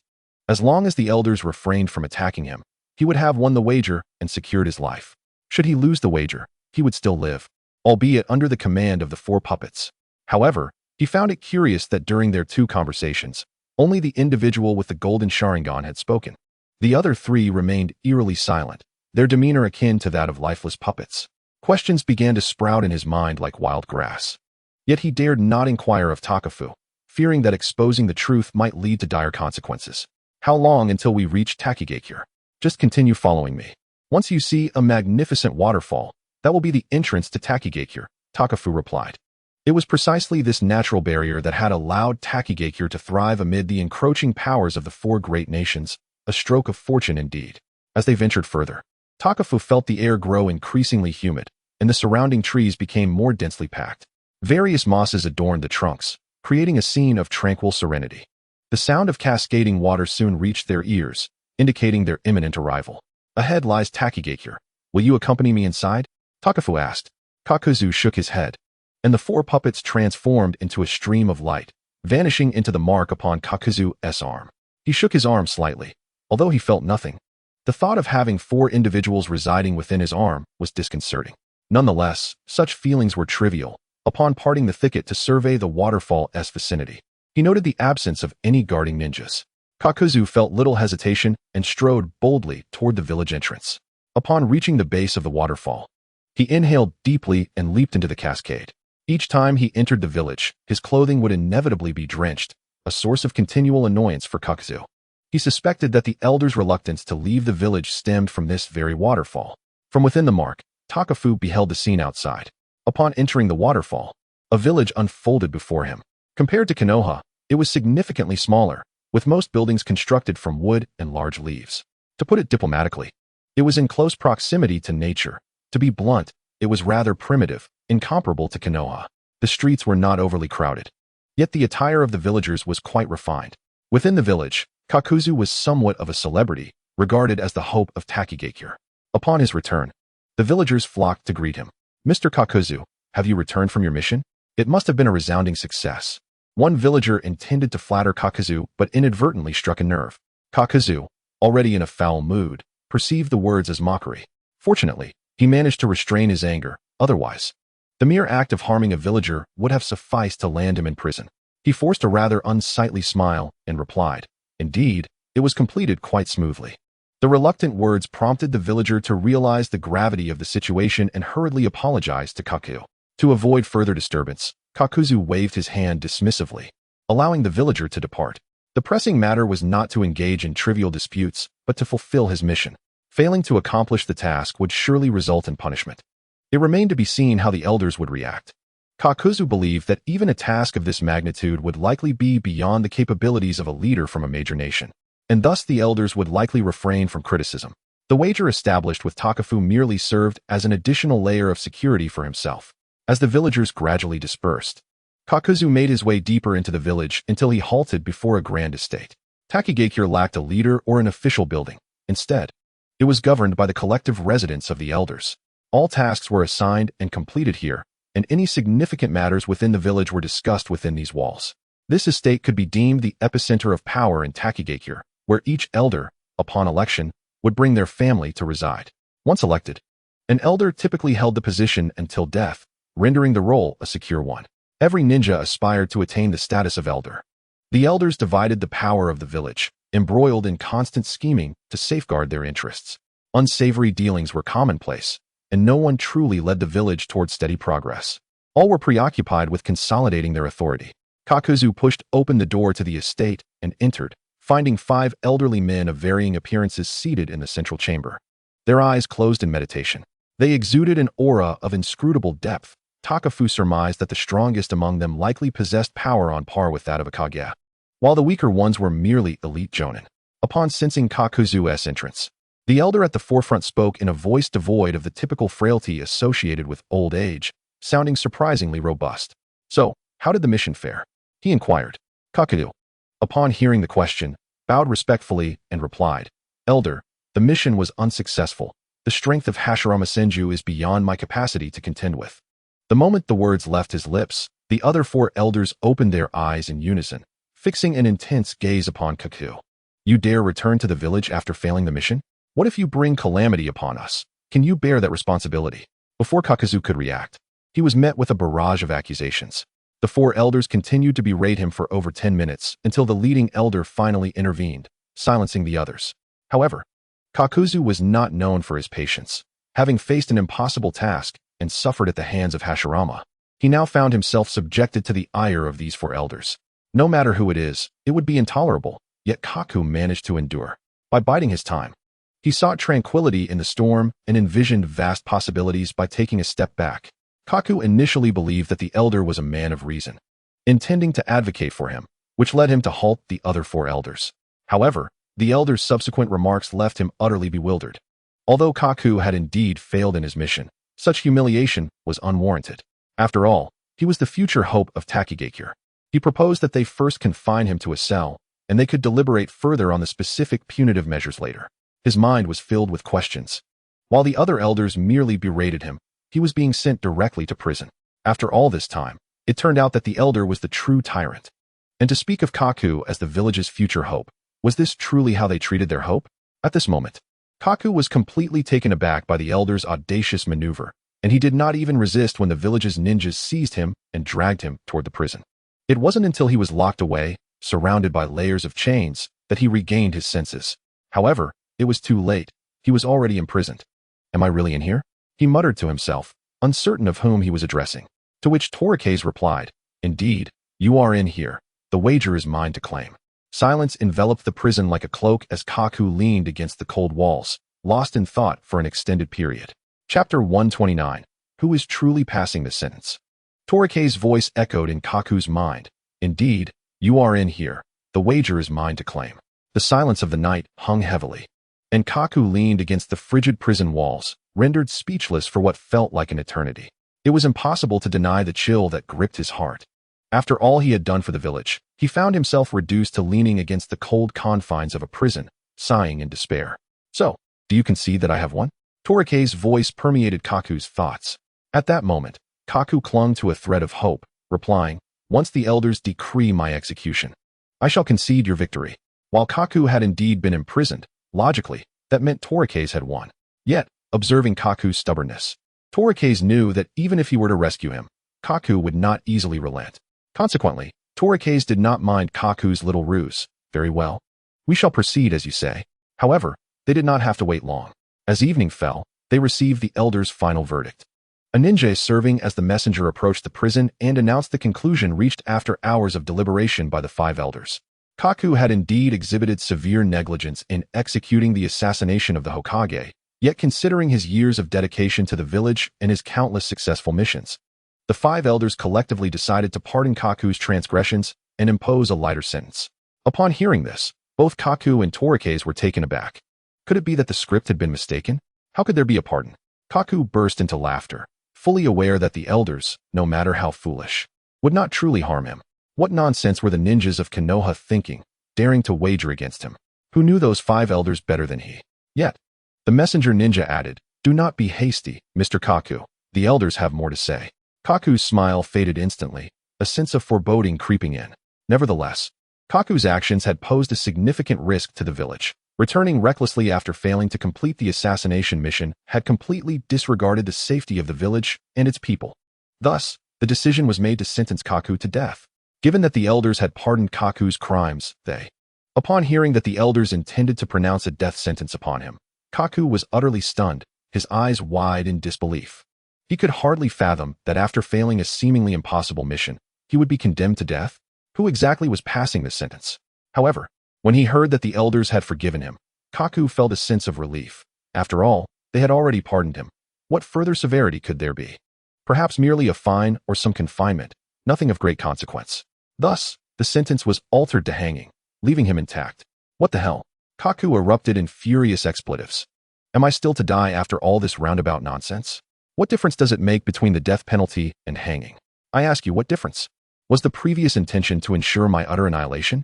The messenger ninja had long since vanished, leaving Kaku alone in the prison, shouting in rage. Torikase, unable to contain himself at the theatrical spectacle unfolding, quipped, "Did you disturb the elders' graves to be subjected to such torment?" This taunt ignited the flames of fury within Kaku. He felt as though he could skin those 5 elders alive. Do you now acknowledge the truth? Kaku struck the wall with his fist, then sighed, I concede. In such a corrupt village, there is no longer any need to remain. Torikase emerged from his mark, displaying a gentle smile as he extended a hand toward Kaku. Welcome to our ranks. Kaku lowered his gaze to Torikase's outstretched hand and clasped it, saying, Please forgive my earlier demeanor. Congratulations, host, for establishing your own faction. Reward, 20,000 points of tranquility. A glint of light danced in Torikase's eyes as the golden kaleidoscope of his Sharingan manifested. Shall we cause a ruckus outside? Kaku shook his head. The villagers are innocent. The elders wield all the power, and I have my own plans. Torikase shrugged. Very well, then share your plans with me. After all, I am now your leader. After a moment's hesitation, Kaku divulged his straightforward plan to Torikase. He intended to steal the village's secret techniques, the cursed Yurei, and then exact revenge on the elders. Even if the elders claimed that this judgment was merely a jest, Kaku would not heed their words. His trust had been completely exhausted in the farcical nature of their ruling. Kaku now sought only to eliminate them all. When shall we act? Under the cover of night. However, the prison cells are constructed from a unique mineral that is incredibly sturdy. Ordinary ninjutsu cannot breach it, and powerful ninjutsu would expose us. Torikase smiled, indicating that this was a trivial matter. He then manipulated a dust release puppet to unleash a mini dust technique on the ground, creating a cylindrical depression in the previously smooth surface. Kaku observed as a beam of light flashed, and a pit appeared on the ground. The principle behind it eluded him, but it was undeniably impressive. With this technique, no cage could hope to contain them. After all, he was the leader. It was normal for him to possess some skills. Kaku believed that among these 4, only the one with the Sharingan was a true human, while the others were mere puppets.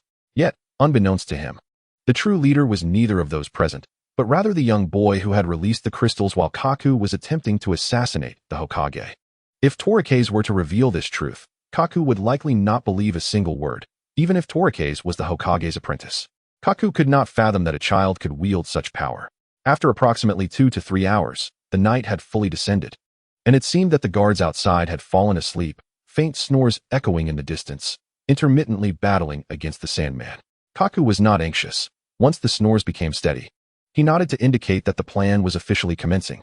Dust release, detachment of the original world. A medium-sized white, transparent cube smashed against the prison bars, immediately creating a square opening above it. The mineral, impervious to low-level ninjutsu, had now been reduced to atomic particles. Following this, they employed the ultra-lightweight rock technique, and the two ascended into the air. Kaku struggled to control the ascent at first, but being a jonin, he grasped the essential technique after a few minutes of trial and error. They made every effort to remain silent, and as they floated outside the cage, the 2 guards at the entrance were deep in slumber, oblivious to their escape. After all, it has been quite some time since anyone was imprisoned, and Kakuzu is indeed the first in recent years. The more he thought about it, the angrier he became. Kakuzu struck each of them on the neck with a swift motion, ensuring they would not awaken again that night. Chapter 130, The Treasure Hall. It had indeed been a long while since someone had been incarcerated, and Kakuzu stood as the first in many years. The thought only fueled his ire. He dealt each of them a blow to the neck, certain that they would never regain consciousness that evening. Chiefing glanced at the unconscious guards, acutely aware of Kakuzu's seething rage. Hopefully, the elders would meet a more dignified demise. Do you know where the secret technique scroll is located? Kakuzu nodded. Of course. Nearly every ninja of some standing in the village is aware, yet none dare to provoke the elders. He vividly recalled the fate of the last individual who attempted to steal the Doyen technique. The entire clan was mercilessly wiped out, leaving not a single soul behind. Such was the cruelty of the elders. They did not even grant a chance for repentance, and at the time, Kakuzu felt no pity for the man's fate, believing it to be well-deserved. Yet now, he found himself facing a fate strikingly similar to that of the other, albeit with slightly greater strength and a modicum of luck. At night, the village was sparsely guarded by ninjas, as it had not been attacked for years, leading them to believe there was no need for vigilant night watch. Everyone thought the great waterfall was the best guardian. With it present, they could all sleep soundly. This complacency allowed Chifeng and Kakuzu to proceed with remarkable ease. Chifeng was puzzled as to why the elders did not dispatch ninjas to monitor Kaku. Nonetheless, he was glad. For while the presence of Takigakure ninjas would pose no threat to Chifeng, it would certainly be a nuisance. Following Kakuzu, Chifeng soon arrived at the treasure hall of Takigakure. According to Kakuzu, the hall held nothing of particular interest aside from the Doyen technique. However, their objective remained singular, the Doyen. Outside the treasure hall, a handful of ninjas stood guard, perhaps 4 or 5 in total. These were the elders' kin, who did little beyond pretending to fulfill their duties for a few hours, receiving substantial rewards each month. Chifeng could detect an edge of bitterness in Kakuzu's voice as he spoke of them, perhaps stemming from anger or jealousy that they could lounge about, yet still reap significant rewards. Should we eliminate them? Chifeng inquired, glancing at Kakuzu. Kakuzu nodded, declaring that all ninjas associated with the elders must perish. As Kakuzu began to form hand seals to ambush the guards, Chifeng intervened. Before Kakuzu could ask any questions, a golden-haired figure suddenly appeared. 5 golden chains shot forth from behind him, penetrating 5 guards in an instant. They did not even have the opportunity to cry out in pain before their hearts were pierced. The chains retracted, leaving the lifeless bodies sprawled on the ground. Kakuzu fell silent. The most formidable among those guards had been only slightly weaker than himself, yet they had been dispatched with such ease. Who was this individual? With a smile, Chifeng remarked, "Let us proceed. Show me this treasure hall of yours." Kakuzu, snapping back to reality, quickly complied, fearing that in a moment of bloodlust, he might also find himself impaled. Following Kakuzu's lead, Chifeng stepped into the treasure hall of Takigakure. His initial impression was one of confinement. Despite appearing spacious from the exterior, the interior was surprisingly cramped, leaving Chifeng puzzled about the design. Noticing Chifeng's discomfort, Kakuzu explained, "The 5 elders intentionally designed it this way to prevent theft. Combat in such a confined space would be severely hampered. It could be viewed as a means to indirectly weaken their combat efficacy."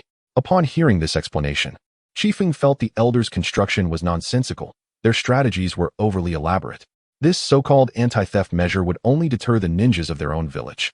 If a powerful outsider were to take an interest in the Doyen, how could such a flimsy structure possibly stop them? We should hasten to retrieve it and depart this place. Chifeng felt that with every moment spent within these walls, his intellect waned. Kakuzu reached the center of the treasure hall and began to manipulate a peculiar pattern on the floor. With a crack, a fissure appeared, revealing a passage leading underground. "Let us proceed. This is merely the outer layer," he urged. At this point, Chifeng was no longer inclined to voice his criticisms, merely curious to witness what grand designs the elders had in store next. As they ventured deeper, Chifeng sensed the temperature dropping and the walls growing increasingly damp. He could faintly hear the sound of flowing water. After approximately 10 minutes of walking, they finally entered a space resembling an underground cavern, shrouded in utter darkness. Fortunately, with the aid of his Sharingan, visibility was not an issue. However, Kakuzu appeared to struggle, feeling his way along the walls as if searching for something. Kakuzu's hand brushed against a protruding stone, which he pressed down, causing lights along the walls to suddenly illuminate. The abrupt brightness momentarily blinded them. Once their vision adjusted, Chifeng asked, "Why do I have the impression that you are quite familiar with this place?" Kakuzu coughed nervously, glancing around. "Am I? No, I merely happened upon it." Deciding not to press further, Chifeng acknowledged that finding the Doyen was of utmost importance. "Enough pondering. Follow me closely. We are nearly there." Kakuzu led Chifeng along the path illuminated by the lights, and Chifeng noticed that the direction of the lights aligned with the sound of flowing water. His curiosity about the location of the Doyen grew.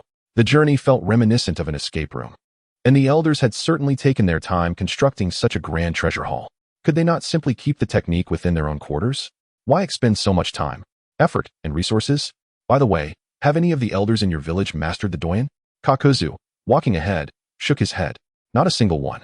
The effects of the Doyen are exceedingly unique. Once mastered, it grants immortality.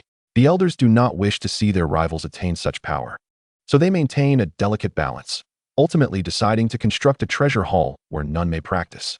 Chifeng did not entirely understand, yet he respected the elders' priorities, recognizing that they truly placed their status and interests above all else. Anything that might threaten or encroach upon their power would be ruthlessly suppressed. Perhaps Kakuzu had inadvertently touched upon their interests, prompting them to concoct such a trivial excuse to seek his execution. Chapter 131. The Ambush. As they reached the end of the illuminated path, they encountered a narrow opening, barely wide enough for one person to pass through. Kakuzu showed no signs of halting. However, without the light of the lamps, he proceeded with caution. As he felt his way toward the opening, Chifeng followed suit, opting to expand the passageway with dust release. A beam of light shot forth, nearly engulfing Kakuzu as well, though he seemed oblivious to it, and Chifeng chose not to inform him. Satisfied with the now significantly enlarged opening, Chifeng strode confidently inside.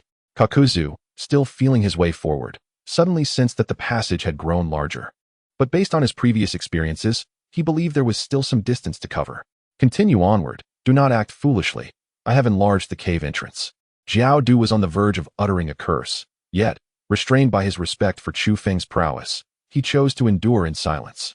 Fortunately, it wasn't long before Jiao Du spotted the shimmering blue light ahead, a sight he was quite familiar with.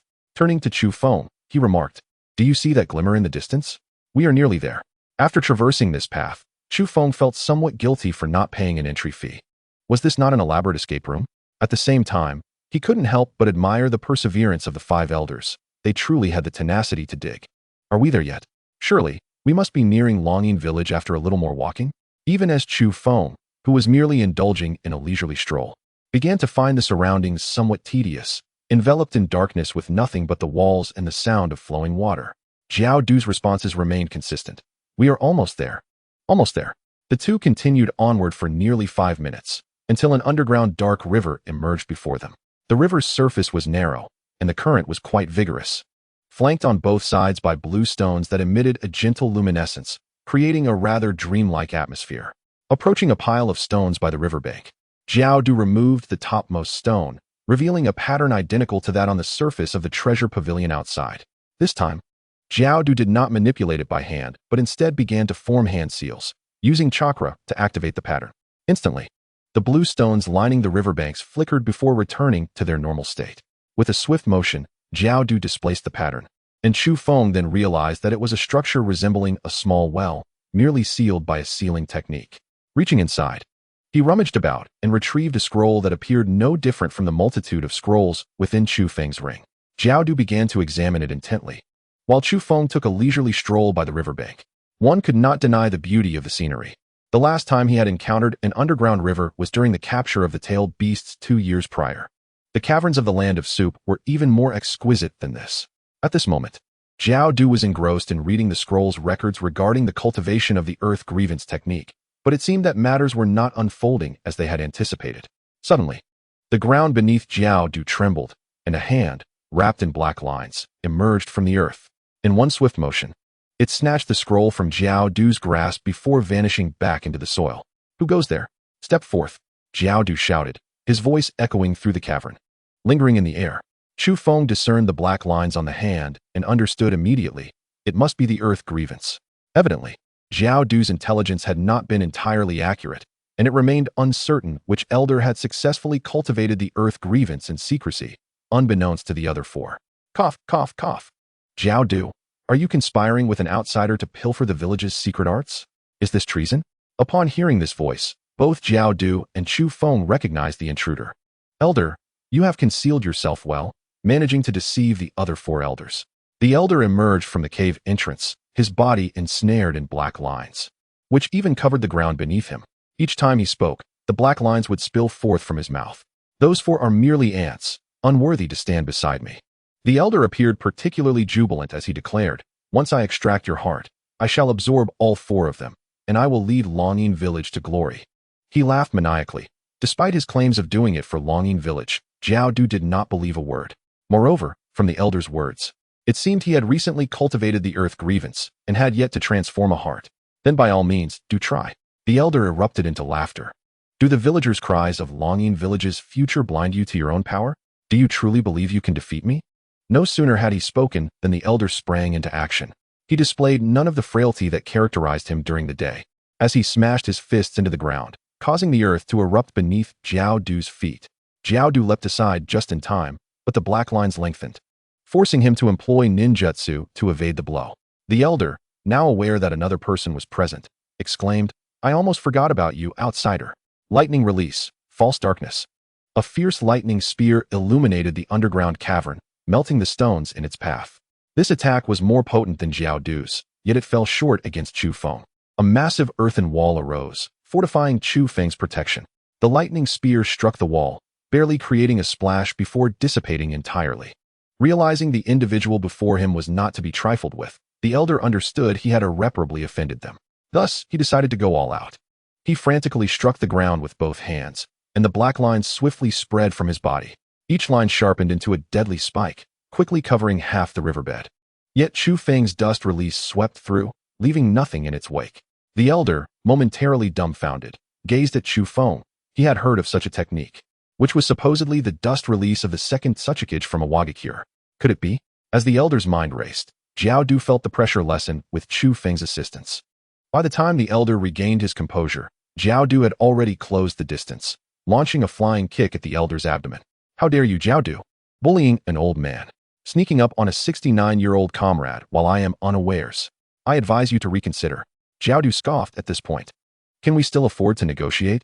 Today, one of us shall emerge victorious. It is either your demise or mine." Chapter 132, Earth Grievance. Jiao Du scoffed at this juncture. "Can we still entertain the notion of a truce? Today, we must determine a victor. It is either your death or mine." Sweat trickled down the elder's temples. He had initially thought Jiao Du was merely accompanied by his summoned subordinates. Little did he expect a Tsuchikage, but why would a Tsuchikage conspire with Jiao Du? Moreover, Jiao Du had no apparent reason to associate with the Tsuchikage. Clutching his abdomen, the elder pondered how to break this stalemate. "You are the esteemed Tsuchikage. Our longing village has never had conflict with a Wagakure. Why assist a traitor from my village?" Chu Feng smiled at this remark. It seemed the old fellow had mistaken him for the Tsuchikage. Yet, given the circumstances, it was not surprising. There was no need for a scapegoat to conceal his identity. After all, he would soon be dead. Chu Feng calmly replied, "Do not think to escape. From the moment you struck against us, your fate was sealed." The dust release puppet clapped its hands against the ground, causing the entire cavern to tremble. Countless earthen spears erupted from all directions, hurtling towards the elder. Faced with such a ferocious assault, the elder had no choice but to respond with all his strength.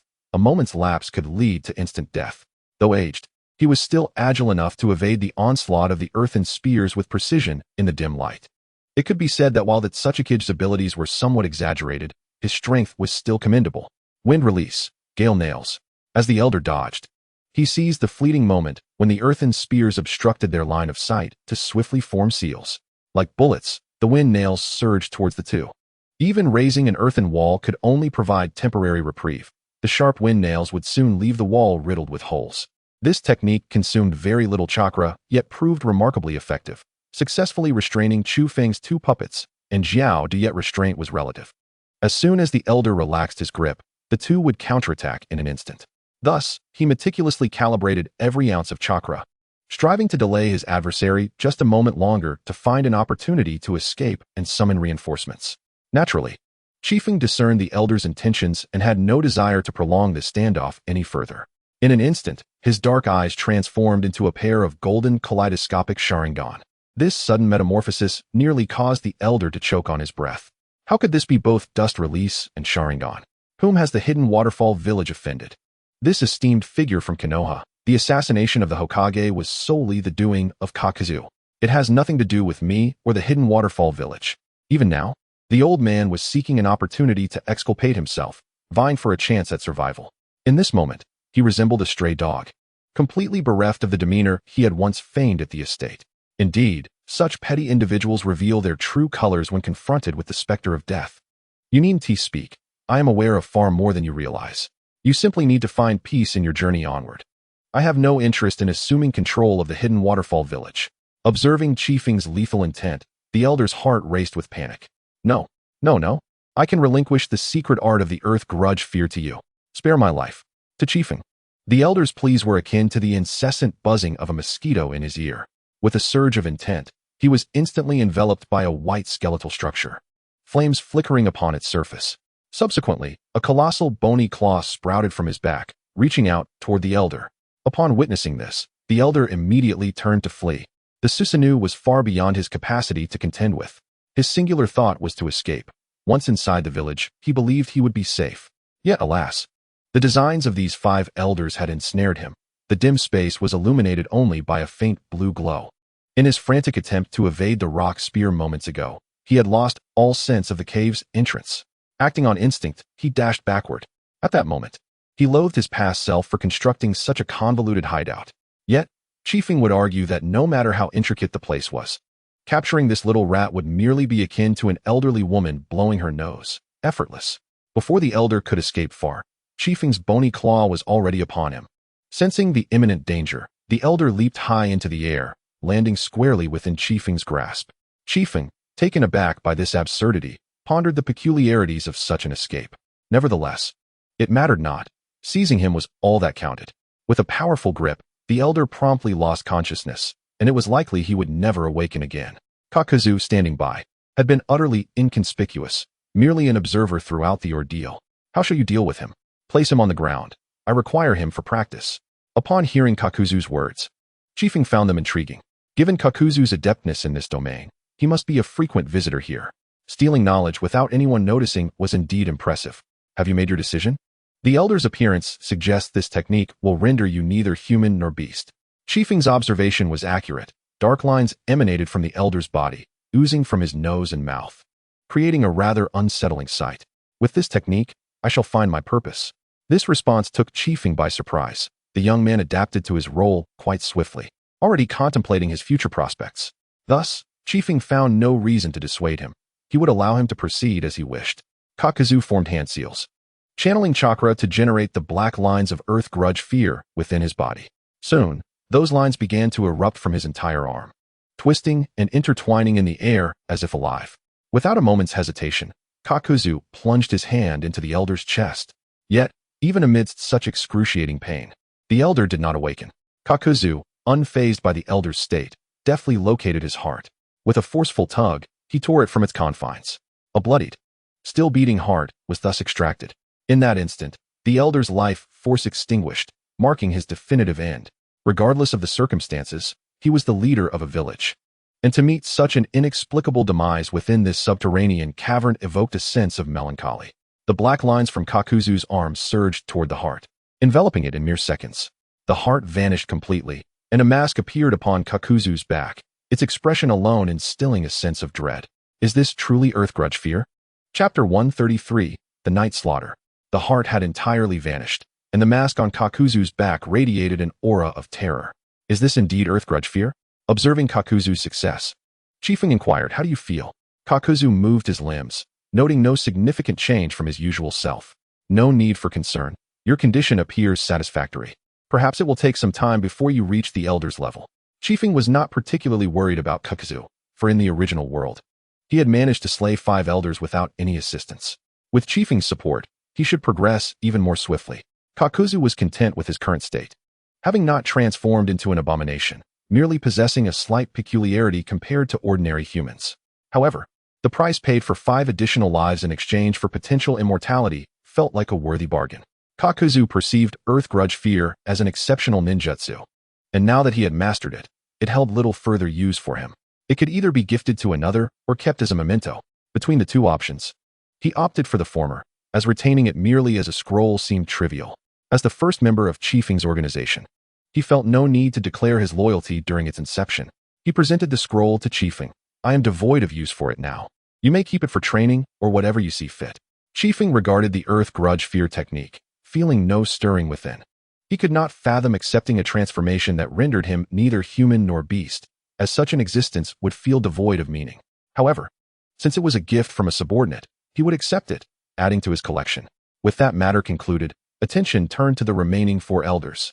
However, they resided within the estate, and a reckless assault might alert the guards and their kin. To avoid harming innocents, Chiefing queried, what shall we do next? Should we eliminate them directly at their estate? Kakuzu nodded, his teeth clenched tightly. Of course, those within the estate are all in league with the elders. A nest of snakes and rats. Observing Kakuzu's fervor, Chiefing refrained from further comment and followed him back along the path they had come. This time, without excessive trepidation, Chiefing shattered any troublesome rock crevices or caverns with dust release, significantly expediting their progress. When Chiefing and Kakuzu emerged from the treasure vault, the clock had nearly struck 11. After such an extended period of puppet manipulation, Chiefing's thoughts were somewhat disarrayed, yet he managed to maintain his composure. After all, he merely needed to eliminate those 4 gluttons to regain clarity and rest. Kakuzu instinctively took the lead, guiding Chiefing. Although Chiefing had traversed this route once before, the nocturnal hidden waterfall village was nearly unrecognizable, shrouded in darkness, with only the calls of unknown birds echoing eerily. It was a disconcerting sensation, and as Chiefing attempted to orient himself, he found only endless blackness above, only the Sharingan granting him clearer sight. However, Chiefing was now somewhat fatigued. Under the leadership of Kakuzu, there was no longer any need for him to keep his Sharingan activated at all times. The village of Takigakure was not particularly large, and the two moved at a brisk pace, soon arriving at the elder's residence. 2 guards stood at the entrance, one stout, the other lean, appearing to have succumbed to a deep slumber. Kakuzu stealthily approached and, without a sound, delivered a swift strike to their necks. Blood gushed from their arteries, filling their throats, rendering them utterly speechless. All that escaped their lips were desperate whimpers, embracing the inevitability of death. After eliminating the guards, the two gently pushed open the grand doors and stepped inside. The residence was eerily silent. Perhaps the inhabitants were asleep, as the presence of the 2 guards proved to be utterly ineffective. They slept more soundly than anyone else, and fittingly, they met their demise in the depths of slumber. May they dream sweetly tonight. Upon entering the abode, Kakuzu initially intended for them to split up. But upon realizing that Chiefing was entirely unfamiliar with the layout, he abandoned that notion. They proceeded together, united in their actions.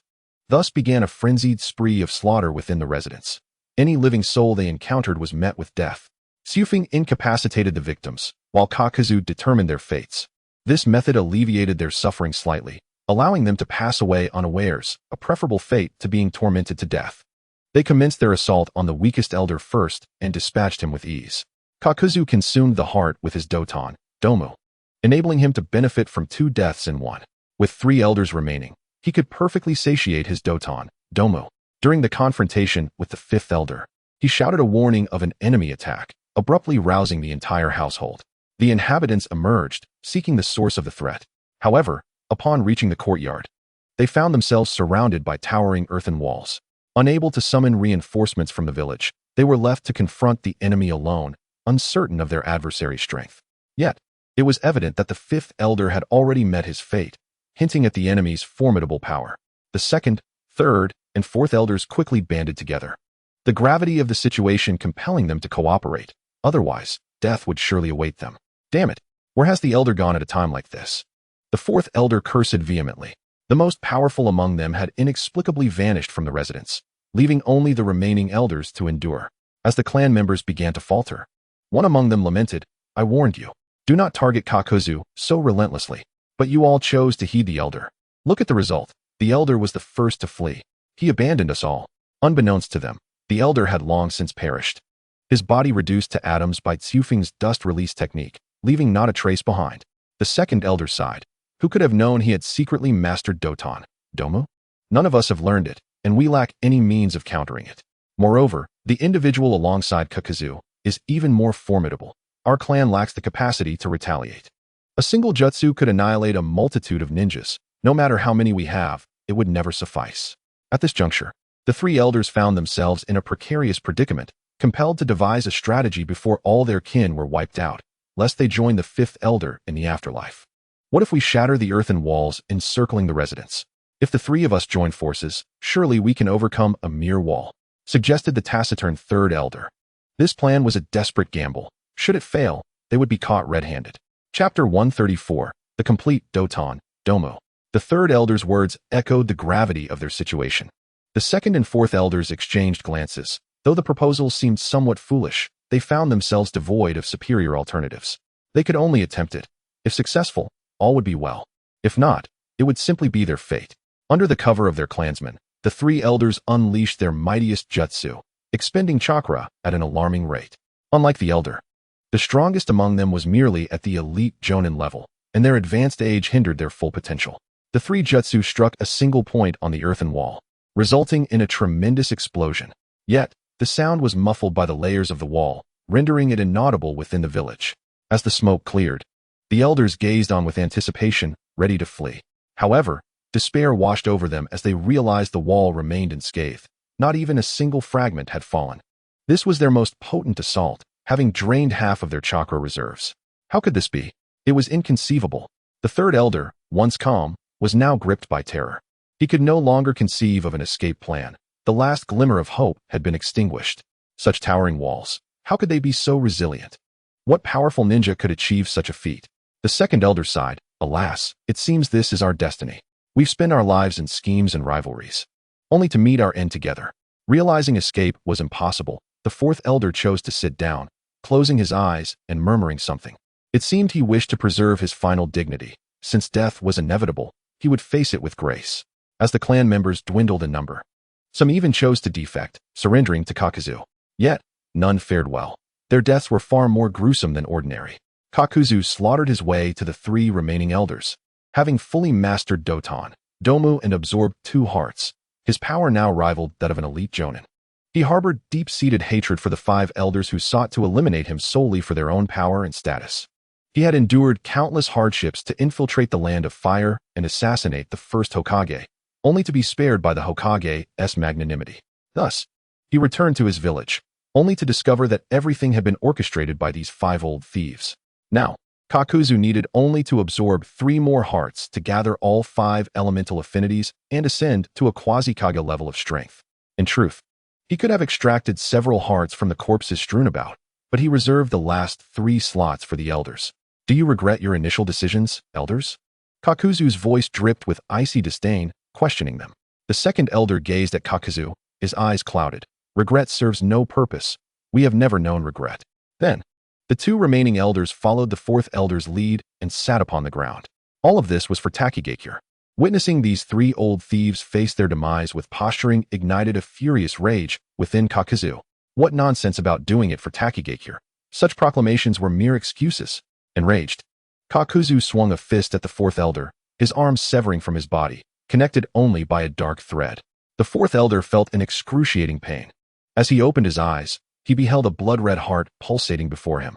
Struggling to look down at his chest, he saw a gaping, blood-soaked wound. Darkness enveloped him as he departed this world. If the 2 remaining elders truly could face death with composure, it was evidently impossible. Kakuzu's method of execution drove their fear to its zenith. To behold death firsthand, knowing oneself was next, such a sensation was ineffable. Still no words, third elder? I recall you once foretold of my future greatness. Why? The third elder's thoughts were suddenly transported back to that morning a decade ago, when he had devoted himself tirelessly to the village's development. He felt immense disdain toward the 2 elders who preceded him, who merely indulged in their opulence without a care for the village's welfare. But when exactly did he transform into the very person he despised the most? He could scarcely recall, as his initial aspiration in vying for the position of elder was to enhance the village's welfare. Ultimately, it appeared that only his own life had improved. Words felt futile. In truth, he had much to express, yet when the thoughts lingered on the tip of his tongue, he realized he no longer possessed the authority to preach to anyone. In the end, all he could utter was that words were of no avail. In the moment his heart was extracted, a myriad of memories from his life cascaded through his mind like a revolving lantern. Every recollection played out vividly in his thoughts. At that instant, he seemed to grasp why he had devolved into this wretched state. Yes, he understood. Simultaneously, his thoughts shattered, and he collapsed to the ground. Ceasing to breathe, the second elder was perplexed as to why the third elder wore a smile even in death, but then again, this individual had always been rather eccentric. Upon becoming an elder, he had consistently marched to the beat of his own drum, yet in the end, he too had succumbed to temptation. Such pretentiousness was merely a facade. Where was the elder? Had he perished? Was this your dying inquiry? The second elder nodded. Kakuzu let out a cold laugh. Are you satisfied that you died before him? Upon hearing this, the second elder erupted into laughter. Ha! That old coot put on a show in front of me, and in the end, he still met his demise. Ultimately, I emerged victorious. Kakuzu could not comprehend the intricate web of grudges and animosities among the elders, with the second elder as the last one standing. It was best to send them off together to the next realm for a reunion. Do you think I will surrender easily? The second elder suddenly erupted. The speed at which he formed hand seals was beyond the naked eye's ability to perceive. Water release, water shuriken. The second elder unleashed a torrent of water blades from his mouth, akin to a high-pressure water gun, reaching Kakuzu in an instant. As the next moment approached, it seemed Kakuzu would be sliced into pieces, and a smile crept across the second elder's face. Just then, Kakuzu's ally intervened, utilizing Susanoo to shield against the water blades, averting the crisis. Damn it, you again. I was so close. And what exactly were you close to? Have you truly never learned Earth Grudge Fear? Let me ensure your demise is clear.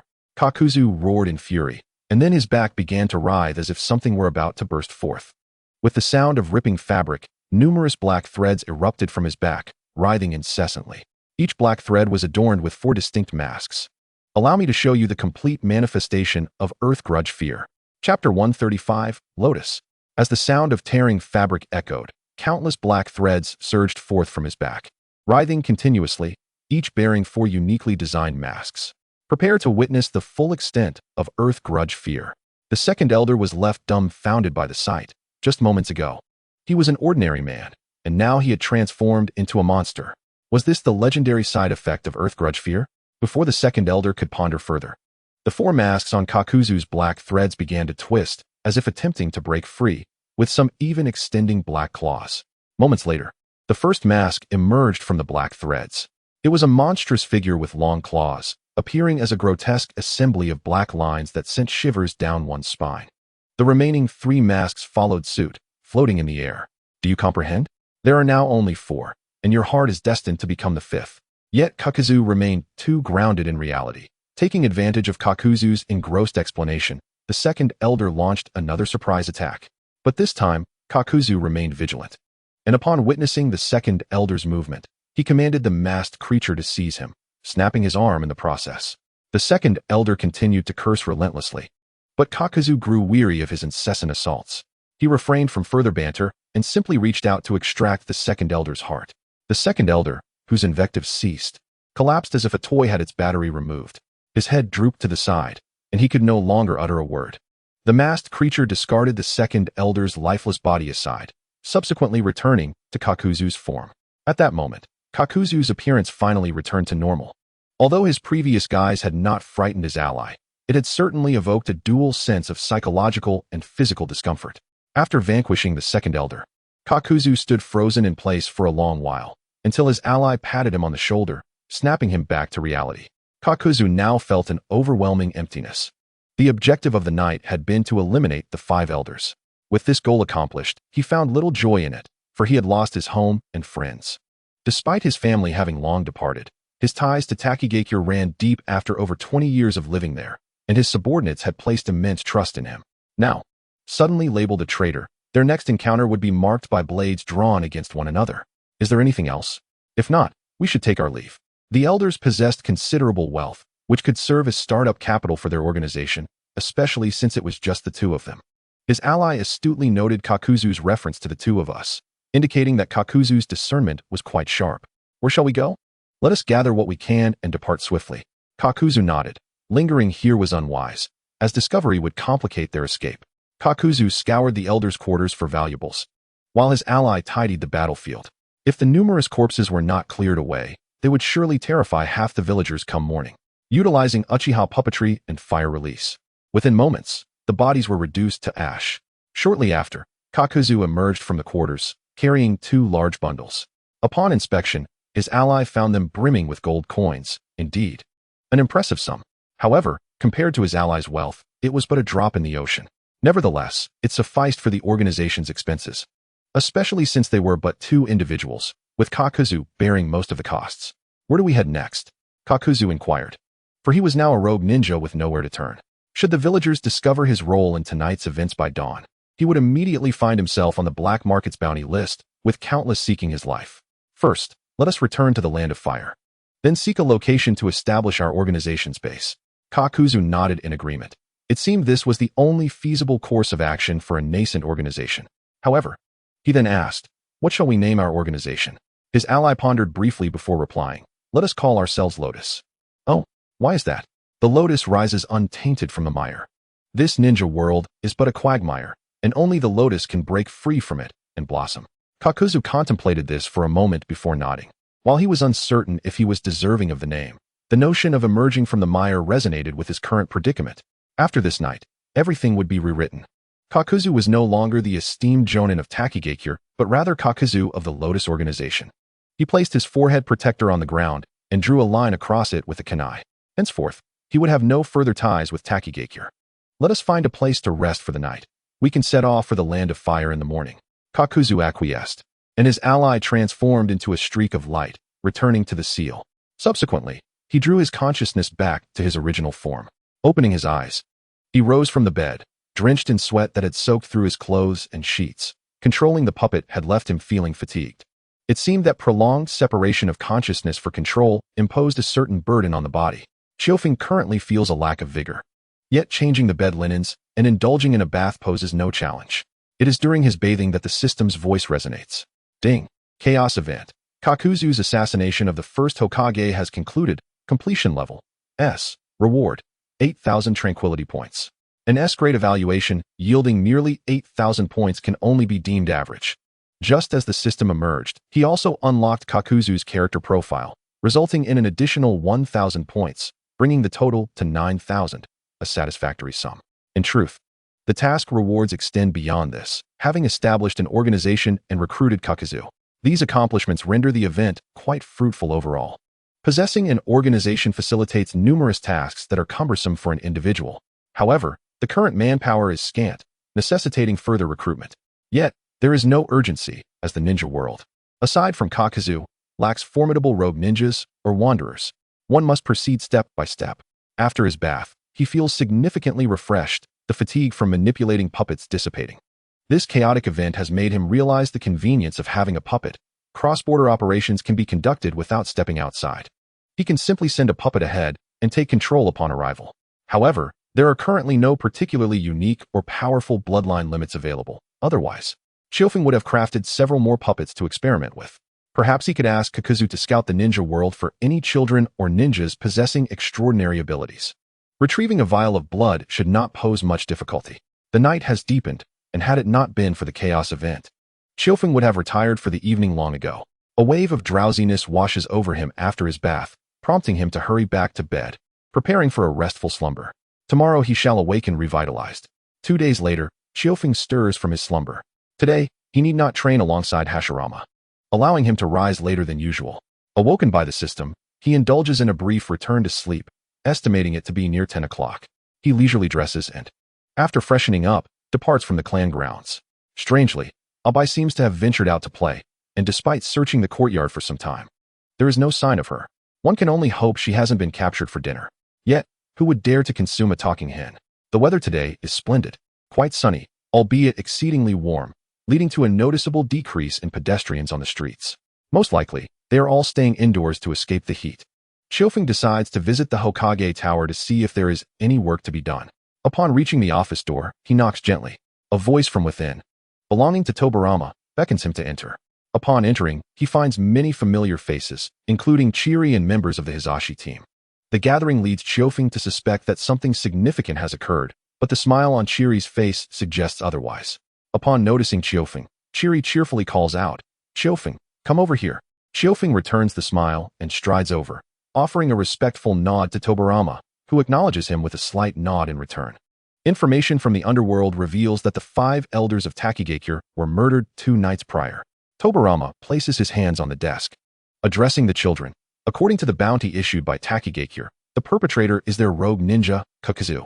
Reports indicate that after failing a top-secret mission, he was sentenced to death by the elders, and dissatisfied with the ruling, he resorted to this brutal act. His entire family was also exterminated, with only a few women and children found in a hidden chamber. After sharing this, Tobirama's gaze sweeps over Chiofeng and the others. What are your thoughts? The group murmurs in contemplation, though they express little sympathy, as it is not their village's affair, and the victims were not inconsequential. Was Takigakure not left leaderless? Fortunately, with Hashirama's treaty in place, Takigakure likely would not have survived otherwise. Hizashi remarks blandly, showing little empathy for Takigakure's plight. He believes it would be better to devote time to training. Everyone begins to share their thoughts, and Tobirama nods in agreement, pleased with his students' insights. Chiofeng and Chiri are considered half his disciples, and thus feel compelled to express their views. Chiri articulates well, analyzing the potential causes of the incident and its implications for Takigakure. As one of the event's key figures, Chiofeng presents his perspective, framing the events of the previous day and enhancing the narrative. His recounting prompts deep reflection among the listeners, seemingly accepting Chiofeng's account as the truth. Ultimately, Tobirama concludes the discussion. All right, children, today's purpose was to broaden your horizons. The analytical process you engaged in is also a form of training, and your performance today was commendable. With Tobirama's affirmation, the group feels a sense of joy. That will be all for today. Go fulfill your respective tasks. Hizashi and the others acknowledge him and leave the office, while Chiofeng and Chiri remain behind. They did not intend to attend the morning meeting, but rather came to see if they could assist, inadvertently joining the session. Chiofeng, your ingenious ideas abound. Come over and take a look at this document. Chiofeng nods and approaches to collect the file Tobirama has pushed forward. Chiri sneaks a glance from behind him, and Tobirama does not object, as the document is soon to be issued. Chiofeng glances over it, noting its focus on the comprehensive enhancement of the Ninja Academy and the optimization of teaching quality. Overall, nothing seems unreasonable, a testament to Tobirama's adeptness. He has eliminated unnecessary procedures, enhancing educational efficiency. The most significant aspect is Tobirama's pride, the classification of the ninja system, with countless ninjas of varying strengths in the village, all referred to simply as ninjas. It has proven quite inconvenient. The lack of a clear representation of a ninja's prowess prompted Tobirama to devise a ranking system, categorizing ninjas into upper, middle, and lower ranks, with advancement contingent on examinations. Those who fail to pass, regardless of age, remain at their current level. Task assignments will also align with the new ninja system. Lower-ranked ninjas may only accept tasks suited to their rank, preventing overconfidence leading to tragic outcomes. This innovative reform is Tobirama's most cherished achievement, and he seeks perfection in its execution. Chiofeng, known for his clever ideas, hopes to identify any flaws. However, as an expert in the Academy's reforms, he feels less equipped to suggest improvements. Yet, he has much to say about the ninja system, recognizing that Tobirama's initial version is limited to 3 levels. Lord Tobirama, I believe 3 levels alone cannot encompass all the ninjas in the village. Upon hearing Chiofeng's words, Tobirama does not express anger but rather smiles, inviting him to elaborate. Chiofeng nods and proceeds to articulate the comprehensive system he has envisioned in his mind. The strength among the elite ninjas, or jonin, varies considerably. If they were all merely classified as jonin, it would inevitably lead to the overshadowing of those with superior abilities. Therefore, I propose the establishment of a new rank, the elite jonin. Those whose prowess exceeds the average level of jonin would be promoted to this distinguished category, a task that would require the discerning judgment of Lord Tobirama himself. However, this should not prove excessively difficult. After all, gold will always shine, will it not? Upon hearing the suggestion from Kifu, Tobirama contemplated it and found it quite commendable, fully adoptable.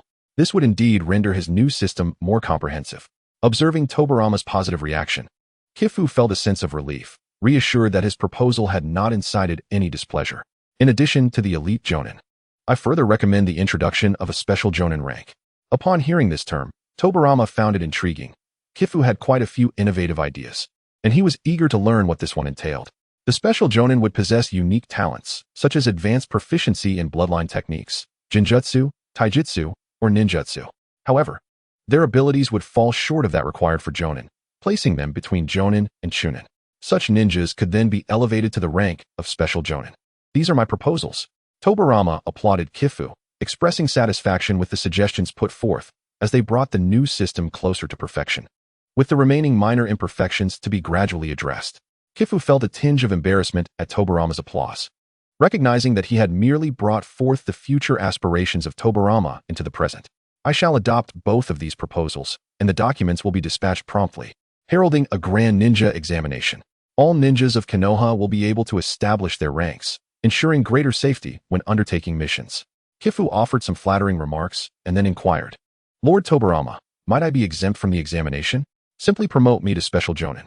Tobirama regarded Kifu thoughtfully before responding, You may indeed forego the examination, and I shall directly promote you. However, it will not be to special jonin, but rather to elite jonin. Do not entertain thoughts of evading your duties. This outcome took Kifu by surprise. He had not anticipated such amiability from Lord Tobirama. What harm could there be in undertaking additional missions? Kifu relished the prospect of executing tasks. Chiri, observing that Kifu was exempt from the examination, adopted a charming expression as she gazed at Tobirama, her large eyes glistening with hope. Lord Tobirama, May I also be excused from the examination? However, Tobirama was not swayed by such appeals. Certainly not, Chiri. My elder brother has entrusted me with your supervision, thus I shall be your examiner. Chiri felt as though lightning had struck. It seemed that pleading was futile, and the examination had only grown more daunting. Kifu observed her demeanor, feeling that she was straying further from the poised young lady she once was. Yet, this only made her more endearing.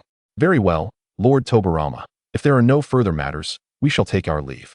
Indeed, it has been quite some time since you undertook a mission. It is fitting that you and Chiri select a suitable task, as there are many available in the village. Kifu nodded in agreement, acknowledging that he had remained in the village for an extended period without venturing out. The tasks he had taken on were trivial, such as searching for stray cats, which were typically assigned to freshly graduated ninjas. Kifu promptly conjured forth dozens of shadow clones, capturing all the stray cats in Konoha and placing them at the entrance of the assembly hall. Each time someone claimed a cat, it counted as a completed mission, providing immense satisfaction. However, the freshly graduated ninjas relying on such tasks to sustain themselves were likely less than thrilled. The disciple of the Hokage dispatched over 40 clones to catch cats. Can you imagine such a thing?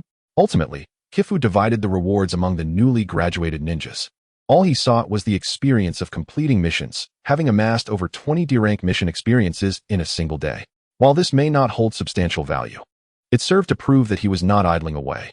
Chiri reflected that she too had not engaged in missions for some time, having been preoccupied with Lord Tobirama's ascension ceremony. In recognition of her diligence, Lord Tobirama granted her a record for a B-rank mission, which could be considered a modest accomplishment.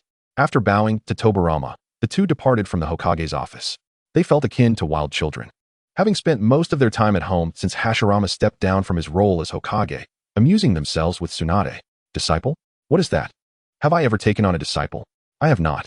Kifu and Chiri had long since faded from his memory, for who could be more delightful than a granddaughter? If this trend continues, Kifu and Chiri have ample reason to believe that Hashirama might truly forget to guide them in their training. Upon leaving the Hokage's office, Chiri appeared deflated, her previously cheerful expression vanishing. Why must I take the exam while you, Kifu, do not? Kifu sensed a pang of unease at Chiri's inquiry and averted his gaze, scanning the surroundings. It is nothing. Did not Lord Tobirama say it was the master's directive? Noticing Chiri's melancholic mood, Kifu approached her and whispered in her ear, I saw that there will also be a written examination. Chiri's reaction was explosive. Kifu hastily covered her mouth and pulled her out of the Hokage building into a secluded alley before releasing her. What? There's also a written test. I detest examinations. Chiri had anticipated merely a test of strength. Although she had not trained much recently, she believed a few days of instruction from her grandfather would suffice. But how could there be a written portion? Was it truly their intention to prevent her from becoming a jonin? Kifu had intended to provide her with a heads-up to facilitate her preparation, but it seemed he had inadvertently made matters worse. Ahem, do not worry too much, Chiri. The written test will likely cover only fundamental knowledge that we have all learned from our master.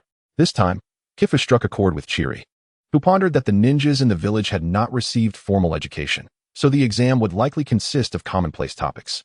This realization eased her worries. Seeing that Chiri's spirits had improved, Kifu suggested, let us go and have a meal first, then head to the mission assembly hall to see what tasks are available. All right, let's go for barbecue. Chiri, still a young girl at heart, quickly shifted her mood upon hearing about lunch. As they arrived at the Akimichi barbecue restaurant, the owner greeted them with the same warmth as always. Boss, the usual for us. Rest assured, we are old friends. Kifu's usual order had grown from 20 plates of meat to 30, as both he and Chiri had developed larger appetites with age. In truth, the money Kifu and Chiri spent on meals did not significantly enrich the owner. The restaurant's popularity stemmed from Kifu and Chiri's renown, drawing in more customers.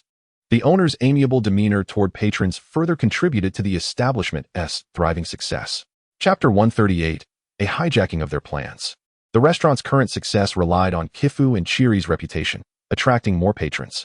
The owner continued to be exceptionally welcoming to all customers, which was a key factor in the restaurant's flourishing business.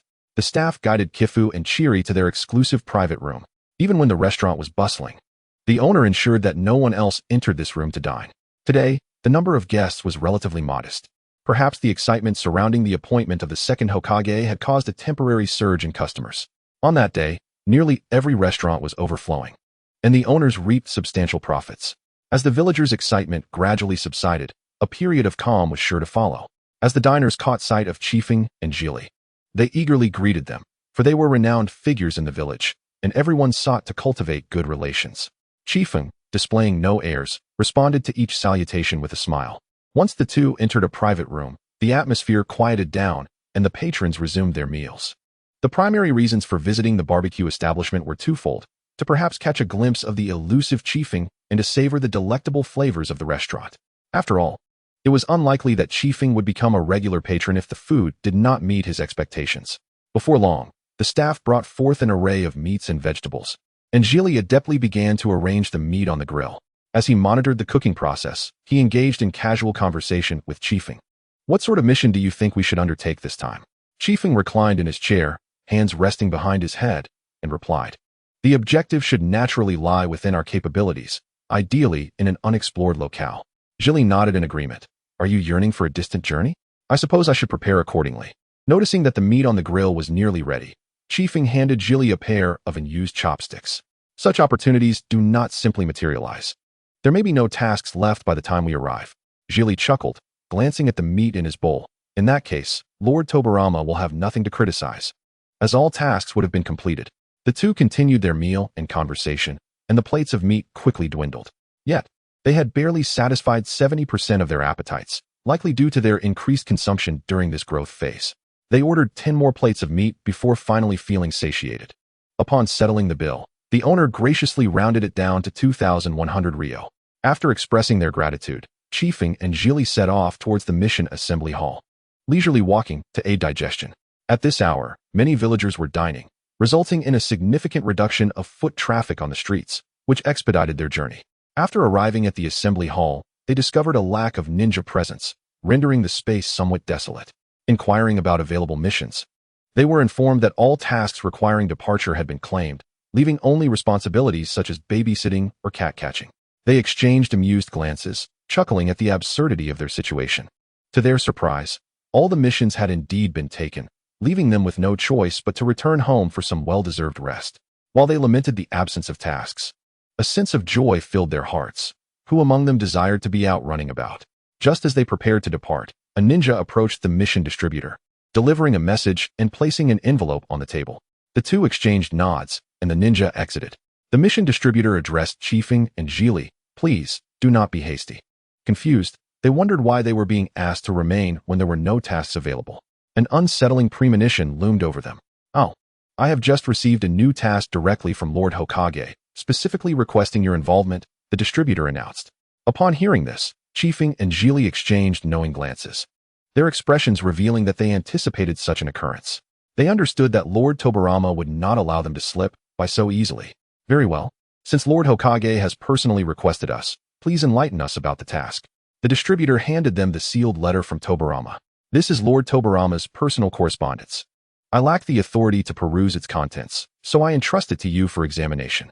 Chifeng swiftly opened the envelope while Jili, ever the critic, remarked, "What a mysterious affair. Lord Tobirama could have simply informed us in his office." Chifeng disregarded Jili's quip and began to read the letter, while Jili leaned in, curious about its contents. Upon reviewing the letter, they discerned its principal message. Chifeng and Jili were to travel to the Land of Lightning to undertake an intelligence-gathering mission. Lord Tobirama deemed the Land of Lightning an unstable entity, necessitating closer surveillance of their movements and intelligence. For Chifeng and Jili, the letter heralded both good and bad news. The good news was the opportunity for a distant journey to an untraveled place. The bad news was the sheer distance involved. To the Land of Lightning. Why would Lord Tobirama assign us such a task? This perplexity weighed heavily on them, as they were neither adept at espionage nor experienced spies. Entrusting this mission to them seemed inherently flawed. "Should we consult Lord Tobirama for clarification?" Chifeng inquired. "Let us go." Upon arriving at the Hokage's office and knocking before entering, they instantly recognized that Tobirama had likely been awaiting their arrival. "Lord Tobirama, are you certain you wish to assign this task to us? We are not spies." Tobirama shook his head. "Your mission primarily involves assessing the internal situation of the Land of Lightning and the populace's response to war. Infiltration of the ninja village is unnecessary. I have long established my own informants there. Your task is to locate him and return with intelligence." With this clarification, Chifeng and Jili grasped the mission's true purpose. Acknowledging the necessity of proceeding, they accepted the A-ranked assignment. Suddenly, Tobirama appeared to recall something, By the way, 3 years ago, I received intelligence about the Cloud Village dispatching spies to Konoha. I intended to capture them for interrogation, but someone intervened, which was quite unfortunate. At this, Chifeng felt a pang of guilt, though his exterior remained unperturbed, concealing his inner turmoil. He had not anticipated Tobirama's remarkable memory. He had assumed such a minor detail would have faded from the Hokage's mind. Gili, incensed, remarked, "Could it be that other spies learned of your plan and silenced them? How despicable." Tobirama nodded. "That is indeed a possibility. I discovered signs of a struggle in the forest, yet no blood or bodies were found. Their counter-surveillance skills are commendable." Tobirama and Gili continued to engage in spirited discourse regarding the elusive spy, oblivious to the fact that the very spy was among them, grinning and participating in their derision. Chifeng found himself in an indescribable emotional state, sharing a moment of camaraderie with his closest friend and mentor, a unique experience not easily understood by others. He relished this delightful sensation until the discussion waned, signaling the conclusion of their critique of the spy. Chifeng finally exhaled in relief. "You two must remain vigilant. The informant from the Cloud Village has been under my careful cultivation for quite some time. Should he be exposed, it will be imperative to escort him back to Konoha." Tobirama warned seriously. He had acquired a wealth of intelligence from the Cloud Village, asserting that should conflict arise, they would not pose a formidable threat. Gili then inquired, "What is his name? How shall we identify him?" Tobirama let out a sigh and then shook his head. He bore no name, as he adopted a new one with each new location, having long since abandoned his original. This was merely a signal for clandestine meetings. Having spoken, Tobirama handed a small note to Kazekage. He and Chiri exchanged glances at the contents, committing it to memory before incinerating the paper to ashes. "When shall we set off?" Kazekage inquired, glancing at Chiri before addressing Tobirama. "Tomorrow will be dedicated to gathering supplies and formulating plans. We should be able to depart the day after." Chiri nodded in agreement. "Indeed, Lord Tobirama, we can embark the day after." "Excellent. Then I wish you both a safe and successful journey." He then turned to Chiri, saying, "Should you excel in this mission, I may promote you to Special Jonin." The mere utterance of this filled Chiri with elation, instilling in him a resolve to showcase his capabilities during the task. Opportunities for such an exceptional promotion were rare indeed. With that, the two departed from the Hokage's office, Chiri still beaming with joy as they exited the building. However, given the arduous nature of their mission, he felt it prudent to inform his father and grandfather. Should he leave without a word, they would likely rush to Kumogakure upon learning of his absence. "Kazekage, remember to bring ample provisions. I know you possess that remarkable jutsu to store items." Observing Chiri's singular focus on sustenance, entirely disregarding the mission's challenges, Kazekage sighed lightly. Without him, this team would surely disband. "Not to worry, I've noted it all." Chiri smiled in response. "Then I shall head home. Do take care on your journey." "You too." After exchanging farewells, they each returned to their respective clans. Approaching his home, Kazekage spotted a large white chicken lounging at the entrance, sound asleep. Upon reaching the doorstep, Abai seemed startled awake, eyes alert, but when it recognized Kazekage, its fur returned to its usual state. "What brings you home so early?" they both inquired in unison. "There are no missions today, hence my early return." "What of Qingyun and Lufeng?" Abai gestured towards the sky with its wing. Kazekage glanced upward but saw nothing. "I meant they are still out playing. They'll return when they tire. No need to fret." Abai's current approach to parenting could only be described as laissez-faire. Once they dashed out in the morning, they typically didn't return until nightfall. Initially, Abai had offered countless warnings, but now it refrained from excessive admonition, realizing that no amount of lecturing could substitute for the lessons learned through experience. After conversing with Abai for a while, Kazekage returned indoors to commence preparations for the mission, gathering essential supplies such as tents and small pots, while provisions and water would need to wait for tomorrow's shopping excursion. Unlike typical ninjas who would carry kunai, explosive tags, and shuriken, Kazekage opted to forego these items, as his jutsu far surpassed the efficacy of such mundane tools. Once everything was arranged, night fell swiftly upon him. After freshening up, Kazekage found himself idly lying in bed, perusing the system shop, especially since he now possessed over 200,000 peace points with no immediate use for them. His intention was to identify a fitting item for exchange, planning to wait until after the mission for a restful redemption. However, after an hour of searching without success, he was on the verge of giving up when a peculiar item caught his eye. The name alone piqued his curiosity: Sage Technique All-in-One Service. After perusing through numerous ineffective and gaudy items, he finally stumbled upon something of potential utility. Given its name, It undoubtedly pertained to instructing ninjas on the art of sage training. Upon opening the detailed description, he confirmed this assumption, noting its distinctions from typical sage modes. However, specifics were regrettably absent. Priced at 150,000 piece points, it was indeed exorbitantly expensive. Kazekage felt his heart sink at the sight of that figure. Those hard-earned peace points accumulated over the past 2 years were about to be drastically depleted. Did this insidious system always covet his meager peace points? Just as he began to accumulate a bit more, it sought to reap its harvest. Nevertheless, the training methods for Sage Mode were undoubtedly worth the cost. Why not seek training at the 3 Holy Lands, you ask? First, one must locate them. The time wasted searching for a holy land far exceeded the value of 150,000 peace points, and even upon arrival, survival was not guaranteed. He had a unique connection with Mount Mayaboku, having accessed it through reverse summoning techniques. And it was only due to the great Sage Frog's foresight that he was permitted to train in sage arts. The fate of an ordinary person reaching the 3 Holy Lands remained uncertain. Thus, acquiring sage training methods from the system was decidedly preferable to a fruitless quest for a Holy Land. Although Kazekage wished to conserve his peace points for blueprints to modernize the ninja world, he possessed little knowledge in crafting and research. Relying on himself to create devices like phones or computers was a distant dream, and scouting for gifted children in that domain would take an indeterminable amount of time. Rather than letting them languish in the system, it was far better to invest in enhancing his own strength. Kazekage felt quite content. Having resolved how to spend his peace points, there was no need to continue browsing the system. After redeeming the 150,000 peace points, he would still retain a sufficient buffer for emergencies.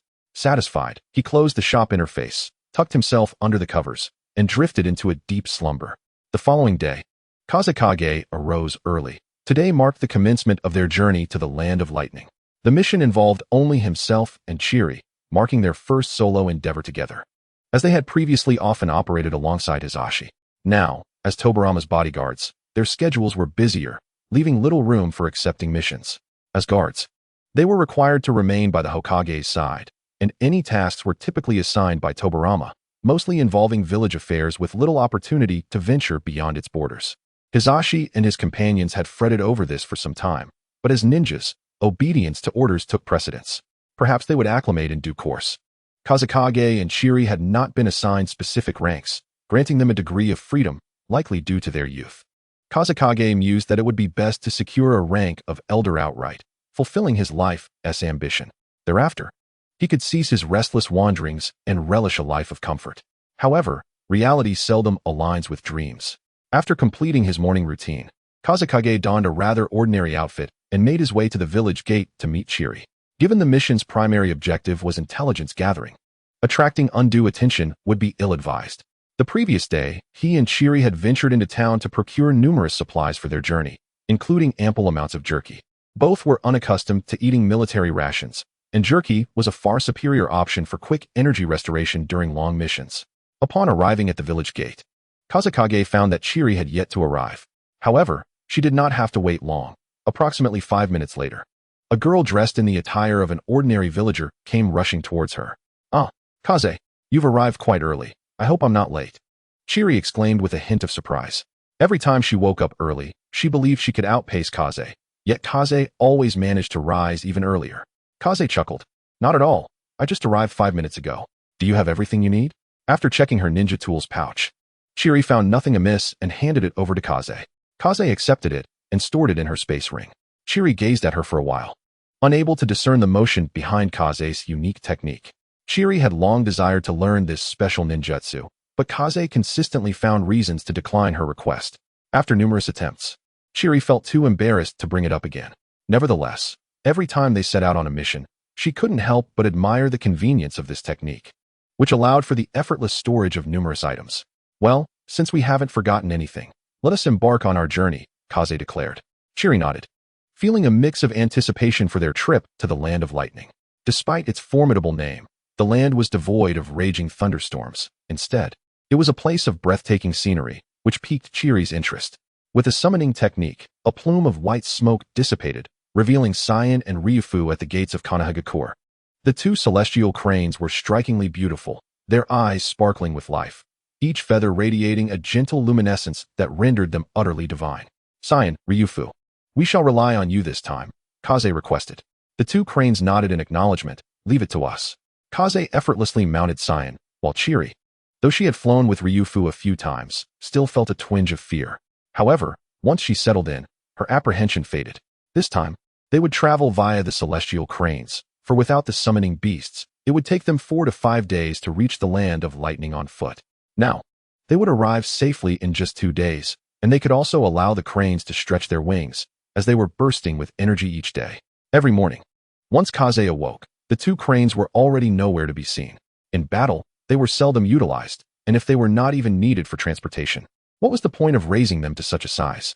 With a resounding cry, the two cranes took flight, creating powerful gusts that threatened to snap nearby saplings in two. Chiri waited until Ryufu had ascended above the clouds and stabilized before she opened her eyes. How beautiful! She marveled at the sight of the clouds after months of absence, unable to suppress her awe. Having a flying summoning beast brought such advantages, allowing one to embrace the sky at will. Kaze snapped her fingers, conjuring a small mirror before Chiri and herself. This would shield them from the fierce winds at high altitudes. If you like, you can always summon Ryufu to play, Kaze offered. Chiri smiled sweetly and nodded, sure. I will definitely seek out Ryufu more often. I just hope it doesn't find me too bothersome. Without waiting for Kaze to respond, Ryufu chimed in, not at all. Chiri, don't hesitate. Feel free to seek me out whenever you wish. I spend my days soaring through the skies with Cyan. Chiri had intended to be modest, but now that the principal was speaking, she felt no need to feign shyness. Kaze, how long do you think it will take us to reach the land of lightning? She inquired. Kaze considered for a moment and replied, at this pace, we should arrive by tomorrow evening. Chiri couldn't help but admire the speed of the two cranes, realizing that a journey which usually took 4 to 5 days had been reduced to merely 2. Cyan and Ryufu flew at great heights, rendering the ground below invisible, their surroundings an endless sea of clouds. Kaze, can your cloud manipulation technique directly control the clouds here? Chiri asked. Kaze nodded, of course. She demonstrated by summoning clouds towards her, forming a small vortex in her hands. The clouds spiraled around the vortex, gradually becoming denser. After about 10 minutes, the original clouds transformed into a translucent white orb. How impressive! What is this? Chiri exclaimed. Kaze explained. This is a technique to create a vortex using chakra, allowing the clouds to merge into a high-density cloud stone. When thrown, it can explode, or I can detonate it manually. With that, she tossed the cloud stone into the air. Chiri had expected such a small stone to produce only a slight tremor, but was astounded when it caused a significant explosion, scattering clouds in all directions as though the sky had been abruptly erased. Wow, the power of this ninjutsu is remarkable. Is it a B-rank technique? Kaze scratched the back of her head, having intentionally controlled the density of the cloud, surprised by its potency. Actually, it is an S-rank technique. I merely regulated the chakra consumption to make it more manageable. Chiri nodded, choosing not to press further, as an S-rank technique was a ninja's trump card, not something to be disclosed to outsiders. This unspoken understanding existed among ninjas, who respected each other's privacy, not prying into one another's secrets simply because they were friends. Time passed swiftly, and before long, several hours had elapsed. The two travelers, along with their cranes, had been flying for quite some time and were undoubtedly fatigued. It was also time to eat. Kaze signaled the cranes to descend, perfectly gauging their speed so that Chiri and Kaze felt little discomfort, with no sensation of weightlessness. Upon exiting the clouds, Kaze finally had a clear view of the ground below, previously obscured by the clouds, and realized they had flown a considerable distance. It seems we have ventured quite far. We should return to the land of lightning by tomorrow afternoon or evening. Kaze analyzed the landscape beneath them, calculating that they had only covered a quarter of the journey. Yet, they had not exerted much energy, and once the cranes had rested, they could continue their travels. Additionally, after a morning of diligent effort, Cyan and Ryufu deserved a reward. Kaze gathered a generous portion of their favorite snacks, and even purchased some small fish and shrimp for a treat, as they would still rely on them for transportation in the coming days. Kaze, shouldn't we prepare to eat? Chiri suggested. Kaze looked up at the sky, estimating that mealtime had indeed arrived, and pulled out some provisions purchased the previous day to share with Chiri. The taste was not particularly exquisite, but Kaze appreciated it, as it was quite filling. After they enjoyed their modest lunch, Cyan and Ryufu finished their meal as well.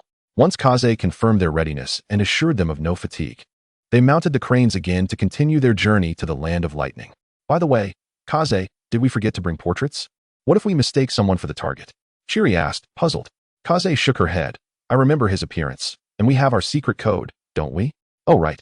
I had almost forgotten, Chiri replied. Kaze smiled, choosing not to elaborate further. As they set off once more, a single flap of the crane's wings propelled them into the clouds. But the air currents were quite strong, and any misstep could send them tumbling down. Chiri shivered in fear, clutching Rifu tightly until the air currents stabilized, allowing her to gradually release her grip. Phew, that scared me. I thought we would be blown away. Hearing Zhili's words, Qifeng chuckled softly. You are rather overly concerned. Qing Yuan and Lu Feng possess formidable strength, and such trivial winds pose no threat to them. Zhili nodded in agreement, her understanding of the two cranes' capabilities becoming clearer. She was also gradually acclimating to the sensation of soaring through the skies. This mission had been considerably eased by the presence of the cranes. After all, a trek to the land of lightning would have been quite exhausting. Furthermore, it allowed them to circumvent unnecessary conflicts and unforeseen dangers along the way, which would only prolong their journey. The previous expedition to the land of wind had been fraught with encounters with numerous wandering ninjas, which had consumed a significant amount of time. On the afternoon of the second day, the duo finally landed smoothly. Not far from the border between the Moon Country and the Land of Lightning, just a few steps away. Qifeng opted not to have Qing Yuan and Lu Feng accompany them any further, instead dispelling the summoning technique to send them home for rest. The two exchanged a glance before striding forward, crossing the border of the two nations and stepping into the true Land of Lightning. Their attire was rather commonplace and unremarkable, designed to avoid drawing undue attention. Had they donned their usual garb in the Land of Lightning, they would surely have been exposed in mere moments. However, Qifeng faced a particular challenge, his white hair, which also posed a dilemma. The current rakeage had battled against him, so should his identity be reported, he would undoubtedly be wanted nationwide. In the ninja world, individuals with white hair were scarce, save for the elderly. Thus, Qifeng had to devise a means to obscure his appearance. Parading about with white hair would certainly attract unwanted scrutiny, revealing him as an outsider. Together, Qifeng and Zhili brainstormed several ideas, though none proved particularly feasible. At one point, Zhili, upon spotting a cluster of black flowers, dashed out to collect some for Qifeng to use as hair dye.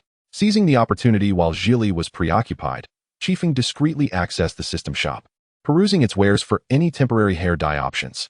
After a thorough search, he discovered a single-use black dye that seemed promising. It was not exorbitantly priced, so he promptly exchanged for it and began applying it to his hair. When Zhili returned, having gathered an impressive bouquet of black flowers, she was astonished to find Qifeng's hair transformed to a disheveled black. Qifeng, how on earth did you manage this? It's so dark, she exclaimed. Qifeng concocted an excuse, claiming it was a family heirloom he had just unearthed, successfully diverting her curiosity. What a pity. I gathered all these flowers, yet they served no purpose, she lamented. Qifeng smiled, observing the bounty of black flowers in her hands, and with a wave of his hand, he stored them away for later. They could be preserved as dried flowers upon their return, as black blooms were rather rare. Chapter 142, The Village. Qifeng smiled, eyeing the handful of black flowers in Zhili's possession, and with a graceful gesture, he stored them away. You are right, the Land of Fire indeed lacks such black flowers. With the issue of his hair resolved, Zhili urged, let us hasten on our way. Noticing her invigorated spirit, Qifeng reminded her, remember, we are here on a mission, not for leisure. Also, I must change into a clean outfit. This one has become quite soiled.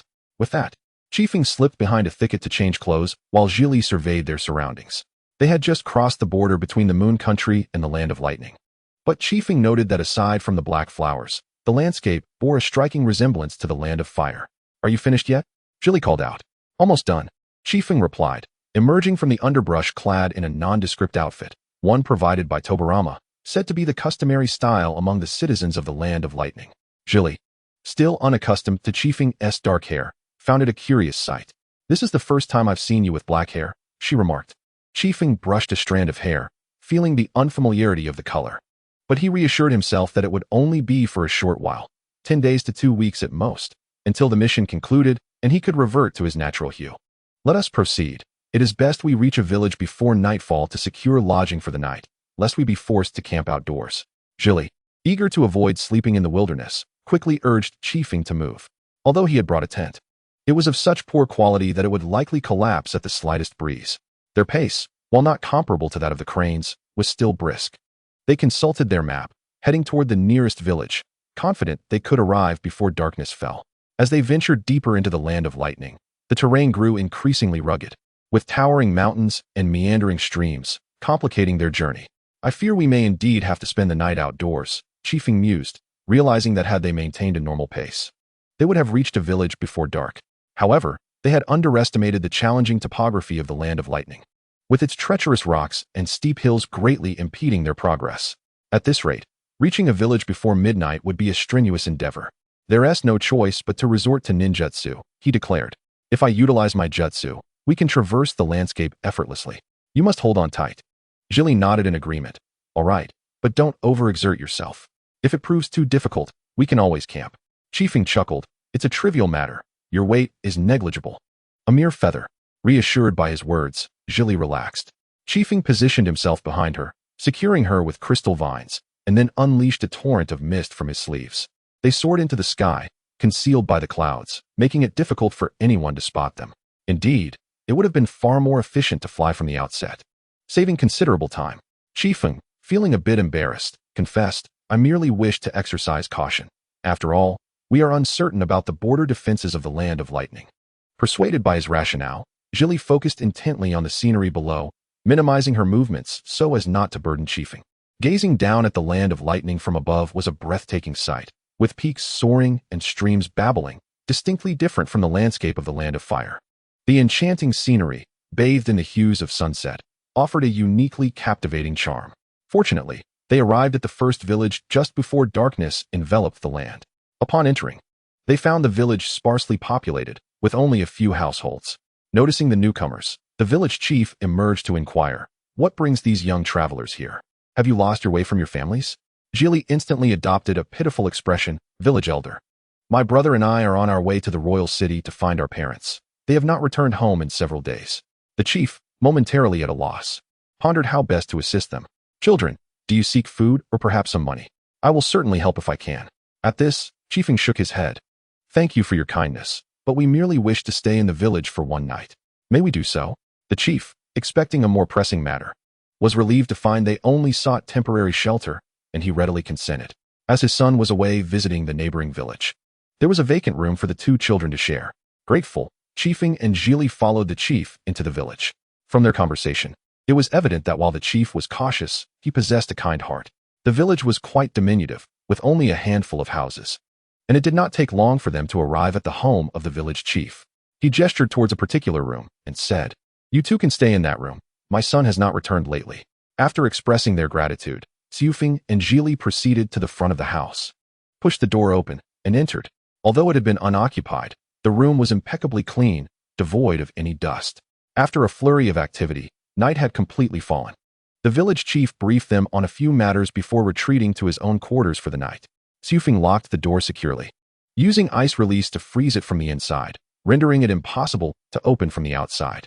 Only then did the two of them finally relax. Jilly took the bed while Chiefing settled onto a crystal platform he had conjured with crystal release, covering it with bedding, making it no different from a proper bed. "Chiefing, what is our destination for tomorrow? Are we heading straight to the capital?"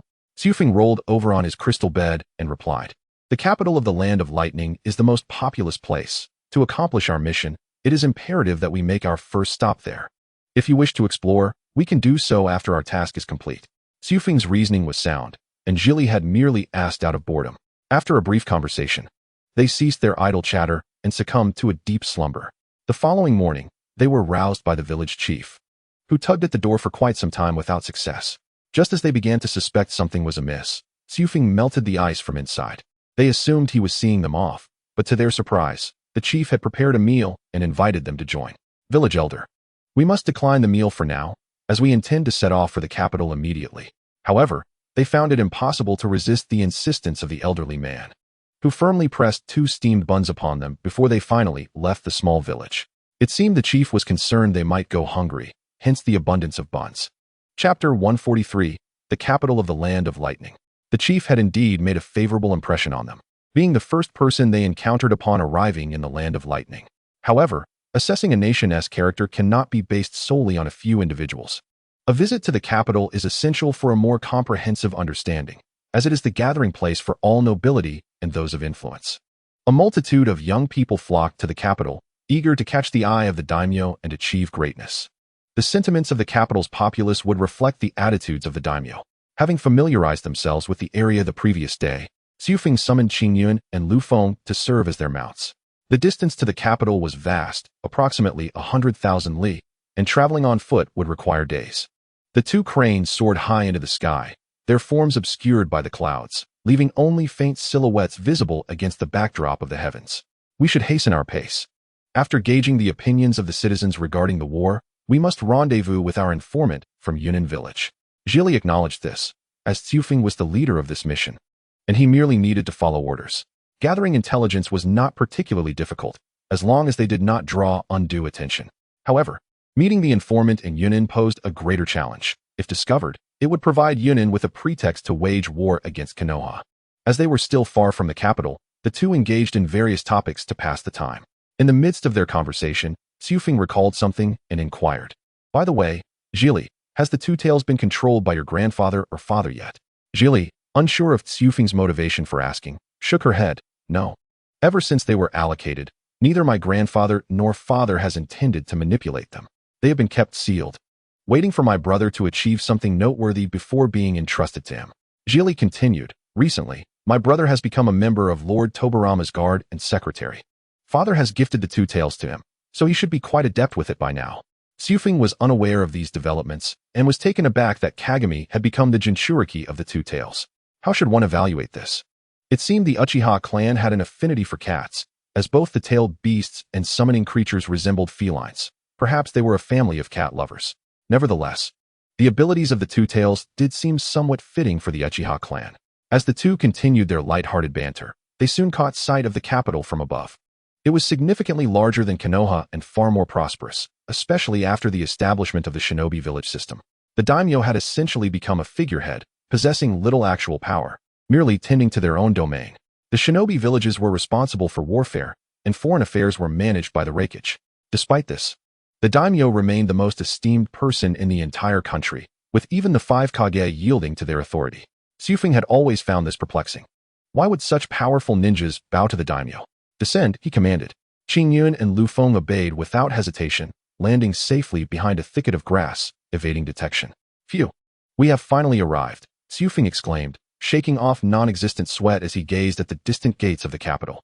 He had visited the capital of the Land of Water before, but it was vastly inferior to the grandeur before him. One was in the heavens while the other lay in the depths. The size of the capital of the Land of Lightning could easily accommodate 2 capitals of the Land of Water. He pondered what awaited them inside. Having concluded Qingyun and Liufeng's summoning technique, the two made their way towards the city gates. Their attire did not attract the guards' attention, and they were not subjected to rigorous questioning. Thus far, everything seemed to be progressing smoothly. However, upon arriving in the capital, they had to consider where to stay. Sleeping on the streets was not an option. Uncertain of the day's significance, they visited several inns, only to find them fully booked. After much searching, they finally discovered a relatively clean inn, paid for 2 nights, and entered their room to rest. Inside, they found 2 beds, sparing Xufeng from sleeping on the crystal platform. The capital of the Land of Lightning is rather impressive. When we visited the capital of the Land of Fire, it felt quite ordinary, Zhili remarked, curious if it had improved since then. Her initial impression of the capital was favorable, with the only drawback being the sheer number of people. Xufeng, reclining on the bed, mused, after so many years, it must have become even better. Zhili, intrigued by her new surroundings, examined the furnishings and decor, which attested to the Uchiha clan status as a prominent family. Just then, a stomach growled, and in unison, they exclaimed, "How about we head to the streets for a meal?" They exchanged smiles, as this was not their first shared thought. Their camaraderie had grown increasingly attuned. "Let us go see what delicacies the Land of Lightning has to offer." Zhili bounced out of the inn, following Xufeng, who led the way through the bustling stalls lining the streets. As Zhili perused the menu, Xufeng followed closely behind, paying at each stall they visited. By the end of their culinary journey, they had sampled nearly every delicacy along the street, spending around 500 ryo, not an excessive amount.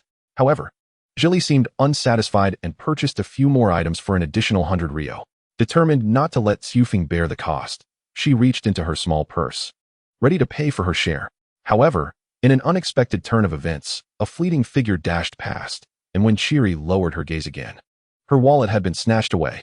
Instead of crying out, Chiri swiftly pursued the thief. The individual appeared rather short and frail, resembling a child from behind.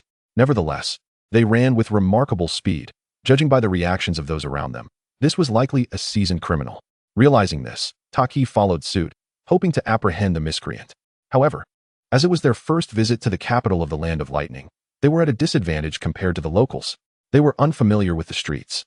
And within just a few intersections, the thief had eluded them. Chiri felt a wave of frustration. Although the amount of money was not substantial, the humiliation of having it stolen from her was quite unbearable. After being outpaced, Taki and Chiri decided not to continue their pursuit. After all, it was merely a wallet that had been taken, not a grave matter.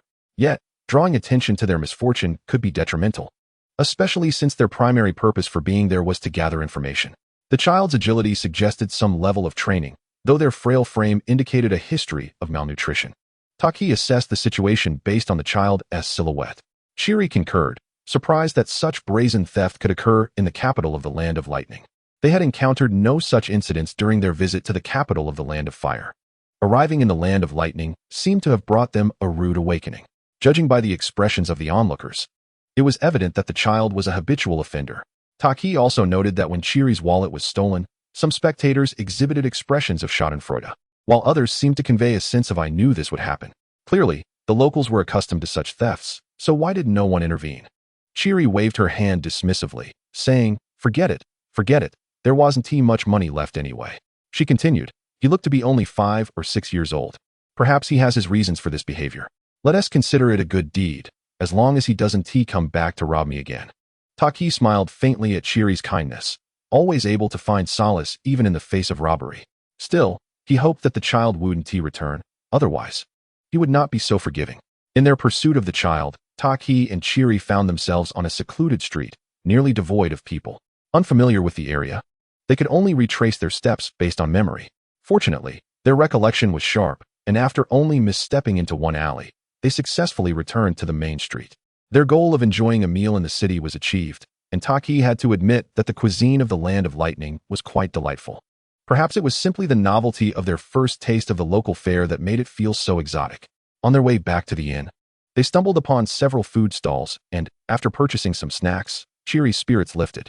The ill feelings from having her wallet stolen had vanished. "These treats from the Land of Lightning are quite good, though they can't compare to barbecue," she remarked, her mouth full, yet her words clear. Taki, amused by her state, playfully poked her cheek. In response, Chiri stared at him blankly and exclaimed, "Why are you poking my face?" She retaliated, jabbing him back, declaring, "I will never be at a loss." Taki chuckled, and thinking she was upset with him, Chiri feigned annoyance, saying, "What do you mean, Taki?" He waved his hand dismissively. Catching his breath, "No, nothing. I just found your previous expression rather endearing." "Oh, so you weren't laughing at me?" Chiri pouted, realizing this, and added, "I've always been cute, you know. My grandfather always praises me." Taki readily agreed, and amidst their playful banter, they returned to the inn.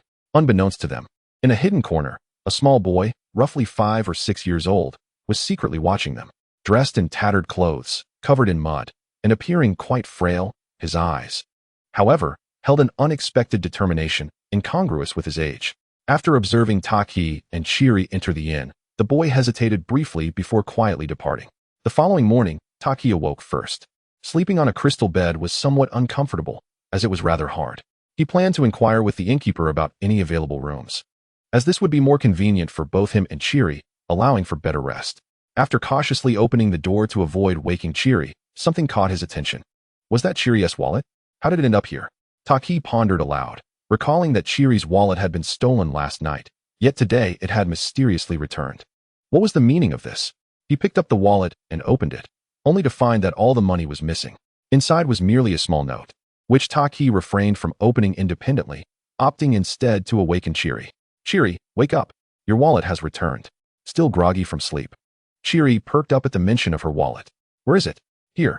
Taki handed her the wallet. "Ah, I can't believe it's been returned. This is my favorite wallet, a gift from my grandfather on my 5th birthday." Taki realized the sentimental value of the wallet to Chiri, understanding now why she had appeared so indifferent the previous day. She must have wrestled with her emotions before arriving at such a decision. "There should be a note from that person inside. After all, it's your possession, and I didn't open it," he stated. Chiri smiled at this, saying, "Taki, you're being too formal. We are not just good friends, we are also comrades. Please don't act so distant next time." Taki chuckled and agreed, urging her to read the note as he too was curious about its contents. Chiri unfolded the note and scrutinized it, her expression shifting to one of seriousness. Taki, noticing her change in demeanor, leaned in to read the note as well. It read, "You must be Uchiha. Thank you for your money." Taki's expression turned grave. They had barely arrived in the land of lightning, and their identities had already been exposed. How could that child have known that Chiri belonged to the Uchiha clan? "What should we do, Taki?" Chiri asked calmly, her demeanor surprisingly composed in such a critical moment. In such circumstances, panic only leads to errors. They had been partners for quite some time, working together seamlessly. This was merely a mission with a slightly higher level of difficulty. The fact that the child had managed to slip the note into the wallet suggested he had no intention of making a scene. They would remain vigilant and observe his next move. Chiri folded the note and placed it back in the wallet, declaring, "Let us continue with our plans as usual. But we must be more cautious and aware of our surroundings." Taki affirmed her words. There's no need to be overly anxious, since he has taken this approach. He likely intends to use it as leverage. Let us see what he desires. Hearing this, Chiri let out a sigh. It seemed that the mission in the Land of Thunder was destined to be anything but smooth. She had hoped for a few more moments of slumber, but now she was completely awake. Why did it have to be at such an early hour? Chiefing gently ruffled Chiri's hair and suggested, "Stop complaining. Let us go see what breakfast awaits us." Reluctantly, Chiri, clearly in a foul mood, got out of bed, freshened up, and accompanied Chiefing outside. Upon reaching the shop's entrance, Chiefing mentioned the need for an additional room to the proprietor. The owner, cheerful and accommodating, confirmed the availability of numerous vacant rooms and recommended one right next to theirs, which would certainly be more convenient. Chiefing had no objections, and after settling the payment, they stepped outside. To their surprise, the street was nearly as bustling as it had been the previous evening, with vendors lining the main thoroughfare. Goodness, is there really this many people so early in the morning? The capital is indeed thriving, Chiefing remarked, standing at the threshold of the shop. At that moment, the shop owner emerged. "You two must be from another village," he observed. "This city has always been like this."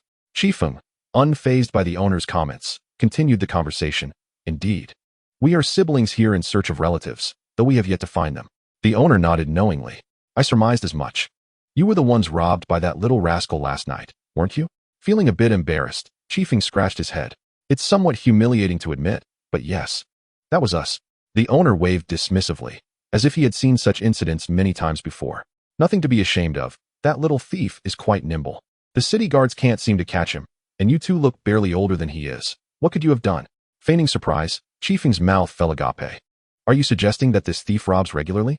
The owner shook his head. "Not regularly, but daily. However, he tends to take only small amounts. So the guards are reluctant to intervene. If you are robbed, you simply have to count yourself unfortunate." Chiefing then inquired, "Is he a resident of the capital? I noticed his clothes were rather tattered. If he is stealing daily, he shouldn't be in such a state." The owner replied, "He is not from the capital, and no one knows where he resides. He disappears for a day or two each month, presumably to dispose of the loot.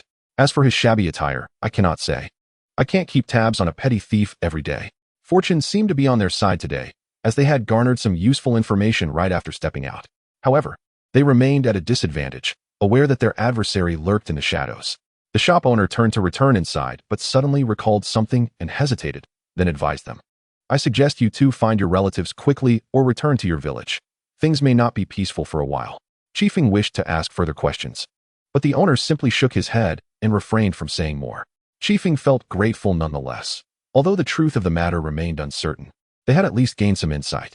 Chiri, who had been silent, refrained from interjecting, aware that her inquiries might inadvertently become too forceful. It wasn't until they had walked a considerable distance from the inn that they began to converse. "Do you think we can trust this information?" While the details about the thief seemed credible, as they were common knowledge among the locals, doubts lingered regarding the implied unrest. Chiefing continued, "It's only natural for an innkeeper to be privy to such news. Thus, it may hold some truth. We need to gather more information from others." In fact, all they needed was to locate an informant from Union Village to gather intelligence on their activities. However, it wasn't yet time for their rendezvous, and going now would be fruitless, potentially jeopardizing their undercover agent in Union. As Chiefing and Chiri collected information in the capital, it could indirectly validate the authenticity of the spies' reports. After all, Union had not yet mobilized its entire nation to fabricate a lie merely to deceive a single spy. Thus, throughout the morning, Chiefing and Chiri inquired among the townsfolk if they recognized a person named Chung Chi Naimei Hum. Each response was a resounding no, as Chiefing had fabricated the name. Yet, It allowed him to seamlessly continue the conversation until he extracted the desired information, only to move on to a new target once they were at a safe distance. This method proved fruitful, corroborating the innkeeper's claims that there indeed appeared to be some unrest in the Land of Thunder. However, the timelines varied widely. Some claimed action would occur within months. Others spoke of next year, and some even suggested it could happen within days. The vast discrepancies made it impossible to ascertain an accurate time frame. The true timing might only be revealed through the informant's intelligence. Lord Tobirama mentioned that the rendezvous with the informant is likely in 3 days, correct? When shall we depart? Yunin village was not far from the capital, and they could afford to leave the day after tomorrow, returning directly to Konoha after gathering intelligence. Chiri nodded in agreement. Finding Chiefing's plan quite reasonable, their mission in the capital was now complete. Throughout their inquiries, they discovered that many citizens actually hoped for the Land of Thunder to invade neighboring countries, though when pressed for reasons, they struggled to articulate them. It was hardly surprising, given that the nature of a country often mirrors the character of its people. During their questioning, Chiefing also probed about the little thief, and some individuals claimed to have seen him near the borders of the Land of Thunder before he vanished. This led Chiefing to believe that the young rogue might hail from a village near that border. Perhaps on their return journey, they could keep an eye out. A child who was aware of the Uchiha clan was certainly no ordinary individual. As the morning passed, both had wandered the streets for quite some time and were now feeling quite hungry. Unsure of where to find a decent restaurant, they settled on a busy establishment, hoping that a crowded place would indicate decent cuisine. However, the reality proved that the presence of patrons did not guarantee quality. Under the recommendation of the staff, Chiefing and Chiri ordered several signature dishes. While the presentation was appealing, the taste left much to be desired. Nevertheless, having spent their money, they couldn't simply waste it. They managed to finish their meals, settled the bill, and exited the establishment. Chiri gulped down several mouthfuls of water to soothe her discomfort and couldn't help but exclaim, "This is the first time I've eaten something so unpalatable. Could it be that the Land of Thunder has a different palate?" Chiefing shook his head. "That doesn't make sense. The street food is quite delicious. It must simply be an issue with this restaurant." They had intended to avoid street food for a change, hoping to experience the culinary delights of the Land of Thunder, but they had been met with disappointment. Fortunately, they would be leaving the capital in 2 days, and the myriad of street food options still awaited them. After a rather unsatisfactory lunch, they began to leisurely explore the capital. Their mission was complete, and they had the freedom to roam, allowing them to enjoy the sights. This capital is quite splendid. I wonder how the capital of the Land of Fire is faring. Surely it has undergone some renovations, Chiri remarked, admiring the architecture around her. Upon hearing the words of Chiefing, he chuckled softly. "We can always return again if the opportunity arises." "Indeed," he replied with a grin. The following morning, Chiefing and Jili rose early. For today, they were to depart from the royal city en route to Yunin village. Given the clandestine nature of their mission, both felt a mix of excitement and trepidation as this marked their inaugural assignment in the realm of intelligence gathering. It is noteworthy that after the little thief returned Jili's wallet, he seemingly vanished from the royal city, with no reports of theft surfacing for 2 consecutive days. The general consensus was that he had likely gone to dispose of the stolen goods, and thus, no one paid him any mind. However, Chiefing remained vigilant regarding this matter. As it pertained to Jili's safety, during their stroll through the city, he discreetly sowed seeds in every hidden corner. These seeds would serve as his eyes, monitoring the city's happenings. Should the little thief return, Chiefing would be the first to know if he had indeed disappeared. The seeds would act as a network of surveillance embedded within the royal city.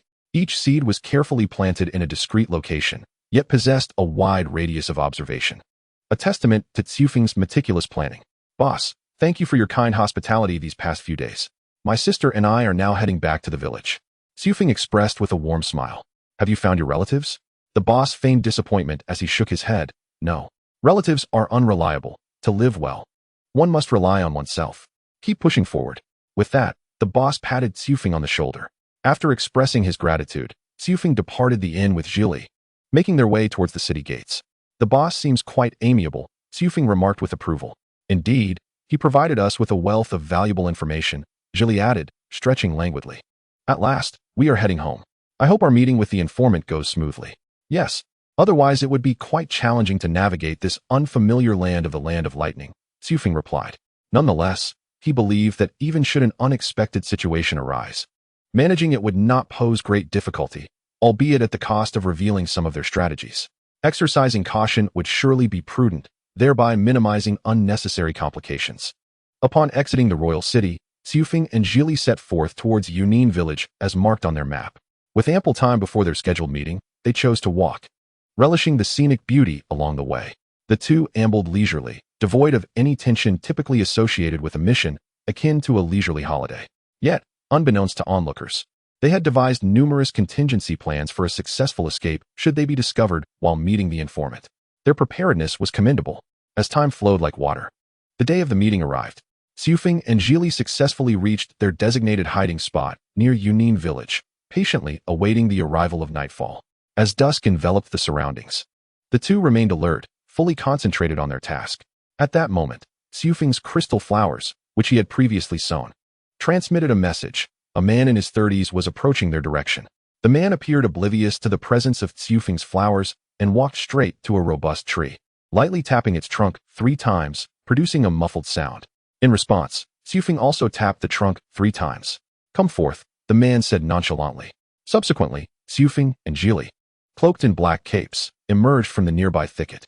The three had exchanged the secret signal, confirming each other's identities. Noticing that Xiufeng and Zhili appeared somewhat diminutive, the man remarked, "Is it only the two of you sent by Lord Tobirama? No one else?" Xiufeng and Zhili recognized that they were being underestimated, yet chose not to respond. "It is merely the two of us. What news do you bring?" After a brief hesitation, the man produced a letter from within his garments. "This letter is of utmost importance. It must be opened by Lord Tobirama himself." Upon hearing this, Xiufeng withdrew his hand, intending to open the letter, and instead stored it within his space ring. "Rest assured, we shall deliver this letter to Lord Tobirama. What about you? Have you raised any suspicions?" The man shook his head. "No, the second Raikage places considerable trust in me, enabling me to gather more intelligence. I remain exceedingly cautious, avoiding any recklessness." Xiufeng expressed his admiration. It was no small feat for a spy to earn the Raikage's trust, indicating significant dedication. "How is Konoha? Is the first Hokage well?" "Rest assured, all is well. Remember, the village has not forsaken you. Konoha will always be your home." The man was visibly moved, tears welling in his eyes. It had been a long time since he last set foot in the village. He could only imagine how much had changed. And the news of the first Hokage's resignation, coupled with rumors of his demise, had filled him with anxiety. Now, learning of the village's well-being restored a sense of hope, allowing him to continue his mission for another 2 or 3 years. "If ever you feel weary, simply request an exit from the village, and we will ensure your safe return," Xiufeng assured him. The man's resolve was further ignited. "As long as I remain in Yunin, all their information will be transparent." As the time grew late, he realized he could not linger in Yunin for too long, signaling that it was time to bid farewell. The man embraced Xiufeng and Zhili, exchanging words of encouragement before turning and disappearing into the dense forest. Initially, the two intended to return to the village under the cover of night, but the complex terrain, compounded by darkness, left them disoriented. Thus, they resolved to rest for the night and set out at dawn. Xiufeng produced a small tent, ensuring a more comfortable camping experience rather than sleeping under the stars. Reflecting on the man's earlier words, Xiufeng remarked, "He must have been here for 3 to 4 years. Diligently fearing exposure, it is indeed arduous." Zhili concurred. They typically lack families and may remain solitary for life, dedicating their existence to the village. In truth, they could easily betray the village and continue their masquerade, perhaps even thriving more than serving the village. Yet, none chose this path. It was likely a matter of their unwavering conviction. Though separated by miles, their hearts remained intertwined with the village. If war were ever to loom, they would ensure his safe return to the village. Zhili nodded emphatically, "Absolutely. Yet, I hope war does not break out." The word war rolls off the tongue too lightly. But true conflict is forged in bloodshed. Zhili wished to spare the villagers from suffering. Should war arise, it would be the people of Yunin who would bear the brunt. Come dawn, a thin layer of dew had formed outside the tent, and the air in the forest was refreshingly crisp. Xiufeng and Zhili awakened almost simultaneously, having spent the night nestled together within the cramped tent. Xiufeng was the first to unzip the tent flap, greeted by a rush of humid air mingled with the scent of earth. At that moment, he faintly heard the sound of a quarrel emanating from ahead. Driven by curiosity, he cautiously advanced forward, eager to discover who could possibly be arguing so early in the woods. Soon, he discerned the direction and, after gently parting the branches of a bush, he beheld a young boy, no older than 6, surrounded by ninjas from Yun Hidden Village. The boy had his head lowered, clutching a fragment of an unknown plant in his hand. Among the ninjas encircling him, the leader brazenly belittled him, occasionally pushing him around. Their demeanor was far from friendly. It was evident that they were bullying him. At last, I've caught the little rascal, the leader exclaimed, growing more animated with each word. If it weren't for our swiftness, you might have actually gotten away. What do you have there? Show me. The leader reached out to snatch the herbs from the boy's grasp. But the child seemed resolute in his defiance, not only refusing to relinquish the plant, but also swatting away the ninja's hand. Who are you to take my things? He retorted, fixing his gaze upon the leader with unwavering determination, devoid of fear. The ninja, taken aback, felt his pride wounded, his face flushing crimson. You little brat. Do you wish to die? Kneel and apologize, and perhaps I'll consider sparing one of your arms. The other ninjas joined in, jeering and pressuring the child to kneel and beg for forgiveness. Witnessing this scene, he felt a profound sense of sorrow. This band of ninjas exhibited no sense of honor, behaving more like a gang of thugs, coercing a mere child of 5 or 6. The oldest among them was nearly 30, yet they stooped to such disgraceful behavior. It appeared that the ninjas of Yun Hidden Village were nothing more than scum. As he observed the boy more closely, he felt an odd sense of familiarity, as if he had seen him somewhere before. Suddenly, a figure from his memory fused with the child before him. Oh, he is that little thief. A realization struck him. This child was the one who had snatched his wallet not long ago. Had he been missing for 2 days merely to gather herbs in the mountains of Yun Hidden Village? The ninjas were oblivious. But he recognized that the boy was holding a rare herb, primarily used to treat excessive inhalation of miasma. Even in large apothecaries, such herbs were uncommon. He pondered whether the boy had dug it up to sell or to heal someone. However, it was clear that these ninjas were not tormenting the boy for monetary gain. Their intentions were purely malicious. I suspect you have pilfered our village's precious flora. Cease your resistance and return with us for questioning. The leader declared, his tone self-righteous, almost causing him to stifle a laugh. To accuse someone of stealing a vital flower when he didn't even know what it was utterly absurd. You are being unreasonable. This is not some precious flower. It is an herb meant to save lives. The boy's outrage at the ninja's ludicrous claims was unexpected. He had anticipated that a 6-year-old would cry out in fear at such oppressive circumstances. Yet here was a child prepared to resist, displaying remarkable courage. Oh, it's an herb? That makes it even less likely that I'll give it to you. You, a mere little rascal, think you can save someone? You'd be lucky to avoid killing someone instead. The leader snatched the herbs from the boy's hand and slapped him across the face with them, grinning maliciously. You should be grateful. I'm merely preventing you from becoming a murderer. Ha! The boy trembled with rage from the repeated humiliation, but felt powerless. Knowing the disparity in strength was insurmountable. This difference could not be bridged by mere anger. He could only endure the insults and mockery, hoping they would leave soon. Perhaps he could find another herb before the dew vanished, easing his clan's suffering for the month. With this thought, the boy steeled himself, remaining unyielding in the face of their derision. The ninja leader, bored, shoved him a few more times, and seeing that the boy remained unresponsive, he abruptly raised his hand and swung it forcefully towards the boy's face. Chapter 148. The Uchiha are our enemies. The ninja leader, finding the situation tedious, pushed the boy a few times. When the boy showed no reaction, he suddenly lifted his hand and struck the child's face with great force. For a child of merely 6 years, such a blow could inflict significant harm.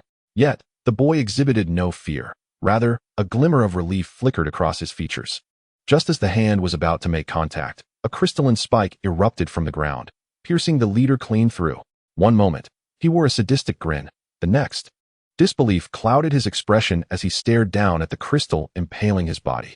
He could not utter a word before collapsing, lifeless. The surrounding ninjas were momentarily stunned at the sight of their leader's sudden demise. However, they quickly regained their senses. Their faces contorted with terror as they fled in all directions. As they shouted warnings of an enemy attack, they discovered a ring of white light encircling their feet. In the next instant, they found themselves ensnared by the crystal, their lives frozen in that moment. The boy was splattered with the leader's blood, but remained remarkably composed. He cast a mocking glance at the lifeless body of the leader, choosing not to utter a word. With a snap of his fingers, he commanded the crystals to shatter, vanishing along with the ensnared ninjas from existence. Once the ordeal had concluded, he emerged from behind the bushes. Well, we meet again. The boy turned to glance at him, then lowered his head again. I don't know you, but thank you for saving me. He smiled gently. You are the one who stole our wallet. But there's no need to be anxious. It was merely a few hundred ryo. If I truly wanted to hold you accountable, I wouldn't have saved you. The boy looked up, revealing a gaunt face indicative of malnutrition, yet his large eyes sparkled with life, a stark contrast to his frail appearance. Thank you for saving me. I will repay you, he declared earnestly. He conjured a crystal serpent that swallowed the leader's corpse whole, disintegrating it into dust. Now, there would be no trace left behind. Repayment is unnecessary. I merely wish to understand the note you left. As a citizen of the Land of Lightning, how could you discern that Chiyuri was of the Uchiha clan? He had long pondered this question, and, now that he had encountered the boy directly, he was eager to inquire. As long as the matter posed no threat to Chiyuri, he had no intention of causing trouble for the child. The Uchiha clan are our enemies. Even if they turn to ash, we would recognize them, the boy explained. This response surprised him. How could they be enemies when they were from different nations? Moreover, the boy's reference to we suggested that his background was not that of an ordinary orphan. Before he could respond, Chiyuri emerged from the bushes. He had awakened early to find him missing and had followed the trail he left behind, leading him to this encounter. Coincidentally, he overheard the boy declaring the Uchiha clan to be their enemies, which left him puzzled. While it was true that the Uchiha were often proud, it seemed unlikely they had enmity even with the Land of Lightning. Could it be a hidden family secret his grandfather had never revealed? After much contemplation, he decided to ask directly, "You mentioned that the Uchiha clan are your enemies. Could you elaborate on the reasons behind this?"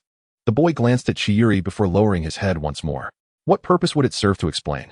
I lack the capacity to exact vengeance upon the Uchiha, and you would never acknowledge it. He then continued, "If you fear that I may pose a threat to you in the future, you may kill me. However, if you do not wish to take my life, could you perhaps let me go? I still need to gather herbs." Upon hearing the words of the young boy, Chiyuri remained in a state of bewilderment, uttering a plethora of words yet conveying nothing of substance. Nevertheless, the boy's nonchalant demeanor towards life and death truly unsettled her. For a mere 6-year-old to harbor such thoughts evidently indicated a profound disillusionment with existence. To him, death might even serve as a form of liberation. Yet some unspoken duty seemed to tether him, rendering him devoid of the courage for self-harm. Chiyuri leaned in to whisper something into Kifu's ear, after which Kifu remarked, "The shinobi of Konoha are not murderers. As for the herbs you seek, we can assist you in locating them." Kifu's words did not evoke any joy in the boy. His expression remained stoic. "Then thank you. Is there anything I can do for you? Your quest for herbs may be to save your parents or your kin. Let us there, and perhaps I may find a solution." The boy was taken aback by Kifu's request and, after a moment's hesitation, began to speak. "Setting aside whether you can heal them, what if you were to slay my kin? I lack the strength to confront you." This statement elicited laughter from Kifu, who responded, "Do I truly seem akin to a demon? I assure you, I harbor no penchant for slaughter, so you need not worry. Furthermore, we are on a mission. Had we not genuinely wished to assist you, we would already be on our way back to the village." The boy glanced at the bloodstains on the ground. He could tentatively trust the latter part of Kifu's statement, yet the former part, considering the earlier events, made it difficult for him to believe. Kifu recognized the boy's apprehension, surprised that his previous actions had led to such consequences. "Those actions were merely to save you. You should understand that." After a moment of contemplation, the boy ultimately nodded in agreement. He consented to Kifu's request because Kifu had saved him and did not press charges regarding the earlier incident. Moreover, he genuinely could not fathom what else about him could be coveted. "I can lead you, but you must help me find the herbs." Seeing that his goal had been achieved, Kifu smiled. "That is easily arranged. I know the preferred environment of these herbs, and we can search along the way." "Thank you very much." At that moment, Chiri interjected, "I am Chiri, and he is Kifu. What is your name?" After all, they were about to visit his home, and it would be rather improper not to know his name. "I am Yujo Shon. You may call me Shon or Yujo." The name struck Kifu as somewhat familiar, yet he could not recall the specifics at that moment. However, a name that resonated with him must surely belong to someone of significance within the realm of Naruto. Yet there was no need for urgency. Once they reached the Yujo clan's abode, all would become clear. After all, this clan, harboring animosities with the Uchiha, posed a potential threat to the village if unresolved. Chapter 149. Welcome to the Hell of the Bloodpool Clan. Indeed, should this clan's grievances with the Uchiha remain unresolved, it could spell future peril for the village. Chiri, however, did not ponder as deeply as Kifu. She merely believed that if the clan had committed some transgression in the past, they ought to seek a means of recompense.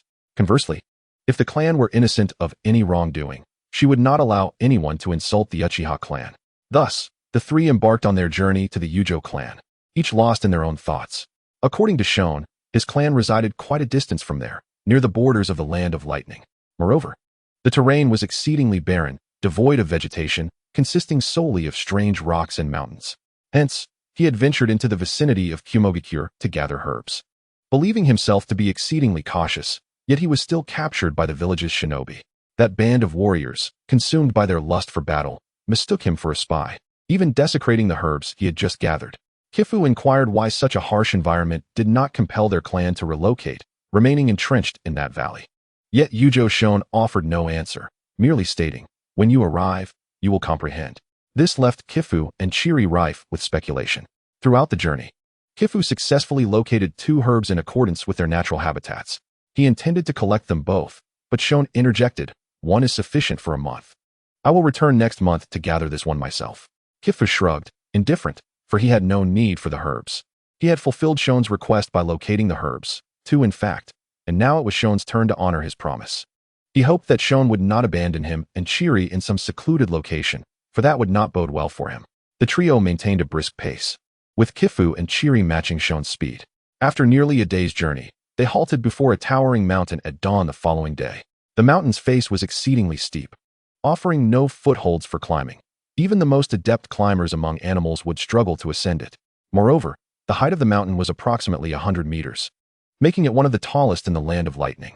Their path was obstructed by the mountain's wall, with only a narrow opening appearing to offer passage. Surrounding the mountain were no trees, merely the remains of unknown creatures, lending an eerie ambience. From the cave's entrance, crimson steam wafted forth, saturated with a noxious sulfurous odor that compelled one to cover their nose. However, Yujo Shon appeared unfazed, as if he had long since acclimated to it. "Welcome to Hell Valley, the inferno of the Bloodpool clan." Upon hearing the name Hell Valley, Kifu's mind suddenly crystallized with clarity regarding the name Yujo Shon. Was he not one of the last 2 remaining shinobi of the Bloodpool clan? Although that was a narrative set decades hence, it was evident that remnants of the clan still existed. Kifu now understood why Yujo Shon referred to the Uchiha as their adversaries. During the tumultuous Warring States period, the daimyo of the Land of Lightning took a woman from the Bloodpool clan as a concubine. Yet, mere years later, the daimyo met an untimely death, coinciding with the awakening of the blood dragon eye in that same woman. The common folk could hardly grasp the concept of bloodline limits, and the crimson hue of the blood dragon eye indeed instilled fear. Consequently, the daimyo's wife believed that the woman from the Bloodpool clan had cursed her husband, and she colluded with the ministers to exile the Bloodpool clan to this desolate Hell Valley.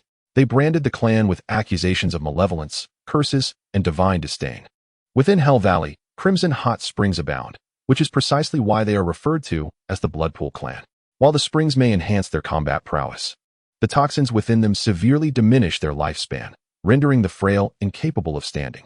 The environment here is utterly unbearable for humans. After a significant portion of the clan succumbed to the harsh conditions, the clan leader once attempted to lead them out of the valley. However, it was the Uchiha clan that had been hired to guard the valley.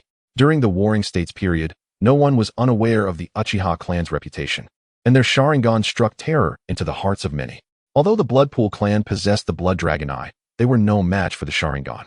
Following that battle, the Bloodpool clan suffered devastating losses, with the majority of their capable shinobi perishing. The clan ultimately fell into decline, driven back into the valley by the Uchiha clan, never to emerge again. The Uchiha clan even sealed the entrance with massive boulders, leaving only a narrow passageway for entry. Subsequently, the Uchiha clan and the Senju clan erupted into a fierce battle, leaving no inclination to attend to matters concerning the Valley of Hell. After departing, they never returned, and the feudal lord of the Land of Lightning had long since forgotten about the notable figure residing in the Valley of Hell. The Bloodpool clan was thus completely forgotten. Neither the Land of Lightning nor the Uchiha perceived them as a formidable adversary. The members of the Bloodpool clan, driven back into the valley, dared not venture out again, and the clan leader, overwhelmed by guilt for the excessive loss of his kin, took his own life. Although they yearned to escape the confines of the valley, their strength did not permit it, compelling them to silently amass their power. However, the toxic miasma within the valley slowly claimed their lives. By the time they realized the peril, it was already too late. It seems that only Oyashiro and could move freely now. Otherwise, a mere 6-year-old child would not be sent to seek herbs to counteract the miasma. While Kaze had grasped the situation, Chiri remained unaware, desperately searching her mind for any reference to the Bloodpool clan and their grievances with the Uchiha. Ultimately, she discovered that there appeared to be no records pertaining to the Bloodpool clan within her family. Observing Chiri's continued confusion, Oyashiro remarked, "Indeed, the Uchiha clan would not remember us. How arrogant." In truth, This could hardly be deemed arrogance on the part of the Uchiha. It was fundamentally a mere employment task they had undertaken, guarding a gate and quelling a disturbance. If such menial labor were inscribed within the family's secret transmissions, it would surely devalue their legacy. Moreover, it would severely undermine the clan's dignity. The esteemed Uchiha clan, reduced to mercenaries, hardly befitted their status. Yet, Chiri refrained from countering N's statement, as she had yet to fully comprehend the true circumstances. Should she hastily engage in debate at this juncture, it would serve no purpose. Noticing the silence between them, Oyashiro gestured toward a cave. "We can enter through there. Your physiques should have no issue." With that, he strode directly into the cave. Kaze and Chiri exchanged glances before following N's lead. Upon entering the cave, they realized that older individuals would find it nearly impossible to exit. Only teenagers could traverse it with ease, while adults would inevitably become stuck. This rendered the Valley of Hell a natural prison. Even if children managed to escape, it would pose no issue unless they chose to abandon their families. Otherwise, they would eventually return to the valley. Upon reaching adulthood, they would find themselves trapped anew, perpetuating the cycle. As long as the children of the Bloodpool clan could not forsake their lineage, they would remain eternally confined within the Valley of Hell. The cave leading into the valley was lengthy and convoluted, fraught with pitfalls that could ensnare the unwary. It was a realm rife with lethal peril, justifying its ominous title. Indeed, it was a place inhospitable to the living, a hellish environment. As the trio ventured deeper, the heat intensified, accompanied by the acrid scent of sulfur. The walls transitioned from a dull earth tone to a vivid crimson hue, evoking a sense of suffocation akin to being engulfed in flames of hell. Chiri's heart was a tumultuous blend of emotions, while she did not believe the Uchiha had committed any wrongdoing. The realization that the Oyashiro clan had endured such an environment for decades, even centuries, was unfathomable. She wished to find a way to alleviate their suffering. How much longer until we arrive? Kaze, unlike Chiri, was not preoccupied with such thoughts. His sole attraction to this venture was the mischievous child, and upon discovering that the child belonged to the Bloodpool clan, his curiosity deepened. After all, there were few clans in the shinobi world adept in ocular techniques, and despite the Bloodpool clan's decline, there remained a glimmer of hope for salvation. However, the decision to rescue them would depend on whether the ninjas of the Bloodpool clan were worthy of such intervention. After all, he was not so benevolent as to rescue every individual he encountered. Should the Bloodpool clan prove unworthy of rescue, he would merely extract a vial of blood and depart with nonchalance. Surely, no one could impede Kaze and Chiri's exit from the Valley of Hell. "We are nearly there. Just around the next bend lies the valley," Kaze asserted, having no doubts regarding Oyashiro's words, for he had already caught a whiff of the overwhelmingly pungent sulfur. The walls had become noticeably damp, indicating their imminent arrival in the valley. Finally, as they rounded a corner, their vision expanded. Yet it revealed not fertile fields or well-tended gardens, but rather an expanse suffused with a red mist and an eerie silence reminiscent of death. The instant Chiri inhaled the red mist, she was seized by a fit of violent coughing. She attempted various remedies, but none proved effective. And with each inhalation of the fog, her cough grew increasingly severe. Observing her distress, Kaze swiftly produced a pale pink pill and placed it in Chiri's mouth, instructing her to swallow it. After a minute, her coughing subsided, and her complexion improved. Kaze glanced at Oyashiro and tossed him a pill. "Don't expire before we leave." Oyashiro examined the pill in his hand before stowing it away. "I have grown accustomed to it. The red mist poses no threat to me. Yet you outsiders may not be so fortunate." Kaze waved his hand dismissively. "Do not concern yourself with us. Lead the way. I wish to see your kin." Oyashiro nodded, gesturing for Kaze and Chiri to follow closely, lest they become disoriented in the mist. Together, they plunged into the fog, and to prevent separation, Kaze connected the three of their wrists with crystalline vines, instilling a sense of security. At that moment, Chiri suddenly gasped. Kaze turned to see that she had inadvertently crushed a long-dead skeleton, its bones having been rendered crimson by the mist, blending almost seamlessly with the surrounding fog, making it difficult to notice.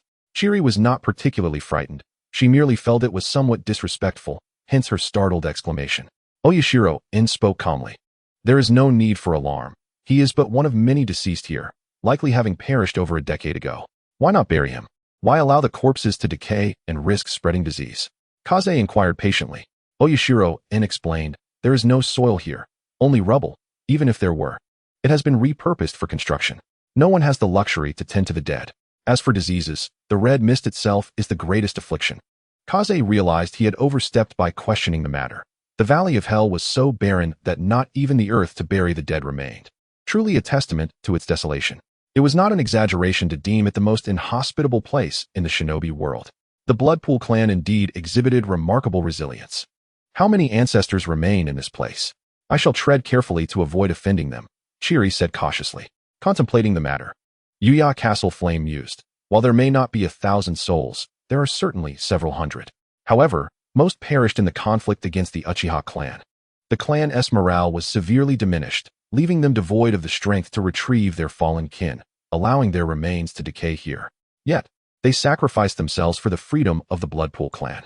We shall sanctify this place, though I do not feel its sanctity.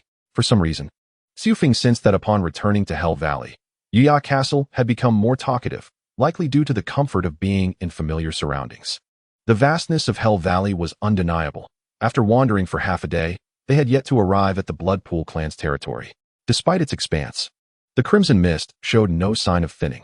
Xiufeng attempted to blend into the mist using his cloud technique, hoping to manipulate it. To his delight, he succeeded effortlessly. It appeared to be merely ordinary mist intermingled with some toxic substances. However, with the ability to control it, the situation became infinitely more manageable, sparing them from the need to wander aimlessly like blind men groping an elephant. As Chapter 151 unfolded, Xiufeng halted, leaving Ji Li and Uchiha Castle puzzled. Perhaps he had discovered something? Just as Ji Li was about to inquire, Xiufeng sprang into action, his hands swiftly forming seals, and he exhaled a swirling mass of vapor that coalesced into a white cloud sphere. Xiufeng, what are you doing? He was questioned. With a smile, he replied, if successful, this place shall no longer be shrouded in crimson mist. Uchiha Castle Flame refrained from asking further questions. His gaze remained fixed on the white cloud sphere in Xiufeng's grasp. Although he had yet to refine his chakra, he was well aware of its 5 elemental properties. However, the jutsu Xiufeng was executing was beyond his comprehension. Just moments ago, it had manifested as crystal, and now it resembled a fluffy cloud. Yet, despite his unfamiliarity with Xiufeng's ninjutsu, Uchiha Castle knew he was not one to be trifled with. His mind was so preoccupied that he failed to immediately register Xiufeng's previous statement. When he regained focus, he witnessed Xiufeng's cloud sphere begin to spin violently, creating a small vortex of airflow around him. The vortex continuously drew in the crimson mist, absorbing it into the cloud sphere, which expanded accordingly. What had started as a fist-sized sphere now grew to the size of a basketball, relentlessly engulfing the mist. However, even after considerable time had passed, the mist showed little sign of thinning. Frustrated by the sluggish progress, Xiufeng conjured 7 or 8 additional cloud spheres to absorb the mist simultaneously. In this manner, akin to a dragon drinking water, the entire valley's crimson mist surged towards the spheres. Within mere minutes, it became visibly more transparent. Despite Uchiha Castle Flame's prior calm demeanor, the sight of this spectacle left him agape, his expression a canvas of astonishment. What is happening? Ji Li smiled and reassured him. Do not worry, this is his unique technique. I had forgotten that Xiufeng could manipulate mist, rendering the crimson fog a trivial matter. The ability to control mist. Uchiha Castle Flame was taken aback to discover someone possessed such a capability. Perhaps there was indeed hope for his clan's salvation. However, after a fleeting moment of exhilaration, he regained his composure. The mist was generated by the hot springs scattered throughout Hell Valley. It would soon refill the valley once more. Xiufeng shook his head. My technique is not a one-time affair. It can be sustained for an extended period. Uchiha Castle Flame smiled at this, realizing that even in the worst-case scenario, his clan would enjoy a prolonged period of stability. There was even a possibility they could gather their strength and break free from Hell Valley. He understood deeply that the ultimate fate of everything rested in the hands of this boy, only a few years his junior. The future hinged on the events of today. The efficiency of absorbing the crimson mist with multiple cloud spheres was indeed remarkable. In the span of their conversation, the valley had become significantly clearer. The mist had thinned considerably, revealing what lay concealed beneath. As Xiufeng surveyed his surroundings, he discovered they were amidst the remains of countless skeletons. Hearing Uchiha Castle Flame mention the number of deceased earlier had left him unfazed. After all, the lives of hundreds were lost in mere words, evoking little feeling. Yet now, witnessing the skeletal remains firsthand was an experience that transcended mere description, sending shivers down his spine. All the skeletons lay in hues of blood red, sprawled haphazardly across the valley, one of which had been crushed under Ji Li's foot. This was Uchiha Castle Flame's first encounter with his ancestors, and the sight left him equally shaken. He bowed deeply, muttering an unknown incantation. While Tsufing felt a sense of morbid fascination, Yuya Castle Flame, being of the same bloodline, felt a deeper connection. After he rose, the crimson mist finally dissipated. The cloud sphere had swelled, and droplets began to fall from it, resembling rain. Once the rain ceased, the cloud sphere shrank back to fist size, continuing to rotate. Enough of this. Let us not squander time. We must depart. Yuya Castle Flame nodded, aware that the clan members must be bewildered by the turn of events. They needed to return swiftly. However, Yuya Castle Flame had relied on instinct and long-established muscle memory to navigate. The sudden clarity left him disoriented, momentarily unsure of which way to proceed. It was Tsufing who provided the necessary reminder, allowing him to find his bearings. Thus, he led Tsufing and Ji Li toward the gathering place of their kin. After traversing a distance, Tsufing began to discern subtle signs of past habitation. Upon passing a massive rock formation, they finally halted. A small village came into view, where many villagers stood outside, gazing incredulously at the sky, some kneeling in tears. They appeared emaciated, like mere shadows of their former selves, evoking a profound sense of sorrow. Though they were unaware of the cause, the dispersal of the crimson mist allowed them to breathe deeply once more. It had been so long since they had inhaled fresh air, the last time being in their youth. At that moment, a man in his 40s or 50s approached Yuya Castle Flame. Upon seeing him, Yuya Castle exclaimed, "Father, the crimson mist has cleared." His voice conveyed an overwhelming excitement, a stark contrast to his previous reticence. The middle-aged man gently ruffled Flame's hair. "You have lost so much weight. Did you cause the mist to dissipate?" Yuya Castle quickly denied the claim, gesturing towards Tsufing. "It was he who made the mist vanish. He saved my life." The middle-aged man furrowed his brow at this revelation, but soon relaxed, trembling as he approached Tsufing. "I hear you are the one responsible for dispersing the mist. You are a great benefactor to our clan." He began to kneel in gratitude. This took Tsufing by surprise, and he swiftly supported him. "There is no need for such gestures. I merely acted out of convenience." The middle-aged man sighed. "You must be aware of our clan's plight. The Valley of Hell has not seen an outsider in what feels like an eternity, and I too have remained confined for far too long, relying solely on the tidings that Yin brings back each month from the outside world. At times, it feels as though I exist in a limbo between life and death. Yet now a glimmer of hope has emerged." Chapter 152, Fair Competition. I am Tsukuyami Yuki, the father of Yin and the patriarch of the Tsukuyami clan. In my youth, I ventured beyond the Valley of Hell to seek remedies for my kin, hoping to alleviate their suffering. However, even upon reaching adulthood, I found no means to liberate my people from this cursed place. As I grew, I became unable to escape the confines of the valley, forever trapped within its grasp. All hope now rests upon my son. Yet, I pondered that should he fail to find a solution, it might be better for him never to return to this wretched valley, allowing him the freedom to thrive in the world beyond. Generations of children have been shackled by the so-called family ties, ultimately condemned to a lifetime of confinement in the Valley of Hell. Yet, my son evidently possesses a strength far surpassing my own, as evidenced by the now vanished crimson mist. I am profoundly grateful to you for rescuing our clan. Chiefeng waved his hand dismissively. There is no need for such gratitude. I merely resolved the issue at hand. The afflictions within your bodies, however, remain. A wan smile crept across Yuki's sallow face. We have long since grown accustomed to our plight. Should death come tomorrow, none would be surprised, for we have always existed in the shadow of mortality. Ji stood beside Chiefeng, at a loss for words. Apologizing? The ancestors of the Uchiha clan would never permit such an act, nor did she believe the Uchiha had committed any wrongdoing. Perhaps remaining silent was the wisest course. From his sleeve, Chiefeng produced a delicate vial and handed it to Yuki.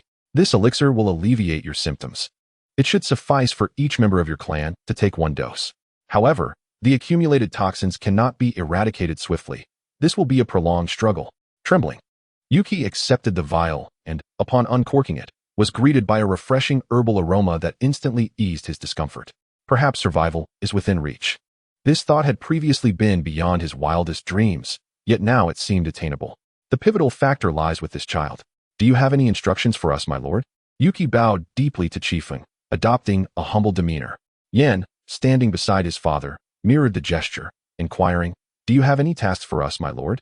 Chiefeng nodded, recognizing the intelligence behind their lowly postures despite their frailty. He would not squander nearly 3,000 points of tranquility merely to assist those who are inconsequential. I have heard that the Tsukuyami clan harbors a grudge against the Uchiha clan. Yuki's expression faltered. He was unsure how to navigate this delicate topic. From the outset, he had recognized that the girl was of the Uchiha lineage, although there were historical grievances between the two clans. And the current plight of the Tsukuyomi was partially linked to the Uchiha. The opportunity to preserve their lineage was now at hand, and a careless word might jeopardize it. Indeed, the Tsukuyomi clan and the Uchiha clan share a profound enmity. Our current situation is intricately connected to the Uchiha, yet our deepest resentment lies with the daimyo of the Land of Lightning. They are the true architects of our clan's ruin. Chiefing smiled at this clever retort, unsure whether it stemmed from sincerity or strategic calculation. Nevertheless, the answer was satisfactory. You are aware of the Hidden Leaf Village, I presume? Yuki and Yin nodded, acknowledging. We are aware. We have heard that the Hokage of the Leaf is a figure of great renown, revered as the god of shinobi. Chiefing affirmed this with a nod and then leaned closer to Ji, whispering something that caused her expression to shift from somber to contemplative, prompting her to nod in response. Turning back to the Tsukuyomi father and son, Chiefing continued, it will be difficult for your clan to regain its vitality in the short term. Aside from Yin, nearly all your clan members are unlikely to achieve significant accomplishments in the realm of ninjas. Yuki understood this all too well. In his youth, he had been formidable, having awakened the blood dragon eye, which promised a boundless future. Yet, after returning to the valley, corrupted by the blood mist, his strength had dwindled to less than half of its former self, and the others fared even worse. The Uchiha clan had established the Hidden Leaf Village alongside the Senju clan long ago, now standing as an esteemed family. Even with their grievances, they could not be swayed. Nor would the village permit the Tsukuyomi any opportunity to harm the Uchiha. Yuki chuckled self-deprecatingly, astonished that this benefactor held any regard for his clan. After all, they had been unable to contend with the Uchiha in the past, and their current state was even more dire. Moreover, while his kin harbored animosity towards the Uchiha, the true blame lay with the Land of Lightning, which had subjected them to a century of suffering. Thus, their vengeance had always been aimed at the Land of Lightning. While I cannot grant you vengeance, I may be able to offer you a chance for fair competition. This statement left Yin feeling perplexed. What do you mean by fair competition? Against the Uchiha? What I mean is, Chiefeng elaborated. Ji and I will soon depart for the Hidden Leaf Village to report to the Hokage. Should the Hokage grant permission, it may be possible to relocate the Tsukuyomi clan into the village. However, this requires your clan's consent. I will not undertake a thankless task. If none are willing, our next visit may be uncertain. The prospect of relocating to the Hidden Leaf Village was unexpected for Yuki. Is this what you mean by fair competition? But what leverage do we possess against the Uchiha? In terms of strength, you may not be their match. However, you can compete in the realm of the new generation. In this regard, I believe you may not necessarily be at a disadvantage. The new generation? Yuki glanced at his son. He had imparted all his skills to him, believing his son to be no less capable than others, merely lacking a favorable pedigree. Born into this hellish existence, his talents and potential had been squandered. I wholeheartedly agree.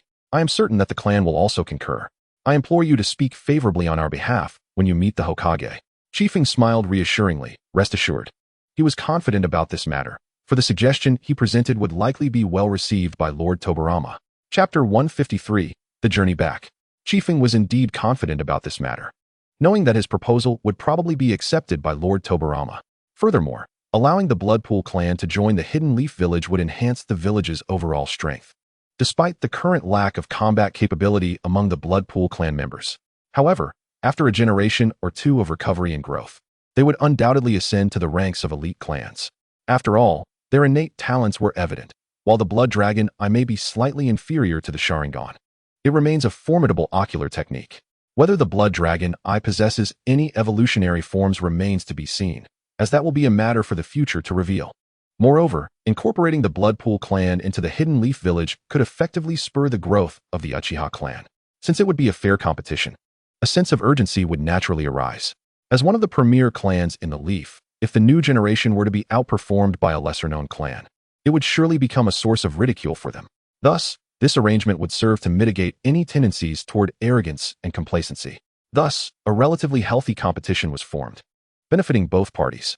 Although Chiri was initially reluctant to adopt the proposal of taking advantage of the wind, she found it rather agreeable after hearing the explanation. Upon returning home, she recounted the details of the wind-taking strategy to her father, confident that he would concur with the notion. All right, you should quickly seek the opinions of your clan members. An hour should suffice. Yuyashiro Suki nodded before turning to depart. The Yuyashiro clan now comprised approximately 100 individuals, and when compared to the myriad of families in Konoha, they would likely only rank just above the Kumogakure clan. Watching his father's silhouette vanish behind the rocky outcrop, Yuyashiro let out a sigh. Why would adults choose to save our clan? The world, bustling with activity, is driven by profit. My exertion to rescue your clan stems primarily from your family's distinctive ocular techniques, which could enhance the strength of Konoha. Although the explanation was rather blunt, Yuyashiro felt a sense of relief upon hearing it. After all, such candid words were far more reassuring than a myriad of flowery deceptions. What kind of place is Konoha? Is it akin to Kumogakure? Faced with the uncertainty of the future, Yuyashiro experienced a twinge of anxiety. If Konoha's ninjas were similar to those of Kumogakure, it would merely mean another descent into hell for his clansmen. The people of Konoha are generally more peaceful. You need not worry excessively about being bullied. Once you arrive, you will experience it firsthand. As an outsider, initial interactions may not proceed smoothly, so be prepared. Yuyashiro understood this. It was somewhat unrealistic to expect an incoming clan to be immediately accepted, especially given the mutual unfamiliarity. However, after a period of interaction, once the adjustment phase had passed, integration would come swiftly. Unbeknownst to him, Yuyashiro began to envision life after joining Konoha. Having lived in this valley for 6 years, he had hardly interacted with outsiders beyond the occasional pickpocketing. He never anticipated that merely exchanging one wallet for another could transform his life so dramatically. After an hour, Yuyashiro Suki returned, a faint smile gracing her features, indicating that things had likely gone well. Sir, the clan members have unanimously agreed to join Konoha and will abide by your directive to compete fairly with the Uchiha. With such a response, Chika's spirits soared. Excellent. Then you shall remain here for a while longer. Once I return to the village to report, I should be able to come and fetch you. Very well. We are in no rush, Yuyashiro Suki replied eagerly, adding, we shall await your good news. After discussing matters with Yuyashiro Suki, Chikaz and Shiri prepared to depart. There were still intelligence reports that needed to be delivered, and having already delayed for a day and a half, they needed to hasten their return. The treacherous crimson mist that had greeted them on their way would now make their return journey considerably easier. Without the peril of stepping on hidden skulls due to poor visibility, under Yuyashiro's guidance, they swiftly reached the cave they had previously traversed. Yuyashiro Suki could not accompany them, standing at the cave's entrance to bid farewell to Chikaz and Shiri, while led the two away from the valley. Though the valley had undergone significant changes, the cave remained rugged, damp, and winding. After approximately 10 minutes, they finally emerged, with Shiri inhaling the fresh air deeply. Although the red mist had dissipated, it did not signify that the air was entirely fresh. With the sulfuric concealment lifted, a somewhat putrid odor emerged. Faint yet still unsettling for Shiri. All right. We shall return in about 7 or 8 days. You will need to guide us then. Smiled in response. Of course. Sir, you can count on me. After affectionately patting N's head, Chikaz and Shiri dashed away. According to the map, they were quite far from the borders of the Land of the Moon. If they were to run, it would likely take 5 or 6 days to reach Konoha. This would cause them to miss their scheduled time, but with the assistance of Sairyu and Ryuke's, the journey would be considerably easier. Chikaz summoned 2 celestial cranes. Without delay, they mounted the cranes and commenced their return to Konoha, urging Sairyu and Ryuke's to accelerate their pace. This mission had truly been an eye-opener, yielding substantial rewards. As Chiri sat atop Ryuke's, she marveled at how a mere wallet theft could lead to such significant events. Without Chika's presence, she would have truly struggled to manage alone. Indeed, this journey was worthwhile. I wonder what Lord Tobirama will reward us with, Chiri mused, covering her mouth with a sly grin. I suspect it will be verbal praise. Lord Tobirama is particularly fond of commendations, Chikaz replied, recalling that verbal rewards seemed to be Tobirama's usual method, and it appeared that he and Hisashi had not received any tangible rewards in recent years. With this thought, Chikaz ceased to harbor expectations. The two engaged in leisurely conversation atop the cranes. Sairyu and Ryuke's were broad enough for them to lie upon. To expedite their return to Konoha, after consulting with Sairyu and Ryuke's, they decided to travel both day and night. However, it was merely the 2 celestial cranes that would bear the brunt of this exertion. Chikaz used crystal vines to secure himself and Chiri to the backs of Sairyu and Ryuke's, ensuring they wouldn't fall during the night's rest. After 2 days of continuous travel, they finally returned to Konoha. Remarkably, as celestial cranes, their extraordinary constitution meant that 2 days of relentless flight had no adverse effects on them. After consuming a massive amount of food, they seemed to vanish into the skies once again. Chapter 154, Task Delivery. Despite having rested, Chukaz and Shiri could not fully relax while airborne. They felt a modicum of fatigue, but they could not rest as Sairyu and Ryukaze did. After all, they still had a mission to deliver and discussions to hold regarding the Yuyashiro clan. After a brief stop at home to freshen up and change into clean clothes, they met at the designated location to head to the Hokage building to report their mission. During this time, Chukaz and Shiri noticed that the ranking exams for the ninjas of Konoha seemed to have concluded. The ninjas had been systematically ranked according to their skill levels. If that were the case, Chukaz's rank in the village should now be that of an elite jonin, as it had been agreed upon with Tobirama. Shiri would likely be promoted to special jonin, and the fact that she didn't have to take an exam brought her great joy. Although the position of special jonin was somewhat ambiguous, her strength would not stagnate. This was merely a stepping stone. The two entered the Hokage building and arrived at the door of the Hokage's office, gently knocking a few times before pushing the door open to enter. To their surprise, not only was Tobirama present, but Hashirama was also there, something Chukaz and Shiri had not anticipated. Ever since their master had resigned from the Hokage position, he had rarely involved himself in administrative affairs. Today, however, he seemed to be waiting for their intelligence report. You two returned to the village a day late. Did you encounter any issues? Was the mission successful? As soon as they entered, Tobirama inquired with concern. Chukaz and Shiri bowed respectfully to both Tobirama and Hashirama, and Chukaz replied, "The mission went relatively smoothly. Regarding the delay of a day, I will provide a detailed explanation after reporting on the mission. Since Master is also here, he can assist in making decisions." Hashirama chuckled heartily. "Ha, I will just listen in. The final decision rests with Tobirama." Upon hearing his elder brother's words, Tobirama couldn't help but cast a sidelong glance. Ever since his brother abdicated, he had truly refrained from any responsibilities. In contrast, during his tenure as Hokage, Tobirama had tirelessly toiled and dedicated himself. Now that he had ascended to the position of Hokage, his elder brother seemed to contribute not a whit, spending his days idly at home entertaining children. However, Tobirama had grown accustomed to this. His brother had always been this way since childhood. Now, let us discuss the mission. Yes.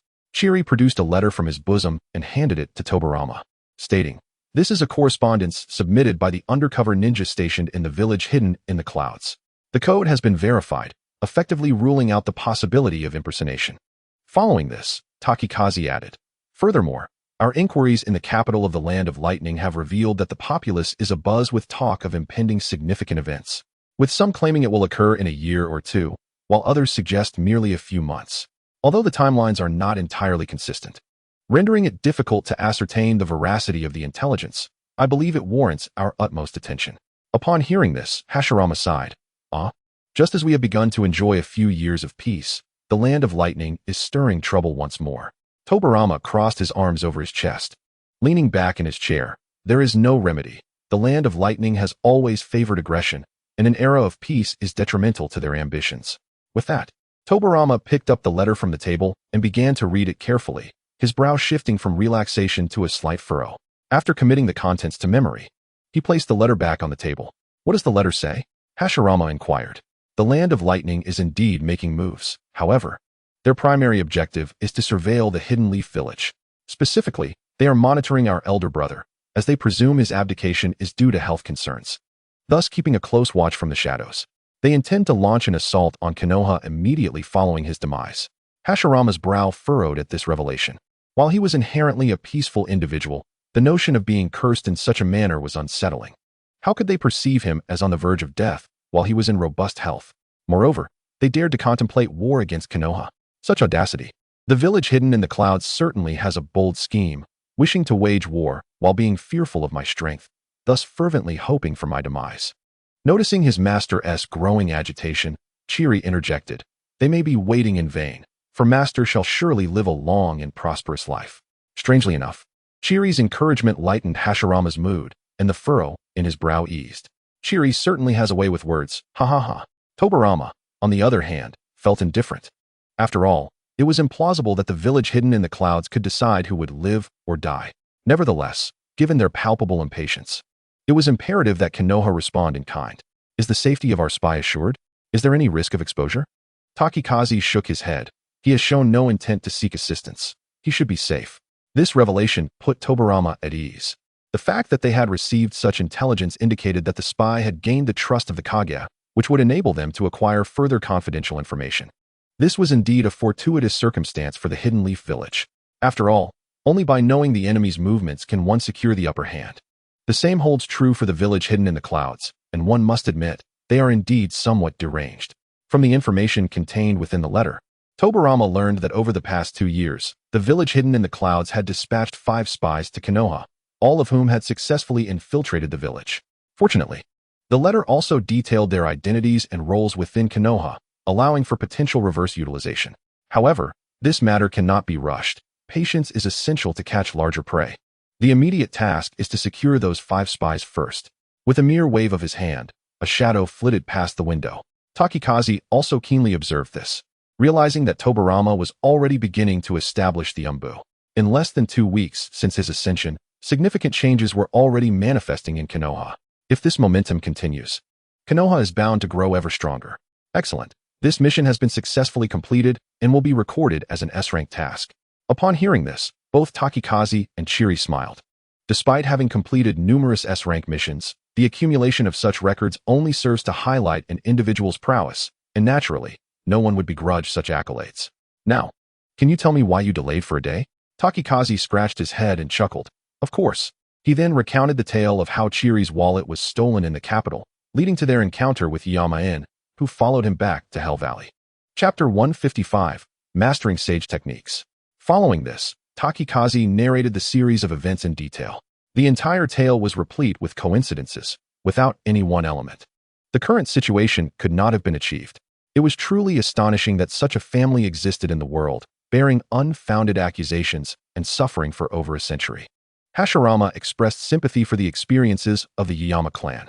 Having played alongside Uchiha Madara for many years, Hashirama had never heard him mention this clan. Perhaps the Uchiha chose to deliberately forget, or perhaps they simply did not regard the family as significant. The chance discovery of this family and their history by Takikaze and Chiri could only be deemed serendipitous. While Hashirama expressed sympathy, Tobirama found himself intrigued by the blood dragon eye of the Yama clan. He had previously believed that the only clans capable of producing such unique ocular abilities in quantity were the Hyuga and Uchiha. To his surprise, hidden away in an obscure corner, there existed another clan with such capabilities. Surely, even the Land of Lightning had forgotten this history. Otherwise, how could such a powerful bloodline family not be promptly showcased and well-treated? After all, ocular techniques are not easily acquired. Truly, they are lacking in discernment. Seeing that the 2 elders were relatively receptive to the Yama clan, Takikaze proceeded to recount his conversation with Yamasuke upon entering Hell Valley. During this recounting, he embellished certain details to portray the Yama clan's plight as even more tragic. Tobirama, unaffected by the various harrowing descriptions in Takikaze's words, began to calmly analyze the pros and cons. If the Yama clan were indeed to join Konoha, could it truly be as beneficial as Takikaze suggested? Moreover, considering the animosities between the Yama clan and the Uchiha, would the Uchiha harbor any grievances as a result? These were all pertinent considerations. However, Hashirama's mindset was quite different. He now possessed a spectator's attitude, knowing that with Tobirama present, no matter how challenging the situation, he would not intervene. His faith in his brother was unshakable. Tobirama's mind raced as he mentally simulated all possible scenarios that could arise from the Yama clan's integration into Konoha. Ultimately, he concluded that he would agree to Takikaze's proposal, allowing the Yama clan to join the Hidden Leaf Village. From any perspective, their inclusion would be advantageous. Should they dare to harbor treachery, Tobirama would not hesitate to deal with them decisively. After all, they were merely a small clan, whose strength had significantly waned due to prolonged suffering. They would not dare to act recklessly in Konoha, unless they truly wished for their own demise. You may choose to rest for a day or 2 before bringing the Yama clan back to Konoha. The expenses during this time will be covered by the village. And if you require additional manpower, simply inform me before leaving the village. Takikaze and Chiri opted to rest in the village for a few days. After all, they had just concluded a long journey and, having hardly had a proper sleep, setting out again would be excessively exhausting. With Qingyun and Lu Feng on their way, they should reach Hell Valley within 3 days, which aligns closely with the time agreed upon with Yamasuke. However, a significant challenge remains: how to clear the cave in Hell Valley. If it were solely up to him, with his ability to summon the dust clone, it would be a trivial matter. The complication arises from the presence of Chiri, who possesses extensive knowledge of dust techniques, making it impossible to easily deceive her with excuses. Moreover, revealing too many secrets and hidden cards is something Takikaze wishes to avoid. Although their relationship is exceptionally good, it does not imply that he can be completely candid. Fortunately, there is still a day left to contemplate this issue. If all else fails, he could have his master accompany him. After all, with Hashirama's strength, clearing a mere cave would be a walk in the park. Very well, Lord Tobirama, Chiri and I shall take our leave, Takikaze announced. Tobirama waved his hand dismissively.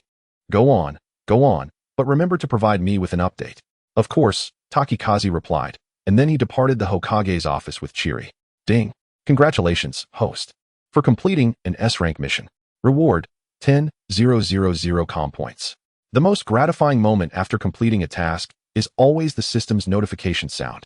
Receiving 10,000 comm points for an S-rank mission feels quite standard, neither too high nor too low. After leaving the Hokage's office, they exchanged a few casual remarks before parting ways. As Chiri needed to discuss the matter thoroughly with her father and grandfather, he was uncertain of their reactions. At worst, he might just receive a sound reprimand. On his way home, Takikaze unlocked the character profile for Hiruzen, earning an additional 500 comm points. It was a meager sum, but he understood that it was merely a minor character. Upon arriving home, he immediately redeemed the Sage Art one-stop service, which swiftly consumed 150,000 comm points. The loss stung immensely, especially when considering the previously spent comm points. He was left with 78,000 points. Though still substantial, he contemplated that with a few months of diligent saving, he could accumulate back to 100,000. A flash of golden light flickered before Takikaze, and a scroll fell into his palm. Indifferent to anything else, he promptly shut down the system and slowly unfurled the scroll, scrutinizing it word by word. It took nearly half an hour to read through the entire scroll. The gist was to seek a location close to nature for training, followed by a plethora of instructions. Most surprisingly, it mentioned that summoning beasts could also participate in the training. Moreover, if both the human and the summoned beast succeeded in their training, unexpected effects could ensue. Takikaze found it difficult to fathom these unexpected effects, though he speculated they might complement one another in some manner. With a bolder thought, could it allow the summoned beast to continuously absorb natural energy, sustaining Takikaze's Sage mode? If that were indeed the case, this Sage Art one-stop service would be extraordinarily powerful. Takikaze then began to practice the Sage Art according to the scroll's instructions. Although the method promised to avoid the consequences of turning into a stone statue, the difficulty of training remained unchanged. After an entire afternoon of effort, he still could not grasp what natural energy truly was. It appeared that mastering this Sage Art could not be rushed.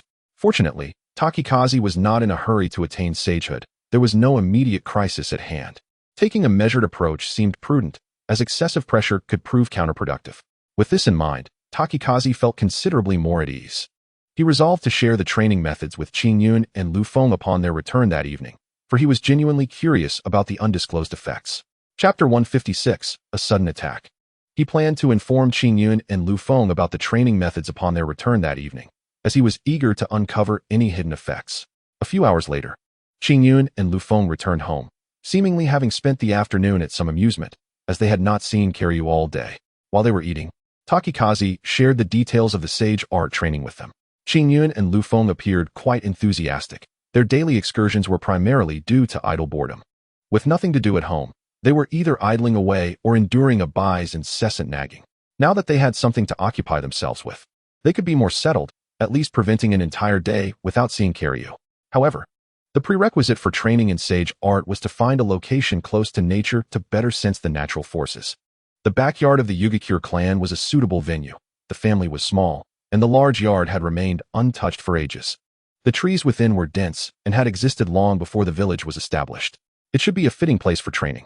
Eager to get started, Qingyun and Lu Feng hurried off to the backyard immediately after their meal to attempt the training. Takikaze felt a sense of satisfaction and silently gave them a thumbs up. He then returned to his room to prepare for a bath. Laughably, he had no intention of training himself. He had only one day to rest before embarking on another journey, and he was not about to squander it. It was evident that one day of training would not suffice to master the Sage Art. It would be far more beneficial to rest adequately. As for how to clear the entrance to Hell Valley, Takikaze contemplated seeking advice from Hashirama. He wondered if he could persuade him to join the endeavor. Even if a dozen or more ordinary ninjas attempted to clear the narrow entrance to Hell Valley, they would undoubtedly fail. Only the colossal techniques of the Uchiha clan's Susanoo or Hashiramas would release could resolve such a predicament. However, it was worth noting that the Yugakure clan harbored some animosity towards the Uchiha, having been beaten into the valley by them in the past. Now that the Uchiha clan had come to their aid, it was understandable that they would feel discontent. How could they compete fairly when they were already at a disadvantage? Thus, if the Uchiha clan could not be relied upon, it would be necessary to have Hashirama personally intervene. Not only would Hashirama's strength effortlessly handle such a minor cave, but it would also demonstrate to the Yugakure clan that the Hidden Leaf Village valued them, fostering a sense of belonging. Takikaze reasoned that even if Hashirama was initially reluctant, he would surely be persuaded by Takikaze's plethora of reasons. After all, Hashirama prioritized the village's welfare above all. Perhaps Takikaze would not need to present all these arguments after all. The following morning, Takikaze rose early and headed straight to Hashirama's home, intent on catching him off guard. Sure enough, upon arrival, he found Hashirama still nestled in bed. When Takikaze roused him from slumber, Hashirama blinked sleepily at him, momentarily forgetting who stood before him. It was only after Mito used a damp cloth to wipe his face that he began to regain his clarity. "Takikaze, what brings you here so early?" Hashirama asked, clearly not pleased at being awakened so abruptly, though he held no resentment towards his most beloved disciple. His tone, however, carried a note of seriousness. "Master, I wish for you to accompany us to the Land of Lightning, for I am at a loss regarding the entrance to Hell Valley," Takikaze explained. Upon hearing this, Hashirama sighed, realizing that he should have clarified matters with Takikaze the previous day to avoid this early disturbance. "After hearing you yesterday, I had already resolved to accompany you. I intended to tell you today, yet here you are." His words trailed off into a resigned sigh. "Why didn't you just say so, master? I specifically woke up early to catch you off guard," Takikaze replied playfully. Hashirama rapped his knuckles lightly on Takikaze's head.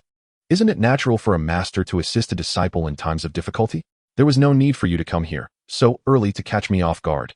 Takikaze smiled, attempting to feign innocence.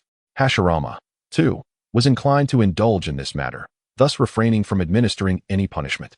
Initially, he had intended to send Kaifeng away and enjoy a brief nap, only to discover that he was utterly awake, with sleep eluding him entirely. He resolved to rise instead. He instructed Mito to prepare the armor he would wear in the afternoon. It had been quite some time since he had departed from the Hidden Leaf Village, and he found himself experiencing a novel sense of adventure. His previous excursions from the village had primarily been to persuade various clans to join Konoha, and since the village had achieved stability, Hashirama had seldom ventured beyond its borders. Although this trip had a different purpose, it was indeed to assist his disciple, and he felt a profound sense of nostalgia. This was the very essence of the will of fire being passed down. Mito, attuned to her husband's thoughts, had already polished the armor and gathered an array of items acquired during their recent outings. Having such a capable partner was indeed a stroke of fortune for Hashirama. Were it not for Mito, given Hashirama's nature, their home would likely be in disarray. Tsunade was still lost in slumber, and Kaifeng was hesitant to disturb her. Furthermore, Hashirama would never permit Kaifeng to interrupt Tsunade's peaceful dreams. Although Kaifeng felt a twinge of longing for Tsunade after their time apart, the murderous glare from Hashirama compelled him to remain silent. Mito had prepared breakfast and inquired whether Kaifeng would like to partake. Seizing the opportunity to enjoy a hearty meal, Kaifeng promptly requested Mito to provide him with an extra set of bowls and chopsticks. "Kaifeng, I entrust you with these provisions I've prepared for your master, as well as for you," and Chiri, Mito said, aware of Kaifeng's ability to store items using a ninjutsu technique. She had embarked on a substantial shopping spree the previous evening. The sheer volume of food and clothing filled 2 entire baskets, leaving Kaifeng momentarily speechless. Mito truly had gone above and beyond, nearly packing up the whole household. However, Kaifeng merely expressed a light-hearted complaint internally, maintaining an understanding demeanor as he replied, "Rest assured, Mito, I will take care of everything." He then waved his hand, and the contents of the 2 baskets were seamlessly stored within his space ring. Despite the numerous items already housed within, the space remained ample, accommodating these additions effortlessly. Every time Mito witnessed Kaifeng's ninjutsu, she felt a surge of envy. Regrettably, Kaifeng had stumbled upon this ability by chance, making it irreplicable. Otherwise, her shopping excursions would not have been curtailed by a lack of storage. Each trip to the market, Mito wished she could purchase half the street. It seemed to be an inherent trait among women. After a simple breakfast, Kaifeng bid farewell to Hashirama and Mito, who informed him of the afternoon's meeting point, urging him and Chiri to arrive punctually. Once he departed from the Senju clan compound, Kaifeng found himself at a loss for what to do. Rising rather early, he realized the system had yet to notify him of his daily check-in. In fact, he was over an hour ahead of his usual schedule. It was no wonder Hashirama had been irked. Having been roused after only a few hours of sleep would vex anyone. With the streets largely deserted and few shops open, Kaifeng decided to return home. He planned to check on Kakuzu's recent activities through the puppet that remained with him, surmising that Kakuzu should be awake by this hour. Indeed, as Kaifeng focused his thoughts into the Sharingan puppet, he discovered Kakuzu leisurely enjoying breakfast. The unfamiliar surroundings made it difficult for Kaifeng to ascertain Kakuzu's exact location. "How have you been? Were you able to accomplish the tasks I assigned you?" The sudden sound of Kaifeng's voice startled Kakuzu, causing him to spit out the porridge he had just sipped. As he prepared to inquire who was playing tricks on him, he recognized Kaifeng's voice and settled down. "Leader, could you please give me a heads up next time? Your sudden appearances are quite alarming." Kaifeng found amusement in Kakuzu's reaction and teased, "What is there to fear? Don't you have 5 lives? Dying once isn't such a big deal." Kakuzu, feeling exasperated, chose not to engage in further debate. He proceeded to report on recent developments. "I've recently learned of several children possessing bloodline limits, but by the time I arrived, they had already been taken. It is evident that others, aside from us, are also seeking out bloodline limit bearers. However, they are after the individuals themselves, while we only require their blood." At this revelation, Kaifeng's expression turned serious. He had no clear understanding of the organization that was hunting for bloodline limit holders, but it was imperative to remain vigilant, especially since this organization had already come into conflict with them. Ultimately, their own group lacked personnel. It was just Kakuzu running around, which was far from efficient. They needed to recruit more talent, but given the current stability within the ninja world, finding suitable candidates proved challenging. Unless they resorted to forcibly abducting individuals from other villages or enticing them, it would be a matter of luck. "I also have some leads on those children you mentioned. The ones with clever minds who are skilled at crafting trinkets. I was planning to investigate them as well." Kaifeng nodded in response. Pleased with Kakuzu's diligence in executing his assignments, he was a hard-working and honest individual. As long as he remained loyal, he would undoubtedly become a pillar of the organization in the future. "How are the finances?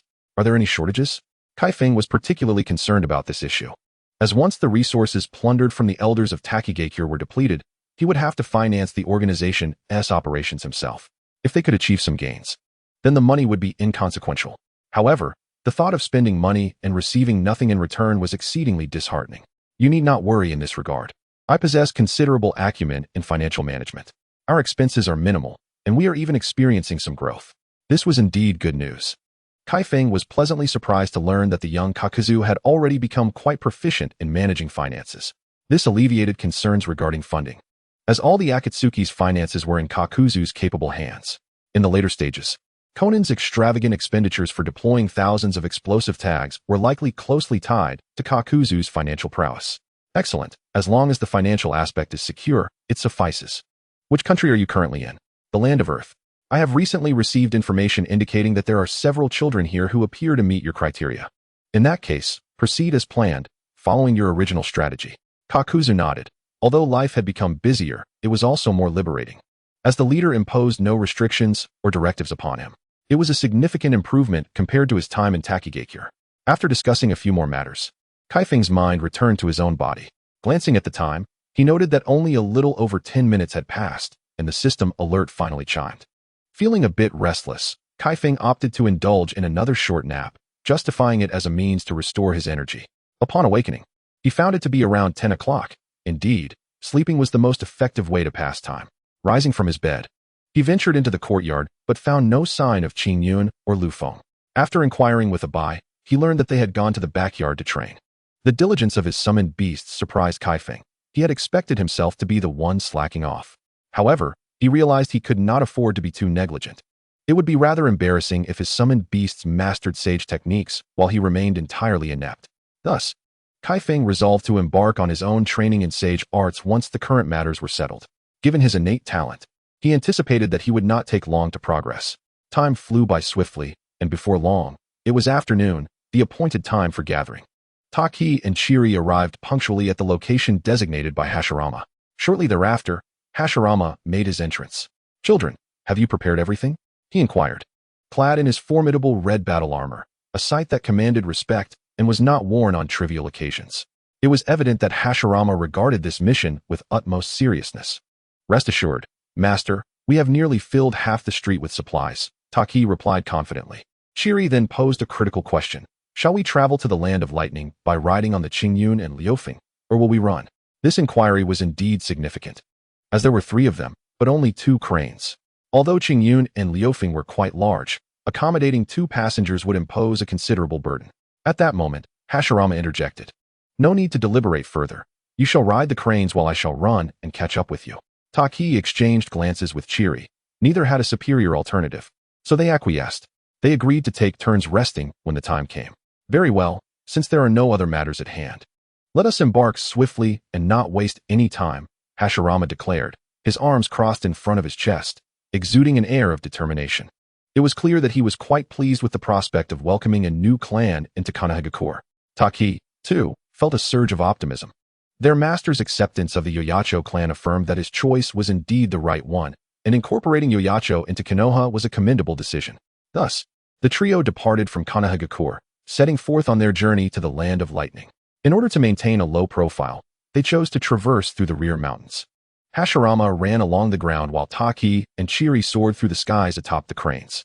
Due to a previous day's delay, Hashirama suggested they hasten their pace. Remarkably, they reached the land of lightning in less than 2 days, encountering no significant obstacles along the way. How long until we reach Hell Valley? Hashirama queried.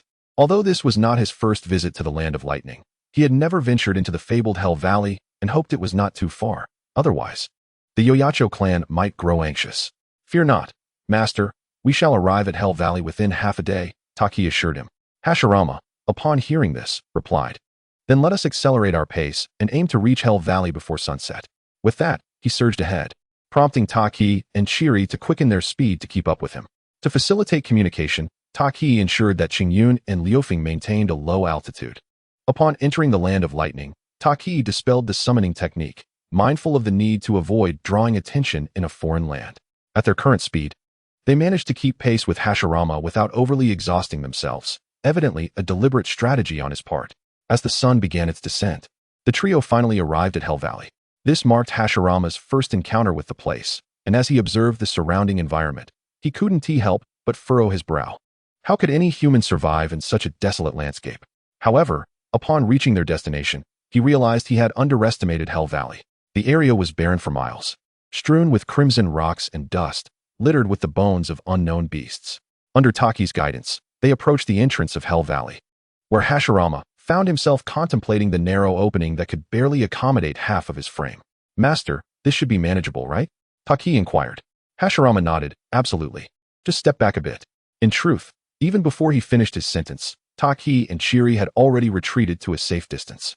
However, Hashirama's focus remained unshaken by their presence.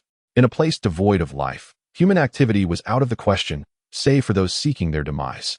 Thus, Hashirama could unleash his full potential without concern for attracting the attention of the hidden cloud village.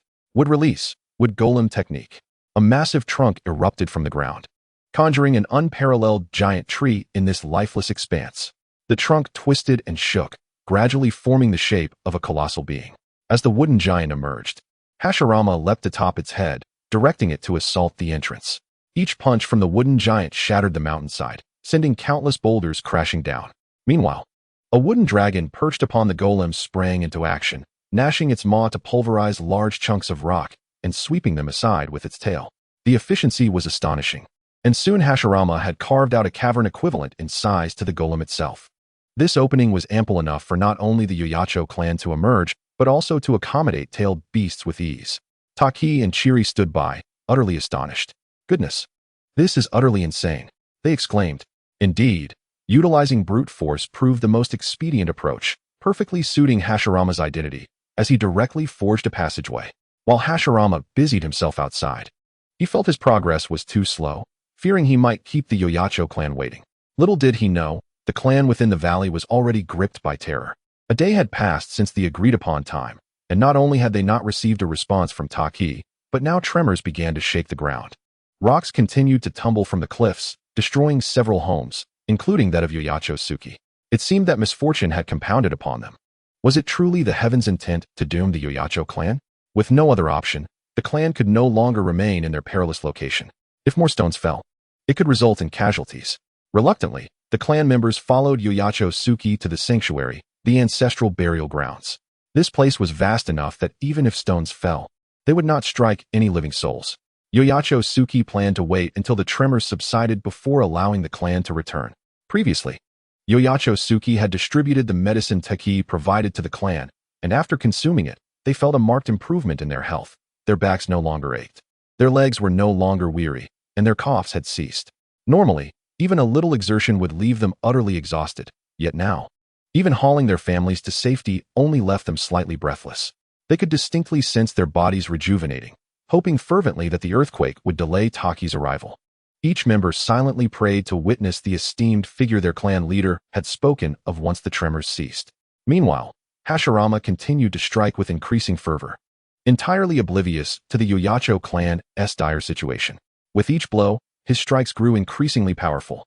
The thunderous sounds reverberated throughout the valley, echoing far and wide.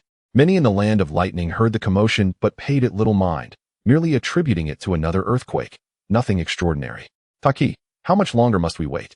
Hashirama had delved deeply into the cavern, while Taki and Chiri could no longer discern the ongoing events within. All they could see was smoke billowing and dust swirling. Occasionally, small stones would ricochet and strike them, leaving them nursing their bruises.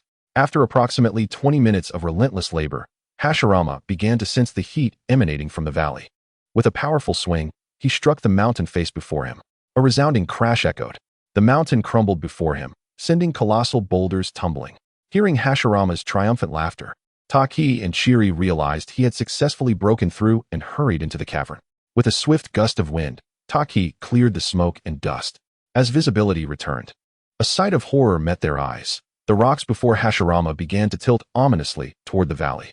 Amidst the cacophony of collapsing stones, Taki discerned a familiar sound, and a foreboding thought instantly invaded his mind.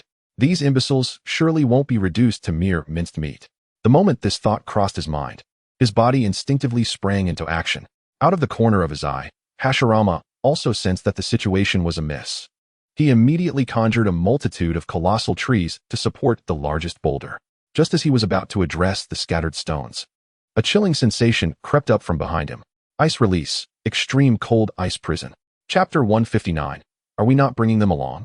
Just as he prepared to deal with the remaining rubble, a wave of coldness enveloped him from behind. The blue-white glow flashed, and a layer of ice blanketed the ground. Countless massive ice spikes erupted from the icy surface, encasing all the leftover debris in a frozen embrace. The temperature in the valley plummeted suddenly. Even the hot springs could not withstand the frigid aura of the ice release. Some of the weaker individuals began to tremble uncontrollably. Kaze gently melted the ice spikes, allowing the encased debris to settle safely to the ground without causing any casualties. Witnessing this, Hashirama finally breathed a sigh of relief. Thankfully, no one was injured, or he would have truly become a living embodiment of death. The members of the Uchiha clan were unfamiliar with Hashirama, their confusion evident at his arrival. One clan member tugged at Tsuki Uchiha's sleeve, inquiring if this was the gentleman he had mentioned. However, Tsuki Uchiha was equally uncertain, unsure if this was indeed the ally summoned by their leader. It was only when he caught sight of two familiar figures that clarity dawned. After a long wait, Tsuki Uchiha, I, along with Chiri, have fulfilled our agreement, and we are here to escort you back to Konoha. Upon seeing Kaze, Tsuki Uchiha's face brightened with a smile. So, does this mean that the Hokage has granted his approval? Kaze smiled, and then gestured towards Hashirama. Do you know who this esteemed individual is? Tsuki Uchiha shook his head. How could a man who had been isolated from the world for so long recognize the imposing figure before him? Kaze continued without hesitation. This is the first Hokage of Konoha, and also my and Chiri's master. So tell me, do you think the Hokage has agreed? Not only Tsuki Uchiha, but all the members of the Uchiha clan stood in stunned silence, unable to comprehend the gravity of their situation. They had considered the possibility of Konoha refusing their plea and had even contemplated a life within the village. Yet they had never imagined the first Hokage himself would come to their rescue. While they may not be aware of much, they certainly recognized the name of the first Hokage, the strongest ninja in the shinobi world, the god of ninjas. To have stirred the interest of the first Hokage, and to be personally welcomed by him, what an immense honor. Greetings, first Hokage. I am Tsuki Uchiha, the clan leader of the Uchiha clan, and I hope to lead my people to join Konoha and serve the village.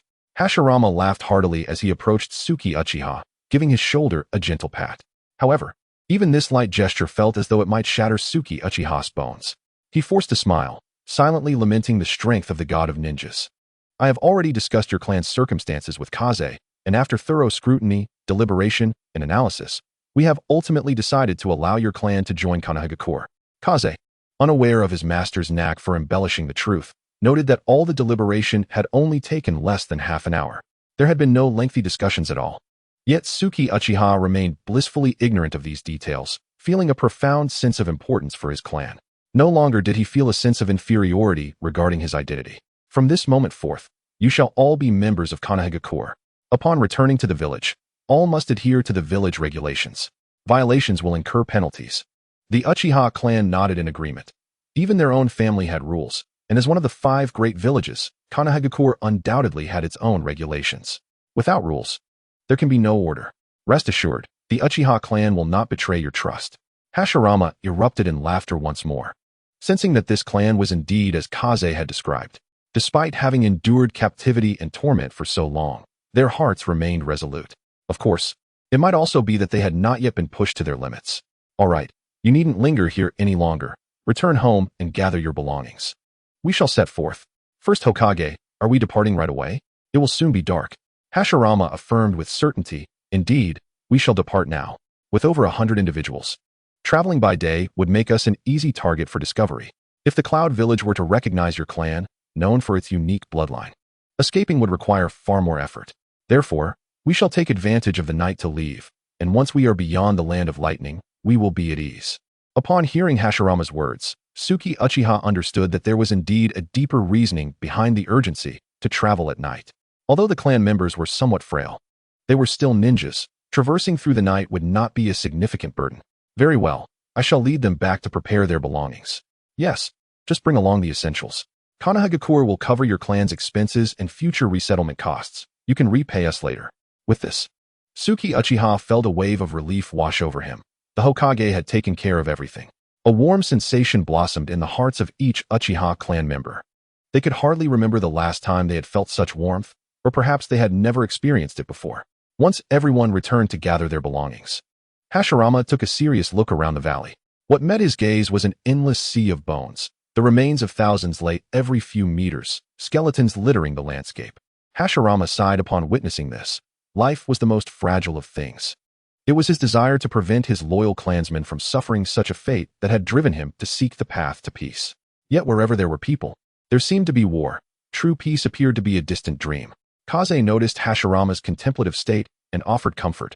Master, do not dwell too sorrowfully. Once the Uchiha clan joins Konoha, they will undoubtedly flourish. Hashirama sighed in response. Let us hope so.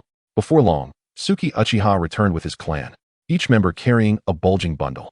Hashirama gestured towards the scattered bones. Are you not bringing them along? We wished to, but we feared it would delay us. So we have decided to leave our ancestors to rest here. Suki Uchiha had wrestled with this decision for some time, ultimately deciding, after consulting with his clan, to forego taking their forebears' remains. Once they had settled in Konoha, they would return for them. Kaze stepped forward, smiling gently. Leave it to me. He tossed a round crystal ball into the air, which then burst apart, showering the ground with glimmering fragments. Crystal release, crystal creation. In an instant, all the crystal shards took root and sprouted, swiftly growing. Before long, innumerable crystal vines enveloped the sacred ground, each crowned with a grand blossom. Under Kaze's guidance, these crystalline flowers began to envelop the nearest skeletons. In just a few breaths, every bone within the sacred ground was encased in the radiant crystal blossoms. Guided by Kaze, the flowers disassembled the bones and released a misty crystal orb. Upon closer inspection, one can discern that the crystalline orbs have taken on a misty appearance due to the ashes encased within. Utilizing his control over the wind, Chiefing gathered all the crystal beads into a small pile. There were over 1,000 of these orbs, each merely a tad larger than a glass marble. Having long succumbed to decay, the bones, eroded by the steam of the hot springs over the years, had become exceedingly fragile, leaving little behind. The assembled heap of beads reached half a person's height. The members of the Uchiha clan were momentarily bewildered. Just moments ago, the ground was littered with bones, and now they had transformed into glass spheres. This, however, did provide a means to carry their ancestors with them. Although the quantity was considerable, With a little effort from each individual, they could manage to transport them. Yet, how could Chiefing expect them to bear such a burden? Setting aside their frail physiques, which might collapse under the weight, the distribution of over 100 beads per person would undoubtedly slow their pace significantly. Chiefing then arranged the beads into a pyramid shape and subsequently conjured a crystalline cage to lock them inside. He stored them within his space ring, including the belongings of the Uchiha clan. This left the clan members, who were now in a state of confusion, pondering the whereabouts of their large bundle. Just as Uchiha was about to inquire, Jili clarified the situation, reassuring her that both his and Hashirama's possessions were safely kept by Chiefing, so there was no cause for concern. Upon hearing this, Uchiha couldn't help but marvel at the unexpected sophistication of such ninjutsu. With all matters concluded, it was time to hasten their return to the village. In response to Hashirama's suggestion, there was no dissent among the group. Thus, Chiefing, along with 2 companions and 100 members of the Uchiha clan, embarked on their journey back to Konoha to ensure the safety of the Uchiha clan. Chiefing and Jili maintained vigilant oversight, while Hashirama led the way, clearing any obstacles ahead. Traveling by night posed inherent dangers, where even a moment's inattention could lead to separation from their comrades. In a typical ninja team, this would be manageable, as they would regroup at their destination. However, given the frailty of the Uchiha clan, it was unrealistic to expect them to traverse to Konoha independently. Thankfully, with the versatility of his crystal manipulation, Chiefing connected everyone with vines. Although this method was somewhat cumbersome, it was the safest option, and they could release the bonds during rest periods or daylight. After approximately 3 days of travel, the group finally returned to the Land of Fire. Along the way, they encountered numerous attacks from wandering samurai and rogue ninjas. Yet, before any could approach, Chiefing eliminated them from a distance. These minor threats posed no hindrance to their progress. The members of the Uchiha clan quickly grasped the extent of Chiefing's abilities, realizing he was far from the mere child he appeared to be. Given time, he could very well become a figure akin to the first Hokage. Once they crossed into the Land of Fire, they felt a sense of complete safety. After days of relentless travel, the Uchiha clan members found it somewhat taxing, though in reality, their pace had been quite slow, considering their physical condition. Hashirama suggested a brief respite of about half a day. The Uchiha clan members smiled at this. They were on the cusp of reaching their new home, albeit uncertain of what awaited them. However, based on the attitudes of Chiefing, Jili, and the first Hokage, it was clear that their future would not be bleak. During this interlude, Uchiha approached Chiefing and inquired softly, "Brother Chiefing, you mentioned there is a ninja school in the village. May I attend?" His words were somewhat hesitant, revealing his nervousness, but Chiefing could see his genuine interest in the ninja academy. "Of course, as long as you possess the talent for ninjutsu, you may enroll." Upon hearing this, a smile illuminated Uchiha's face. His intrigue in the ninja arts stemmed primarily from the ideals instilled in him by Uchiha. Moreover, he wished to never again experience the helplessness he felt when bullied by the ninjas of the Cloud Village. Do not worry about making friends. When school begins, everyone will be unfamiliar with one another. If you take the initiative, you will surely make friends. Uchiha nodded eagerly. He was quite bold, having dared to pilfer in the royal city at such a young age. His nimbleness had even eluded the city guards, marking him as a promising talent. And such prodigies generally garnered popularity in school. "Brother Chiefing, are you now a ninja?" "Indeed, I am currently an elite jonin of Konoha." This revelation left not only Uchiha, but also Uchiha and many clan members in a state of astonishment. What was an elite jonin? They too considered themselves ninjas, but had never heard of such a rank. Observing the perplexed expressions around him, Chiefing decided to elaborate. "This is a ranking system established by the second Hokage, Senju Tobirama. It assesses ninjas based on their abilities and knowledge." Upon hearing this, Uchiha and his son began to comprehend, and Chiefing continued, "Upon your return to Konoha, you will likely be classified as genin. Only by participating in examinations can you advance your rank, which affects the difficulty of the missions you can undertake, and consequently, your earnings. Lower-tier tasks yield minimal rewards, while higher-tier missions offer greater compensation. As genin, you would be eligible for tasks below B rank, such as catching cats, finding dogs, or clearing out bandits. I once cleared all low-level tasks in a single day, but the rewards were meager." Thus, the Uchiha clan realized the significance of the ranking system. Having been out of the ninja loop for so long, they resolved to catch up on their ninja knowledge once settled, determined to achieve the rank of chunin. With such spirited ambition, Chiefing could only wish them success. The Uchiha clan was eager to experience the innovative policies of Konoha, eagerly anticipating their introduction to the true essence of the village. After a restful half-day, everyone felt rejuvenated, and upon resuming their journey, smiles adorned their faces. Their spirits had notably improved, contrasting sharply with the desolation they had faced in the Hell Valley. Previously, there had been a palpable gloom. Now, each individual seemed filled with hope for the future. With this newfound vigor, the overall pace of the group quickened, and they anticipated reaching Konoha in approximately 2.5 days. This journey had spanned nearly half a month, yet it promised a family rich with potential. Such a transformation was invaluable. Konoha had long awaited fresh blood. What unique changes might the Uchiha clan bring to the village? On the morning 2 days later, the group returned to Konoha, their arrival aligning closely with their expectations. From a distance, Uchiha Yin spotted the gates of Konoha. Brother Chiefing, that must be Konoha. Indeed. We are home. The mere mention of home filled the hearts of every Uchiha clan member with warmth. Once upon a time, they, too, had a home. Yet all was shattered by the feudal lord of the Land of Lightning. Now that they have once again found a sanctuary, one cannot help but wonder what the outcome will be this time. They merely hope that this time there will be no outcome. As the group advanced to within a few hundred meters of the village gate, Chiefing noticed that the road in front of the gate was crowded with people. Could this possibly be a welcoming ceremony organized by Lord Tobirama? Chiefing glanced at Jili, who shook his head in confusion. None of the three had been informed of such news, nor had Tobirama mentioned it. The people of the Uchiha clan dared not harbor expectations, for they were strangers and could not hope for a warm welcome. It seemed likely that this was a celebration for the return of the first Hokage to the village. However, as they drew closer, they noticed a large banner above the village entrance, adorned with intricately embroidered letters, likely crafted by the skilled hands of Hongnu. It read, "Welcome Uchiha clan to Konoha." Only then did they dare to believe that this was indeed a welcome for them. The villagers of Konoha were so exuberantly warm-hearted. Uchiha Yin had mingled in the royal city for about a year, and he could discern whether people's expressions conveyed fondness or disdain. From the looks on the villagers' faces, it was clear they were genuinely delighted, extending heartfelt welcomes to them. Chiefing approached Uchiha with a smile. "From this day forth, we are all family. You must make an effort to integrate into the village quickly, as this is your most pressing task." Uchiha nodded solemnly, a tear inadvertently cascading down his cheek. This was his first experience of being welcomed, and to say he was not moved would be a falsehood. The gates of Konoha slowly opened, revealing Tobirama, clad in blue armor, standing at the entrance, his smile unabashed. "Welcome, Uchiha clan. You are now a part of Konoha." Uchiha stepped forward and bowed deeply before Tobirama. "Thank you immensely for allowing our clan to join Konoha, thereby ending our long-standing suffering." Tobirama lifted Uchiha, his smile unwavering. "There is no need for such formalities, and it is thanks to Chiefing that I became aware of your clan's existence. He was the one who persuaded me."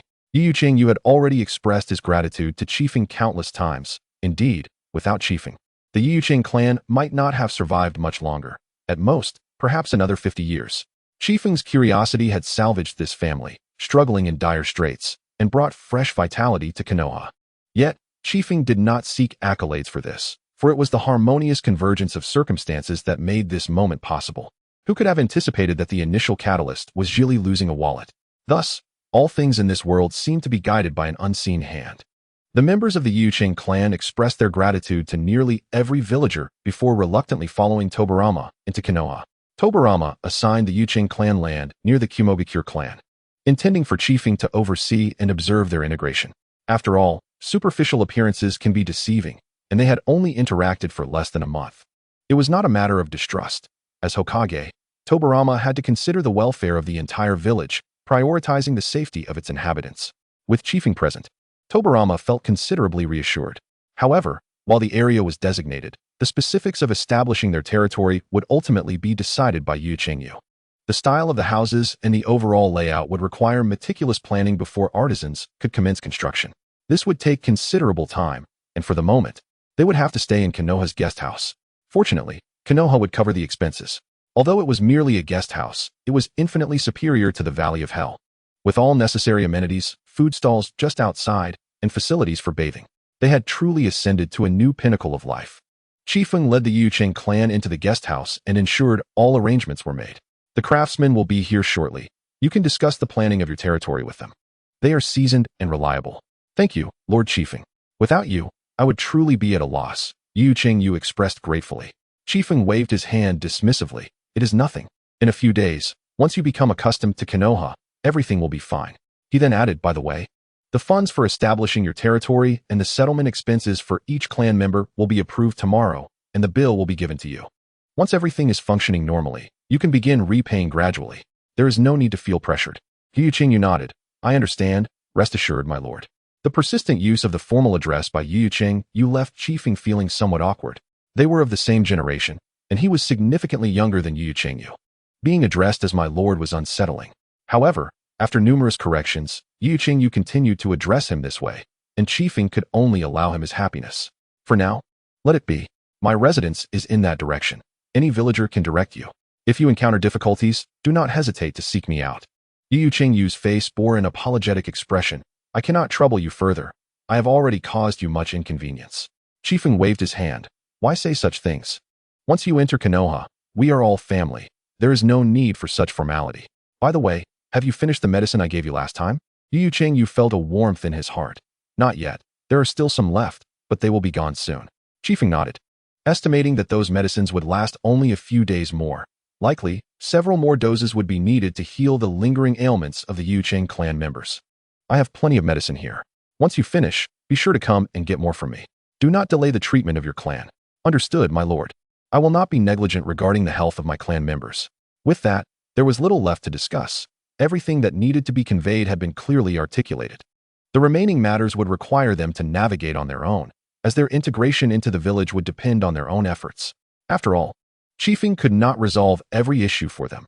Otherwise, the inclusion of the Yu clan into Konoha would lose its significance.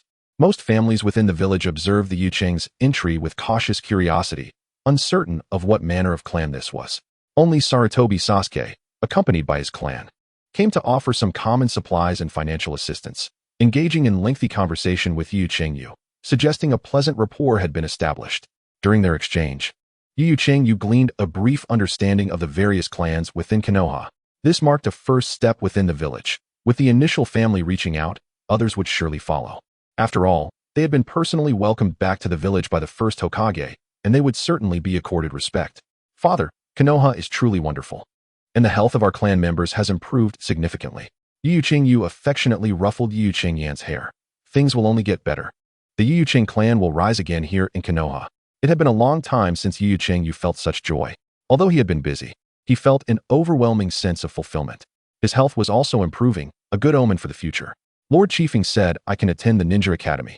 Yin looked at his father, seemingly seeking his approval. Yu was, of course, fully supportive. Yin was the most gifted child in the clan and must not have his talents squandered. Lord Chiefing mentioned this to me as well. The school will not open until next month, so for now, get familiar with the village. Yin was elated by his father's encouragement. Aspiring to be a ninja was one aspect, but he also yearned to make friends at the academy. Since childhood, he has had very few friends. In the valley, even the survival of adults is fraught with challenges, let alone that of children. Many youngsters have succumbed early to the harsh realities of life, which is why Yin has always yearned for companionship. However, in the outside world, no one is willing to befriend a little rascal like him. Now that he has arrived in Konoha, Yin hopes to make his first friend. Father, I'm going out to play. Go ahead, but don't run too fast. Before Yukazuki could finish his words, Yin had already dashed away in a blur. He shook his head in amusement. After pretending to be mature for so long, it is only upon arriving in Konoha, free from the pressures of life, that he has revealed his childlike nature. Yukazuki feels a sense of relief at this revelation. There are very few children in the family the same age as Yin. In fact, there are hardly any children at all. Without a new generation, the clan cannot thrive and must first ensure that its members are in good health before striving for further progress. Only then can the family prosper. After leaving the inn, Chiefing returned home. After a tumultuous half-month, he finally had a chance to rest. Thankfully, the furniture at home remained quite clean. Chiefing had consistently hired several women to tend to the household chores. Otherwise, after each mission, he would return to find his home cloaked in dust, practically uninhabitable. The current cleanliness is undoubtedly the result of their diligent work. Even Bai's room has been tidied up and restocked with fresh feed. Initially, the women were quite startled to find Bai speaking, fearing it to be some kind of monster, but after Chiefing's explanations, they quickly overcame their fears. Now, they are quite familiar with Bai and occasionally engage in light-hearted conversations. It was just past noon, and with no ingredients at home to prepare a meal, Chiefing decided to take a stroll outside. At this time, Konoha was bustling with activity, vibrant shouts, and the enticing aromas of various eateries filling the air. The Uchiha clan is somewhat distanced from the major clans, but is conveniently close to the common villagers. Chiefing relishes this lively atmosphere, which is imbued with a sense of warmth and humanity. After wandering the streets for a while without finding anything appealing to eat, he ultimately ended up at a barbecue restaurant. Welcomed enthusiastically by the staff, he was surprised to find Chiri there as well. Puzzled, he wondered why Chiri, who had been absent for so long, was not having lunch with her family. Instead, she was at a restaurant. At that moment, Chiri sat in their exclusive booth, lost in thought. It took several calls from Chiefing before she snapped back to reality. "Ah, Chiefing, you're here. Come sit." As she spoke, she ordered more than 20 plates of meat. "But what about you? Why aren't you at home dining with your father and grandfather?" Chiri wore a helpless expression. "Oh, don't even mention it. For some reason, my father insisted on cooking today, and the food was utterly inedible. My brother didn't dare to complain, but I truly couldn't bear it, so I snuck out while they weren't looking." Chiefing hadn't expected this to be the reason. "I thought perhaps your father was upset about the Uchiha clan joining Konoha. How could that be? You're overthinking it." Chiefing, before I told him, he didn't even know the Uchiha clan existed. Even after finding out, he didn't think much of it. So there's no need to worry. Hearing this, Chiefing felt a wave of relief wash over him. Although he had already urged Chiri to speak with her father, he still harbored some concerns. Now that it was clear that the Uchiha bore no animosity towards the Uchiha clan, it seemed that their integration into the village would proceed more smoothly. Soon, their dishes arrived, and the pair leisurely grilled meat while engaging in light conversation. Time passed swiftly.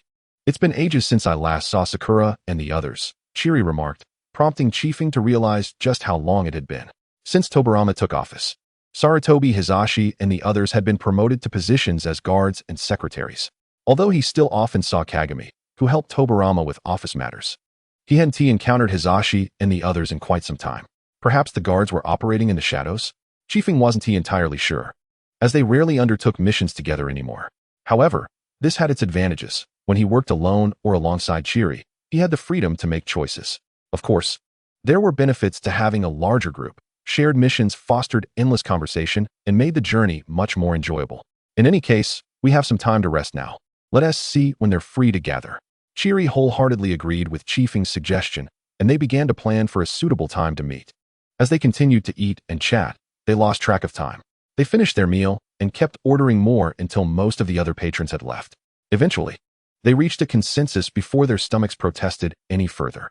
After paying the proprietor a hefty sum of 3,000 ryo, Chiefing and Chiri left the barbecue restaurant, parting ways to return home. On his way back, Chiefing passed by the Kato household and noticed that Yukazuki Yin was playing with Dan in their yard. Seeing this, Chiefing chose not to intrude, quickening his pace to leave quietly. It appeared that Yin had formed a friendship with Dan, and they were at a pivotal moment of bonding. If Chiefing interrupted, Dan's attention would undoubtedly shift to him, possibly jeopardizing this budding friendship. In truth, Chiefing found children to be rather bothersome, constantly calling him brother upon meeting. It was splendid that Yin had someone his own age to play with. Upon returning home, Chiefing comfortably lay down on his bed and soon drifted off to sleep. He had hardly rested during the past few days of chaos and now needed a proper respite. In the Sarutobi clan grounds, the bald Sarutobi Sasuke was conversing with Sarutobi Hisashi. "Hisashi, what are your thoughts on this new clan?" Hisashi pondered briefly before replying. "I haven't interacted with them yet, but I've heard they possess a bloodline with ocular techniques." Sasuke nodded. "I just visited them, and I must say, their condition is quite dire. Everyone appears emaciated. However, their spirits were commendable, and I didn't observe the special eyes that Lord Tobirama mentioned, suggesting they have yet to awaken." Hisashi agreed, noting that even from a brief observation, it was evident that their physical condition was exceedingly frail, with even the most ordinary ninjas exhibiting better health than them. After hearing about their prior tribulations from their master, Hisashi felt a degree of sympathy. Any clan enduring such circumstances would find survival exceedingly challenging. "I believe this clan possesses boundless potential, which is why I took the initiative to approach them first. I doubt the Uchiha or Hyuga clans will send anyone to make contact." This statement held merit. Konoha had only two major ocular clans, both of which held irreplaceable status, with the Sharingan and Byakugan being immensely valuable throughout the ninja world. Now, with the emergence of a third ocular clan, albeit weaker in clan power and unlikely to pose a threat to the two established clans in the short term, the future remained uncertain, especially considering the Hyuga clan, whose current members lack particularly strong ninjas since the passing of the former clan leader. The prowess of the Uchiha clan is unparalleled. Yet the family structure comprising the main and branch families has led to a disintegration of unity among its members. The main family indulges in their own pleasures, while the branch family members are treated akin to slaves, merely being dispatched at will. Unless this is amended, decline is an inevitable consequence. One cannot help but admire the fortuitous nature of Kaze, who has managed to discover a bloodline clan from such a remote corner. Hisashi remarked with a chuckle, indeed. When he returned with the report, I was utterly astounded while eavesdropping. I initially thought he was fabricating tales. Upon hearing this, Asuma playfully tapped Hisashi on the head, saying, "How can you still speak? The lad is a decade younger than you, and you are unable to best him. What a disgrace to your father." "That is not my fault." Hisashi protested, clutching his head. "It's not my fault that you lack the bloodline limit. If you don't possess it, your offspring naturally won't either, but he does. On several occasions, I nearly had him defeated, only to have his bloodline limit thwart my efforts. It's truly a pity." "Hey, you can't best him, and yet you blame your father?" Asuma jested. "I shall surely make you regret it today." The father and son chased each other around the room, creating a chaotic scene with books and scrolls strewn all over. When Hisashi's mother, Mikoto, returned, she promptly expelled both of them from the room, delivering a scolding they would not soon forget. Once Mikoto's temper subsided, the two re-entered with cheerful expressions. Hisashi spotted his mother seated on a chair and hurried to massage Kaze's shoulders, taking turns to please her until she was finally soothed. Mikoto rubbed her temples to alleviate the headache and addressed Hisashi. "At your age, how can you still engage in such childish antics?" Her gaze then shifted to the smirking Asuma. "And you? How can you, a man of your years, lack such decorum?" When the focus turned to him, Asuma quickly adopted a serious demeanor, ready to receive a lecture. "Honestly, you are a constant source of worry," Mikoto continued, seemingly recalling something. "How have things been with Pahoko lately? You've been quite busy. You're not neglecting her, are you?" Hisashi vehemently denied. "We're doing just fine." "How could it possibly be as you say? I accompany her for shopping and dining every day. You needn't fret." Mikoto was relieved to hear good news, as she held a fondness for Pahoko, despite her humble origins, which the Sarutobi clan did not regard as significant. What mattered most was that their relationship was stable, having rarely quarreled over the years. Harmony in life is indeed paramount. "Excellent. Then you should prepare for marriage within the next 2 years. Your father and I have already arranged the betrothal gifts, simply awaiting the arrival of the new bride." Hisashi was taken aback, as the conversation had just shifted from casual outings to the prospect of marriage. No, this is far too sudden." Mikoto, noticing her son's bewilderment, retorted. "It's not sudden. I didn't say you had to marry next year. I mentioned within 2 years. Upon seeing his mother's rising ire, Hisashi wilted, mumbling, "Even in 2 years, I'll only be 21. Is marriage really so urgent? Indeed, you may not be in a hurry. But I worry that your father may not live to see your wedding." Asuma, who had been observing, was caught off guard, unsure how he had become embroiled in this familial dispute. Mikoto shot him a disapproving glare, continuing, "Your father is rarely home. Each time he returns, he looks pale. Undoubtedly from peeping at the women's bathhouses. With such an attitude, if he were to live another year or two, it would be a blessing. You ought to learn how to manage the clan, or you will find yourself in a flurry." This barrage of comments left Asuma dizzy, for he was in the prime of his life, and though he had lost his last strand of hair to the wind, he certainly did not expect to meet his demise in the next 2 years. Hisashi, on the other hand, discerned that his mother was subtly urging him to marry while simultaneously mocking his father's dubious activities. Although Hisashi outwardly condemned his father's behavior, he could not deny his own inclinations. After all, it was not as if he had not been caught in the act by Pahoko. Contemplating his mother's tirade, Hisashi mused that if one were to indulge in voyeuristic pursuits, it would be more prudent to find a discreet method to do so, perhaps from the comfort of home, enabling him to enjoy the scenic beauty of the hot springs without stepping outside.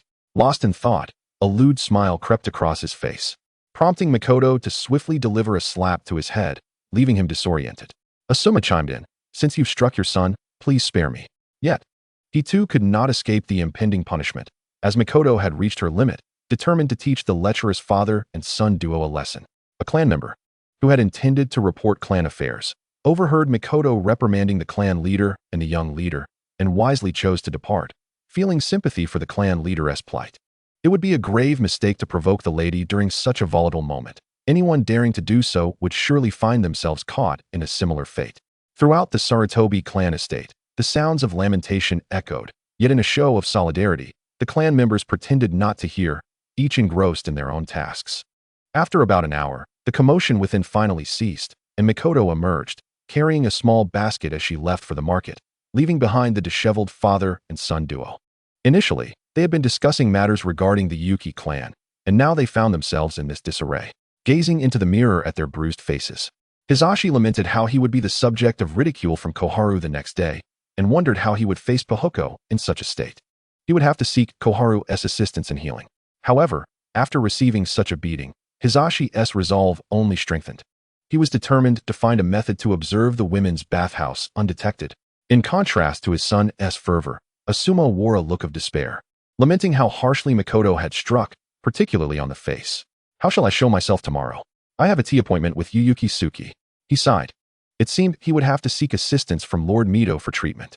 Adorning a mask reminiscent of a bandit and changing into plain clothing, Asuma's demeanor transformed entirely. Seizing the opportunity of a relatively quiet clan estate, he swiftly exited. Hisashi was left in disarray, astounded by how adept his father was at this. His father's practiced movements revealed the numerous times he had been on the receiving end of Mikoto's wrath. Yet Hisashi was too preoccupied with his grand plan, one that would liberate him from violence forever. Asuma nimbly arrived at the entrance of the Senju clan, moving with such agility that he evaded detection. Even if someone did catch a glimpse, they would merely see a fleeting shadow, unable to discern his identity.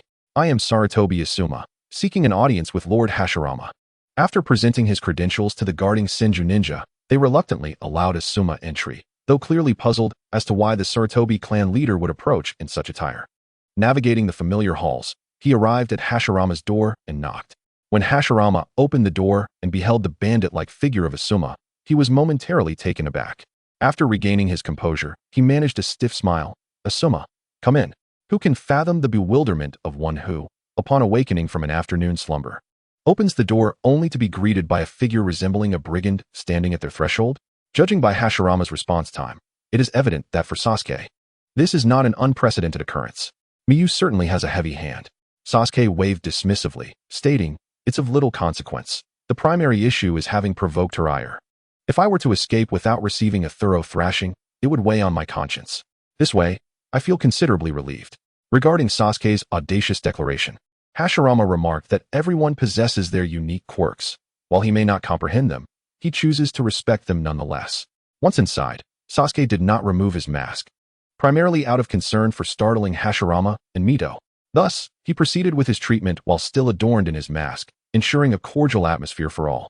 You visited the Uchiha clan this noon, did you not? How did it fare? In response to Hashirama's inquiry, Sasuke replied candidly, the clan leader, Uchiha Tsuki, is quite courteous and humble, making for a rather pleasant conversation. However, their clan's strength is alarmingly feeble. I wonder when they shall recover.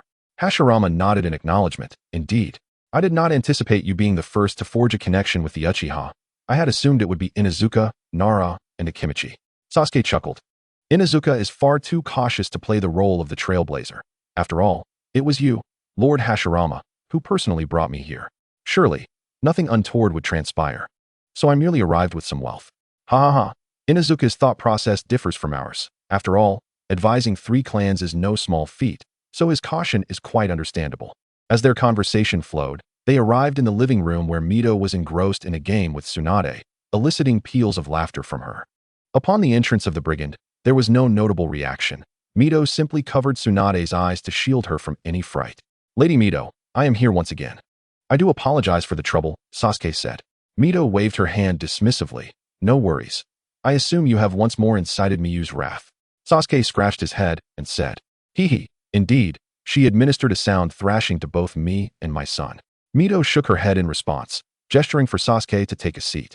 She placed her hands on either side of Sasuke's head and began to weave a healing jutsu, her hands radiating a gentle green glow. Sasuke could distinctly feel the pain in his face gradually dissipating. It is a pity that the Sarutobi clan lacks any medics. Otherwise, he would not need to impose on Lady Mito so greatly. After a while, Mito concluded her healing, and Sasuke's injuries were entirely healed. At this juncture, he finally removed his mask and tucked it away. The Hyuga and Uchiha clans are unlikely to foster a bond with the Uchiha, as they have never interacted privately. The emergence of a third clan with ocular techniques will likely follow suit. As for the other clans, it would be prudent for you to mingle among them. Facilitating the Uchiha's integration into Konoha, Sasuke naturally acquiesced to Lord Hashirama's request, as the Sarutobi clan enjoys a commendable reputation within the village, establishing connections with both small and large clans alike.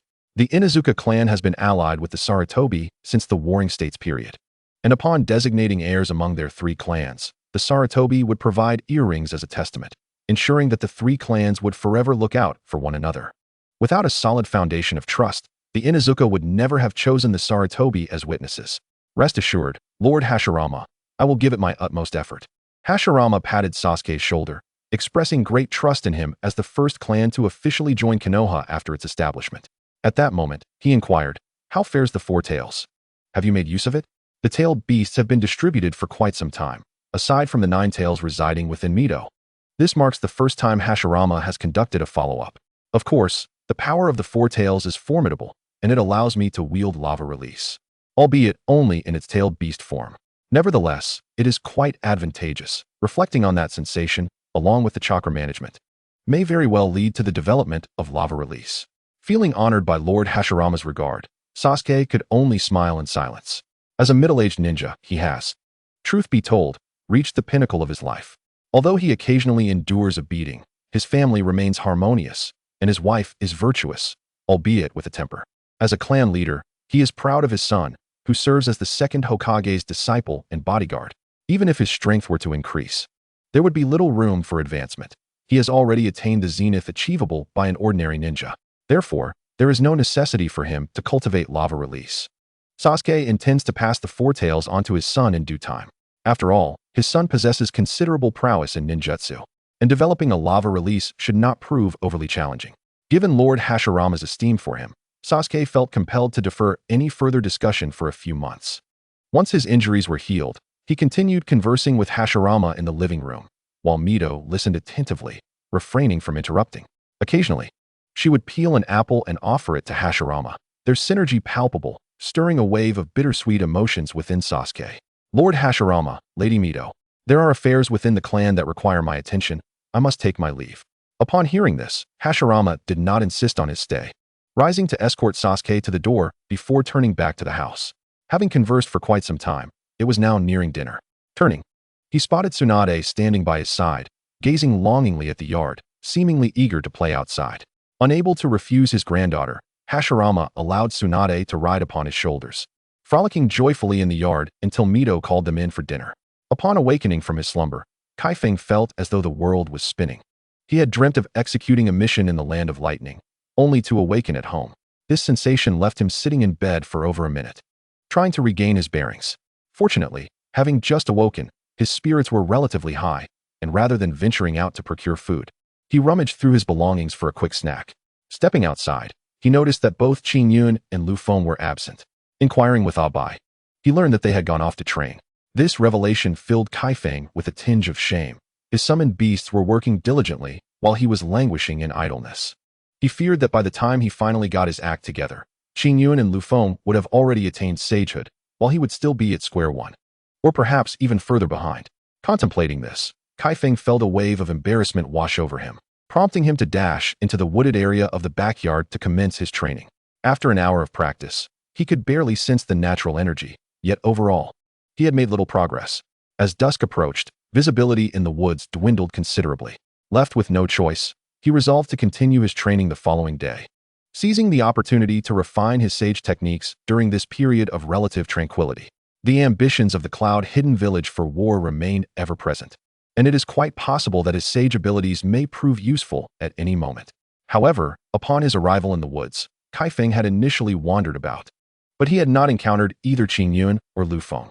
They would not deceive Abai. Perhaps they had simply discovered a more suitable place for training. He decided to inquire further, and if they were nearby, he might consider joining them the next day. Indeed, when Kaifeng returned to the front yard, both Qin Yun and Lu Feng had returned home. Upon landing, they immediately rushed to greet Abai with affectionate gestures, reminiscent of children who refuse to grow up. "Qin Yun, Lu Feng, where have you two been? Did you leave the village again?" Qin Yun nodded enthusiastically. Yes. Lu Feng and I found a truly exquisite spot, overflowing with natural energy. It felt as though it might spill over. Strangely, when we first arrived there a few days ago, we did not sense it. Perhaps due to our recent advancements in training. Kaifeng was unfamiliar with the location Qin Yun spoke of, having only just begun to perceive the natural energy. Nevertheless, he was quite intrigued by this place. If it were indeed as Qin Yun described, perhaps training there would yield swifter results.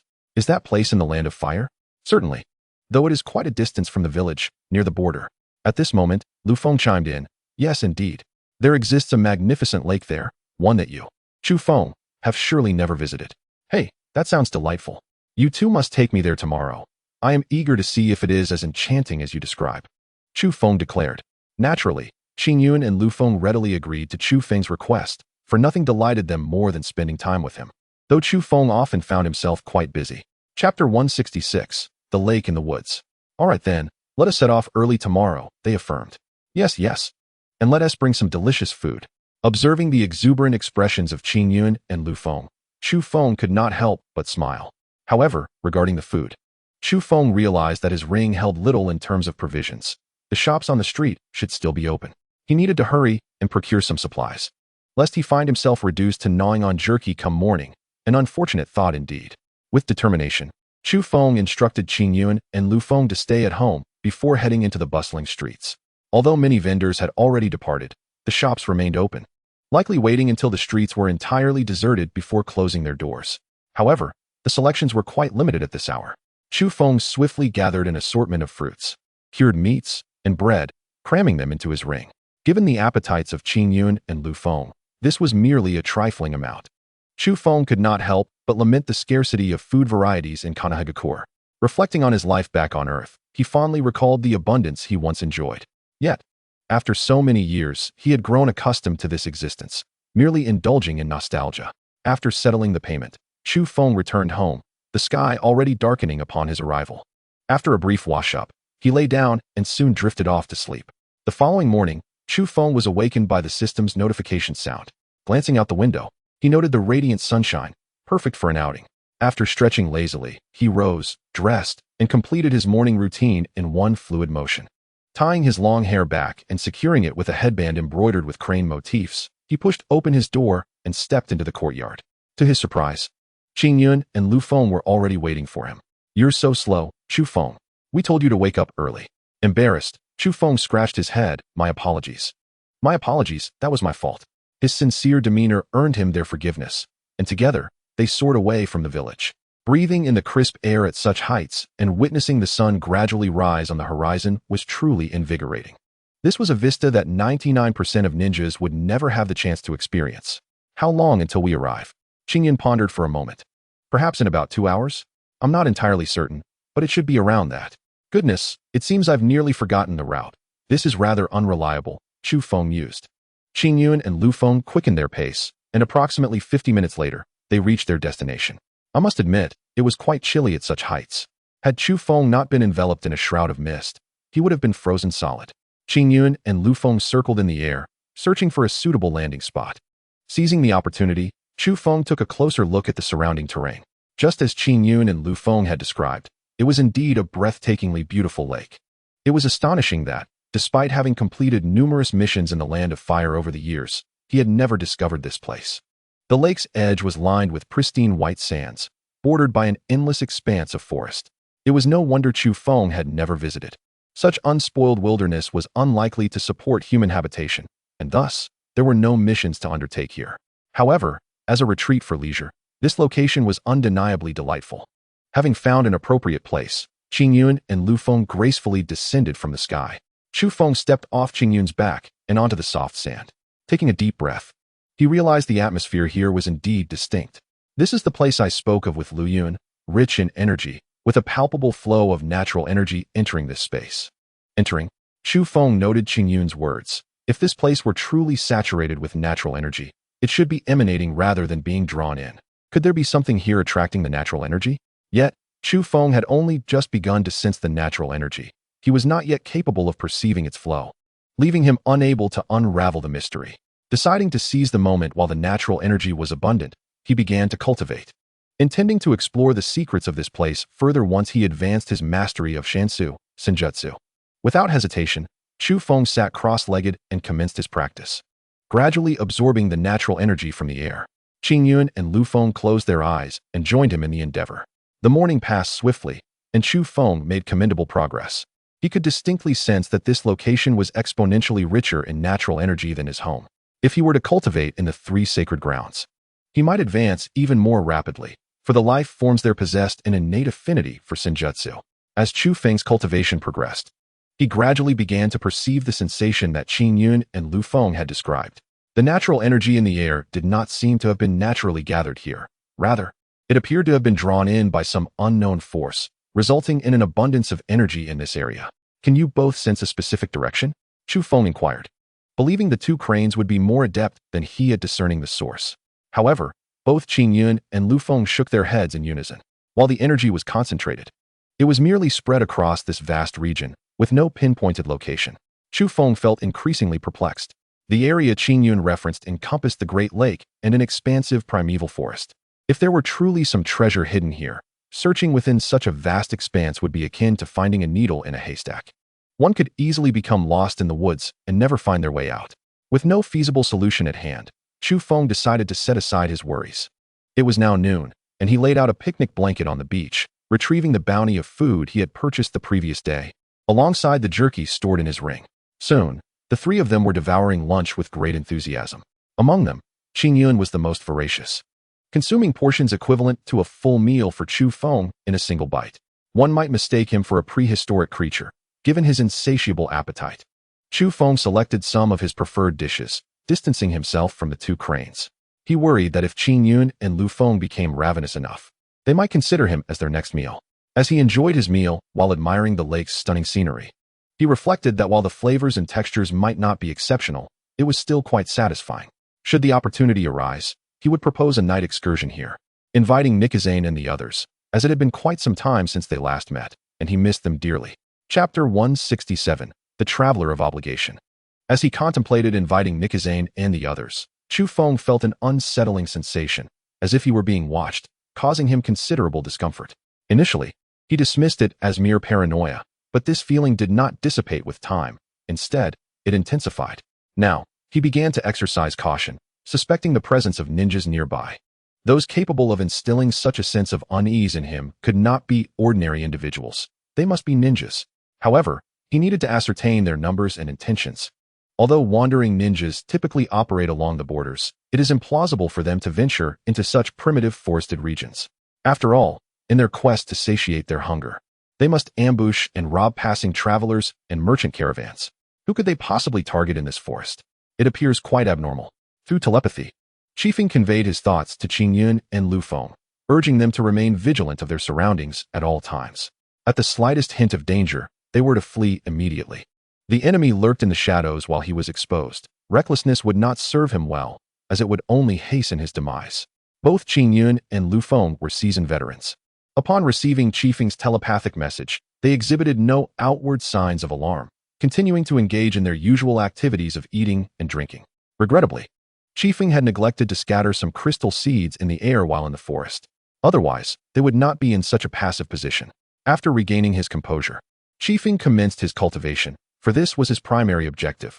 He could not afford to have made the journey in vain simply because he was being watched.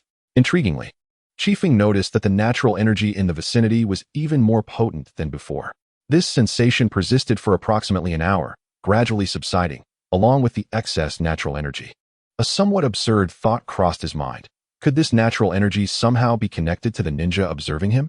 Once the feeling of being watched dissipated completely, Qifeng exhaled a small cloud of mist, transforming it into several diminutive cloud creatures, directing them to disperse throughout the forest to seek out and track nearby individuals. After about 20 minutes, just as Qifeng began to doubt his instincts, the first cloud creature discovered a ninja and cautiously followed them.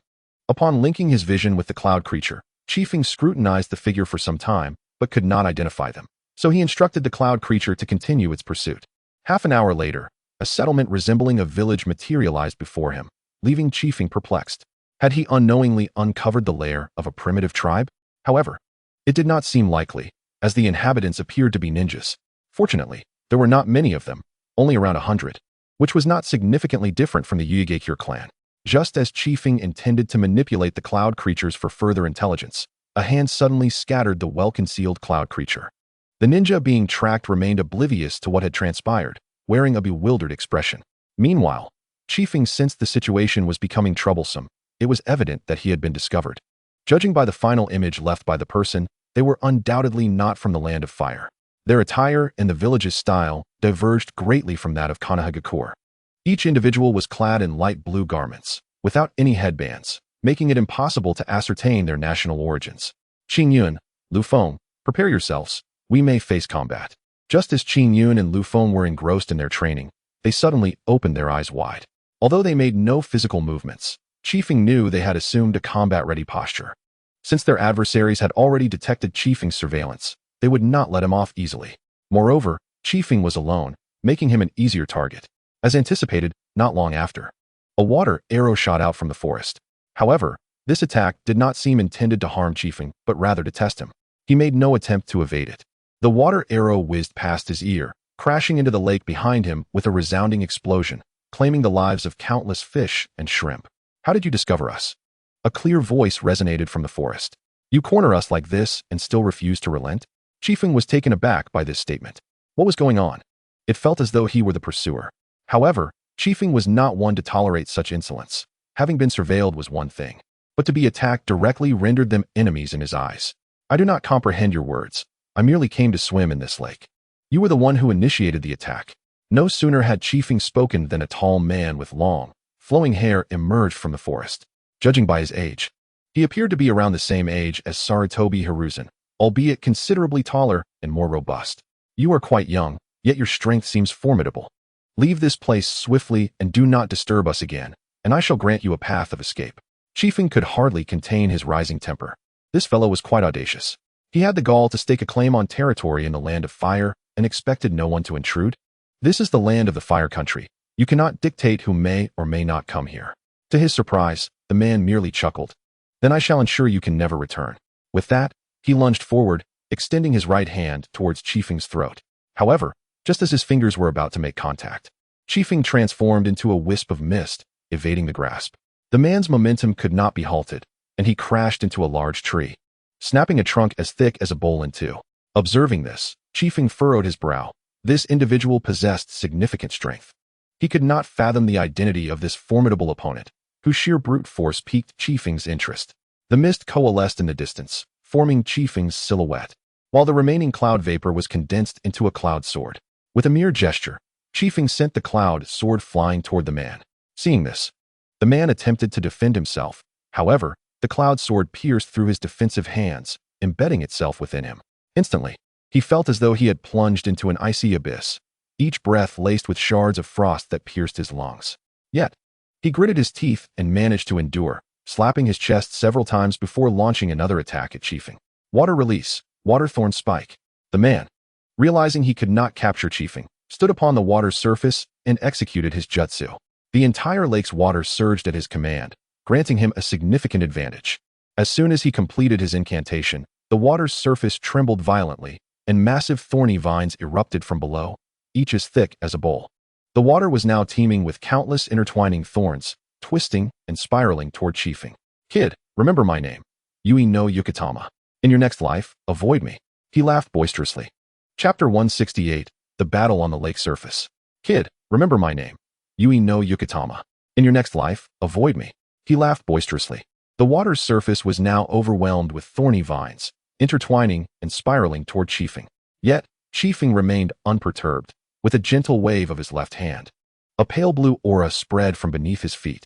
Wherever it reached, everything was encased in ice, the water thorns instantly freezing and shattering upon contact. The aura did not cease, continuing to freeze the entirety of the lake before finally dissipating. Yui no Yukitama gazed incredulously at the young boy before him. To freeze an entire lake in an instant was a display of extraordinary power. Ice release. He must be from the Mizukage clan. Damn it. When did the Mizukage clan produce such a genius? Yui no Yukitama assumed Chiefing was a pursuer, and upon witnessing the ice release, he hastily concluded that Chiefing belonged to the Mizukage clan. However, given the distance, Chiefing did not hear Yui no Yukitama's murmurs. Instead, he remained vigilant, contemplating the plot of Naruto. There was nothing unusual about it. It merely felt somewhat familiar. Though Yui no Yukitama excelled in water release, he found himself at a disadvantage now that the vast lake had been encased in ice, causing him to hesitate. His previous arrogance had stemmed from believing Chiefing was merely an intruding enemy. Now aware of Chiefing's strength, he understood the need for caution and restraint. Yui no Yukitama stood poised on the icy surface, his long hair flowing and his grayish-white robe billowing, striking a posture reminiscent of Chiefing. The two individuals remained locked in a stalemate for an extended period. Noticing that Chu Feng showed no intention of making a move, the Iji traveler took the initiative. He concentrated his energy, and with a sudden surge, a powerful shockwave erupted from his being. In an instant, the solid ice on the lake shattered into fragments, quickly melting away.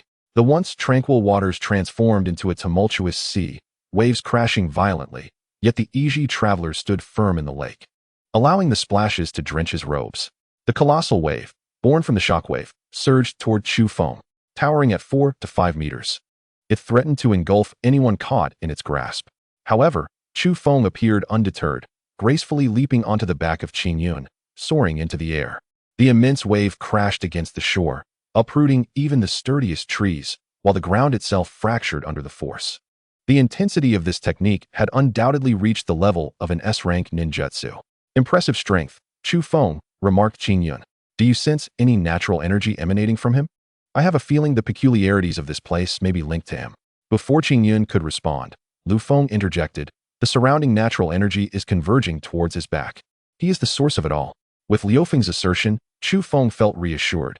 He had initially doubted his own perceptions, thinking perhaps his training was insufficient. It appears this Iji traveler is quite formidable, he concluded. Qin Yun, Lu Feng, engage him. With that, Chu Feng transformed into a cloud crane and soared away from Qin Yun's back. The two cranes exchanged glances before nodding. This was their first real battle, and they were determined not to disgrace themselves. Seeing his technique effortlessly neutralized left the Iji traveler feeling perturbed. As he searched the skies for Chu Feng, two swords formed from clouds and mist shot down toward him. Sensing imminent danger, he swiftly dodged, having previously been caught off guard by this unknown ninjutsu. He would not fall for the same trick again. If I cannot withstand it, then I shall evade, he thought, hoping to locate Chu Feng amidst the chaos. However, all he could see were two large cranes circling overhead. A troubling thought crept into the Iji traveler's mind as he realized these cranes were likely the summoning beasts of his opponent. Suddenly, the two cranes dove toward him. This is fortuitous, he thought with a smirk, as he had been worried about capturing Chu Feng in midair, yet here they came to him. He leaped high into the air, aiming a punch at Qin Yun and Lu Feng, but it felt as though he struck nothing but air. A sense of dread washed over the Iji traveler as he held his breath, though it was too late. The mist had already infiltrated his lungs upon impact. Fortunately, since Chu Feng seemed particularly interested in him, Qin Yun and Lu Feng refrained from employing lethal force. This mere mist would only cause him breathing difficulties and pain. What sorcery is this? He cursed, realizing that what appeared to be two cranes had transformed into concealed weapons of mist, explaining their audacity to dive so close. Initially, he had assumed it was merely a mist concealment technique, but it now seemed far more complex. Mist concealment did not exhibit such variability. As he fell back onto the water's surface, the cloud mist that struck him reformed into the likeness of Qin Yun and Lu Feng. The two cranes let out a long cry before erupting into a massive cloud of mist, which quickly coalesced into over a dozen cranes, all resembling Qin Yun and Lu Feng, soaring in unison against the backdrop of the mirrored lake, a breathtaking sight. Yet, the Iji traveler found no beauty in this spectacle. He was in a state of disarray, clutching his chest in an attempt to alleviate the pain of his labored breathing. His lungs felt as though they were encased in ice, even expelling shards of frost. This insidious ninjutsu was utterly lethal. While it could not kill him outright, it severely compromised his capabilities. If only he knew that Qin Yun and Lu Feng were merely toying with him, how would he feel? The cranes continued their aerial assault, diving one by one with beaks as sharp as steel, capable of easily penetrating a man's skull. Yet, the Iji traveler could not discern which two were the true cranes, rendering him unable to counterattack. Should he be ensnared by the mist once more, he feared for his very life. As he evaded, he unleashed low-energy ninjutsu against the cranes, timing his strikes for when they were vulnerable during their dives, successfully hitting each one. Yet, to his dismay, every crane seemed a mere illusion. Frustrated, the Iji traveler steadied himself after dodging another dive. He began to gather his energy, and as he moved his hands, the surrounding air seemed to slow. The very fabric of space appeared to warp around him. Soon, a white orb of light manifested in his hands, appearing unremarkable yet brimming with destructive power. With a booming laugh, he declared, "This technique will send you and your summoning beast on a one-way journey. May you not covet others' possessions in your next life." He clapped his hands together, and the orb erupted, unleashing a cataclysmic wave of energy from the Uchiha traveler. The shockwave propelled the lake's waters far into the distance, and the ground beneath him transformed into solid earth, even dragging the muddy lakebed along with it. The cranes circling above were obliterated by the shockwave, vanishing from sight. However, Qingyun and Lu Feng appeared unscathed at a distance, though they appeared weary, having felt some connection to the dissipated clones. The devastation wrought was profound, and the sensations transmitted to them were unsettling. "You two rest for now. I will handle this," Chu Feng instructed. Heeding his words, Qingyun and Lu Feng did not resist, retreating to a distant tree to recuperate, ensuring their safety. Meanwhile, Chu Feng, still in his crane form, flew swiftly, adeptly avoiding the shockwaves. The once picturesque lake lay in ruins, stripped of its former beauty. A once delightful tourist destination had been ravaged. Regardless of the opponent's motives, Chu Feng was determined to teach him a lesson. Yet, he had no intention of killing him. Capturing such a powerful individual would be far more advantageous. The shockwave continued to spread for miles, reducing everything in its path to rubble. The land shattered and trees splintered. It resembled an earthquake, an unimaginable outcome from a ninja's jutsu. Chu Feng mused that while this may not rival pain, it was certainly formidable, and at merely around 20 years of age, his potential was limitless. Connecting this jutsu to a somewhat familiar name, Chu Feng suddenly recognized who this individual was, the leader of the Tsuchi-Kumo clan, the Uchiha Traveler. The clan had long passed down a powerful forbidden technique, capable of absorbing natural energy and unleashing cataclysmic destruction upon release.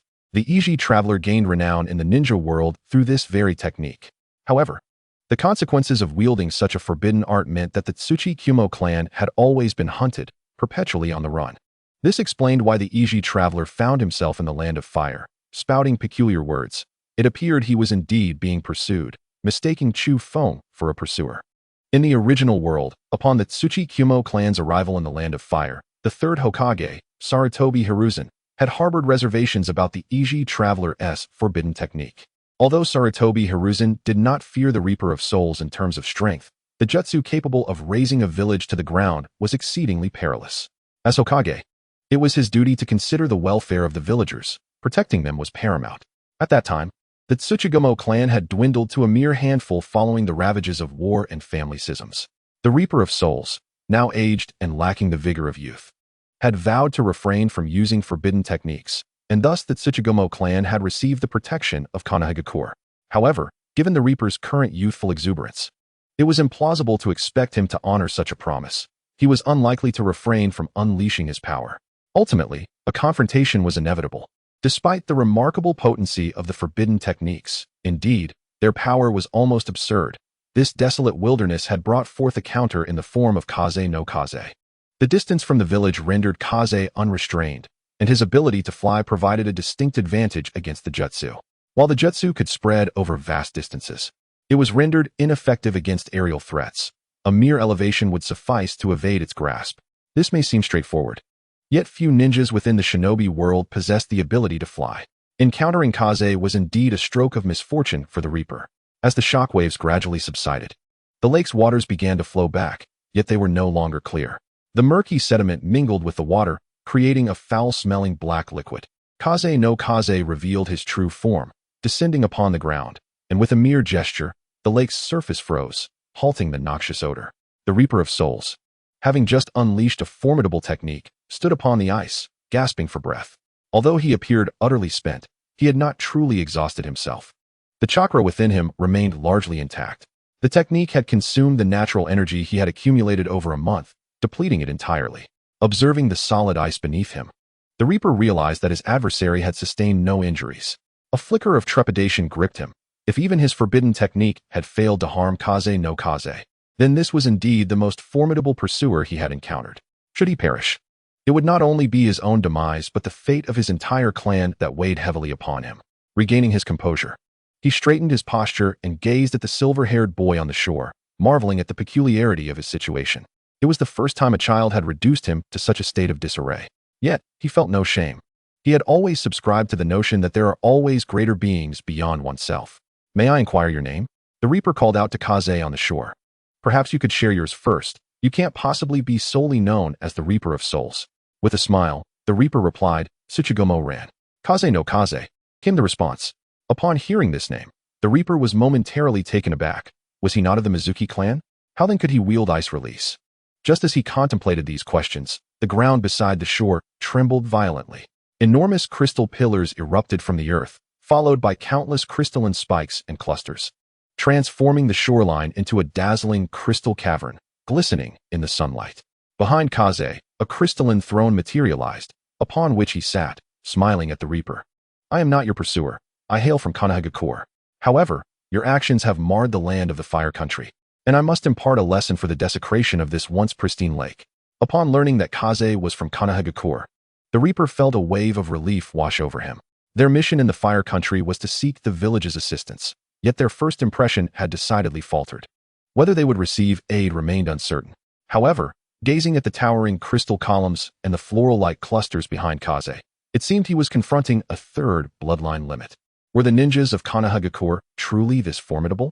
Just as the Reaper pondered this, the crystalline pillars shattered with a resounding crash, coalescing in mid-air into two colossal crystal dragons, their gaping maws roaring ferociously. The sheer force of the sound waves caused cracks to form in the ice beneath them. In an instant, the dragons surged towards the Reaper. Understanding that battle was unavoidable, after all, he had instigated this conflict, he steeled himself for the encounter. The sheer might of this assault suggested that even survival would come at a heavy price. Caution was imperative. In the blink of an eye, the twin crystal dragons were upon him, their claws slashing toward him, ready to rend him asunder. Fortunately, the Reaper's reflexes were sharp, allowing him to evade the attack just in time. The dragon's claws struck the ice, creating a massive hole and sending water splashing everywhere. The surrounding ice fractured under the impact, providing the Reaper a moment to retaliate. Kicking through the cracked ice, he found his footing and quickly formed hand seals. Water release, thorny jungle. In an instant, enormous thorny vines erupted from the black waters, their thorns thick as a grown man's wrist. The multitude of thorns intricately intertwined, sealing off the airspace around the Reaper. The remaining thorns ensnared the crystal dragons, for these were no ordinary thorns. They were formed from flowing water, unbreakable and inescapable. While the crystal dragons could soar through the air, they were nonetheless caught by many of the thorns grappling their claws and tails, rendering them helplessly thrashing. Seeing this, Kaze immediately disbanded the crystal dragons. They shattered into countless crystal shards, cascading toward the Reaper like deadly blades. The Reaper attempted to manipulate the water thorns to envelop the shards, hoping to neutralize the impending crisis. However, at a critical moment, Kaze utilized ice release to freeze the entire lake, including the flowing thorns, solidifying them mid-air. The now icebound thorns lost their fluidity, and the crystal shards easily shattered them, hurtling toward the Reaper. This was a classic case of having one's own stone turned against oneself. Yet, the Reaper maintained his composure, executing several powerful leaps to vacate the area. However, the range of the crystal shards was vast.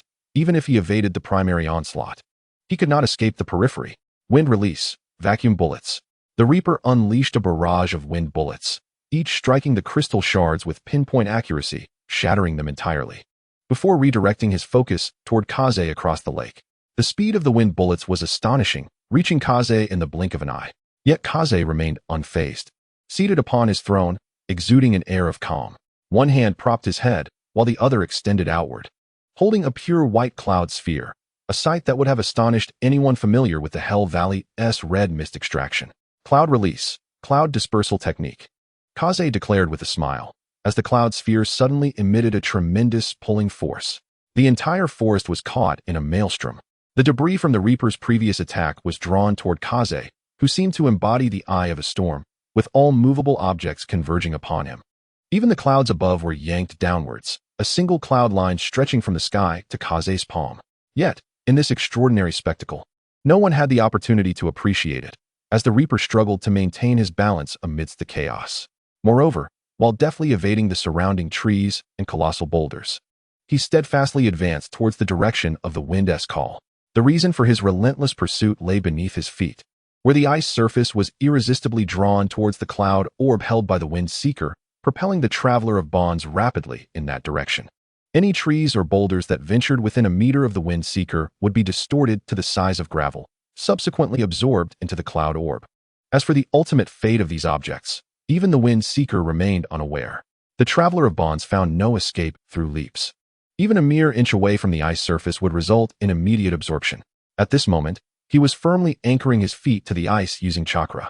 However, this measure offered no guarantee of safety, as he was drawing perilously closer to the Wind Seeker, merely a couple of 100 meters away.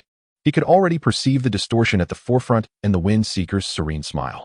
Could this individual truly not be a mere impersonation of Senju Hashirama? Wasn't he Senju Hashirama, the god of shinobi? Then who was this person?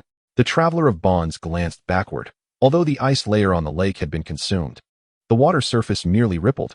This sight brought a sense of relief to his heart, prompting him to form seals at an unprecedented speed.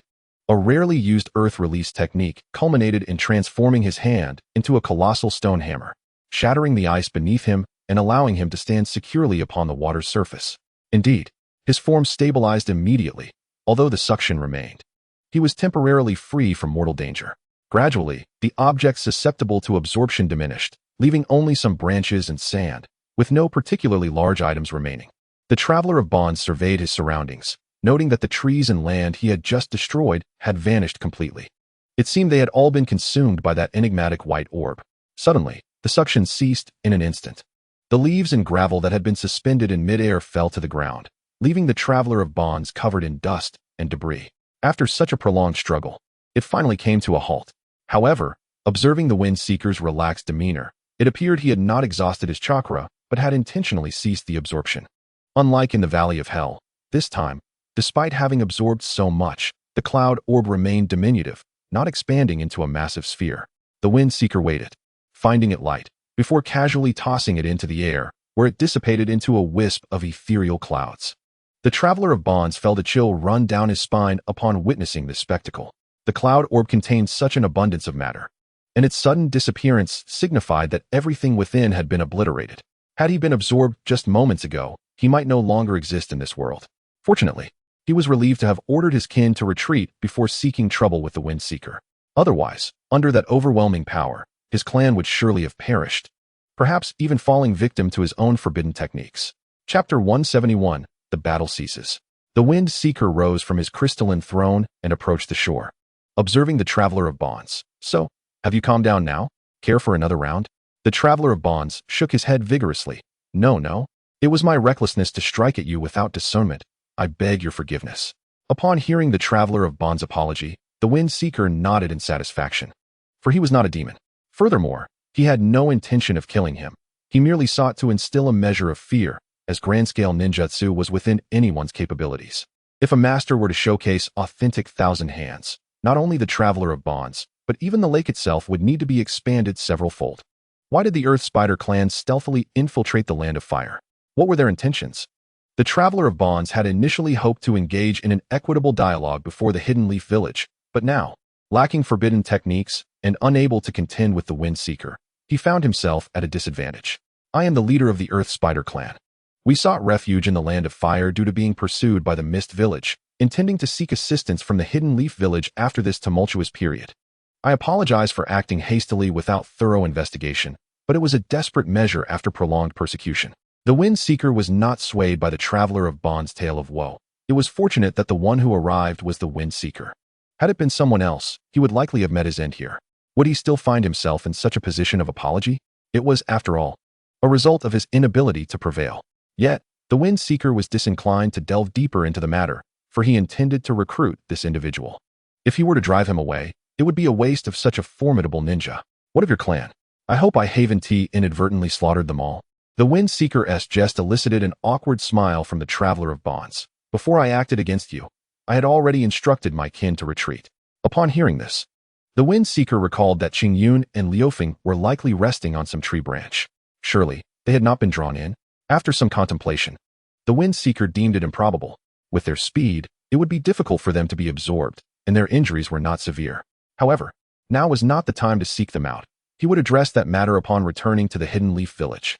What kind of assistance do you seek from the Hidden Leaf Village?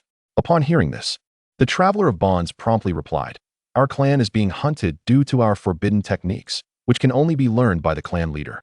With me incapacitated, my kin possess little combat capability. Thus, I wish to request the protection of the Hidden Leaf Village. The Wind Seeker scrutinized the Traveler of Bonds. contemplating that his words implied a desire to join the Hidden Leaf village. What was happening of late?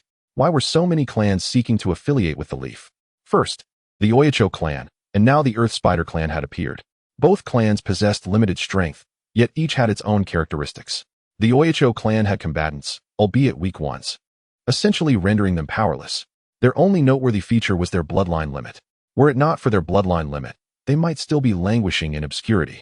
And the Wind Seeker would not have gone to such lengths for an ordinary clan. After all, his time was not to be squandered. If it brought no benefit to the Leaf or himself, it was hardly worth his efforts.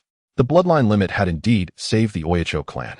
As for the Earth Spider clan, it seemed to imply that only the clan leader possessed forbidden techniques, while the other members were not much different from ordinary ninjas. However, the clan leader was impressively formidable for his young age. Excluding his forbidden techniques, his ninjutsu alone could reach the elite Jonin level, and with his forbidden techniques, he could be considered a quasi-Kage. To recruit such a powerful figure, bringing his clan along would not be an unwelcome proposition. This would substantially enhance the village's military strength, and it was immediately evident, unlike the Uchiha clan, which held potential for the future. Are you indeed seeking to join the Hidden Leaf village? The Traveler of Bonds nodded vigorously. Yes, yes. However, I fear the upper echelons of the Hidden Leaf may distrust me, given the nature of my forbidden techniques, as you have experienced. The Traveler of Bonds spoke truthfully. A person akin to a ticking time bomb would inevitably raise concerns within the village. After all, what if one day he became enraged or deemed the village's system unjust and chose to leave? With a single, stealthy use of his forbidden techniques, he could obliterate the Hidden Leaf village, leaving no recourse for accountability. The dead cannot be resurrected. This was not Nagato and Naruto's scenario. If one were to perish under the Earth Spider's forbidden techniques, it would be a finality. Indeed, this is a matter requiring serious deliberation. I cannot guarantee your desires will be fulfilled. So, would you be willing to assist me in presenting this matter to the higher-ups of the Hidden Leaf? The traveler, filled with unexpected joy, was astounded by the generous disposition of the individual before him, who not only bore no grudges, but was also willing to extend a helping hand. I am a disciple of the first Hokage from the Hidden Leaf village and maintain a strong rapport with the second Hokage, so I can certainly mention your plight. Though I cannot guarantee the outcome, he stated. The traveler had initially assumed that the boy was merely a wealthy heir, only to discover he was a disciple of the Hokage. What an astonishing coincidence. At that moment, he couldn't help but marvel at the generosity of the boy, reflecting that had he encountered someone with a lesser heart, they might not have even refrained from reporting him. To think you are a disciple of the Hokage. I sincerely apologize for my earlier assumptions. Are you truly willing to assist us? My clan and I are weary of a life spent in flight. With that, the boy transformed into a wisp of cloud and vanished, only to coalesce back into view before the traveler could utter a word. Rest assured, we are no strangers to one another. I can indeed assist you. However, as I mentioned earlier, the ultimate decision rests with the Hokage. With this assurance, the traveler's heart found some semblance of stability, for had he approached the Hokage on his own, the likelihood of success would have been considerably diminished. The necessity of visiting the Hidden Leaf village stemmed from the recollection of the peace treaty signed by the 5 great nations at the behest of the Hokage during the 5 Kage Summit, which had ushered in a rare era of tranquility for the ninja world. Thus, the traveler believed in the Hokage's integrity, at least more so than that of other villages. Having conversed and sparred with the Hokage's disciple, he gleaned insights into the Hokage's character through his demeanor and conduct. I shall call you Erishur. Referring to you as the traveler feels rather awkward, and this will be more convenient, he suggested. Erishur nodded in agreement, of course. Then, please lead me to your gathering place, and I shall make my way back to the Hidden Leaf to discuss this matter with the Hokage. Regardless of the outcome, I will keep you informed. With a smile gracing his face, Erishur declared, very well, let us set forth at once. Just as Erishur prepared to depart with the boy, a sudden thought struck him. By the way, are your 2 cranes all right? The boy waved dismissively. They're fine, they are quite robust, and they may have wandered off to some unknown location. With the boy's reassurance, Erishur wasted no further time and sprinted ahead into the distance. Navigating through the forest, Erishur moved swiftly, with the boy trailing closely behind, and it wasn't long before they arrived at the encampment of the Tsuchigumo clan. To their dismay, the camp was deserted, and much of it lay in ruins due to their earlier skirmish. I instructed them to retreat westward. They likely haven't gone far, the boy remarked, while Erishur dashed off in that very direction. After a brief trek of several minutes, they stumbled upon members of the Tsuchigumo clan in a relatively open area. Initially, The clan members mistook them for pursuers taking advantage of their leader's absence, but upon closer inspection, they realized it was their leader. A collective sigh of relief washed over them, but just as they were about to approach and inquire, the boy emerged from the underbrush, causing the clan members to tense once more. "Leader, what is the meaning of this? Why are the enemies here?" The atmosphere grew chaotic, and anxiety gripped the crowd. Erashur raised his hand, urging the members to relax, and reassured them, "This individual is a ninja from the Hidden Leaf Village. He is not a pursuer, so fear not." The clan members were momentarily perplexed by this revelation. Weren't they fleeing from pursuers, which prompted their long retreat? The fierce battle they had witnessed, with debris flying and imposing trees being uprooted, had been terrifying. To learn that it was the ninjas from the Hidden Leaf who had engaged in such a conflict, whom they sought for assistance, left a poor first impression. Many women and children began to weep, and their sentiments were not without reason. They had endured a prolonged existence of flight, and just as a glimmer of hope had emerged, it was swiftly extinguished. Having faced countless disappointments before, they had pinned all their hopes on the Hidden Leaf Village accepting them. Faced with this disheartening scene, Erashur was at a loss for how to respond. As the despair among his clan reached a crescendo, he began to chastise himself for acting impulsively without proper investigation. He had assumed that the ninjas from the Hidden Leaf would not venture into such a remote area. The boy seemed to comprehend the turmoil within the Tsuchigumo clan's hearts. Yet the situation was far less dire than they believed. Arashi's intentions had not been malicious. He had acted solely to protect his kin. "I am an elite jonin of the Hidden Leaf Village. Your leader has shared your clan's plight with me, and I will return to the Hidden Leaf to report to the Hokage. Should the Hokage grant approval, you may indeed join the Hidden Leaf Village." Despite the boy's assurances, the members of the Tsuchigumo clan remained unconvinced, suspecting that he merely sought an excuse to distance himself. After departing, they doubted he would return, but they had little choice. Recognizing their own culpability, "I shall return tomorrow with a response for you," he concluded, summoning the spirit beasts Qingyun and Lufeng. After ensuring they appeared unharmed, he mounted Qingyun and set off for the Hidden Leaf Village. "Leader, do we still have hope?" asked a timid girl from among the clan after the boy had left. Erashur knelt before her, gently ruffling her hair. "Fear not. He is a disciple of the first Hokage, far more powerful than I, and he has no reason to deceive us." "Leader, are you implying that you were bested by that boy?" Though reluctant to admit it before his clansmen, Erashur ultimately nodded. "Indeed, he surpasses me significantly. Should he choose to be serious, I would surely have perished." The clan members struggled to accept that their leader had been defeated, for he possessed the clan's forbidden techniques, which had enabled them to traverse from the land of water to the land of fire. Perhaps, just perhaps, that boy would indeed return. With this thought, a glimmer of hope ignited within the hearts of the Tsuchigumo clan. They began to emerge from their despondency. Observing the shift, Erashur rallied them. "Everyone, lift your spirits. I believe that individual will bring us news. Even if the Hidden Leaf Village does not accept us, the Tsuchigumo clan shall not perish. We have survived countless attempts on our lives. What is this challenge in comparison?" Arashi's words seemed to resonate, and the mood among the clan members lifted somewhat. After all, Erashur had only recently become their leader, and managing to bring them to the land of fire with minimal casualties was no small feat initially. Some members had expressed reservations about their youthful leader, but through numerous crises, he had proved himself capable, earning their acceptance. Now, they all yearned for the Hidden Leaf Village to embrace them, granting them a sanctuary. Meanwhile, the boy leisurely perched upon Qingyun's back, gazing down at the picturesque landscape of the land of fire. "Are your injuries serious?" Qingyun rolled his eyes. "We're nearly back to the Hidden Leaf Village, and you only now realize we're injured? Is that not a bit late?" Nevertheless, it turned out to be a minor concern. "Do not worry, it is merely a scratch, and we have long since healed," he replied. Qingyun added, "Just don't tell mother when we get home. We don't want to cause her any worry."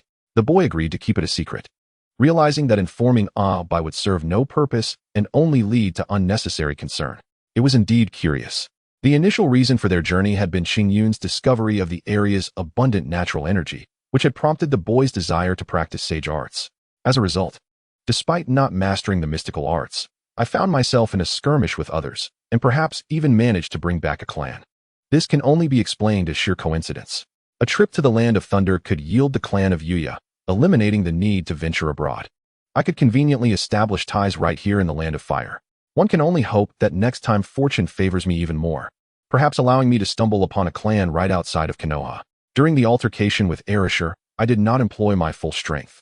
Even the technique of cloud dissolution I ultimately resorted to was executed with only a fraction of my capability. Had I unleashed my true power, Not only would the icy surface have been affected, but the entire lake could have been drained. Even if the members of the Tsuchigumo clan were to flee further away, I could easily draw them back and eliminate them all. Chapter 173, The Body of the Izao Clan. The technique of cloud dissolution is an expansive and devastating ninjutsu. Once ensnared within the cloud sphere, the only escape rests with me releasing them. Otherwise, death is nearly guaranteed. However, formidable ninjas of shadow rank can resist the pull of the cloud sphere through their physical prowess or unique abilities. For the strong, this ninjutsu does not present an insurmountable challenge, merely a convenient means to eliminate lesser foes. According to the scroll on cloud release, this technique was devised by my great-grandfather, which contributed to the renowned reputation of the Uchiha clan, instilling fear in others who would dare to provoke them. After all, who wouldn't covet such a powerful ninjutsu? While the Tsuchigumo clan possesses highly destructive forbidden jutsu, their significant weakness is evident. They require charging. Without the Storm S energy, Erasure is no different from a Jonin. Moreover, many clan members lack the capacity to learn forbidden techniques, which presents vulnerabilities for the clan leader, distracting them during combat. In contrast, Cloud Release is a ninjutsu that requires only chakra to utilize, and given that the Uchiha clan is a direct lineage, their entire family comprises no more than 5 members, making them difficult to threaten. In summary, my recent expedition yielded some rewards, albeit not many. To my mind, acquiring a ninja clan that possesses forbidden techniques pales in comparison to honing my own mystical arts. Additionally, I remain uncertain whether Tobirama would consent to the Tsuchigumo clan's integration into Konoha. The decision to accept the Uchiha clan primarily stemmed from their feeble state, making them easy to control with little chance of retaliation. Once they have regained their strength, the newly awakened ninjas will seamlessly blend into the village. However, with the presence of Erasure as their leader, once the natural energy accumulates, the release of forbidden techniques could lead to cataclysmic consequences. The recent battle had, in an instant, flattened an expansive lake and several miles of the surrounding shore. This uncertainty is why I could not vouch for Erasure's reliability. Should Tobirama refuse outright, I would engage the Tsuchigumo clan under the guise of my position as the leader of the Lotus organization. While I cannot guarantee much, I could certainly facilitate them establishing roots in a peaceful part of the Land of Fire. Qingyun and Lufeng moved swiftly, returning to Konoha in about an hour. Initially intending to train for an entire day, we found ourselves back by noon. Lacking an appetite for a meal, I opted to land right in front of the Hokage building. Upon disembarking, Qingyun and Lufeng took flight again, ignoring me, while I proceeded directly inside. Standing before the office door, I knocked and entered. "Kifu, what brings you here?" Tobirama was alone in the room.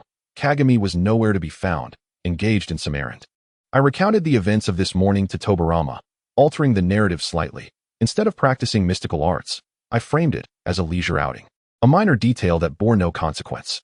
After all, Tobirama is well-versed in mystical arts and understands that one must journey to sacred lands for proper training. To claim I was honing my mystical arts would complicate matters, so I refrained. Upon hearing my account, Tobirama furrowed his brow, not due to the difficulty of the situation, but rather because he found my timing a tad too fortuitous. Why is it that every outing leads you to a clan in crisis? Furthermore, it seems this clan is heading towards Konoha, only to fortuitously cross paths with you and engage in battle. What is your opinion? Do you believe this clan is suitable for joining Konoha? By the time I finished speaking, Tobirama had already formed a conclusion in his mind. Yet he sought to hear my perspective. I have fought their clan leader, and while I find him to be a decent individual, their forbidden techniques render them an unpredictable factor, and I cannot guarantee their reliability. Tobirama nodded, acknowledging my assessment as reasonable. "I believe we can accept them," he replied calmly. "They sought Konoha's assistance. Once we agree, they will naturally feel grateful, as long as we do not impose overly harsh conditions or treat them differently. Resentment towards the village should not arise." I found Tobirama's reasoning sound. He continued, "What truly captivates me are their forbidden techniques. Among the myriad of secret arts and bloodline jutsu in the ninja world, the ability to control natural forces is exceedingly rare. To encounter such a clan actively seeking assistance is an opportunity we cannot dismiss." Tobirama's words resonated with truth. While the ninja world is replete with diverse techniques, aside from mystical arts, only the Jogan clan and the Tsuchigumo clan possess the ability to wield natural forces. Nonetheless, once the Tsuchigumo clan integrates into Konoha, we must establish clear regulations, ensuring that they refrain from employing their forbidden techniques within a considerable radius of the village. What location shall we designate for the Tsuchigumo clan? Without hesitation, Tobirama replied. They shall be placed near the Senju clan. Unlike the Yuya clan, I feel secure having this clan nearby, allowing my kin to oversee their welfare. With the placement decided, there seemed to be no further matters to discuss. I had anticipated a lengthy afternoon of deliberation, yet within less than an hour, we reached a conclusion. This demonstrated Tobirama's decisiveness. He was not one to dither or vacillate. If Konoha lacked the resolve to accept a clan, our prospects for future growth would be bleak. Constantly fearing rebellion from various clans would be futile. We must cultivate greater confidence in our village. Reflecting on the past, I recalled how my elder brother had tirelessly persuaded numerous clans to join Konoha. Now, after merely 2 outings, I had returned with 2 clans. I was at a loss for words. I scratched my head and chuckled. I suppose I have the physique of the Izao clan. Upon hearing this, Tobirama laughed heartily. Ha ha ha. It appears time today is insufficient. You shall return to escort them tomorrow morning. Very well, Lord Tobirama. I shall take my leave now. Go on. Go on. As I departed, Tobirama smiled. This child has truly grown. I recalled our first encounter when he was merely a 6-year-old child, barely reaching my knee. Now, he nearly stood at my chest. How swiftly time passes. After a moment of reflection, I resumed my work. Ever since assuming the role of Hokage, my workload had doubled. Previously, my elder brother and I shared responsibilities. Now he had entirely retired to enjoy his time with his granddaughter, leaving all duties to me, which was somewhat burdensome. Chapter 174. A smooth return to the village. After leaving the office, I visited the inn to check on Yuya, inquiring whether they were adjusting well to life here. Yuya and her clan expressed immense satisfaction, their current circumstances far surpassing their previous existence in the Valley of Hell.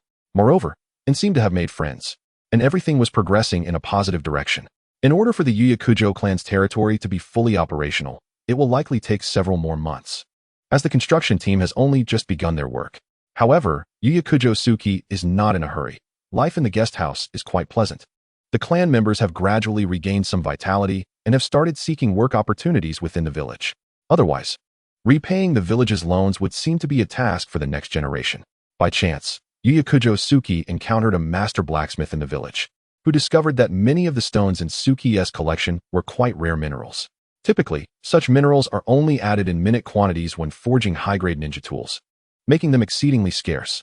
Hence, upon seeing the diverse assortment of minerals in Suki's possession, the master was overjoyed and eagerly purchased them at a high price.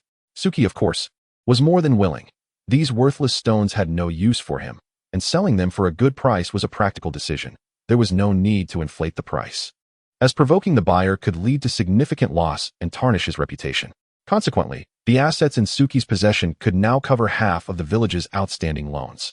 The burden on each clan member has thus been significantly alleviated, and he intends to return to Hell Valley once his health is restored to seek out more of these minerals. This would enable him to completely settle the debts. After leaving the Yuya clan, Suki returned home, where he heard from Abai that Qin Yun and Lu Feng had gone to the backyard to train early in the morning. Naturally, Suki could not fall behind, so after a light meal, he also headed to the wooded area in the backyard to begin his training. However, without comparison, there is no pain. If the natural energy at the lake is akin to a river, then the energy in Suki's backyard can only be likened to a brook, impossible to compare.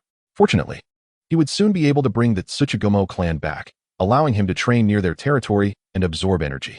The following morning, Suki awoke early, as he was to fetch the Tsuchigumo clan back to the village. Although Qin Yun and Lu Feng could reach their destination in just an hour, the Tsuchigumo clan could not fly and would need to travel on foot, which would take them at least half a day to reach Konoha. After finishing his morning routine and dressing, Suki departed from Konoha village on Qin Yun. With sleepy eyes, Suki couldn't help but grumble. It's supposed to be a day of rest, yet tasks keep piling up. What more is there to say? However, grumbling aside, the task still needed to be accomplished. Suki had previously considered recruiting Tsuchigumo Erasure, but now that he had led his clan members to join the village, he abandoned that notion. Strengthening his own organization remained a distant goal. The ninja world did not boast an abundance of exceptionally gifted wandering ninjas. One could only take things one step at a time. After about an hour, Suki arrived at the location of the Tsuchigumo clan from the previous day. While in the sky, he spotted Arashi's figure, hesitating on the ground until a call from Qin Yun startled him. Erasure looked up at the sky, a smile on his face, but with a hint of nervousness. The clan members shared the same sentiment, feeling bewildered about their future. If Konoha village did not accept them, they would once again be forced to wander. Suki did not allow Qin Yun to land, but hovered in midair. Erasure, have your clan members pack their belongings. We are heading back to Konoha village. The Hokage has agreed to assist you in joining the village. Upon hearing Suki's words, the Tsuchigumo clan erupted with excitement and cheers. Their previously perplexed faces instantly lit up with smiles. Really? Has the Hokage truly allowed us to join Konoha village? Suki nodded affirmatively. Yes. I have no reason to deceive you. Hurry and pack up. Let us go. After confirming the truth of Suki's statement multiple times, Erasure immediately instructed the clan members to gather their things and prepare to depart. The clan members were elated, moving with remarkable speed, aided by the fact that they had few belongings. Fortunately, the Tsuchigumo clan was relatively well off, unlike the impoverished Yakujo clan. Thus, they would find it easier to establish themselves in Konoha, as interactions with other families typically required gifts and such.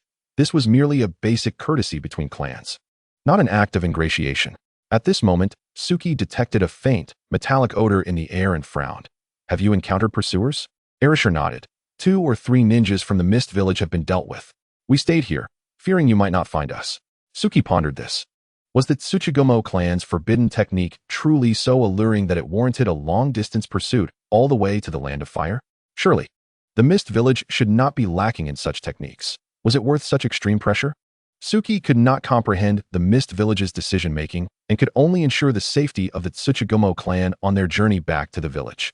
In no time, the Tsuchigumo clan had finished packing, and Suki leaped down from Qin Yun, leading everyone towards Konoha village. Their pace was neither too fast nor too slow, allowing everyone to keep up. Meanwhile, Qin Yun maintained vigilance from above, scanning for any pursuers and constantly alerting Suki to the terrain ahead. This coordinated effort resulted in a smooth journey, with no unforeseen incidents and no encounters with ninjas from the Mist Village, an outcome that was undoubtedly the best, as any confrontation would only lead to needless bloodshed. After several hours, they finally exited the forest and entered the plains, signifying that they were not far from Konoha village. Once on the plains, they could relax a bit, as Qin Yun's presence in the sky made it nearly impossible for any ninjas to evade detection. Just past noon, Suki led the Tsuchigumo clan back to Konoha village. Unlike their previous arrival, this time there were no villagers lining the streets to welcome them, likely because Lord Tobirama did not send word. However, this was of little consequence. The priority was to take them to meet the Hokage.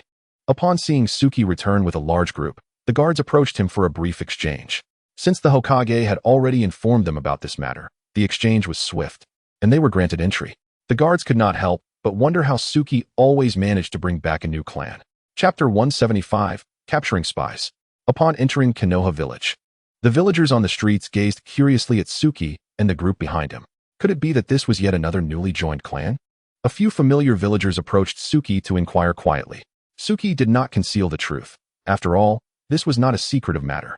This is the Tsuchigumo clan, newly joined to Konoha village. I hope everyone will show them kindness in the future. Hearing Suki's words, the villagers understood, like the Yakujo clan. They had come to seek refuge in Konoha, a testament to the village's growing strength. The villagers welcomed the newly joined clan, as it symbolized the village's increasing power and trustworthiness, instilling a sense of pride in each resident. Noticing that the children of the Tsuchigumo clan appeared somewhat malnourished, some villagers quickly brought out food from their homes to offer them. The Tsuchigumo clan graciously accepted the villagers' kindness. The residents of Konoha were remarkably warm-hearted. This was their first impression of Konoha. After exchanging pleasantries with the villagers, Suki led the Tsuchigumo clan towards the Hokage Tower.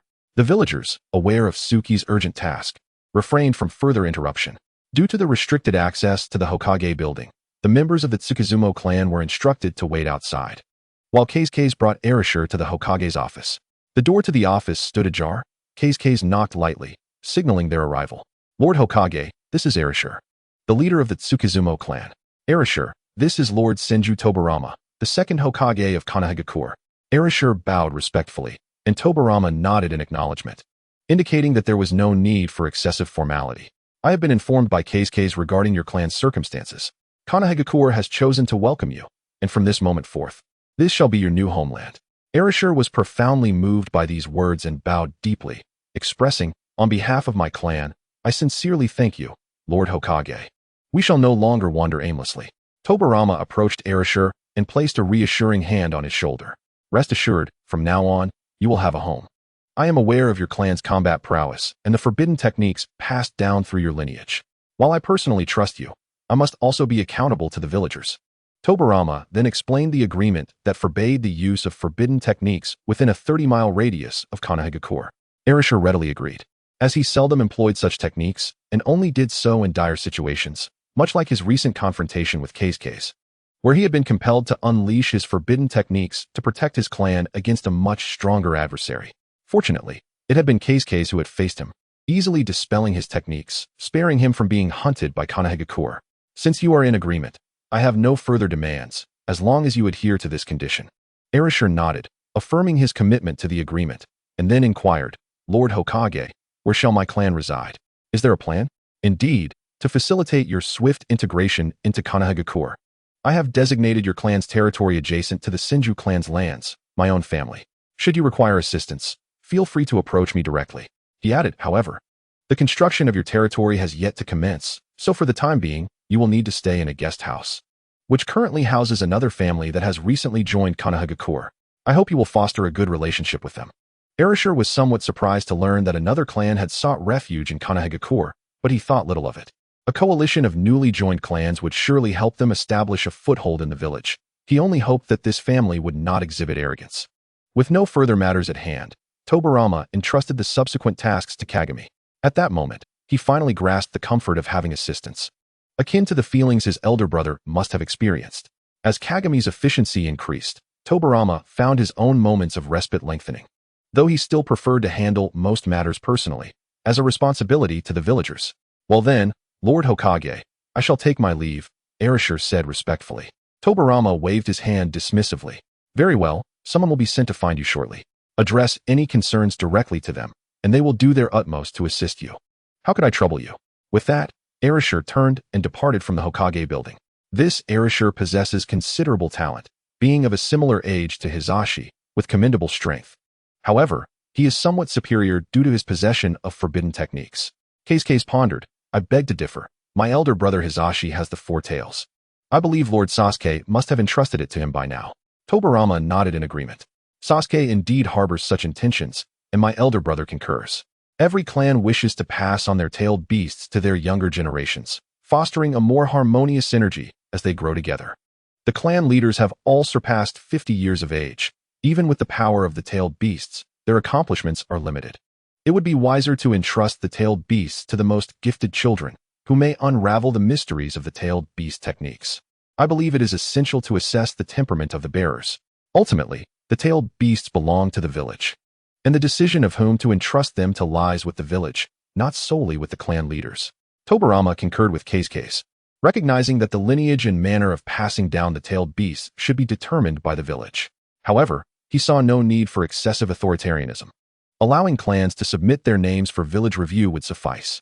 The criteria would include temperament, strength, and talent, with temperament being the most crucial, as one lacking in character could never wield a tailed beast. Tobirama found Case's proposal quite feasible and decided to implement it with slight modifications. Recently, many clan leaders had approached him regarding the desire to pass their tailed beasts to their younger kin. This would serve as a perfect opportunity to assess their suitability. By the way, Case, do you recall the intelligence from our informant in the Cloud Village regarding potential movements from the Land of Lightning? Of course, Lord Tobirama. It has not been long since then. Case replied. The Cloud Village has always been quite belligerent, consistently provoking us, and they have dispatched 7 or 8 spies. As Tobirama spoke, his expression grew increasingly grim. Sensing the gravity of the situation, Case feared that the Cloud Village might soon be up to no good. I have gathered intelligence on all the spies from the Cloud Village. You are to apprehend them. Chapter 175, A Rare Day of Rest. I have gathered intelligence on all the spies from the Cloud Village. You are to apprehend them.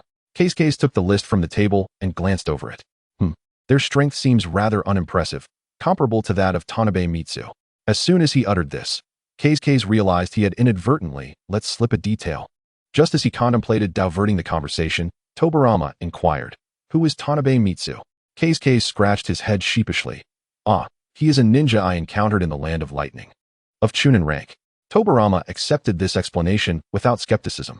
These individuals possess limited abilities. You should be able to resolve this within a day, correct? Report back here by noon tomorrow. Of course, I assure you I will complete the task on time. with Keisuke's affirmation. The system prompt echoed in his mind. B-rank mission, capture spies, accepted. Excellent. This would also contribute to my peace value. It has been rather disheartening that the two clans Keisuke's brought back have not significantly contributed to my peace value. Yet, he did not dwell on it too much, as they had indeed added fresh vitality to the village, which he deemed a worthwhile outcome. Well, I have no further matters to attend to, so you should head home early. Certainly, I shall take my leave now. With that, Keisuke exited the office, heading towards home. As for capturing the spies, it would hardly take a day. He could dispatch a few shadow clones, and within half a day, the task would be accomplished. Tobirama was aware of Keisuke's prowess. The request for him to return by noon the following day implied that he preferred not to have additional tasks assigned to him that evening. However, once home, Keisuke decided that to ensure the success of the mission, it was prudent to send out his shadow clones early. He dispatched a total of 8 shadow clones, each tasked with monitoring the movements of the 8 spies, planning to apprehend them first thing the next morning. One could not deny the audacity of the Cloud Village. Sending so many spies, were they intent on stripping Konoha of its very foundation? After all, Konoha had sent but a single spy. Once he confirmed that his clones had not been detected, Keisuke resumed his own activities, acknowledging that shadow clones were indeed more effective than crystal clones. The invention of such jutsu by Tobirama had truly benefited all of Konoha. Have those two gone off to train again? Upon entering, Keisuke noticed that both Aoyun and Ryufing were absent, leaving only by leisurely strolling about. I looked up at Keisuke and replied nonchalantly, indeed. Those two have been quite diligent lately. They hardly venture out and dedicate themselves to training each day. Ryufing smiled upon hearing the news. It seemed unlikely that he would master celestial techniques before Qingyun and Lu Feng. Every day, he had various tasks to attend to, while Qingyun and Lu Feng devoted nearly all their time to training, spending most of their hours in the woods behind the courtyard, apart from meals. It was evident they would surpass him in their quest for celestial mastery. However, Ryufing was resolute in rejecting the notion of competition, believing in a natural approach to his existence. The pursuit of celestial arts could not be rushed, yet he would still carve out time to practice. For he was eager to discover the potency of integrating celestial chakra into his ninjutsu. Nonetheless, today was not a day for training. He needed to rest adequately. After a refreshing bath, he donned loose garments and leisurely enjoyed his meal in the courtyard. Though the food was rather ordinary, the beauty of the surroundings rendered it palatable. With half a day left to relax, Ryufing opted to remain in the village, strolling about rather than risking encounters with unrelated clans. While their presence might benefit the village, it would hinder his repose. He suggested they visit when he was not resting. After a brief nap post-meal, he awoke around 2 o'clock, only to find Qingyun and Lu Feng still absent, and Abai's whereabouts unknown. With little inclination to seek them out, he simply tidied his hair and ventured outside. The streets were relatively empty, likely due to the villagers indulging in afternoon slumber. As he passed by the Kato family's residence, he spotted Yan and Duan engaged in delightful play, utterly oblivious to Ryufing's presence. Yan's face radiated with joy, resembling a different boy from the one Ryufing had first encountered. This sight brought Ryufing comfort, and he chose not to interrupt their budding friendship, quietly slipping away. It had been some time since he had played with Duan, but it appeared that his companionship was no longer necessary. When he had moments of idleness, Ryufing enjoyed wandering through the village, as it allowed him to experience the vibrant essence of village life. Many clan leaders were aloof, preferring not to mingle with commoners, despite the village's claim of equality. Achieving true equality remained a formidable challenge. The current state was already commendable. The leader of the Sarutobi clan, for instance, maintained a low profile, positively influencing the Inuzuka and Aburame clans. They had seamlessly integrated with the villagers, with the flower shop of the Yamanaka clan, the medicinal business of the Nara clan, and the barbecue establishment of the Akimichi clan, all serving as bridges connecting them to the community. The results were evidently fruitful. As he continued his stroll, he arrived at the Yamanaka clan's flower shop. Standing at the entrance, he noted that the number of patrons was still modest. Ryufing lacked knowledge of flowers, having only studied lotuses diligently while developing ninjutsu. With no intention of making a purchase, he refrained from lingering at the shop's entrance. "Hey, Ryufing, long time no see." A sudden call interrupted his thoughts. He looked up to find Marahoshi Kukiai, an old friend. They had not been in contact recently, as Ryufing had been preoccupied with international assignments over the past few weeks, leaving little time for old classmates. "Kukiai, it truly has been a while. How's school treating you lately?" Kukiai shrugged. It's the same as ever, but there are indeed more newcomers this year. I heard there's another enrollment coming up next month. Indeed, I recently rescued a clan from the Land of Lightning. Their young master will also be enrolling next month. Oh, Cookie Eye's surprise was palpable. While Tsufeng was off on missions abroad, he was still attending school, with 3 years remaining until graduation. The disparity between them was striking. Yet Cookie Eye and his peers had long recognized Tsufeng's exceptional talent, thus refraining from comparing themselves unfavorably. Is that clan particularly formidable? I heard the Hokage himself is involved. Cookie Eye was well aware of the grand welcome ceremony, which had sparked much discussion among their classmates regarding the clan's capabilities that warranted the Hokage's direct involvement. I can't divulge too much. All I can say is that they are a clan with a bloodline limit. Disclosing more would breach their confidentiality. Cookie Eye understood and ceased his inquiries. What about Akane and Ichigo? Oh, they went to the training grounds to practice ninjutsu today. Akane is currently focused entirely on jinjutsu. Even Mizuki-sensei remarked on his remarkable talent. Cookie Eye's laughter revealed his delight in his friend's aptitude. Tsufeng had long been aware of this and felt no surprise. But he congratulated Cookie Eye nonetheless. Cookie Eye continued, Ichigo's strength is comparable to mine. He excels in ninjutsu. He scratched his head, feeling a bit bashful as he added. Not to brag, but Mizuki-sensei said I possessed decent talent across the board and that I should evolve into a versatile ninja. Tsufeng had already recognized this. Understanding that despite Cookie Eye's designation as a lowly genin, his abilities transcended that classification. Proficient in jinjutsu, taijutsu, and ninjutsu. It was evident that the genin of Konoha were no ordinary individuals. Given your talents, you must strive harder. Do you plan to train in all 3 disciplines simultaneously? Cookie Eye nodded. I have that intention. I don't want to squander my gifts. Tsufeng patted his shoulder. Then you'll need to endure more hardships than Akane and Ichigo. Otherwise, if you develop all 3 areas without mastering any, your future will be limited to that of a chunin. Tsufeng was not being alarmist. If Cookie Eye did not exert greater effort, his proficiency in ninjutsu, taijutsu, and jinjutsu would remain mediocre, preventing him from ever stepping into the realm of jounin.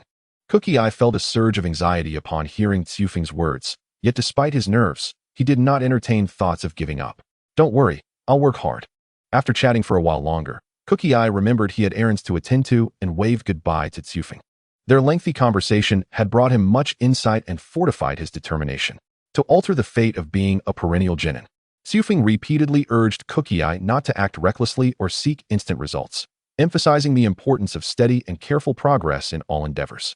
In the previous world, Cookie Eye had rushed to ascend to chunin status, attempting to prove himself during missions, which ultimately led to the sacrifice of his teammates. Overwhelmed by guilt, he had knelt before the entrance and vowed never to ascend to chunin again, a promise that even the 3rd Hokage, Sarutobi Hiruzen, could not dissuade him from. This also spoke to Cookie Eye's character. He faced his mistakes head-on, dedicating his life to atone. Whether he could change Cookie Eye's destiny in this world remained uncertain. Yet Tsufeng was determined to exert every effort to effect that change. After parting ways with Cookie Eye, Tsufeng resumed his leisurely stroll, eventually arriving near Jiraiya's residence. Observing the empty courtyard, he surmised that the occupants had likely gone out to play, perhaps visiting Orochimaru's home, to care for their child. One of the families would always remain in the village, alternating their missions. Their neighborly bond was commendable, especially given the young age of their child. Families like Jiraiya and Orochimaru, lacking substantial wealth, had to continuously accept missions to improve their circumstances. Such a lifestyle bore significant risks, as any unforeseen incident could leave a child orphaned.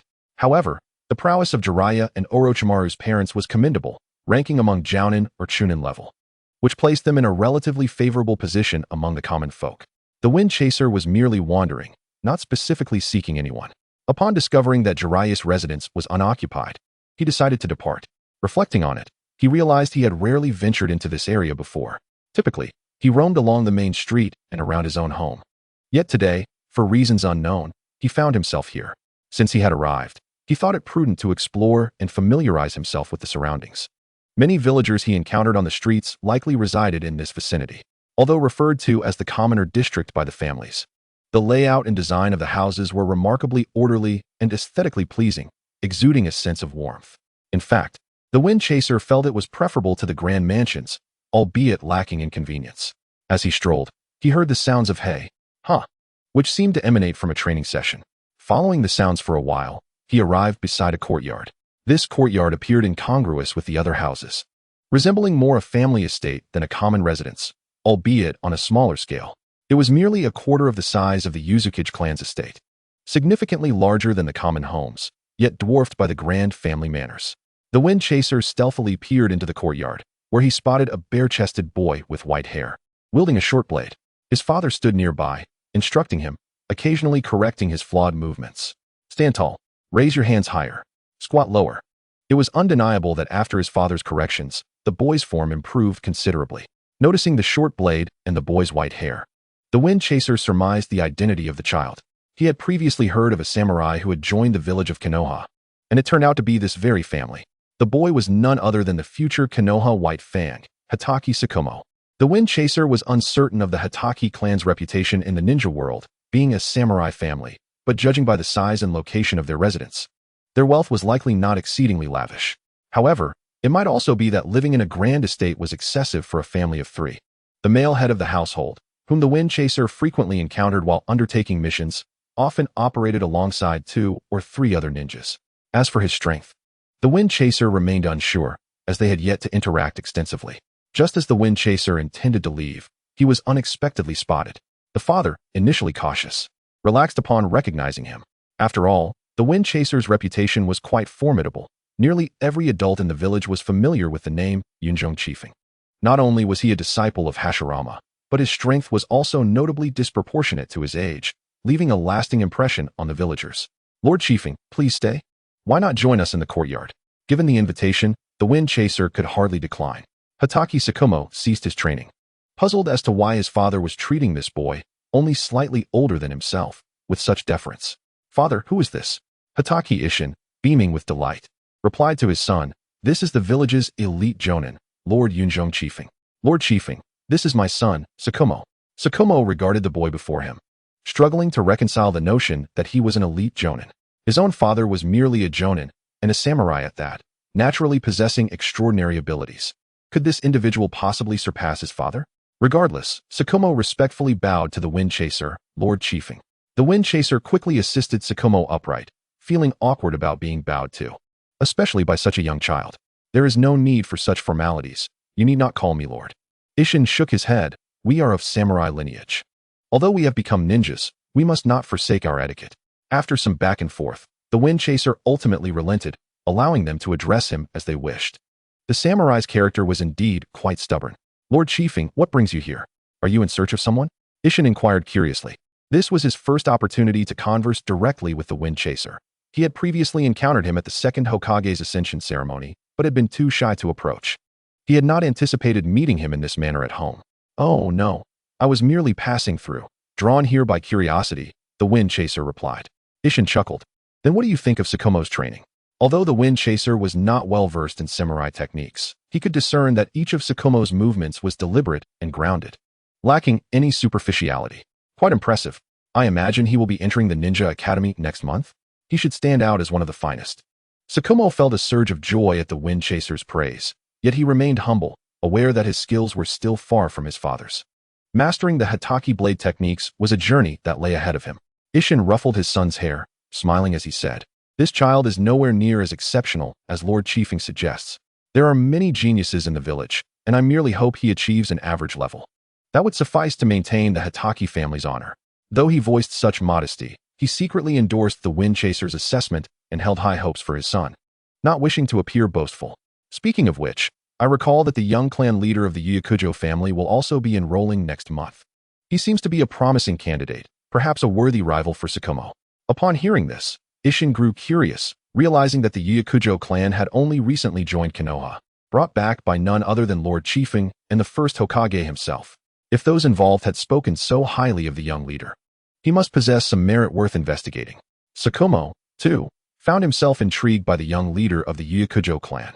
He had seldom interacted with peers his age, as Ishin's upbringing was quite stringent, leaving little time for leisure. With the upcoming school term, Tsukumo was eager for the opportunity to make friends. As for the notion of competing with the Uchiha leader, he was indifferent, though he quietly noted the name for future reference. The wind chaser and Ishin exchanged thoughts on recent village matters, primarily concerning missions. As they were not particularly familiar, their conversation meandered through various topics. However, it was not awkward. Ninjas always found common ground in their shared experiences, amusing anecdotes and thrilling escapades during missions. With the wind chaser having little else to occupy his time, he engaged in conversation for a while. As their dialogue progressed, he discerned that Isshin was not as aloof and stern as he initially appeared. He was rather loquacious. Perhaps only strict with his son due to the challenges faced by the Hokage clan since their integration into Konoha.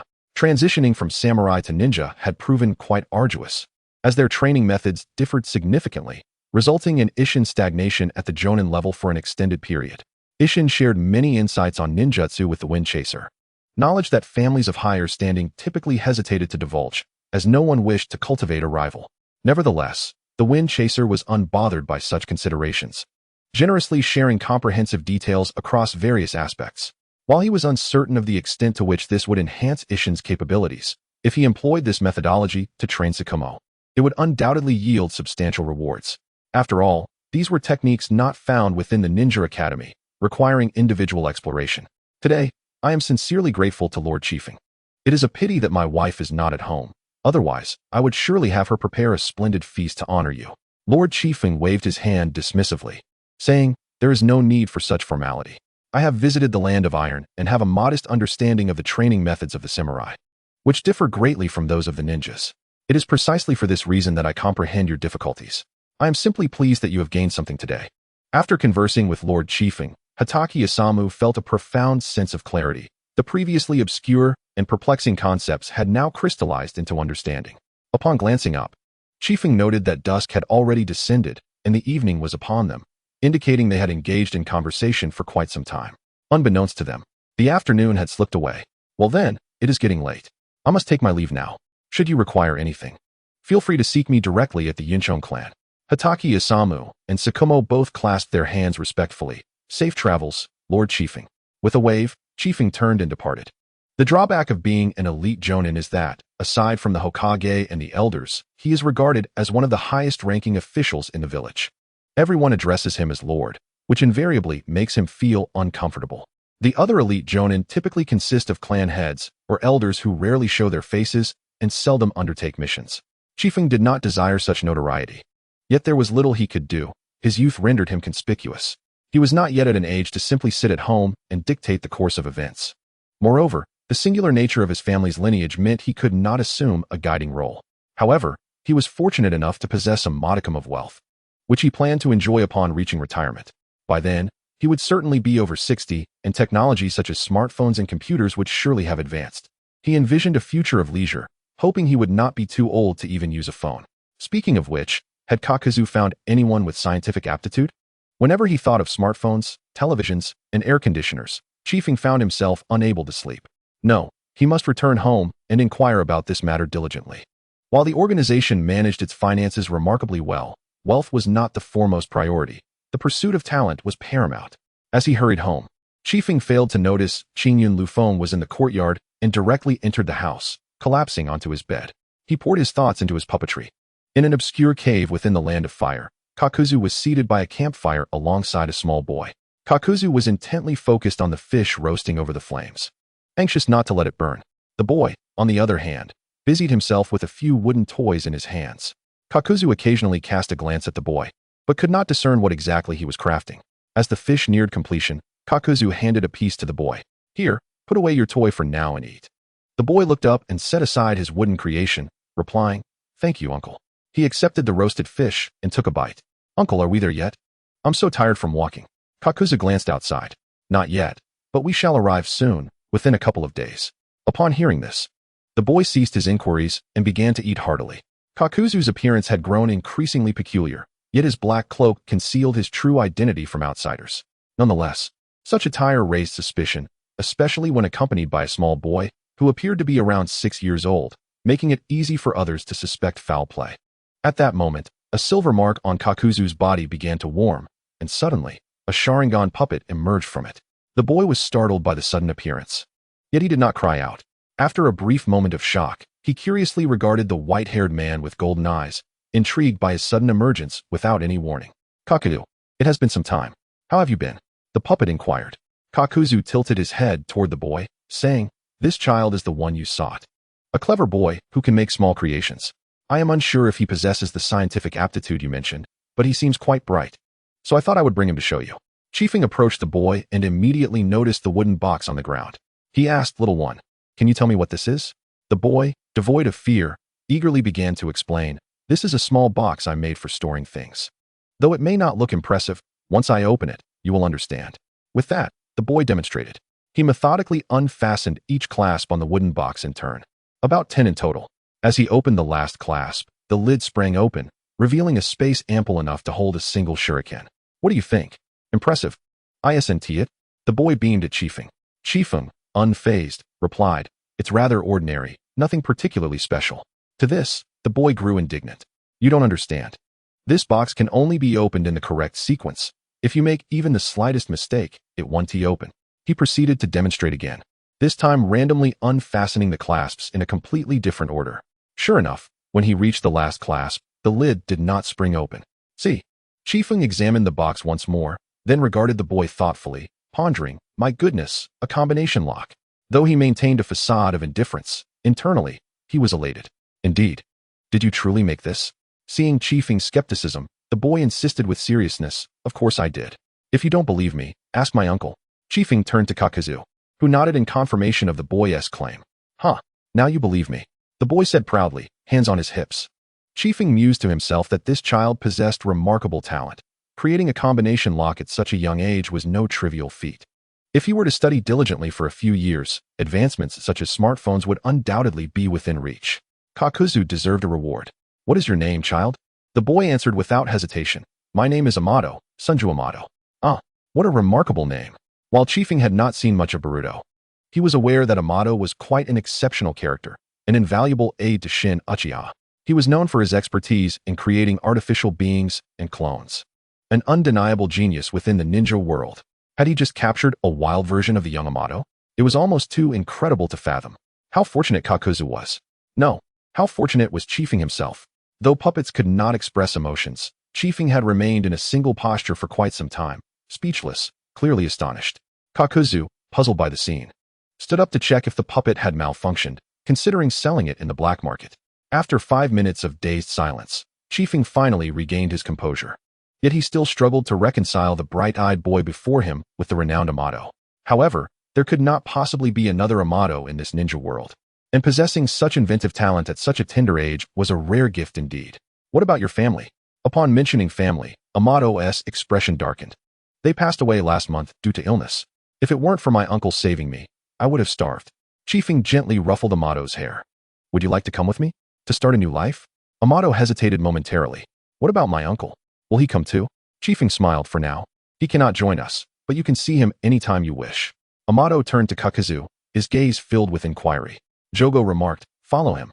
Were it not for the task he entrusted to me, I would not have saved you." "I am not so benevolent." Amato felt a pang of disappointment upon hearing this. But he nodded towards Kaze. Indeed, as Jogo stated, it was only after witnessing some of Amato's crafted trinkets in his home that he decided to spare Amato's life. After all, would a person who had annihilated the elders of a village so freely save a child without reason? His heart was not so generous. "Where are you?" Kaze inquired. "In a cave within the land of fire. We should reach Konoha in a couple of days. I was pondering how to contact you, but fortuitously, you came looking for me. Let us agree upon a rendezvous point. Once we are near Konoha, simply reach out to me through the seal, but do ensure you are not detected." Jogo grinned. "Fear not. When I assassinated the Hokage, no one noticed me." Chapter 179, A New Life. Jogo chuckled. "Rest assured, when I assassinated the Hokage, no one detected my presence. Perhaps you should attempt it again? The second does not possess the patience of the first." Jogo awkwardly waved his hand. "Let us forego that. Although I possess 6 lives, I have no desire to court death." Kaze smiled and chose not to comment further. Amato stood by, unable to comprehend the exchange between Kaze and Jogo. Yet, it seemed anything but pleasant. Why were these adults perpetually engaged in violence? Kaze did not continue the conversation, knowing they would soon meet in person. However, he was still uncertain whether to present himself as his true self or as a puppet. After all, Kaze was merely a 9-year-old child. Despite his formidable power, his youthful visage exuded no authority. Should he meet Jogo in this form, it might indeed affect how Jogo perceived him. Until now, he had maintained an air of mystery and depth, only to reveal himself as a mere child behind the facade. It would be quite mortifying if he were to bow and scrape before Jogo. Reluctantly, he decided to send a shadow clone to meet Jogo and Once Amato was safely near Konoha, Kaze would retrieve him. This way, he need not fear exposure. As for Amato, being just a child, he was easily manageable, and there was no need to conceal anything from him. After all, a 6-year-old child undeniably required care. As Kaze's consciousness returned to his true form, he swiftly devised an excuse for Amato's identity. He would claim to have found him as an orphan during an outing and took him in out of pity. Having already taken in 2 families, one more child would not be a burden. However, as per the norm, such orphans from outside the village were to be sent to an orphanage for uniform care. Yet, if Kaze were to express his desire to adopt Amato, it was likely Tobirama would not refuse. After all, an orphanage was hardly a suitable home, and having someone adopt him would be far more beneficial. If Amato arrived in Konoha at this time, he would be right in time for the next month's enrollment at the Ninja Academy. Although Kaze intended for Amato to eventually create advanced electronic devices such as phones and computers, it was imperative that Amato received a well-rounded education. Otherwise, if he could only create inventions but lacked other skills, it would be a tremendous waste of potential. It is noteworthy that in his original world, Amato had become an exceptional scientist without any assistance. If he were to falter now with Kaze's guidance, it would be an embarrassment of monumental proportions. Meanwhile, Amato in the cave sensed he might soon live alongside the person he had encountered earlier. Truthfully, he harbored a flicker of hope for the future. Despite the profound impact of his parents' recent passing, he understood that he must strive to survive, which was why he had followed Jogo all the way to the Land of Fire, merely to stay alive. He was aware that Jogo valued his ability to create small gadgets, which was why he crafted a box during their journey using materials he found along the way. Now, it seemed that all his choices were proving to be quite judicious. He noticed that the individual he had encountered earlier appeared to hold a higher status than Jogo and seemed to have taken an interest in him. The fire crackled as the wood burned, and in a day or two, his life might change dramatically. Whether for better or worse, he could not ascertain. He could only pray for good fortune from his deceased parents. Get some rest, little one. We shall travel at dawn, and once we arrive, we shall both be freed. Amato obediently set aside the box he had been tinkering with and laid down on the straw Jogo had prepared. The straw was uncomfortable, causing him pain, and at such moments, he missed his parents the most. Initially, he would secretly wipe away tears, but now he had grown accustomed to this life.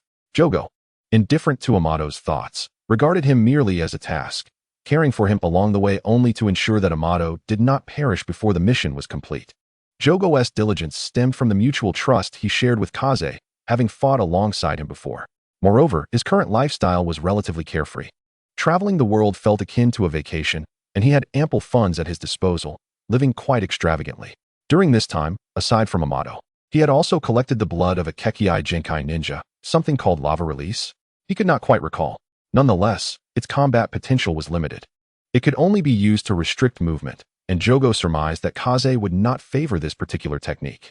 However, it mattered little, as the blood was merely an afterthought. Amato remained the primary focus.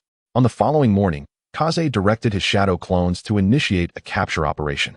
The spies operated discreetly, often alone within the village, which made apprehending them considerably easier. An early start ensured that the villagers remained undisturbed. Capturing them was effortless given Kaze's prowess. In less than half an hour, all 7 spies were securely captured. Seizing the opportunity of the sparse populace, Kaze swiftly transported them away from their hideout, racing toward the Hokage building. However, no matter how discreetly they moved, the sight of 14 individuals, clones and spies alike, darting across rooftops was hard to overlook. Yet, the villagers chose to ignore the commotion with remarkable synchronicity. The door to the Hokage building stood ajar, unguarded, and Kaze entered, heading directly for the second-floor office. Inside, Tobirama awaited behind his desk. Impressive, you are quite swift, Tobirama remarked. Kaze presented the captured spies before him, each wearing expressions of disbelief, as if questioning how they had been caught and how their secrets had been discovered. Yet, their primary concern should be their own lives. When it comes to tasks assigned by Lord Tobirama, I am sure to take them seriously. Tobirama briefly surveyed the 7 spies, confirming their identities against the intelligence reports before nodding in approval. Well done. It is indeed them. Kaze then inquired, is there a possibility of any remaining at large? Tobirama pondered for a moment before responding. The intelligence should be accurate, but we cannot entirely dismiss the possibility. Fortunately, I summoned the leader of the Yamenka clan early on. He should be arriving shortly. No sooner had he spoken than a knock echoed through the room. Lord Tobirama, it is I, Yamenka you. Enter, Yamenka. With that, you stepped into the room. Kaze was no stranger to this individual, having crossed paths several times over the years. Although not particularly powerful, he was nonetheless a competent elite jonin. His clan's specialties lay in gathering intelligence rather than combat. These are the spies from the village hidden in the clouds that I had Kaze apprehend. To ensure no one has slipped through the cracks, I request that you conduct an interrogation. Yamenka Clan Leader, Chapter 180, The Plan. These are the spies from the village hidden in the clouds that I had Kaze apprehend. To ensure no one has slipped through the cracks, I request that you conduct an interrogation. Yamenka Clan Leader. In the mountains, Yamashiro Kazuki chuckled and remarked, "The prowess of Chief Kaze is truly remarkable. With but a single hand, he has managed to capture these 7 spies without raising any alarm. Indeed, he embodies the essence of the youngest elite jonin." Kaze offered a faint smile, betraying no emotion in response to Yamashiro's flattery. "Your praise is unwarranted, for while I possess certain skills in apprehending individuals, when it comes to extracting information through interrogation, I find myself at a loss. That task rests upon you." Though Kaze's position as chief may have its embellishments, his formidable strength was undeniable. Naturally, the two engaged in mutual compliments, and after exchanging a series of laudatory remarks, Yamashiro Yu was prepared to take action. The spies, kneeling in the office, were beginning to feel the strain, and every time they sensed Yu was about to act, he would interject with another phrase of praise, unsettling the spy's composure. Seizing this opportunity, Yamashiro Kazuki swiftly formed hand seals, invoking the mind transfer technique. With a resonant hum, the spy positioned in the center suddenly appeared startled, causing Yamashiro Yu to sway slightly. Observing this, Kaze promptly steadied Yu and instructed a shadow clone to procure a small stool for him to sit upon. The mind transfer technique and the spirit separation technique share a similar essence. One allows the user's consciousness to enter another's body, while the other enables the soul to exit. However, both bear a critical flaw. Should the user's physical body sustain injury or perish, their consciousness will likewise dissipate. In contrast to the spirit separation technique, upon entering the target's body with the mind transfer technique, any harm inflicted upon the target equally impacts the user. In severe cases, it may lead to immediate demise. Thus, it is a ninjutsu fraught with both risk and reward. Nonetheless, as the leader of a clan, Yamashiro, you should have the upper hand in dealing with such a minor spy. Indeed, it was not long before he gradually regained consciousness, a smile gracing his face, indicating he had acquired the information with relative ease. Yet, to ensure its authenticity, he employed the mind transfer technique on each of the other spies. This approach significantly increased the toll on his resources, as the mind transfer technique primarily consumes mental energy rather than chakra. For an ordinary Yamashiro clan member to penetrate a ninja's consciousness and extract intelligence is already commendable. The fact that you could consecutively access the minds of 7 ninjas attests to the strength of his mental prowess. As Yu's consciousness returned to his own body, he found himself slightly breathless, but after taking a moment to adjust, he felt much improved. "How is it?" Tobirama inquired immediately upon Yu's recovery. Yu inclined his head respectfully and replied with a gentle smile, "There is no need for concern, Lord Tobirama. All of the Cloud Village spies are accounted for here. However, I cannot guarantee there are no spies from other villages."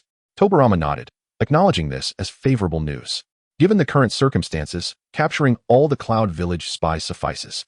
After all, Tobirama's impending plan was specifically aimed at the Cloud Village, and the situation in the ninja world was exceedingly delicate.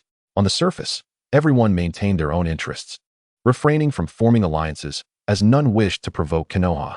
Yet, beneath it all, the complexities were unmistakable. At least the Cloud Village had no allies. Thus, even if other villages obtained intelligence, they would not share it with the Cloud Village.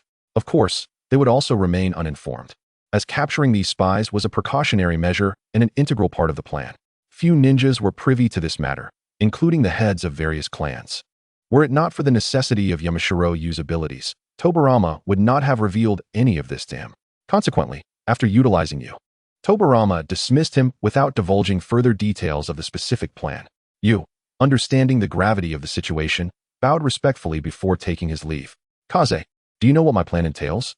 Tobirama queried mysteriously. "Lord Tobirama, I am not entirely certain," Kaze replied. Tobirama, not one to keep secrets, elucidated. "The Cloud Village believes my elder brother's life is waning, prompting him to abdicate the position of Hokage in my favor. Yet, my brother remains quite vigorous. Meanwhile, the Cloud Village has begun to clandestinely conspire, and thus I intend to turn the tables on them." Kaze, perplexed, asked, "How do you intend to turn the tables?" However, As soon as he uttered the question, recalling the earlier spy capture, he began to comprehend.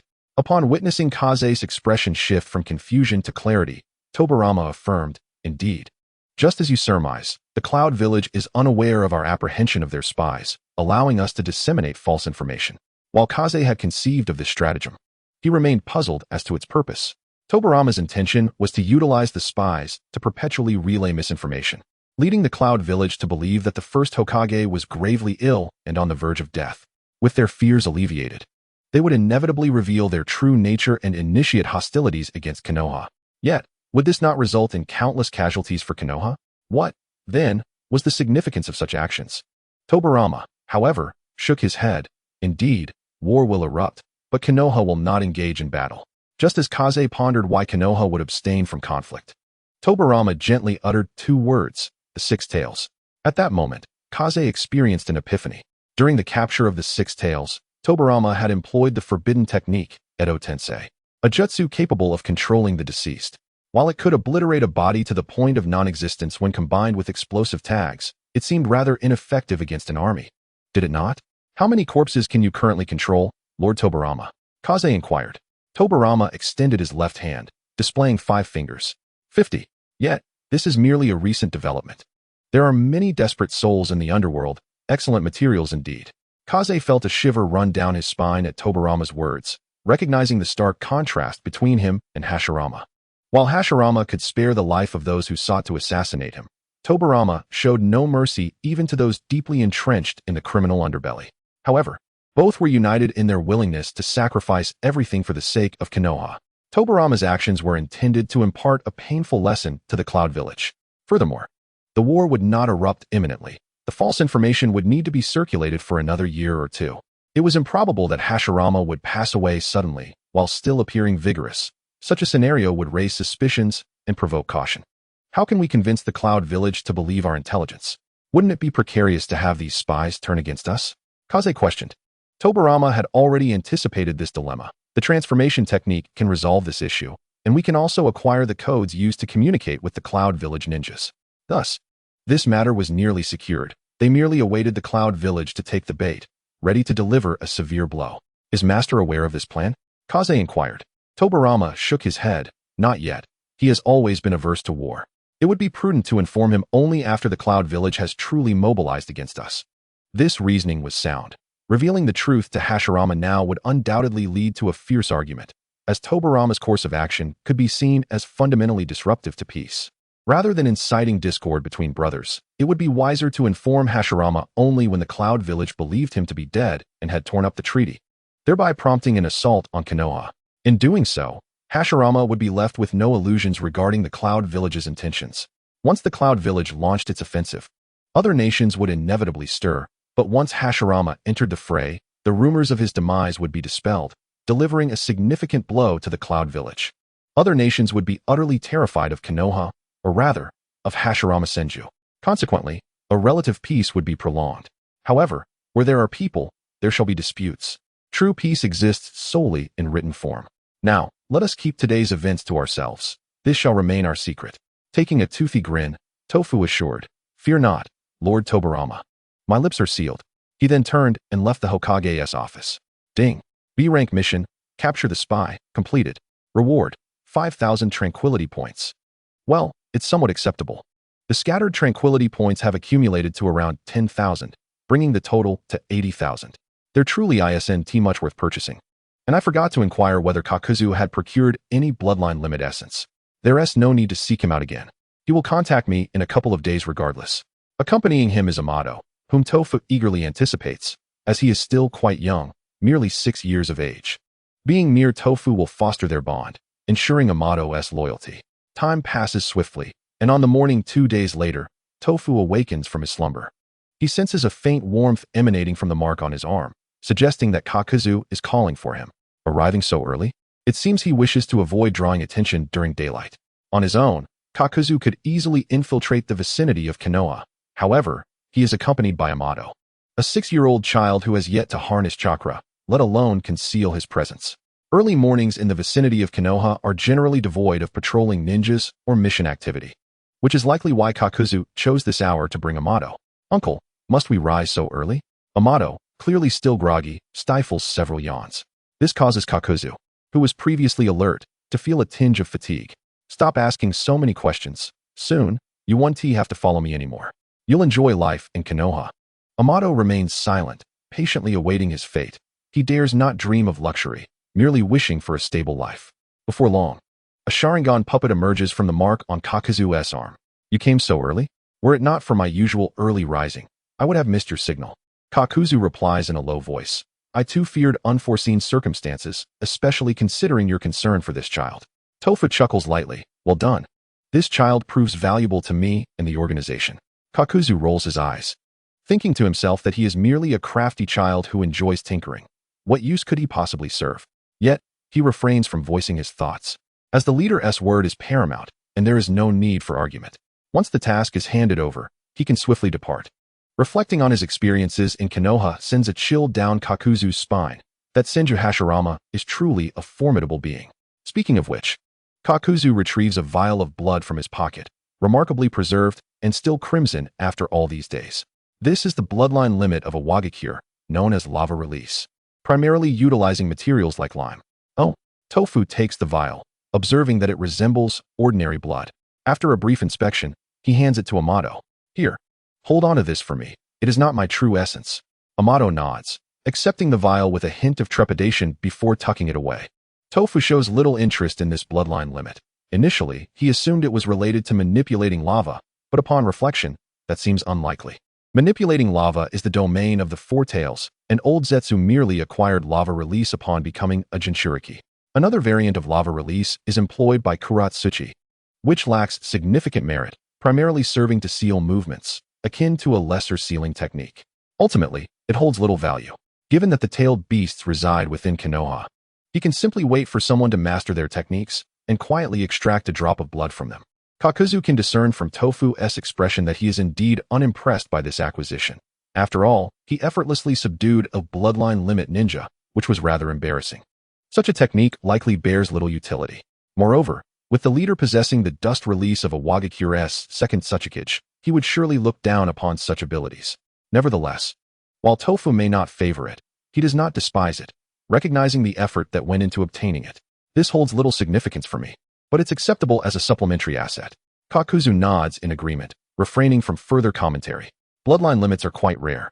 Fortune shall determine if he encounters like-minded ninjas worthy of an invitation to join the organization, albeit contingent on my approval. Very well, leader.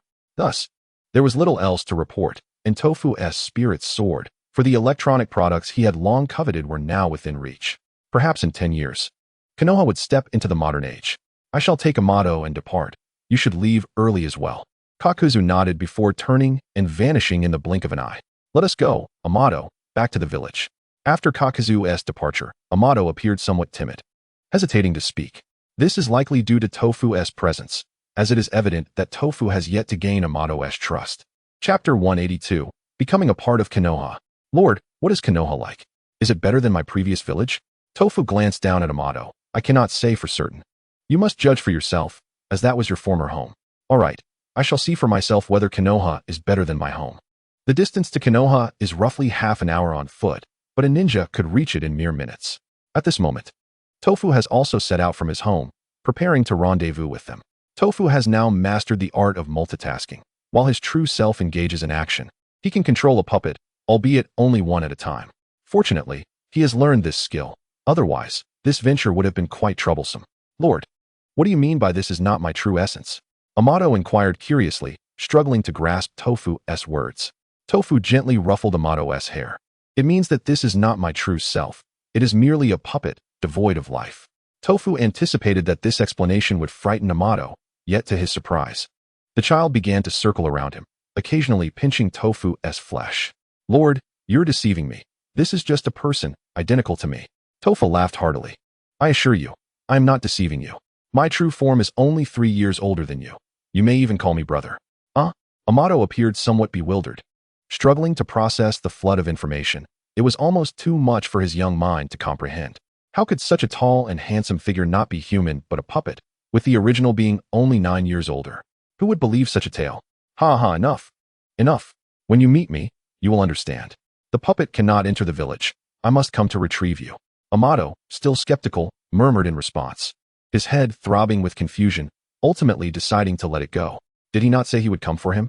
Soon enough, he would discern the truth.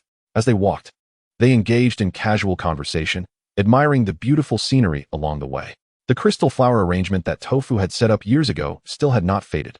Scattered throughout the forests surrounding Konoha, once activated, the grand formation would envelop the entire village in mist.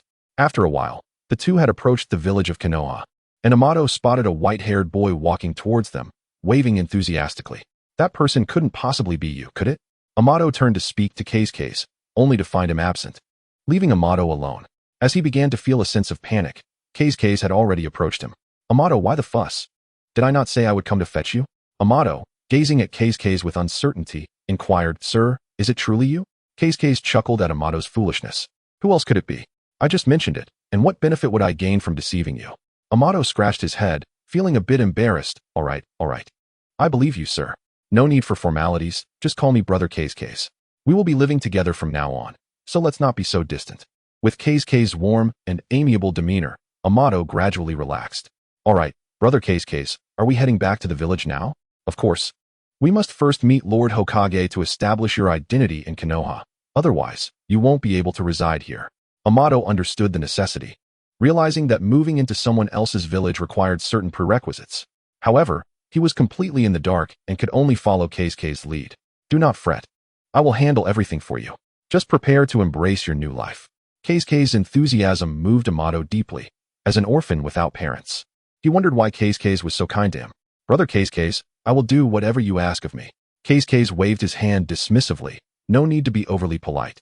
Although Case recognized Amato's talents, he was not the type to exploit a child. A boy of Amato's age ought to engage in activities befitting his peers, attending school and playing. If he showed genuine interest in research and discovery, Case would not impede him. Ultimately, Case wished to avoid placing undue pressure on Amato. After all, it would be a grievous misfortune if such a brilliant scientist were to succumb to madness. As they conversed, they arrived at Konoha. The guarding ninja, upon seeing Case return with a young boy, displayed little curiosity, having seen Case bring back many individuals in recent days. A brief inquiry sufficed, and they were allowed entry. Once inside Konoha, Case led Amato directly to the Hokage building. Upon reaching the Hokage's office, Case knocked on the door and entered with Amato. As Case anticipated, Tobirama was already at his desk, diligently reviewing documents. Oh, what brings you here, young man? Tobirama exclaimed, noticing the boy beside Case. Whose child is this? Did you pick him up again? Case replied with a grin. Indeed, as you surmised, I found him. Tobirama rubbed his forehead, exasperated. This child has quite the knack for being found. Why not pick up something more normal? Can you confirm his identity, or at least a possible one? Case shook his head. Unfortunately, he doesn't remember much. I found him during my morning stroll. He appears to be an orphan. Tobirama sighed. Provide him with an identity and send him to an orphanage. There have been so few orphans in recent years, and this child deserves compassion. At that moment, Case stepped forward. Lord Tobirama, I feel a strong connection with this boy. Let him stay with me instead. My home is empty. Tobirama lifted his gaze to Case. You wish to adopt him? Case nodded yes. Tobirama then turned to Amato. What do you say? Amato, feeling intimidated under Tobirama's gaze, stammered, I want to stay with Brother Case. Well, you've already taken to calling him brother. Very well, you may take him home. It will be good for you to look after him. Case bowed to Tobirama. Thank you, Lord Tobirama. Tobirama waved his hand dismissively. Go on then. As Case and Amato departed, Tobirama mused, I wonder if this child is fortunate or unfortunate. To say he is fortunate, he is an orphan. To say he is unfortunate, he has encountered a wealthy benefactor like Case. Chapter 183. Who is this? To say he is fortunate, he is an orphan. To say he is unfortunate, he has encountered a wealthy benefactor like Case. Upon leaving the Hokage building, Case and Amato encountered Sarutobi Hiruzen and his team, who were on their way to report in. Hey Case, long time no see. Hiruzen greeted warmly, with Konohamaru and Danzo also extending their greetings. After reciprocating their salutations, Case pulled Amato forward. This is an orphan I found outside the village. Lord Tobirama just processed his identity paperwork, and he will be living with me from now on. The others were somewhat puzzled, but refrained from voicing their confusion in front of Amato. They were primarily confused as to why Keisuke would choose to adopt this child instead of sending him to an orphanage. There seemed to be no need for such a commitment to someone unrelated. Previously, Keisuke had facilitated the integration of families into Konoha, and now he had brought this child into his own home. Little did they know, this was merely Keisuke's excuse to ensure Amato's rightful entry into Konoha, as it was crucial for Keisuke's pursuit of a happy life. Amato, these are my friends, please greet them.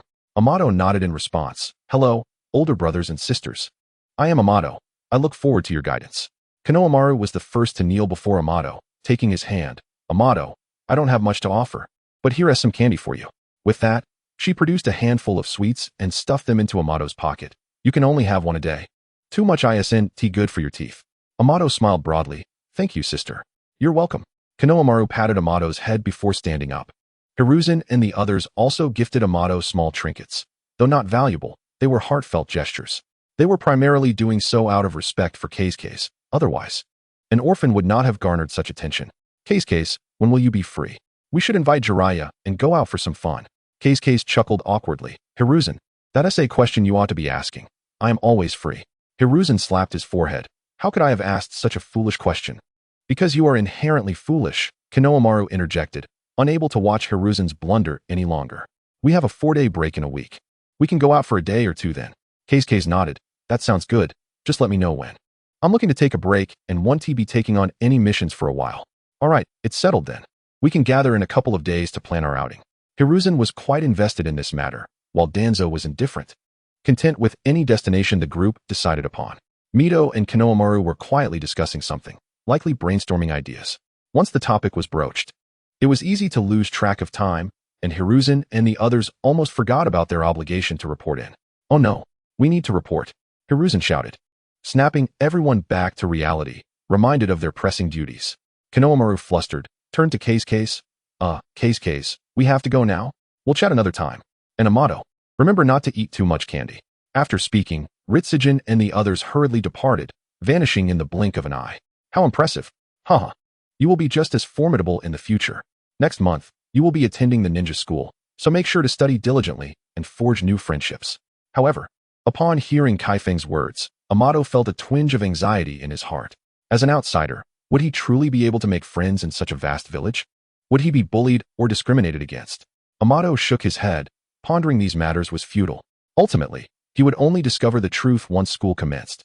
Judging by the older siblings he had just encountered, the people of the Hidden Leaf Village appeared rather amiable. Uncertain of Kaifeng's home or the layout of the village, Amato could only follow him. Throughout their journey, he witnessed Kaifeng's popularity firsthand. Nearly everyone they encountered greeted Kaifeng, their curiosity piqued by the sight of him accompanying a child. Yet, few inquired further. When asked, Kaifeng simply stated that Amato was his brother, omitting any mention of being an orphan. Upon arriving at Kaifeng's doorstep, Amato was momentarily taken aback. He had anticipated that Kaifeng's home would be grand, but he never imagined it would be this immense. How many people must live in such a sprawling estate? Surely, it belonged to a large family. Kaifeng smiled at Amato, reassuring him, do not fear. It's just me living here. What do you mean, Kaifeng? Before Amato could finish his question, Kaifeng continued, yes, I am also an orphan, but fortunately, my ancestors left some savings. Once you move in, you will be my brother, so there's no need to be overly formal. I will also provide you with pocket money. Feel free to buy whatever you desire. Amato had expected Kaifeng to be the young master of a prominent family, only to learn that he too was an orphan. It seemed Kaifeng had long since grown accustomed to his situation, allowing him to speak of it so nonchalantly. Amato adjusted his mindset and followed Kaifeng into the clan's estate. Abai, we are back. Abai, lounging in the courtyard, did not move at the sound of Kaifeng's voice, merely responding with an acknowledgement. But soon, realization struck. We? Who is we? With that, Abai sprang up to look at Kaifeng, noticing the little boy beside him, who appeared quite adorable with large eyes. Amato spotted a white hen in the yard, which was surprisingly talking. Terrified, he hid behind Kaifeng, peeking out with just his little head. He thought to himself, is Hidden Leaf Village so extraordinary that even chickens can talk? His small worldview had been utterly upended. Kaifeng noticed Amato's fright and gently pulled him forward. This is Abai, our family member. There's no need to be afraid. She can be a bit chatty at times. Despite Kaifeng's words, Amato still felt a hint of fear, and Kaifeng could not fully explain how Abai had come to be this way. After all, Amato did not even know ninjutsu, let alone anything about summoning beasts. He would have to adapt on his own. Kaifeng, who is this? Amato asked, intrigued by Abai. While Abai regarded Amato with equal curiosity. How had Kaifeng managed to bring home a child so soon after leaving? Allow me to introduce our new family member. My adopted brother. We will all be living together from now on. With this explanation, Abai understood, realizing that Kaifeng had gone out that very morning to find this child. Welcome, welcome. My two children are not here at the moment. Otherwise, they would have played with you. Amato became interested. Abai, you have children? Yes, 2 cranes, who are also my companions. They were just eggs when I first encountered them, and I owe it to Abai for helping me hatch them. Kaifeng recounted the tale. Amato grew more intrigued about Qingyun and Lu Feng, eager to meet them. However, Kaifeng considered that they were likely focused on their training and decided not to disturb them. They would return in the evening, and Amato could meet them then, as they would all soon be family. There are many rooms. Choose whichever you like. But the one in the center is off limits. All right, Kaifeng. Kaifeng then led Amato on a tour of the courtyard, enabling him to survey the rooms and make his selection. However, as they walked, Amato's attention drifted from choosing a room to the various flowers, decorations, rockeries, and fish ponds in the courtyard. Each element piqued his curiosity. After exploring, he eventually selected a room that he found appealing. It was spacious, filled with sunlight from the windows, and remarkably clean. Thanks to regular upkeep, it was almost devoid of dust. Adjacent to this room was a small storage space, perfect for Amato to engage in crafting and store some tools. This one? Yes. Amato nodded enthusiastically. This room was simply marvelous, spacious and bright, far superior to the cave he had previously slept in. I absolutely love this room. Kaifeng ruffled Amato's hair, saying, I'm glad you like it. Tomorrow, we will go shopping together to gather some supplies. Aside from the furniture, there is hardly anything in here. I'm sorry to trouble you, Kaifeng. Nonsense. You've already called me brother. So why be so formal? Amato smiled broadly at this, having initially thought that being taken by the clan leader would mean a life of mere survival. Instead, he found himself welcomed into a paradise, regaining family and a home. Kaifeng took Amato to the clan's storage area, primarily to select a set of clothes. Amato's current attire was in tatters, resembling that of a little beggar. It was no small feat for an ordinary child to traverse to the land of fire. Thankfully, with the care of Jiao Du, he had managed to survive without starving. Amato's physique was comparable to that of an average 6-year-old, neither too thin nor too plump, making him a perfect fit for Kaifeng's clothes from when he was 6. Since Kaifeng had grown rapidly, reaching 1.7 meters by the age of 9, he had quickly outgrown his clothes, which were now stored away for future descendants. Kaifeng pulled out his 6-year-old attire and held it up to Amato. Perfect fit. He then retrieved all his clothes from that age, neatly washed. You may wear these. Feel free to wash the dirty ones yourself or leave them for the servants, as you prefer. Amato, struggling to hold a large pile of clothing that barely allowed his head to peek out, nodded with difficulty. All right, Kaifeng, I understand. Observing Amato's predicament, Kaifeng chuckled and then exhaled a puff of cloud, snapping his fingers. The mist instantly transformed into numerous little cloud birds. Groups of 4 birds grasped the clothing and flew toward Amato's room. As the clothing dwindled, Amato took a few breaths, gazing curiously at the white birds carrying the garments. Kaifeng, what is this? Just my ninjutsu. It's nothing to worry about. You'll be learning ninjutsu next month as well. Amato nodded and followed Kaifeng out of the storage area. Are you hungry? Amato shook his head. Not hungry. My uncle grilled a fish for me this morning. All right then. You can start familiarizing yourself with the courtyard. The backyard is a forest, so it's easy to get lost. It's best not to venture there. You can also have Abai accompany you. She won't refuse. Amato nodded understandingly, his curiosity piqued by the new abode. There were numerous places he longed to explore, and now he had the opportunity to familiarize himself with his surroundings. Go ahead, Chu Feng encouraged. No sooner had he spoken than Amato dashed away like the wind. Watching his retreating figure, Chu Feng shook his head and chuckled, remarking, he truly is still a child. Fortunately for Chu Feng, Amato was not a dull or reclusive boy. Despite the profound loss of his parents, he remained optimistic. His gentle and considerate nature made him quite endearing. The courtyard posed no dangers, allowing Chu Feng to rest easy regarding Amato's safety, especially with by keeping watch. Upon returning indoors, Chu Feng retrieved a vial of blood, giving it a shake. This substance was nearly useless, flavorless yet too valuable to discard. Though it was a bloodline limit, Chu Feng found little affinity for it and had no intention of transforming it into a puppet. He decided to stow it away in his ring, gathering dust until a future occasion might arise when the bloodline limit could be of use. Spending 10,000 for a mere puppet was a luxury he was unwilling to squander on such an unremarkable bloodline.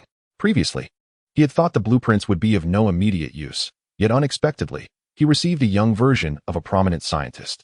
Consequently, Chu Feng began to scout for simpler blueprint designs in the store, primarily to assist Amato in honing his skills, starting with basic items and gradually progressing to more complex devices like phones and computers. He paid close attention to any blueprints he deemed manageable, which were also quite affordable, making them suitable for Amato's practice. However, there was no rush. He would wait until Amato was fully stable before revealing these plans. Afterward, Chu Feng opened the task catalog. Noticing many entries remained unilluminated, he hoped to find Amato's profile there, as this would grant him 1,000 points of tranquility, just enough to purchase 2 blueprints. I found it. Clicking on Amato's icon, the black silhouette brightened, and a system notification emerged. Successfully illuminated character profile, reward, 1,000 points of tranquility. Not bad, he thought. The reward was equivalent to that of shadow-level characters, both yielding 1,000 points. This represented the maximum tranquility points that could be earned from character profiles. Once the tranquility points were credited, Chu Feng found himself with little to do and sauntered over to his desk. He retrieved an ancient tome from his spatial ring, its weathered cover suggesting it had seen better days. Uncertain of the book's content, he decided to peruse it, as it had been gathering dust for far too long. The cover was yellowed, the title barely legible, but as he gently opened the book, he discovered the title on the inner page, Chronicles of Wandering in the Clouds. To his surprise, it was a travelogue left behind by an ancestor, sparking his curiosity. He eagerly turned to the first page of the main text. As he did so, time flowed like a river, unending and tireless. In the blink of an eye, 3 years had slipped away. Chu Feng, now 12 years old, and standing approximately 1.75 meters tall, was rather tall for his age. Over these 3 years, he had successfully cultivated his celestial techniques, yet without an opponent. He had not had the opportunity to put them to the test. However, he anticipated that chance would soon arrive, as Tobirama's plans had been in motion for 3 years, during which Konoha had consistently fed false intelligence to the Cloud Village. Thanks to the meticulous nature of Tobirama's strategy and the collaboration of Konoha's undercover agents within the Cloud Village, the entire operation progressed smoothly. The Cloud Village had harbored suspicions over the years and had sent spies to Konoha multiple times, all of whom had been captured. The false intelligence provided by these new spies only served to reinforce the Cloud Village's belief that Hashirama Senju was on the verge of death. The Cloud Village was poised to mobilize and strike Konoha decisively. Chu Feng could almost hear the boisterous laughter of the second rakeage in his mind. At that moment, Chu Feng sat in the courtyard sipping tea, his long white hair cascading to his waist, adorned with a jade crown, exuding an ethereal aura that set him apart from others. Bai, inexplicably, had developed a sheen to his feathers, some even adorned with golden edges. His size had noticeably increased, and his tail feathers had lengthened considerably. Chu Feng increasingly felt that Bai resembled a creature far removed from a mere chicken. Though he could not articulate why. Bai, where are Qing Yun and Lu Feng? He inquired, taking a sip of tea. How would I know? They've probably run off to play somewhere. Kids grow up and don't heed their mothers, Bai replied. Upon hearing this, Chu Feng nearly spat out his tea, bemused by the source of Bai's wisdom. Choosing to dismiss thoughts of Qing Yun and Lu Feng, he returned to his leisurely tea drinking. The pines in the courtyard thrived remarkably well, and Chu Feng often found himself sitting there, savoring tea and the scenery. Due to the peace over the past few years, tasks in Konoha had generally been quite simple. The frequency of high-risk, challenging missions had decreased significantly. With the lower difficulty of tasks, casualties within the village were minimal over the span of 3 years. Only 10 ninjas had perished. Chu Feng himself had mostly ceased undertaking missions, opting instead to send his clones to accept a multitude of tasks, swiftly resolving them to accrue tranquility points. His current accumulation had reached 390,000, just shy of 400,000. Additionally, Chu Feng had raised his chakra level to 20 cards, yet his overall strength had not changed much, remaining at the shadow level. The prospect of breaking into the 6 paths level seemed distant, but Chu Feng was in no hurry. His current strength sufficed. Even if the ninja world were to plunge into war, he possessed the capability to influence the battlefield's dynamics. Thus, he believed that having enough power to meet immediate crises was adequate. Just as Chu Feng finished his cup of tea and prepared to refill it, a resounding boom erupted from the courtyard, followed by billowing smoke and flames. Without a second thought, Chu Feng knew it was Amato's doing. As he had caused explosions several times over the past year, much to the bemusement of the nearby Yue clan. Chu Feng waved his hand toward Amato's room, conjuring a stream of water that sped toward the source of the explosion, extinguishing the flames in an instant. Amidst the rubble, Amato emerged, hoisting a wooden post.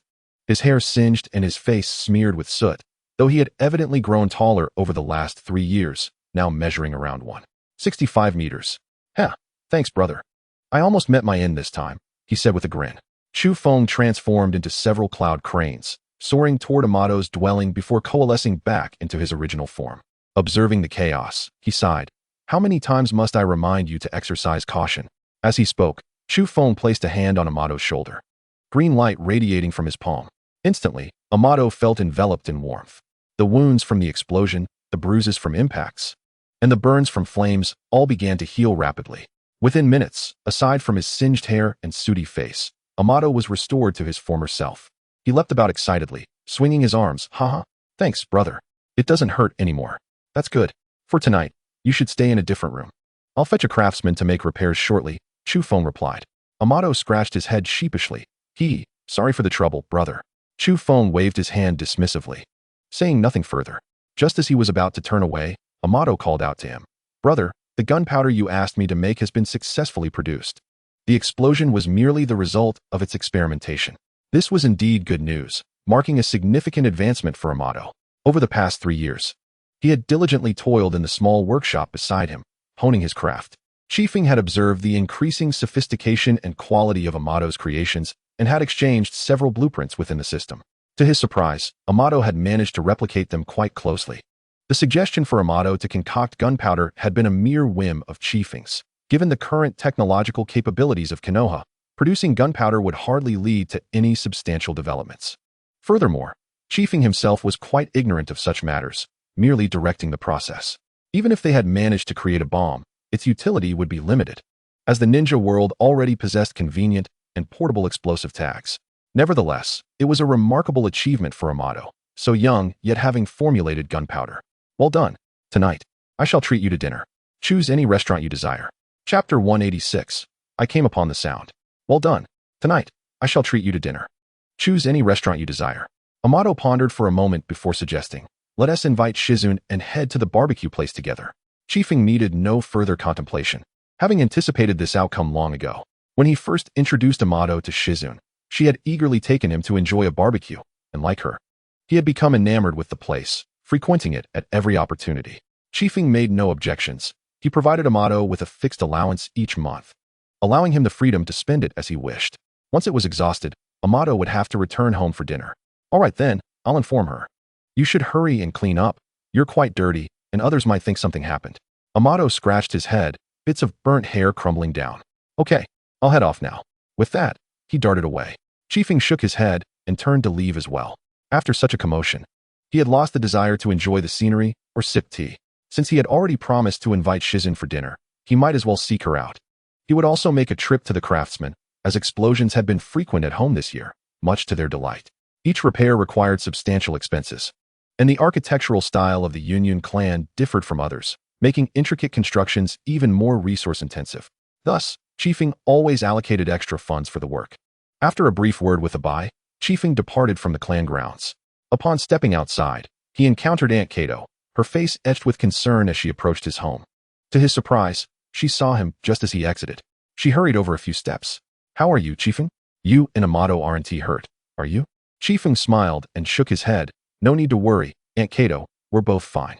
Despite his reassurances, Mamiko continued to scrutinize Chiefing, and only after confirming he was indeed unharmed did she relax. You two need to be more careful. The house has exploded several times this past year. Her words stemmed from genuine concern for their safety. She was unaware of Chiefing's abilities and merely thought it dangerous for such young boys to be experimenting with explosive materials. Aunt Kato, we're truly fine, so there's no need for concern. Mamiko sighed, just be sure to prioritize safety next time. Chiefing felt a warmth from her concern and replied, I understand. There won't be in next time. With that, Mamiko's furrowed brow finally eased. And what of Dan and Ko? She inquired. Ko should be starting school soon, right? Mamiko's response was a mix of joy and worry. You know how Dan is. The teachers say he has great potential and learns ninjutsu effortlessly.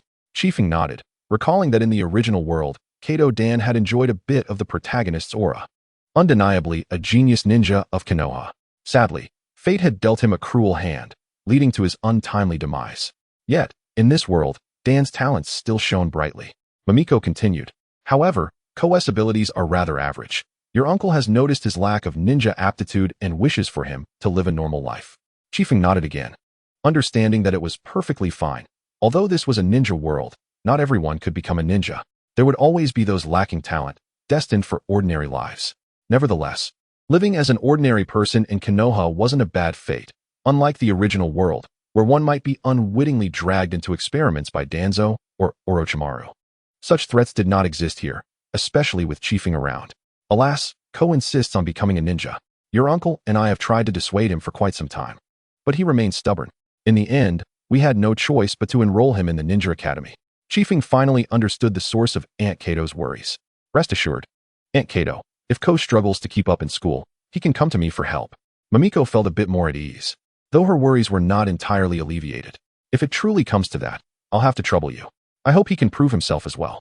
Just then, as Chiefing and Mamiko chatted at the door, a group of individuals wearing white headbands and carrying boxes arrived at his doorstep. Upon closer inspection, Chiefing recognized them as the craftsmen and their apprentices. I heard your house blew up again, so I brought my apprentices along. You must need my help, right? Chiefing couldn't help but smile at their eagerness. He hadn't even sought them out, yet they had come rushing in response to the explosion. Of course, I was just about to head out to find you. The craftsman gave a thumbs up. Don't worry, Chiefing, we'll restore everything perfectly. Seeing the craftsman's enthusiasm, Chiefing felt encouraged as well. Mamiko had initially come out of concern for Chiefing and Amato's safety. Now that there seemed to be no issues, she prepared to return home, repeatedly urging Chiefing to avoid such dangerous activities in the future. Chiefing assured her that there would be no next time. After all, Amato had successfully concocted the explosives, and it was unlikely they would engage in such hazardous experiments again. However, he only smiled at Mamiko, for revealing the gravity of the situation to the craftsmen might dampen their spirits. They had become quite adept at building for Chiefing, and now some of the newly constructed houses in the village bore traces of the Yun clan's influence. With Amato and Abai at home, Chiefing felt assured that there would be no issues. Most craftsmen were ordinary folk, and Amato had already been studying ninjutsu for 3 years, while Abai had also learned it a year prior. Thus, entrusting the home to them gave Chiefing a sense of security. Moreover, he had stored all valuable items within his ring, leaving little besides some clothing in the warehouse. With 2 of his objectives accomplished before even stepping out, Chiefing headed straight toward the Uchiha clan's district. The Uchiha clan was a bit distant from the Union clan's area, and along the way, Chiefing continued to greet the villagers warmly. Occasionally, he would stop to chat with familiar faces. The village's rhythm perfectly matched Chiefing's comfortable pace, neither too fast nor too slow. As he strolled and conversed, it took about an hour for Chiefing to reach the Uchiha clan's district. His pace was certainly leisurely, but he couldn't ignore the villagers' enthusiasm, which had not diminished even after all these years. Chapter 187, the 3-person team system. At times, Kazuhiko found it perplexing that, even after all these years, the villagers' enthusiasm had not waned in the slightest. Kazuhiko had become somewhat acquainted with the Uchiha clan, particularly as a fellow disciple of the first Hokage alongside the Uchiha heiress. Upon spotting Kazuhiko, the Uchiha guard exchanged greetings before turning to report. Shortly thereafter, Chiri emerged from the clan grounds. Now, Chiri had blossomed into a young lady. Her flowing waves of purple hair cascading down her back, adorned in the Uchiha family robe. Her visage had matured considerably compared to 3 years prior. Yet she still retained the innocence of youth, standing at approximately 1.6 meters, a fraction shorter than Kazuhiko. Kazuhiko, what brings you here? Chiri inquired, clearly taken aback by his unexpected visit, especially since they had just spent the day together yesterday.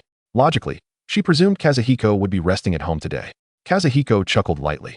Well, Amato has once again caused a bit of a commotion at home. However, he has made some progress in his research, and I plan to treat him to a meal, so he asked me to invite you along. Upon hearing that Amato had blown up the house yet again, Chiri displayed little astonishment, evidently accustomed to such occurrences.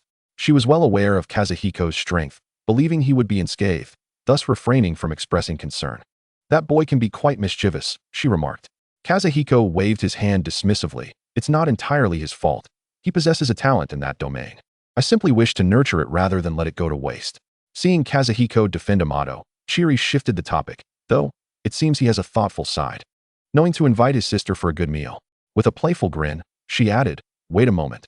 Let me change into something more suitable. This outfit feels too casual. Kazuhiko sighed. It's merely a casual meal. There's no need for formality. But before he could finish, Chiri had already dashed back into the clan grounds. The nearby clansmen exchanged awkward smiles. Kazuhiko, you know how she is. She doesn't like wearing that robe. Kazuhiko nodded, having spent many years with Chiri. He understood her well.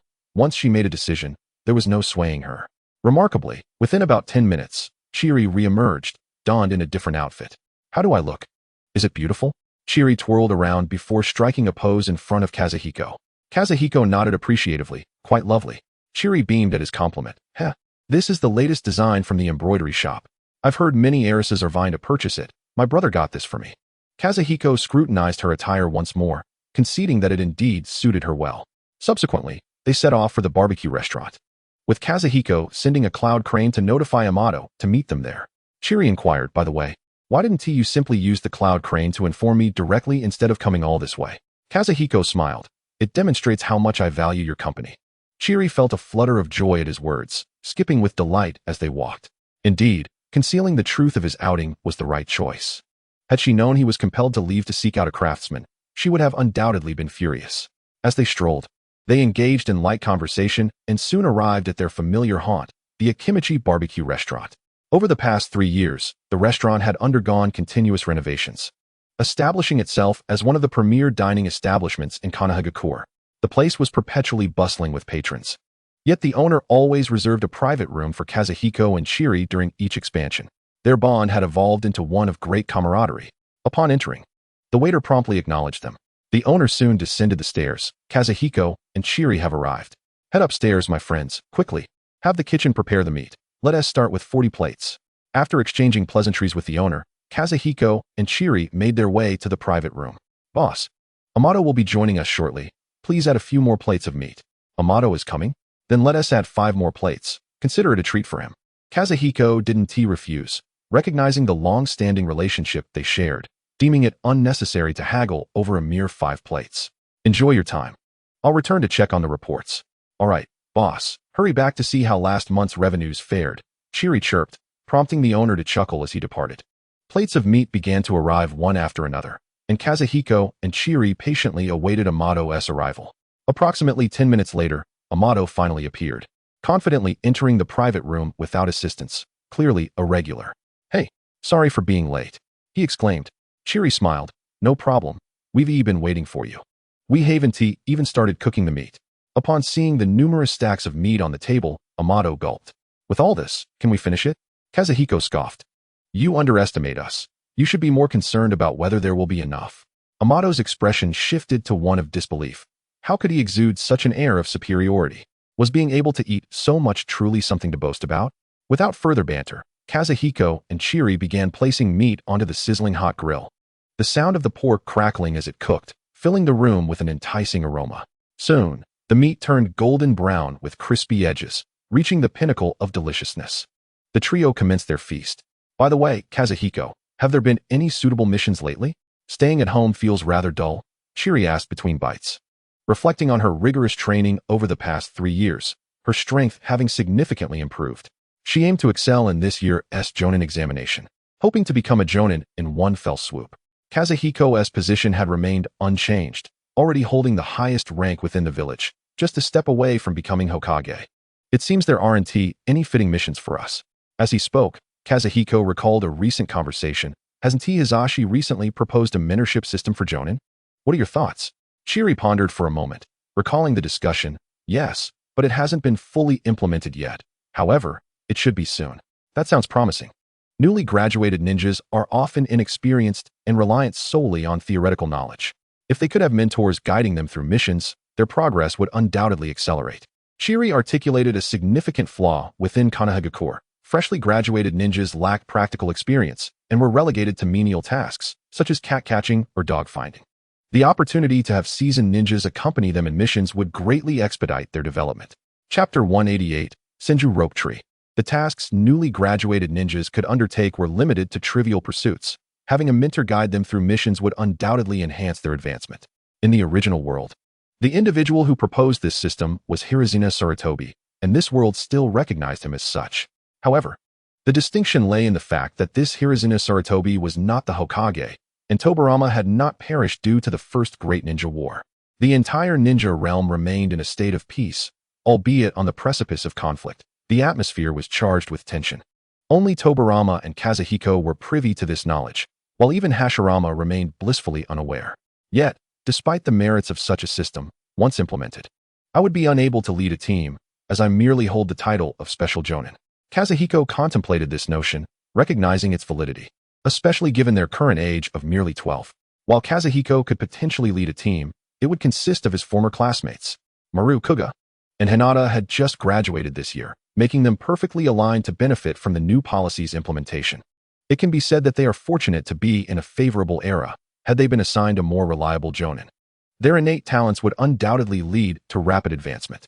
Alas, even if they were capable of leading a team, I believe we are currently not suited for such a role. Chiri nodded in agreement, saying, exactly. Amato found himself somewhat perplexed by the conversation between Kaifeng and Chiri, but this suited him perfectly as he could continue to indulge in his meal. When Kaifeng and Chiri attempted to reach for a piece of meat, they discovered that the pot was entirely devoid of any remnants, while Amato was blissfully savoring his last bites.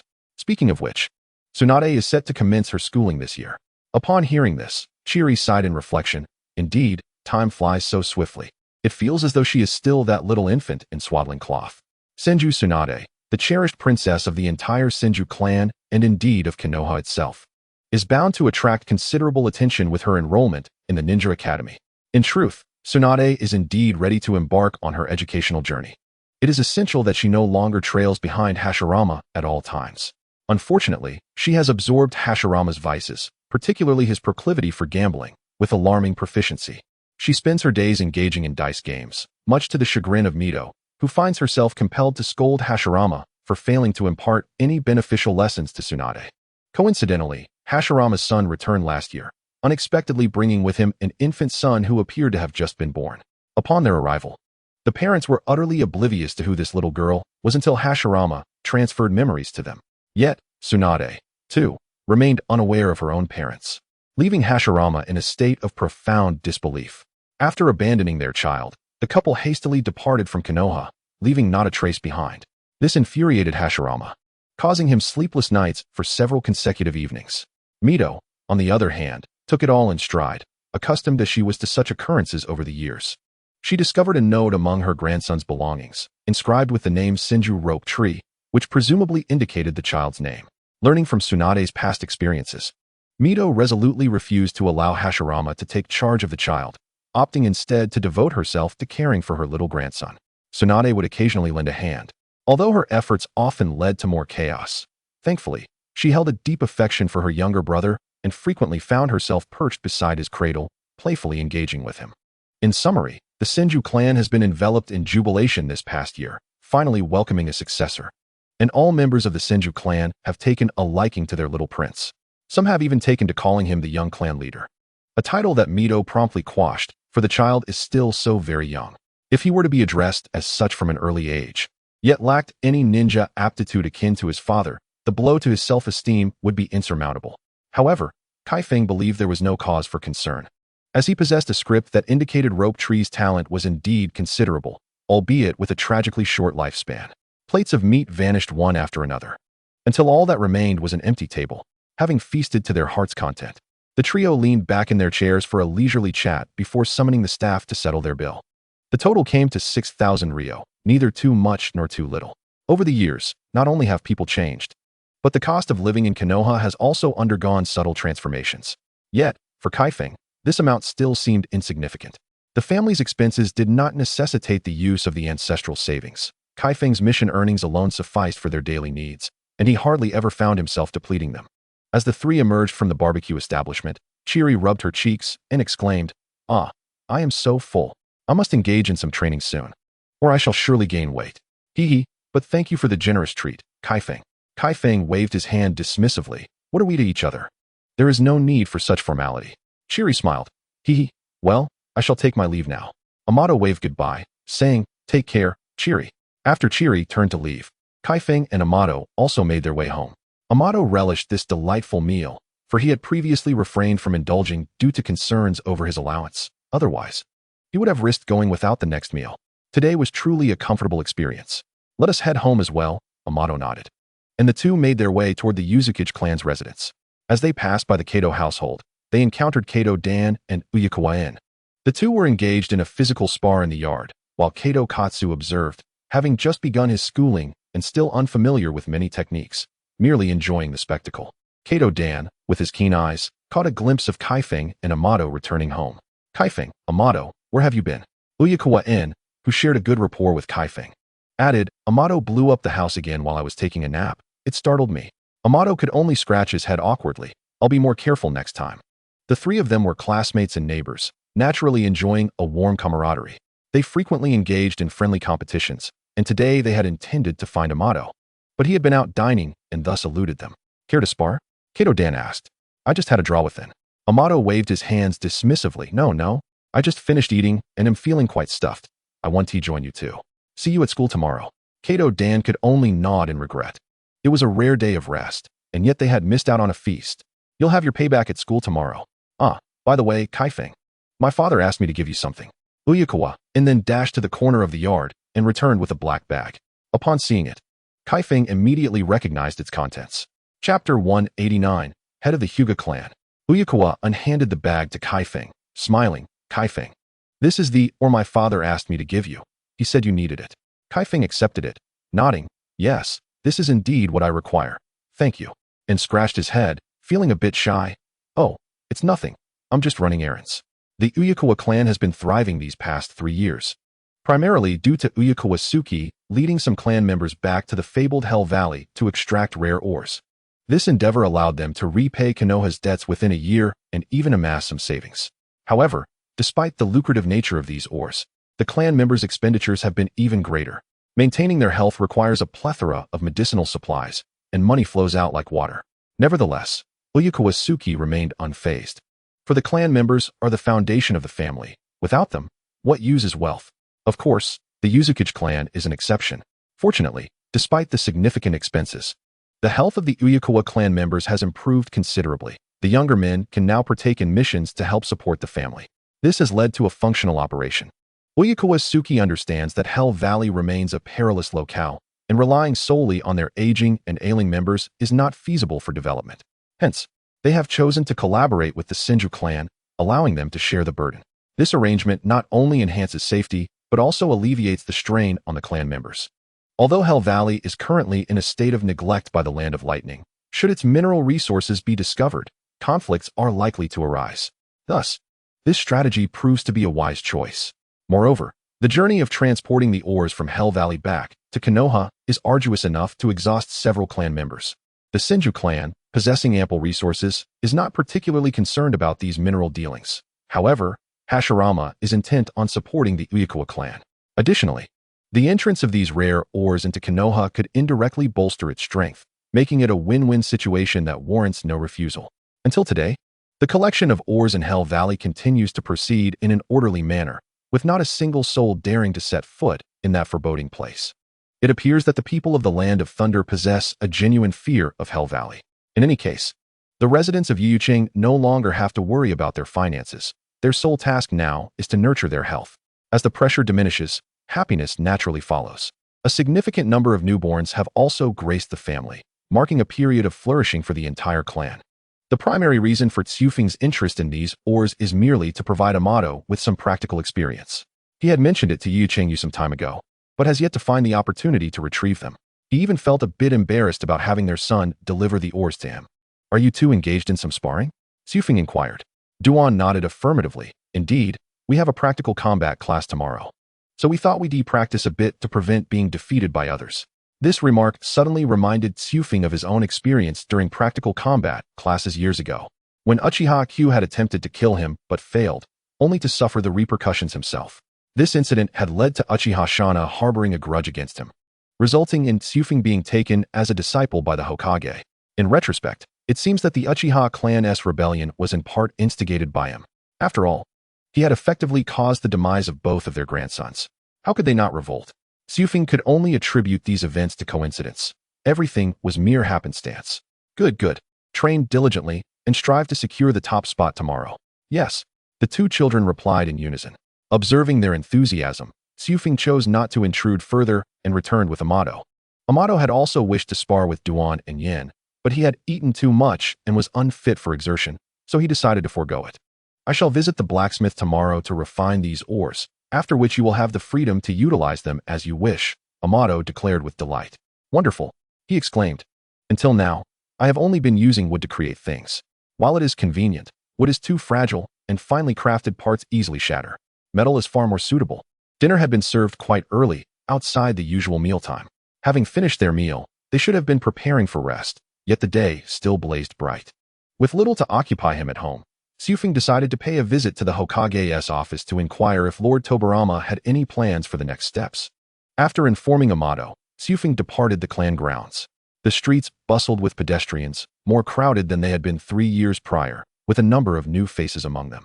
These individuals had only recently joined Konoha and were naturally unfamiliar with Tsufing, which suited him just fine, as it spared him from unnecessary greetings. Tsufing had anticipated a tranquil journey to the Hokage Tower, but unexpectedly encountered an acquaintance along the way. Upon seeing Tsufing, the man greeted him warmly. "Hey, Tsufing, are you off to see the Hokage?" "Indeed, Hikari, what brings you out?" Hikari smiled and replied, "Just taking a stroll, and to my surprise, I ran into you." The person he met was Hyuga Hikari, the head of the Hyuga clan. He was arguably the youngest clan leader in Konoha, aside from Tsufing. The previous clan head had passed away unexpectedly 2 years ago, and on the day of the funeral, all the clan leaders and elders had come to pay their respects. A gesture that spoke to the honor bestowed upon him. Following the death of their father, Hikari naturally ascended to the position of clan leader, while his brother inherited the role of head of the branch family. Nevertheless, their relationship remained unchanged. Hyuga Hiki had not exhibited any particular joy at becoming the head of the branch family. He still bore the same hollow, numb demeanor Tsufing had noted upon their first encounter, as if his soul had long since departed. Hikari felt immense heartache witnessing his brother's state, especially since last year. When Hikari's 2 children were born, his resolve only strengthened. He named his eldest son Hinosuke and his youngest Hinadai, who had just turned 1. Hikari's love for his children was unwavering, as he was utterly reluctant for them to endure the same suffering he and his brother had faced. Although he had not been branded as a caged bird, his heart was constantly tormented.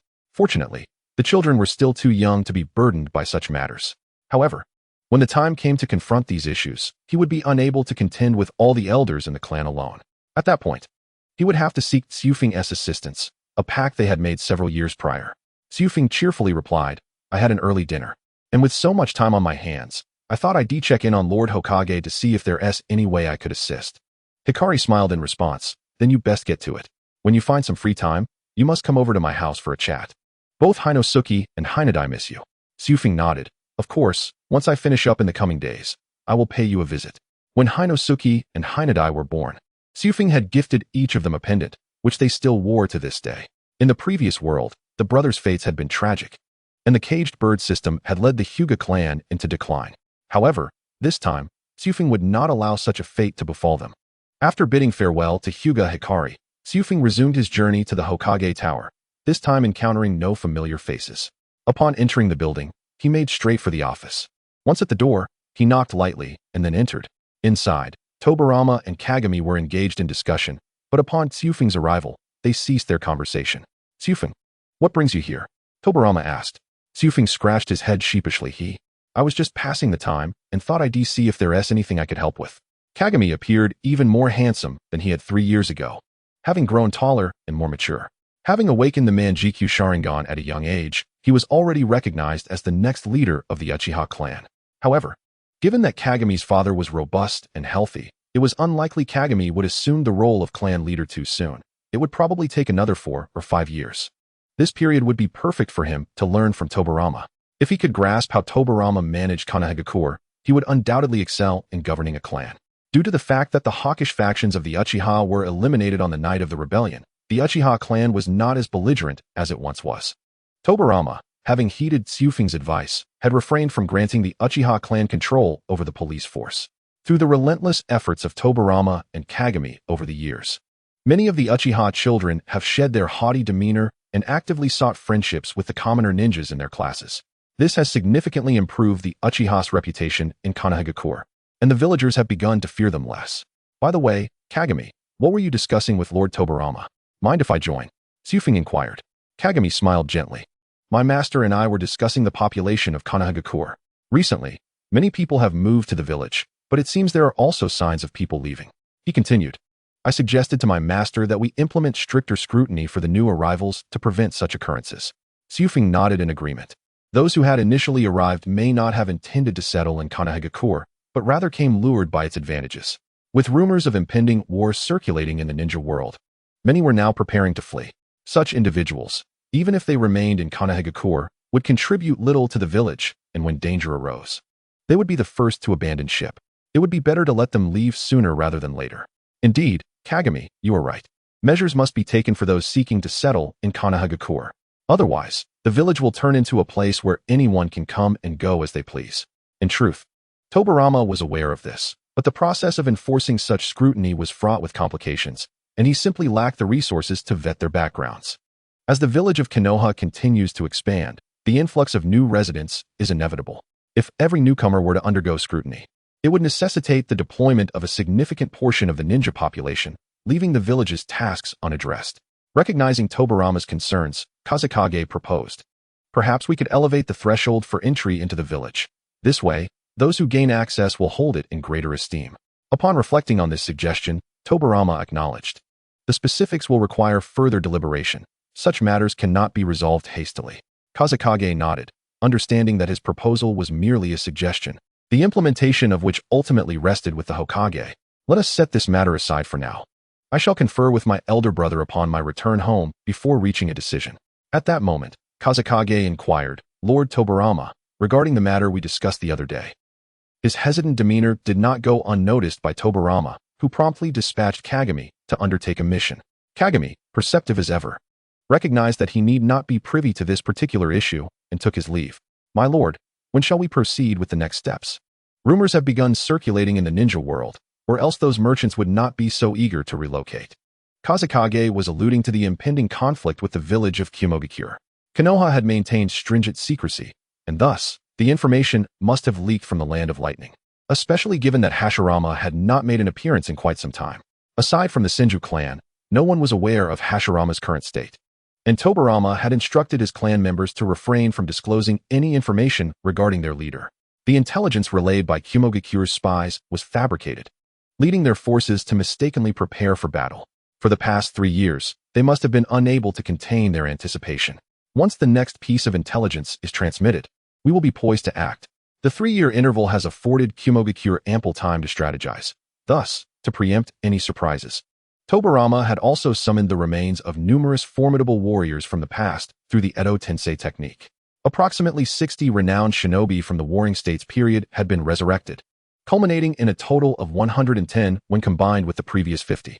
The sight of these Edo Tensei puppets unleashing a barrage of explosive tags would be nothing short of cataclysmic. The mere thought sent a shiver down Kazekage's spine. The last encounter involved just 4 individuals, yet it severely injured the 6 tails. This time, with 110, the adversaries would not possess the same resilience. Although Kazekage harbored a disinclination toward warfare, he recognized that if they sought to invade his village, he would show no mercy. Moreover, this would present an opportunity to test his newly mastered sage mode, a chance he had long awaited. However, Tobirama remained unaware of Kazekage's already attained strength at the level of a Kage, and thus did not intend to include him in the conflict. After all, the nature of war is unpredictable, and unforeseen circumstances can arise. Tobirama's most steadfast shield is his elder brother. He planned to discuss this matter with him tonight, confident that clarity would yield understanding. As if Kumogakure harbored no ambitions, they would not instigate war regardless of Tobirama's misinformation. Despite Tobirama's decision to exclude Kazekage, the latter was resolute in his determination to participate, easily conjuring a shadow clone to stealthily slip away, mindful to avoid detection by Tobirama's Edo Tensei forces. If the opportunity arose, Kazekage was eager to encounter the second Reikage, curious to gauge his progress and strength over the years. As the night descended, Kazekage jested. I shall clarify this matter with your master. It seems the responsibility of battle should rest upon us both. Tobirama narrowed his eyes. What? Do you wish to join the fray? He was aware of Kazekage's concealed abilities, yet he still deemed it unwise for him to partake.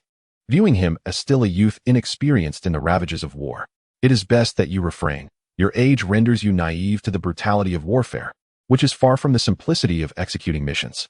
Once conflict erupts, blood will flow like rivers, and dismembered limbs will litter the ground, akin to a hellish landscape. While Tobirama spoke the truth, Kazekage did not fear such horrors, having witnessed the carnage in Takigakure, albeit that encounter could hardly be classified as war. Regardless, he had resolved to conceal his intentions from Tobirama and feign compliance to assuage his concerns. Very well, I shall remain in the village, Kazekage replied, feigning disappointment. I too shall remain. Clearing the battlefield of the Edo Tensei remains while your master handles the enemy's elite. Rest assured, we shall face no issues this time. Konoha is not in need of your youthful presence on the battlefield. Kazekage nodded obediently, eliciting a satisfied smile from Tobirama, who harbored no suspicions. After all, Kazekage was typically obedient and had never engaged in any misconduct. By the way, Lord Tobirama, Tsunade should have begun her studies by now. How is she adjusting? Upon hearing Kazekage's inquiry about Tsunade, Tobirama remarked, so far, she has not caused any trouble and maintains amicable relations with her classmates. Kazekage pondered for a moment. Lord Tobirama, it would be prudent to keep an eye on this year's Orochimaru and Jiraiya. Both possess noteworthy talents. Oh, Tobirama expressed surprise. For Kazekage to recommend individuals, they must indeed be exceptional. I shall have Sarutobi take them under his wing. His recent proposal is commendable, and it would be fitting to have Tsunade collaborate with these two. Kazekage had initially surmised that Jiraiya and Orochimaru would not become his disciples, given that Sarutobi had not yet assumed the role of Hokage. In the original timeline, upon Sarutobi's introduction of the three-man cell system, he had taken both Orochimaru and Jiraiya as his students, establishing a precedent. Although Sarutobi had been Hokage then, his youth had left many unconvinced of his authority. Tsunade's apprenticeship may have also been aimed at solidifying the Senju clan's ties, especially considering that while the Senju had integrated into Konoha, Uzumaki Mito was still alive and undoubtedly the village's strongest asset. Other clans would not dare disregard her, and through this, Sarutobi had successfully secured his position as Hokage. Yet now, Sarutobi was merely an elite jonin in Konoha, although he was Tobirama's disciple. He had not yet reached the point of casually taking the village princess as his student. Perhaps this was the work of fate. Furthermore, since Jiraiya and Orochimaru's parents did not participate in the first Great Ninja War, they would not meet with tragedy. It seemed that their destinies in this world would be altered as a result. Having a mentor like Sarutobi would undoubtedly benefit them, allowing their talents to flourish. Afterward, Kazekage and Tobirama continued their discussion for some time, primarily addressing the various systems currently in place within the village. Tobirama sought to ascertain whether Kazekage could offer any valuable suggestions. Well then, Lord Tobirama, I shall take my leave. It is growing late, Kazekage stated. Tobirama glanced out the window, noting the darkness that had settled. Yes, you should return. I too must depart. Having spent the day sifting through paperwork, I am rather fatigued. After bowing respectfully to Tobirama, Kazekage turned to leave. The paths of the Senju clan and the Yamanaka clan did not converge, so Kazekage did not wait for Tobirama to accompany him. Upon arriving home, he learned from Abai that the craftsman had just departed. Kazekage approached Amato's residence. Finding that what had once been a wreck was now nearly cleared, and construction could likely commence by the following day. Turning to Amato's temporary residence, Sufing noticed the lights were still on inside and called out from outside, "You have school tomorrow, so don't stay up late." "Got it, brother, I'm going to sleep now," Amato replied. Sufing shook his head with a smile, feeling rather like an old father, constantly reminding his child about school. Since Amato was obedient, Sufing decided to leave him be, returning home to wash up and prepare for bed, as he needed to go help Amato smelt for the next day. The following morning, Sufing stretched lazily as he got out of bed, realizing it was nearly 9 o'clock. For some reason, he felt an overwhelming desire to sleep in today. After the system's notification woke him, he dozed off for a few more hours, likely compensating for the lack of sleep he had endured in recent days. Glancing at an ancient clock hanging on the wall, he saw it was almost 10. Perfect, no need for breakfast. He would just wait to eat with lunch. This clock, which Sufing had exchanged for his tranquility points, had been hanging in his home for a year, costing him around 5,000 points. A painful price, indeed. However, it proved quite useful, sparing him the daily task of estimating the time. After a quick wash-up, Sufing stepped outside with a bag of ore. The streets were bustling, as many were busy at work. As he passed by the Yuki clan's residence, he spotted Yuki Tsuki strolling in the courtyard. However, with unfinished business, Sufing didn't linger to chat. He headed straight to the blacksmith shop. Yuki Tsuki vaguely sensed a familiar figure in his peripheral vision, but upon closer inspection, he couldn't find anyone. Sufing moved swiftly, consciously suppressing his presence, a technique he had learned from the Oil Woman clan. It seemed to be quite effective. The Oil Woman clan, being insect users, possessed a fragile physique, so their ability to conceal one's presence was remarkably powerful, significantly diminishing an individual's visibility. As Tsufeng navigated through the crowd, people remained oblivious to his presence, all thanks to this technique. Otherwise, a simple outing would take over an hour just to greet the villagers, which was rather daunting. Upon reaching the blacksmith shop, Tsufeng placed the ore on the wooden table and subsequently released his concealed presence. Suddenly, a figure appeared, startling everyone in the shop, nearly causing them to drop the red-hot iron. A ghost! The foremost blacksmith shouted, dropping his hammer, which narrowly missed his toes. Tsufeng found this reaction quite amusing. With such burly men, why were they so easily frightened? Hey, hey, hey, take a good look. I'm a person, not a ghost. Hearing Tsufeng's voice, the blacksmiths finally ceased their panic. The supervising blacksmith squinted and exclaimed, "Ah, is that not Lord Tsufeng? What a surprise to see you here. You nearly gave us a heart attack." The blacksmiths were well acquainted with Tsufeng, as this shop was owned by the Tsuchigomo clan. The burly men inside were among those Tsufeng had brought back years ago. Although they possessed ninja talents, they found themselves at a standstill in Konoha, lacking suitable missions. Thus, they returned to their old profession, blacksmithing. They had thrived in their previous country by forging, and upon resuming their trade, they quickly gained a respectable reputation in Konoha, primarily crafting ninja tools and supplying shuriken for the village. Recently, having learned the technique of presence concealment from the Oil Woman clan, today was an opportune moment to test it, and it appeared to yield positive results. The blacksmiths exchanged glances, contemplating whether Tsufeng was testing their ninja skills. However, they could hardly voice their frustration. "Lord Tsufeng, do you need something? Surely you don't lack for ninja tools?" they inquired, puzzled by his unexpected visit. Tsufeng gestured towards the bundle on the table. "I acquired some ore from the Yuki clan and need you to refine it." He then handed a blueprint to the blacksmith. "Can you create the items depicted in this design?" The blacksmith patted his chest confidently. "Of course, we can certainly manage that." The components Tsufeng provided were parts that Amato required, and the blueprint was for a mechanical clock, the kind powered by a spring. Entrusting the intricate parts to the blacksmiths, Tsufeng pondered whether they would be able to complete the task. "Lord Tsufeng, you can return in 3 or 4 days to collect it." Nodding in agreement, Tsufeng turned to leave. This clock was primarily intended for Amato to practice his skills. Tsufeng had heard him lament about his poor sense of time, so he devised this blueprint for him to experiment with. If he succeeded, perhaps they could mass-produce it, allowing Amato to earn some extra income.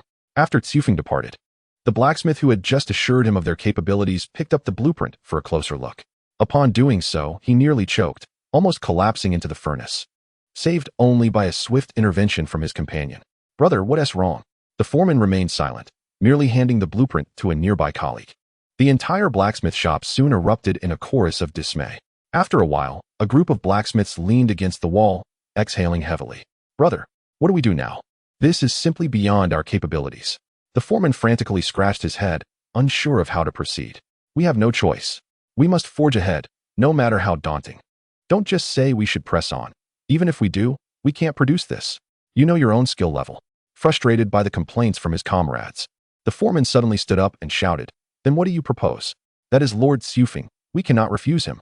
Besides pressing on, do you have any other alternatives?" Once he finished speaking, the others fell silent, realizing that, indeed, they had no options left but to push through. "All right, enough chatter. Let us get to work." With the foreman's command, the blacksmiths resumed their labor.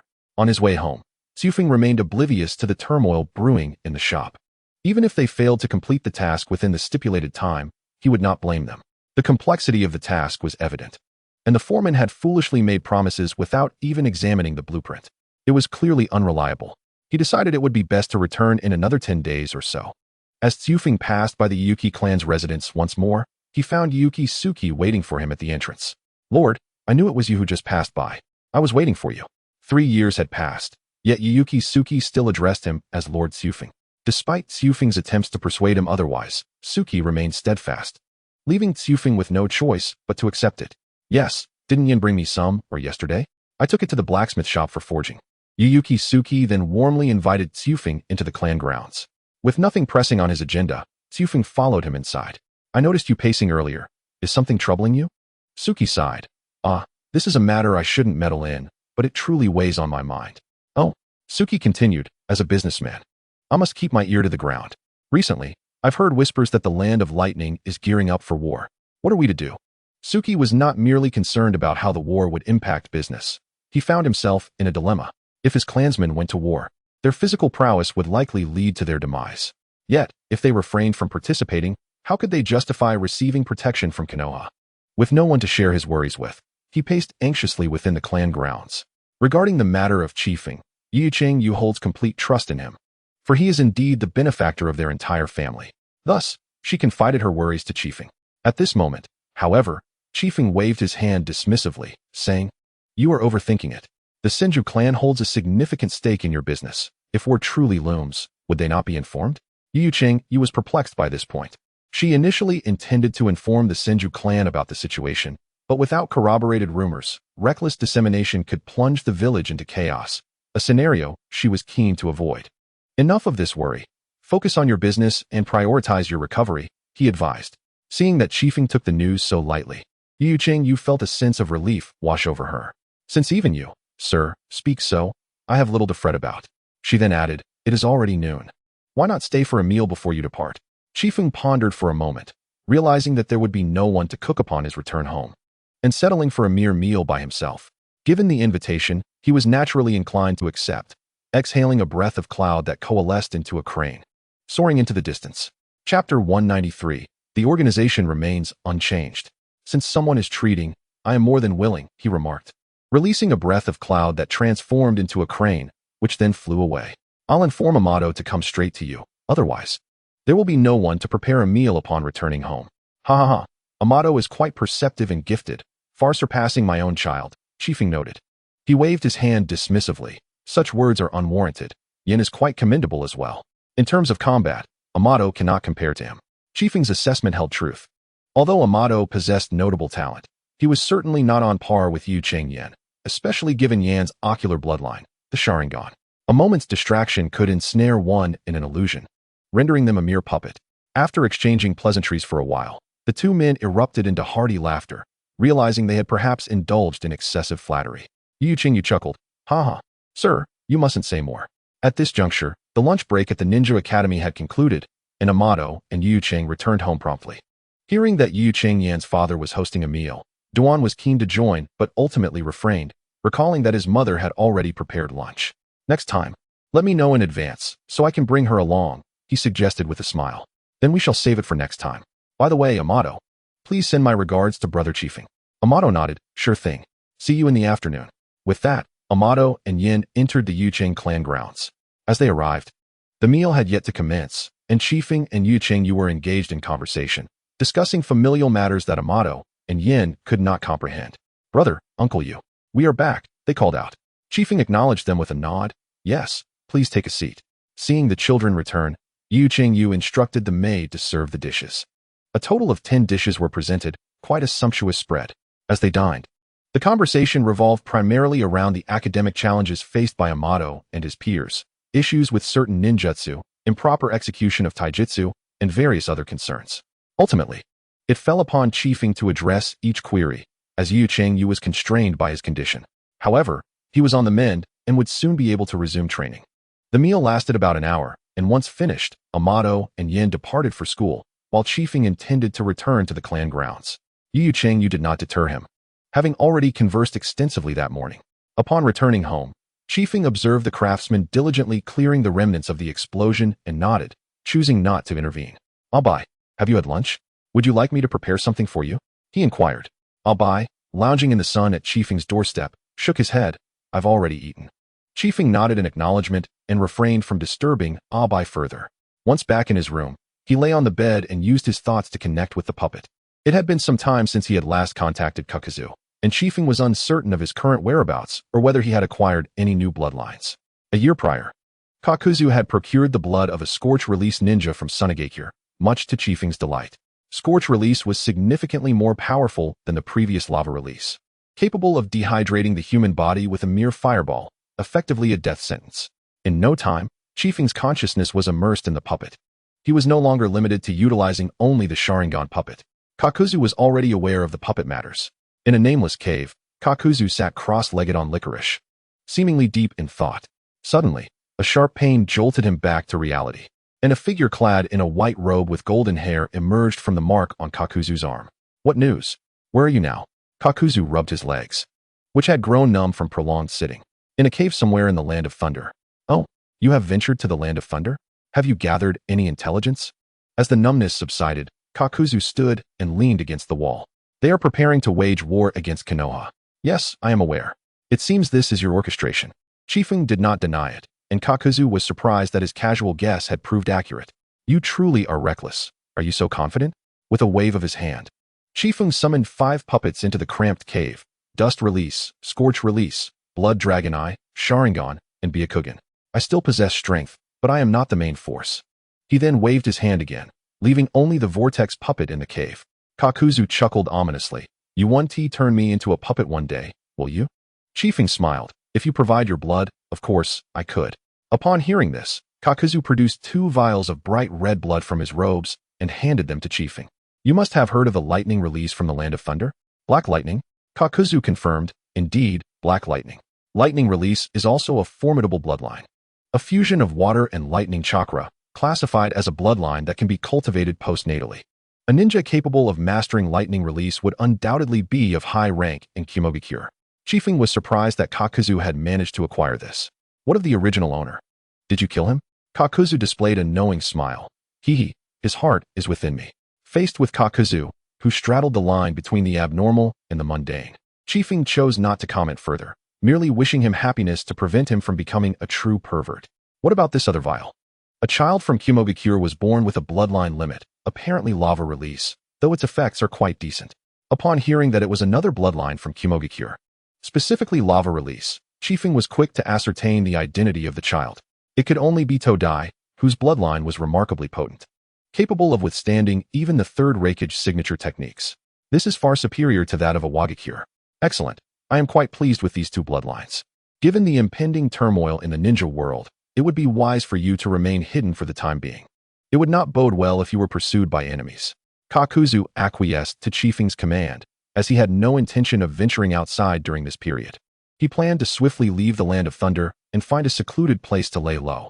By the way, you haven't killed that child, have you? Chifeng suddenly recalled this matter. While he could accept the death of an adult ninja, the thought of a child's death unsettled him. Rest assured, I do not kill children. Chifeng found this hard to believe.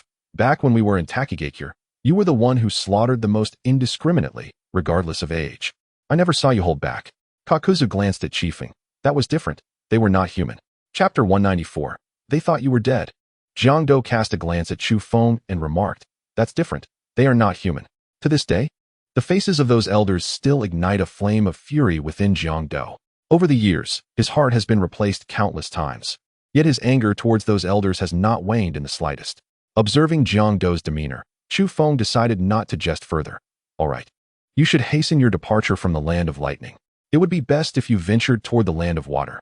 They have a greater abundance of bloodlines there. Upon hearing the mention of the Land of Water, Jiangdo reluctantly acquiesced. However, Chu Feng paid little heed to his reluctance. As long as the task was completed, that sufficed. With so few missions throughout the year, where else could one find such an organization? Jiangdo's unwillingness did not stem from the task itself, but from his aversion to traveling by boat, the only means of reaching the Land of Water.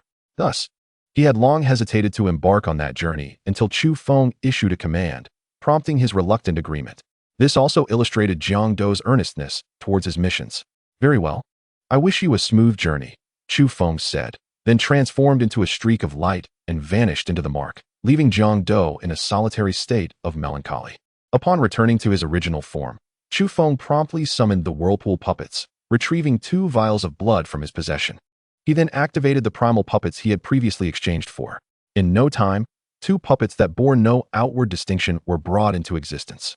To differentiate them, Chu Feng inscribed the names of their respective ninjutsu upon their eyes using chakra. After all, they were mere puppets, devoid of sensation and thought, allowing Chu Feng to act with boldness.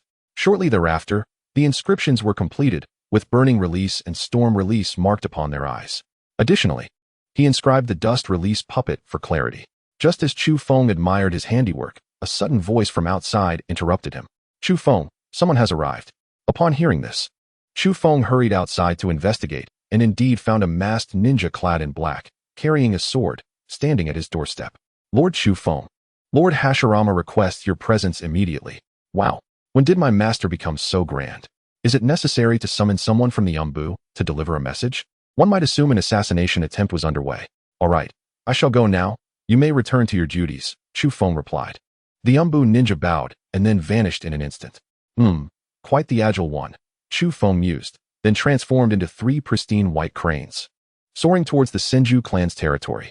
As always, he employed the breath concealment technique, ensuring no one detected him. He aimed to see if he could startle his master. And if successful, this technique might become the perfect choice for assassinating the Hokage. Shufeng flew swiftly, soon reaching the skies above the Senju territory. From his vantage point, he could clearly see Hashirama pacing in the courtyard. Suddenly, Hashirama paused and called out to the sky, Shufeng, why are you still up there? Come down. Goodness.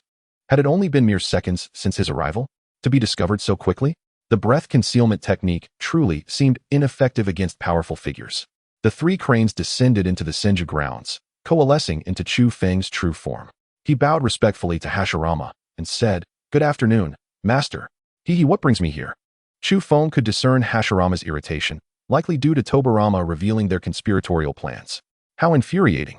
That wicked Senju Tobirama. Hashirama gazed at Chu Feng's innocent demeanor, utterly incredulous that he had conspired alongside his brother to instigate a war. Do you acknowledge your wrongdoing? I do, master. Chu Feng replied promptly, lowering his head in acknowledgement. Hashirama had intended to debate with Chu Feng, yet he seemed to forget that Chu Feng's attitude towards accepting fault was remarkably amiable. For a moment, Hashirama found himself at a loss for words, having rehearsed his pacing earlier. You, at merely 12 years of age, conspire with Tobirama to plan a war? Have you considered how many lives may be lost because of this? Chu Feng looked up at Hashirama and replied, Master, I have indeed considered it. However, I fear more for the lives of our fellow villagers than for those of our enemies. If they lacked such ambition, even if Tobirama and I spread 100 falsehoods, they would not initiate war. The truth is, by the time the first message was dispatched, they had already begun their preparations. Hashirama scrutinized Chu Feng's unwavering expression. What if it fails? Do you place such faith in Tobirama? Chu Feng shook his head. No, I place my trust in the Hokage. As Hokage, he would never treat the safety of our villagers as trifling. Hashirama's inquiries were deftly countered by Chu Feng. Having watched Chu Feng grow, he recognized that even as a child, he was sharp-tongued, and now that he had matured, he was even more formidable. Remarkably, every word Chu Feng spoke left Hashirama with no room for rebuttal. In truth, Hashirama's ire was not directed at their war planning, but rather at being kept in the dark all along. He harbored no fear of war. After all, he had carved his way through the chaos to establish Konoha, yet he had naively believed that the ninja world was at peace, only to discover that war was imminent on their doorstep. His brother and pupil had deceived him, proclaiming that everything was fine while they were on the brink of conflict. The damage might be minimal, but the insult was immense. Hashirama was well aware that the peace treaty would not endure much longer, but he had not anticipated its dissolution so soon. This untrustworthy nation would taste true suffering. When will the land of lightning mobilize? Chu Feng initially thought Hashirama was addressing him, ready to respond, when Tobirama suddenly appeared beside them. They will officially mobilize next week. My ninjutsu has long been arranged along the border. They shall pay a heavy price. Hashirama clenched his fists. I have not fought in a long time. It seems they have forgotten my existence. Upon hearing his master's grand proclamation, Chu Feng could only suppress a remark. Indeed, they were unaware of his existence. They might even think he had perished. If they knew he was still so vigorous, they would not dare to mobilize an army. Enough. Let us all head inside and discuss our next steps. After Hashirama spoke, he turned and re-entered the house, followed closely by Tobirama and Chu Feng. Chapter 195. It matters not. I shall slip away secretly. After Hashirama spoke, he turned and re-entered the house, followed closely by Tobirama and Chu Feng. Inside, Mito had already prepared fruit, neatly arranged upon the table. Hashirama, Chu Feng, and Tobirama sat together, ready to devise a strategy for the impending war against the Land of Lightning. Speak, Tobirama, what confidence do you have in orchestrating this war? In response to his elder brother's inquiry, Tobirama directly stated, Brother, do you still remember the reanimation jutsu? That forbidden technique. You have been secretly practicing it. Hashirama exclaimed, his anger surging. I have made it abundantly clear. You are forbidden from utilizing that reanimation jutsu. It is an affront to the deceased.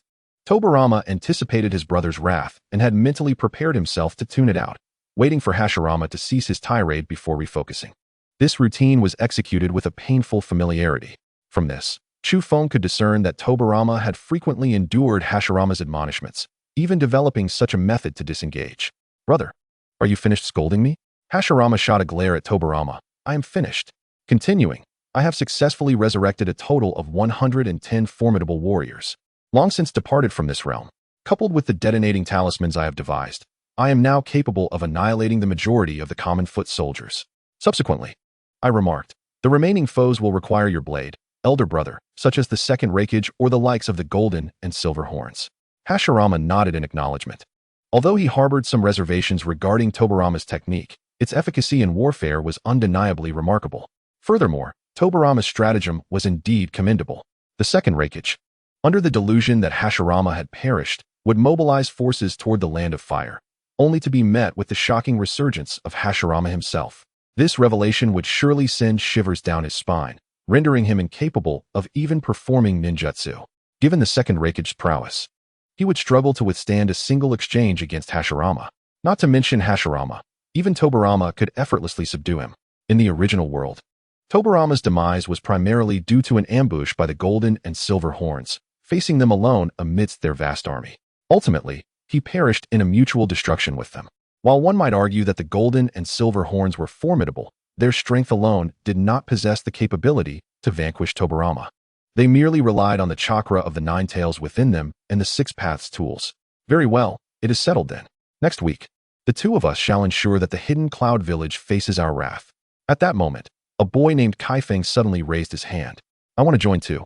Hashirama and Tobirama turned their gazes toward Kaifeng simultaneously, astonished by his audacity. "Do you value your life so little? You are but 12 years old. Yearning to partake in such perilous endeavors will only bring you harm. Stay home and await our return." Kaifeng had initially believed that being summoned by Hashirama implied his acceptance to join. However, he soon realized he was merely a spectator. "I have been diligently training and have developed numerous new techniques. Allow me to join." No matter how eloquently Kaifeng pleaded, Hashirama and Tobirama remained resolute in their refusal. "It matters not. I shall stealthily accompany you when you depart the village. If by chance we encounter one another on the battlefield, it will be of no fault of mine. After all, the world is vast, and it is not uncommon for two individuals to bear striking resemblances. Enough of this. Today concludes our discussion. Kaifeng, you ought to return home. As for the matter of going to war, cast it aside." "Very well," Kaifeng replied reluctantly, striving to maintain a semblance of composure. If he were to appear overly casual, the two seasoned veterans would undoubtedly discern his facade. As he prepared to leave, Kaifeng noticed the untouched fruit on the table and casually grabbed a piece to taste. Delightfully sweet. Mito smiled warmly at him. "If you enjoy them, take some home." Certainly, Kaifeng would never decline such an offer, especially considering his frequent visits to his master's home for meals. Taking some fruit home was quite natural. "By the way, my dear Kaifeng, there is a favor I require of you." "Oh?" Kaifeng was curious about Mito's request as they walked to the storage shed outside. Upon opening the shed, a wave of warmth enveloped them. Mito sighed. "The current temperature is too high. Vegetables and fruits cannot be stored for long. I just remembered your ice release. Please help me create an ice cellar." Kaifeng, still pondering the nature of her request, realized that this was the task at hand. "Leave it to me, sensei." With a surge of chakra, Kaifeng unleashed a torrent of frost from his hands, swiftly enveloping the entire shed. In mere moments, he had solidified the ice around the exterior of the shed, forming a sturdy shell. He then turned his attention inward, and within just a few minutes, the storage shed transformed into an ice cellar. This ice, unlike ordinary ice, was forged with double the chakra, ensuring it would not melt even under direct sunlight, providing preservation for 2 to 3 months. When it eventually thawed, he could simply replenish it. Reflecting on his ice release, Kaifeng realized it had seldom been put to use since acquiring it. He primarily employed it for making shaved ice for himself, and now for crafting an ice cellar for his mentor, a purely functional ninjutsu. Clapping his hands together, he declared, "All done, sensei. Please take a look." Mito chuckled at Kaifeng's industriousness, unable to contain her amusement. "I need not inspect your craftsmanship. I shall fetch a few melons for you to take home." "No need to bring too many, sensei. I can't consume them all." Yet, it seemed Kaifeng's words came too late. As Mito emerged from the shed carrying an enormous fruit, twice the size of a watermelon, Kaifeng was momentarily taken aback. In all his years in the ninja world, he had never encountered such a fruit before. "What do you think?" Surprised? This is a gift from my brother. You should be familiar with it. Nodding in acknowledgement. Kaifeng recognized that while he did not know Mito's brother, he was aware that she was a princess from the land of whirlpools. The Uzumaki and Senju clans were both descendants of Ashura, and thus shared a distant bloodline, albeit significantly diluted over the centuries since the Sage of Six Paths era. The land of whirlpools managed to establish itself on a sizable island due to the support of Konoha. Without Konoha's deterrent against other villages, the land of whirlpools would have long been subsumed. After all, who would not covet their mastery of sealing techniques? They are the most adept at sealing techniques in the ninja world. He has sent me many of these fruits, but Tsunade does not care for them much. So take a few more to store in your ring. Chapter 196, The First Ninja World War. Kaifeng could not help but internally lament Tsunade's princess-like disposition. How could she not appreciate such delectable fruits? What more could she possibly desire? However, he kept his thoughts to himself, recognizing that these were his master's and mistress's cherished gifts, and it was not his place to meddle. After placing the 2 melons down, Mito promptly returned to the storage shed for more. Back and forth, they managed to gather a total of 15 melons. All right, we will keep the rest for ourselves. These are for you to take home. Kaifeng smiled. Thank you, sensei. I shall take my leave now. Stowing the melons in his ring, Kaifeng departed from the Senju clan's grounds, sufficient fruit to last him a considerable time. However, he did not intend to consume them all himself. He planned to share some with Aunt Katsumi and Yuya, who had likely never tasted such exotic fare, allowing them the chance to experience something new. After distributing the melons, Kaifeng returned home, noticing the sun had set. Checking the time within his house, he saw it was already 7 o'clock. After a simple dinner, he proceeded with his evening routine and went to bed, adhering to a remarkably disciplined schedule. A week later, while Kaifeng was still in the embrace of slumber, the system's notification rang out suddenly. Ding! The Hidden Cloud village believes that Senju Hashirama has fallen, rallying the entire village's forces to invade the Land of Fire. The First Ninja World War has commenced. Kaifeng, who had been enjoying a deep sleep, was instantly roused by the announcement. The Hidden Cloud village had mobilized. The First Ninja World War had begun. He quickly sprang from his bed, hurried to the bathroom to wash up, and donned a pristine white robe. Qingyun, Lu Feng. Significant events are afoot today. Come along with me. Just as he finished breakfast, the 2 cranes, eager for amusement, perked up at his words. Oh, what shall we do? Kaifeng smiled. We are off to partake in a war. At that moment, Amato was still lost in slumber, and Kaifeng chose not to awaken him. For this was a war shrouded in secrecy from the entirety of Konoha. Very few were privy to the details. However, this was perhaps for the best. The villagers could continue their blissful lives, while the perilous tasks would fall to those willing to undertake them. Among them, Xufeng was one. Abai. I shall leave a clone at home. You may proceed as usual, he instructed. Abai nodded, rest assured. However, upon hearing that Xufeng was to partake in battle, a wave of concern washed over him. Will it be dangerous? Xufeng responded with a warm smile. Do not worry, no one can harm me. After leaving a clone behind, Xufeng employed a technique to conceal his presence and departed from the clan grounds. At that moment, Hashirama and Tobirama must have already taken action, allowing Xufeng to wander freely within the village. He strolled around the village, finding no suspicious individuals, leading him to believe that the Hidden Cloud village had not dispatched any spies. Thus, Xufeng decided to set off, transforming into a colossal cloud crane. He soared into the skies, swiftly reverting to his true form, summoning technique. Just as Xufeng plummeted rapidly, 2 resonant crane cries echoed, catching him securely. Qingyun, propel at full speed towards the borders of the Land of Fire. While Konoha remained tranquil, the entire shinobi world was in disarray. The forces of the Hidden Cloud village had already departed from the borders of the Land of Moon and entered the Land of Rice. Intelligence flew across nations like wildfire. Spies and informants were busily scurrying to the Land of Lightning to gather information. The other 3 nations pondered how the Hidden Cloud village dared to act while Senju Hashirama was still alive. Did they possess some information unknown to them? The more they contemplated, the more thoughts swirled. Some were restless, eager to see if they could seize an opportunity amid the chaos. Yet, many sought to preserve their own safety, for the conflict between 2 major shinobi villages was perilous, and their minor clans would only invite doom if they attempted to intervene. The pace of the Hidden Cloud village's advance was swift. As a great nation, neither the Land of Moon nor the Land of Rice dared to impede them, allowing for an unobstructed journey. Departing last night, they were nearing the borders of the Land of Fire by this morning. Naturally, Hashirama and Tobirama had no intention of clashing on their own soil. The Land of Rice had few villages and no shinobi settlements. with the populace concentrated in the royal city. Thus, vast expanses of territory were composed of mountains and plains, ideal for combat without endangering innocents. Hashirama and Tobirama intended to intercept the hidden cloud village before they crossed into the land of fire, decisively resolving the matter on the soil of the land of rice. Qingyun and Lufeng flew rapidly. In 2 hours, they would reach the borders of the land of fire, whereas a typical ninja would require a full day to traverse that distance. However, if Tobirama and Hashirama exerted themselves, their speed would rival that of Qingyun and Lufeng. 3 years prior, when rescuing the Uchiha clan from Hell Valley, Xiufeng had once sparred with Hashirama. Based on Xiufeng's estimates, both Hashirama and Tobirama had likely reached the borders and were lying in wait. They awaited the hidden cloud ninjas to show themselves at the border, ready to unleash Tobirama's devastating ambush. This time, the hidden cloud village was undoubtedly brimming with formidable warriors. It remained uncertain how many Xiufeng could slay. At the onset of battle, Xiufeng would dispatch all his puppets, save for his dust release, to engage automatically. While this may lack agility, it would certainly be enough to give the ninjas of the hidden cloud village a formidable challenge. Each puppet boasted elite bloodline limits, potentially causing them to question their very existence.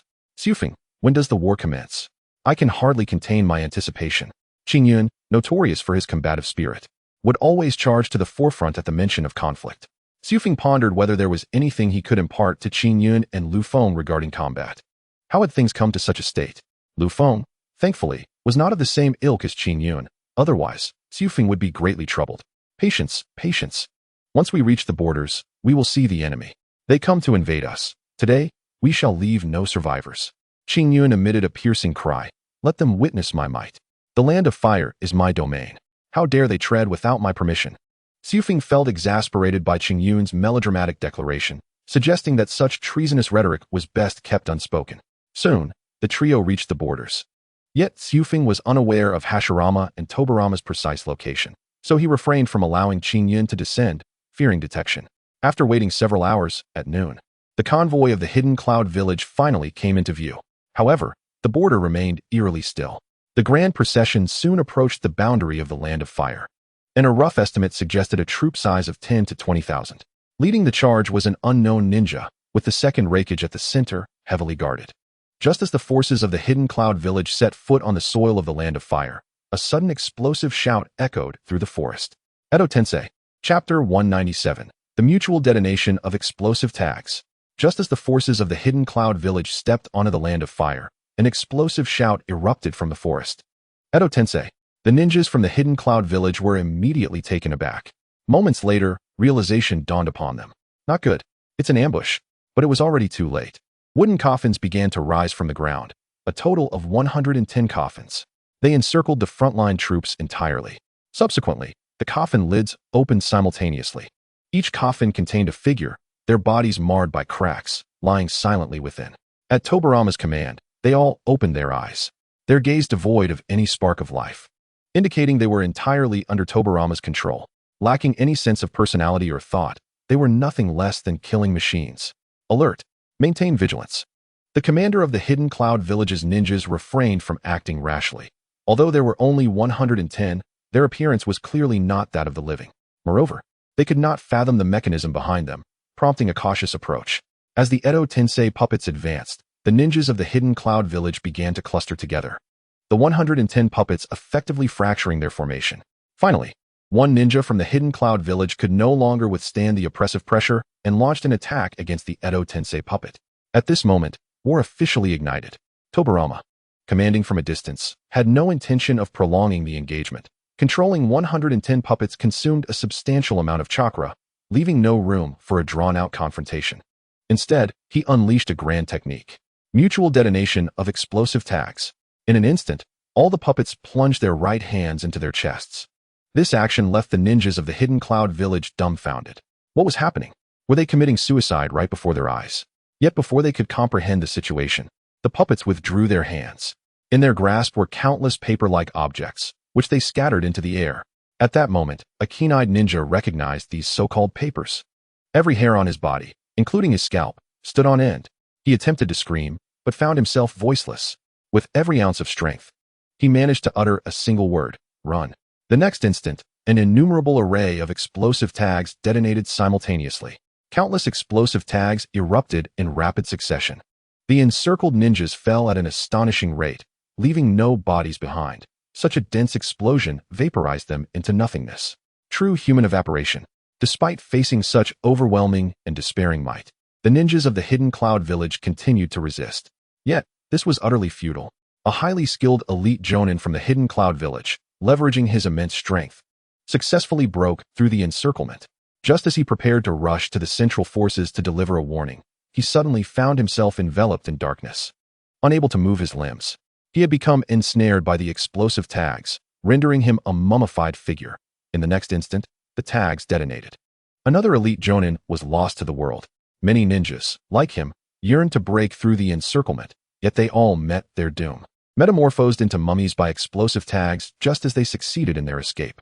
Accompanied by the relentless sound of detonations, they departed from this world. The barrage of explosive tags persisted for approximately 10 minutes, and when the smoke finally dissipated, the entire encirclement had been obliterated, leaving behind only a vast, dark pit. Within this pit lay the ashes of countless ninjas from the Hidden Cloud Village. Even from the sky, Xufeng was astounded by the scene. A frontline force, which must have numbered around 5,000 to 6,000, had been effortlessly annihilated. However, the true strength of the Hidden Cloud Village lay within their middle troops. For the individuals recently besieged by Tobirama were merely the vanguard, the first to fall in this war. To put it plainly, they were sent forth as cannon fodder, tasked with gauging the enemy's full military strength and troop distribution. Moments later, countless fragments began to float in the air, gradually coalescing into humanoid forms. The recently reduced to ashes, the reincarnated ninjas of the impure world resurrection reformed. This technique was inescapable. As long as time passed, they would naturally reassemble. Only Tobirama could dispel this jutsu. After all, Churi had yet to develop Izanami, hence there existed no weakness in this technique. Upon witnessing the complete annihilation of the enemy, Tobirama waved his hand, and the earlier coffins reappeared. The 110 impure world resurrection puppets flew directly into the coffins as if summoned, sinking into the earth. How was that, brother? Hashirama snorted lightly. It was adequate, I suppose. Tobirama shot him a glance. He had undeniably demonstrated his prowess. Yet his brother deemed such a grand-scale ninjutsu merely adequate. It appeared Hashirama was still vexed over matters of war. The second Raikage was guilty. Observing the multitude of deaths at Tobirama's hands, Hashirama felt no tumult within his heart. He had taken no less lives than Tobirama. The enemy had never merited sympathy. One must eradicate the enemy without mercy. Any hesitance would lead to one's own demise in the future. How long until their middle troops arrive? Tobirama inquired. He shook his head. They should not be far. They must have heard the explosions. In times of war, every minor disturbance warrants meticulous attention, let alone such a cacophony of explosions. Then I shall seek them out. Hashirama leapt fiercely, landing firmly on the ground before dashing toward the main force of the Hidden Cloud Village. Observing this, Tobirama quickly followed suit. His role in this battle was primarily to manipulate the impure world resurrection, and he need not reveal himself. It sufficed to remain in the shadows, controlling the situation while occasionally clearing up any loose ends for his brother. For Hashirama, even facing 200 Raikage would be akin to a mere child's play. Therefore, there was no suspense in this war. It could only conclude with the fall of the second Raikage. None who had come to participate in this conflict would escape. Believing Hashirama to be dead, they brazenly tore up the treaty and ignited the flames of war. This crossed Hashirama's bottom line, igniting an unquenchable fury within him. Dare you lay hands on my village? Are you prepared for the consequences? As Hashirama and Tobirama sped across the ground, Xufeng soared leisurely above, occasionally observing the unfolding events below. He could clearly see that Hashirama was about to encounter the supporting forces of the Hidden Cloud Village. However, Xufeng's objective today lay not in this encounter, but rather with a troop at the very back of the Hidden Cloud Village. After all, with the main force intercepted by his master, they were already on a countdown to ascension, so Xufeng needed to act swiftly. Otherwise, he would gain nothing and risk exposure. Qingyun, accelerate. Fly at full speed in the direction I point. Chapter 198, Sage Arts. True Thousand's Hands of Wood Release. Qingyun, accelerate. Fly at full speed in the direction I point. Qingyun and Lufeng let out a resonant cry and straightened their course toward the rear forces of the Hidden Cloud Village. Meanwhile, Hashirama and Tobirama encountered the main force of the Hidden Cloud Village. Just as the second Raikage was happily discussing strategies to conquer the Land of Fire with his comrades, a figure clad in crimson armor emerged within their line of sight. Upon witnessing this, the second Raikage immediately ordered the troops to halt, warily eyeing the man ahead. "Who are you? Step aside at once." A ninja beside the Raikage barked. Hashirama raised his head, revealing the forehead protector emblematic of the Leaf Village ninjas. "You dare wage war against the Leaf? Have you prepared for death?" Though the second Raikage had encountered Hashirama before, he did not connect the dots at this moment, as he had long been convinced that Hashirama was truly dead. "Huh. I didn't expect the Leaf's intelligence to be so astute as to uncover our offensive. Where are your troops?" "Without Senju Hashirama. The Leaf must be in utter disarray by now." Hashirama paid no heed to the Raikage's words, continuing resolutely. "When I extended an invitation to the first Raikage for the 5 Kage Summit, I made it abundantly clear that I oppose any war." "First Raikage?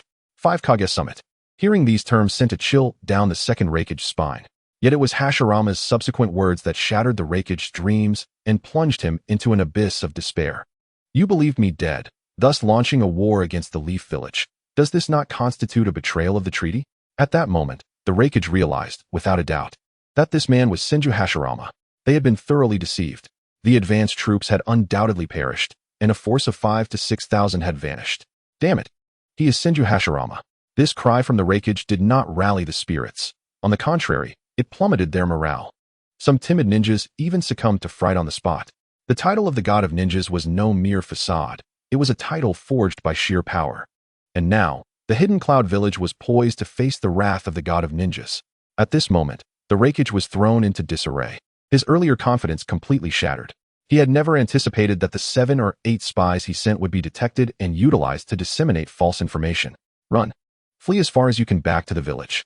With the Raikage's command, the vast army of thousands scattered like birds and beasts, every ninja racing toward the forest. Yet, almost immediately, the forest erupted with a series of explosions. "You had ambushes laid." The Raikage's gaze flickered, lacking the courage to meet Hashirama's eyes. "Why not? It seems you have no intention of leaving?" The Raikage and his companion flexed their limbs, chuckling. "I am the Raikage, of equal standing with you. Do not underestimate me." Lightning slash, Chidori. The Raikage summoned violent bolts of lightning, striking down toward Hashirama. Yet in Hashirama's eyes, every movement of the Raikage had already been anticipated. After all, he was merely a child. During the 5 Kage Summit, amidst the exchanges of various factions, the second Raikage had been the least impressive. His mind was not sharp. He was easily provoked, and the speed of lightning ninjas did not manifest in him. He was an exceedingly mediocre individual and had shown no growth. With one failed attempt, the Raikage expended a significant amount of chakra to envelop himself in a layer of lightning armor. This ninjutsu enhanced his abilities in all aspects. Indeed, once clad in lightning armor, his speed increased manifold. At that moment, he exchanged a knowing glance with his comrade, and the latter instantly understood. Absolute Bull Thunderplow. The two charged toward Hashirama, vowing to behead him directly. However, they seemed to have overestimated their strength, as their much-anticipated Absolute Bull Thunderplow was effortlessly blocked by Hashirama's hands. "Too weak, your power and speed are both insufficient." With that, Hashirama flung the Raikage and his companion several meters away. Around them lingered a few ninjas. Paralyzed by fear of the Raikage or terrified of the explosions echoing through the forest, unwilling to approach. Witnessing the Raikage in such a disheveled state only intensified their trepidation. They dared not even step forward to assist him. Despite being hurled aside, the Raikage and his brother emerged unscathed. It was evident that Hashirama was toying with them, otherwise, they would have perished long ago. Although the Raikage was acutely aware of this, he felt utterly helpless, desperately seeking any weakness or flaw in Hashirama's defenses to facilitate their escape. The Raikage now lamented that the most regrettable decision of his life was to inherit his father's will. The ambition to conquer Konoha was so grand that it now threatened the very existence of Kyomogakure.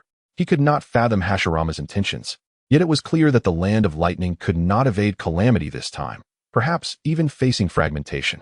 He would be remembered as a historical villain, condemned for eternity by future generations. The Raikage and his brother exhausted all their means, yet they could inflict no significant harm upon Hashirama.